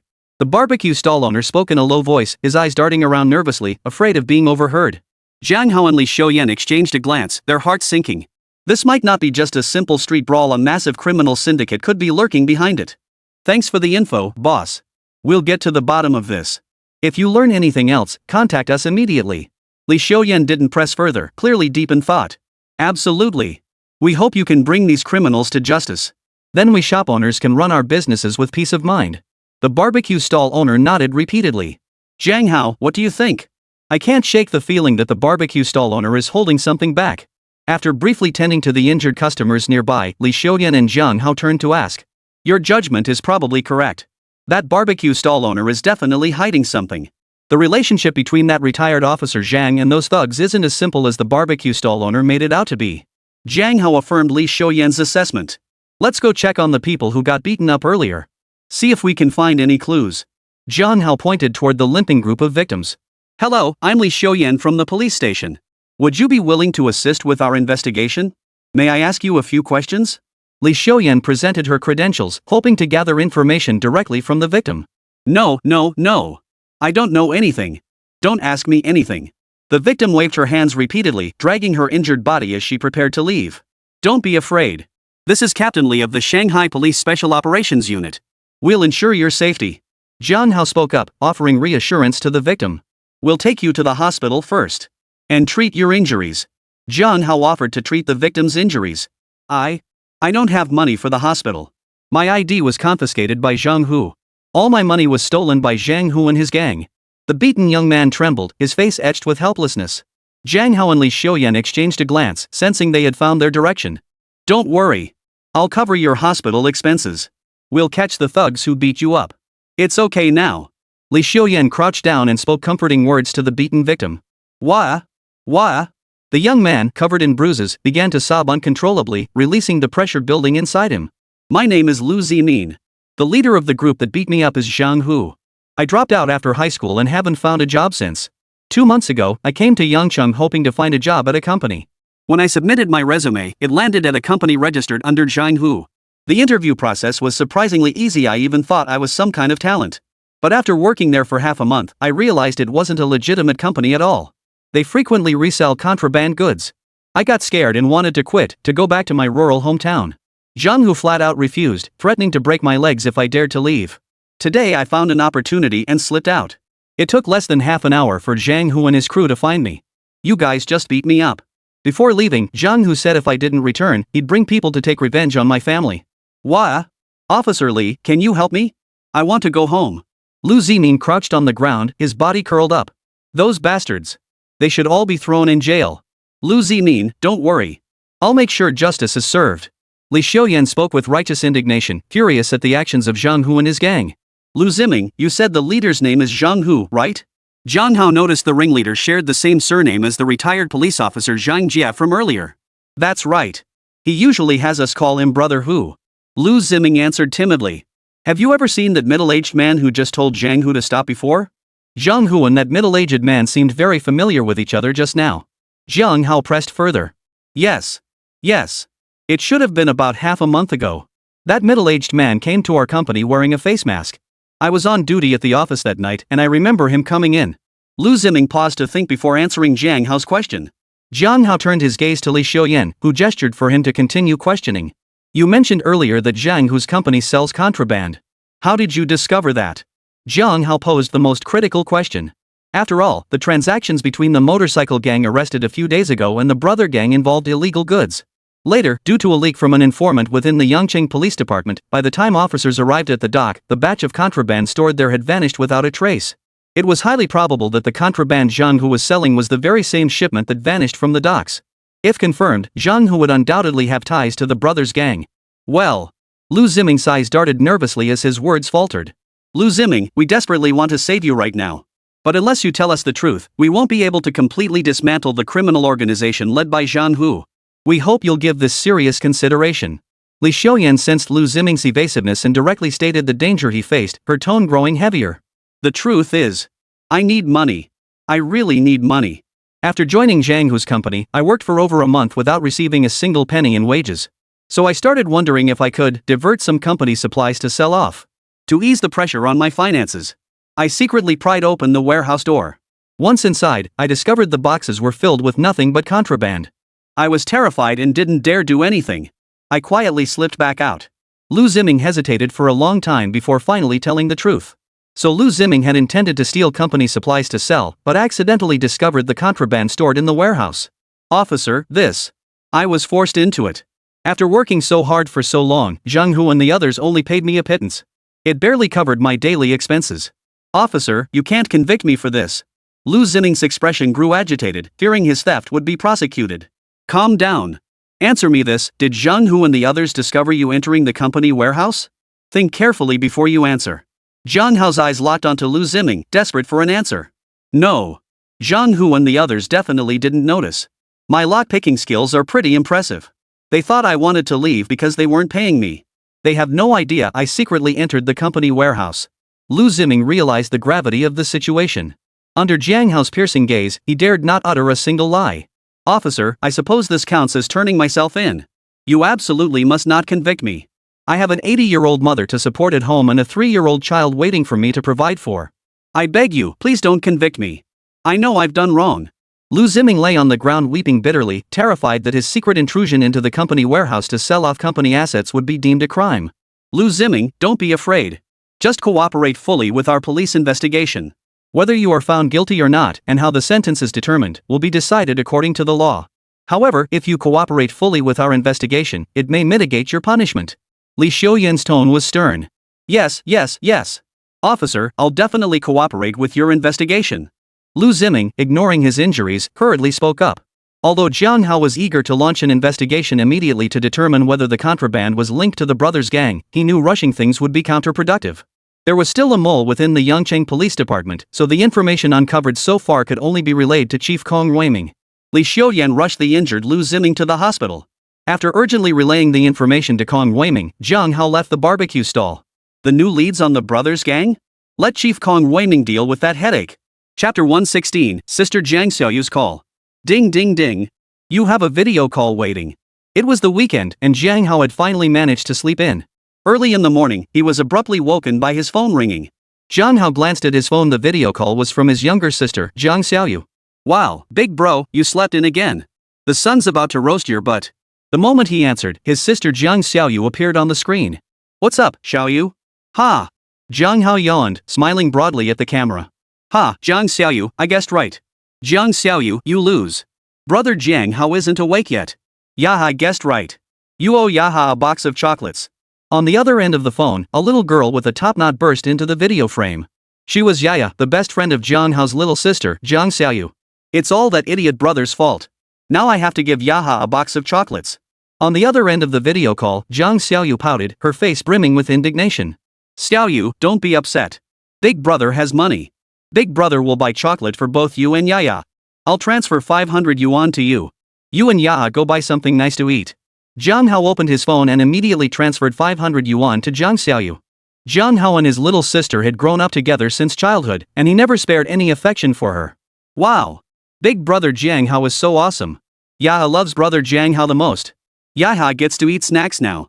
Yaya wants chocolate, peach blossom pastries, and almond crumbs too. Yaya wants to eat lots of yummy treats with Xiaoyu. Yaya's excited shouts came through the phone. Brother, did you get into trouble at university? Why are you suddenly trying to bribe me? Something's off. This is really weird? Jiang Xiaoyu's little face wore a look of suspicion. Brother Jiang Hao, did you start dating someone at university? Last time Xiaoyu came back from your place, she told me you're dating a really pretty older sister. Are you going to make a little baby with that big sister? Yaya loves little babies the most. Yaya leaned close to Jiang Xiaoyu's ear and asked innocently. Yikes. Jiang Xiaoyu. Don't spread rumors. Yeah, don't listen to Jiang Xiaoyu's nonsense. Big brother Jiang Hao didn't. Jiang Hao hurriedly spoke up to clear things up. Yaya doesn't believe it. Yaya's mom told Yaya that when boys insist they didn't do something, it definitely means they did. Big brother Jiang Hao must have dated a really beautiful older sister. Yaya rested her right hand on her little head, her innocent eyes fixed on Jiang Hao across the video call. Oh no! This is hopeless. Jiang Hao couldn't help but bury his face in his hands, feeling his lifelong reputation crumble before his eyes. Xiaoyu told me you even sang a love song for the pretty older sister. After you sang, the pretty big sister was so moved she started crying and agreed to be your girlfriend right then and there. Jiang Hao, Xiaoyu said you're the prince of love songs. Is that true? Yaya asked innocently, biting her fingernails. Don't listen to Jiang Xiaoyu's nonsense. Of course it's. Wait a minute, Jiang Hao suddenly snapped back to reality. My little sister Jiang Xiaoyu is telling the truth. I am the prince of love songs. Jiang Hao realized his sister was bragging, so he decided to just go along with it. Ding! System detected your acknowledgement of your sister's exaggeration. You have acquired the skill, Prince of Love Songs. In an instant, Jiang Hao felt his body transform. A faint tickle crept into his throat, and melodies of love songs began flooding his mind. Bro, are you okay?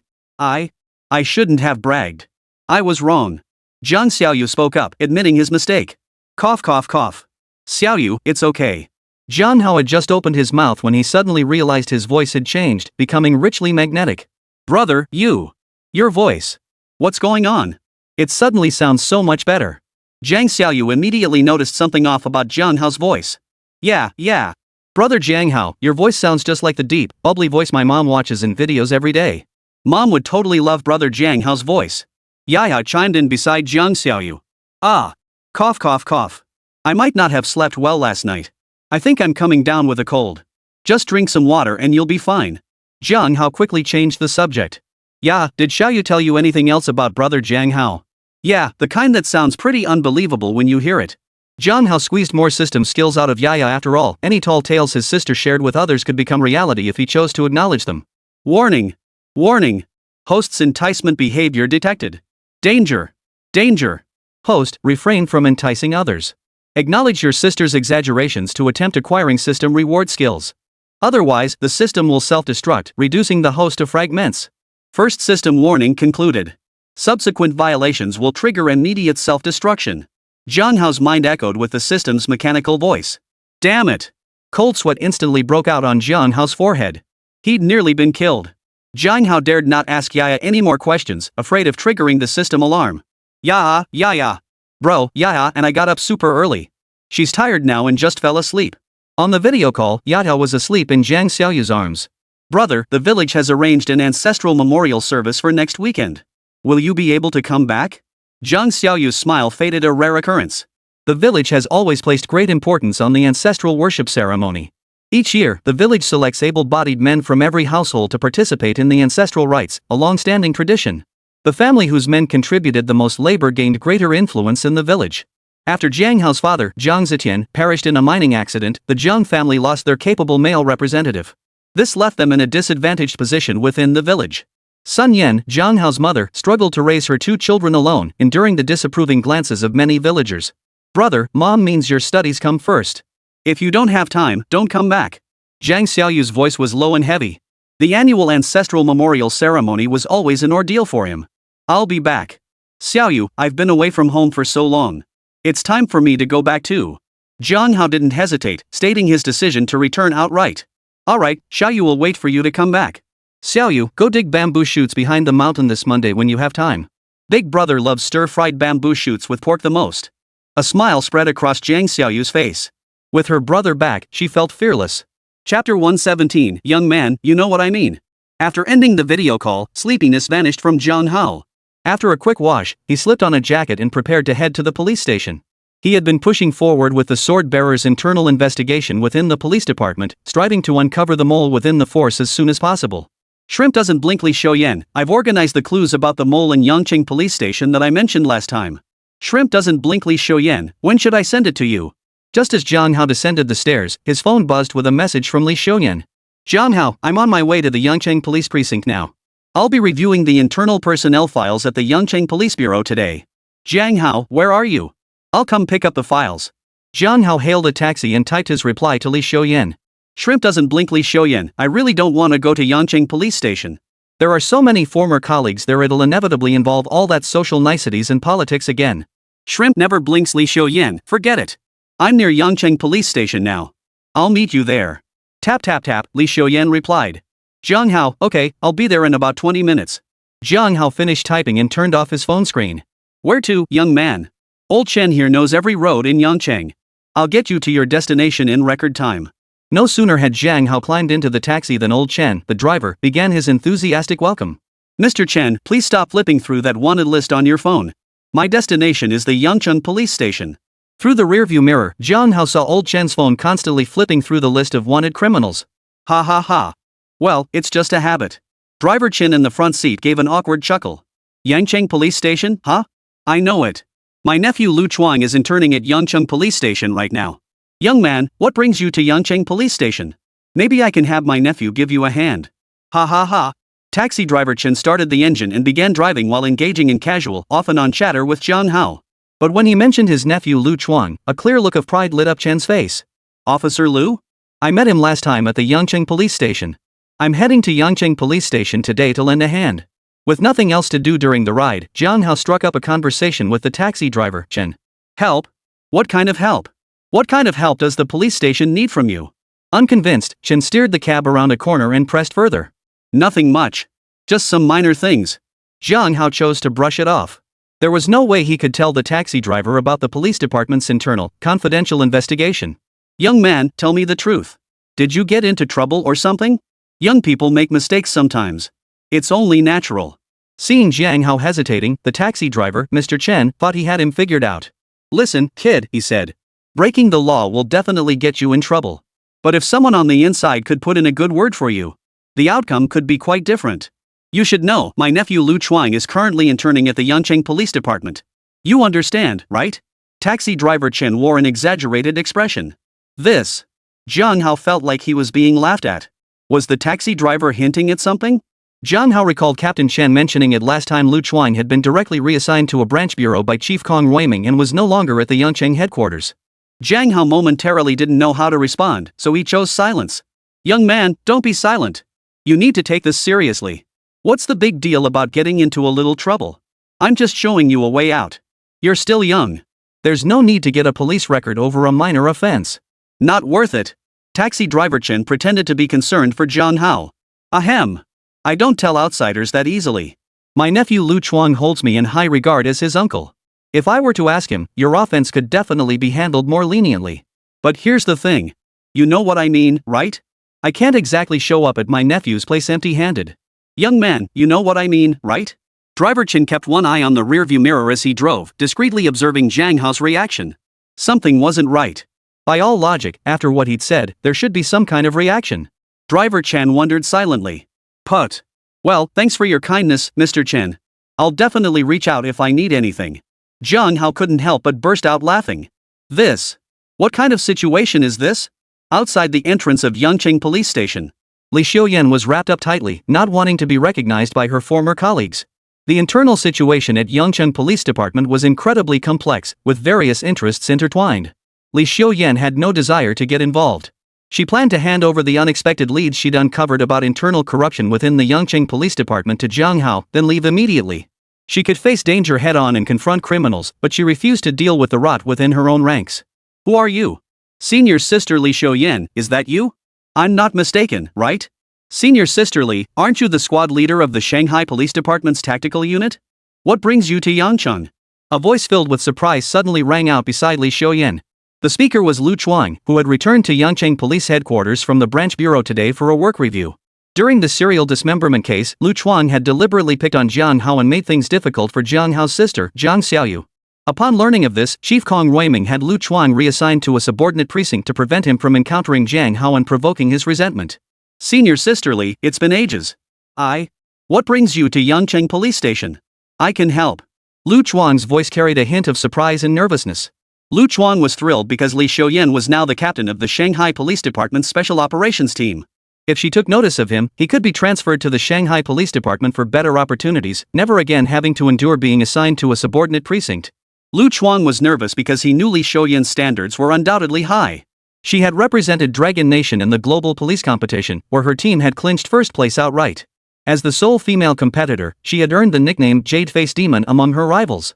Danger and opportunity coexisted. If he could latch onto Li Xiuyan's coattails, his future prospects would be bright. Chapter 118, Li Xiuyan's direct rejection. No, thank you. I'm waiting for someone. I have some documents to deliver to a friend. I'm back in Yangcheng on vacation. It's not work-related. Li Xiuyan flatly refused Lu Chuang's offer to assist. Ha ha ha. Well, I see. I thought you were here for an operation, Captain Li. Lu Chuang could only force a wry smile. Ever since offending Jiang Hao last time, he'd been demoted to a lower-level precinct and now knew nothing about the Yangcheng headquarters. Captain Li, you solved so many major cases at the Shanghai Police Department. You're truly my idol. Captain Li, I've always admired you. I hear the Shanghai Police Department is always short-staffed. I've always wanted to join the Shanghai Police Department's task force you lead, Captain Li. My qualifications might not be up to par, but I possess a dedicated attitude. Lu Chuang declared with conviction his desire to join the task force led by Li Xiuyan. Stop. Li Xiuyan cut Lu Chuang off immediately. Officer Lu, the task force isn't short-staffed at the moment. Should the need arise, I will contact your Yangcheng Police Department. Li Xiuyan spoke bluntly, adopting an official tone. Lu Chuang's desire for advancement was something Li Xiuyan could easily see through. This was precisely the kind of behavior she detested. Most normal personnel transfers were naturally handled through departmental coordination. Captain Li, you really should consider me. I excelled academically at the police academy, and my instructor there is someone you should recognize. It's none other than your senior, Instructor Xiang Xiaolong. Given this connection, I hope Captain Li will consider me when recruiting new members for the task force. Lu Chuang directly invoked his instructor, attempting to establish a connection with Li Xiuyan. Stop. Stop. An annoyed expression flashed across Li Xiuyan's face. My task force doesn't need someone like you, not now, not ever. Li Xiuyan's face remained cold as she flatly refused, leaving Lu Chuang no room for negotiation. Captain Li, Lu Chuang's face fell, and he was momentarily speechless. How could Li Xiuyan show him no mercy? He had even invoked her senior brother, yet she had rejected him outright. Officer Lu, don't you have your own business to attend to? I'll just wait for my friend here. Li Xiuyan's stern expression delivered the clear message, time to leave. Ha ha ha. Right, I have things to do. I still need to report the precinct data to headquarters. Well then, Captain Li, I'll head to headquarters now. We'll chat another time. Lu Chuang dared not cross Li Xiuyan, so he left with a forced smile. Li Xiuyan couldn't care less. She was focused on getting the files in her hands to Jiang Hao as soon as possible. The files she held were no ordinary documents. She wondered if Jiang Hao would ultimately uncover the mole within the Yangcheng Police Department. Her position prevented her from directly intervening in personnel adjustments, lest it provoke conflicts between units under different regional jurisdictions. The thought gave Li Xiuyan a headache. Oh well, let Jiang Hao deal with the headache. Li Xiuyan pushed the thought aside, ordered a bubble tea, and continued waiting for Jiang Hao's arrival. Master Chen, could you drive a bit faster? Are you serious driving at 40 or 50 miles per hour? I'm in a hurry. Jiang Hao was speechless. This taxi driver, Master Chen, kept chatting him up about all sorts of things, hinting that he might need to pull some strings. Don't worry. You can't rush driving. We'll be there soon. The taxi driver chuckled and picked up speed. Hey, kid, you worried I'm trying to rip you off? You think I'm lying about my nephew working at the Yangcheng police station? Driver Chen spoke while glancing at Jiang Hao through the rearview mirror. No, Mr. Chen. I believe what you're saying. Jiang Hao felt a bit helpless. Ah, this hot temper of mine. I'm not the type to lie. Just wait here. I'll call my nephew Lu Chuang right now and have him meet me at the police station entrance. Taxi driver Chen dialed the number directly. Hey, Chuang. It's me, Uncle Chen. How have you been lately? Ever since you started working at the Yangcheng police station, you haven't had time to come home and visit. Your mom keeps talking about you all the time. Taxi driver Master Cheng switched to speakerphone and cranked up the volume, afraid Jiang Hao wouldn't hear him. Hello? Who is this? Sorry, it's Uncle Chen. I thought it was another prank call. I've been doing okay lately. Yeah, I'll definitely come back when I have time. Things have been hectic at the bureau lately. Can't keep up. Lu Chuang answered the call, his voice still tinged with anger over Li Xiuyan's refusal to let him join the team. Chuang, you must be swamped. You're the only one from our hometown who made it through police academy, and now you're serving at Yangcheng police station. Everyone back home raves about you whenever your name comes up. Taxi driver Chen deliberately spoke loudly, holding the phone close to Jiang Hao so he could hear clearly. Uncle Chen, you don't need to praise me. What's wrong? Uncle Chen, did the traffic police impound your car again? I'll give them a call later. Lu Chuang's voice sounded perfectly natural on the other end. No. You can't get pulled over every day. Last time it was just an accidental scrape with someone else's car. I really owe you for that day. Without you, I'd have been in big trouble. It's great having family around. We're not afraid when trouble comes our way. Ha ha ha. Taxi driver Chen laughed heartily, all the while watching Jiang Hao's reaction. Jiang Hao listened silently the entire time. He had been investigating the mole within the police department. While reviewing the personnel files of police department members, he had long ago uncovered evidence of Lu Chuang's various acts of corruption and bribery. Although Jiang Hao was officially investigating the mole within the police department, he didn't rule out reporting the corruption he uncovered among the officers.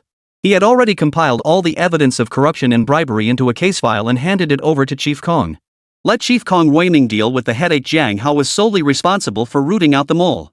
Chuang, are you at Yangcheng police station right now?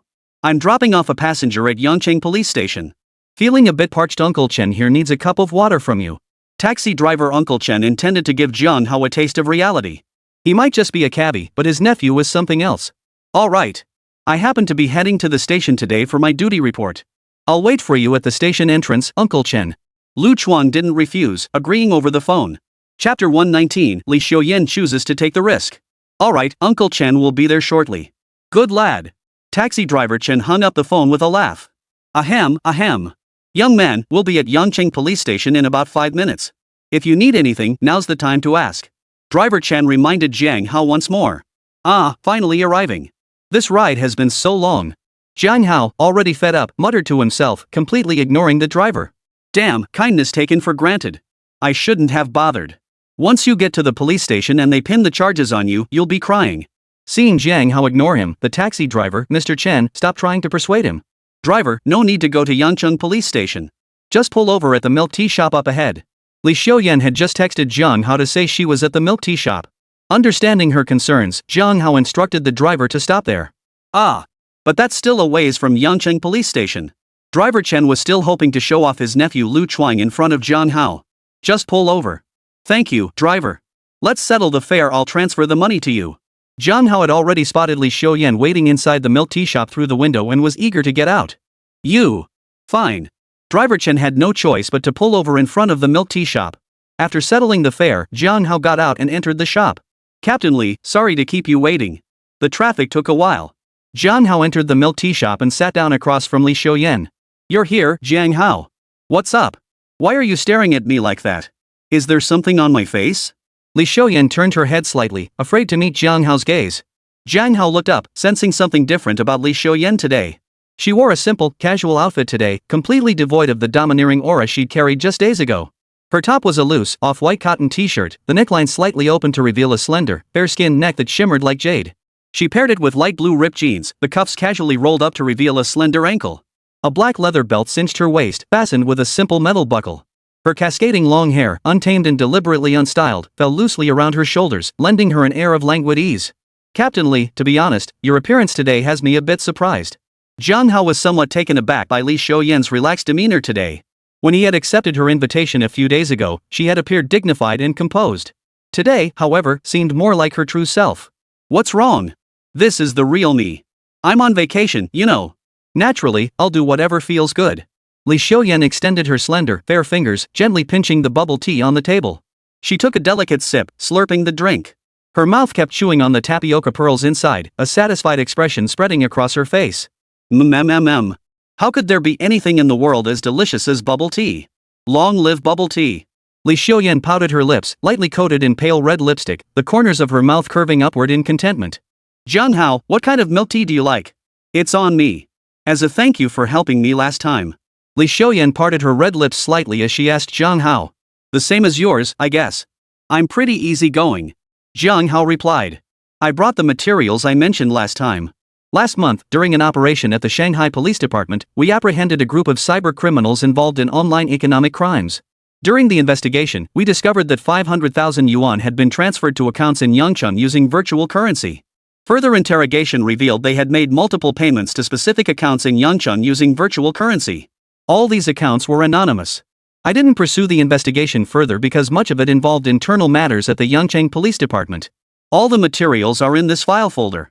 Li Xiuyan finished speaking and handed a file folder to Jiang Hao. Jiang Hao reached out to take it. Li Xiuyan didn't let go, leaving the folder suspended mid-air. Jiang Hao, let me warn you. The waters within the Yangcheng Police Department run very deep. Many factions are intricately intertwined. Be careful. After speaking, Li Xiuyan released the file folder, though the worry in her eyes remained. Actually, Jiang Hao, with your abilities, you could join my task force. Don't get involved in the mess within the Yangcheng Police Department. That sly fox Kong Weiming claims he's assigning you to investigate a mole within the Yangcheng Police Department. But how many people's interests will this investigation touch? He'll never tell you. Jiang Hao, It's extremely dangerous either way. Even nominally, I'm part of your sword-bearer task force. But the internal parasites in Yangcheng only fear my identity.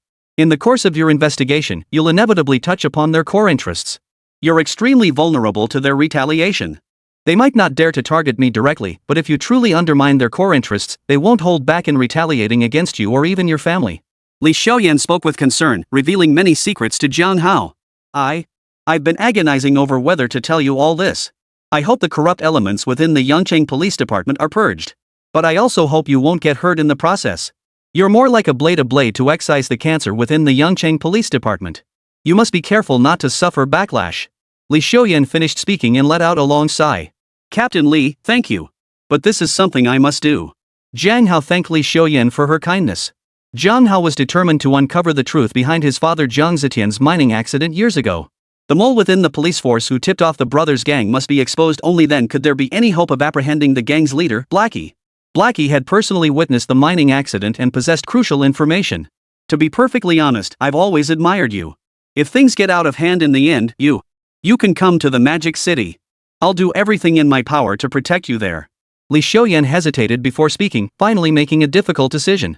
Her police mentor specifically called to warn her against getting involved in Yangcheng's internal affairs.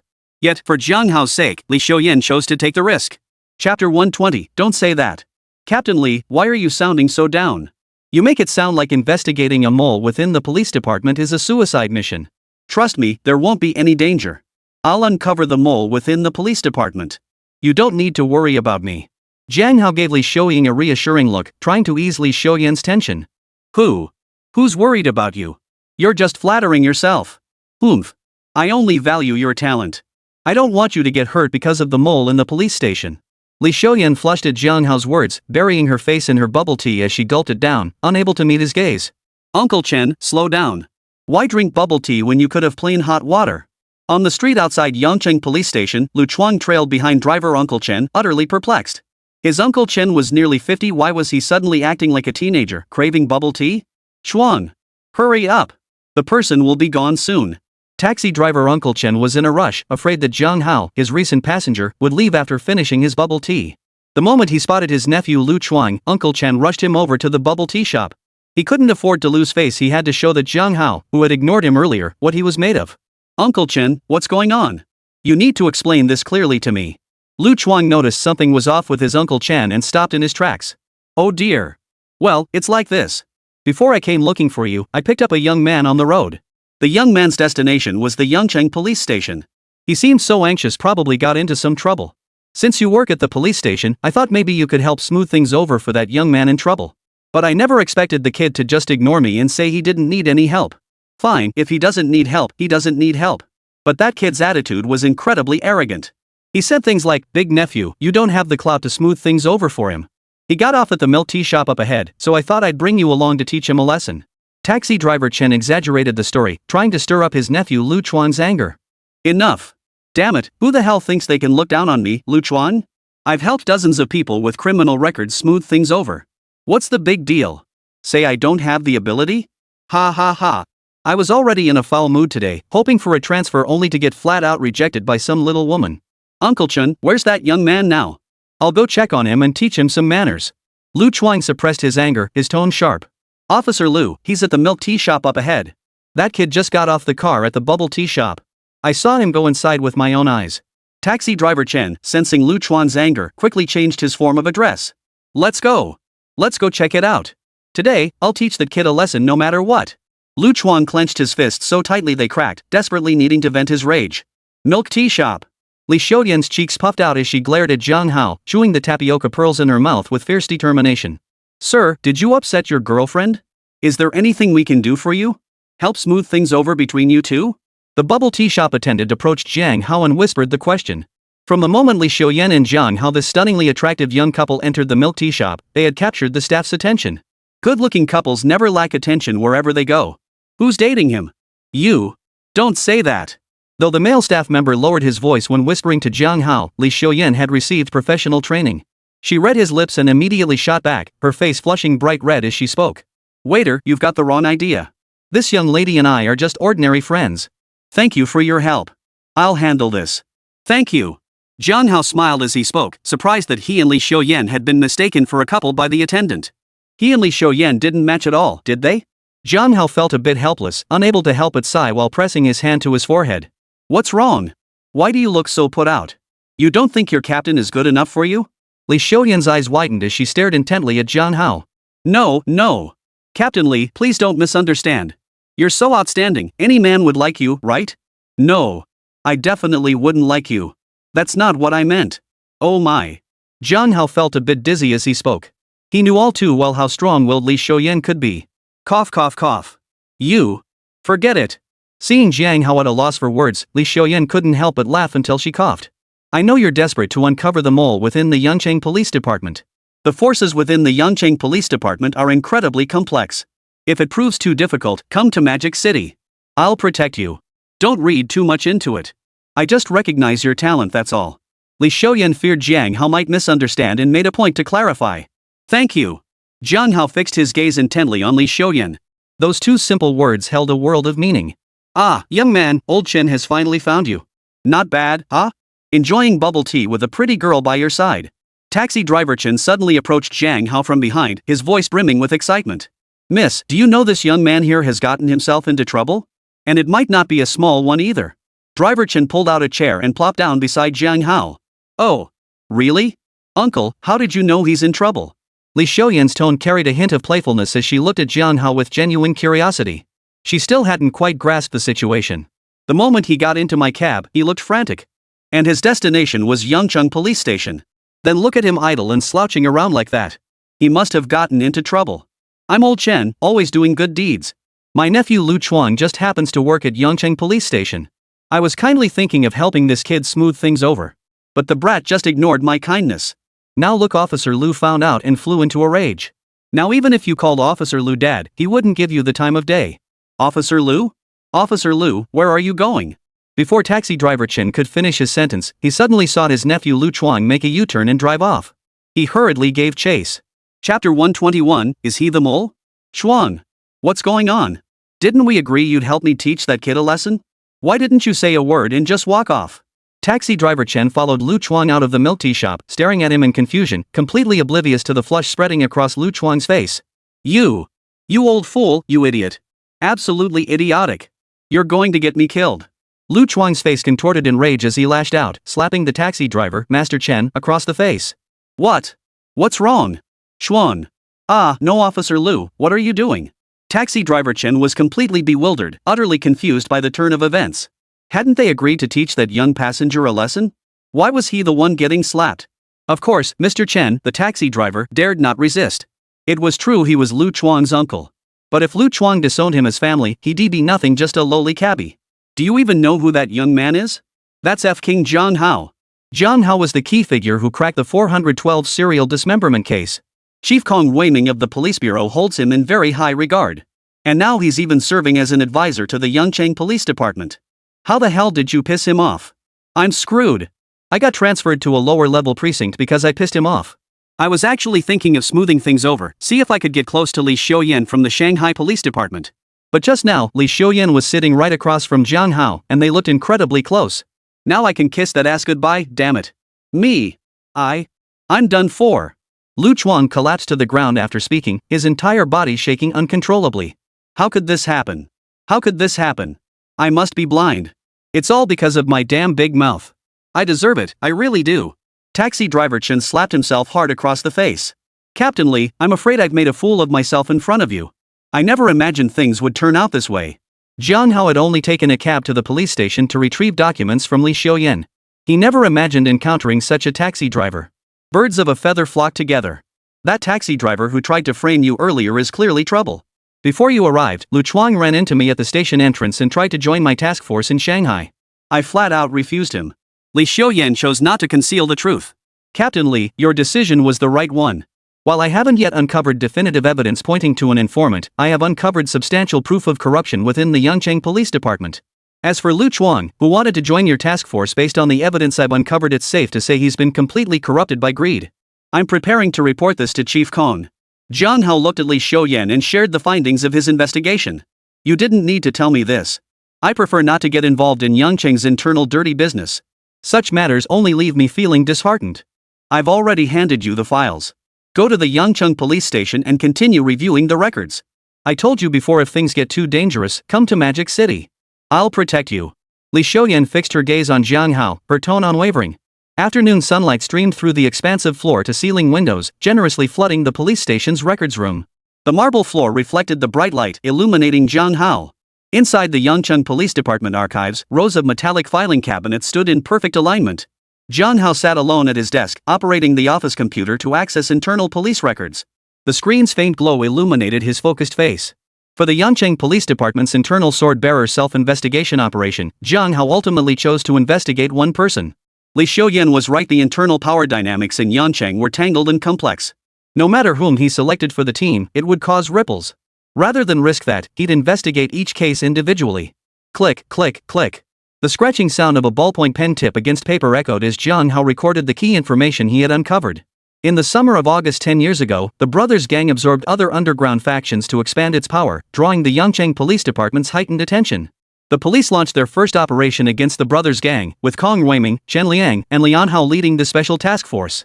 The special operation succeeded, dealing a devastating blow to the brothers' gang.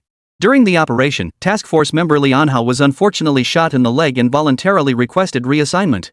The assessment team concluded the brothers' gang was effectively defunct.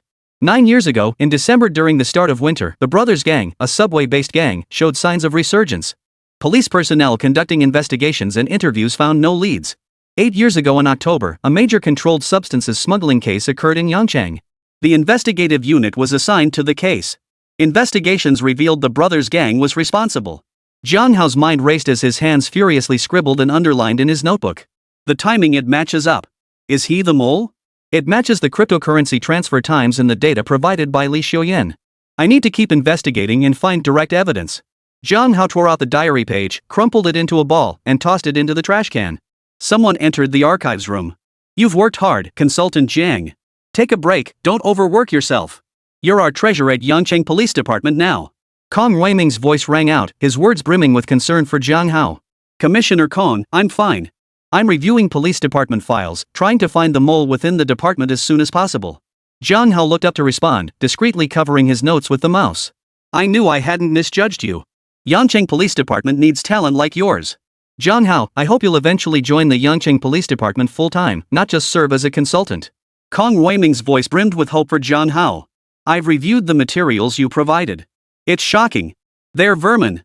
To think so many corrupt elements have been eating away at the Yangcheng Police Department from within. It truly breaks my heart. Kong Weiming clenched his fists tightly, his face etched with sorrow. Jiang Hao remained silent, offering no comment. As Li Xiuyan had said, during his investigation of internal files, he was bound to uncover many rusted-out vermin. But ultimately, the decision on how to handle them rested with Kong Weiming. Jiang Hao, what do you suggest I do with these rotten apples now? Kong Weiming's eyes locked onto Jiang Hao, searching his expression for clues. Chapter 122, Lu Keqing's Tears. Commissioner Kong, my responsibility is solely to investigate the mole within Yangcheng Police Department. As for the issue of vermin within the Yangcheng Police Department, I'm not sure how to handle that. How to handle internal police matters is something you, Director Kong, must consider. I can't offer any advice. Jiang Hao saw through the ruse and passed the buck back to Kong Weiming.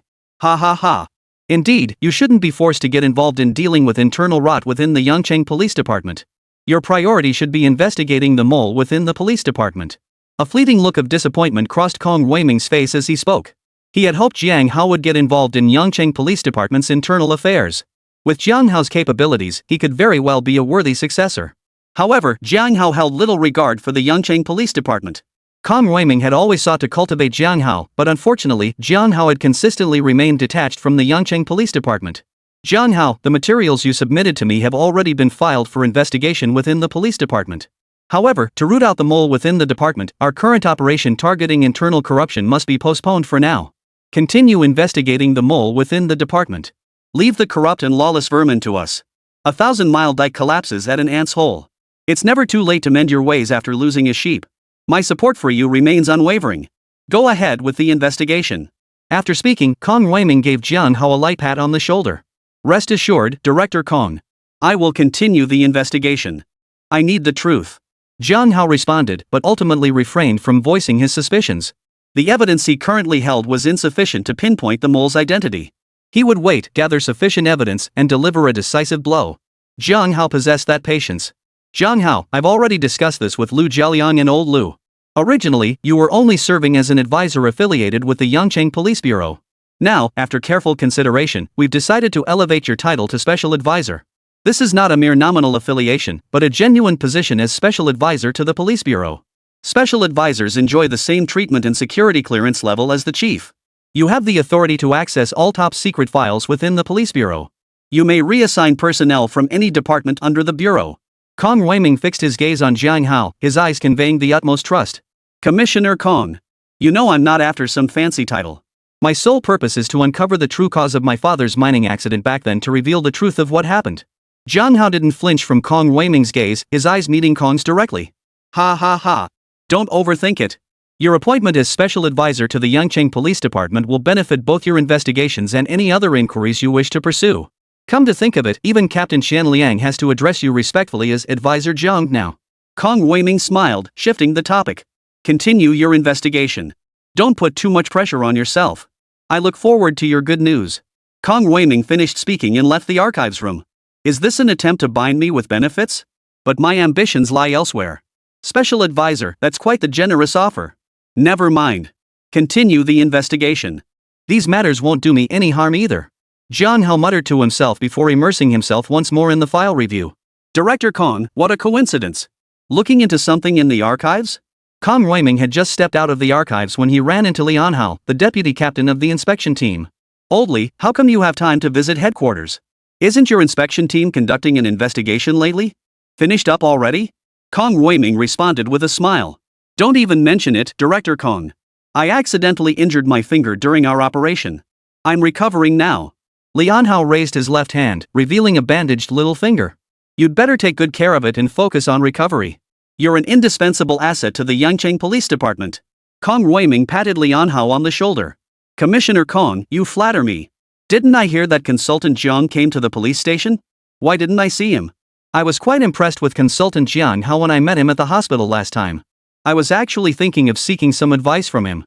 Lian Hao spoke up, inquiring about Jiang Hao's situation.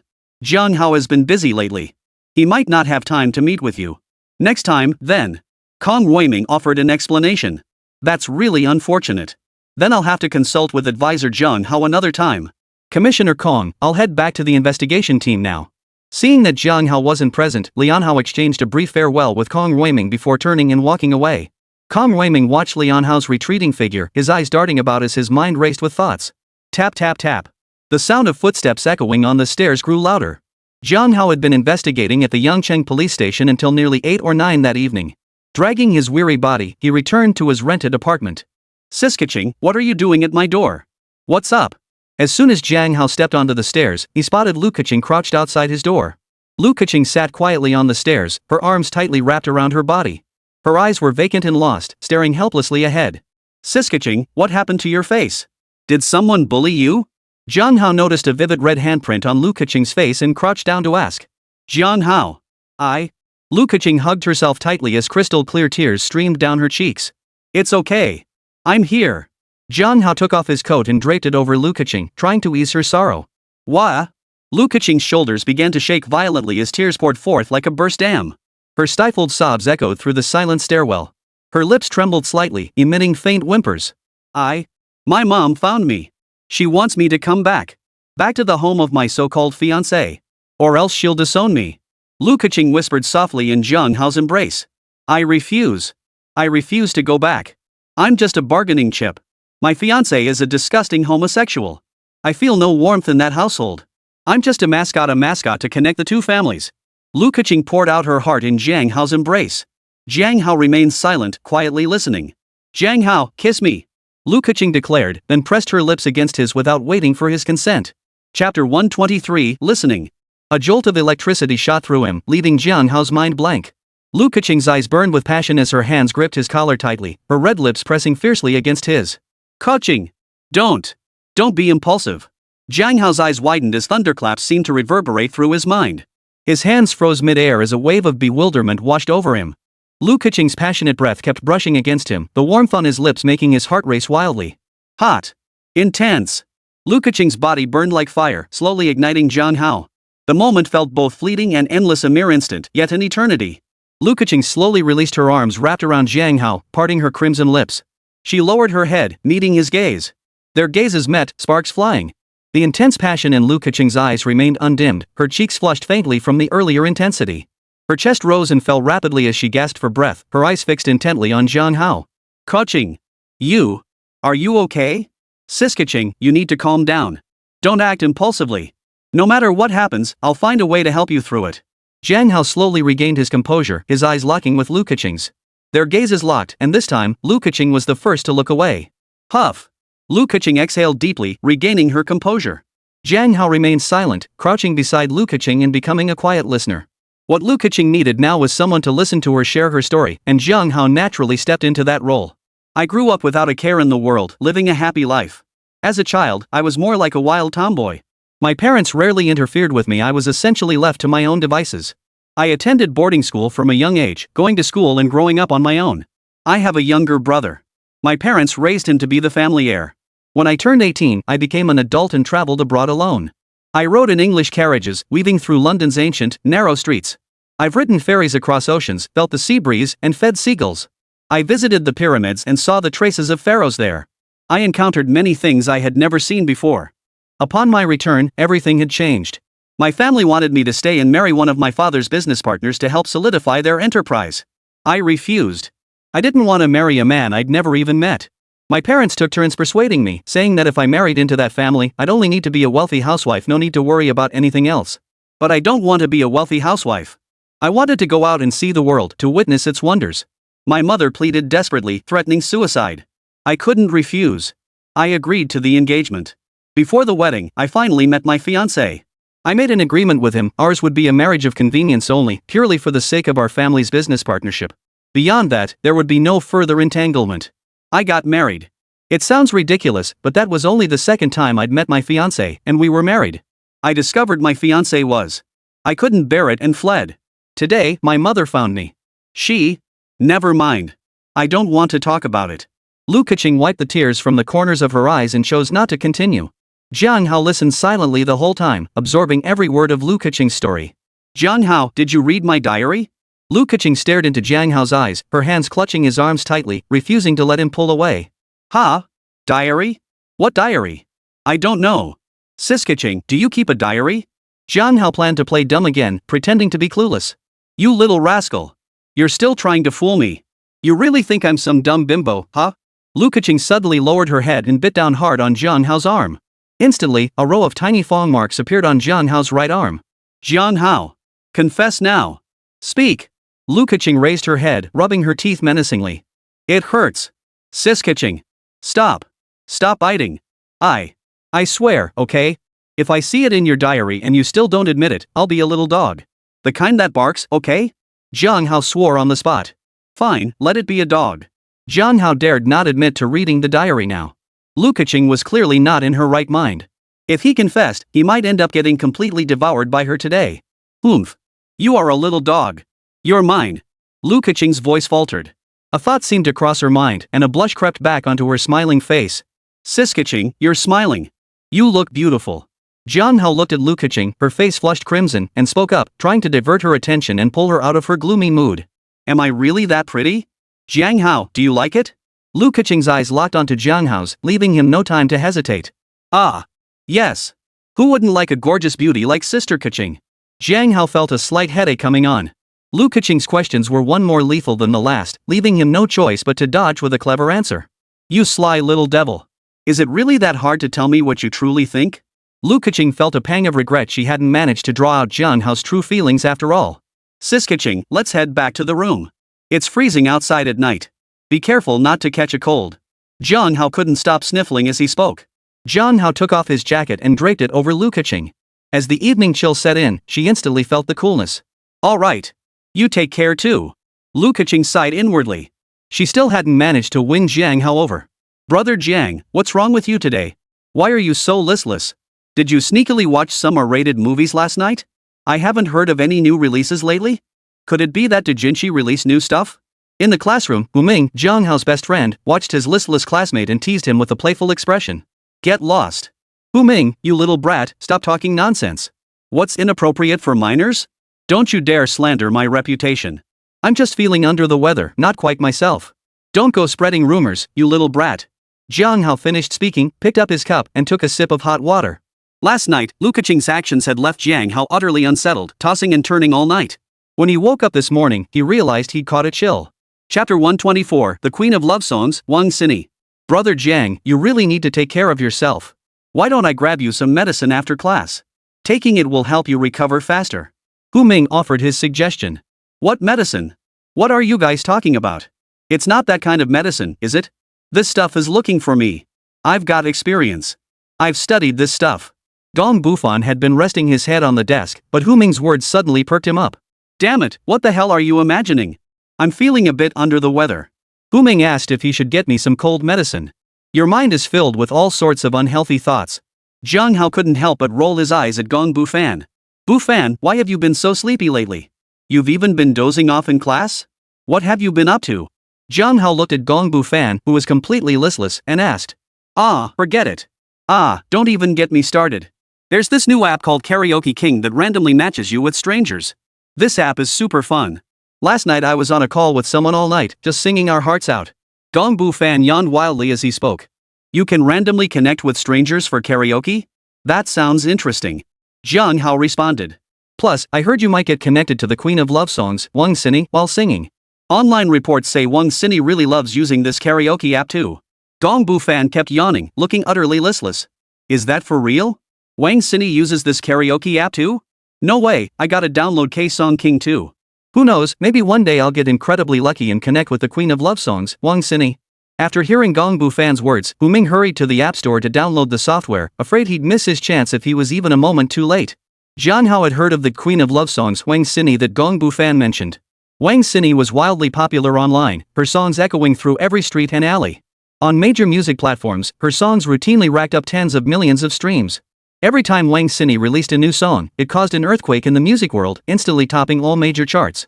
Tickets to her concerts were notoriously hard to come by, often requiring buyers to pay several times the face value to secure them from scalpers. It's safe to say Wang Xini is the hottest female singer around right now, no contest. Brother Jiang, I'll get you the King of Karaoke app too. You've always had good luck, maybe you'll get connected to Wang Xini. Wu Ming always thought of Jiang Hao first, so he grabbed Jiang Hao's phone and started downloading King of Karaoke. Gong Bufan, what username did you use on the K-Song King app? Let me borrow some ideas. I need to come up with a catchy name, maybe it'll catch Wang Xini's attention. Damn. You're seriously messed up. Gong Daling, the everlasting gun. You've got some nerve naming it that. Gongbu fan, you're a real bastard. Hu Ming saw Gongbu fan's name on the KTV app and couldn't help but laugh and curse. What's wrong? Is there something wrong with this name? I was actually going to name it Night 10 times Wolf, but the system flagged it as inappropriate right away. This name you picked. It's pretty low-key, okay? Gongbu fan, sporting panda eyes, yawned as he recounted his brilliant move. Damn it. What the hell kind of name is that? Sis, give me some sleeping pills. I'm so desperate I can't think straight. I nearly choked reading that. You're even more explosive than me.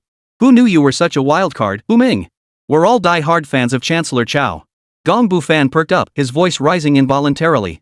Jiang Hao stared at the names his two friends had chosen on KTV King and couldn't bring himself to admit these two were his buddies. Each one was more abstract than the other. Jiang Hao opened the KTV King app and casually registered under the name Farewell to the Jianghu. Ding ding ding. The class bell rang, and Jiang Hao and his friends left the classroom. Bro Jiang, remember to log in tonight. I met this super enthusiastic guy from Northeast China while karaokeing last night. I'll pull you into the group chat room. Tonight, us bros are gonna sing karaoke together. Gongbu fan perked up the moment class ended, immediately inviting Jiang Hao and Hu Ming to join him for karaoke that night. Sure. I'll join you guys for karaoke tonight. Jiang Hao didn't decline Gongbu fan's invitation. Friendships like theirs were built through these kinds of activities, one gathering at a time. Roar. Jiang Hao, Sofia's here to see you. Jiang Hao waited at the entrance of Yangda University. Sofia's soft, boneless little hands immediately grabbed his. Sofia, you're here. Jiang Hao responded to Sofia. Sofia had texted Jiang Hao during her afternoon class, asking him to join her at the snack street. Jiang Hao didn't refuse and waited for her at the Yangda University gate right after class. Jiang Hao, Sofia wants you to try the fried dough sticks. I saw my coworkers eating it yesterday, it smelled so good. Sofia's drooling with anticipation. Sofia blurted out her thoughts. Yu Yao? Sofia, what on earth are you talking about? I don't quite get it. Jiang Hao was a bit confused about what Sofia meant by oil shake. Let Sofia think. Sofia scratched her head. It's that long, red thing. The shape is kinda weird. Sofia can eat several in one bite. Sofia gestured with her hands and feet. Stop. Stop describing it like that. I know what you mean, Sofia. That's youtiao. Tiao tiao, second tone. Jiang Hao nearly got sidetracked by Sofia's description. What oil shake? It's clearly youtiao. After all, Sofia was Russian, her pronunciation was way off. Right, yu yao. Ah, no you, tiao. Just like the baguette Sofia ate before they're both long. Sofia wants to eat some. Sofia tugged at Jiang Hao's hand, expressing her desire for youtiao. Alright, I'll take you. Jiang Hao didn't refuse, leading Sofia to the Fukang Night Market near Yangda University. Fukang Night Market. Freshly fried chinhui sticks. Freshly fried dough sticks, folks. Don't miss out if you're passing by. At the fried dough stick stall, the vendor flipped the dough sticks in the oil with chopsticks while calling out to customers. Owner, wrap up 10 yuan worth. Make sure they're the freshest ones out of the fryer. Jiang Hao pulled Sofia by the hand. She'd already been utterly captivated by the aroma of the fried dough sticks. So fragrant and crispy. It's burning my mouth, so hot. Sofia's Russian heritage showed through as she opened her mouth wide and stuffed the entire fried dough stick inside.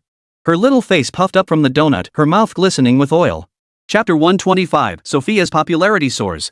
Jiang Hao, did the boss just say fried chinhui? Wasn't I eating a fried dough stick? What's fried chinhui? What does it have to do with fried dough sticks? Sofia turned her eyes to Jiang Hao and asked curiously. Well, it's like this. Chinhui is a historical figure from our region, a treacherous minister who sold out his country.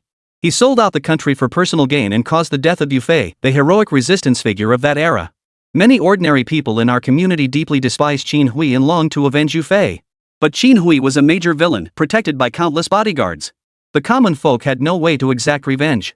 So people molded dough into a shape, deep-fried it, and used it to vent their anger and resentment. Jiang Hao briefly explained the historical context to Sofia. Wow.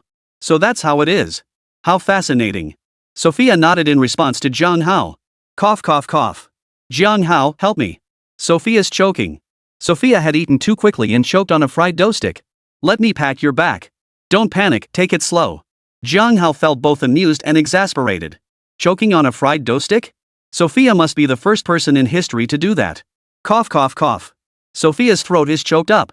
I should have listened to you, Jiang Hao. Eat slowly. Sofia gently patted her chest, her breasts jiggling slightly with each pat. What's going on? What did I miss? Do young people these days play around this much? Hey, Russian girl, what are you talking about? Holy crap, what's this take it slow nonsense? I'm just a kid, I don't understand any of this. That stinker got off easy. Wife stealing revenge. Sis, do you have to be so depraved? Sofia's suggestive words instantly drew the attention of nearby night market shoppers. Jiang Hao was also a bit stunned by Sofia's words and hurriedly pulled her away from the fried dough stick stall.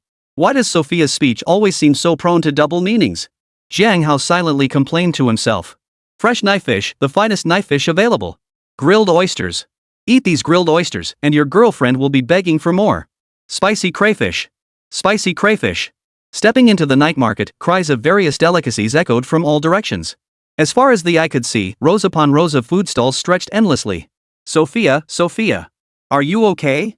Jiang Hao called out, but Sofia was already completely mesmerized by the night market's delicacies. Jiang Hao, Sofia wants it. Sofia wants to try everything at the night market. Sofia licked her lips, her eyes brimming with craving for the food. Wow! Beer in a bag. How fun! Ooh! Candy! Colorful cotton candy. Is this sugar art? Wow, that's amazing! Knife-cut noodles, is this some kind of martial art? Shaving noodles with a knife? First time seeing that. Sofia was experiencing all kinds of food she'd never eaten or seen before in her homeland, and her little mouth never stopped.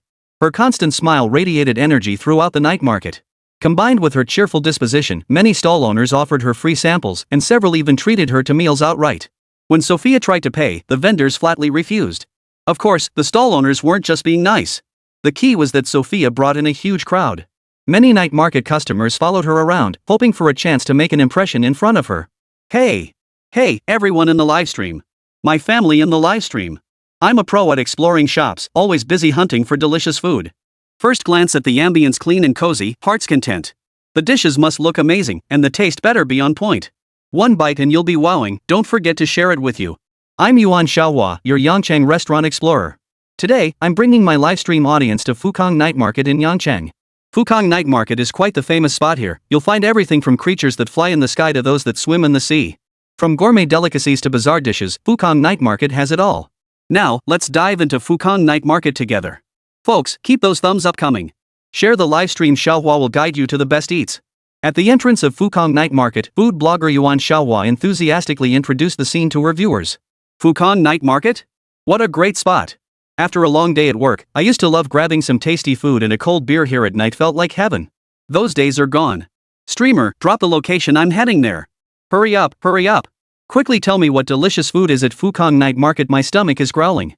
Yuan Xiaohua's delivery had great showmanship, and the live stream room flooded with viewers as soon as she went live. Hey, everyone. Don't worry. Xiaohua is already rushing non-stop toward Fukang Night Market. Folks, give us a little tap with your fingers and show the host some love with a thumbs up. The more likes, the more motivated the host will be to stream for you. Share the live stream room so more brothers and sisters can see Xiaohua's broadcast. Xiaohua Yuan was clearly a seasoned streamer, constantly energizing the chat. Xiaohua's delicious adventures, exploring century-old shops. Hey everyone, my loyal viewers. Our first stop today is Old Wang's Roasted Chicken Wings, a place my 200k fans rave about. I hear their portions are generous and delicious. Today I'll sample it for my 200k fans. Yuan Xiaohua found the night market vendor she'd pre-arranged with and started promoting them right in the livestream. What a sassy name. I can't handle it. Old Wang next door is selling chicken wings now? He's got it rough too. Are these chicken frames tasty? Looks like frozen stuff to me. Would anyone in the livestream really recommend this? Streamers who lie have no balls. Did this streamer get paid again? Last time was the same. They recommended some century-old roast duck shop, and boy, when I went to try it, that century-old turned out to be frozen World War II era duck. Let's go, let's go. Let's go watch the girls dance. Some viewers in the livestream had clearly been scammed by Yuan Xiaohua before, exposing her practice of taking bribes for restaurant reviews. Hey everyone, don't listen to those trolls stirring up trouble in the chat. I'm not that kind of person. I do these reviews for all of you in the livestream. Yuan Xiaohua frantically defended herself, but the number of viewers in the livestream kept dwindling. Host, did an absolutely gorgeous goose girl just walk past behind you? I'll send you a sports car. I want to see that goose girl. Bro, we're on the same page. That goose girl only stayed in the shady host's camera for less than a second, but I can tell she's got god tier looks. Seriously? Host, go find that goose girl who just walked by. Nobody wants to watch your crappy store tour. +1 agree. Agreed, +1. In the livestream chat, viewers flooded the comments wanting to see Sofia, who had just flashed by on camera. Chapter 126, Sofia goes live. Goose girl? What goose sister? Hey, everyone in the livestream, don't mess with me like that. Xiaohua is here today to recommend some delicious food to everyone in the livestream. Shall I keep introducing Old Wang's chicken knuckles from next door? Old Wang's chicken knuckles are guaranteed delicious, guaranteed to be so tasty you'll be clucking with delight. After eating Old Wang's chicken wings next door, you'll be clucking with delight on the floor. Xiaohua Yuan kept streaming her promotional pitch, completely oblivious to Sofia and Jiang Hao, who had just flashed past behind her. Host, are you blind or something? Didn't you even see that gorgeous goose girl behind you just now? Quick, turn the camera around. I said turn it around. My goose girl. Get lost, that's my goose girl. Drooling. Who wants to hear your ad? Quick, get the camera on the goose girl. Streamer, point the camera at goose girl and I'll shower you with gifts. Look at goose-sister. Look at goose girl +1. The bullet comments in Yuan Xiaohua's livestream rolled frantically, all demanding she point the camera at Sofia. Hold on, everyone in the livestream, don't get too excited. I didn't even notice her earlier. I'll go find goose girl right now and fulfill your request. Keep those lucky hands tapping, everyone. Hit follow and like. Yuan Xiaohua watched as a flood of viewers poured into her stream, her heart bursting with joy. Traffic equals money. Yuan Xiaohua put her offline promotions on hold and headed straight for the goose girl mentioned by the viewers. Hey, everyone in the livestream, your host is here. Wow, she's gorgeous. That goose girl has celebrity level looks. Even I, as a woman, am stunned by her beauty. Yuan Xiaohua quickly spotted Sofia. No wonder Sofia was so popular, surrounded by a crowd acting like bodyguards. Host, what's your camera doing? Quick, point the camera at the goose girl. Host, who wants to see your big mug anyway? Hurry up, I want to see goose girl. Crazy. Hurry up. Yuan Xiaohua's front-facing camera was pointed squarely at her own face. Hey, everyone in the livestream, don't get too excited. Xiaohua will flip the camera soon. Can everyone in the livestream give Xiaohua some encouragement? Send some stars and throw some beers. Xiaohua's stream today was supposed to be for a promotional ad, hoping to make some cash. Now that the ad fell through, everyone in the chat, please send Xiaohua some gifts. She'd be incredibly grateful. Yuan Xiaohua is a seasoned streamer. She's deliberately stalling for time, urging viewers to shower her with gifts. Damn. You're something else, you greedy streamer. Guys, don't let her get away with this. She actually has the nerve to act all wronged about the ad. Report the streamer. Report like crazy. Get the streamer banned. Streamer. I'll send you gifts. Hurry up and point the camera at goose girl. My wife. You upstairs traitor. Crazy contempt. The livestream instantly split into two factions as Yuan Xiaohua stalled for time. Hey everyone in the livestream, don't misunderstand Xiaohua. I'll point the camera at goose girl right now. Seeing the gifts had mostly stopped coming in and glancing at the chaotic flood of comments, Yuan Xiaohua hurriedly turned on the camera and pointed it at Sofia. Damn it.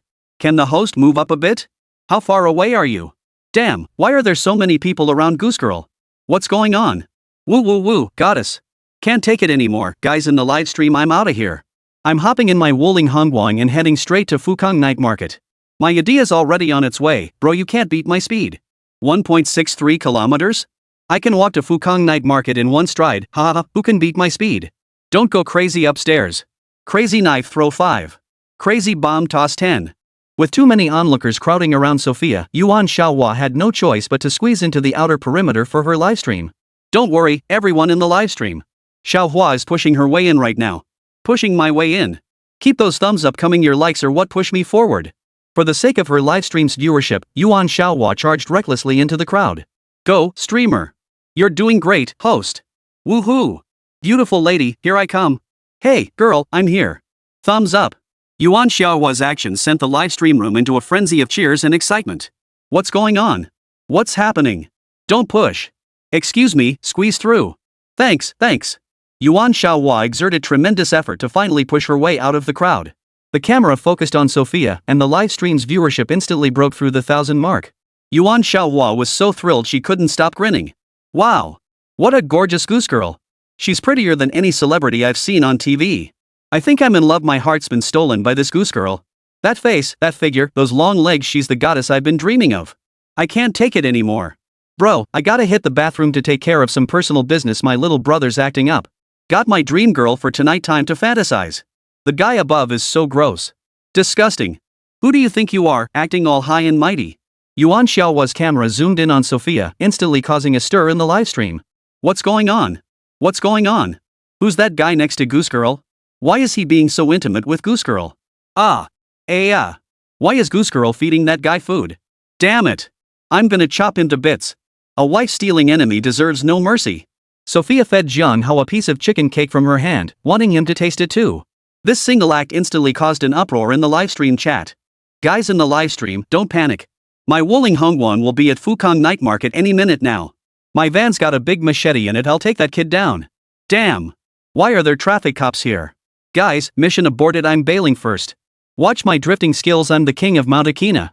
Take care of yourself, bro, don't end up in the station later. Damn it. I rode my Yudea to Fukang Night Market. That girl is seriously gorgeous. She's absolutely my goddess. I'm gonna pass out. The livestream's comments kept scrolling wildly, and the heat of the broadcast kept rising. Yuan Xiaohua held her phone aloft, her face beaming with joy. The livestream went viral. Damn. Real-time online viewers, 2,000. Yuan Xiaohua never dared to dream of this. Chapter 127, the livestream audience is falling apart. Hey, who are you? What are you doing? What are you filming with that phone?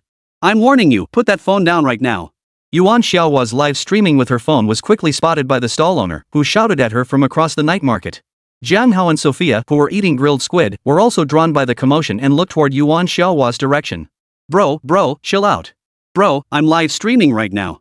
I'm Yuan Xiaohua, a restaurant reviewer. I'm here at Fukang Night Market to explore and livestream. Yuan Xiaohua stared at the barbecue stall owner, whose arm was covered in various tattoos, trembling with fear and daring not to hold anything back. Live streaming a restaurant review? Look, if you're gonna livestream, that's fine. But why are you pointing your camera at that Russian girl over there? Can you respect her privacy? She's here with her boyfriend to enjoy Fukang Night Market. Stop pointing that damn camera at them. It's a restaurant review livestream. Focus on the night market food.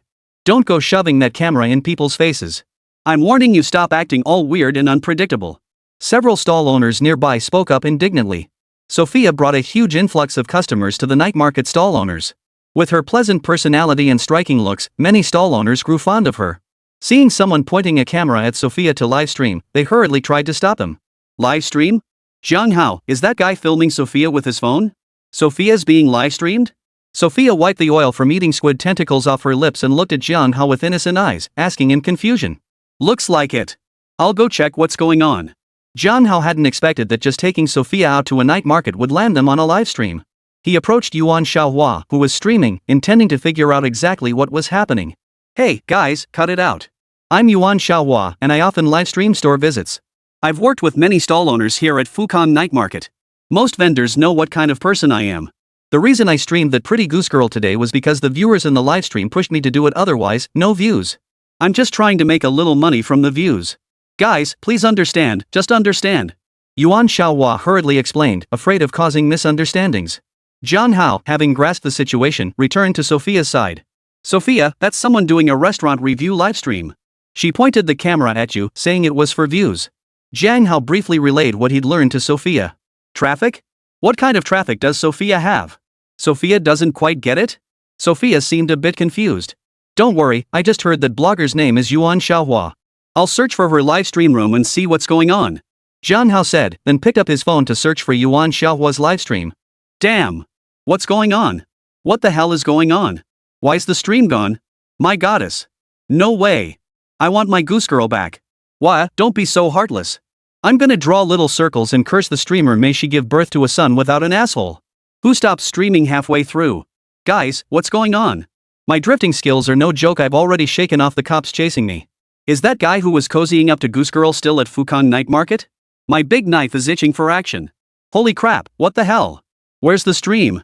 Did the streamer get kicked into the black room? What's going on, streamer? Damn it, why are the traffic cops chasing us again? Forget it, I'm outta here. That guy flirting with the Goose Girl? I'm done with him. Jiang Hao entered Yuan Xiaohua's livestream and was instantly bombarded by a barrage of comments. After watching the comments for a while, Jiang Hao finally figured out what was going on. Turns out the stream's audience had been captivated by Sofia's looks. But these guys weren't just fantasizing wildly about Sofia, some were even plotting to teach Jiang Hao a lesson. Jiang Hao wasn't about to take that lying down. Sofia, didn't you just say you wanted to play ring toss? Come on, I'll take you to play. Jiang Hao instantly had a plan in mind. Yuan Xiaohua saw Sofia being pulled away by Jiang Hao and hurriedly followed behind. She hurriedly turned her camera back on Yuan Xiaohua, wasn't about to miss out on this viral moment. Damn! We've got video. The livestream feed is back. Yangchang residents are sending nuclear power. The people of Mingchang are sending congratulatory telegrams. Thanks, streamer. I won't curse at you anymore today. My prayers must have worked. A day apart feels like 3 autumns. I haven't seen Goose Girl for a few minutes, and it feels like a lifetime has passed. Hurry! Hurry up, hurry up! I can't wait to see my Goose Girl. I'm new here. Excuse me, what's going on? What kind of live stream is this? Why are there so many people? Hey, you upstairs, you're in luck, just watch the stream. The stream resumed, and instead of cooling down, the chat exploded. More people flooded in as the feed came back online. Jiang Hao took Sofia's hand. She didn't refuse, letting him hold hers. Ha! What the hell is going on? Damn it, let go of me. I'm begging you on my knees, let go. The goddess's hand isn't something you can hold. Oh goddess, don't let that guy fool you. That guy may be handsome, but he's clearly all talk and no action, a total pretty face with nothing to back it up. I feel like my teeth are about to grind to dust. How infuriating. A wife stealing grudge is an unforgivable offense. Duel. I'll settle this with that guy who's holding the goddess's hand. Hey, you upstairs, don't talk big. Didn't you see the muscle bulges on that guy's arms? If you two duel, I bet you'll end up on your knees begging for mercy. You're full of it. I'm a Tai Chi master who trained for 2.5 years in college. Everyone calls me Little Zhang Sanfeng. Get lost. Stop dissing my brother, okay? Your brother's inside sewing right now. Jiang Hao and Sofia holding hands may not have been a big deal to them, but Yuan Xiaohua's livestream went absolutely wild. The viewers in the livestream felt like they could bite their molars to dust, wishing desperately that the man holding Sofia's hand was themselves. Jiang Hao remained in Yuan Xiaohua's livestream, watching the comments flood the screen. He couldn't help but think Yuan Xiaohua's viewers had pretty low tolerance. This was just the beginning, he'd make them regret it soon enough. Chapter 128, Jiang Hao takes Sofia ring tossing. Hey, everyone in the livestream. Keep those thumbs up coming, your host will make sure everyone gets what they want. Yuan Xiaohua followed Jiang Hao and Sofia while continuing her stream. Don't miss out if you're passing by. Folks from south and north, come on over for a spin. Ring toss, 1 try for $1, 15 tries for $10. Come take a look. All kinds of gifts at the stall, goose figurines, toy cars, puppy statues, you name it. The ring toss stall owner was shouting his head off. Jiang Hao led Sofia to the ring toss stall. Yuan Xiaohua, desperate for livestream views, panted as she followed Jiang Hao and Sofia. Holy crap, am I seeing things? A ring toss stall at Fukang Night Market? Ring toss, how nostalgic. When I was a kid, every New Year's Eve fair, I'd pool money with the village kids to play ring toss.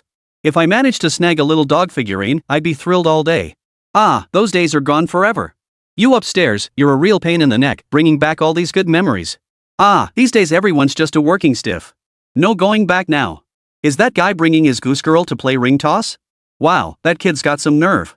The goose girl goddess has probably never played ring toss before. Sigh, if only I were there. I could show the goddess my ring toss skills, I'm a seasoned pro. Skilled my ass. You upstairs are really something.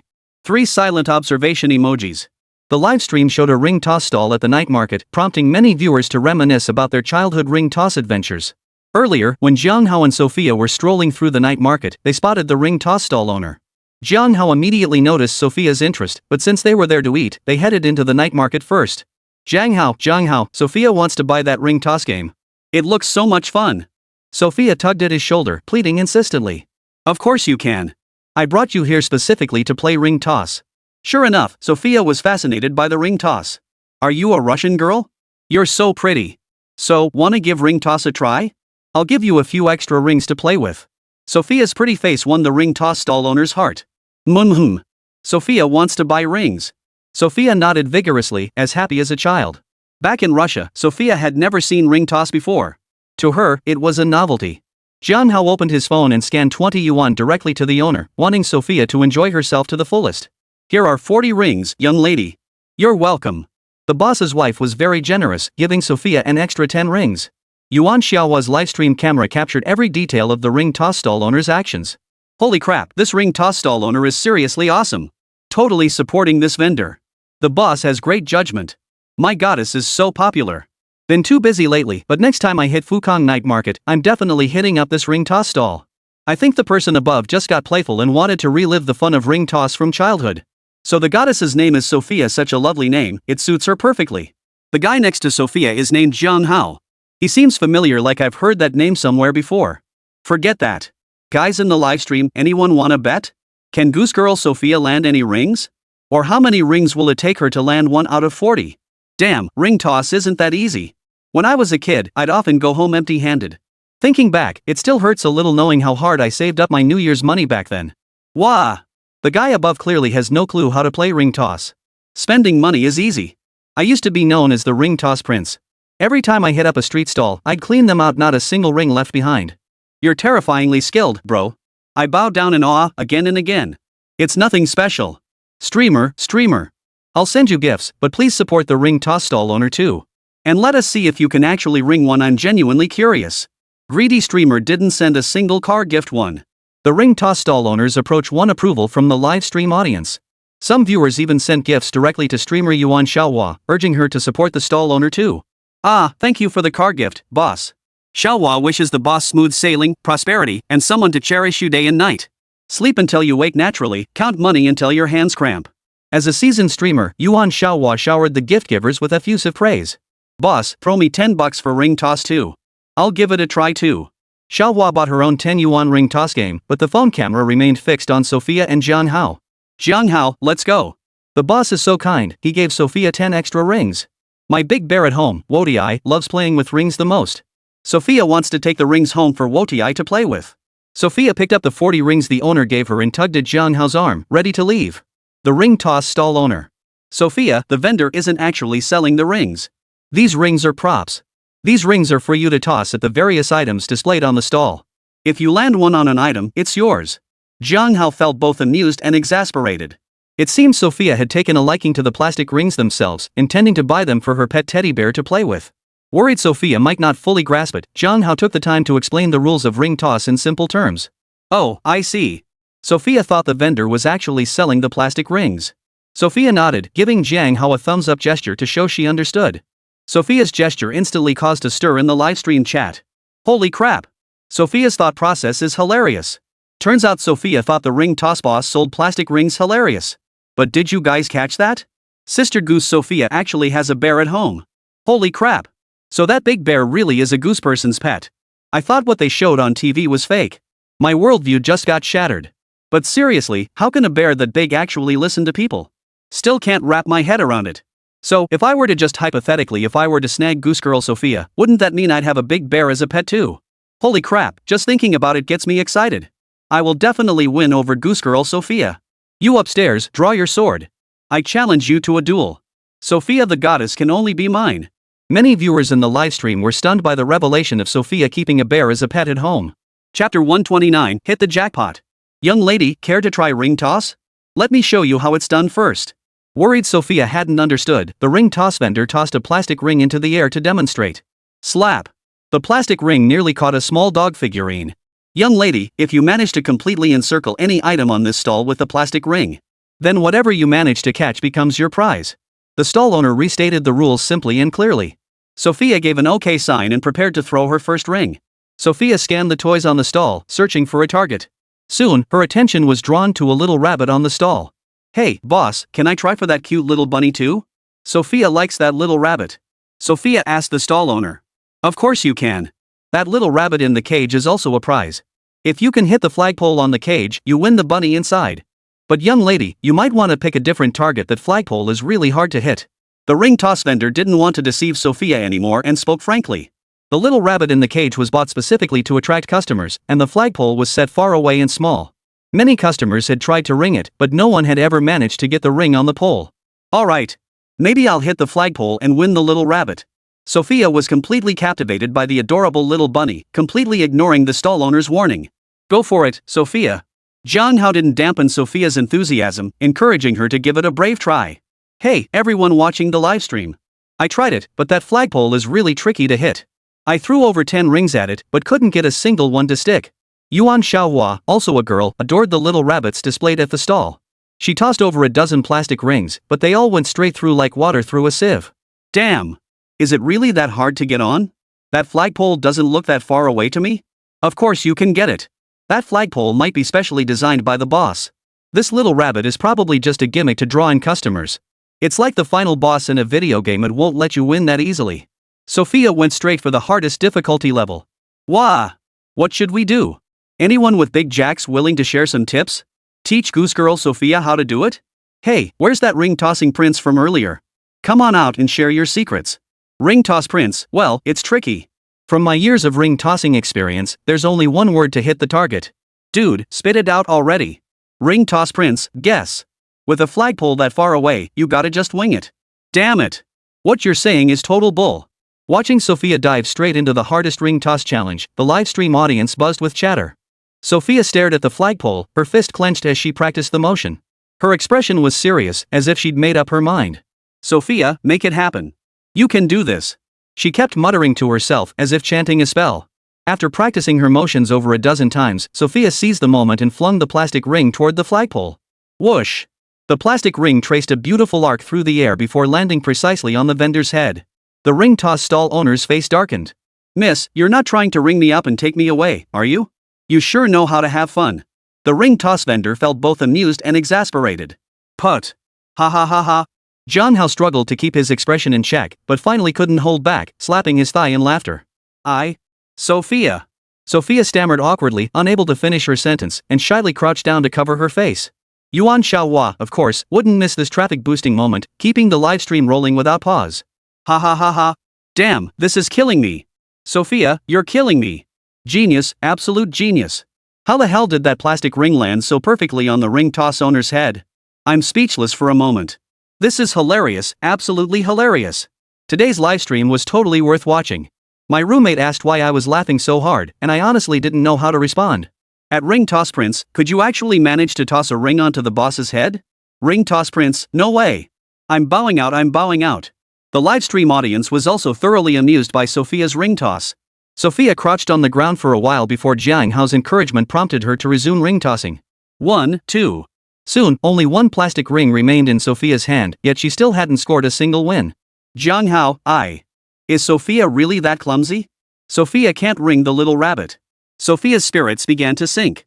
Sofia, it's okay. Let me teach you. Jiang Hao reached around from behind and took Sofia's hand, explaining the technique for throwing the rings. Sofia's face flushed red, but she didn't resist Jiang Hao's actions. Yuan Xiaohua's livestream continued, but Jiang Hao's actions sent the chat exploding with reactions. Aha. Damn it. Let go of my goddess. I'm gonna spit blood. Crazy blood spitting. Goddess Sofia, you must have been forced into this, right? Goddess Sofia, if you've been kidnapped, blink your eyes. She blinked. Goddess Sofia must have been kidnapped. I'm calling the police. Wha? No. Oh my goddess Sofia. The livestream was filled with wails of despair. I'm cursing that guy next to goddess Sofia. I don't believe it, that guy must be taking advantage of the situation. He's just a sleazy creep. Goose Girl clearly can't even ring the target. I refuse to believe this guy could teach her anything. Some viewers in the livestream began questioning Jiang Hao's motives. Hurry up and throw. It's the last ring. I don't believe this guy can teach her to hit it on the first try. Jiang Hao had no time to pay attention to the chatter in the livestream chat. He was simply explaining the proper technique for applying force to Sofia. Jiang Hao, Sofia's throwing now. Sofia's really going to throw it. Sofia looked at Jiang Hao. After catching his encouraging gaze, she tossed the last plastic ring in her hand. Whoosh! This time, the plastic ring traced a graceful arc through the air, landing precisely on the flagpole above the rabbit cage. Got it. Chapter 130, How could you eat such a cute bunny? Got it. Everyone in the livestream, Sofia the goose got it on the first try. This. I'm practically speechless. Yuan Xiaohua never imagined Sofia's last plastic ring would actually land. Damn. Am I seeing things? It actually went on. She missed the first 20 rings, and then the very last one goes on? Unbelievable. My goddess Sofia is truly amazing. This ring-tossing prince is utterly stunned. Could it be that Jiang Shan really has something special? He taught her casually, and Sofia nailed it. All I can say is it's magical. It was luck, pure and simple. I don't buy it's survivor bias for sure. She just guessed right on the last ring. Stop arguing, guys. Whether it was luck or not, Sofia got the ring. She must be thrilled. If the goddess is happy, I'm happy. Damn, where did this bootlicker come from in the livestream? Kick him out and beat him to death. Is that stick even legit? You can drive on this crappy road? No driving in the stream. Official notice: if you spot someone driving in the stream, flip their car over and kick it hard. You upstairs, I'll kill you.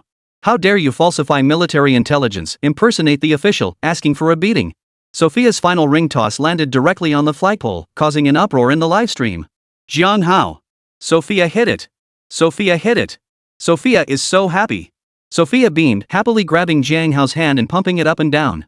Seeing Sofia hit the flagpole, Yuan Xiaohua felt her confidence surge. She threw the remaining rings in her hand, but none of them landed. Sure enough, the streamer's rings didn't land a single one. It's not that easy to get them on. Sofia the goose girl has such incredible luck. She nailed the last ring, so jealous. Sofia looks so adorable when she's happy, I love it. It doesn't matter if you like her, it's obvious Sofia's already been charmed by that kid Jiang Hao. Damn it. Stealing my wife is an unforgivable offense. I can't take it anymore. I'm leaving this heartbreaking live stream. Let's go together. Let's go watch those tech-savvy, fierce ladies dance for us. Family in the live stream, got any affiliate links? I need one to ease this heartache. Dude upstairs, you're disgusting. Yuan Xiaohua missed every single ring toss, and the viewers blamed Sofia's success on pure luck. Congrats. That girl got lucky, she nailed the flagpole with her last ring. The ring toss owner looked distinctly uncomfortable. He'd assumed the girl wouldn't win anything, but she ended up snagging the grand prize right from his stall. Here, young lady, the little rabbit you won. I'll get it for you. The ring toss owner retrieved the little rabbit from his stall, ready to hand it to Sofia. Wow, thank you, sir. Little bunny, Sofia is now your owner. Sofia took the cage from the ring toss owner's hands, her eyes sparkling with unhidden delight. Jiang Hao, look. A little bunny. The little bunny is saying hello to you. Sofia gently stroked the little rabbit in the cage, lifting its little leg to wave at Jiang Hao as she spoke. Jiang Hao crouched down too, joining Sofia in teasing the little bunny inside the cage. Yuan Xiaohua's livestream camera kept rolling, broadcasting the scene of Jiang Hao and Sofia playing with the little bunny. Wow, what a heartwarming scene. So jealous, seriously jealous. Why do they seem like a perfect match? He's handsome, she's beautiful, and I'm just a lonely single guy left behind. Wah! Enough already, I need to find a girlfriend too. I want to say goodbye to this life where I only have my hands. That little bunny looks so cute. It'd probably make delicious spicy rabbit heads. No way, I gotta check if any nearby delivery places have spicy rabbit heads. You've got me starving. I prefer Sichuan peppercorn flavor. Sichuan peppercorn rabbit heads are so numbing and spicy, absolutely delicious. Is the person above me a devil? Bunnies are so cute, why would anyone eat them? Don't eat cute bunnies. Your comments here. I'm not sure how to respond. Is it just me, or does the rabbit in the cage look really down? Is it sick? Now that you mention it, I see what you mean. Streamer, could you remind Sister Goose Sofia to check if the rabbit in the cage is okay? Maybe it's sick? The chat in the livestream gradually shifted focus to the rabbit in the cage. Jiang Hao, take a look, is the little bunny in the cage sick? Why does it look so listless and uninterested in moving around? Sofia noticed the rabbit's lack of activity, looked up at Jiang Hao, and asked. Seems like there might be something wrong. Why isn't this rabbit moving around much? Is it sick? Let me take a look. Jiang Hao reached out to take the rabbit Sofia offered him, intending to examine it. Gurgle, gurgle, gurgle. The rabbit in Sofia's hand suddenly let out a sound and began struggling violently. Good bunny, good bunny. What's wrong? Sofia tried to calm the rabbit in her arms. Hey, boss, you. How come you've got another rabbit on your stall? Yuan Xiaohua spotted the new rabbit on the stall owner's display and asked. Coo coo coo. Squeak squeak squeak. Sofia's rabbit, trapped inside its cage, began frantically hopping about. Goo goo goo. Squeak squeak squeak. The rabbits newly displayed on the street vendor's stall began hopping along too. Jiang Hao's gaze shifted to the carpet and he seemed to grasp what was happening. Hey, boss, these two rabbits must be a pair, right? They might even be a little married couple. Jiang Hao stood up, looked at the vendor, and asked. Yes. These two little rabbits are male and female. They've been together since the day I bought them. I've kept them together for so long it's only natural they've grown attached. The ring toss shop owner didn't hide anything, explaining the situation directly. These two rabbits have been together all along, and they're deeply attached to each other. If they were separated, I'm afraid neither would survive. I won't sell the new rabbits. If you want them. The ring toss owner didn't elaborate further, merely gesturing toward the plastic rings in his arms. The implication was clear. She had to find a way to catch the other rabbit too, or else neither would survive.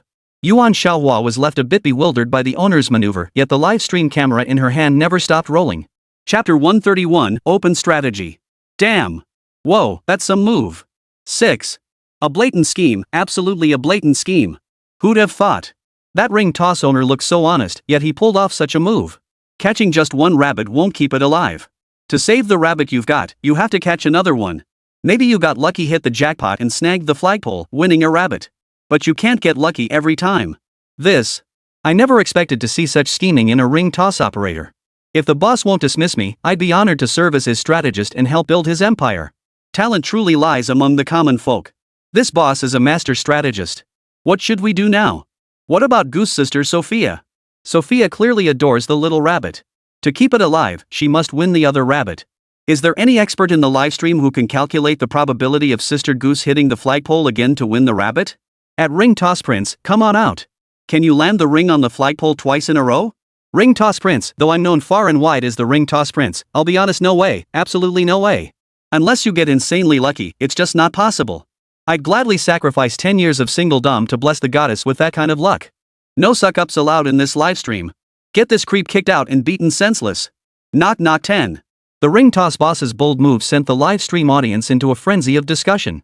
The livestream's viewership kept surging, breaking through the 5,000 person mark. Yuan Xiaohua beamed with delight at the surging popularity. It's going viral, truly going viral. Sweetie pie. Don't worry, little bunny. I'll help you win back your companion. Sofia will make sure you two are together. Sofia soothed the little rabbit in her hands through the cage bars.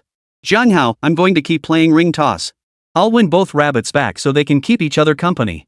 Sofia puffed out her cheeks, determined to keep playing ring toss and win both rabbits back. Alright, I'm with you. Jiang Hao promptly paid another 20 yuan and bought several dozen plastic rings. Hold on, let me explain something first. I'm going to change the position of the flagpole. I'll move it back a bit. The ring toss owner immediately moved the flagpole back 2 meters and deliberately bent it. This meant that unless the angle was perfectly executed, it was virtually impossible to land a ring on the flagpole. In an instant, the difficulty of hitting the flagpole shot through the roof. Hey, boss, how can you do this? How are people supposed to win like this? Yuan Xiaohua couldn't help but speak up. The owner clearly didn't want anyone to win the other rabbit. The owner waved his hands dismissively, signaling that these were the rules. Damn it! This ring toss owner can't take a loss, he's totally lost it. Who plays like this? Total crook, straight up crook. If I ever go to Fukang Night Market again, I'll never patronize this guy. Blacklist him, he's gotta go on the blacklist. I treated him like a brother, but he treated me like a pig to slaughter. The flagpole was already hard to hit, but now he's moved it back over 2 meters and bent it on purpose, clearly doesn't want anyone to win. I'm calling the market regulator to report this. Reporting won't help. These are the rules set by the ring toss operator. If you want to win the other rabbit, you have to play by their rules. This. What are we supposed to do now? Sofia the goose just got lucky hitting it, that was pure luck. We can't expect her to get that lucky again. I don't think it's going to happen. Poor rabbits. Now we can't even afford to keep him.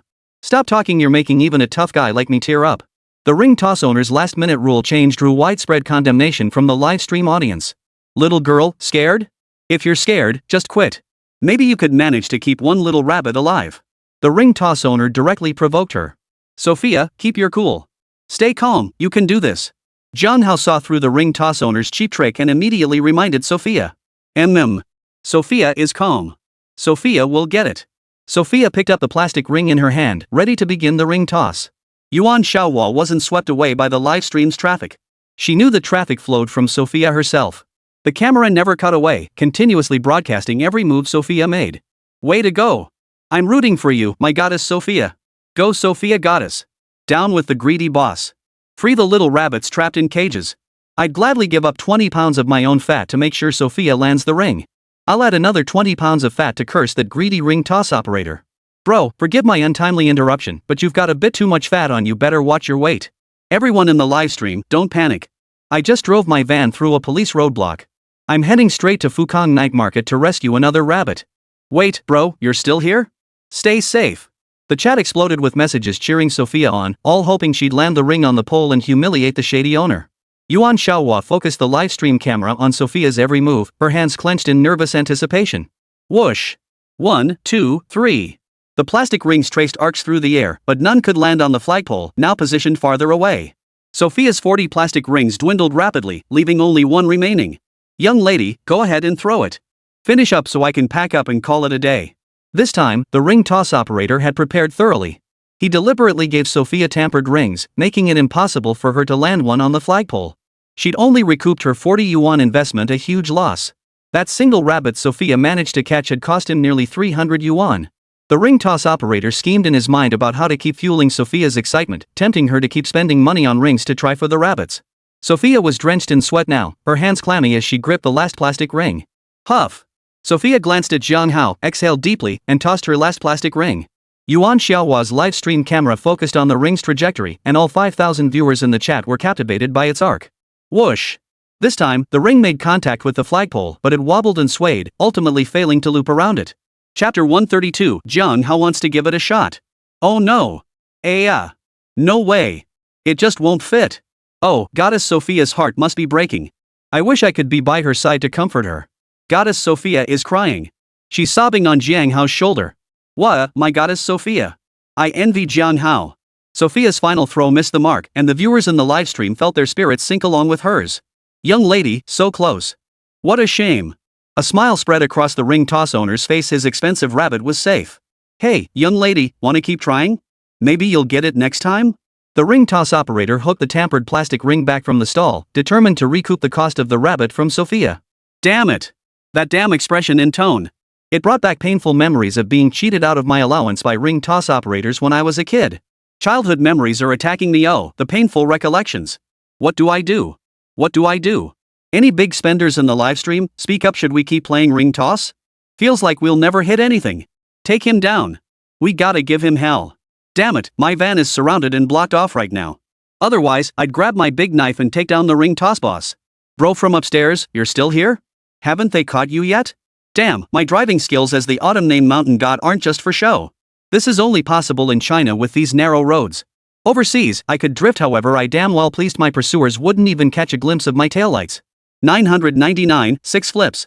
Watching the ring toss stall owner's antics, many viewers in the livestream were reminded of unpleasant childhood memories. Sophia, keep throwing. Sophia will definitely hit it. Sophia pulled out her pink little wallet, ready to buy more plastic rings from the vendor to keep playing. Sophia, don't rush. It'll be fine. Let me handle it. Don't worry, the rabbits will win back their prizes. Both adorable bunnies will survive. Jiang Hao stopped the excited Sophia, giving her a reassuring look. You know what? That kid Jiang Hao's got some backbone. He knows how to comfort people. Jiang Hao has already calmed Sophia's emotions. That emotional support Jiang Hao really delivers. I'm already taking notes in my little notebook. Comfort first, then add facial expressions. Study hard, I must study hard. My eyes say I get it, but my brain's totally lost. Am I destined to be a single dog forever? Don't underestimate us singles. What did us singles ever do to deserve this? Stop talking like that. Hey upstairs, how about we comfort each other? Don't underestimate the bond between single dogs. Ugh, gross. This isn't Jotto, keep the stuff to yourself. British cops in the workplace? Gross. Holy crap, what a talent. Official notice, this livestream is moving at breakneck speed. Fasten your seatbelts. Jiang Hao's actions earned him plenty of likes and approval from the livestream audience. Boss, another 20 yuan worth of plastic rings. Let me give it a shot. Jiang Hao looked at the ring toss owner and asked to buy another 20 yuan worth of rings. Sure, no problem. If that's not enough, you can buy more. I've got plenty of rings on hand. The owner smiled as he handed the rings to Jiang Hao, clearly not believing he could land a single one. This is enough. I'm just playing for fun. Jiang Hao ignored the owner and took the rings. Jiang Hao, you. Maybe we should just call it quits. Sophia, give the rabbit you won back to the owner. We can keep both rabbits. Sophia didn't believe Jiang Hao could actually catch one. After all, the poll's difficulty had been set far too high by the owner. It was simply impossible to succeed. Sophia, don't worry. Maybe I'll get lucky and land it. Jiang Hao gave Sophia a reassuring look, signaling everything was fine. Damn. So jealous. Jealousy and envy. Sis is being way too nice to Jiang Hao. Lucky bastard, what kind of charm does Jiang Hao have that makes Sophia treat him like this? My goddess Sophia, how could you do this? My heart is shattered into pieces. My tears are pouring down like a downpour. Just light a mosquito coil quietly. Just light one. Viewers in the livestream were instantly heartbroken by Sophia's attitude toward Jiang Hao. Hey, do you think Jiang Hao can hit the flagpole and win the other rabbit too? That's definitely impossible. The boss deliberately moved the flagpole back 2 meters and bent it. There's no way he could hit it. I disagree. Just now, when Sophia hit the flagpole and won the little rabbit, it was Jiang Hao giving her directions. But you said just now hitting the flagpole then wasn't nearly as difficult. Right now? Absolutely no way he'll get it. If Jiang Hao can hit that flagpole, I'll eat the damn thing right here. Damn, you're really going all in? That's exactly why I'm confident Jiang Hao absolutely, positively cannot hit the flagpole. Agree 10. The chat in the livestream was overwhelmingly skeptical of Jiang Hao, not believing he could loop the flagpole and win the other little rabbit. Hey everyone in the livestream, I'm running a little bet. For those who think Jiang Hao can hit the flagpole and win the bunny, shake a little star. For those who think he can't, shake a little beer. Yuan Xiaohua saw the comments from the livestream audience and immediately launched a prediction game. As soon as the bet opened, the little star's votes took an overwhelming lead. Yuan Xiaohua's face lit up with delight. Every star vote from the audience meant gifts, which meant money. Within just 1 minute of the bet opening, over 4,000 out of the 5,000 viewers in the livestream voted, all betting that Jiang Hao wouldn't succeed. Ah! He got it! He got it! Jiang Hao, you're amazing! Sofia screamed. What? It's already hooked? No, it's a bottle of milk. I thought I hooked the flagpole, scared me to death. All that fuss, you scared me half to death. The guy who said if you hit the flagpole, you'd eat it can relax now. Phew, I was never worried. There's no way I'd hit the flagpole, I'd never get the chance to eat a flagpole. But Sofia the goose girl looks so excited. Seems like Jiang Hao hitting the drink made her happier than if she'd won it herself. Ah, Sofia's heart is completely set on Jiang Hao now. How infuriating. Wah, I'm gonna draw a circle and curse Jiang Hao. Sofia's shriek startled many viewers in the livestream. Chapter 133, I'm reporting Jiang Hao for cheating. No offense, but girl, don't make such a fuss. You gave me such a fright, I genuinely thought I'd hit the flagpole. The ring toss owner was also startled by Sofia's scream and was now clutching his chest to steady his nerves. Thank goodness, thank goodness. I knew there was no way it could have hit the target. But I clearly rigged the rings. Logically, they shouldn't have hit anything. How did he manage it? The ring toss owner thought to himself, a look of suspicion creeping onto his face. Well, looks like I'm in luck. I got one on my very first throw. Could you grab the milk I won for me, boss? Jiang Hao held out his hand, gesturing for the ring toss owner to retrieve the drink he'd won. Jiang Hao, you're amazing. You got it on your first try. You're amazing. Sofia gave Jiang Hao a thumbs up. Here's your milk, kid. Hurry up and throw if you're gonna try, don't dawdle around. The ring toss owner watched Jiang Hao's faint, almost imperceptible smile and couldn't shake a sense of unease, a vague sense of foreboding settling in his gut. Thanks, boss. I'll just keep playing. Jiang Hao took the milk from the owner's hand and placed it in Sofia's. Whoosh! The second ring in Jiang Hao's hand traced an airy arc through the air, landing precisely on a small dog sculpture. Wow! Got it! You got it again! Jiang Hao, you're amazing! Sofia jumped up excitedly, grabbing Jiang Hao's hand, her expression filled with excitement. Ah! Wait, dude? How did you hit it again? Holy crap, what's going on? Another puppy statue got caught in the net. This. What the hell is up with that kid Jiang Hao? Could it be that Jiang Hao was actually a ring-tossing master? Tagging crazy-eyed the guy who claimed Jiang Hao ate the flagpole after winning it. Tell me, are you freaking out yet? Screw being scared, Jiang Hao only snagged some cheap trinket from a street stall.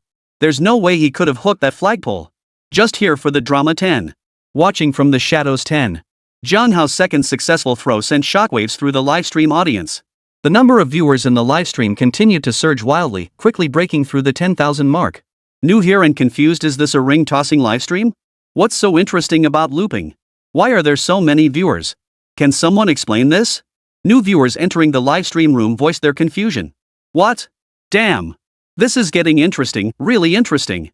So you're saying this guy trying to catch the rabbit is Jiang Hao, and the ring toss owner is deliberately making it hard for him? Jiang Hao has to hit the flagpole to win the other rabbit, otherwise, the two rabbits separated won't survive. This ring toss owner really reminds me of my damn boss. Go Jiang Hao! Support Jiang Hao, showing that shady ring toss owner what's what. After getting the gist of the situation, viewers who had joined the livestream earlier also started rooting for Jiang Hao. Damn. This is going viral. The livestream shot straight to the trending list. Yuan Xiaohua, the streamer, felt like she was floating on air. FK, why's my phone only at 5% battery? Damn it! I clearly remember charging it last night. Where's my power bank? Where's my power bank? Damn it, I didn't bring my power bank. Damn it all to hell, what was I thinking? Yuan Xiaohua frantically smacked her head, silently praying her phone would hold out just long enough for Jiang Hao to finish stacking all the plastic rings. Damn it! What's going on? Guys, is it my phone card? Why's the live stream stuttering? It's freezing up like a PowerPoint presentation. I've got the latest Apple 18 Pro Max. It shouldn't be lagging like this. Your Apple phone sucks. You gotta have my triple fold, flower patterned phone. Watching live streams on it is crystal clear and super smooth. Damn, everyone's rich except me, stuck with this crappy Xiaomi. The stream keeps freezing now. Don't listen to them. It's just the stream lagging. Host, fix this ASAP. Who knows how many brothers and sisters are waiting? The lag instantly sparked frustration among the viewers. My apologies, everyone in the chat. My phone's battery is down to the last 5% and it's forced into power saving mode. I forgot my power bank too. Everyone in the livestream, please bear with me for now. Thanks. Yuan Xiaohua pressed her palms together in apology to the viewers. How did this happen? This is messing with my head. Please hold on, streamer's phone. You absolutely have to hold on. Private Marseille phone Chan, I'm counting on you. I'll channel my power through you. This phone will definitely hold out until the broadcast ends. Jiang Hao, hurry up and cast. The streaming phone can't hold on. Yuan Xiaohua's live streaming phone popped up a low battery alert, and some viewers in the chat even started praying to the phone. You. How did you get it again? This can't be. The ring toss owner's face was frozen in shock. How could Jiang Hao possibly win twice in a row? The plastic rings were clearly rigged. The ring toss operator couldn't comprehend it. Just lucky. Jiang Hao had long noticed the ring toss owner deliberately tampering with the plastic rings, so he decided to teach this ring toss owner a lesson. The system had enhanced Jiang Hao's physical abilities, granting him heightened senses. Combined with the system's reward of a martial arts master skill, his body coordination had transformed. Jiang Hao could now precisely control the force and angle of his ring tosses, achieving perfect hits every time. Any tampering the ring toss owner had done to the plastic rings had long been corrected by Jiang Hao. Whoosh! Whoosh! Jiang Hao threw one after another, each plastic ring tracing a perfect arc through the air. Every prize displayed on the stall, except for the flagpole representing the little rabbit, was successfully looped by Jiang Hao. Gulp! Sofia swallowed hard. Her eyes widened, fixed intently on Jiang Hao. Her mouth formed a wide O as she was utterly speechless at Jiang Hao's unbelievable skill.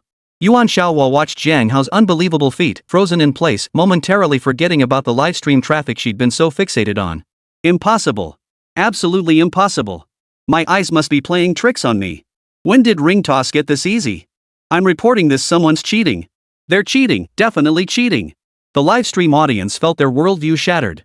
Chapter 134, Jiang Hao's final throw. Jiang Hao, you're amazing. Sofia is so in awe of you. Sofia recovered from her shock, steadied her emotions, and managed to speak. It's okay. Jiang Hao ran a hand through his hair, feeling a bit flustered by Sofia's praise. Wow. Even Sofia the goddess has started idolizing Jiang Hao. Damn. Forget Sofia, even I, a strapping 7-foot man, am starting to admire Jiang Hao. This Jiang Hao is something else. I bet that ring toss stall owner won't dare act cocky anymore. He got a proper lesson from Jiang Hao. Let's be honest, the ring toss owner never imagined he'd run into someone who's practically cheating. Jiang Hao, keep ringing. Get that last flagpole to win that other rabbit as well. Yeah. Go for it. Go Jiang Hao. Hey, is that guy who said he'd eat the flagpole if Jiang Hao hit it still in the livestream? Just wondering if you're freaking out now, haha. I bet he's freaking out big time. Bro, stream yourself eating it later, I'll shower you with gifts. Which guy is that? Tag him out quick, I can't wait to see the dude chow down on the flagpole. The livestream audience went wild cheering Jiang Hao on, while simultaneously recalling the viewer who earlier declared he'd eat the flagpole if he hit it. This. You. Me. The ring toss owner was rendered speechless by Jiang Hao's outrageous move. No. Stop right now. You can't keep throwing rings. I have something urgent at home. My wife is about to give birth. I need to pack up my stall. I can't keep playing. The ring toss owner waved his hands frantically, urging Jiang Hao to stop playing.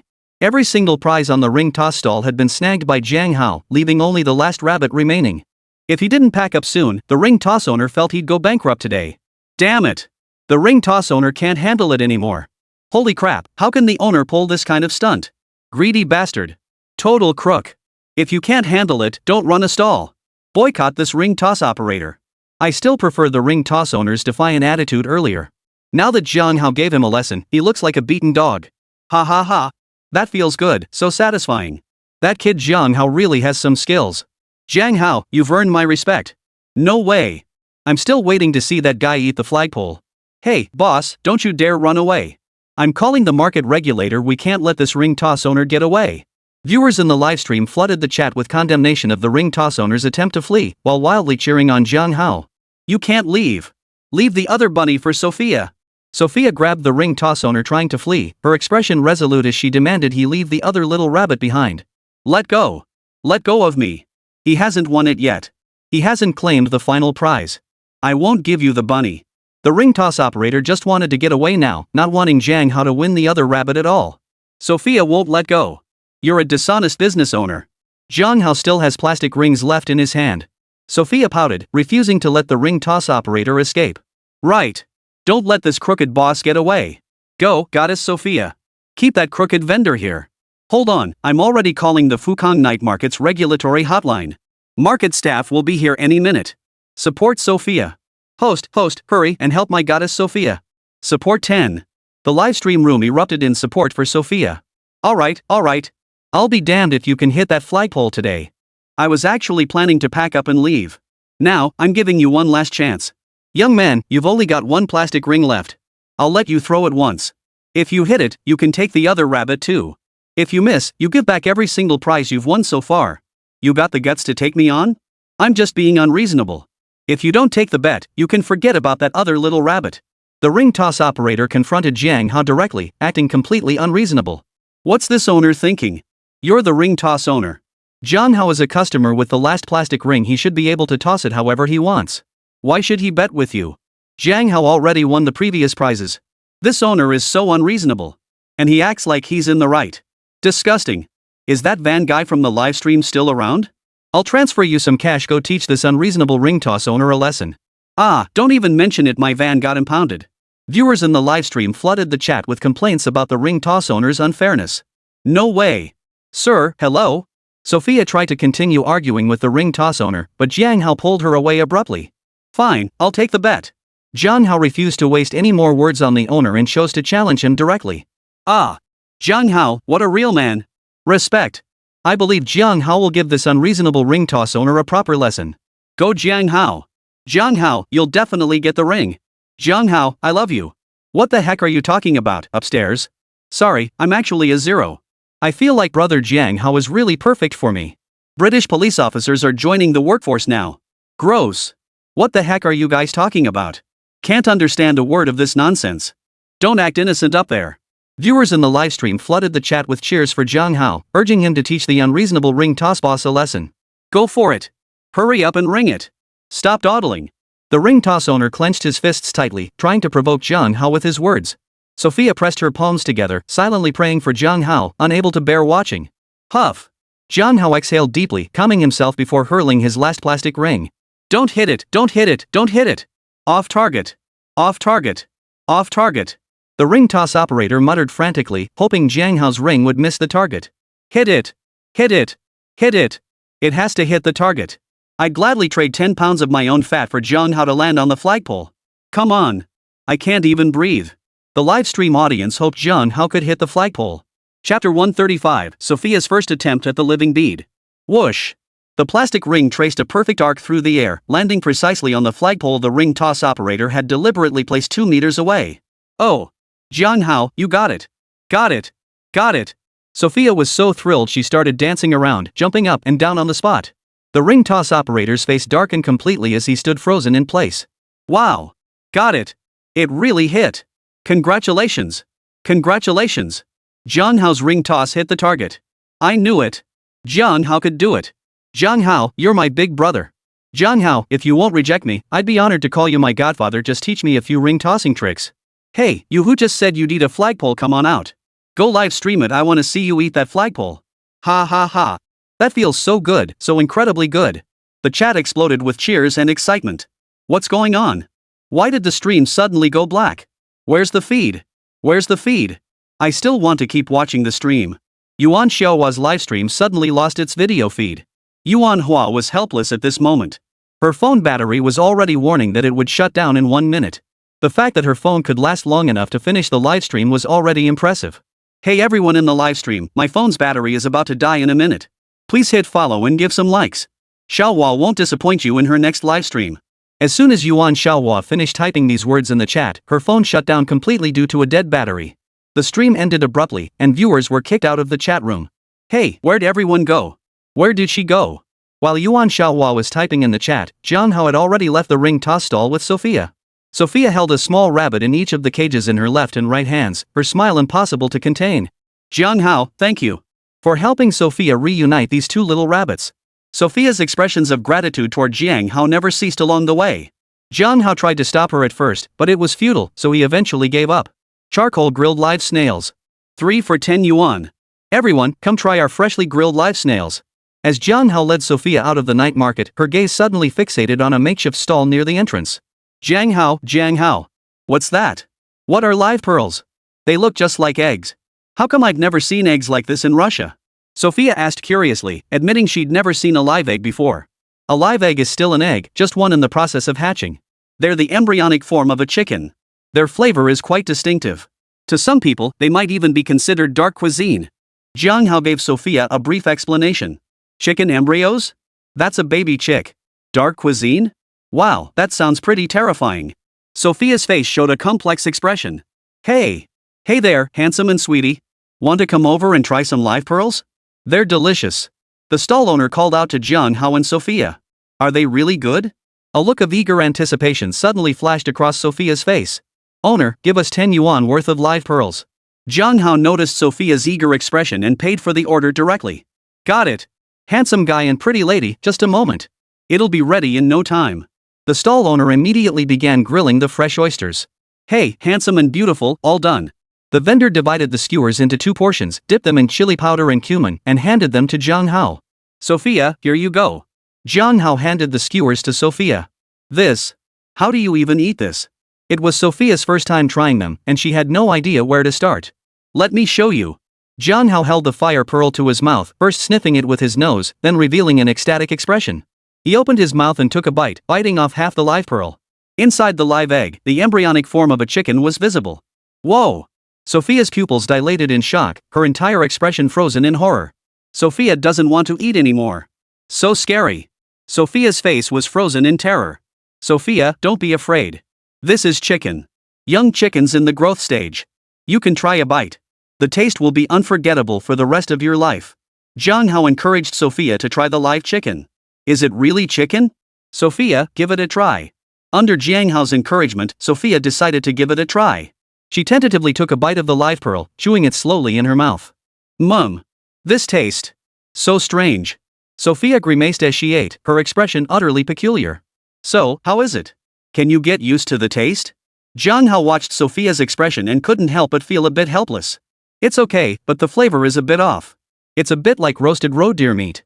My father Mendeleev hunted roe deer in winter, and the meat tasted pretty much the same. Sofia shared her thoughts. Hey, handsome guy and Russian cutie, finally found you too. How did you two vanish so quickly? Yuan Xiaohua searched the Fukang night market thoroughly but couldn't find Jiang Hao and Sofia. She had almost given up hope when she spotted Jiang Hao and Sofia again at the night market entrance. Yuan Xiaohua immediately approached them and greeted Jiang Hao and Sofia. Restaurant reviewer, what brings you here? Jiang Hao asked, immediately recognizing Yuan Xiaohua as a store reviewing content creator. You know. Well then, let me formally introduce myself. I'm a store exploring live streamer. My name is Yuan Xiaohua. Here's the thing, I was thinking about teaming up with both of you to see if we could do a live stream together.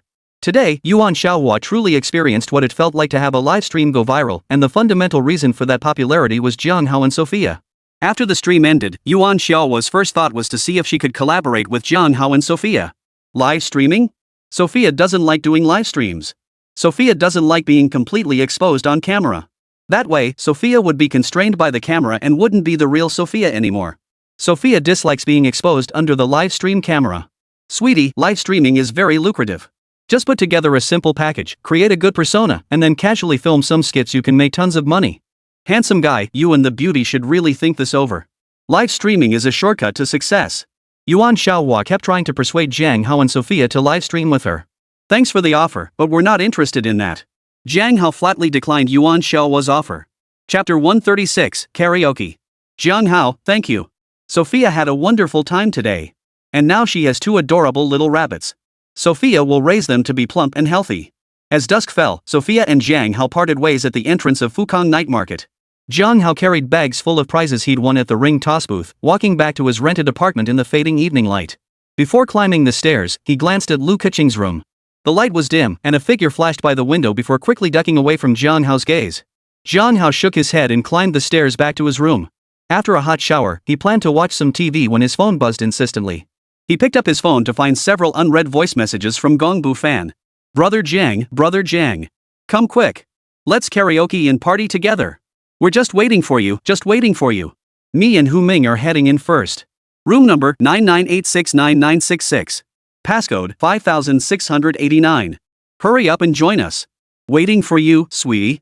Opening the unread voice message, Jiang Hao recalled his earlier plans with Gongbu Fan and Hu Ming to hit up KTV King for karaoke that night.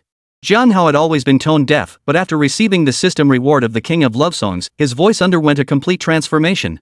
He opened the KTV King app, entered the room number, and stepped into the karaoke lounge. Love until death. Nothing less than all-out passion is satisfying. Only this way can we truly express how deep our feelings run. Love till death do us part. No joy until tears turn to smiles. Even if the universe perishes, my heart remains. Love each day as if it were the last. The moment Jiang Hao stepped into the karaoke lounge, Hu Ming's tone-deaf voice blasted through the speakers, singing wildly. The shrill noise pierced Jiang Hao's ears, prompting him to immediately turn the volume all the way down. Damn it! Holy crap! Stop howling like ghosts in here. My ears. You owe me for my ears. I can't take it anymore. This is bloody murder. Shut up, shut up. Oh my god, oh my god. Old Wang downstairs is banging on my door like crazy, asking if someone died in my house. Why am I wailing like a ghost? Bro, I'm begging you, turn off your mic.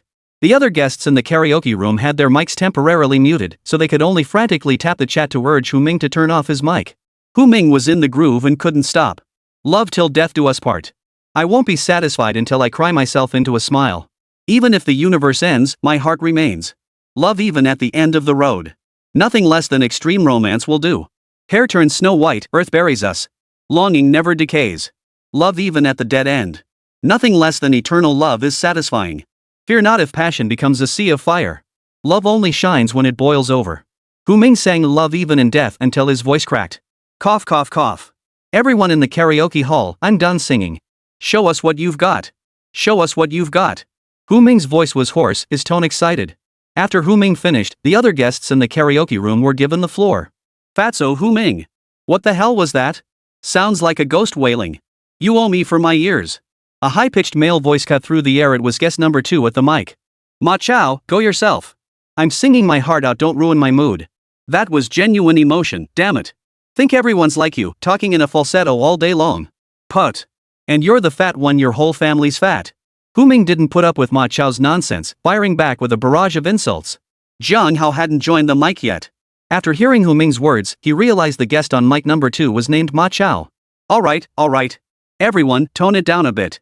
Everyone's here to sing tonight, so let's not make things so tense. There are a few young ladies watching the livestream too, mind your manners. The host's avatar in the karaoke room flashed frantically, signaling Hu Ming and Ma Chao to quiet down. Hu Ming and Ma Chao instantly fell silent. Neither wanted to lose face in front of the girls in the karaoke room. I see we have new guests joining the karaoke room. Would you like to take the mic now? You can queue up to sing here. The host noticed Jiang Hao, who had just entered, and asked. No need. You go first. My throat feels a bit sore. Take a break before singing into the mic. Jiang Hao tapped the button to indicate he didn't need to take the mic. Alright. Which guest is up next? What song would you like to request? The karaoke host remained professional, continuing to run the show. Hu Ming, brother Jiang, what's wrong? Hu Ming, feeling unwell. Hu Ming recognized Jiang Hao's profile picture and privately messaged him to check on his condition. Jiang Hao, nothing serious, just got back from outside and feeling a bit tired. Jiang Hao, I'll listen to you guys sing first. Jiang Hao typed his reply to Hu Ming. Hu Ming, that's good. Your health comes first. Hu Ming, brother Jiang, let me share some news with you. Hu Ming, Gongbu fan just DM'd me saying the current top guest at the karaoke bar is Yu Shuxin from Yangcheng Conservatory of Music next door. Hu Ming, you know Yu Shuxin, right? Hu Ming, she's widely regarded as the most beautiful girl at Yangcheng Conservatory of Music, stunning looks and an amazing voice. Rumor has it she's the dream girl of countless guys over there. Hu Ming, brother Jiang, wanna make an appearance at the karaoke place? Hu Ming, observing discreetly emoji. Jiang Hao read Hu Ming's message and felt a bit helpless. Jiang Hao insisted he was just there to sing and unwind. Who the hell wants to show off? Hu Ming was definitely stereotyping him. Jiang Hao, I'm just here to sing. Jiang Hao, don't try to joke around with me, kid. Jiang Hao, knife/face emoji. Jiang Hao sent Hu Ming a threatening emoji. Hu Ming, fine. Hu Ming, brother Jiang, whatever you say goes. Hu Ming, guest number 4 on the mic right now is Gongbu fan. Hu Ming, this guy's been scheming all afternoon, saying he'll make a splash tonight and try to pick up a few girls at the karaoke bar. Hu Ming, I've got my screen recorder ready. Hu Ming, with Gongbu fan's squeaky voice, I'm already dying to hear what song he'll sing later. Hu Ming continued messaging privately, informing Jiang Hao of Gongbu fan's plans. Host, play Maroon 5's Sugar for me. Gongbu fan's flamboyant voice rang out, instantly recognizable to Jiang Hao. Got it. I'll mute the other guests and hand over the karaoke stage to you. The karaoke host finished speaking and began playing the backing track for Sugar. This song is dedicated to our beautiful guest number 1. Before the intro even began, Gong Bufan delivered his signature sassy line. Chapter 137, Yu Shuxin Beauty and Voice. Damn. 6,666. You're seriously bold. There's a crowd here at the karaoke bar. You're here to pick up girls, aren't you? You. Gongbu fan, I know it's you, you little punk. You've got some nerve, you toad trying to eat swan meat. Host, ban this kid immediately. This kid's got nothing but bad intentions. The karaoke hall audience furiously bombarded the chat with messages, demanding the host ban Gongbu fan immediately. Jiang Hao hadn't expected Gongbu fan to pull this stunt before singing, but remembering the kid's usual outrageous antics, it suddenly seemed perfectly fitting. Jiang Hao glanced at guest number 1 in the karaoke room. Guest number 1, Yu Shushin's avatar, showed absolutely no reaction. In the girls' dormitory of Yangcheng Conservatory of Music, Yu Shushin had cucumber slices on her face while her phone remained open to the karaoke hall. As Yangcheng Conservatory's undisputed campus beauty, Yu Shushin had been showered with attention since childhood. She was using the karaoke app because she'd heard that the queen of love songs, Wang Xini, was also on it. Wang Xini was Yu Shushin's idol, and Yu Shushin played KTV hall hoping to encounter Wang Xini. Unexpectedly, some show-off in the karaoke room started pulling off flashy moves and even offered to sing for her. Yu Shushin felt both amused and exasperated. Shushin. What's going on? Why does the look on your face seem off? Yu Shushin's roommate Cao Lele leaned in, asking what had happened. Yu Shushin didn't hold back, telling her roommate Cao Lele what had happened at the karaoke bar. What? Is there really someone that tacky? That's hilarious. Shushin, I gotta go to the karaoke bar and check this out. After saying that, Cao Lele registered a new account and slipped into the karaoke room too. I'm hurting, baby, I'm broken down. I need your loving, I need it now. When I'm without you, I'm something weak. You got me begging, I'm on my knees. I don't want to be needing your love. I just want to be deep in your love. I'm hurt, baby, my heart's shattered into pieces. I need your love, I need your love right now. When I lose you, I become weak and powerless. You make me beg, you make me kneel. I don't want to seem like I want your love. I just want to be immersed in your love. The moment Maroon 5's Sugar intro kicked in, Gong Bufan's croaky voice launched into the song. Damn! This kid's got some rhythm. That's a natural goose duck voice. Sounds decent. Way better than those previous howlers. At least it's listenable. This kid's got some real talent. No wonder he dared to pull this off. It just sounds off somehow, like he can't quite catch his breath. Plus, his singing has such a heavy slur hard to judge. Some audience members in the karaoke lounge expressed support for Gong Bufan's performance. The song choice really suits his voice. He played to his vocal strengths. But he didn't nail the basic vocal runs. His voice sounds stiff and hollow. The breath connections weren't smooth, and the slurred pronunciation was really noticeable. Still, it's commendable that he managed to sing it at all. Guest number 9, sporting a gray avatar in the karaoke lounge, offered a professional critique.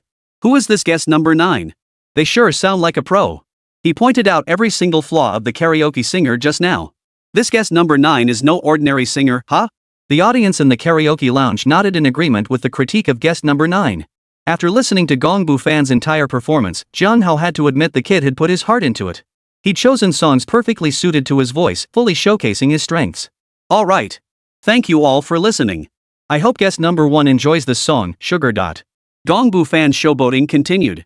Hu Ming, holy crap. Gong Bufan really knows how to entertain. His pure showmanship. Hu Ming, don't ever say I know him. I feel like knowing him was a mistake. Hu Ming, sweating buckets emoji. Hu Ming couldn't stand Gong Bufan's showboating anymore and started chatting privately with Jiang Hao. Jiang Hao, can't help it. Gong Bufan just loves pulling these show-off stunts. Jiang Hao, nothing we can do about it. Jiang Hao, if he didn't pull off flashy moves, he wouldn't be Gong Bufan. Jiang Hao typed back to Hu Ming, expressing his helplessness toward Gong Bufan's flashy moves. Alright, thanks to guest number 4 for bringing us Sugar earlier. It was a pretty good song. The karaoke host couldn't take it anymore and forcibly kicked the show-off Gong Bufan off the stage. Don't kick me out. I wasn't finished talking yet. I even prepared a 2,000-word letter for guest number 1. Give me 5 more minutes. Let me finish reading it. Gong Bufan got kicked off the mic and immediately started frantically typing in the karaoke room's comments section, insisting he hadn't finished speaking and begging the host to give him a little more time. Go to hell. You still got some nerve, huh? Get off the mic after you finish singing. And he had a 2,000-word letter prepared? That's hilarious. Ha ha ha. What a show-off, pure and simple. The other patrons in the karaoke bar burst out laughing at Gong Bufan's show-off antics. For Mike, could you share what was in that 2,000-word letter? I'm really curious. A newcomer to the karaoke room immediately fired off a comment. Lulu. What are you doing? Yu Shushin was so startled that the cucumber slices she'd been applying to her face fell to the floor. The person questioning Gong Bufan was none other than Yu Shushin's roommate, Cao Lele. Oh my.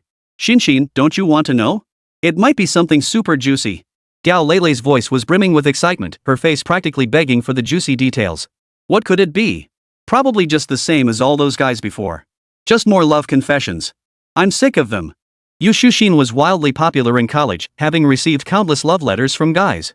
She'd long since grown numb to it all. True. My Shishin is so outstanding, who knows how many guys want to chase after her. Just wonder which lucky guy will end up with her someday. After saying this, Gao suddenly wrapped his arms around Yu Shuxin from behind, his hands roaming over her body. Let go, you pervert. Yu Shuxin swatted away Gao Li's wandering hands. Ow. Gao Leilei shot Yu Shuxin a pouty look. Yu Shuxin ignored Gao Leilei and refocused her attention on the karaoke room. The professional critique from guest number 9 on the mic earlier had piqued Yu Shuxin's curiosity. Chapter 138, The Effeminate Lamb TSZ Chung. Gong Bufan, Brother Jiang, you finally showed up. Gong Bufan, how was it? I sang pretty well, right? Gong Bufan sent Jiang Hao 2 voice messages in a private chat. Jiang Hao, not bad. Jiang Hao, you sang really well. Jiang Hao, never knew you had this talent up your sleeve. Gong Bufan's song perfectly suited his style, and Jiang Hao didn't hold back on praise, offering Gong Bufan encouragement. Gong Bufan, hee, not bad. Gong Bufan, Brother Jiang, why don't you come up and show us what you've got? Gong Bufan, guest number 1 is Yu Shuxin from the music academy next door in Yangcheng. She's gorgeous with a commanding voice, a total stunner. Gong Bufan, Brother Jiang, aren't you going to show off a bit? Jiang Hao played back Gong Bufan's voice message. Jiang Hao, just do your best. Jiang Hao, try to do your best. Jiang Hao, go for it. Though Jiang Hao also liked beautiful women, he had no interest in the woman his brother had his eye on. Gong Bufan, got it, Brother Jiang. Watch me shine. Gong Bufan's tone carried a hint of relief. Jiang Hao was simply too outstanding. As his brother, Gong Bufan felt he could never compete with Jiang Hao. Knowing Jiang Hao had no interest in Yu Shuxin, Gong Bufan breathed a sigh of relief. Alright, thanks to our previous guest for that entertaining performance of Sugar Dot. Let's continue our karaoke session. Alright, I see guest 5 wants to take the mic. I'll activate your microphone permissions. The karaoke host proceeded with the venue's routine. Hello, host. Good evening, everyone in the karaoke lounge. I'm Lam TSZ Chung. It's a pleasure to meet everyone here in the karaoke lounge tonight. Hello, a feminine voice cut in, introducing himself directly over microphone 5. I just heard the previous guest sing Maroon 5's Sugar. It sounded like a pile of crap. What a waste of such a great song. Lam's falsetto voice fired straight at Gong Bufan, mercilessly tearing apart his just performed song. What's going on? Why is this guest 5 starting to attack guest for the moment they took the mic? This doesn't bode well. Lam Zicheng? Who? Never heard of him? Who knows? This guy shouldn't be talking down to everyone like that. Can't stand this guy. Just finish singing already and get off the mic. But don't attack people. I thought the previous guest sang pretty well, just at a normal person's level. Audience members not on the mic bombarded the chat with comments, clearly annoyed by Alan Lam's condescending tone. Ahem. I didn't mean to attack the previous guest. I personally love the band Maroon 5, and I love their songs even more. But the previous guest's performance was truly awful, except for a vocal similarity to Maroon 5. Their singing technique was practically non-existent. What a waste of such a great song. It was an absolute insult to my ears. Alan Tam's voice was filled with contempt for Gong Bufan's performance. Oh. Maybe my standards are just a bit too high. I majored in vocal performance, so it's only natural to be a bit strict. Lin Zixiang's tone dripped with condescension. Damn. So you're a professional student? But you're way too arrogant. I can't stand this damn Lin Zixiang. You're being way too pretentious. It's perfectly normal to be strict. Interrupting. This is hilarious. Get off the mic after you finish singing. I'm a civilized person. I don't want to say anything inappropriate in the livestream. The karaoke bar audience was deeply annoyed by Sam Huey's condescending tone, bombarding the chat with condemnation. Alright. Mr. Lam, please refrain from criticizing other guests' performances. Just sing your song, okay? The host of the karaoke lounge also showed no favor toward Lam. Alright then, while everyone else is drunk, I alone remain sober. I'll just sing The Antidote. Dedicated to the beautiful Miss Number 1. Hope you like it. Lam also chose to dedicate his song to Yu Shuxin. Is this guy Lin Zixiang out of his mind? He's picking a fight with the singer from earlier. Holy crap, this show is wild. This is totally satisfying. Gossip, crazy gossip. Sunflower seeds, snacks, mineral water. Raise your hand if you want any, I'll send them out one by one. Does Lam Zixiang know guest number 1? How did he know guest number 1 was a woman? There's a story here, definitely a story. I can already smell the drama brewing. Holy crap, you're spot on. Guest number 1 hasn't spoken yet. How could he possibly know she's a woman? Hold on, just watch, just watch. The karaoke bar crowd were pros at gossip, already piecing things together. Yangcheng Conservatory of Music, Girls' Dormitory. Shane Xian. Isn't that Lam Zuchan, the guy who gave you flowers on the field last week? How did he end up at the karaoke bar too? What's he up to?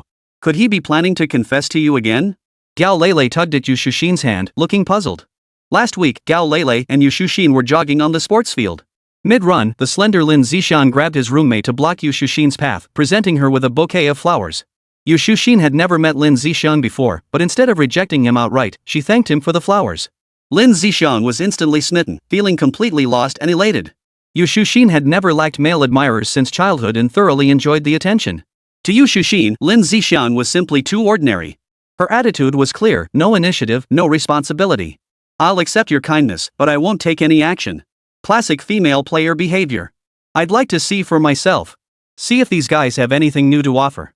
Just don't be like that show-off who sang for me last time, trying to read me some love letter. He should take a good look in the mirror. Yu Shushin, with a face mask on, remained indifferent to Lin Zishan's actions. Exactly. Who does my Shushin think she is? She's a renowned beauty, after all. A bunch of guys who never look in the mirror, always dreaming of a toad eating swan meat. They all want to sing for my Shushin, but my beauty Shushin couldn't care less. Put. Galalu also found Lin Zixiang's behavior utterly ridiculous. Chapter 139, The Mysterious Guest Number 9.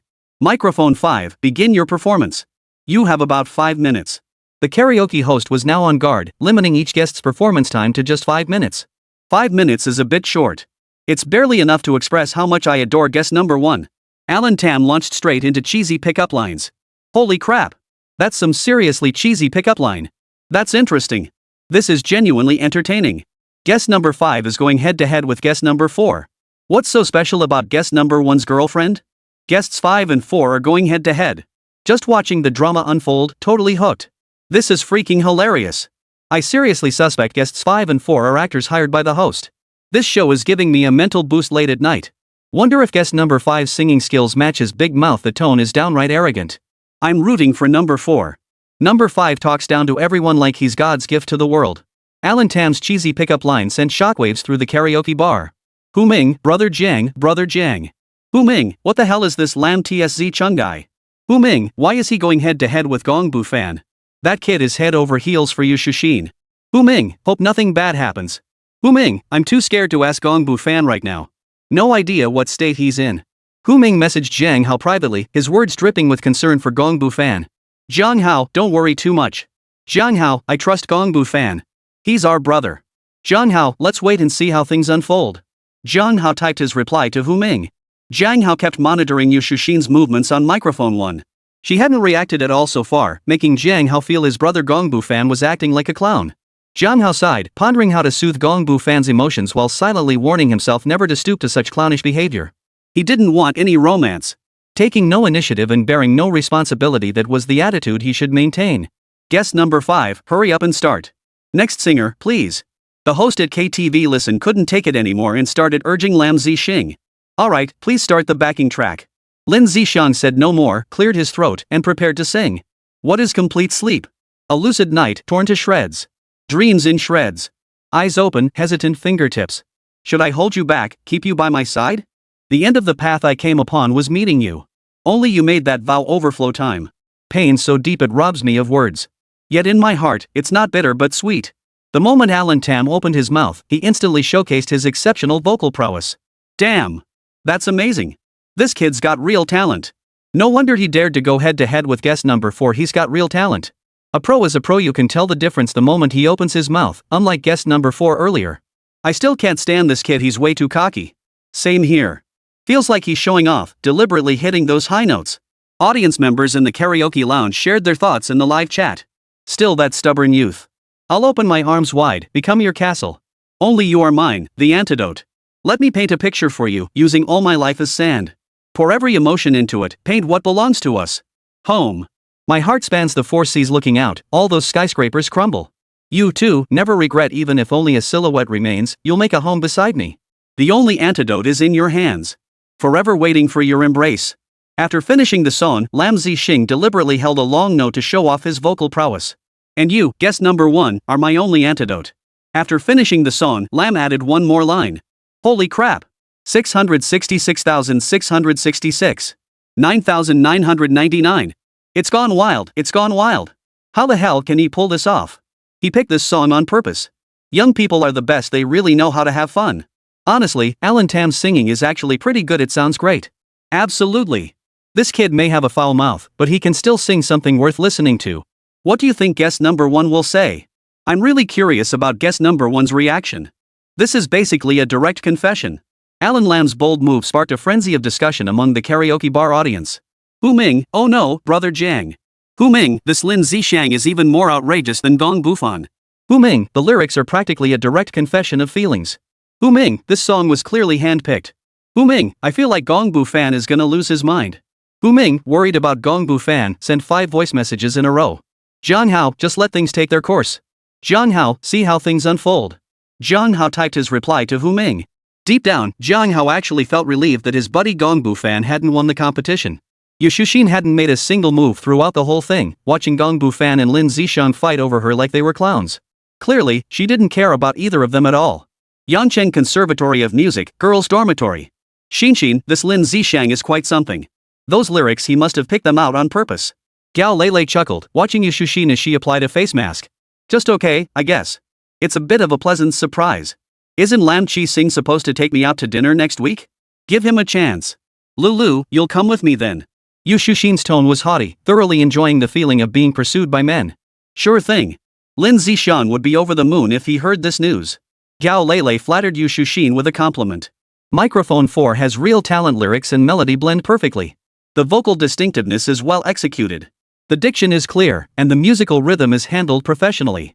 But Microphone 4 was showing off for the sake of showing off, neglecting what truly matters. It fails to draw us into the story the lyrics tell, and the song's emotional core remains entirely unexpressed. The audience's emotions couldn't connect with the song at all. Moreover, around the 3-minute mark, the song should be winding down. The delivery should soften and leave space, creating a contrast between intensity and restraint. Section A is full, Section B is subdued, yet Section B1 returns to fullness. But Mic 4 completely ignored this, neglecting the fundamental skills that should have been prioritized. It's like writing great lyrics but ending up with something superficial and flashy. The fundamental singing skills aren't even executed properly. Mysterious Mic 9 chimed in again, directly pointing out Alan Lam's strengths and weaknesses. Chapter 140, The Female Sea Queen. Who is this guest number 9? His critiques sound incredibly professional.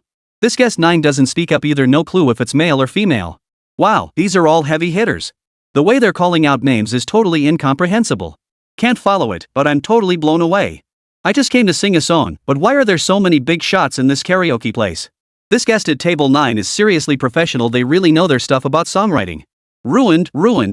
I can't sing anymore. Don't be scared.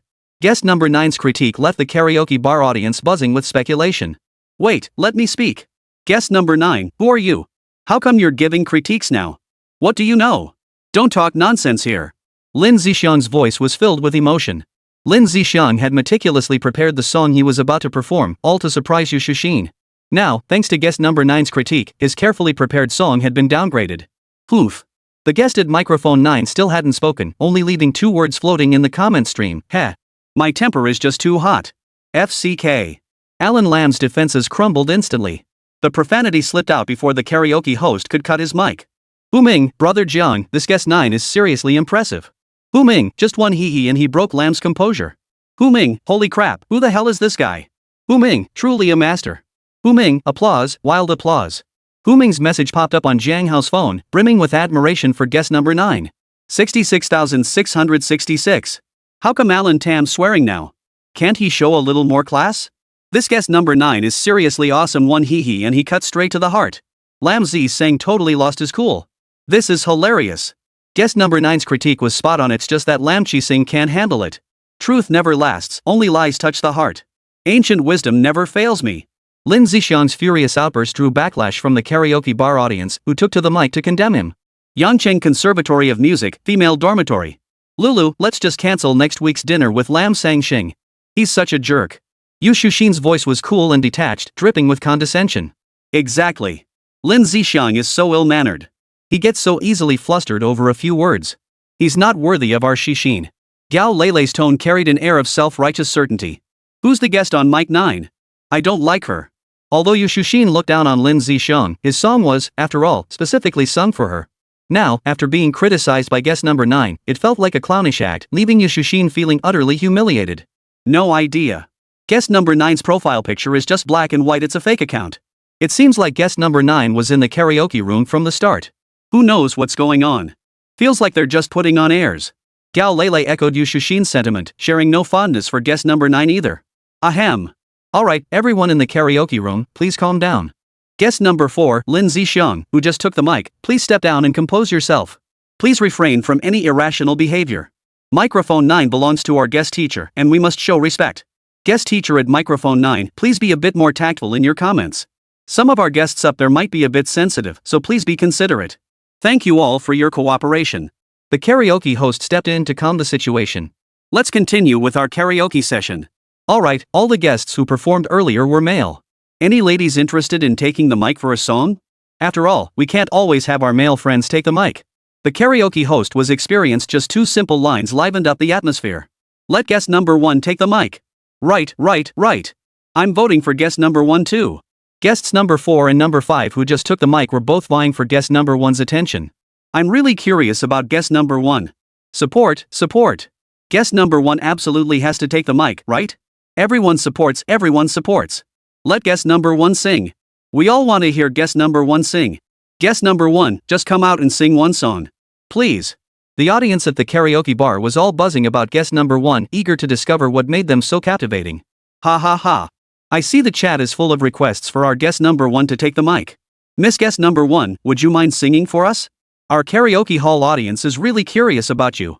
The host checked the comments and decided to grant the audience's wish.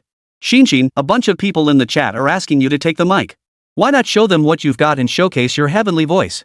Gao Lele glanced at the chat stream and asked Yu Shushin. I'm not really in the mood to sing. Not feeling it. Feeling a bit lazy. Yu Shushin spoke lazily while massaging the face mask on her skin. Forget it. Sing one then. That'd be letting them off easy. Yu Shushin began typing in the comment stream. Alright. Let me get ready. Yu Shushin typed in the comments. 5 minutes passed quickly in the karaoke room, but Yu Shushin still hadn't taken the mic. The crowd of viewers in the karaoke room were all waiting for Yu Shushin to take the mic. Where's guest number 1? Why hasn't she turned on her mic yet? Everyone in the livestream is waiting. What's going on? Why is it taking so long to get ready? It's been almost 5 minutes, still not ready? At microphone 1. Host. Ask what's going on. The audience at the karaoke bar was growing impatient, waiting for Yu Shushin to take the mic. Yangcheng Conservatory of Music Girls Dormitory. Shinshin, didn't you say you'd turn on your mic? Why haven't you turned on your mic yet? Gao Lele asked with a puzzled look. At long last, she finally appeared. If it were that easy to turn on the mic and sing, wouldn't it be too cheap? Lele, you should learn a thing or two. Yu Shushin's voice carried an air of mastery. Oh. So that's how it's done. Got it. Gao Lele indicated she had learned it. My throat's a bit sore today. But seeing you in the karaoke room, I didn't even want to sing. Yu Shushin sent 2 voice messages to Lin Zisheng in quick succession. Shinshin, why are you sending voice messages to Lin Zisheng again? Gao Lele was baffled by Yu Shushin's actions. Ding. You have a red envelope waiting for you. Yu Shushin tapped the message, accepted the red envelope sent by Lin Zisheng. 6 yuan? You can actually do that? Gao Lele was stunned by Yu Shushin's move. Yu Shushin deliberately claimed Lin Zisheng only sang because he was in a karaoke bar, effectively making him look like a fool. Gao Lele declared she could never learn that. Overreacting. Yu Shushin gave a playful scold before turning on the karaoke mic. Sorry, everyone. Sorry to keep everyone waiting in the karaoke room. I was just warming up my voice. Didn't notice the time. My apologies for the inconvenience. Yu Shushin cleared her throat and spoke in her sweet, sultry voice. Though Yu Shushin was deliberately stalling, she immediately launched into a string of apologies. Wow. Guest number 1's voice is so seductive and captivating. No wonder guests 4 and 5 were butting heads earlier. I love it too. Me too. Sing. I want to hear guest number 1 sing. Heart emojis galore, crazy heart emojis. The lady must sing beautifully. I want to get on the mic too, I want to sing on the mic. Draw your swords, everyone. Many audience members in the karaoke lounge were instantly captivated by Yu Shushin's voice. Host of the karaoke lounge, I'd like to sing tomorrow, hello. And please, guest teacher number 9, could you offer some feedback? Yu Shushin was a natural at putting on a show. Her voice was polite and refined, shedding the earlier air of superiority. Yesterday's us has walked far away. Waiting at the center of Destiny Square. Those blurred shoulders. The more we run, the smaller we become. Once companions marching side by side. All scattered after raising glasses in toast. Only that night. I keep it all deep within my heart. As an adult, all I can do is run. How I dread stumbling in the dark. Tomorrow, hello, with a tearful smile. The more beautiful it is, the more I fear possessing it. Yu Shushin began singing along with the music. Wow! That voice. It's really good. The key is that her voice is so beautiful. This voice, it's so smooth it gets under your skin. I'm a country bumpkin, but I love listening to this. Wave those sparklers. 666. Yes, yes, cheer on, cheer on. Love it, love it. Love it, absolutely love it. Confession time, crazy confession. I want to get on mic too, I gotta confess my love. Ha, you guys are cracking me up. Aren't you afraid her voice is beautiful, but she turns out to be an old lady? No way, impossible, absolutely impossible. Dude, don't freak me out. My heart can't take it. The karaoke bar audience was captivated by Yu Shushin's sultry voice, flooding the chat with comments. Every time she cries. Running with a smile. Losing while searching. Hello tomorrow, how faint the sound. Yet it reminds me. When I grow up. I could only run. How afraid I am of stumbling in the dark. Hello tomorrow, smiling through tears. The more beautiful it is, the more I fear possessing it. Every time I cry. I run again with a smile. Losing while searching. Hello tomorrow, your voice is so faint. Yet you remind me. What courage truly is. By the end of her performance, Yu Shushin's voice carried a faint tremor of tears. Holy cow! She really sings beautifully. Not bad, not bad. Guest number one's voice is truly impressive. Impressive, impressive. Cheer on, cheer on. This song reminds me of the old days. Don't fear setbacks, they're all in the past. The lyrics to this song are so good, keep pushing forward. Does anyone else feel something's off? Guest number one singing just sounds weird. After Yu Shushin finished her performance, a group of karaoke bar patrons shared their thoughts. Thank you, everyone. I'm done singing. Thank you all for listening at the karaoke lounge. Yu Shushin put on a polite expression before turning off the karaoke microphone. Shinshin, you were amazing. The whole audience in the karaoke room is praising you. They're all saying you sing beautifully. I'm so jealous of your voice. Gao Lele held Yu Shushin's hand, her voice brimming with envy. It's okay, I guess. Honestly, I don't even like singing. Those guys at the karaoke place? They should feel honored to hear me sing. Stepping away from the karaoke mic, Yu Shushin reverted to her usual self, adopting a haughty tone. Now I'm genuinely curious, what kind of feedback will this mysterious guest number 9 give on my singing? The only thing Yu Shushin was genuinely curious about was the mysterious guest number 9 at the karaoke bar. Guest number 9 possessed remarkable expertise, even Yu Shushin had to admit it. Yu Shushin now desperately wanted to know what guest number 9 thought of her. Shinshin, Alan Tam sent you another message. Aren't you going to check it? Yu Shushin's phone buzzed with a message notification. Gao Lele was excited to see what Lin Zishang had sent her this time. Just a suck up. If you want to see it, check it yourself. Yu Shushin tossed her phone to Gao Lele without a care. Shushin, you sing so beautifully. It's like a fairy's heavenly voice. Love it. Love it. Gao Lele read aloud the message Lin Zishang had sent to Yu Shushin in an exaggerated tone. Yu Shushin took a sip of her honey grapefruit water, her expression calm, showing no reaction to Lin Zishang's message. Shinshin, should you reply to Lam's message? After all, he just sent you a red envelope. I want to learn how to do that. Gao Lele adopted a studious demeanor. No need to reply now.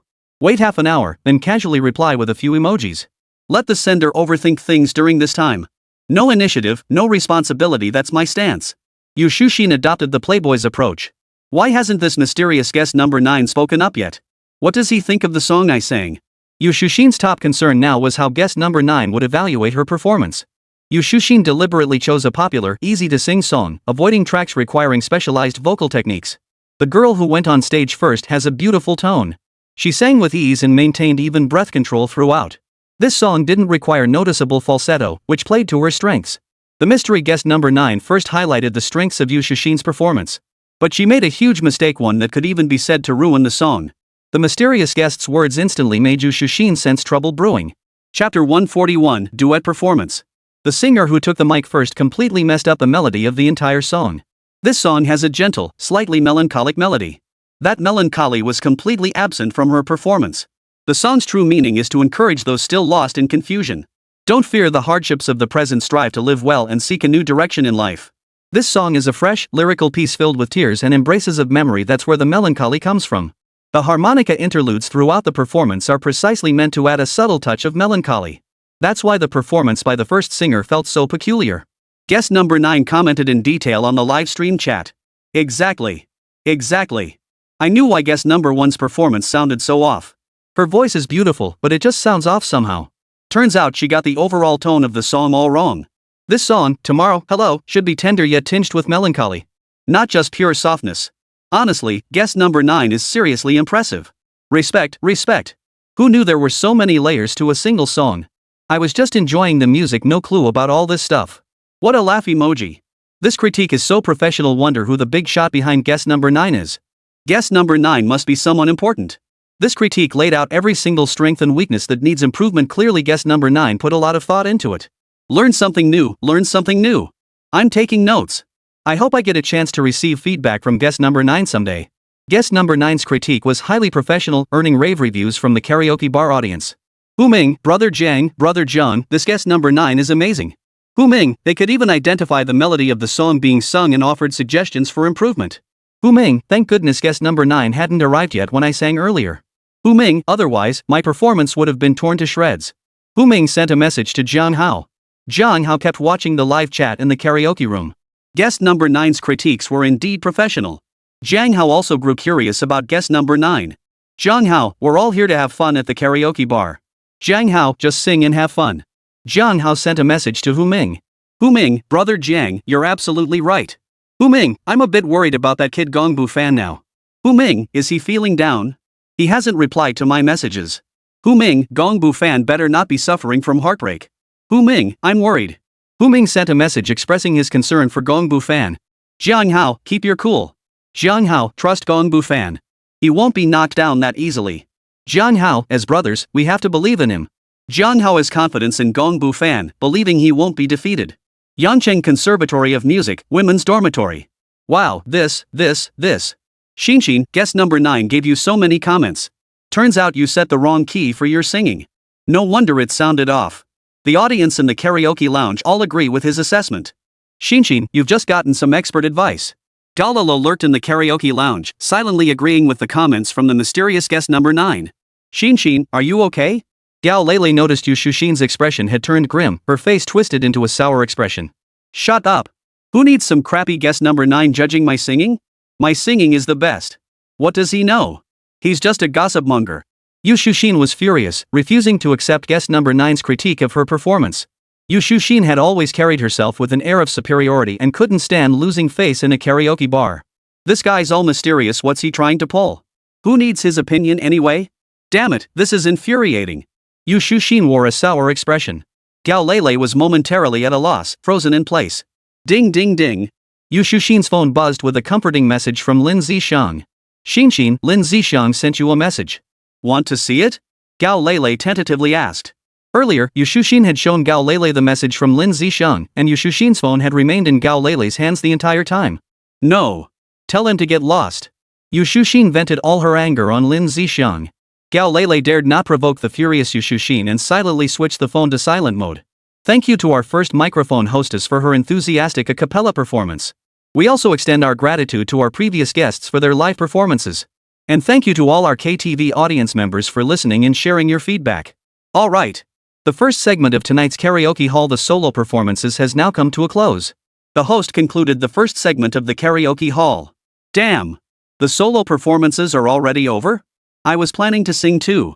Liar. I just let you take the mic, but you didn't go up. I heard a girl's voice and wanted to show off.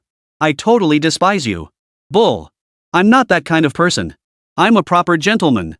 Ha ha ha. You think I'll believe you? Sneaking Peeks 10. Come out and sing a duel, settle this once and for all. You got the guts? Who wants to sing with you? Your tone-deaf voice is pure torture. The karaoke bar audience felt regretful as the first segment of solo performances concluded.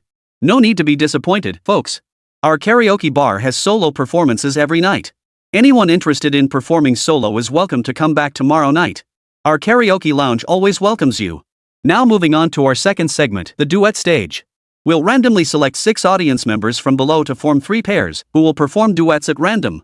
The 6 individuals will be completely random, and the 3 groups will also be completely random. After all 3 duets perform, our karaoke hall audience will score them. Everyone in the audience below the stage has a chance to participate. Who will be tonight's lucky ones? The karaoke host explained the rules for the second round of duets, his voice tinged with allure. Holy crap! This is fun. Welcome. Give them a big welcome. They're randomly picking 6 people to form teams. That means there's a chance to team up with a girl. Damn, I'm signing up. I'm signing up with both hands. If I could team up with that gorgeous girl from guest number 1 earlier, hee. Drooling all over the place. Wow, you're not kidding at all. Sign up like crazy. I want to duet with the lady and show off my captivating voice. It's gotta be me, I'm the lucky one. I mean, what if? What if you get matched with some big guy? Stop being such a jinx. Impossible, absolutely impossible. I trust my luck, I'm off to pray to Buddha. May Buddha bless me with a match, send me a gorgeous girl who's both beautiful and sweet. The host briefly explained the rules for the duet singing segment, instantly sparking a huge reaction throughout the karaoke hall. Looks like everyone's really into our duet segment. No need to rush, everyone. The random selection for the duet stage is about to begin. The host's voice brimmed with excitement, delighted that the venue's activities were met with such enthusiastic reception from the audience below. Alright, the random selection process is now underway. Everyone, get ready. Countdown. 3, 2, 1. The draw is on. The host's voice echoed excitedly through the karaoke hall. Pick me. Pick me. If I get picked, I swear I won't touch porn for a month. What a badass. Absolutely insane. I get all uncomfortable if I go a week without writing. What horse? Isn't this a karaoke bar? Where'd this horse come from? Holy crap, found a blank sheet of paper. Hey, mind your manners, will ya? There are even girls inside the karaoke bar. You disgusting bunch. Shut up already. Daddy bless me, Grandpa bless me, please pick me. Good son, Dad can't protect you. Dad, I can barely save myself. The karaoke host announced the start of the lottery draw, and the audience below responded with wild cheers. Gongbu fan, brother Jiang, brother Jiang.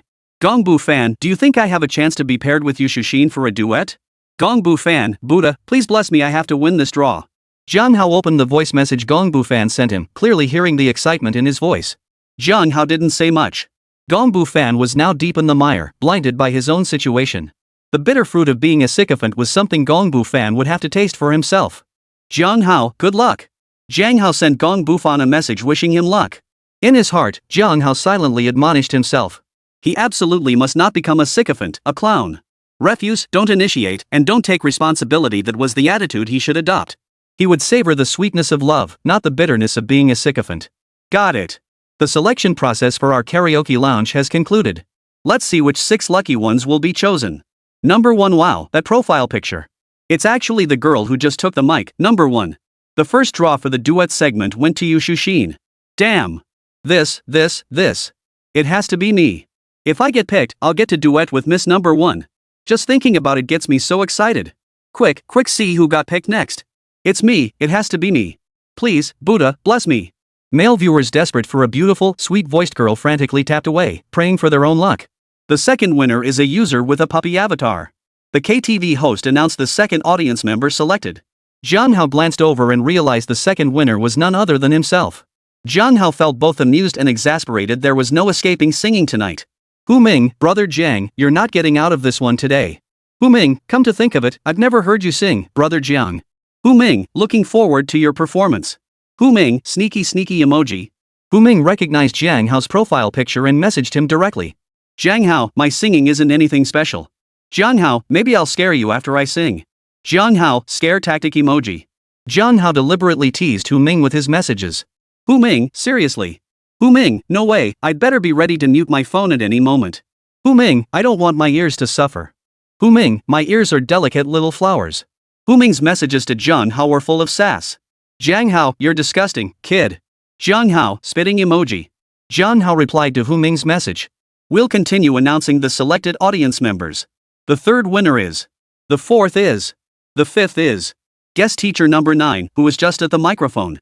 The karaoke host was also a bit stunned, not expecting to draw guest teacher number 9, who had been typing reviews the entire time.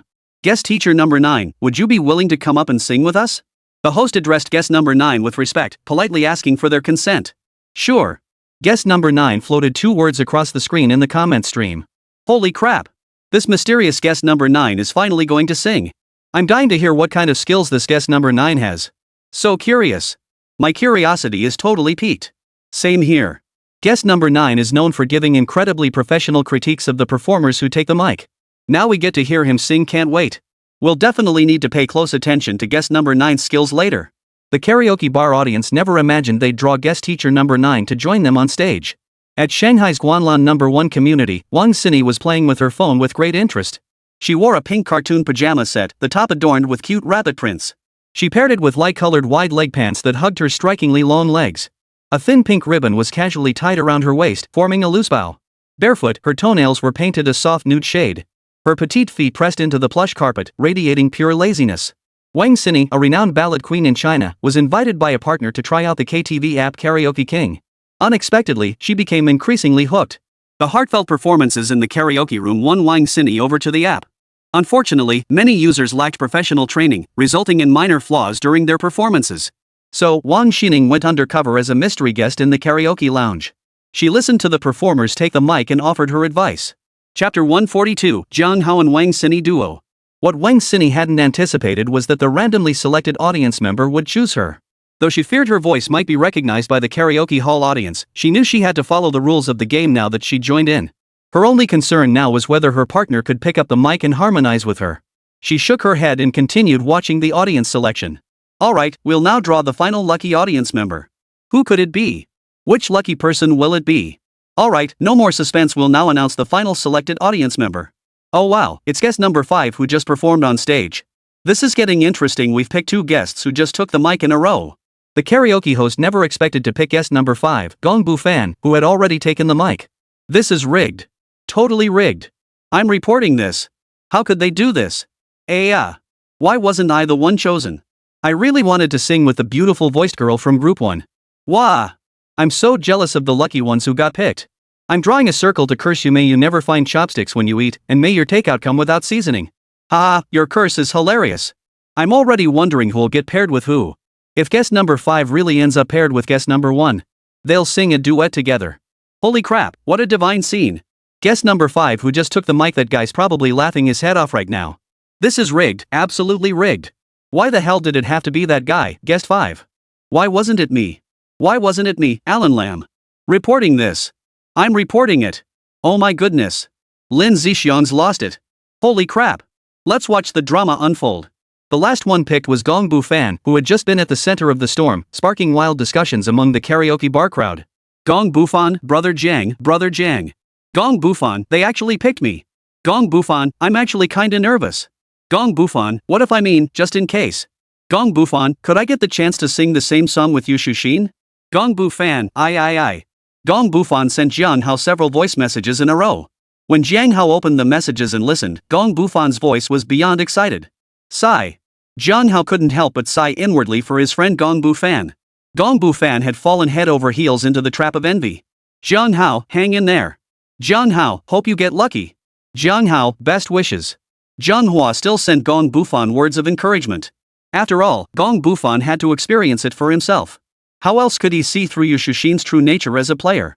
All Jiang Hao could do now was comfort and guide Gong Bu Fan after he took the blow. Hu Ming, brother Jiang, brother Jiang. Hu Ming, did Gong Bu Fan message you too? Hu Ming, his voice was all over the place. Hu Ming, what if? Hu Ming trailed off, his voice thick with concern for Gong Bu Fan. Jiang Hao, trust him.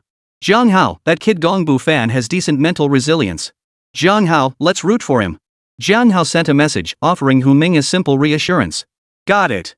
Next, we will randomly divide the 6 selected guests into 3 groups. Each group will perform a song together. The audience members downstairs in our karaoke lounge will score and evaluate them. The karaoke host continued with the venue's proceedings. What's going on? Audience member number 3, who was just selected, do you have any questions? The host noticed that audience member number 3, who had just been selected, was repeatedly requesting the microphone. I want to report this. That guy, Lin Zixiang, just now he tried to buy my spot. He said he'd give me $100. He wanted me to give up my spot for him. I want to sing with the ladies too. Even though I can't sing well, I just love singing. Besides, am I that kind of person? $100? That's like giving change to a beggar. I'm no beggar, I've got my pride. I'm no coward, I'm reporting this. The karaoke host granted microphone access to audience member number 3. The moment they opened their mic, the entire venue heard a distinctly rustic voice. What? Is this even possible? Paying for a spot? Holy crap! Lin Zixiang really pulled this off. But seriously, are you really buying a spot for 100 bucks? If it were me, I'd never sell mine. Unless they up the price. At least 500 bucks. This guy at number 3 is really something else. He sure talks straight. Just for the fun of it, just for the fun of it. This guy's gonna crack me up. In the middle of the night, this Lin Zishan pulls this stunt. Host. Can you kick this rule breaker Lin Zishan out? Everyone comes to the karaoke bar to have fun, so let's follow the house rules. Lin Zishan tried to bribe his way around the rules behind the scenes. We can't let that slide. We absolutely must blacklist and kick this Lin Zishan guy out. Exactly. The person above is right. Support 10. Audience member number 3 took the mic to expose Lin Zishan's attempt to break the rules, sparking a wave of condemnation from the karaoke hall crowd. Everyone demanded the host ban and kick Lin Zishan out of the karaoke hall.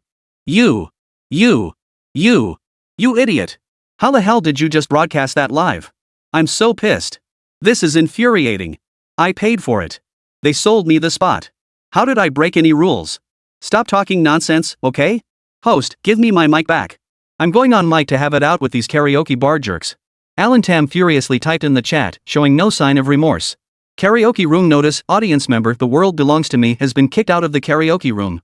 The karaoke host couldn't stand Lam Tsc Chung anymore and directly blocked him, kicking him out of the karaoke room. Jiang Hao watched Lin Zishan's antics inside the karaoke lounge and found it rather amusing. They were all a bunch of guys blinded by so-called love. They actually believed singing with a female player would make her think highly of them. Dream on. Watching Lam Chi Sing's clownish antics in the karaoke room, Jiang Hao sounded another warning bell in his mind. Why the hell did they kick me out of the karaoke bar? I refuse to accept this. Prove yourself and turn my mic back on. I'm paying fair and square. Paying for a spot. What's wrong with that? When you set the rules earlier, did you say you couldn't buy a spot? This is a scam. You just can't stand me spending money to buy a spot. Bunch of cheapskates. If it weren't for singing with number 1, I wouldn't have set foot in this crappy karaoke joint. Bunch of tone-deaf hacks who sound like howling ghosts when they sing. Put. You all. Inside the karaoke bar, Lam Zixing was ranting and raving into a small microphone, eventually breaking into full-blown profanity. Holy.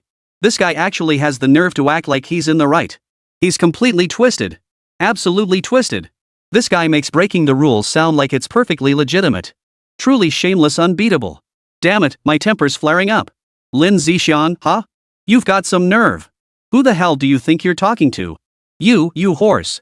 You son of a. Civility, no swearing. We're all civilized people, no need to stoop to the level of some jumping around clown. Lin Zishan used his trumpet to curse out the entire karaoke hall, inciting the audience below to rise up in anger. What a lack of class.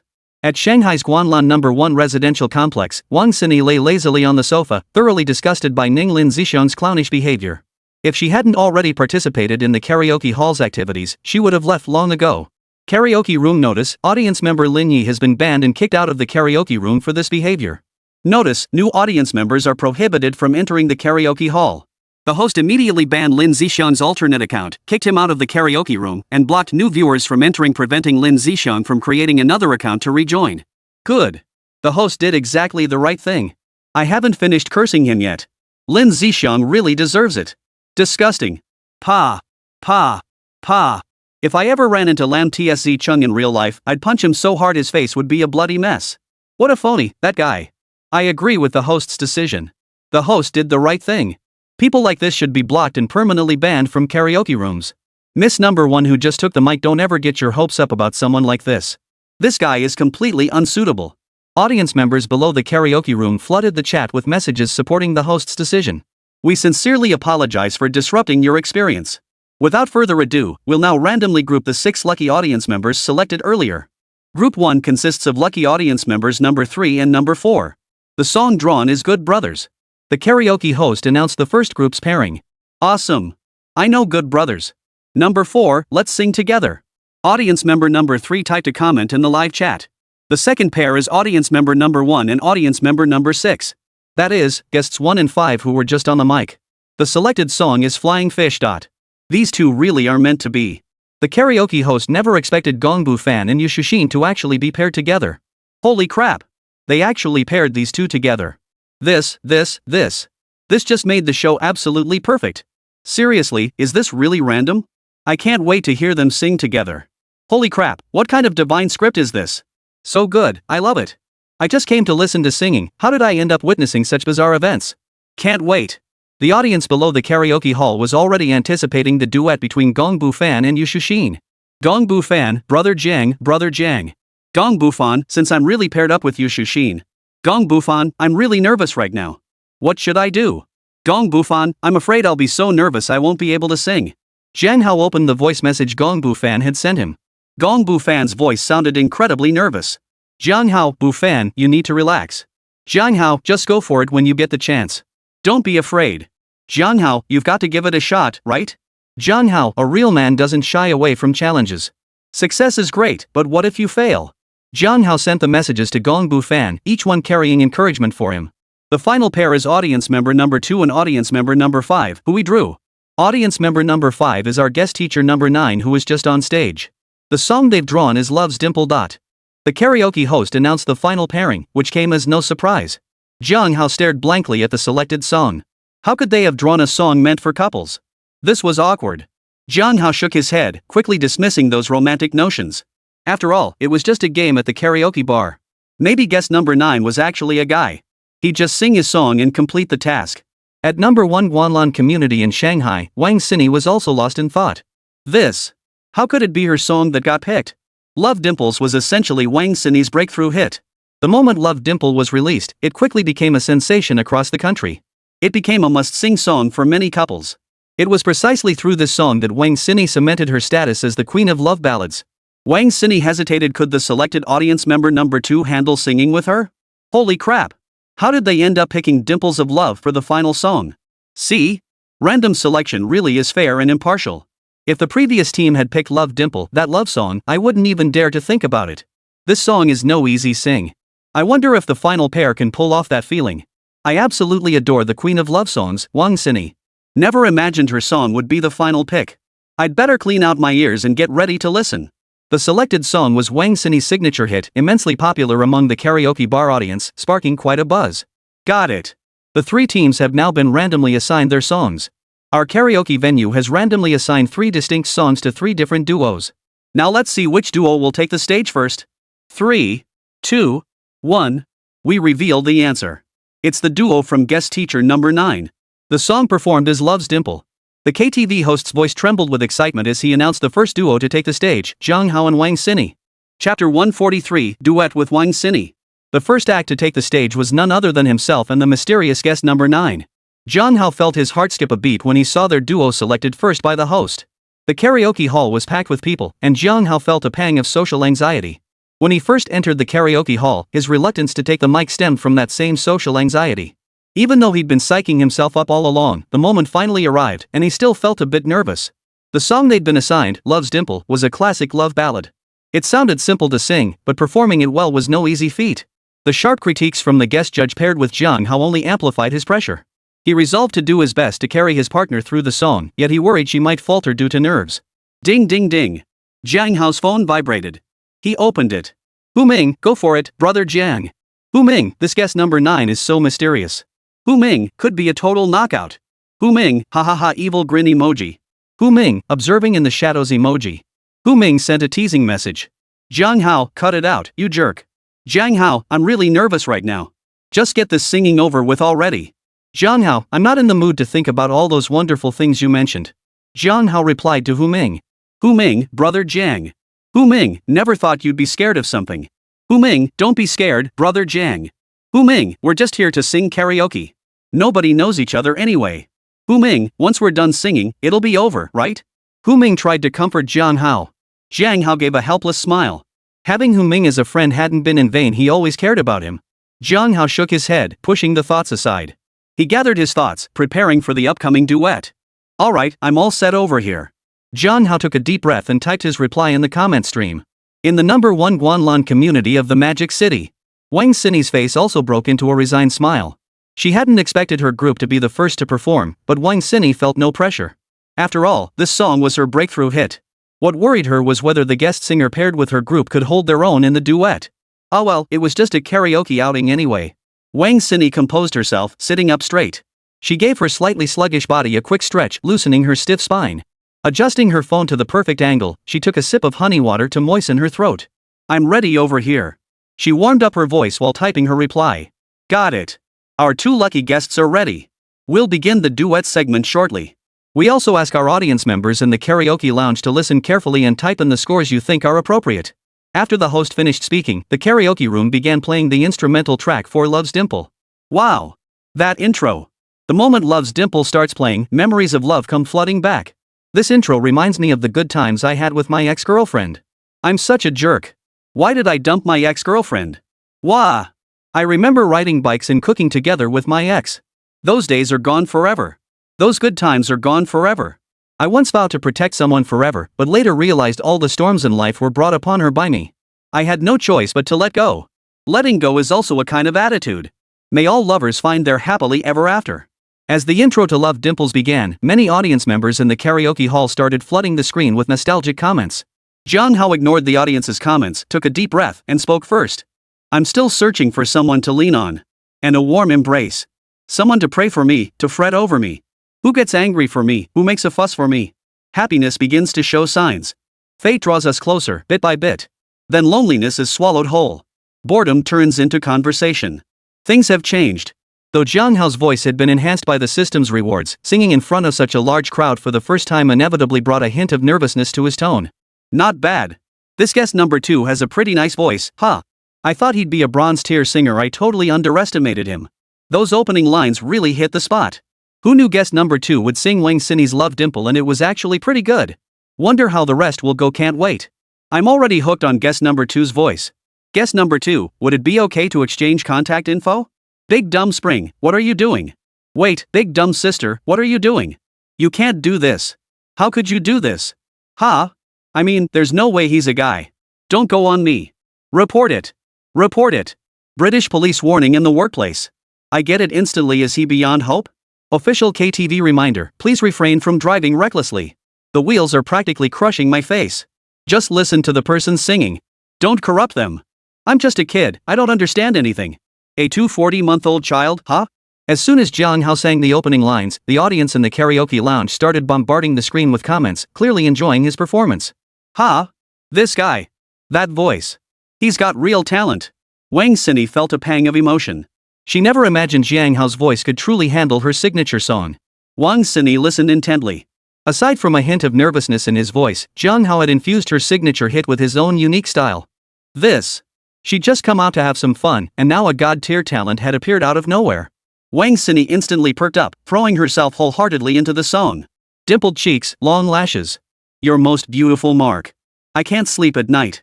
Longing for your smile. You don't know how important you are to me. How important. With you, my life feels just right. Dimpled cheeks, long lashes. Irresistibly charming. I slowed my pace. Feels like I'm drunk.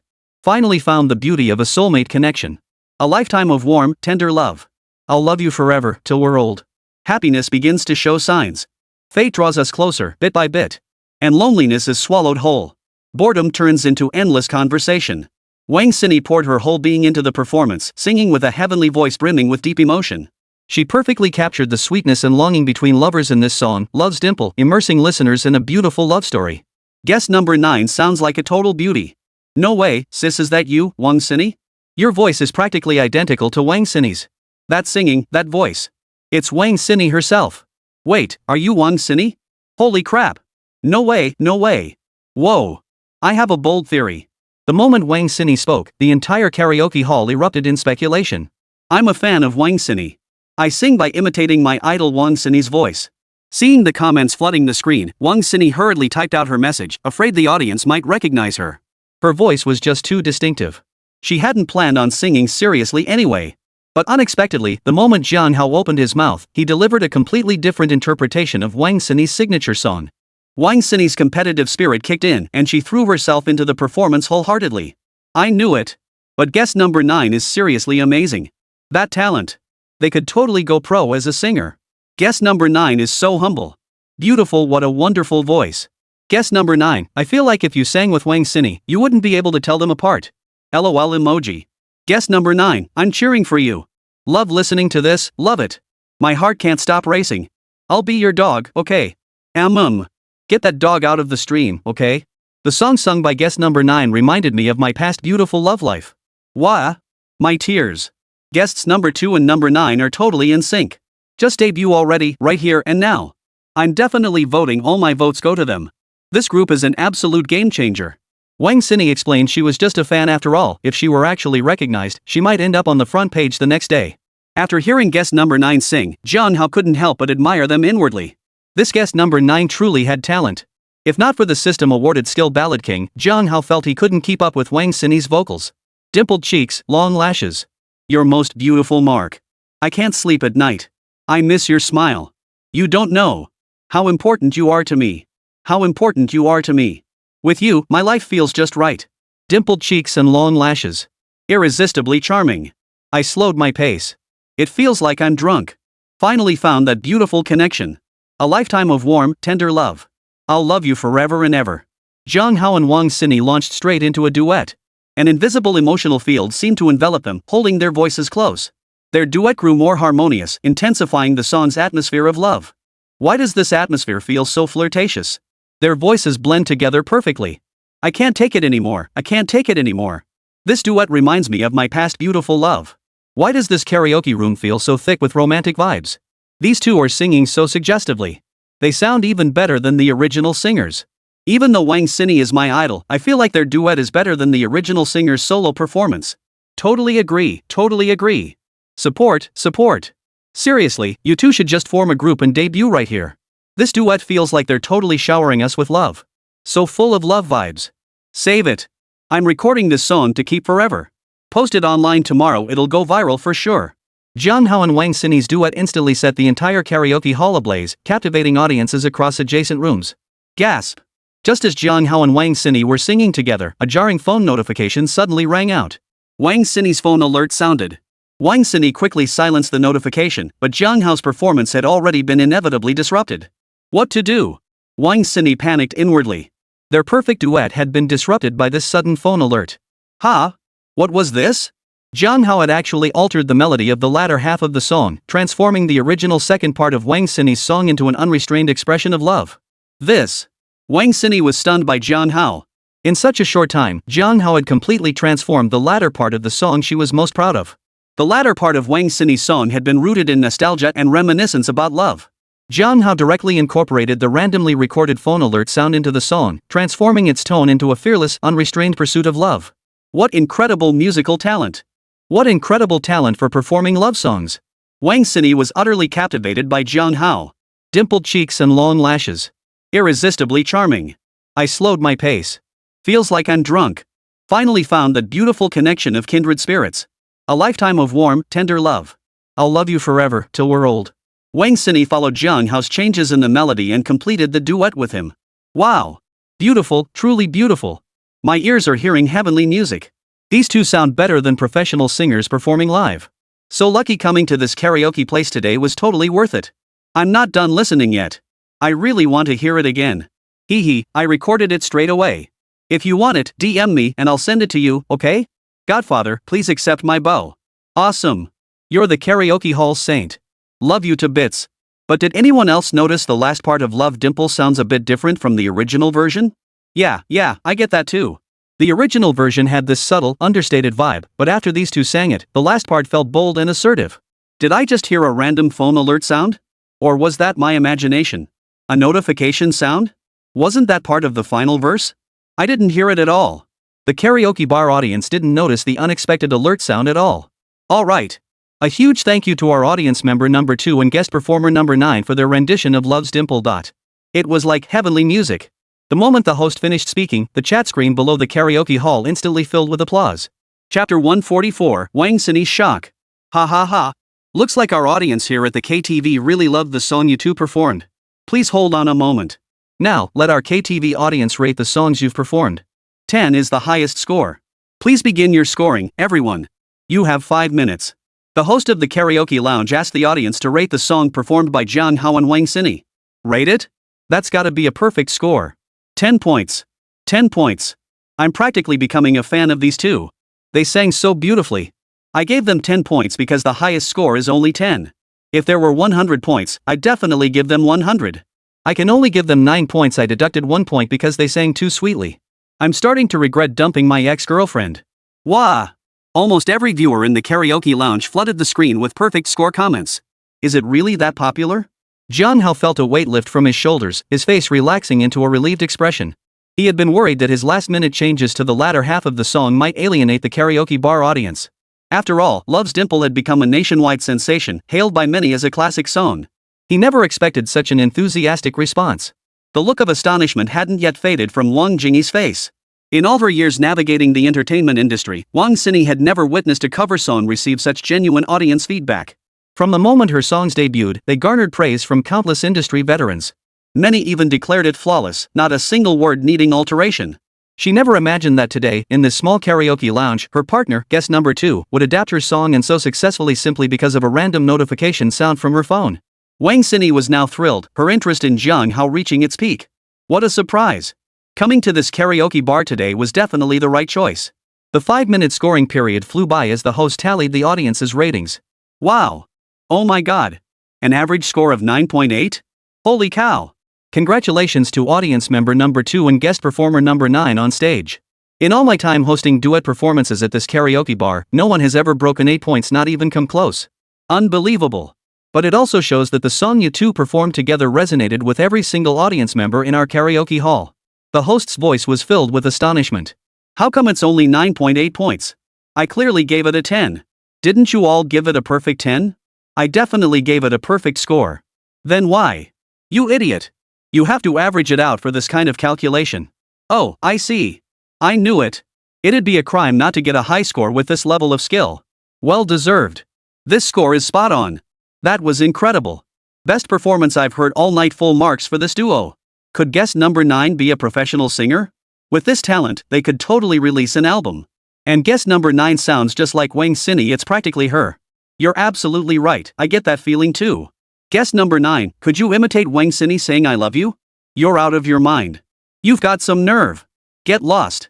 Get lost. Get lost. How dare you? Wang Xinyi is my idol. You have no right to slander her like that. The karaoke room's comment stream was scrolling like crazy. Audience member number 2 is the real deal. Didn't you guys hear that?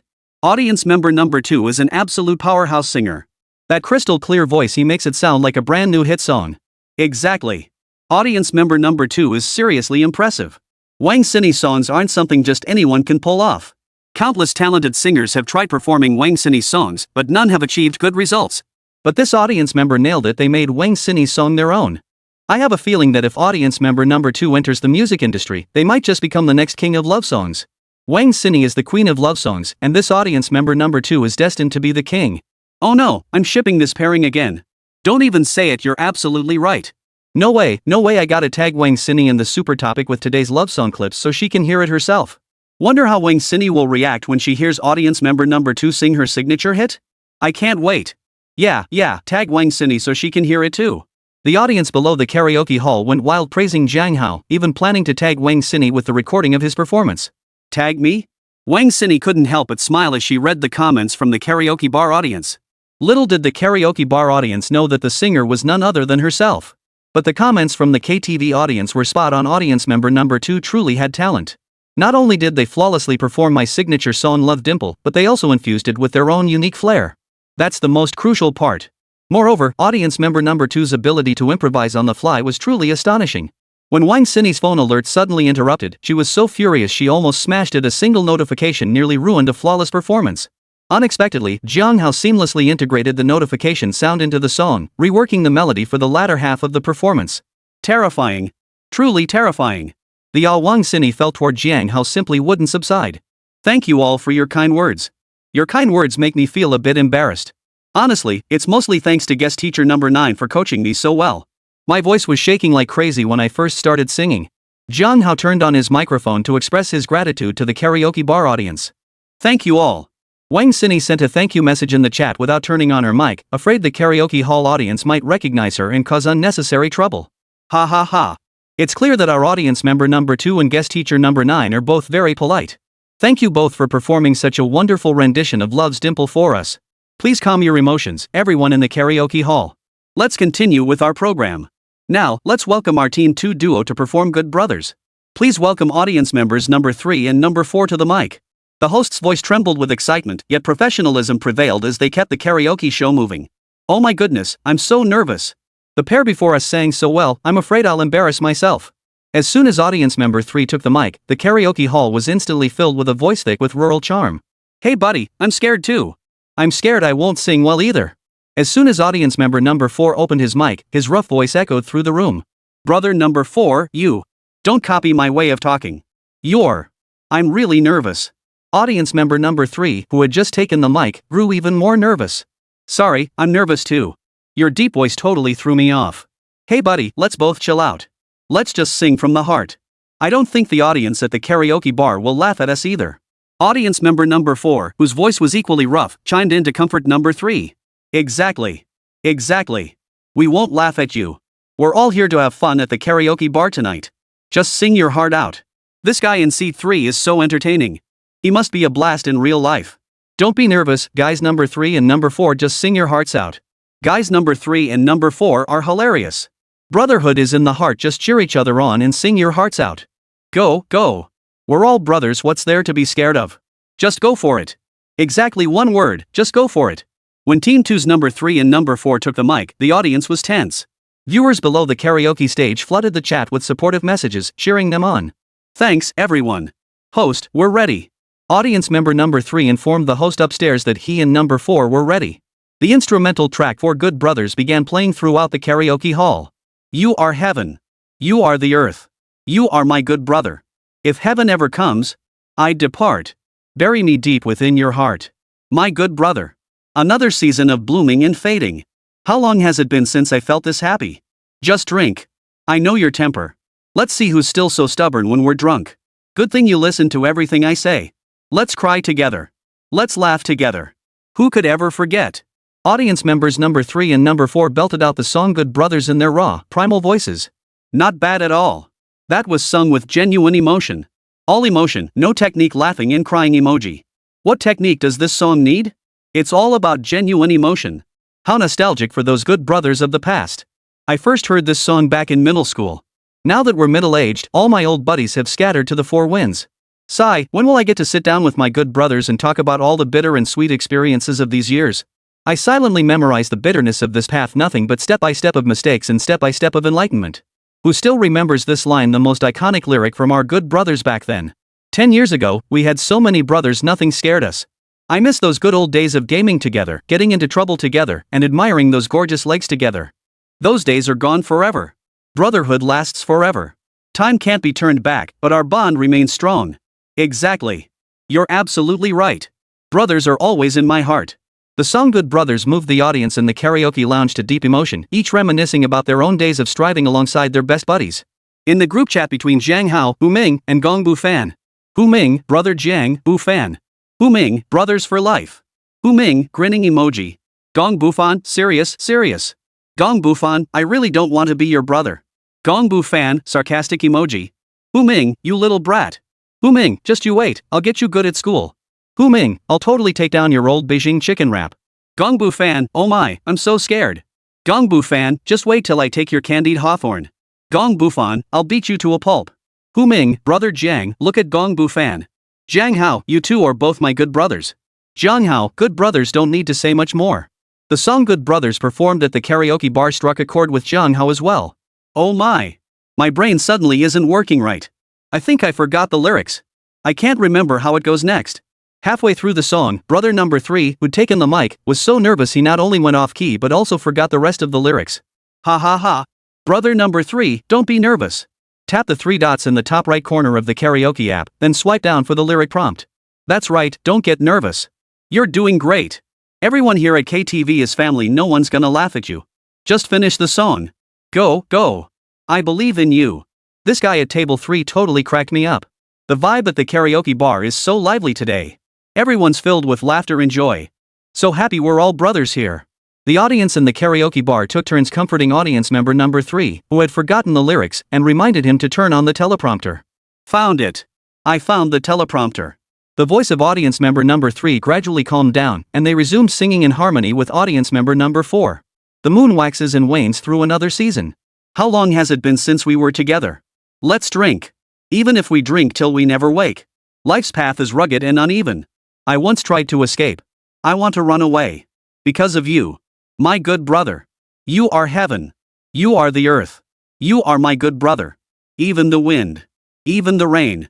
I'll stand by you through wind and rain. Audience members number 3 and number 4, this pair, sang Good Brothers with the purest, most heartfelt folk melodies. Thank you, everyone. I thank everyone for your support and encouragement.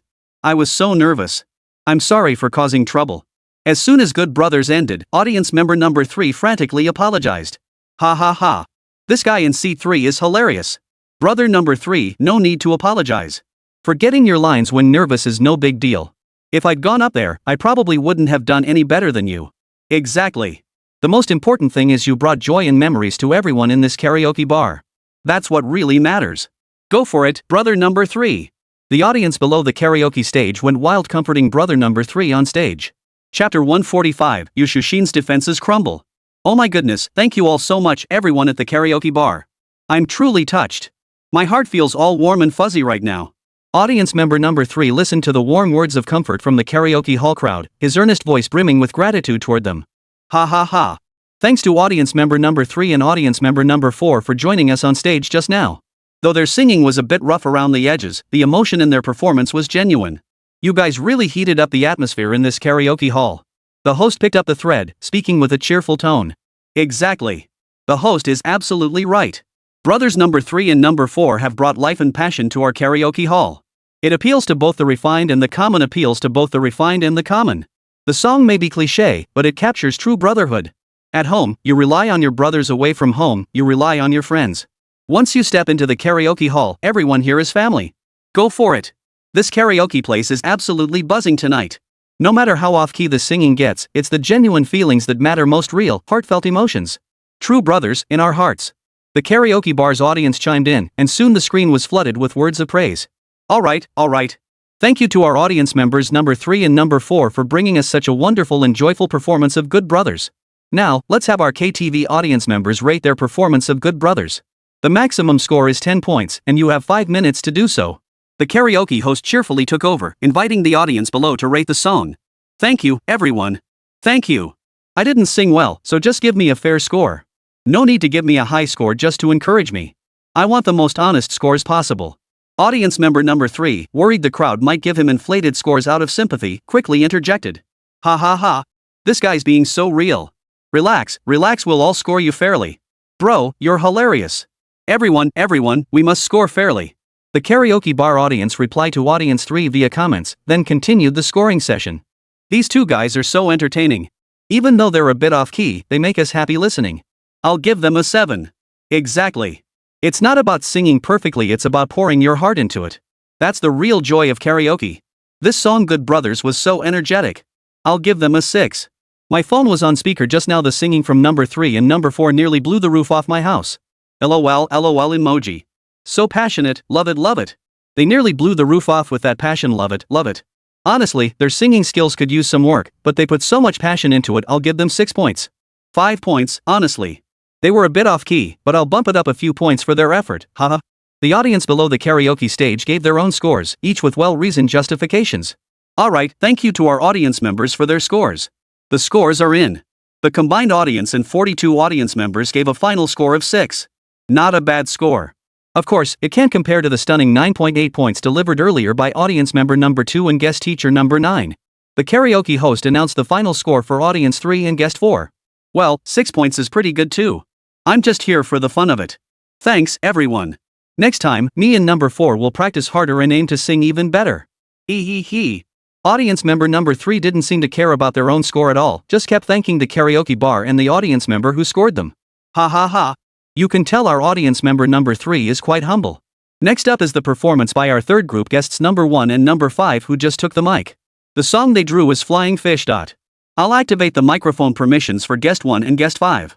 The karaoke host continued the duet segment, now featuring the third pair, Yushushin and Gong Bufan. Jiang Hao, who had just finished singing and felt a bit tired, perked up. He still couldn't figure out how things would turn out between his good buddy Gong Bufan and Yushushin.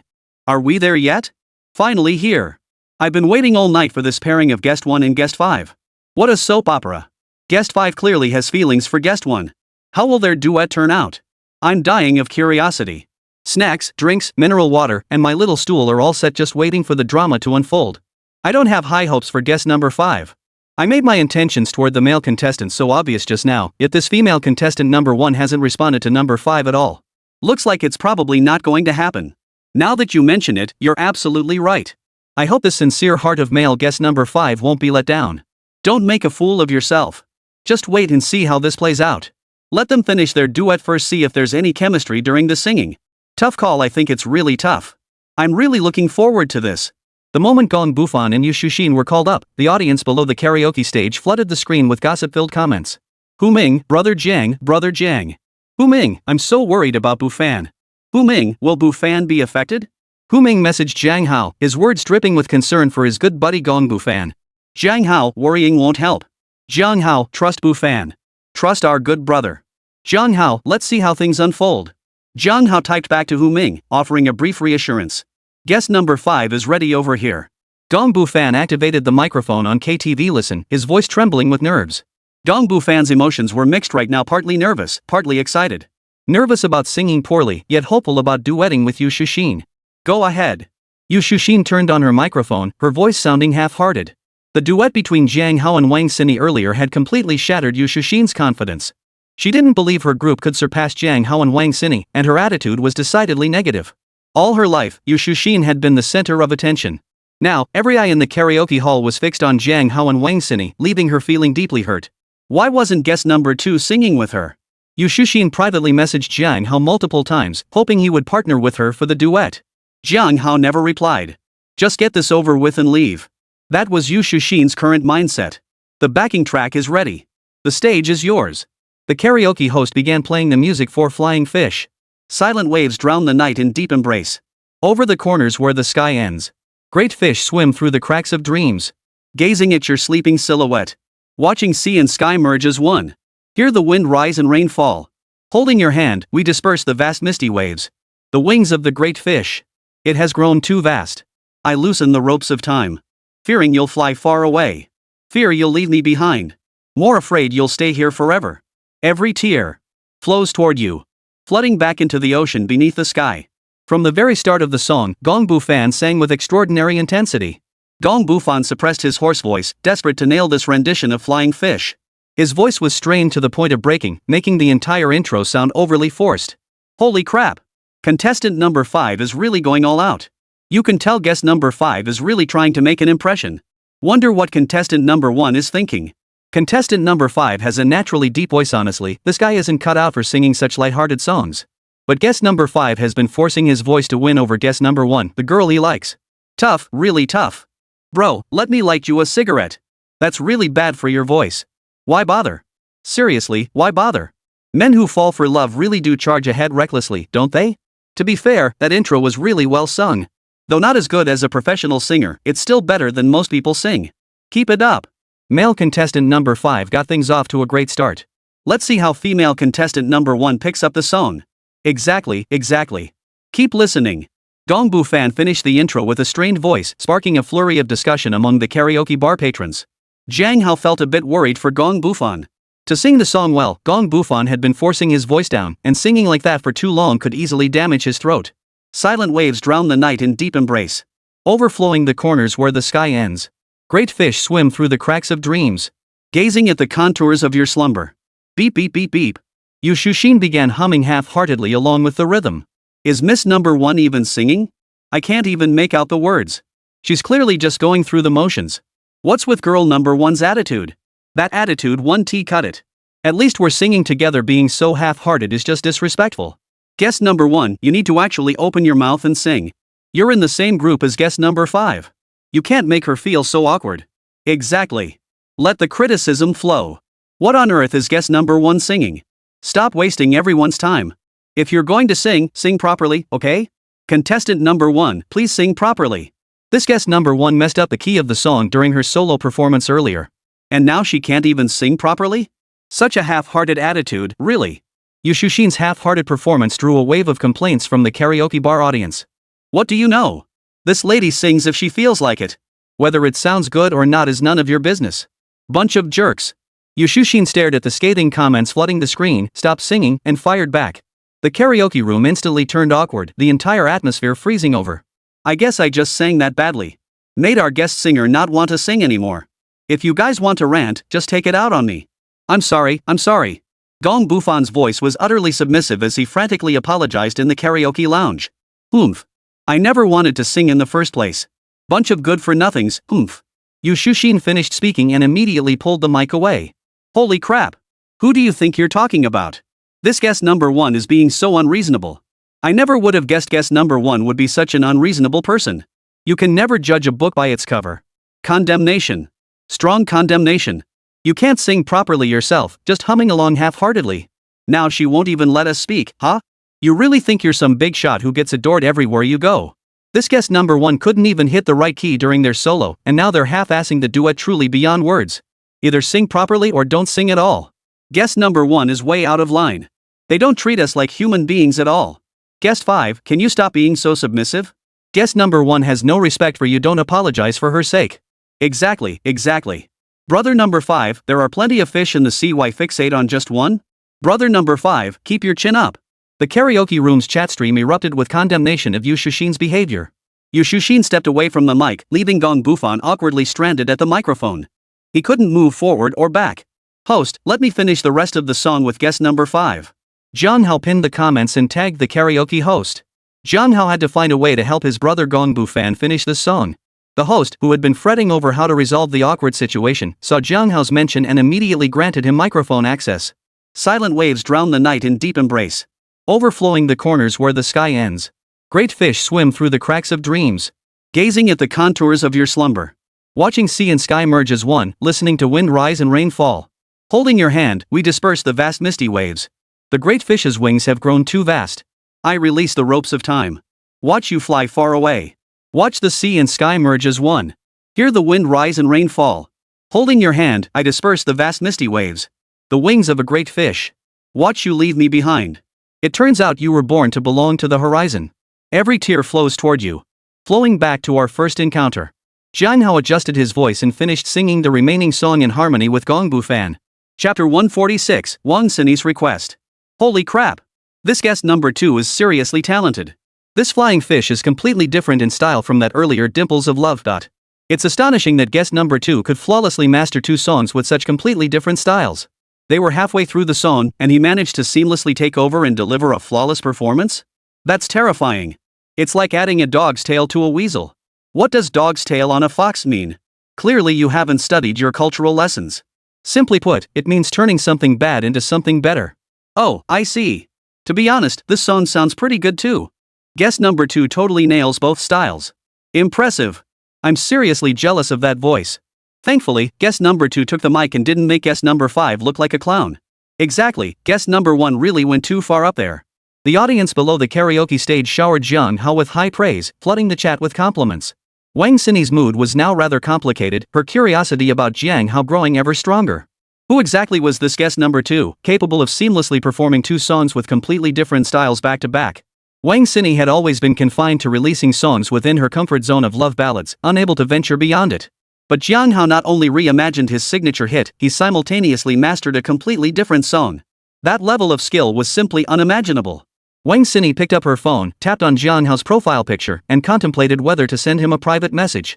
Recently, Wang Xini had been wanting to break out of her comfort zone of romantic ballads, and Jiang Hao's vocal prowess could absolutely help her achieve that. She tapped his puppy profile picture and sent a private message. Wang Xini, are you there? After much hesitation, Wang Xini finally sent her first private message, are you there? Jiang Hao hadn't checked the private message yet. Gong Bufan sent him a message, and Jiang Hao was typing a reply to Gong Bufan. Gong Bufan, brother Jiang, thank you. Gong Bufan, without you, I would have made a huge fool of myself in front of everyone today. Gong Bufan, thank you. Gong Bufan sent a message expressing his gratitude to Jiang Hao. Jiang Hao, we're all brothers. Helping each other out is just what we do. Jiang Hao, brotherhood is in the heart. Jiang Hao typed his reply to Gong Bufan. Alright, thank you to our second guest. We've finally completed this duet of flying fish. We also extend our gratitude to all our audience members in the karaoke lounge for listening. The karaoke host let out a long sigh of relief, his heart finally settling. Thank goodness guest number 2 saved the day, otherwise, who knows how tonight would have ended. Alright, now let's ask all our KTV audience members to rate this performance of Flying Fish. This concludes our choral segment for today. Please give your scores as quickly as possible, everyone in the KTV lounge. The host just wanted to get through this awkward duet segment as quickly as possible. Sigh, I can only give it a 6. This group was made to feel so awkward by guest number 1. It was supposed to be a cheerful song, but guest number 1 messed it up completely. If it weren't for guest number 2 stepping in midway, this would have been a total disaster. 5 points, and those 5 points are for guest number 2's rescue act. Well, it's done at least. I'll give it a passing grade. This guest number 1 is something else. They're putting the poor guy on the spot. They don't care about anyone else's feelings at all. Only guest number 2 was impressive enough to save the day. And they even salvaged the rest of the song. Does anyone know who this guest number 2 is? Gotta rate this, I'm giving it a 6.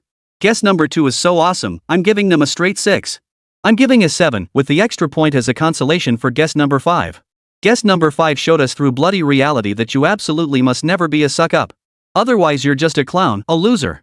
The karaoke bar audience rated the final duet song, with many comments expressing regret for Gong Bu Fan.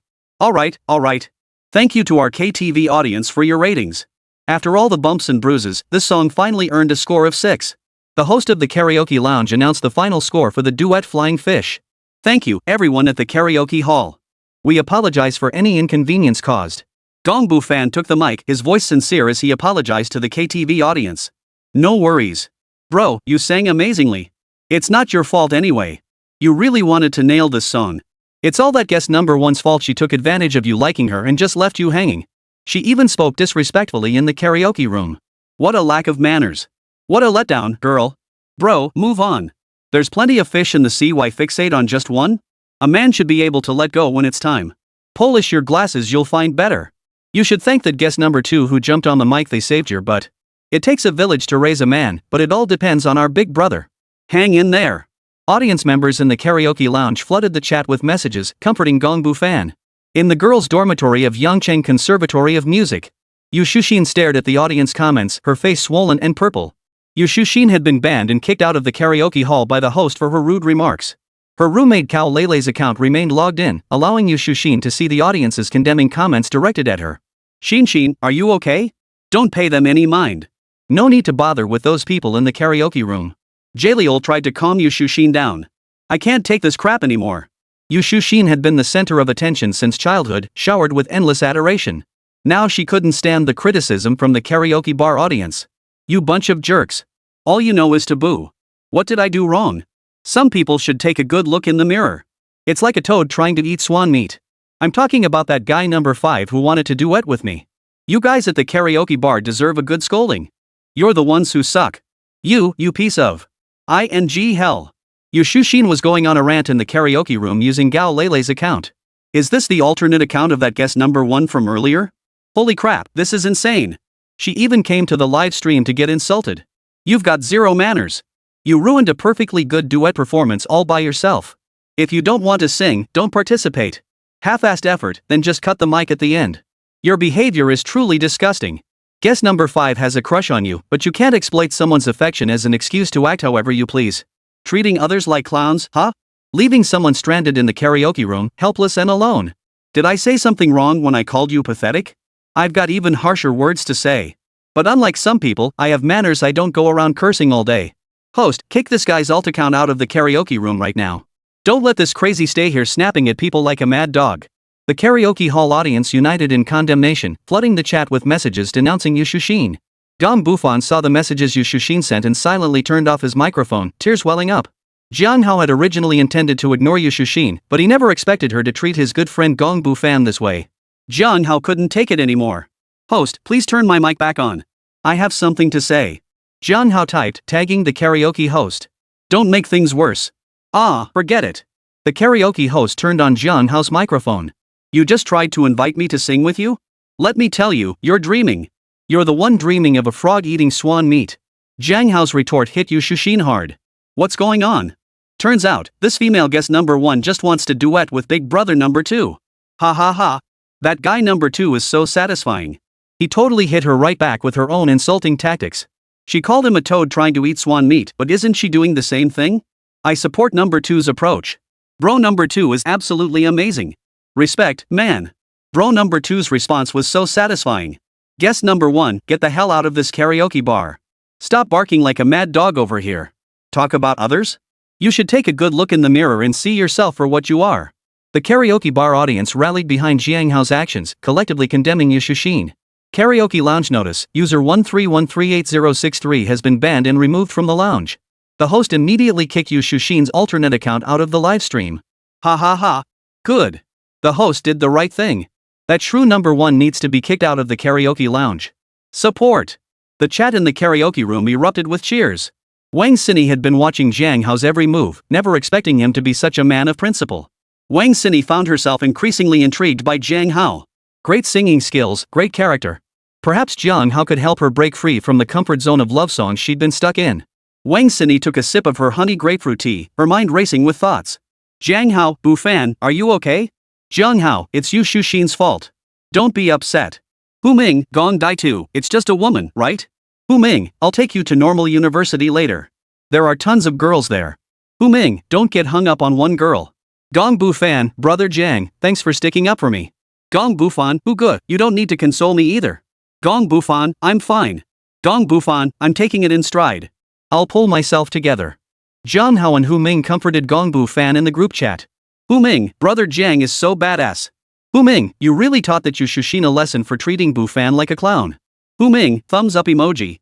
Hu Ming privately messaged Jiang Hao, giving him a big thumbs up. After that wave of condemnation and cheers, the atmosphere in the karaoke room gradually settled back down. Alright, our group singing segment was a bit bumpy. But all 3 groups mostly showcased their unique styles and passion. And with that, the second phase of the duet segment is now officially over. The karaoke host announced the end of the duet segment. It's over already? So fast. I feel like I haven't had enough yet. I'm still lost in that duet of Love's Dimple by brother number 2 and guest teacher number 9. So sweet. I recorded it. Want to hear it? I'll send it to you. Send it to me, send it to me. Thanks, big bro. The audience below the karaoke stage all sighed at how quickly the duet segment flew by. Everyone, I'll now open the live stream's call-in feature. You can create your own rooms for random duet connections. Alternatively, you can team up within the karaoke hall and schedule a private room to sing together. Our main karaoke hall will remain open until 10 p.m. Hope everyone has a great time tonight. After the host finished speaking, they enabled the permissions within the karaoke lounge. Ha ha ha. I need to find that guy from booth 3. That guy number 3 is so funny. Are there any ladies in the karaoke room who want to sing together on the mic? Get lost. What are you thinking about now? No ladies here, but how about some rough and tumble dudes? Hey, anyone want to join the room for some karaoke fun? I'll pull you guys in. 3 missing 1. Song relay 3 missing 1. Any bros want to join? Count me in. I'm in. 80s and 90s nostalgia gold hit special. Relive those fiery days of passion. Just show up if you're in. Hell yeah, gotta be there. Add me to the mic. The karaoke room opened permissions, and the audience below randomly connected to form teams, with all sorts of creative gameplay unfolding. Hi, I'm guest number 9 who sang with you earlier. Just call me Xini. I have something I'd like to ask your help with. Wang Xini hesitated, but finally tapped Jiang Hao's profile picture and joined his team in the karaoke room. Xini? Could it really be that Wang Xini? You need my help? What kind of help? Jiang Hao silently repeated to himself. Sure. If I can be of assistance, I will help. Jiang Hao's decision to help had absolutely nothing to do with the other person's sweet voice. Here's the thing. I noticed you could flawlessly handle 2 completely different musical styles just now. I've always excelled at composing and performing various love songs. Now I want to step out of my comfort zone and start composing and performing other genres. Could you give me some advice? Wang Xini's voice was filled with sincerity. It really was Wang Xini. The moment Wang Xini spoke, Jiang Hao confirmed her identity. Chapter 147, Idol? Jiang Hao had heard Wang Xini's songs. Her title as the Queen of Love Ballads wasn't given lightly. She had gained some recognition in the music industry, beloved by many fans for her sweet voice and heartfelt ballads. Who would have thought she now aspired to break through her own limits and step out of her comfort zone? To truly break out of your comfort zone, you must first dare to experiment with incorporating different musical styles into your own creations. Jiang Hao thought for a moment before replying earnestly to Wang Xini. I understand what you mean. I've tried blending different musical styles before. But it always ends up sounding disjointed. The result isn't even recognizable as a song. Wang Xini's tone was earnest as she discussed the matter carefully with Jiang Hao. Well, most of your previous love songs were slow ballads. Suddenly incorporating so many different musical styles is bound to be difficult. My suggestion is to start by experimenting with adding some upbeat drum beats during the creative process. Make your style more lively and pick up the tempo. Then your songs won't just be simple slow ballads anymore. This should help you shift your musical direction and step outside your comfort zone. You might want to consider it. Jiang Hao offered his suggestion. This Wang Sini listened to Jiang Hao's words, a glimmer of light flashing in her eyes. I had considered it before, but I was always afraid of disrupting the delicate emotional atmosphere inherent in love songs. That's why I never tried it. A hint of disappointment colored Wang Sini's tone. It's really just a matter of balance. Jiang Hao patiently explained. When you speed up the tempo, the lyrics and melody need to be paired more skillfully. Hiding that depth you used to excel at beneath a lively rhythm actually creates a unique charm. It's like giving a poem a fresh new expression, yet the essence it conveys still reaches the audience perfectly. Jiang Hao continued his explanation, using poetry to illustrate his point for Wang Sini. I see. I'm starting to get a vague idea in my mind. Wang Sini spoke, her voice tinged with excitement. Your voice sounded incredibly refined just now, and your singing was very professional. Are you a professional singer too? Wang Sini grew curious about Jiang Hao's background. I don't mean anything by it. If it's inconvenient, you don't have to answer. Wang Sini knew that in the music industry, many people kept their identities private, afraid of being discovered. Ha ha. I'm not a professional singer. I just sing for fun. Just an amateur. Jiang Hao burst into laughter, his words tinged with amusement. An amateur? If you're an amateur, then what am I? I'm a professional singer. Wang Sini felt Jiang Hao was deliberately trying to fool her. Does he think I'm some clueless newbie who knows nothing about the music industry? Fine. Today I'll find a way to expose your true colors as a fraud. Wow, you're so amazing. Wang Sini spoke in a deliberately sweet, flirty tone. What the hell? Jiang Hao was startled by Wang Sini's sudden coquettishness. Did this woman forget to take her meds? No. Can you just use a normal tone? Jiang Hao now just wanted to end this conversation as quickly as possible. This is my normal tone. Are you blushing? Wang Sini found Jiang Hao's shyness rather exciting, and her interest was piqued. Why aren't you saying anything? Where'd you go? Don't be silent. Wang Sini now found Jiang Hao across from her rather amusing. No one. I'm feeling a bit unwell. Jiang Hao hesitated for a moment before speaking up. I haven't asked your name yet. Your voice sounds so young. Wang Sini spoke up, inquiring about Jiang Hao's identity. My name is Jiang Hao. I'm currently in college, so of course I'm young. Jiang Hao didn't hide much, stating it directly. Jiang Hao. That name sounds so familiar. Let me think. You wouldn't be that. The Jiang Hao who cracked the 412 serial dismemberment case. Impossible. Absolutely impossible. Wang Sini's tone was filled with uncertainty. Yes. I am the Jiang Hao you're talking about. Jiang Hao admitted as he spoke, scratching his nose. It really is you. Jiang Hao. You. I'm a bit too excited. Wang Sini was a fan of Jiang Hao. The news of his solving the 412 serial dismemberment case had profoundly impacted her. Ever since childhood, Wang Sini had been fascinated by criminal investigations, devouring all kinds of detective novels and true crime stories. The 412 serial dismemberment case had become a major unsolved mystery not only in Yangcheng but across the entire nation. Countless criminal experts had failed to crack the case until Jiang Hao provided the crucial breakthrough. Wang Sini had always wanted to meet Jiang Hao, but he was now the darling of the entire Yangcheng police department. Security protocols were so tight that Wang Sini didn't even know what Jiang Hao looked like. My idol. Jiang Hao, you're my idol. My idol, I'm so excited. Wang Sini sat up abruptly from her recliner, her excitement palpable. She longed to speak with Jiang Hao face to face right then and there. Wait, what? This is kind of freaking me out. Jiang Hao was thrown off balance by Wang Sini's sudden shift in attitude. He couldn't shake the feeling that Wang Sini had forgotten to take her medication and was now acting completely out of her mind. Did you forget to take your meds? Should I call 911 for you? Jiang Hao asked tentatively. What the hell is going on? Wang Sini finally realized she'd lost her composure. Ahem. My apologies. I got a little carried away. I've been a crime drama fan since I was a kid. Whenever I have free time, I binge on crime dramas and detective novels. I especially love those mind-bending, suspenseful plots. Sometimes, when I'm trying to figure out the truth behind a case, I can stay up until midnight without feeling the slightest bit tired. Wang Sini hurriedly explained, afraid of leaving a bad impression on Jiang Hao. My family has an entire wall of bookshelves. The shelves are filled with books on criminal investigation. I love compiling notes on the key clues and deductive reasoning from those classic cases. I take them out to flip through whenever I have time.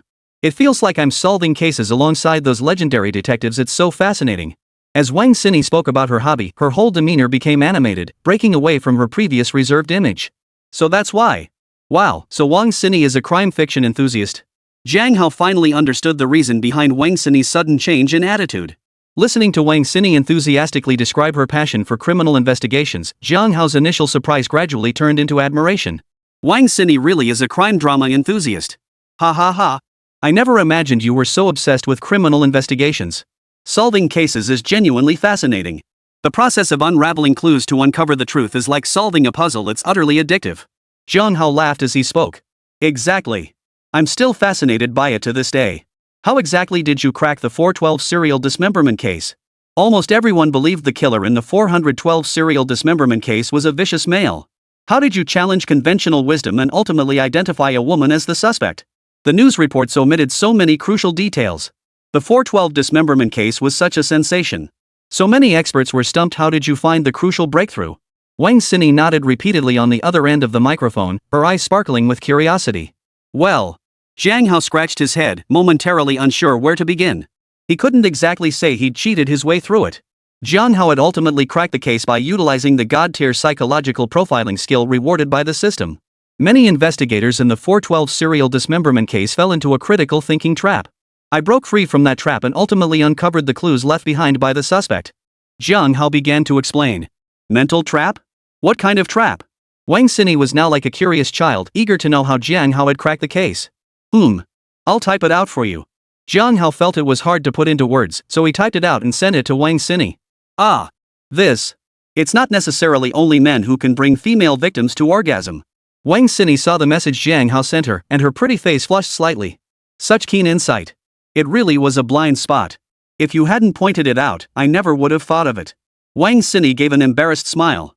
If only I had your talent, maybe I could help solve a few cases too. Ever since I was a kid, I've dreamed of becoming a detective hero who uncovers the truth and strikes fear into criminals. Wang Sini's voice was filled with nostalgia. Of course, it was just a dream. After all, I'm all talk and no action. Jiang Hao detected a hint of disappointment in Wang Sini's voice. Don't say that. Passion is the best teacher, you know. Who knows? Maybe one day it'll come in handy. Jiang Hao offered comfort to Wang Sini. Actually, I think criminal investigation and songwriting share some common ground. Both require keen observation of details, piecing together seemingly scattered elements to form a complete chain of evidence or a finished song. Jiang Hao began explaining the parallels between criminal investigations and songwriting. Now that you mention it, you're absolutely right. Wang Sini's eyes lit up on the other end of the microphone. When I write love songs, I need to immerse myself in the events of everyday life. I draw on the emotional nuances of daily life to craft lyrics and melodies. Only then can listeners feel immersed and sense the emotions I've woven into the song. That's essentially no different from piecing together clues from the smallest details to uncover the truth in criminal investigations, is it? Excitement filled Wang Sini's voice. She hadn't realized songwriting shared so many parallels with her passion. I want to break through my own musical style. You can listen to more diverse music genres to find fresh inspiration. Jiang Hao sat up slightly straighter as he offered his advice. Some niche folk, rock, or even classical music. There's something to learn and draw from in all of them. Drawing strengths from diverse sources will help you break through your own musical style. Jiang Hao continued. Take folk music, for instance. Folk songs often feature simple yet vividly descriptive lyrics. Folk melodies don't pursue complex arrangements, mostly using simple chord progressions. Yet they create a raw, heartfelt atmosphere through their distinctive rhythms. A gentle strum of the guitar, paired with the singer's husky, storytelling voice, immediately transports listeners into the story the singer is painting. The simplest notes carry rich life experiences and emotional warmth. Jiang Hao patiently explained, then took a sip of water to moisten his throat. Why didn't I think of that? I see. Wang Sini felt her heart stir at Jiang Hao's words. I'm sure you know about rock music. It's incredibly popular these days. Rock music emphasizes the powerful impact of rhythm and the explosive force of emotion. The powerful drum beats and stirring rhythms deliver a completely different auditory experience to listeners. But the themes in rock lyrics are incredibly diverse. Whether it's social phenomena or the venting of personal emotions, they can all serve as themes for lyrics. This subjective nature of lyric writing is precisely the direction you can explore in your songwriting process. Jiang Hao held nothing back, continuing his advice. Right. Wang Sini listened intently on the other end of the microphone, nodding like a bobblehead.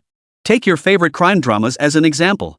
Songwriting is just like the scenarios we see in those classic crime dramas. Every time investigators solve a case, they start with some easily overlooked details at the scene. It could be a single strand of hair, a faint footprint, or a trace of a specific substance left on the victim. The crime scene looks chaotic at first glance, with seemingly no useful clues to be found. But if you follow the clues systematically, you'll inevitably uncover the truth and solve the case. And the process of exploration itself is incredibly enjoyable. Every time I discover a new element, I weave it into my songwriting. It feels just like uncovering a crucial clue in a criminal investigation, incredibly rewarding. Jiang Hao's voice remained steady. That's exactly right. The process of creating music should be like solving a criminal case, something I truly enjoy. By not overlooking any potential clue, you might just create something truly eye-opening. I feel like I've gained a whole new perspective on music creation now. I never really thought about it this deeply before. Thank you, Jiang Hao. Wang Xinyi's voice brimmed with gratitude toward Jiang Hao. Chapter 148, The Mole Exposed. Jiang Hao, when are you free? I'd like to invite you to my music studio to give me some guidance on my songwriting. Is that okay? Wang Xinyi's pleading voice came through the other end of the microphone. Well, Jiang Hao had been investigating the mole within the police department lately and simply didn't have the time. Please. Just this once, please? Wang Xinyi's voice had taken on a pleading tone. I'm swamped right now. I'm currently serving as a consultant at the police station and am investigating a case there. Jiang Hao explained the reason to Wang Xinyi. Oh, I see. Wang Xinyi's voice on the other end of the microphone sounded very low. How about this, let's wait 2 weeks. After I finish investigating the police station matter, I'll come to your music studio. Jiang Hao thought for a moment before replying. Really? That's wonderful. Wang Xinyi's voice brimmed with delight. Won't that interfere with your work at the police station? If it does, then maybe we shouldn't do it. Although Wang Xinyi desperately wanted Jiang Hao to come to her music studio to guide her songwriting, she didn't want him to give up his responsibilities at the police station because of it. It's fine. The investigation I'm handling at the police station is about to wrap up. Jiang Hao's voice was calm. Regarding the investigation into the mole within the police department, Jiang Hao had already pieced together most of the clues. Good times always fly by. It's almost closing time at our karaoke bar. The karaoke host activated the microphone and announced the imminent closure of the venue. Ah, how could it be so soon? I haven't had enough fun yet. I want to keep singing. This karaoke place is so much fun. We should come here more often. This karaoke place is seriously fun, so many people who love singing all together. Yeah. We should come whenever we get the chance. Host, can we get another half hour? Extend the time? What the hell, is this a strip club? Extending a technician's session? Ha ha ha. Bro, your mind is in a dangerous place. You old hands are always thinking up all sorts of nonsense. I just don't want tonight's nightlife to end so soon. It's rare to get to sing and relax in a karaoke bar. Relax my ass. Let's just play games, I'll keep you company all night long. Get lost, get lost, get lost. I want a woman, not some stinky guy like you. Ha? TSK. Observing from the shadows emoji. The karaoke room's comment stream erupted with a chorus of howls. Friends in the karaoke hall, parting is always painful. Finally, let's end today's karaoke session with one last song. As the host finished speaking, the accompaniment for Unforgettable Tonight filled the karaoke hall. Holy crap! It's actually the classic Unforgettable Tonight. Holy crap! I can't take it anymore. Sing it. After this song, today's karaoke session is over. Let's all sing together. Of course. The karaoke host opened up all mic permissions, and the audience began singing along. Tonight is unforgettable. This night will never be forgotten. No matter how far apart we may be. Across the vast land, our hearts are one. Together we wish our motherland well. May our motherland prosper. This night shall never be forgotten. No matter how far apart we may be. Across the vast land, our hearts are one. Together we wish our motherland well. May our motherland prosper. Together we wish our motherland well. Together we wish for our motherland's prosperity. Farewell to this night. Whether new friends or old acquaintances. Let us meet again next spring. Green hills remain, and we are not yet old. Green hills remain, and we are not yet old. Green mountains remain, and people have not aged. Together we wish our motherland well. Amidst the singing, the night at the karaoke bar drew to a close. Next Wednesday at the same time, we'll meet again at the karaoke bar. The host announced before closing the karaoke hall. After the karaoke session, Jiang Hao took a shower and sat alone at the table. Clatter, clatter, clatter. The pen tip scratched across the notebook, producing a soft rustling sound. The dim light from the desk lamp fell on Jiang Hao's face, obscuring his expression. His brow was deeply furrowed, and beads of sweat had already formed on his forehead. Just moments ago, Jiang Hao had combined the financial case clues obtained from Li Xiuyan with information retrieved from the police station archives, finally pinpointing the mole within the police force. In the summer of August 10 years ago, the brothers' gang absorbed other underground factions. Step by step, they grew stronger, drawing the Yangcheng Police Department's intense scrutiny. Jiang Hao murmured the words from his notebook, his mind racing. 10 years ago in Yangchang, every street and alley was shrouded in the gloom brought by the Brotherhood's rise. Illegal activities became increasingly rampant. The entire Yangcheng Police Department treated it as a major threat, swiftly forming a special task force. Kong Ruiming, Zhen Liang, and Jiang Hao, 3 elite officers from the bureau, were appointed as the task force's principal leaders. Jiang Hao paused, as if he could see through the words the 3 spirited elite officers from 10 years ago. The police department devised its first operation targeting the brothers' gang, with the special mission kept strictly confidential. On the night of the operation, gunfire echoed through the night sky. Police and Brotherhood members were locked in fierce firefights on every street and alley. Ultimately, the special operation succeeded, dealing a devastating blow to the underground brothers' gang. Except for the severely wounded leader, Blackie, who managed to escape, all other Brotherhood members were apprehended and brought to justice. The assessment team concluded the brothers' gang was effectively defunct. During the operation, team member Jiang Hao was unfortunately shot in the leg and later voluntarily requested transfer out of the police force. Jiang Hao's finger lingered on that line, trembling slightly. Why? How could a police officer who once fiercely opposed evil degenerate into a mole within the police force? Jiang Hao's emotions churned as he continued sifting through all the clues. On the first day of winter 9 years ago, the underground gang brothers alliance appeared to be resurging. Reading this, Jiang Hao let out a heavy sigh. The entire Yangcheng Police Department mobilized, conducting door-to-door investigations and inquiries, attempting to nip the brothers' gang in the bud. Operation Team Leader Chen Liang volunteered for the mission, tirelessly crisscrossing every corner of the city day and night, searching for any trace of the brothers' gang's resurgence. But their efforts proved fruitless. The brothers' gang always managed to stay one step ahead, vanishing into hiding. Half a month later, the brothers' gang vanished without a trace.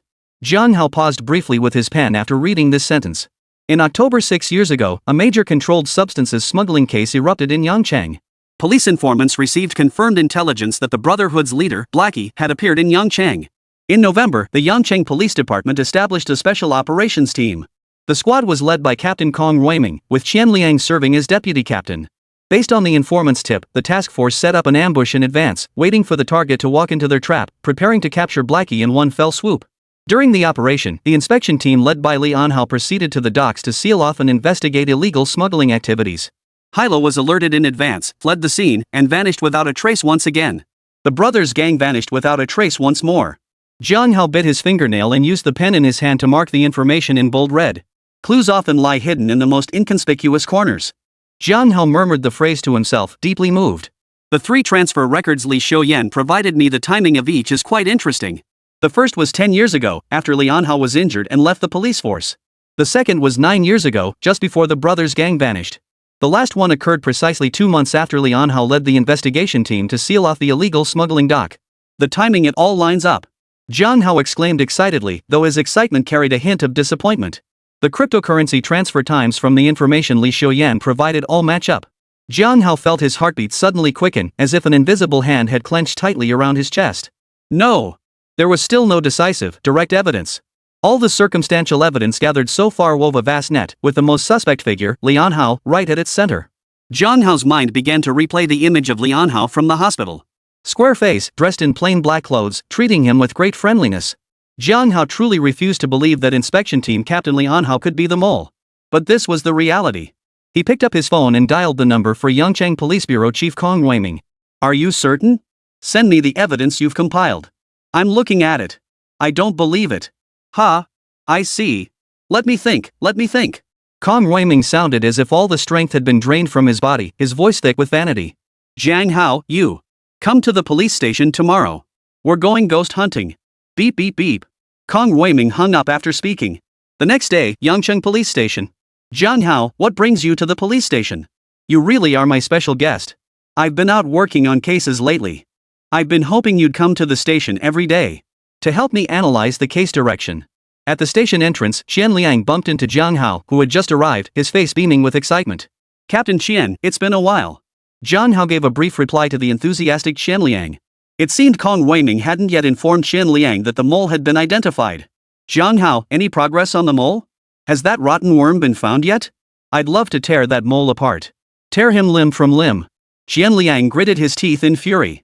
His leadership had launched multiple operations to apprehend the brothers' gang, only to suffer repeated setbacks due to the mole within the police department. Worse still, they'd lost several of their own brothers in the process. Chen Liang now wanted nothing more than to grind this mole to dust. We have a lead. Commissioner Kong and I have already reported it. Jiang Hao glanced at Qian Liang, who remained unaware of the truth, and sighed deeply inside.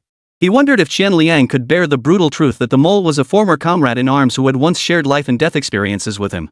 Really? That's wonderful. So there were already leads.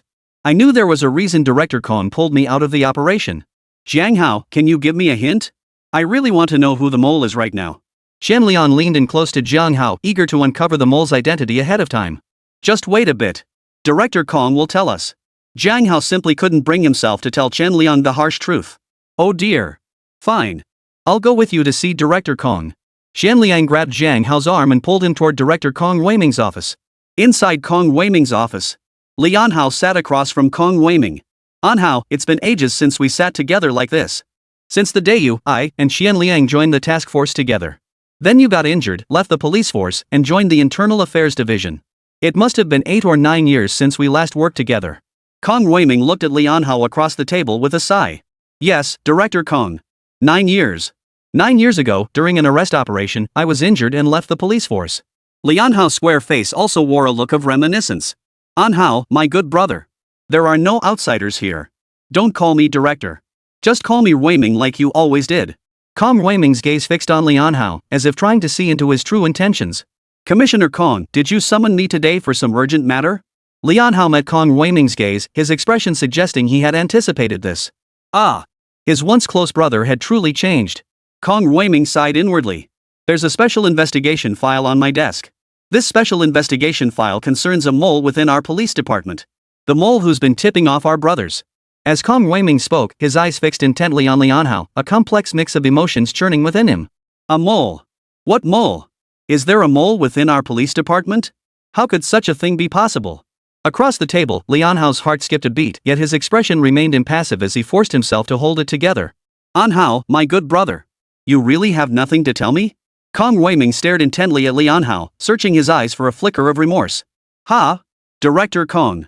You? What do you mean by this? You? Are you implying I'm a mole? Lian Hao's face was flushed with emotion, yet his eyes scanned every movement around him. I've bled and been wounded for this police department. You and I, Qian Liang, we've been on the front lines together, catching criminals. Countless times we've been in the line of fire, countless times we've faced mortal danger. How could I possibly be a mole? Commissioner Kong, you mustn't joke about this. Lian Hao was overcome with emotion, as if he'd suffered the greatest injustice. Ugh. The special investigation file is right on the desk. Go ahead and look. I'm going for a walk. Kong Weiming was utterly disheartened, never imagining that the brother who once fought alongside him for justice, sharing blood and wounds, could sink so low. Chapter 149, The Truth. Kong Weiming walked out of the office, his face etched with disappointment and desolation. The door slammed shut with a loud bang. That muffled thud seemed to pound heavily on Lian Hao's heart. Now, Lian Hao was alone in the office. The silence was eerie, broken only by the faint echo of his slightly hurried breathing. Police station conference room. Qian Liang was talking with Jiang Hao. Jiang Hao, I'm serious. Come straight to our Yangcheng Police Department after you graduate. Talent like yours is exactly what our Yangcheng Police Department needs most right now. With you on board, our Yangcheng Police Department will be like adding wings to a tiger. I hope you won't just be a consultant affiliated with our bureau, but truly become part of the Yangcheng Police Department. I guarantee you this, once you join my task force, I'll personally train you. We'll work to groom you into the next squad leader. Qian Liang's face flushed as he persistently tried to recruit Jiang Hao into his task force. Let me tell you something in confidence. Qian Liang leaned close to Jiang Hao's ear. Commissioner Kong also intends to cultivate you. As long as you're willing to join the Yangcheng Police Department after graduation, Commissioner Kong wants to groom you as our department's successor. Qian Liang whispered into Jiang Hao's ear, afraid others might overhear. Anyone familiar with Qian Liang would be utterly shocked to see him treating Jiang Hao this way. Qian Liang was famously incorruptible within the Yangcheng Police Department. For him to show Jiang Hao such special consideration now was truly unprecedented. Captain Qian, thank you for your kindness. I'll give it serious consideration. Jiang Hao gave a sincere reply. Jiang Hao could sense the way Kong Weiming and Qian Liang placed on him. But he couldn't yet pinpoint his future direction, so he could only offer a vague answer. Oh my. You. Sly fox. You're such a sly one. Fine, what can we do? You're our precious darling at Yangcheng Police Station. Think it over carefully. Seeing that persuading Jiang Hao was futile, Qian Liang stopped trying. Wait, I was just saying. Where's Chief Kong? Why did they put us outside the office? Didn't you say there was an emergency? What's going on? Xian Liang couldn't sit still any longer and was about to get up to confront Kong Weiming in his office. Old Xian. Jiang Hao. You're here. Follow me. Kong Weiming's voice was stern, cutting straight to the point. What's going on? What's gotten into Director Kong today? Why does he look so grim? Something's definitely off. Kong Weiming led the way ahead, and Xian Liang couldn't help but whisper to Jiang Hao. Captain Xian, don't worry. We'll have answers soon enough. Jiang Hao understood why Kong Weiming looked so grim. A comrade in arms who had shared life and death experiences with him had become a corrupt mole within the police department. No one could feel good about that. Just wait and see. Kong Weiming stopped before the one-way glass outside the office, his gaze fixed on Lian Hao inside. What's going on? Why is old Li in Chief Kong's office? Didn't Lian Hao transfer to the inspection team? Why is he at Yangcheng police station today? Xian Liang looked utterly perplexed. Kong Weiming didn't answer Xian Liang's questions, his gaze fixed intently on the office, observing Lian Hao's every move. Inside Kong Weiming's office, Lian Hao sat in his chair, his hands unconsciously clenched into fists so tightly that his knuckles turned white. A fine layer of sweat beaded on Lian Hao's forehead, slowly trickling down his cheeks. Splash! The sweat drop landed on the desk, spreading into a small dark stain. Lian Hao remained oblivious, his eyes fixed intently on the special investigation file Kong Weiming had mentioned. Real or fake? Was it a test? Or had they truly uncovered a lead? Impossible. I couldn't have left a clue. A bluff, he must be bluffing me. No, that's not right at all. Kong Weiming isn't the type to bluff. Kong Weiming must have found a real clue. Should I look? Should I look? Lian Hao's eyes brimmed with complex emotions. Fear, anxiety, despair all intertwined. Through the one-way glass, Kong Weiming observed Lian Hao, his own gaze equally fraught with complexity. Commissioner Kong, surely not? Old Li? How could that be? Xian Liangnan muttered to herself. From Kong Weiming's expression, she now understood that her former comrade Lian Hao was the very mole within the police force she had been desperately trying to uncover. There's a special investigation file on my desk concerning Jiang Hao's probe into the police mole. The evidence in that special investigation file is rock solid. I told old Li. Kong Weiming's single sentence confirmed Xian Liang's suspicions beyond doubt. No! No! Xian Liang's heart screamed inwardly, hoping that Lian Hao behind the one-way mirror was innocent. Jiang Hao watched Kong Weiming and Xian Liang's reactions, a flash of sorrow crossing his mind. Ah! Once comrades in arms who shared life and death, who endured hardships together. Jiang Hao sighed with emotion, his gaze shifting back to Lian Hao inside the office. Lian Hao moved. Lian Hao rose from his seat. In that instant, outside the office, the gazes of Jiang Hao, Xian Liang, and Kong Weiming all converged on Lian Hao. Inside the office, Lian Hao's mind raced in a frantic struggle. Time seemed to stretch endlessly in that moment, each passing second torturing his nerves. The special investigation file lay within Lian Hao's grasp, just within reach. Several times, Lian Hao reached out to open the file, desperate to see what it contained. Yet he feared the special investigation file might indeed contain evidence against him. His hand hovered mid-air, frozen in indecision. Damn it! I refuse to believe it. I won't just sit here and wait for it to happen. I refuse to believe they could actually uncover anything. Maybe it's just some baseless rumors. I'm sure I can find reasons to refute them. Lian Hao gritted his teeth, his resolve set. His hands trembling, he reached for the special investigation file. Ah! Behind the one-way mirror in the office, Xian Liang let out an involuntary sigh, a single tear slipping silently from his eye. Lian Hao carefully opened the special investigation file. The rustling of paper sounded particularly jarring in the otherwise quiet office. With each turn of the page, Lian Hao's heartbeat quickened. The special investigation file's evidence records were meticulously organized. After reading it, Lian Hao's face grew even paler, and his lips began to tremble slightly beyond his control. It's over. It's all over. They really found out. Lian Hao slumped into his chair, the special investigation file crashing heavily to the floor. In the police interrogation room, harsh white lights cast a bleak glow on Lian Hao's haggard face. A red banner with white characters hung on the back wall: confess and receive leniency, resist and face severity. Lian Hao sat in the interrogation chair, his hands cuffed, yet his eyes still held a stubborn defiance. Xian Liang sat at the interrogation desk, his gaze complex as he watched Lian Hao. His lips moved, as if he wanted to say something, but he couldn't find the words. Jiang Hao, assigned by Kong Weiming to observe, sat on the other side of the interrogation table. The recording device activated, and the interrogation formally commenced. Lian Hao, do you know why you're here? Xian Liang broke the silence, his voice heavy with sorrow. Why? I don't know. I received orders today from Director Kong Weiming to rush from the inspection team to the Yangcheng Bureau. Without knowing anything, I was brought into the interrogation room. Lian Hao's face twisted into a cold sneer as he deliberately chose to resist the interrogation. Old Li. Are you still going to resist? Xian Liang's eyes welled up with tears. He couldn't believe the man defying interrogation before him was the same brother in arms who had once shared life and death experiences with him. Resist? Ha ha ha. Don't talk nonsense. What gives you the right to arrest me? Based on those meaningless clues? Slander. This is slander. I've risked life and limb for Yangcheng Police Department for years, suffered injuries, and shed blood for this department. You can't slander my dedication to the Yangcheng Police Department. Lian Hao chose to go all in, attempting to stir sympathy by invoking his sacrifices for the Yangcheng Police Department. Old Li. You. Qian Liang truly couldn't understand the man before him, once his own good brother. Jiang Hao. Qian Liang's emotional state is too unstable. You'll take over the interrogation temporarily. I trust your abilities. Jiang Hao heard Kong Weiming's voice through his earpiece. This.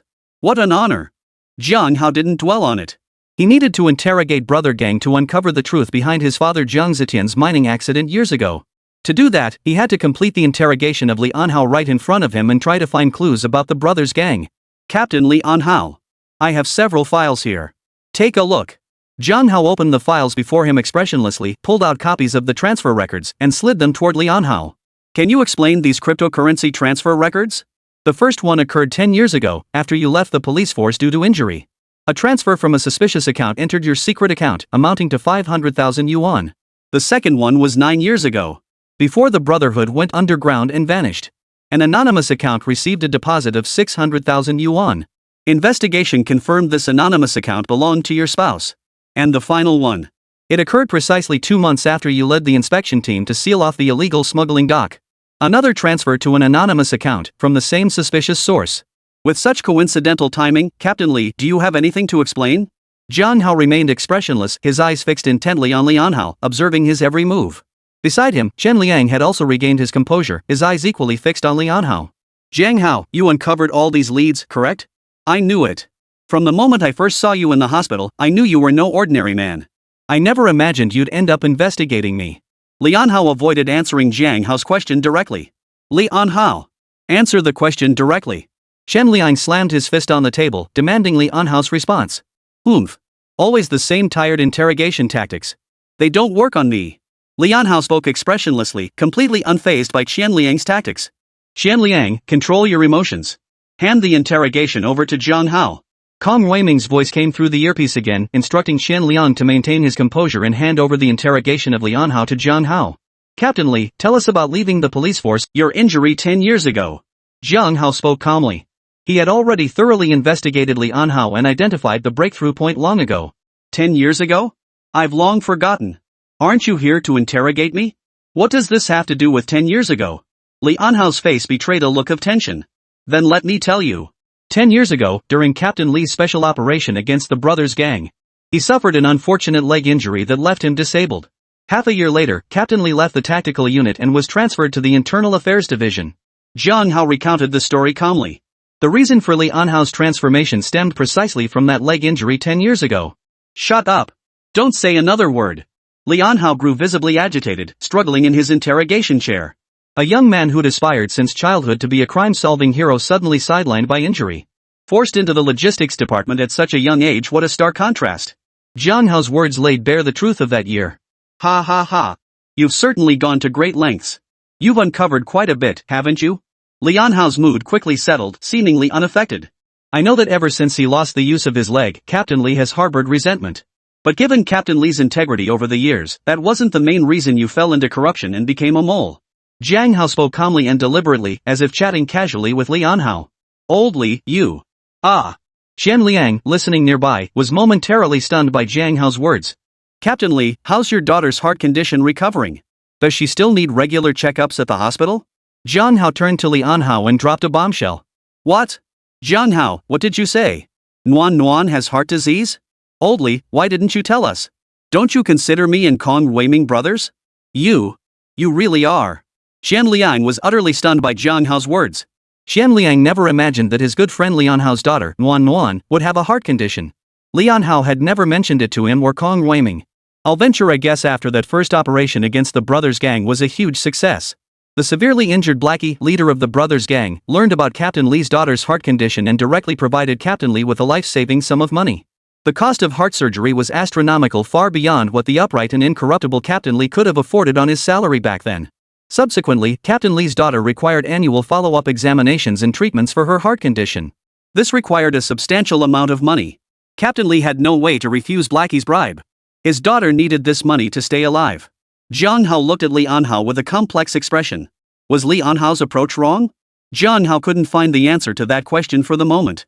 Chapter 150, Interrogating the Mole. Enough! Don't say another word.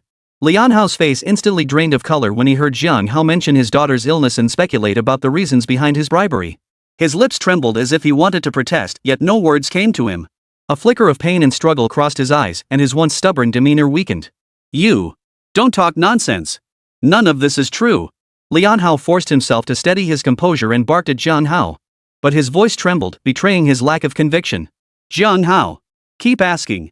Jiang Hao heard Kong Weiming's voice through his earpiece, filled with anguish. Unfazed by Kong Weiming's demeanor, Jiang Hao pressed on with the interrogation in his own manner. Captain Lee, I know you're torn inside right now. As a parent, who wouldn't want their child to be healthy and safe? One wrong step, and there's no turning back. Captain Lee, you need to think about Nuan. Jiang Hao played the emotional card, attempting to break down Lian Hao's psychological defenses. Old Lee. Don't be so foolish. Confess now, and you still have a chance to seek leniency. Old Lee, I know interrogation won't get anywhere with you. But you need to think about your wife, think about your daughter Nuan. Xian Liang listened nearby, his face streaming with tears. Stop pushing me. Lian Hao closed his eyes in anguish, hot tears streaming from the corners. But soon, Lian Hao lifted his head, glanced at Xian Liang, then at Jiang Hao. A flicker of hesitation crossed his eyes, quickly replaced by resolve. You can investigate whatever you want. I said it, you're slandering me. Lian Hao gritted his teeth, his eyes filled with unwavering resolve. Jiang Hao remained silent, his eyes studying Lian Hao, revealing nothing. Lian Hao, once an elite officer in the police force, would never reveal any weakness on the surface. Bang! The interrogation room door burst open as a figure stormed in. Sis-in-law. What are you doing here? Shen Liang's opening words revealed the woman's identity. The intruder was none other than Lian Hao's wife, Zhang Mei. What are you doing here? Why are you arresting my husband? My husband Li has served diligently at Yongqing Police Station for so many years. He's practically devoted his entire life to the Yongqing Police Department. Why are you arresting him? And now you're interrogating him. Lian Hao's wife, Zhang Mei, was overcome with emotion, sobbing as she tried to pull closer to Lian Hao. Sis-in-law. What are you doing? This is a police interrogation room. Don't be ridiculous. Where's the auxiliary officer? Quick! Get my sister-in-law out of here. Xian Liang hadn't anticipated Lian Hao's wife, Zhang Mei, becoming so emotionally distraught. He urgently called for the officers outside to come in and restrain her. Get out! Get out now! Don't worry about me. Take care of Nuanyuan. Lian Hao spoke up, telling his wife Zhang Mei not to worry about him. Emotionally distraught, Zhang Mei was pulled outside by the female police officer who had escorted her to the interrogation room. The questioning of Lian Hao was also forced to stop. In the reception room, Zhang Mei sat alone and helpless on a chair, tears streaming uncontrollably down her face. Jiang Hao, Kong Weiming, and Xian Liang sat silently across from her. Sister-in-law. Don't worry. Old Li. Well, Old Li is just cooperating with the investigation. Nothing bad will happen. Don't you dare worry. Xian Li spoke up, trying to comfort the weeping Zhang Mei. What exactly did my husband Old Li do? Why did they take him to the interrogation room? When I heard Old Li was arrested, I felt like the sky was falling. Why? Zhang Mei spoke, tears streaming down her face. Director Kong, what are we going to do? Xian Liang looked at Kong Weiming with pleading eyes, hoping for a definitive answer. Zhang Mei, let me be frank with you. Your husband, Old Li, is likely involved with the underground gang, the Brothers Gang. Leaking police investigation leads to the underground gang Brothers Gang. Helping the Brothers Gang evade police capture. There's already substantial evidence pointing directly to Old Li. Old Li. Arresting Old Li and interrogating him is purely a matter of following procedure. Kong Weiming made no attempt to conceal the truth. He chose to speak plainly. What? Impossible.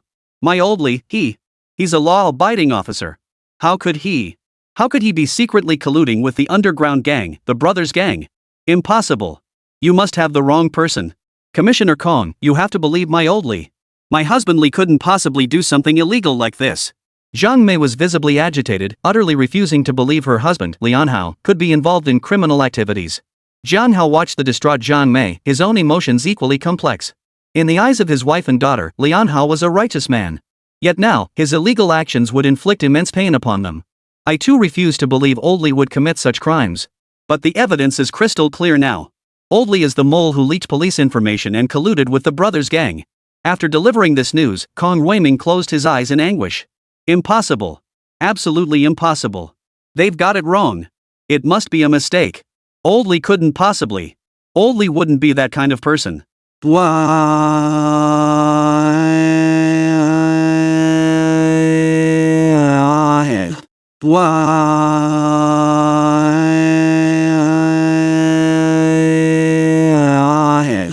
Jiang Mei buried her face in her hands and burst into tears, utterly unable to believe that her husband, Jiang Hao, could be a police mole colluding with the Brotherhood gang. Jiang Mei. I hope you can persuade Jiang Hao. Stop resisting. You understand the principle, truth-telling leads to leniency, while resistance invites severity. If An Hao can confess everything and help the police apprehend the underground brothers gang, his punishment can be reduced. The evidence is now overwhelmingly clear. Yet Lian Hao still chooses to dig in his heels. This will only worsen his final outcome. Jiang Mei, I hope you can truly persuade him. Kong Weiming looked at Jiang Mei, his eyes filled with hope. Yes. Sister-in-law. You really need to talk some sense into Old Li. Stop digging your own grave. Be honest and get leniency, resist and face harsher consequences. And no matter what, Old Li has to think about your baby daughter, Nuan Nuan. You don't want Nuan Nuan to grow up with a bad reputation, do you? Chen Liang spoke up, starting to work on Jiang Mei, hoping she could persuade Lian Hao properly. Why? I'm just a woman. All I want is for my daughter and my husband to be safe and sound. I will cooperate fully with your investigation. Persuade Old Li to confess. Jiang Mei agreed to work on Lian Hao while weeping. Jiang Hao observed the scene, unable to help but marvel at the ingenuity of Kong Weiming and his team's interrogation methods. Oh no! Oh no! Director Kong, Captain Qian. News just came in from the hospital. Captain Li's daughter, Nuan Nuan, has been rushed into the emergency room. Several people pushed open the conference room door, their faces etched with anxiety. What? Nuan Nuan. My poor Nuan Nuan. Jiang Mei sprang to her feet. Upon hearing the news that her daughter had been rushed to the emergency room, she collapsed instantly. Quick! Call an ambulance. Get Jiang Mei to the hospital. Shen Liang, Jiang Hao, come with me to the hospital to check on Nuan Nuan's condition. Kong Weiming urgently relayed the orders. Hospital. The emergency room's red-tinged lights glowed like a dagger, piercing the hearts of those waiting outside the ward. Jiang Mei had received basic treatment, her eyes vacant and lifeless. She kept murmuring, Nuan Nuan, my dear daughter Nuan Nuan. Tears streamed down her cheeks, soaking a large patch of her clothes. Kong Weiming and Xian Liang looked frantic. This was their best friend's daughter. When Nuan Nuan was little, she used to call Kong Weiming and Xian Liang uncle whenever she saw them. Aunt Chang, are you alright? Nuan Nuan, how is Nuan Nuan? Lu Wanwan, clad in a hospital gown, shakily made her way to the emergency room entrance, her face still deathly pale. Lin Wanwan had always regarded Lu Wanwan as her big sister, calling her sister every time they met. Lu Wanwan also cherished Lin Wanwan like a beloved little sister. On weekends, she would sometimes take Lin Wanwan to clothing stores, dressing her up and pampering her. Lu Wanwan truly regarded Lin Wanwan as her own little sister. Officer Lu, you haven't fully recovered yet. You need to take care of yourself. Jiang Hao stood up, walked over to Lu Wanwan, and gently helped the weakened Lu Wanwan into a chair. Cough cough cough. I'm fine. What happened to Nuan Nuan? Why was she suddenly rushed into the emergency room? Lu Wanwan coughed a few times before asking. We received word here. Nuan Nuan suffered an acute heart attack at school. The school immediately called 120. They rushed her to the hospital. Qian Liang answered Lu Wanwan's question. Captain Qian. I know Nuan Nuan had some minor heart issues. But hasn't her condition been stable all along? How could it suddenly flare up? Jiang Hao's single remark immediately pinpointed the discrepancy. Well, based on what I've gathered, Nuan Nuan was attending classes normally at school. She hadn't experienced any particular stress either. Is that so? How could she suddenly have a heart attack? It is indeed suspicious. Shen Liang's expression turned grave as he listened to Jiang Hao's suspicions. Kong Weiming listened to Jiang Hao and Shen Liang's conversation, his expression shifting between light and shadow. Aunt Jiang. Is Nuan Nuan's heart condition unstable? Could it be sudden? Jiang Hao turned to Jiang Mei and asked the question. Nuan Nuan's condition has been stable all along. Under normal circumstances, it's highly unlikely to strike suddenly. Well, Jiang Mei replied softly, unable to meet Jiang Hao's gaze. Nuan Nuan will be fine. Please protect Nuan Nuan. Please keep Nuan Nuan safe and sound. Lu Wanwan pressed her palms together, praying for heaven's protection over Lin Wanwan. The doctor's here. It's the doctor coming out. Doctor, how is Nuan Nuan doing? The emergency room doors swung open, and Shen Liang rushed to ask the doctor stepping out about her condition. What is your relationship with Lin Wan Nuan? Is Lin Wan Nuan's guardian here?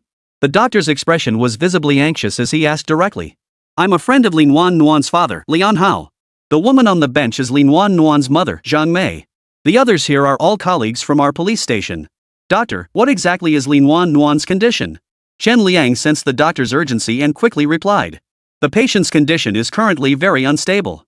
She suffered an acute cardiac episode. This has triggered a severe myocardial infarction, leading to malignant arrhythmia and cardiogenic shock. We initiated emergency measures immediately upon admission to the resuscitation room. CPR, defibrillation, and finally even vasoactive drugs. We attempted to restore the patient's normal heart rhythm and stabilize vital signs.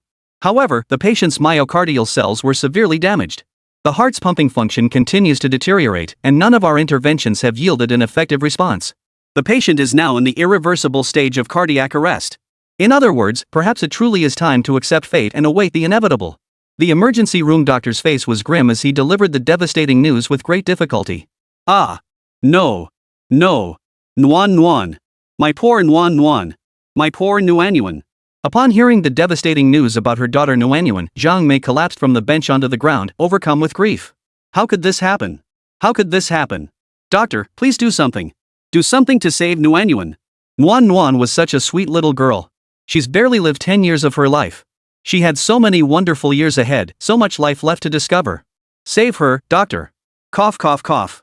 Lu Wanwan spoke, her face pale as death. Yes. Doctor, tell us if you're facing any difficulties. Whatever medicine or supplies you need, we'll get them ready for you. You must save Nuanyuan. Nuanyuan.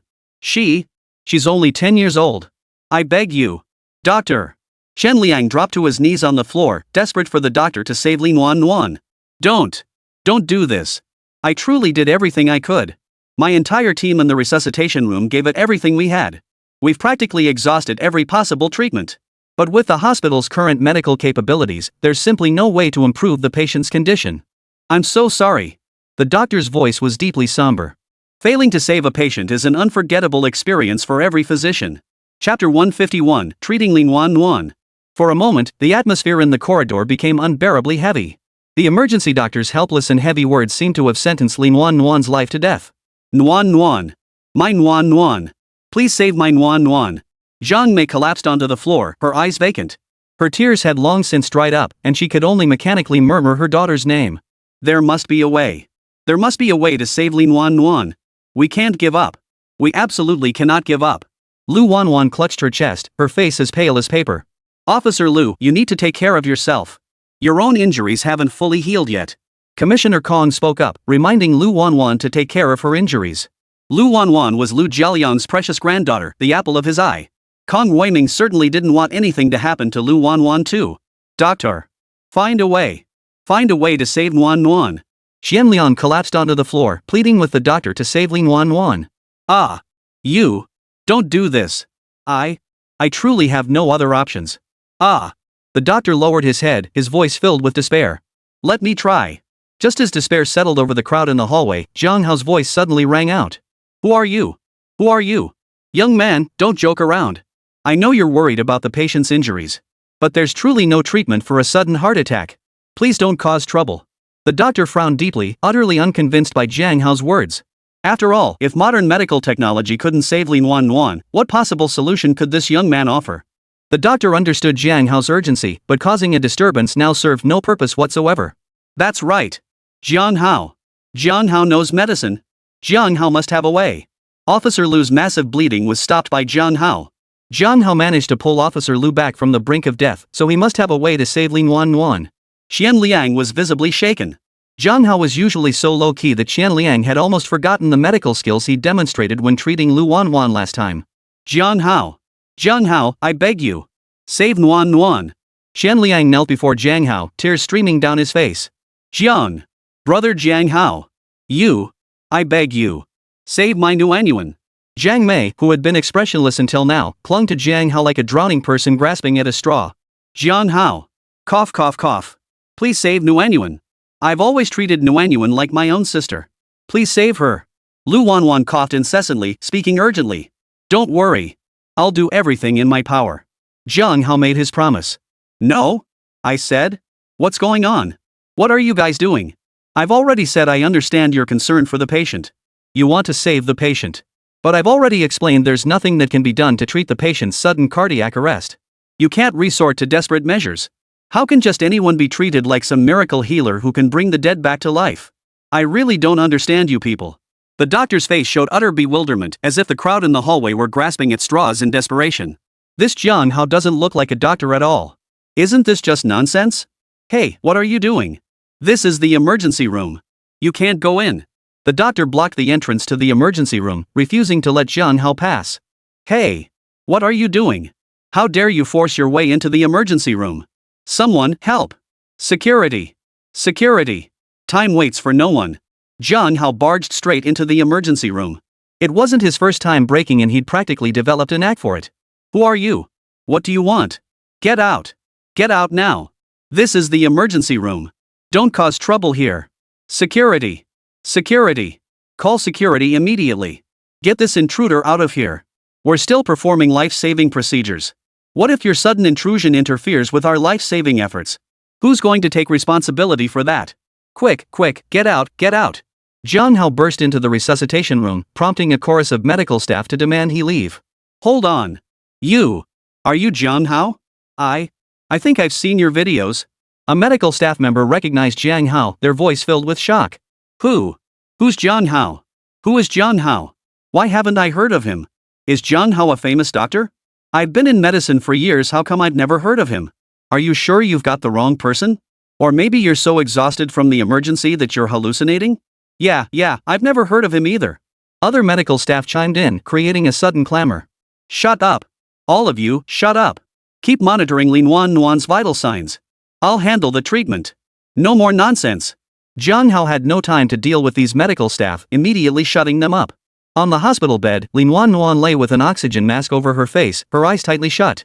Approaching her, Jiang Hao first carefully examined her complexion, tongue coating, and other vital signs. Jiang Hao placed 2 fingers on Lin Nuan's wrist. Closing his eyes slightly, he began to concentrate on her pulse. Is this Jiang Hao even qualified? That Jiang Hao doesn't look like a doctor to me. Let him try. It won't do any good. You know the patient's condition, no medical treatment can save him now. Why are you so convinced about this Jiang Hao anyway? Is it because he's good looking that you think he's a skilled doctor? Don't talk nonsense. He really looks just like the guy I saw in that video. The one performing acupuncture in that latest video by Zhu Ziming, the renowned master of traditional Chinese medicine. Are you talking about Master Zhu Ziming? How could Master Zhu possibly use this Jiang Hao guy in front of us for a video? What nonsense are you spouting? That's impossible. You must be starving. Forget it, forget it. Alright, get some rest after the surgery. The surrounding medical staff buzzed with discussion about Jiang Hao's treatment. Quiet. I'm saving someone. Jiang Hao whipped his head around, his eyes blazing with fury at the chattering medical staff. Instantly, the area fell silent. The medical staff were all stunned by Jiang Hao's imposing presence. The emergency room fell silent, broken only by the tense breathing of those present. Jiang Hao retrieved several silver needles from his portable needle case. After meticulous sterilization, with practiced precision, he inserted the needles into Lin Nuan's acupoints. The first target was the Zhanzhong acupoint. Ignoring gender distinctions, Jiang Hao's silver needles steadily penetrated this crucial point located on the body's anterior midline. All the while, Jiang Hao kept feeling Lin Nuan's pulse, calculating the timing and pressure of the acupuncture. Adjusting, calculating.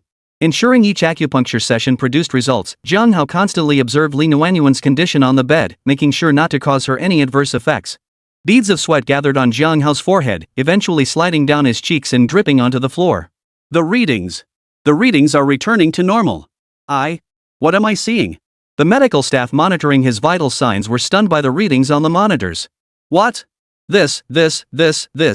How is this possible? Good heavens. This is crazy. The patient's vital signs were already beyond saving. How could he suddenly come back to life like a dead tree sprouting new growth? Unbelievable. Truly unbelievable.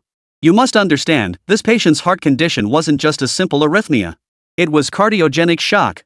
You could say the patient had entered a state of apparent death. How on earth did they manage to save him? Oh my God. My God. Doctors and nurses who had witnessed countless medical emergencies now stared in utter disbelief. In a situation where modern medicine had declared it hopeless, Jiang Hao's miraculous effects with traditional Chinese silver needles left them utterly amazed. On the hospital bed, Lin Nuan's breath, which had been so rapid it felt like she might suffocate, gradually slowed. The look of agony on her face also eased slightly. It worked. It really worked. Look at the patient's complexion. Her complexion is improving. This isn't something the monitors can show.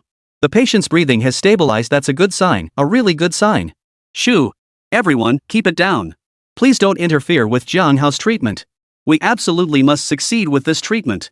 The surrounding medical staff, afraid of disturbing Jiang Hao's treatment of Lin Nuan, all lowered their voices. Ignoring the reactions around him, Jiang Hao continued treating Lin Nuan. Jiang Hao retrieved 2 more silver needles, inserting them into Lin Nuan's naguan and shenmen acupoints respectively. The naguan point is located on the palmar side of the forearm, 2 cun above the wrist crease, between the palmaris longus tendon and the radial wrist flexor tendon. It regulates cardiac function. The shenmen point is located on the wrist, at the ulnar end of the transverse palmar crease. It helps calm the mind and regulate the flow of qi and blood in the heart. Jiang Hao twisted both needles simultaneously with his hands.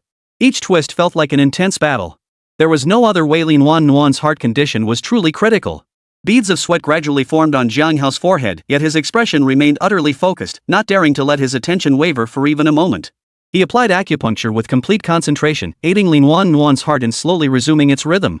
Report the readings. Jiang Hao managed to speak, instructing the medical staff monitoring Lin Nuan's vital signs to report her condition. Ah! Understood. The ECG monitor shows.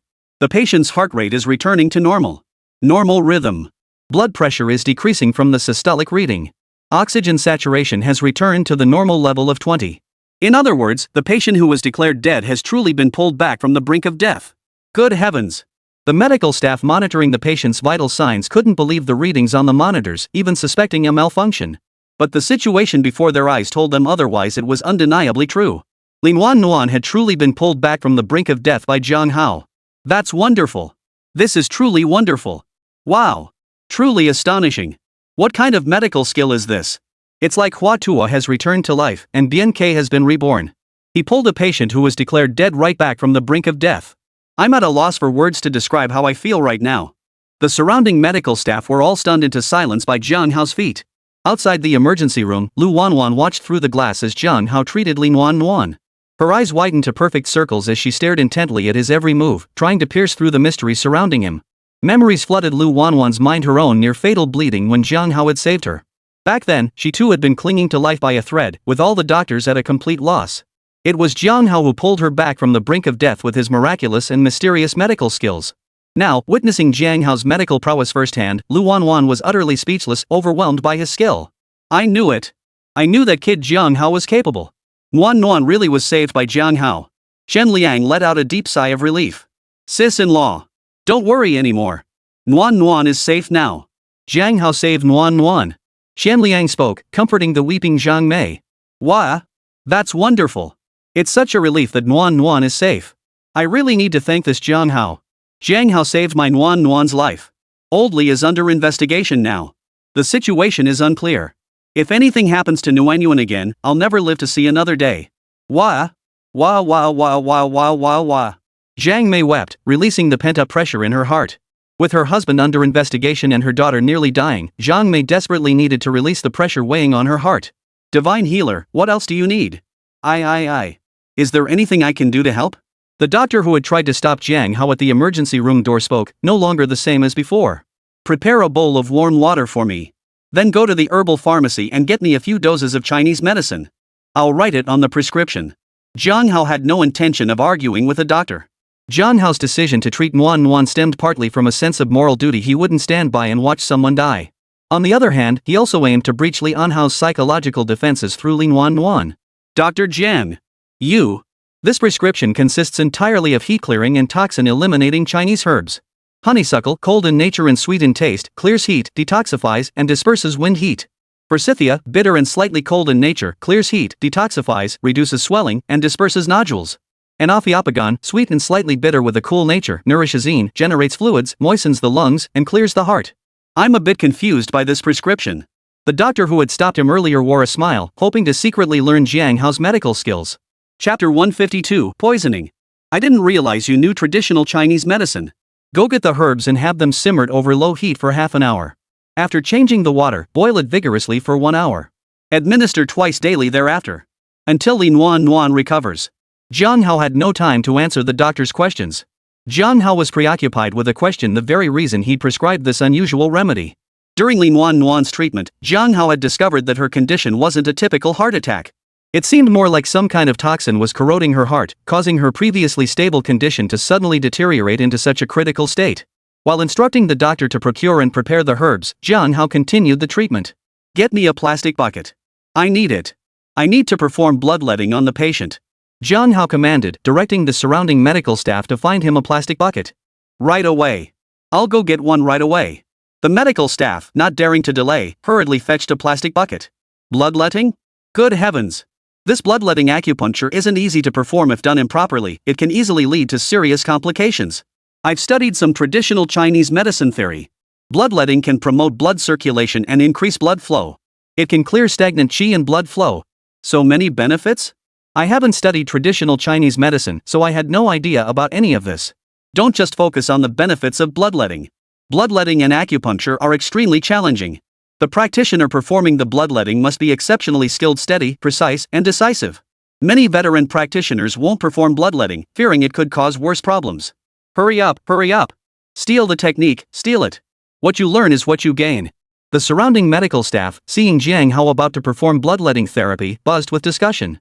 Make way, make way. Let me through. Outside the ER door, the assigned nurse prepared to enter the emergency room with a plastic bucket. A plastic bucket? What is Jiang Hao doing? Wasn't Nuan already saved? What's he up to now? Xian Liang outside the ER felt puzzled. Curious, he pressed his face against the glass door, peering into the treatment room to get to the bottom of it. Old Xian, what's the rush? Jiang Hao wants a plastic bucket, he must have his reasons. We'll just wait and see. Kong Weiming wasn't worried about Lin Wan's condition at all. With Jiang Hao in the treatment room, Kong Weiming felt completely at ease. The bucket's here. Dr. Jiang, the bucket you requested. The nurse handed the bucket to Jiang Hao. Just call me Jiang Hao. I'm no miracle worker. Also, when I'm performing bloodletting, please keep your distance. Don't want you getting splattered.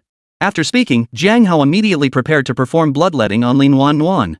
The toxins in Lin Wan's body had already invaded her heart, making her condition extremely dangerous. Jiang Hao now intended to expel the toxins from her body through bloodletting.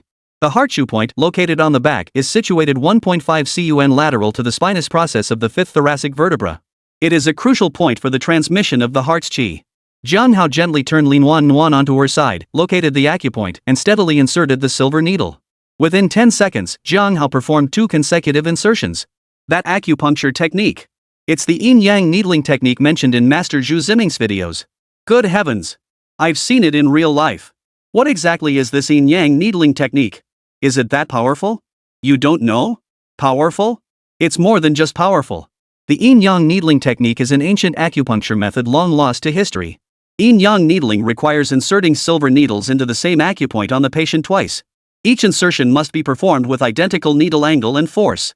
Moreover, the interval between the 2 insertions must never exceed 10 seconds, leaving the practitioner no time for thought or hesitation. The mental calculation and execution of this technique are incredibly challenging. Good heavens! How is that even possible? This level of difficulty, this. Is Jiang Hao even human? He's a miracle doctor. He truly is a miracle doctor. Jiang Hao's acupuncture technique was recognized once again, causing quite a stir among the medical staff surrounding the emergency room. Jiang Hao had no time to heed the reactions of those around him. After stabilizing Lin Wan's pulse, he began the acupuncture and bloodletting procedure. Splash! Blood gushed forth, a jet of dark crimson streaming from the needle puncture. The blood was as dark as ink, carrying a nauseating, foul stench.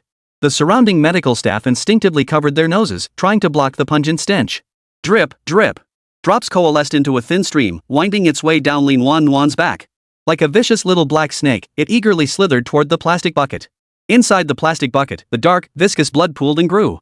It spread across the bottom, forming an eerie black pool that occasionally bubbled with unsettling, blood-red foam. That's disgusting. I feel like I'm gonna throw up my breakfast.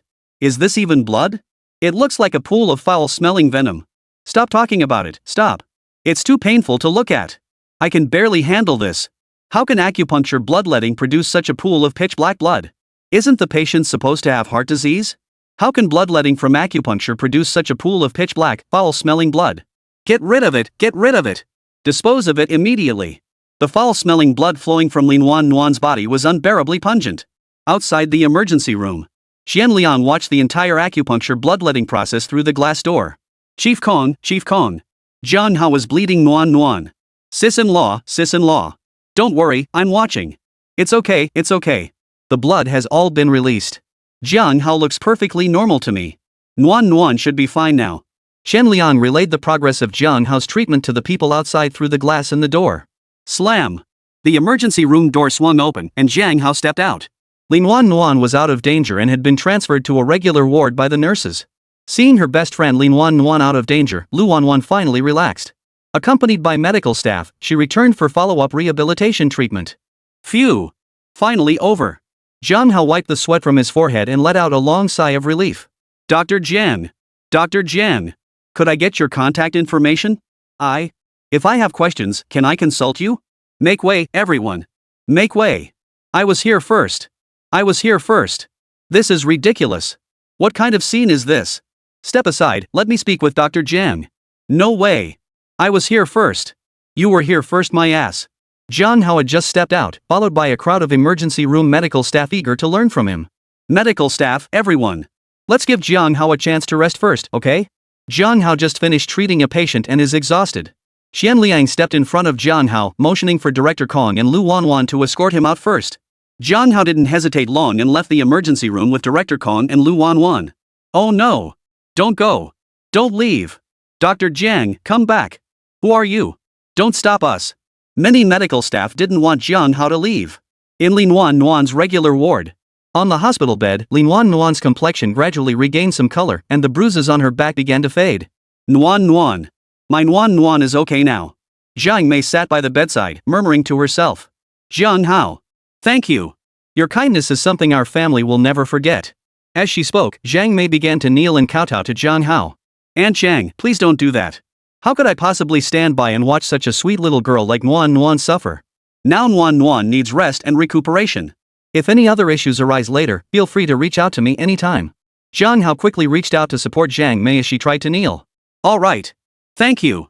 Thank you. Jiang Mei couldn't stop the hot tears streaming down her face. Aunt Jiang, please calm down first. I want to know what exactly happened with Nuanyuan's heart condition. I feel like... Jiang Hao trailed off, his voice filled with confusion and bewilderment. Jiang Hao, what's wrong with Nuanyuan's heart condition? Is there a problem? Xian Liang couldn't help but speak up, wanting to get to the bottom of it. Old Xian, don't rush. Let Jiang Mei explain exactly what's going on with Nuan Nuan's heart condition first. Then we'll hear Jiang Hao's side of the story. As the chief of Yangcheng Police Bureau, Kong Weiming immediately sensed something amiss. Nuan Nuan. Her heart condition. Old Li and I have always found it strange. There's no history of heart disease in either my family or Old Li's family. But 9 years ago, when Nuan Nuan was 5, the school teacher called to notify me and Old Li. Nuan Nuan suddenly fainted at school. Old Li and I immediately dropped everything, rushed to the school, and took Nuan Nuan to the hospital for treatment. After taking Nuan Nuan to the hospital, the doctor examined her and discovered she was exhibiting various symptoms of heart disease. But the cause of her illness was never determined. Jiang Mei recounted the events in detail. 9 years ago, if I recall correctly, that was precisely when the brothers' gang was first cracked down on and went underground. Jiang Haonan murmured. Jiang Hao, what have you discovered? Kong Weiming looked at Jiang Hao, eager to know what he had uncovered. I discovered that Nuan Nuan's viral heart disease was caused by poisoning. All these years, the toxin has been steadily eroding her heart. Her heart had long been unable to bear the burden. And today, for some unknown reason, the toxin suddenly erupted. Nuan Nuan nearly didn't make it. Jiang Hao shared his discovery. Poisoning. Jiang Hao, you're saying Nuan Nuan was poisoned? What's going on? Who would poison Nuan Nuan? Absolutely insane. Absolutely insane. If I find out who poisoned Nuan Nuan, I'll make sure they're arrested. Upon learning of Lin Wan Nuan's poisoning, Xian Liang was filled with righteous indignation and fury. The brothers' gang. It must be those ruthless bandits from the brothers' gang. Jiang Mei suddenly spoke up, her face darkening. Sis-in-law. You? What are you talking about? Brotherhood gang?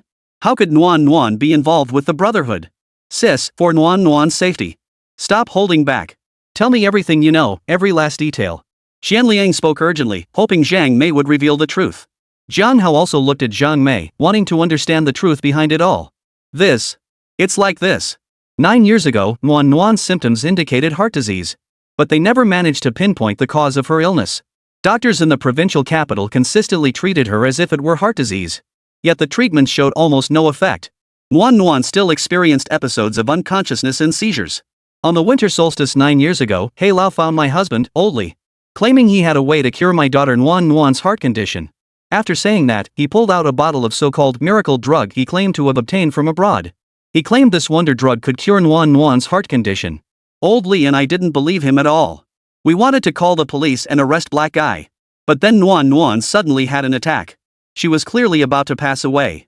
The Black Guy took the miracle drug and fed it into Nuan's mouth. After taking it, her condition improved remarkably fast. Jiang Mei hesitated but finally revealed the truth from that year. Miracle drug? What kind of special medicine? Xian Liang spoke up, utterly unconvinced that the Black Guy who had always been at odds with the police would ever kindly give Nuan any kind of special medicine. The special medicine ran out last month. All that's left now is an empty bottle. Jiang Mei said, pulling an empty bottle from her bag. Let me see. Jiang Hao took the empty bottle, gave it a quick sniff, and his expression turned grim. Jiang Hao, did you notice anything? Is this really some kind of miracle drug? Kong Weiming and Xian Liang looked at Jiang Hao anxiously, desperate to know the truth. To be precise, this isn't a miracle cure at all. It's an antidote that can alleviate Nuan's poisoning. And Chang, if I'm not mistaken, Nuan needs to take this so-called miracle cure regularly every month, right? And this miracle drug Black Guy only provides small quantities each time, right? To keep Captain Li under control? Jiang Hao spoke up, addressing Jiang Mei with his inquiry. Yes. Yes. Once Nuan stops taking the special medicine provided by the Black Guy, her condition will quickly flare up again. And Black Guy only supplies enough for 1 month at a time. Once the special medicine runs out, we have to wait for Black Guy to provide more. Jiang Mei lowered her head, her voice heavy with emotion. Despicable. It's truly despicable. Using drugs to control Old Li's daughter, forcing him to cooperate with the Brotherhood gang and betray police department secrets. This Black Guy is truly a monster. Xian Liang's emotions boiled over and he slammed his fist into the wall. Chapter 153, The Mole's Remorse. Jiang Hao, the poison in Nuan's body? Is there a solution? Kong Weiming looked at Jiang Hao with eager anticipation. Don't worry. The poison in Nuan's body has already been neutralized by me. Nuan is now just a bit weak but otherwise no different from anyone else. During the treatment process earlier, Jiang Hao had already neutralized the poison in Nuan's body. That's wonderful. That's truly wonderful. Kong Weiming's face lit up with excitement. Nuan was his brother's daughter, and he never wanted her to be harmed. Thank you, Jiang Hao. You saved Nuan. Neither I nor Old Li will ever forget this kindness. Jiang Mei gripped Jiang Hao's hands tightly, tears welling up in her eyes. And Jiang, I have reason to suspect that Nuan's viral heart disease was caused by Black Eye poisoning her. After Nuan was poisoned, He Lao used the antidote to control Captain Li, forcing him to relay internal police information for him. The poison in Nuan's body has been neutralized by me. Nuan can now live a completely normal life. And Chang, I hope you can persuade Captain Li. Get Captain Li to confess everything he knows about the brothers' gang. Turn back while there's still time. Jiang Hao planned to use Jiang Mei as a way to break through to Lian Hao. I understand. Don't worry. I'll go back to the police station with you. I'll talk some sense into Old Li. Make him confess everything he knows. I hope Old Li still has a chance to turn things around. Jiang Mei exhaled a long breath, her face finally relaxing. Jiang Mei knew her husband Lian Hao well. If it weren't for their daughter Nuan's illness, he would never have secretly dealt with the Black Lord from the brothers' gang. Lian Hao had been suffering, and Jiang Mei had been suffering too. Now, at last, there was a chance to escape it all.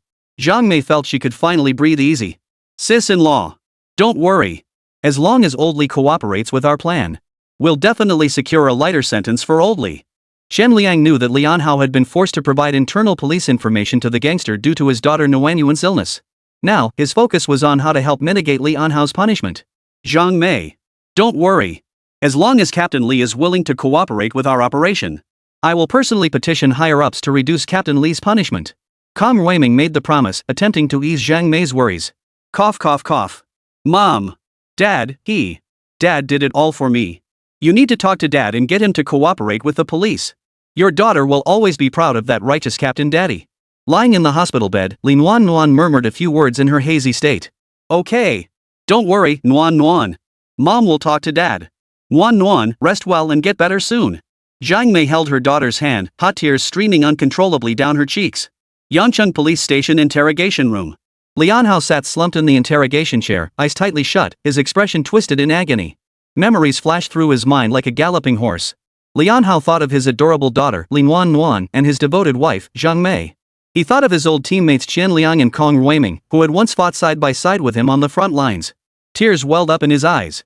As these thoughts swirled, a sudden glint of murderous intent flashed in Lian Hao's eyes. Blackie, the leader of the brothers' gang. He had used the special medicine to threaten him, providing him with information about police operations targeting Lian Hao. Lian Hao had considered eliminating Blackie, the scourge of the Yangcheng Police Department, with his own hands more than once. But whenever he thought of his precious daughter, Lin Nuan, and the image of her crying in agony during her illness, Lian Hao ultimately chose to become a mole, trading his loyalty for the special medicine Black Eye held. For the past decade, Lian Hao had lived in agony. Countless former comrades and brothers had sacrificed their precious lives because of the intelligence he had leaked to Blackie. Lian Hao pounded his head in agony. Slam! The interrogation room door swung open as Jiang Hao and Qian Liang entered, taking seats opposite Lian Hao. Lian Hao's eyes snapped open. The hesitation in his gaze was swiftly replaced by resolve. He absolutely couldn't let his daughter, Nuan, be in danger. Lian Hao resolved to maintain his silence. Captain Li, are you all right? After all this time, what are your thoughts? Jiang Hao, acting on Kong Ruiming's instructions, pressed on with the interrogation. I'm sorry, I don't know anything. You needn't waste your efforts. Lian Hao remained resolute for the sake of his daughter, Lin Nuan. Jiang Hao sighed, realizing conventional interrogation methods were useless with Lian Hao. Jiang Hao and Qian Liang exchanged a glance, ultimately deciding to bring in Zhang Mei as their trump card. Zhang Mei, supported by Qian Liang, staggered into the interrogation room. It's useless. Don't waste your breath.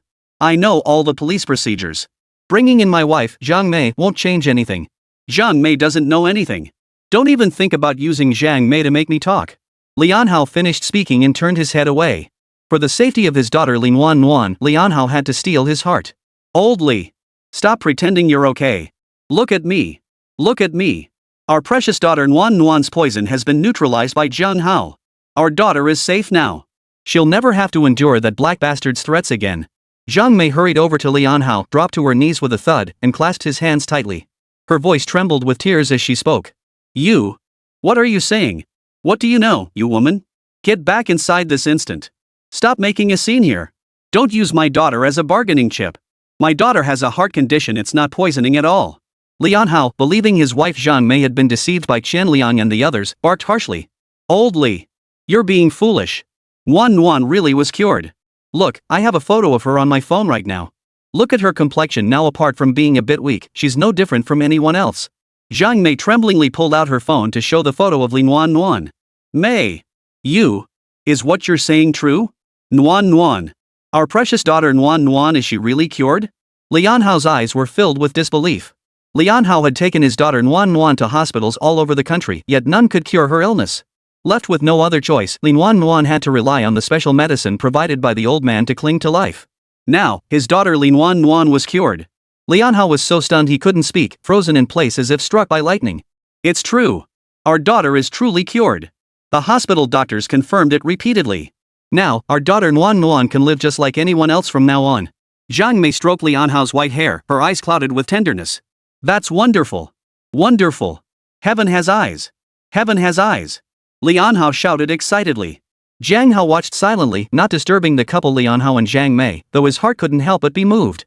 If his father, Jiang Zetian, had been there too, he and his mother would likely have shared a deep bond, and he and his sister would have been enveloped in that love from childhood. But there were no ifs. Jiang Hao must uncover the truth behind the mining accident at his father Jiang Zetian's mine. How was Nuan cured? All these years, I've taken Nuan all over the country. Not a single doctor could cure her condition.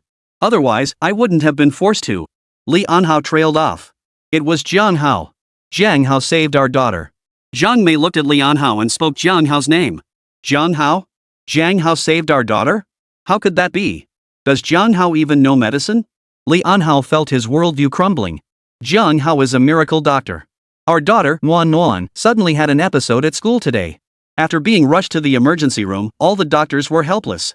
We could only watch helplessly as our daughter slipped closer and closer to death. It was Jiang Hao who stepped in at the critical moment. He pulled our daughter back from the brink of death. He even purged the poison from her body, completely curing her illness. Zhang Mei turned to look at Jiang Hao, her eyes brimming with gratitude. Old Li. Don't doubt it for a second. Do you remember when we visited Officer Lu Wanwan at the hospital last time? Officer Lu was injured and bleeding heavily. The hospital doctors were helpless and had already issued a critical condition notice. It was Jiang Hao who stepped in and ultimately saved Officer Lu. If I recall correctly, Lu Wanwan's grandfather, Lu Jialiang, specially invited the renowned traditional Chinese medicine expert Zhu Ziming all the way from Beijing. After watching videos of Jiang Hao's treatments, Zhu Ziming admitted he wasn't as skilled as Jiang Hao. He even tried to recruit Jiang Hao, promising to pour all his resources into cultivating him to become the next master of traditional Chinese medicine. Fortunately, Director Kong was present and immediately stopped Zhu Ziming. Otherwise, Jiang Hao might have been snatched away by Zhu Ziming long ago. Xian Liang spoke up, recounting every detail of how Jiang Hao saved Lu Wanwan at the hospital, trying to dispel Lian Hao's concerns. What? This? So Officer Lu was saved by Jiang Hao too? Lian Hao felt his mind go blank for a moment. Thank you. Jiang Hao, you are my great benefactor. Thank you for saving my precious daughter, Nuan Nuan. My daughter Nuan Nuan is finally safe. Lian Hao's voice choked with emotion as tears streamed down his face. Captain Li. You don't need to thank me. I believe anyone with a conscience would have done the same in that situation. Jiang Hao waved his hand dismissively, as if it were a trivial matter. Old Li. Our daughter didn't have a heart condition at all. It was poisoning. Black guy poisoned our daughter. As for that so-called miracle cure the black guy gave us, Jiang Hao has analyzed it. It only alleviates the poisoning symptoms. It has absolutely no effect on her actual condition. From start to finish, it's been that black guy using our daughter to blackmail you. Old Li, come clean. Tell us everything you know. Try to get your punishment reduced, okay? Zhang Mei gazed at Lian Hao with deep affection in her eyes. So that's how it was. I had my suspicions back then. You bastard, you bastard. I really wish I could. Lian Hao gritted his teeth in fury. I'll talk. I'll confess everything I know. Lian Hao exhaled, calming himself. Zhang Mei was led out of the interrogation room by Qian Liang. Before leaving, her eyes were filled with reluctance toward Lian Hao. Captain Li, go ahead. Captain Qian and I will listen and take notes. Jiang Hao spoke up, signaling he was taking notes. Start from 10 years ago. That was when I first came into contact with the Brothers Gang and learned about Blackie. Back then, the Brothers Gang was powerful, swallowing up several smaller underground organizations one after another. The police department formed a special task force. Shen Liang, Kong Ruiming, who was now the chief, and I were all leaders of the team. The special operation succeeded, dealing a devastating blow to the Brothers Gang. The only one who escaped was the gang's leader, Blackie. Unfortunately, during that operation 10 years ago, I sustained an injury to my leg. I spent over half a year recovering in bed. As if that weren't enough, 6 months later, my daughter suddenly suffered a heart attack. After being rushed to the hospital, the doctors had no effective treatment due to the limited medical resources available at the time. I could only watch helplessly as my daughter screamed in agony from cardiac spasms. As her father, how I wished it was me who was suffering instead. As Lian Hao spoke, tears of anguish welled up in his eyes. The turning point came 2 days later when He Lao walked right into my house. My first instinct was to take him down. But I couldn't be sure my wife and daughter were still inside. He didn't attack. Instead, he pulled out a bottle of so-called miracle medicine, handed it to me, and claimed it could alleviate my daughter's heart condition. I found myself in a dilemma. That night, my daughter once again wailed in agony from cardiac spasms. I took out the special medicine and fed it to Nuan. Nuan Nuan's condition quickly stabilized. But I knew there's no such thing as a free lunch. Lian Hao recounted the events in meticulous detail. Jiang Hao took notes, his mind racing with analysis and judgment. Through Lian Hao's words, Jiang Hao sought to verify whether they aligned with the clues he had uncovered. Chapter 154, Lucky Star Jiang Hao. 9 years ago, when you were investigating clues about the Brothers Gang's resurgence, I leaked the police squad's operational routes and timelines to Blackie in advance. In return, Blackie promised to supply me with ample quantities of the special medication every month. Unsurprisingly, 2 days later, the special operation targeting the Brothers Gang once again ended in failure, achieving nothing. Lian Hao spoke softly with his head bowed, his eyes filled with self-reproach. 6 years ago, before the smuggling case at the docks, Nuan Nuan's condition suddenly worsened and her body grew increasingly frail. The dosage of the special medication she required grew increasingly larger. I had no choice but to sell more valuable internal intelligence to Black Boss in exchange for more of the special medicine. Using my connections managing police logistics through the inspection team, I anticipated the task force's plans against Black Boss. I tipped off Blackie about my assessment. This led to that special operation fizzling out, ultimately failing to apprehend Blackie, allowing this underground faction to evade justice once again. Lian Hao's head drooped lower and lower as self-reproach swelled within him. Jiang Hao listened quietly to Lian Hao's account, his brow furrowed as he meticulously jotted down key details in his notebook. I remember that dock smuggling case 6 years ago very clearly. We spent half a year preparing for that operation in advance. We invested massive manpower and resources. Even our brothers within the police department went undercover at the docks at any cost. All to bring that black bastard to justice. It was a Black Wednesday. The moment our brothers went in, they were ambushed. The docks were packed with gangsters from the brothers' gang. We fought our way out at the risk of our lives. Several of our brothers from the police force were lost. Xianliang's voice was filled with sorrow. It's all my fault. It's all my fault. I'm the one who brought this upon those brothers. I'm to blame. I must atone. I must atone for those innocent brothers. Lian Hao's eyes were bloodshot and he was crying uncontrollably. Captain Li, it's never too late to mend your ways. What's done is done. Now we must focus on capturing Blackie and his gang of bandits. Restore peace to Yangcheng. Jiang Hao spoke up, calming Lian Hao. Right. Jiang Hao, you're right. I need to atone for my sins. I know my mistakes can never be undone. But I hope I can use what little value I have left to help the police eliminate that criminal menace, Black Eye. Lian Hao wiped away his tears and regained his composure. He Lao is a mysterious figure. He always wears a mask when he comes to see me. He's completely wrapped up from head to toe. His voice is hoarse, as if his throat has been injured. To this day, I still don't know what he actually looks like. Lian Hao began, describing the Black Guy's basic appearance. Cowardly and sneaky, the behavior of a petty villain. Xian Liang couldn't help but curse under his breath. Captain Li, do you know where Blackie's hideout is? Jiang asked the most crucial question. No. Blackie is a very mysterious man. He never reveals anything about himself. It's also strange that whenever there's information to deliver to him, he always has me send it via letter. Captain Li described the peculiarities of the Black Guy. Letters? You mean like old-school mail? Jiang Hao also sensed something odd. Yes. The kind that used to require stamps. Lian Hao answered Jiang Hao's question. Why would anyone choose such an outdated method of communication? Well, that's bizarre. Any information demands timeliness. An outdated delivery method like email is far too slow. If there's an emergency operation, the intel you provide won't reach Black Eye in time. This is utterly bizarre. Jiang Hao pointed out the peculiarity of relying on letters for communication. Could it be? Blackie is most likely hiding within the post office right now. Only the mail carrier has immediate access to the letters to retrieve the information. Jiang Hao explained his theory. It's highly probable. Indeed, mail carriers are the first to access the contents of letters. The real identity of the Black Guy could very well be hidden within the post office. Chen Liang also grasped the crucial point. But something's off. Something feels off. Jiang Hao bit his finger, lost in thought. That Black Guy had managed to hide in Yangcheng for so many years, yet now his hiding place had been exposed merely through a contact number. Jiang Hao couldn't shake the feeling that something was incredibly off. Jiang Hao, I know what you're thinking. You're probably thinking it's too easy to pinpoint Black Guy's hideout like this. Kong Weiming spoke up, voicing the doubt in Jiang Hao's mind. Yes, Director Kong. Getting the Black Boss's hideout so easily, it all feels a bit too straightforward. Jiang Hao didn't beat around the bush, he stated it directly. Jiang Hao, have you considered one thing? Nuan Nuan is old Li's precious little darling. Black Guy poisoned Nuan Nuan, forcing her to rely on the special medicine he provided to stay alive. Old Li has taken Nuan Nuan to so many hospitals over the years, yet none could cure her illness. If it weren't for you stepping in at the hospital to treat Nuan Nuan, it's impossible to predict how her condition might have progressed. Therefore, He Lao has absolutely no reason to fear that Captain Lian Hao would betray him.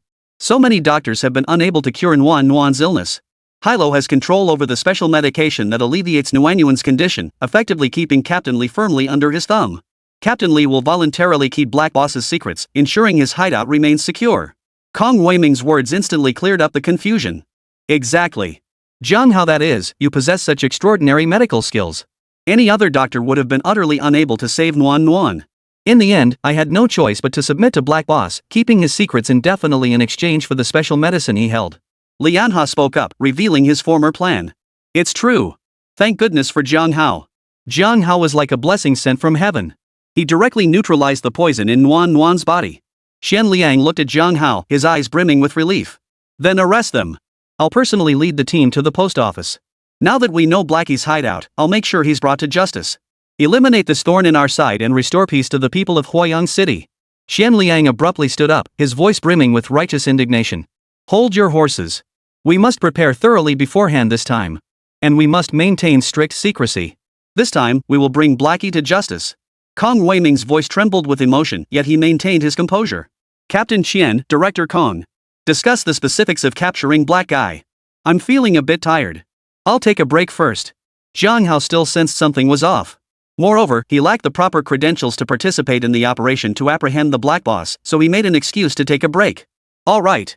Jiang Hao, make sure you get some rest. I'll discuss the specifics of capturing Black Eye with Captain Xian.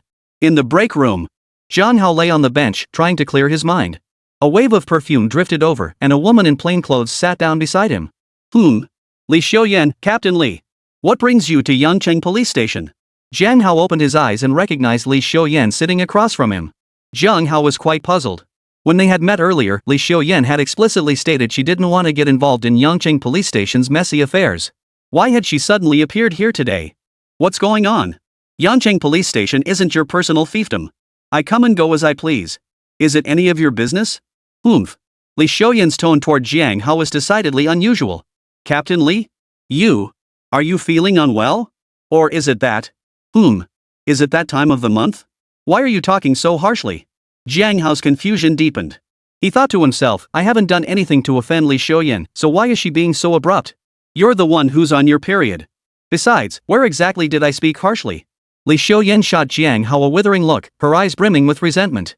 Li Xiuyan had no desire to come to Yangcheng Police Station and get entangled in its internal affairs. But she couldn't resist her best friend Lu Wanwan's desperate pleas. To protect Jiang Hao from being pulled into the internal power struggles of the Yangcheng Police Department, Li Xiuyan had braved the pressure and come to the station. Jiang Hao stared at Li Xiuyan across from him, his mind filled with confusion. He couldn't fathom why Li Xiuyan, who had previously avoided Yangcheng Police Station affairs like the plague, would show up here today. All right. You came to the Yangcheng Police Department today. Have you nearly finished investigating the mole? Have you identified who the mole is? Li Xiuyan began to change the subject. Well, Jiang Hao hesitated for a moment, unsure whether he should involve Li Xiuyan in the internal affairs of the Yangcheng Police Station. You haven't uncovered anything yet, have you? But that's understandable. The internal power dynamics within the Yangcheng Police Department are incredibly complex. Even if I were investigating, it would likely take considerable effort. Li Xiuyan felt Jiang Hao wasn't all that impressive. It was a shame her best friend Lu Wanwan held him in such high regard. She practically put him on a pedestal. Turns out he's nothing special after all. Li Xiuyan perked up. Looks like she'd have to handle this herself after all. Sigh. She really didn't want to get involved in the mess at the Yangcheng Police Bureau, but for her best friend's sake, fine, she'd get involved. The internal power dynamics within Yangcheng Police Station were tangled and complex. Finding this mole wouldn't be easy. Li Xiuyan had no guarantees either. She could only do her best and leave the rest to fate. We found him.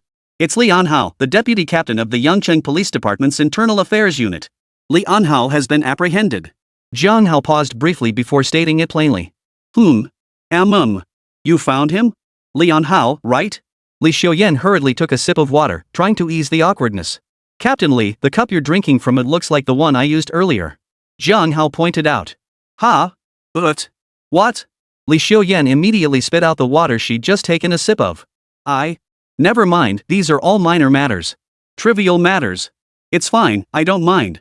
Cough cough cough. Cough cough cough. Li Xiuyan began coughing awkwardly. As long as she wasn't embarrassed, someone else would be. What's Dad's dad called? Dad's dad is called Grandpa. What do you call your father's mother? Dad's mom is called Grandma. What do you call your father's older brother? Dad's older brother is called Uncle. Li Xiuyan's phone suddenly rang. But, ha ha ha, ha ha ha ha. Jiang Hao couldn't hold it in any longer. Li Xiuyan's ringtone had him bursting out laughing. Stop laughing. Don't you dare laugh. Li Xiuyan pointed her finger at Jiang Hao, demanding he stop laughing. Sorry, Captain Li. Go ahead and answer it. Jiang Hao suppressed his smile, reached for the water cup in front of him, and took a sip. Hello? Wan. Nothing. I'm at Yangcheng Police Station right now. Jiang Hao. He's doing fine. Oh dear, just focus on getting better. Don't worry. With me here, nothing bad will happen. Okay, gotta go now. Li Xiuyan finished her call with Lu Wanwan. After hanging up, Li Xiuyan turned around and found Jiang Hao staring at her with concern. It was Wanwan calling. I wonder what kind of magic potion you've been feeding Wanwan. Wanwan's still in the hospital, injured and bedridden. Yet all she can think about is what's happening with you. Thanks to you, the investigation into the mole within the Yangcheng Police Department won't go smoothly. I was afraid you'd get dragged into some danger. She begged me to come and be your lifesaver. Li Xiuyan pursed her lips and couldn't help but roll her eyes at Jiang Hao. Sigh. The most important thing for Chief Lu right now is to recover from her injuries. I'm handling the internal investigation for the mole at Yangcheng Police Station. Nothing will go wrong on my end. Jiang Hao couldn't help but let out a long sigh. Ever since he'd rescued Lu Wanwan from that coffee shop, her attitude toward him had felt decidedly ambiguous. Jiang Hao felt a bit troubled now, wearing a helpless smile. These female entanglements, he felt he was in no position to handle them. That silly girl Wanwan, I have no idea how she ended up falling for you. Oomph.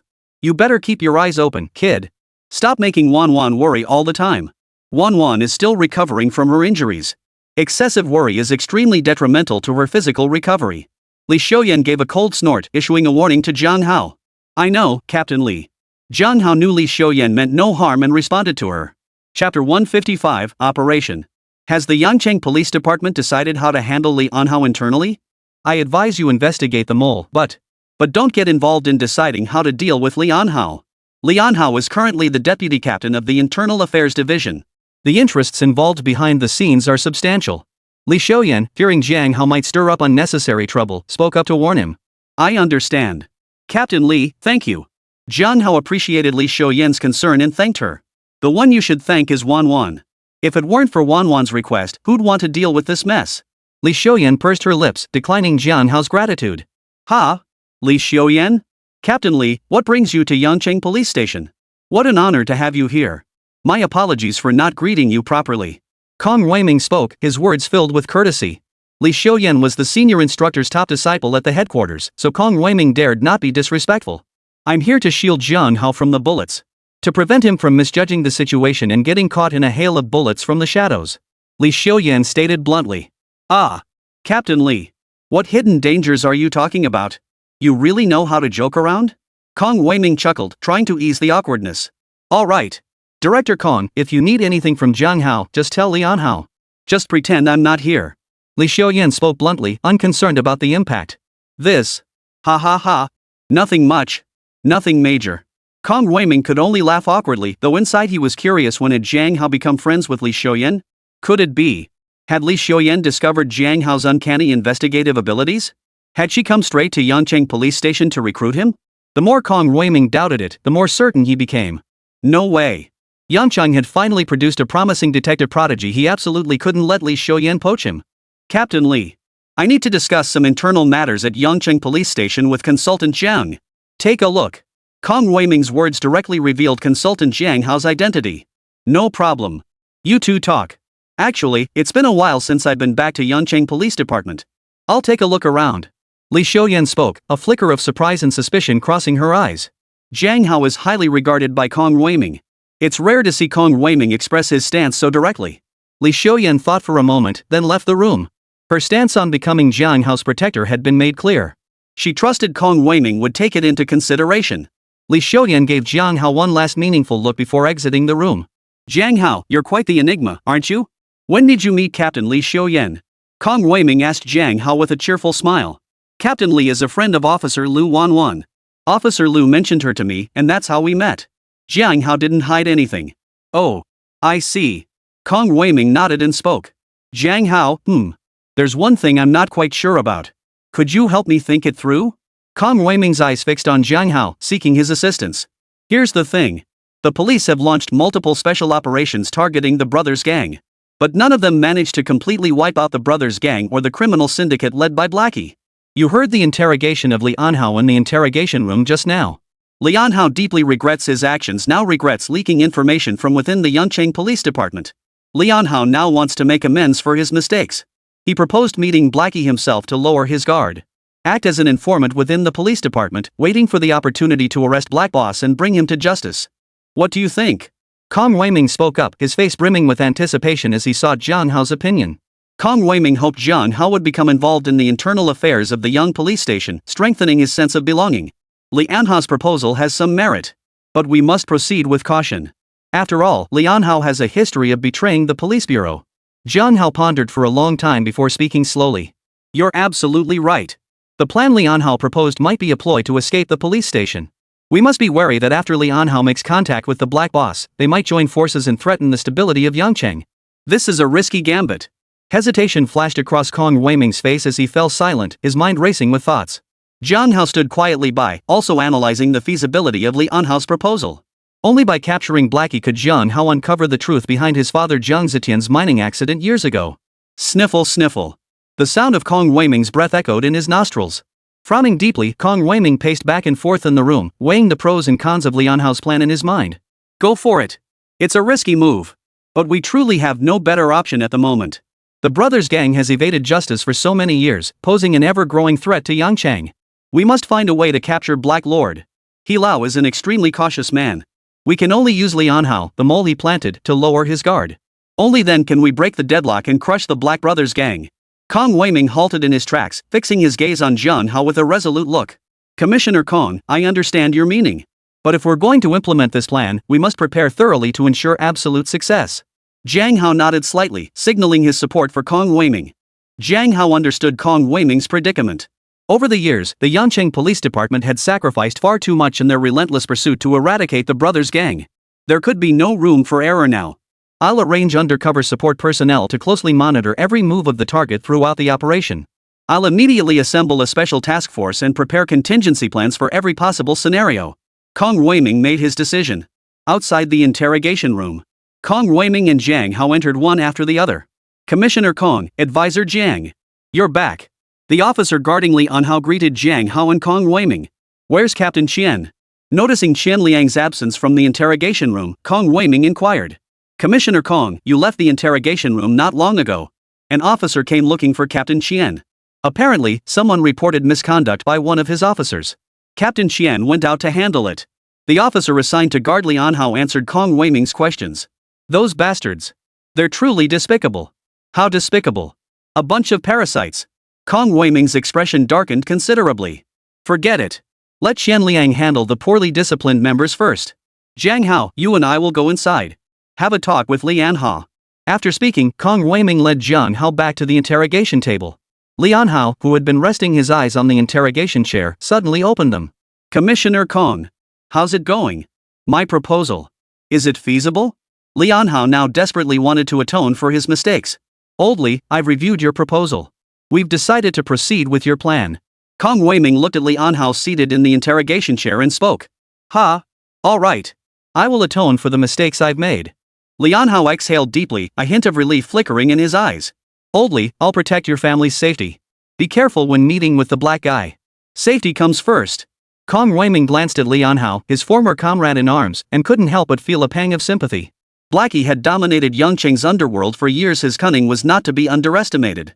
If Lian Hao truly followed the proposed plan to cooperate with the police operation, he would be gambling with his life. Yet the wariness in Kong Weiming's eyes remained unshaken. Lian Hao might have staged a tragic performance to escape the police station. Kong Weiming shook his head. Having made the decision, he must see it through. Jiang Hao had been using his god-tier psychological profiling to observe Lian Hao, and found nothing amiss. Jiang Hao. Once again, my sincere gratitude. Because of you, my daughter Nuan's illness was cured. I finally have the confidence and courage to confront the underground gang, the brothers' gang. I will find a way to bring Black Boss to justice. Lian Hao looked at Jiang Hao with gratitude. Without Jiang Hao, Lian Hao might still be under Black Eye's threat, leaking police department information. Captain Li, good luck. May your mission proceed smoothly and you return safely.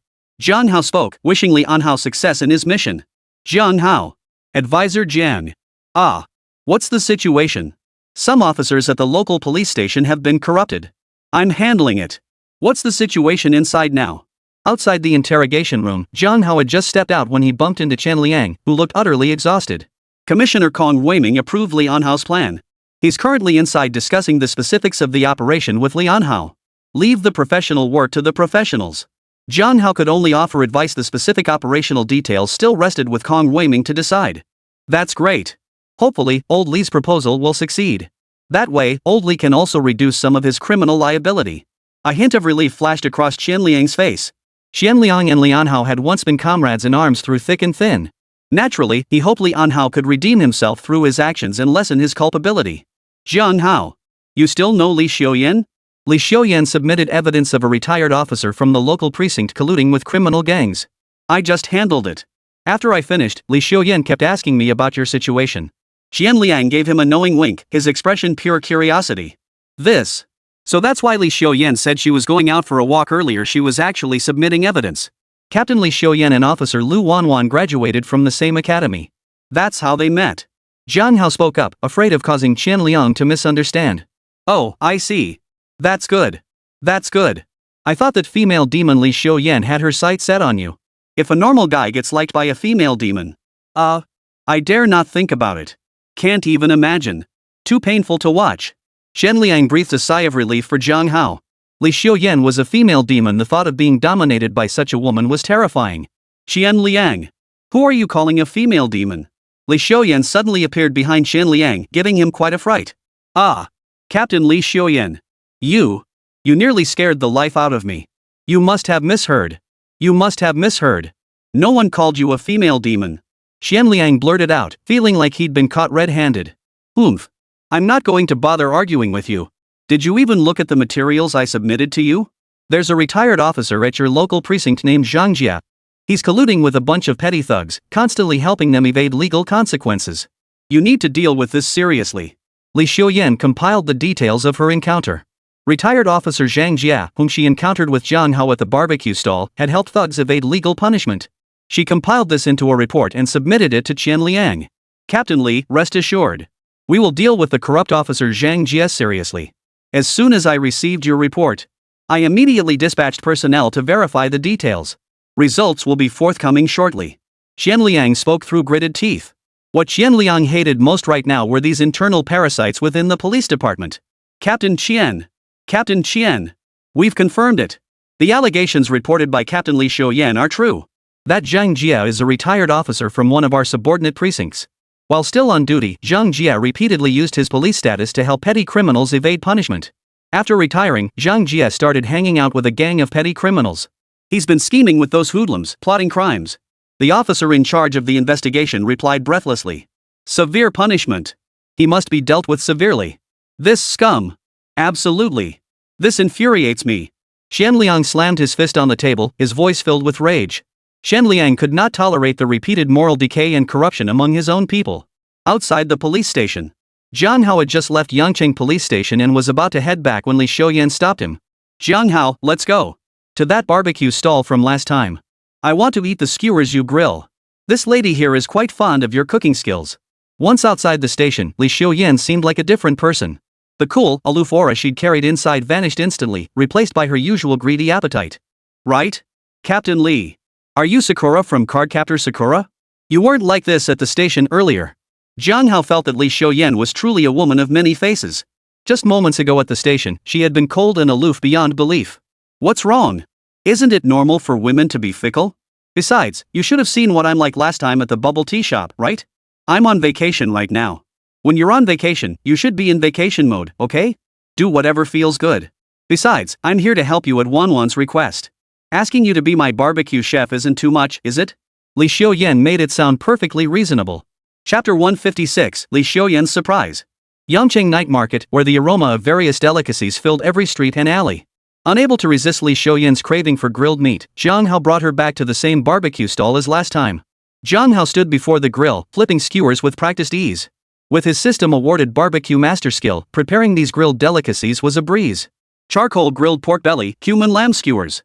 Garlic marinated oysters, spicy gluten. Jiang Hao, I'll take all of these.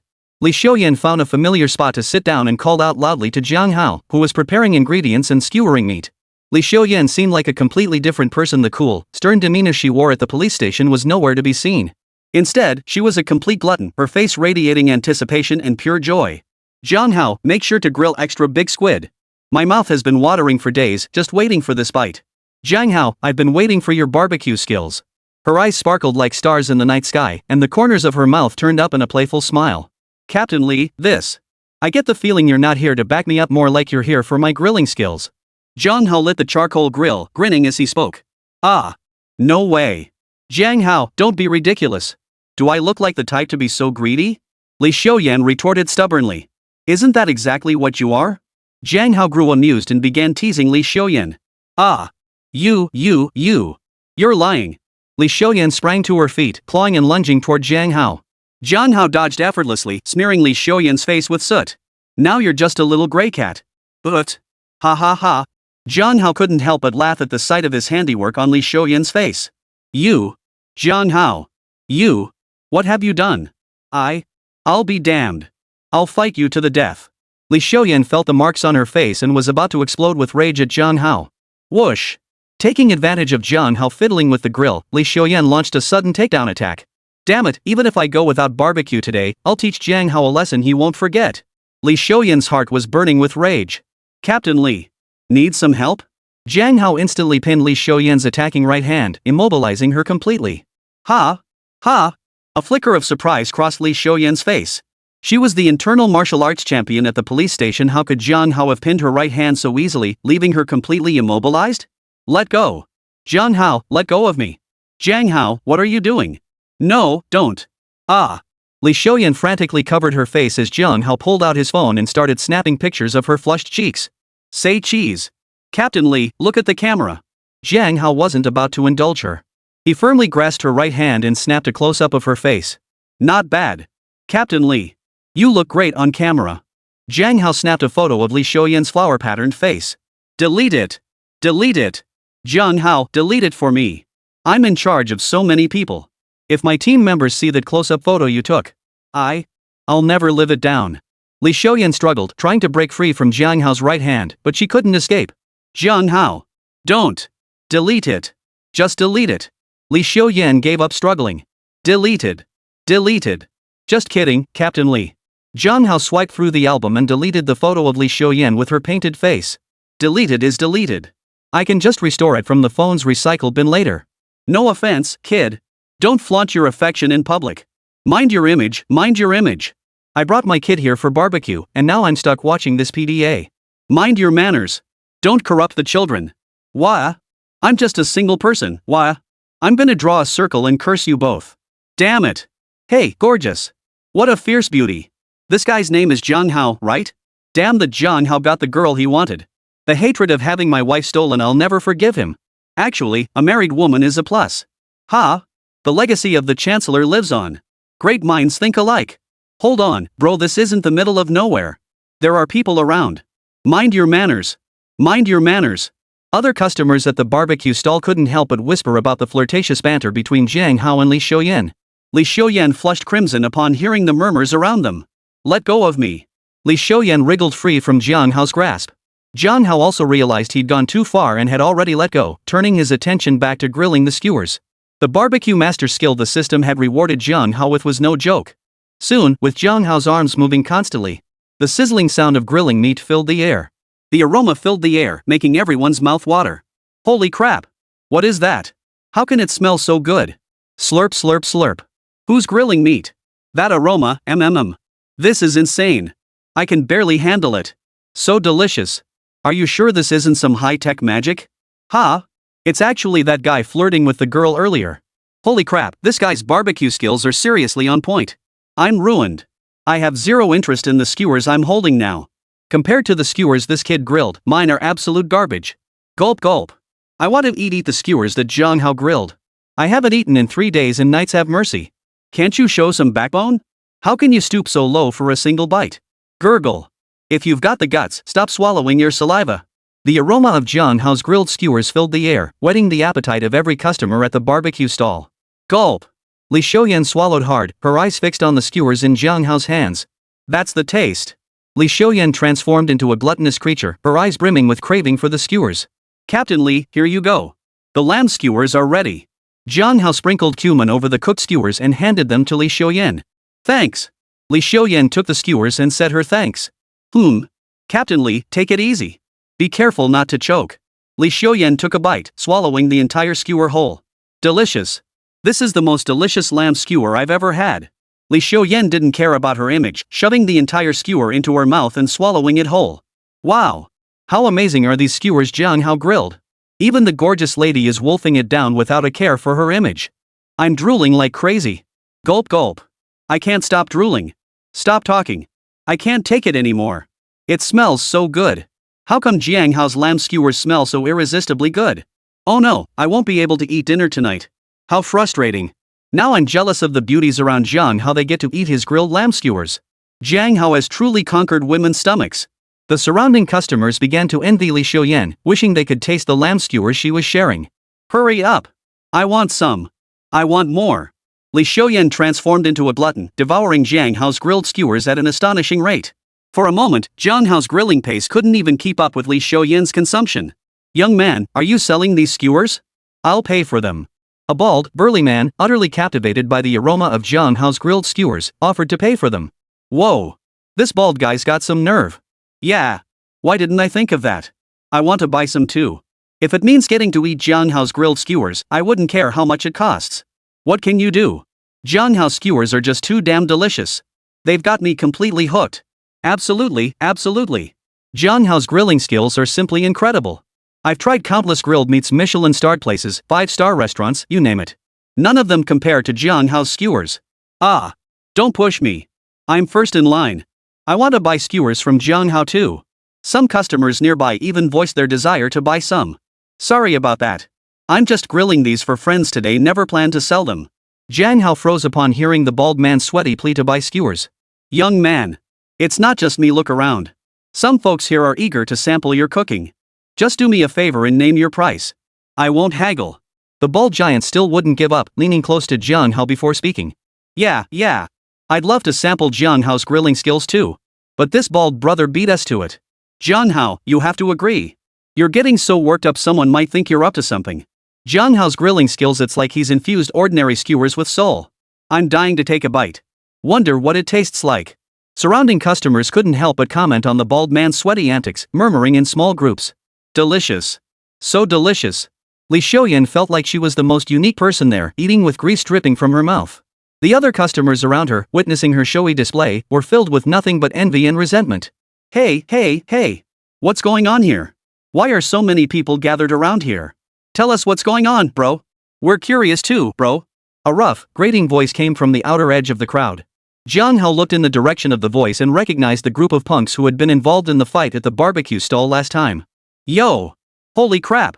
Isn't that the nosy little beauty from last time? Back for more barbecue?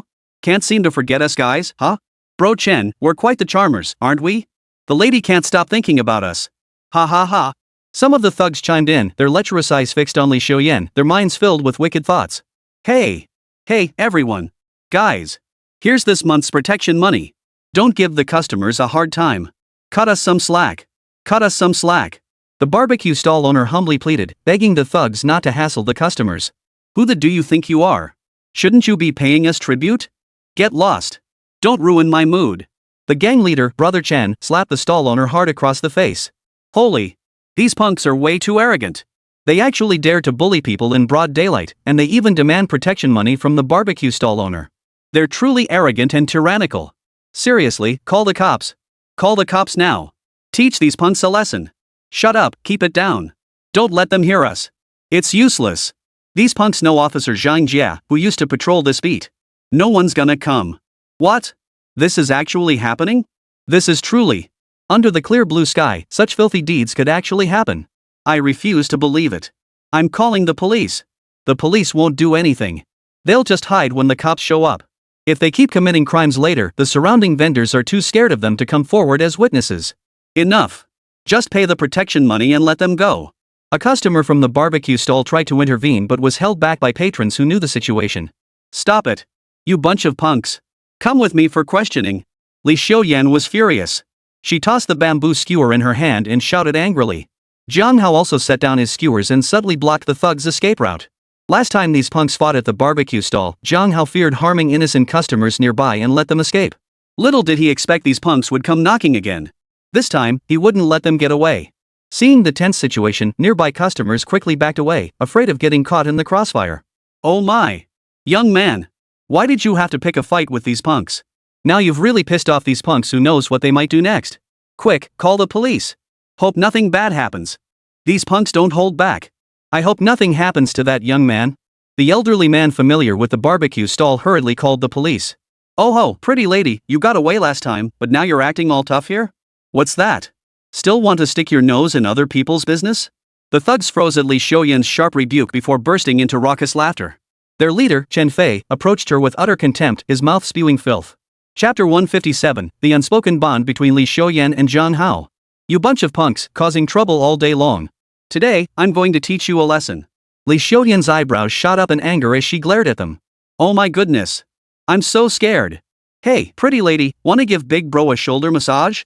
Give big brother a good massage, and I'll use today's protection money to buy you cosmetics. Ha. Chen, the leader of the gang, wore a mocking expression. Last time, if it weren't for Brother Jia's face, I would have taken care of you guys long ago. And today you dare cross paths with me again? Brother, today I'll show you what I'm made of. Guys, let's go. Let this little con artist learn a lesson. Brother Chen sneered coldly, waved his hand, and several thugs behind him howled as they charged toward Li Xiuyan. Li Xiuyan assumed a fighting stance. Seizing the moment, she executed a flawless shoulder throw, slamming the first thug who charged at her hard onto the ground. The punk hit the ground hard and lay there dazed, unable to get up for a while. Come on, then. I'll be damned if I don't beat the crap out of you lot today. Li Xiuyan's eyes blazed with fighting spirit. The other thugs flinched, hesitating for a moment, too scared to advance any further. Whoa! This little girl is really something. She knocked those punks flat in no time. She's got skills. She's clearly got some skills. This is the kind of courage we should have, truly inspiring. She looks so fierce when she fights. She's like a female warrior. Go heroine. Give these punks a proper beating. Teach these punks a lesson they won't forget. Some bold customers didn't flee, instead gathering around to whisper among themselves. What's there to be afraid of? Bunch of spineless jerks. Scared of a woman? Just go for the brass knuckles. All together now. Chen Fei couldn't care less about any so-called martial arts code of honor. He ordered his henchmen to strap on brass knuckles and swarm Li Xiuyan. Holy! This Chen Fei really has no honor among thieves. He's actually letting his thugs use weapons. And brass knuckles, no less. Bro, you're ganging up on her. Now you're bringing weapons? That's just dirty. Dishonorable, shameless, despicable. What should we do? Can the heroine handle this? Officer, come quick. Take down these punks. May the Buddha protect her. May Jesus protect her. Protect our heroine. The thugs donned brass knuckles, sending a wave of concern through the surrounding customers. Jiang Hao didn't act immediately, instead observing the situation on the field. With so many thugs, Jiang Hao knew he had to find a way to take down Chen Fei directly to turn the tide. Ah! Go! All of you, attack! At Chen Fei's command, the gang of thugs swarmed toward Li Xiuyan. Ah! Who? Ah! Let go! Let go of me! Chen Fei's agonized scream suddenly pierced the air. Seizing the moment, Jiang Hao stealthily slipped behind Chen Fei and seized him in one swift motion. To catch the thief, first catch the king. Jiang Hao understood this principle well. Damn! Nice work! I thought that kid Jiang Hao had gotten away. I must be blind. That Jiang Hao, he's a real sly one. Go straight for the king to catch the thief. Brilliant! Take down the leader of these punks first and we'll gain the upper hand. Come to think of it, is this gang leader Chen Fei really that weak? He got taken down by Jiang Hao in one go. If I'd known, I would have stepped in too. Maybe I could have gotten an assist too. Heh, Chen Fei is weak? Chen Fei's a notorious tough guy around here. Who knows how many people he's beaten to death or injured. Chen Fei just had bad luck. Jiang Hao took him down straight away. Damn, Jiang Hao was keeping a low profile earlier. Who knew he was this formidable? Nice. Jiang Hao did the right thing. That's exactly what these punks deserve. As Jiang Hao subdued the gang leader Chen Fei, the onlookers grew bolder in their discussions. Stop it. Everyone, stop right now. Jiang Hao held Chen Fei down while ordering his henchmen to stop. The gang instantly lost their nerve when their leader was captured, freezing in place. Li Xiuyan seized the moment to crawl toward Jiang Hao, struggling to move her limbs. Having fought barehanded against a gang of thugs armed with knuckle dusters, injuries were inevitable. Are you okay? Stretch your limbs first. Jiang Hao glanced at Li Xiuyan, urging her to recover first. Don't worry about me. Attack! These government-fed bureaucrats are too constrained by rules to dare do anything to me. Charge! All of you, attack! Chen Fei's eyes blazed red as he knelt on one knee, his voice a growl urging his men to keep attacking. Ah! Damn it, you bastard! My hand! If I ever get my hands on you, I'll kill you. Jiang Hao showed no mercy to Chen Fei, snapping his arm clean off. You! Ah! I'm going to report you. Aren't you guys the authorities? How can you do this? Chen Fei's snarling face twisted with confusion. Damn it! Now Chen Fei's trying to reason with them. He's even going to report us. When you had your henchmen surround him with brass knuckles, where was your sense of honor then? This Chen Fei is truly despicable. Jiang Hao did the right thing. These thugs need a harsh lesson. Make them suffer so they learn their lesson. Honestly, Jiang Hao really has the bearing of a great general. So calm. He's completely unfazed by Chen Fei's words. Jiang Hao is impressive. Onlookers poked their heads out, condemning Chen Fei. Tell your men to put down their weapons. Now. Jiang Hao had no patience to explain to Chen Fei. He tightened his grip as he spoke. Li Xiuyan averted her gaze, pretending not to see Jiang Hao's actions. Li Xiuyan wasn't some saint. Extraordinary times called for extraordinary measures. Rules are rigid, but people are flexible. Besides, Jiang Hao wasn't even on the police force's payroll. She'd simply pretend she hadn't seen anything. Li Xiuyan had already contacted Qian Liang, who was now on his way with his team. Jiang Hao, Captain Qian is already on his way with his team. Captain Qian has messaged that they'll arrive in 10 minutes at most. Li Xiaoyan leaned close to Jiang Hao and whispered the news about Qian Liang's imminent arrival. Jiang Hao nodded, acknowledging the information. What are you all standing around for? Get moving. A gruff, middle-aged man's voice suddenly boomed from behind the thugs. Captain Zhang, you're here. It's good you're here. Now we have someone to lead us. The gangsters' voices brimmed with excitement. Zhang Jia was their protector. Captain Zhang, we can't attack. Our boss Chen Fei is still in their hands. Chen Fei's subordinate hurriedly explained the situation to Zhang Jia. Shut up. Everyone, charge. Did you hear me? Zhang Jia slapped the speaking subordinate across the face. Zhang Jia's act of shielding petty thugs was reported to the Yangcheng Police Department by Li Xiaoyan. Zhang Jia was immediately subjected to severe disciplinary action, losing the identity he relied on for survival. Zhang Jia hated Li Xiaoyan with a passion. Go straight for the knife. Whatever happens, I'll take responsibility. Rage burned fiercely in Zhang Jia's eyes, as if he wanted to tear Li Xiaoyan apart with his bare hands. Damn it! How did it come to this? It's ruined. This is bad. He's using a knife. He's using a knife. Oh no! This punk wasn't even putting up a fight anymore. How come the moment Zhang Jia showed up, things took a sudden turn for the worse? Zhang Jia used to be the official in charge of our area, but then he started colluding with these thugs. Taking bribes, acting as a shield for criminal gangs. What? There's actually something like this going on. Report him. Why didn't you report it? Report it? Who dares? Anyone who dares to report it will face retaliation. No one dares to report it. This is truly collusion. Stop it, just stop it. Zhang Jia seems to have overheard us. He's looking this way. Hurry. Let's get out of here.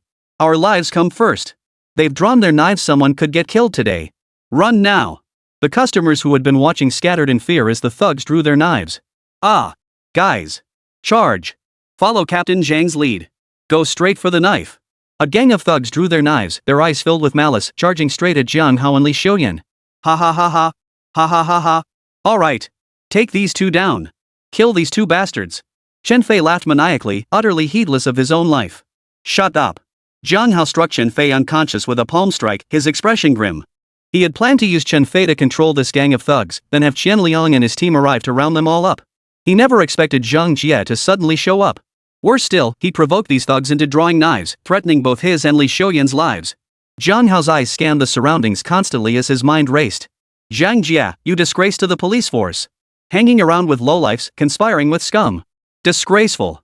Li Xiaoyan glared at Zhang Jia, her voice trembling with fury. Oomph. Get him.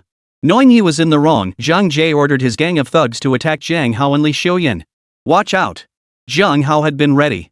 He lunged forward in a single stride, shielding Li Xiaoyan from the first two thugs charging at them, knives in hand. He launched a flying kick, slamming it into one thug's midsection. The thug grunted and stumbled backwards several steps, knocking over the thug behind him and dropping his knife to the ground. Useless scum. Attack. All of you, attack. If we don't finish them off today, you'll all be eating prison food. Zhang Jia no longer held back. Ah. Damn it, we're going all out. I sure as hell don't want to go inside. I'm still got my fun to have out here. A gang of thugs went berserk and started fighting for their lives. Captain Li, watch out on the left. Jiang Hao shouted the warning. Relying on their numbers, the thugs immediately surrounded Jiang Hao and Li Xiaoyan.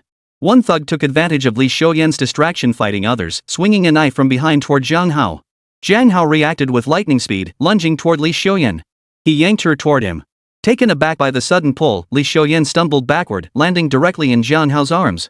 For a moment, their eyes locked. Jiang Hao could even feel the warmth of her breath. Her face flushed instantly, and Jiang Hao paused for a moment before regaining his composure. There was no room for romantic entanglements in this situation. Captain Li, we need to work together. Jiang Hao snapped back to his senses, pivoting to stand back to back with Li Xiaoyan. Right. Got it. Jiang Hao, I trust you. What do you suggest we do? Li Xiaoyan responded, her back pressed against Jiang Hao's, her expression tense. First, grab the metal rack. Use it as a shield. Jiang Hao handed the barbecue grill from the ground to Li Xiaoyan. We need to work together. Captain Li, I'll take the left, you take the right. Jiang Hao and Li Xiaoyan stood back to back, scanning their surroundings warily. Go! Go! Go! Zhang Jia yelled, urging them on. Two thugs attacked Jiang Hao and Li Xiaoyan simultaneously from both sides. As if reading each other's minds, they struck at the same moment. Jiang Hao executed a left wrist lock, precisely seizing the wrist of the thug on his left. He twisted with force, making the thug yelp in pain. Li Xiaoyan defended the right flank, sweeping the right thug's legs out from under him with a roundhouse kick. She immediately followed up with a downward press, pinning the thug and knocking him unconscious. Jiang Hao and Li Xiuyan worked together like a meat grinder, taking on the surrounding thugs. Damn it, what a bunch of useless jerks. I'll handle this. I refuse to believe it. Today, I'll make you bleed. Zhang Jia had been watching the situation, waiting for his chance. He drew a long knife from his waist and lunged viciously at Li Xiuyan on his right. Li Xiuyan had just finished off one thug and hadn't had time to recover her strength. Zhang Jia's blade came crashing down on her before she could react. Captain Li. Watch out. Jiang Hao cried out in alarm. Without hesitation, he lunged forward to grab Zhang Jia's wrist, desperate to buy Li Xiuyan time to escape. Jiang Hao, watch yourself too. Taking advantage of Jiang Hao's intervention, Li Xiuyan dodged Zhang Jia's blade. Die. All of you die. Seeing his attack miss, Zhang Jia flew into a rage. He wildly swung his long sword, aiming to cut down Jiang Hao who stood in his way. Crack. Jiang Hao suddenly exerted force, twisting Brother Chen's wrist with all his might. Li Xiuyan seized the moment, delivering a direct kick to Zhang Jia's knee. The pain made Zhang Jia drop his sword with a clang. Jiang Hao seized the moment, immediately following up with a hook punch that connected squarely on Zhang Jia's jaw. Zhang Jia's entire body lurched backward, crashing heavily to the ground and knocking him unconscious. Run, quick. These two are terrifying. Seeing Zhang Jia knocked down, the remaining thugs scattered in panic. Chapter 158, That Touch of Tenderness. As the thugs scattered like birds and beasts, the scene finally returned to calm. Jiang Hao and Li Xiuyan stood amidst the wreckage of the barbecue stall, both panting heavily before sharing a smile. Jiang Hao, I owe you big time today. If you hadn't reacted so quickly just now. And blocked Zhang Jia's long knife for me. I'm afraid. Li Xiuyan paused, unable to continue, her mind filled with lingering dread. Recalling Zhang Jia's blade that had come straight at her, a chill still ran down her spine. Her eyes darted nervously around the room before settling on Jiang Hao, filled with gratitude. Captain Li, don't mention it. When Zhang Jia swung that blade at you just now, I had to step in and make sure you were safe. But to be honest, today's situation was pretty dangerous. Jiang Hao waved his hand, a rare relaxed smile touching his lips as he tried to ease the tense atmosphere. That Zhang Jia is a real scumbag. He completely betrayed his own vows. He commanded all those thugs trying to kill us. Good thing we held our ground. Li Xiuyan kicked Zhang Jia's leg twice in frustration.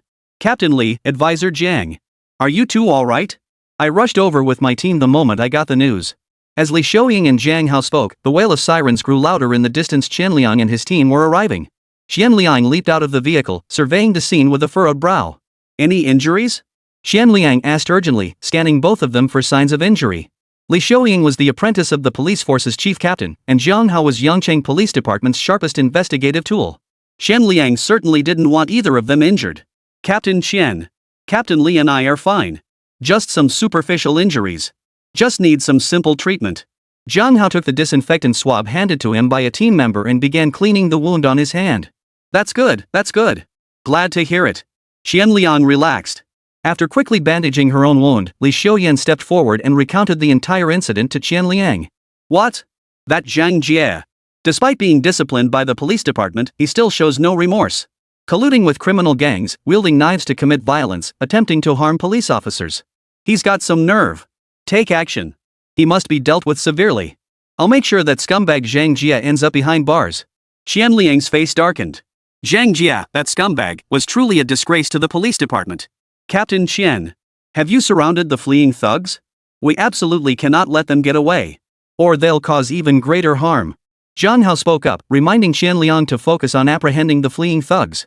Don't worry. Not a single one got away. We've got all those punks cornered. They've already been taken in. Qianliang replied. To be honest, it's all thanks to the two of you. You two scared the hell out of those punks. We didn't have to exert much effort to apprehend them. There was hardly any resistance to speak of. Captain Qian credited Jiang Hao and Li Xiuyan with the achievement. All right. You two should rest first. I'll go direct the team in cleaning up the scene. And prepare the statements.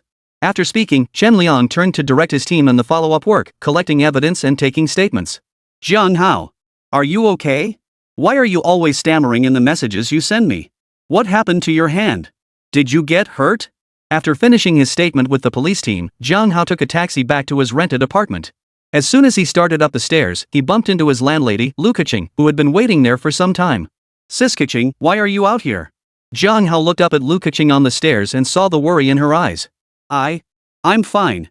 Just a scrape. Nothing serious. Jiang Hao waved his hand, enduring the pain, signaling he was fine. Jiang Hao, you naughty little brother. You really think Sister Kaching is stupid? Lu Kaching came running down the stairs. Jiang Hao looked up, momentarily startled. Lu Kaching wore a light pink knit cardigan over a white lace camisole. The delicate lace trim subtly traced her skin, paired with a white floral mini skirt. The hem flared like petals, dotted with delicate sky blue blossoms. The skirt fell just above her knees, revealing a pair of shapely, long legs. And you say you're fine? Look at the injury on your hand. Lu Kaching frowned as she examined the wounds on Jiang Hao's hands. Quick, go to my room. I have a first aid kit in my room. I'll take care of your wounds properly. Without waiting for a response, Lu Kaching took Jiang Hao by the arm and led him toward her room. Sis Kaching. I'm fine. It's just a minor scrape. Sigh. Jiang Hao sighed helplessly and let Lu Kaching pull him inside. The moment they stepped into Lu Kaching's room, a faint, delicate scent, a blend of floral and woody notes greeted them. The scent was gentle, softly brushing against Jiang Hao's heart, instantly easing his initial resistance. Once inside, Lu Kaching walked confidently to the cabinet and retrieved the first aid kit. Jiang Hao sat down on the sofa, his eyes instinctively drifting toward the TV cabinet in Lu Kaching's living room. It was there, on that very TV cabinet, that he had spotted Lu Kaching's diary last time. How do you take care of yourself? You're always so careless. How am I supposed to feel at ease with you like this? Quick, hold out your hand. I'll clean the wound for you. Lu Kaching murmured her gentle scolding as she carefully took hold of Jiang Hao's hand, examining the wound on his palm. Her movements were gentle, afraid of causing him pain. Sis Kaching, you really don't need to go to all this trouble. I can handle it myself. Jiang Hao looked at Lu Kaching, now mere inches away, sensing something off about the atmosphere. Ever since he'd seen Lu Kaching's private diary last time, Jiang Hao had understood her feelings for him. Lu Kaching had poured her heart into him, leaving Jiang Hao feeling uneasy whenever he faced her now. He genuinely didn't know how to respond to her feelings. Stop trying to be tough. You need to be careful cleaning that wound. Infection would be a real problem. Without looking up, Lu Kaching focused intently as she dipped a cotton swab in antiseptic solution and gently wiped the wound on Jiang Hao's hand. She occasionally blew on the wound, as if this could ease his pain. Jiang Hao felt a cool sensation at the wound, mingled with the warm breath from Lu Kaching's puffs, sending ripples through his heart. Kaching. Ku. That's enough. It's a bit itchy. Jiang Hao deliberately made an excuse, trying to pull his hand away from Lu Kaching's grasp.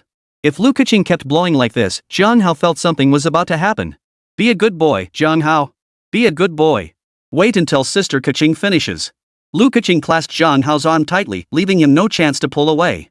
Bending over, Lu Kaching carefully and slowly cleaned the small wound on Jiang Hao's hand. Ouch. So big. As Lu Kaching bent over, the view before her exposed herself to Jiang Hao's eyes. Jiang Hao quickly turned his head away, unable to bear looking any longer. All done. I wrapped it with bandages. Lu Kaching cut the bandage and wiped the fragrant sweat from her forehead. Sis Kaching. You? Are you serious? This? How am I supposed to go out in public like this? Lu Kaching had tied the bandage on Jiang Hao's hand into a bow, and he couldn't help but roll his eyes at her. Don't you like it? Lu Kaching asked, her voice tinged with a hint of threat. I like it. I love it to bits. Sister Kaching's bandaging skills are truly remarkable. That little bow she tied, it's so lifelike, it practically comes to life. Jiang Hao couldn't stop spouting compliments. Hey, you, stop shooting your mouth off. Lu Kaching looked up and shot Jiang Hao a disapproving glance. Now, tell me, how did you hurt your hand? I'm warning you, don't even think about lying to me. Lu Kaching bared her two small fangs, her eyes brimming with curiosity and concern. Well, I hurt my hand while taking care of a bunch of punks. I sent those punks straight to the station.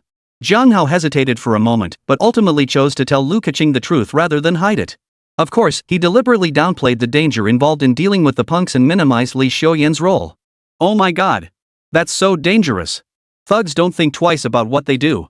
What if they'd hurt you? Jiang Hao, you can't be so impulsive next time. What if something had gone wrong? Lu Kaching's voice trembled slightly as her hands unconsciously paused while bandaging Jiang Hao's wound, her eyes filled with lingering fear. Sis Kaching, don't worry. I'm perfectly fine, aren't I? Besides, those punks have all been arrested by the police. Nothing else will happen. Jiang Hao hurriedly reassured her. Ah. Stepping up to help others is a good thing. But you have to put your own safety first. Sister Kaching was worried you'd get hurt. You know that, right? Lu Kaching deliberately tightened the bandage on his hand, making Jiang Hao wince in pain. Ah. Got it. I know. I'll be more careful from now on. Jiang Hao hurriedly spoke up, fearing Lu Kaching would continue tightening the bandage. By the way, who is this Li Xiuyan you're fighting alongside? Tell Kaching about her, will you? Lu Kaching's eyes locked onto Jiang Hao, making his scalp tingle. Ah. Sis Kaching, you're asking about Captain Li Xiuyan, right? Well, Li Xiuyan is the captain of the Shanghai Police Department's tactical unit. She's back in Yangqing for vacation this time. She happened to catch some punks causing trouble, so Captain Li and I apprehended them and sent them to the station. Jiang Hao began his explanation, omitting the part about the mole within the police department. From what you've described, this Captain Li Xiuyan sounds pretty formidable. Lu Keqing's hands paused instinctively as she looked at Jiang Hao and asked. Yeah. Captain Li is formidable. If it weren't for working with her, I wouldn't have been able to handle those thugs' attack. Jiang Hao replied without hesitation. Is that so? Lu Keqing murmured softly, a strange feeling stirring within her. She couldn't quite put her finger on why, but hearing Jiang Hao praise Li Xiuyan made her feel distinctly uncomfortable. She's quite talented. Lu Keqing forced a smile and agreed. After treating the wound on Jiang Hao's hand, Lu Keqing began carefully examining his body for any other injuries. Sis Keqing, I'm really fine now. Just a few scrapes on my hands. Everything else is fine. Don't worry about me. Jiang Hao said as he stood up and stretched his body, signaling that he was fine. Kneel. Take off your clothes. Lu Keqing's command left Jiang Hao completely dumbfounded. Sis Keqing. You. This isn't right. Jiang Hao instinctively pulled his clothes tighter around himself, not expecting Lu Keqing to be so direct. You brat. What are you imagining? There's a tear in the back of your clothes.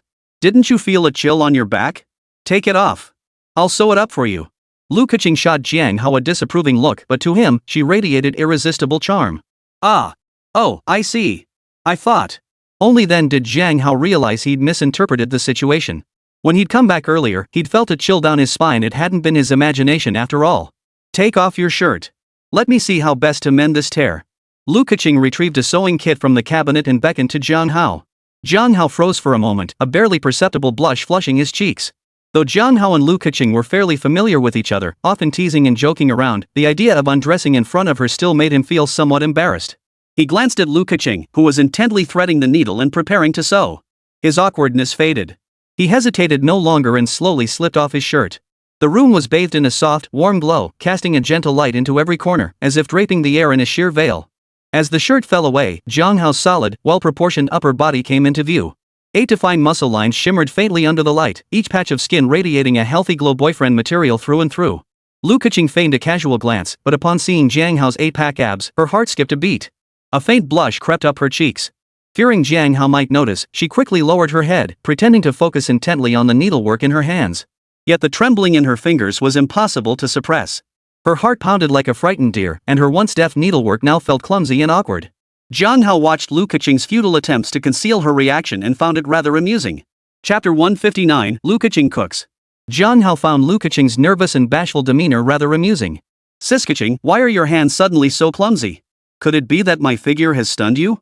Jiang Hao cleared his throat deliberately and teased her. You little brat, stop being so full of yourself.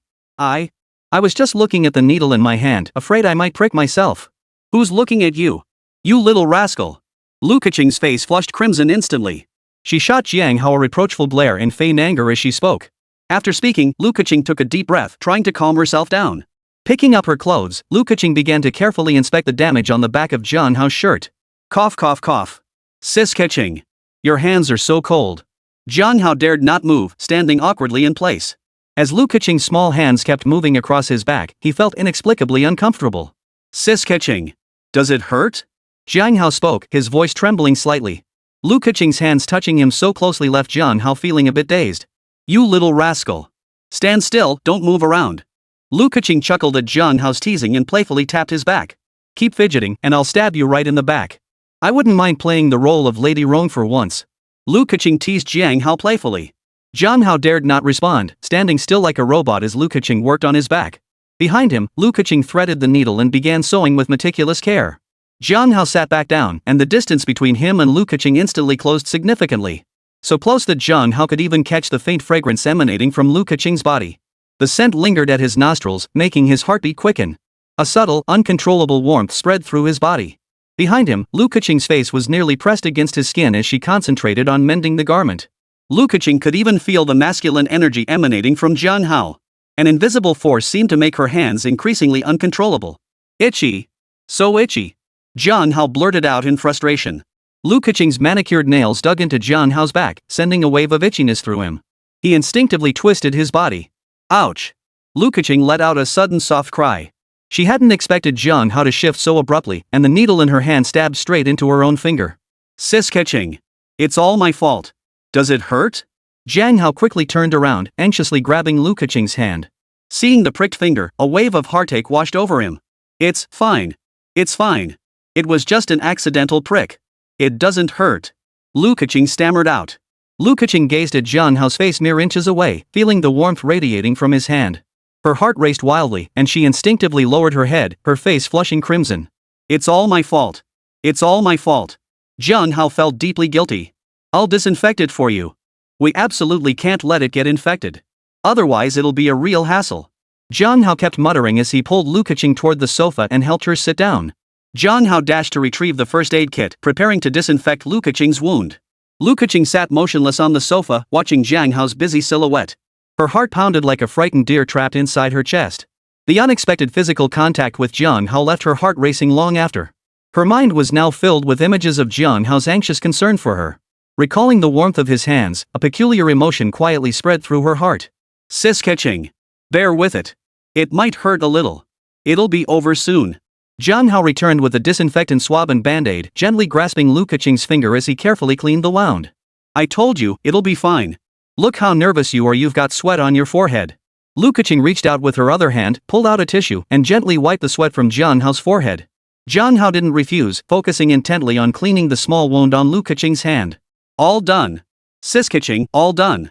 Jiang Hao applied a band-aid to Lu Keching's wound and let out a sigh of relief. Glad it's taken care of. I'll quickly stitch up the gash on your back. Otherwise, who knows how long it'll take to stitch up. Lu Keching pulled back the finger Jiang Hao was holding, her face burning hot. Jiang Hao obediently stood still, daring not to make any unnecessary movements. Behind him, Lu Keching picked up the needle and thread again, carefully stitching the wound. Her fingers trembled slightly, fearful of pricking Jiang Hao. As she stitched, strands of her hair fell forward, obscuring her vision. She instinctively reached up to brush them aside, but her hand missed. Jiang Hao had already reached out first, gently tucking Lu Keching's hair behind her ear. Lu Keching's face flushed crimson to her ears. She lifted her gaze to meet Jiang Hao's, and as their eyes locked, the air seemed to freeze. Thump, thump, thump. The sound of their heartbeats echoed clearly in the quiet room. Sis Keching. I think your hair is blocking your view. I just helped you move it. Jiang Hao scratched his head awkwardly. Jiang Hao simply couldn't control himself. He reached out and tucked Lu Keching's hair behind her ear. Thanks. Lu Keching quickly lowered her head, pretending to focus intently on sewing her clothes, her voice barely above a whisper. Lu Keching hadn't expected Jiang Hao to start tucking her hair behind her ear.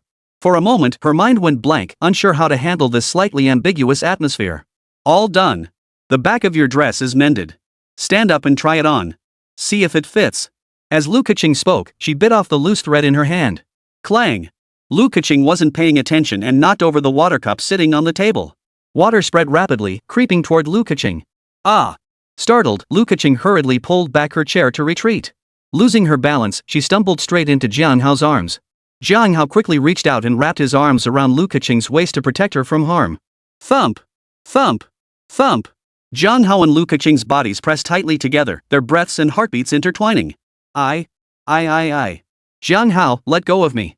Lu Keching's face flushed crimson, her entire body limp in Jiang Hao's embrace. Seeing this, Jiang Hao hastily released his grip around Lu Keching's waist.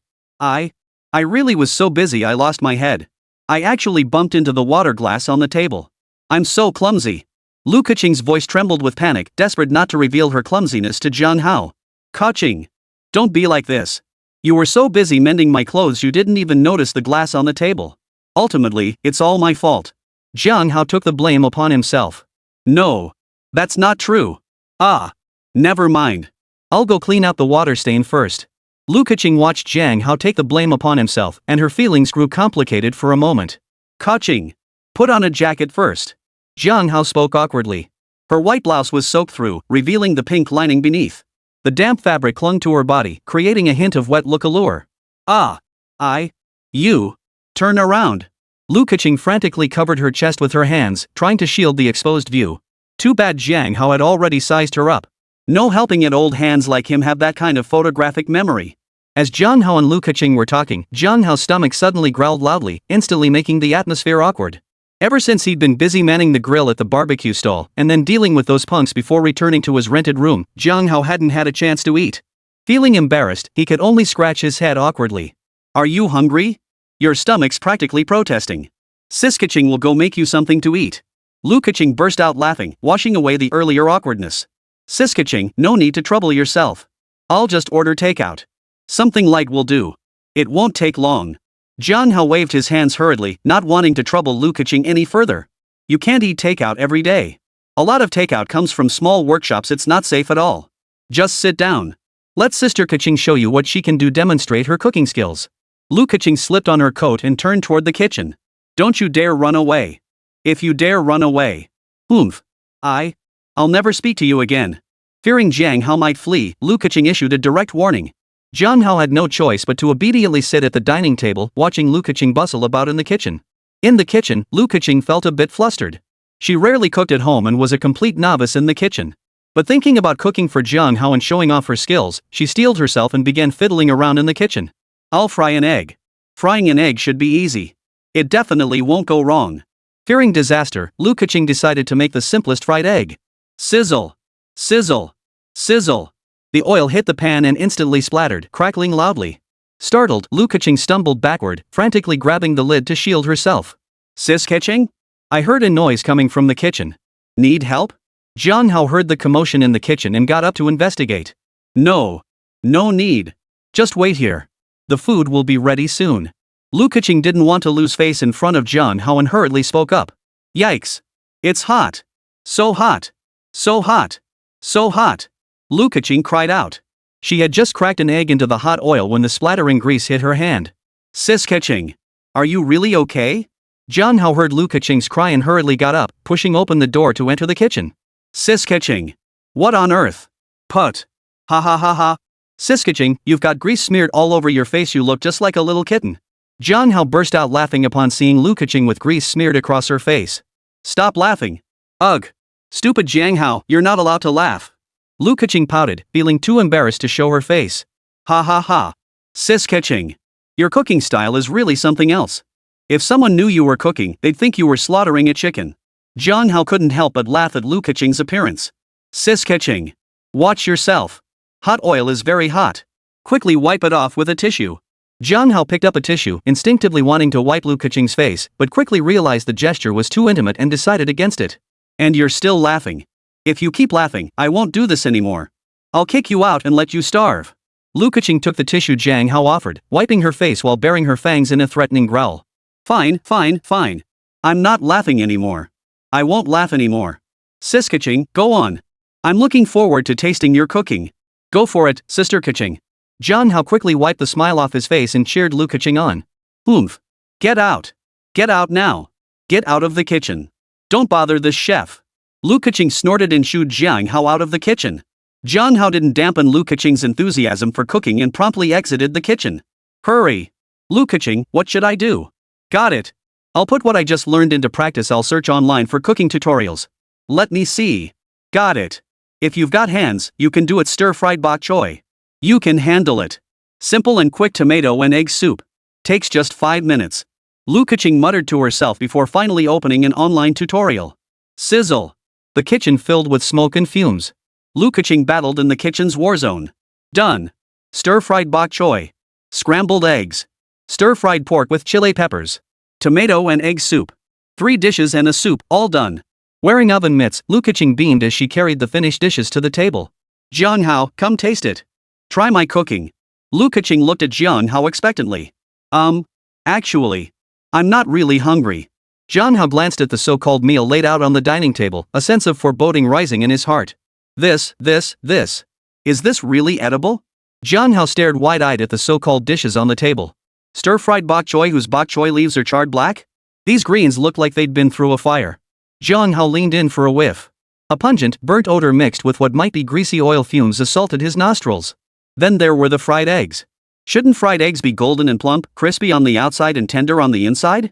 But Lu Kaching's fried egg looked like it had endured a brutal battle. One side was charred black, hard as a piece of coal, while the other still oozed sticky, runny egg. Leaning closer, Jiang Hao could even detect the fishy stench of the raw egg. Chapter 160, The Final Battle. Dad. I will uncover the truth. Early morning, Jiang Hao awoke from his sleep drenched in cold sweat. Once again, he had dreamt of his father, Jiang Zitian. This time, however, Jiang Hao could clearly see his father's face within the dream. Hello. Director Kong, it's me. Alright. I'll be there on time. Jiang Hao hung up the phone with Kong Weiming, threw on a jacket and left his rented apartment. Before leaving, he cast one last glance at Lu Keqing's room. Without further hesitation, he walked out. The calm before the storm was quietly brewing the final tempest. At Yangqing Police Headquarters, Kong Weiming was making urgent preparations for the operation to lure out Black Boss using Lian Hao as bait. This operation was the highest-level classified mission in Yangqing Police Department's history, drawing massive manpower and resources, all aimed at eradicating the brothers' gang in one decisive blow. Kong Weiming ordered Xian Liang to select the most elite and reliable officers from the department to form a covert task force. At the department's secret training facility, these officers repeatedly simulated every conceivable scenario.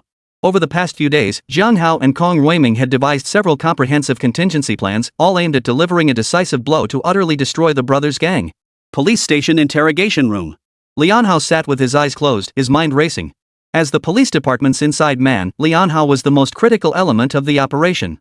Whether the brothers' gang could be eradicated and peace restored to Yangyang City hinged entirely on Lian Hao's ability to act as the mole and capture the gang's boss. Jiang Hao, you're here. Phew. Thank you for giving me this chance to atone. Throughout his mission to relay police intelligence to the crime boss, Lian Hao endured constant inner torment and struggle. Because of his betrayal of the police department's operational intelligence, countless brothers who had once been Lian Hao's comrades had sacrificed their lives. Countless nights, the faces of his fallen or trapped brothers haunted Lian Hao in recurring nightmares. Now, Lian Hao finally had a chance to atone for his sins, to lessen his guilt through concrete actions. Lian Hao actively cooperated with every arrangement made by the Yangqing Police Department, providing Kong Weiming and Jiang Hao with everything he knew about Blackie and the brothers' gang without holding anything back. Captain Li. I hope we succeed. Jiang Hao's expression remained composed, devoid of any unnecessary words. Jiang Hao had been stationed at the police station these past few days. Leveraging his god-tier psychological profiling skills, he engaged in repeated in-depth discussions and analyses with Lian Hao. He hoped to decipher Black Guy's behavioral patterns and psychological traits, thereby increasing the odds of success for the special operation. In his mind, Jiang Hao constructed a vast and intricate mind map, tightly weaving together every clue and hypothesis gathered by the police. He refined it relentlessly, making constant adjustments. He sought to piece together a complete, clear criminal puzzle of the Black Boss, bolstering their odds for the impending showdown. Jiang Hao, to be honest, you remind me of Black Guy. You're just as meticulous. Lian Hao looked at Jiang Hao with a complex expression. Maybe. Everything will become clear once we apprehend the Black Guy. Jiang Hao rubbed his eyes. The recent high-intensity analysis had left him utterly exhausted. Everything was about to come to a head. Hello? Is that you? Who exactly are you? Why are you calling me again? Outside the hallway, Jiang Hao answered the mysterious call. I never expected this. You've already prepared to capture Blackie so quickly. I see. You're just like your father. Your personalities are practically cut from the same cloth. Ha! Cough cough cough. A hoarse voice came from the other end of the line, the mysterious figure who had been secretly guiding Jiang Hao all along. I can't help you. All I can do is wish you success in your mission. Click. Click. Click. The call ended abruptly. Jiang Hao had no time to unravel the mystery in his heart, for the operation to capture Black Guy was set for today. The arrow was on the string, it had to be released. The post office. The command center for the operation against the brothers' gang was set up in the bookstore across from the post office. Kong Weiming peered through the glass, constantly monitoring the activity at the post office across the street. Old Li's gone inside. The listening device is active. Xianli reported on the operation's progress. The special task force members are already in ambush positions near the post office. We're just waiting for Old Li's response. The moment Black shows up, we move in for the arrest. The area around the post office appeared calm and ordinary, yet it was riddled with hidden dangers, already tightly encircled by a web of surveillance. Huff. Jiang Hao personally joined the operation, hiding on the second floor of a grocery store across from the post office. Through the window's narrow gap, his gaze remained fixed on the post office entrance. His palms were sweating slightly. The gravity of this operation made it impossible for him to feel calm. Who's there? Li Xiuyan? What are you doing here? Didn't you say you didn't want to get involved with the Yangqing Police Department? Jiang Hao spotted the sneaky Li Xiuyan, his expression filled with confusion. Shoo! Silence! I'm here to help you. Worried about Jiang Hao's safety, Li Xiuyan ultimately got involved. Ah! Jiang Hao sighed deeply and resumed observing the situation at the post office. Emotional debts. Jiang Hao really was accumulating more and more. Something's up. Something's up. Suspected Black Guy spotted. Suspected Black Guy spotted. Watch out. Caution. The pager broadcasted updates on the situation inside the post office. Jiang Hao's gaze shifted toward the post office. A figure clad in postal uniform, wearing a mail carrier's cap and riding a postal bicycle slowly came into view.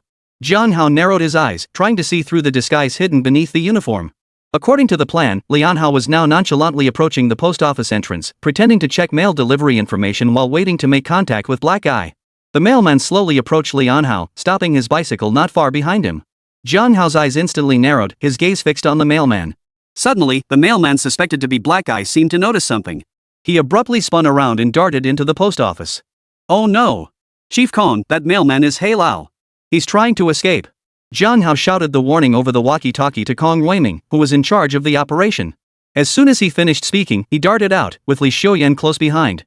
You're finally here, Black Eye. Today is your last day. Lian Hao shouted, his voice echoing across the open space in front of the post office. Lian Hao! You traitor! How dare you scheme against me? You don't want your daughter to live anymore. Ah! The man dressed as a mailman roared furiously. Blackie, you won't get away. My daughter is already cured. Now, I'm going to settle the score with you. Because of you, my daughter's life was once in danger. Because of you, my innocent comrades gave their lives. Because of you, Yangcheng plunged into turmoil and unrest. Inside the post office, Lian Hao blocked the escape route of the black-haired man. His face unflinching, he assumed a fighting stance. Ha ha ha. Fine, fine, fine. Settle the score with me? Ha ha ha ha. The black guy froze for a second, then a sinister grin spread across his face. You. I'll kill you first. Send you to join your comrades.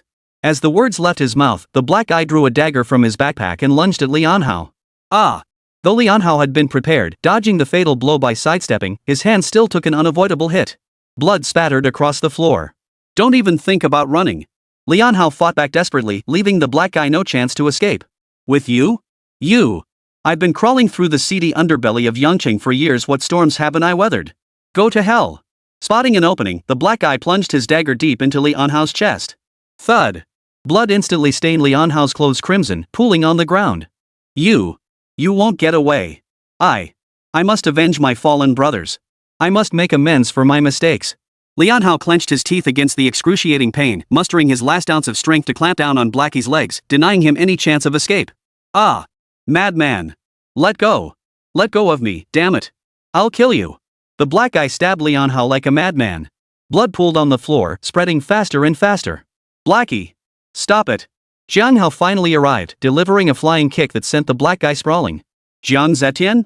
No! You? Who are you? Jiang Zetian is long dead. What's your relationship with Jiang Zetian? The black man's voice betrayed utter shock. Go to hell! Everyone connected to Jiang Zetian die. The black guy suddenly sprang to his feet, brandishing a short knife as he wildly slashed toward Jiang Hao.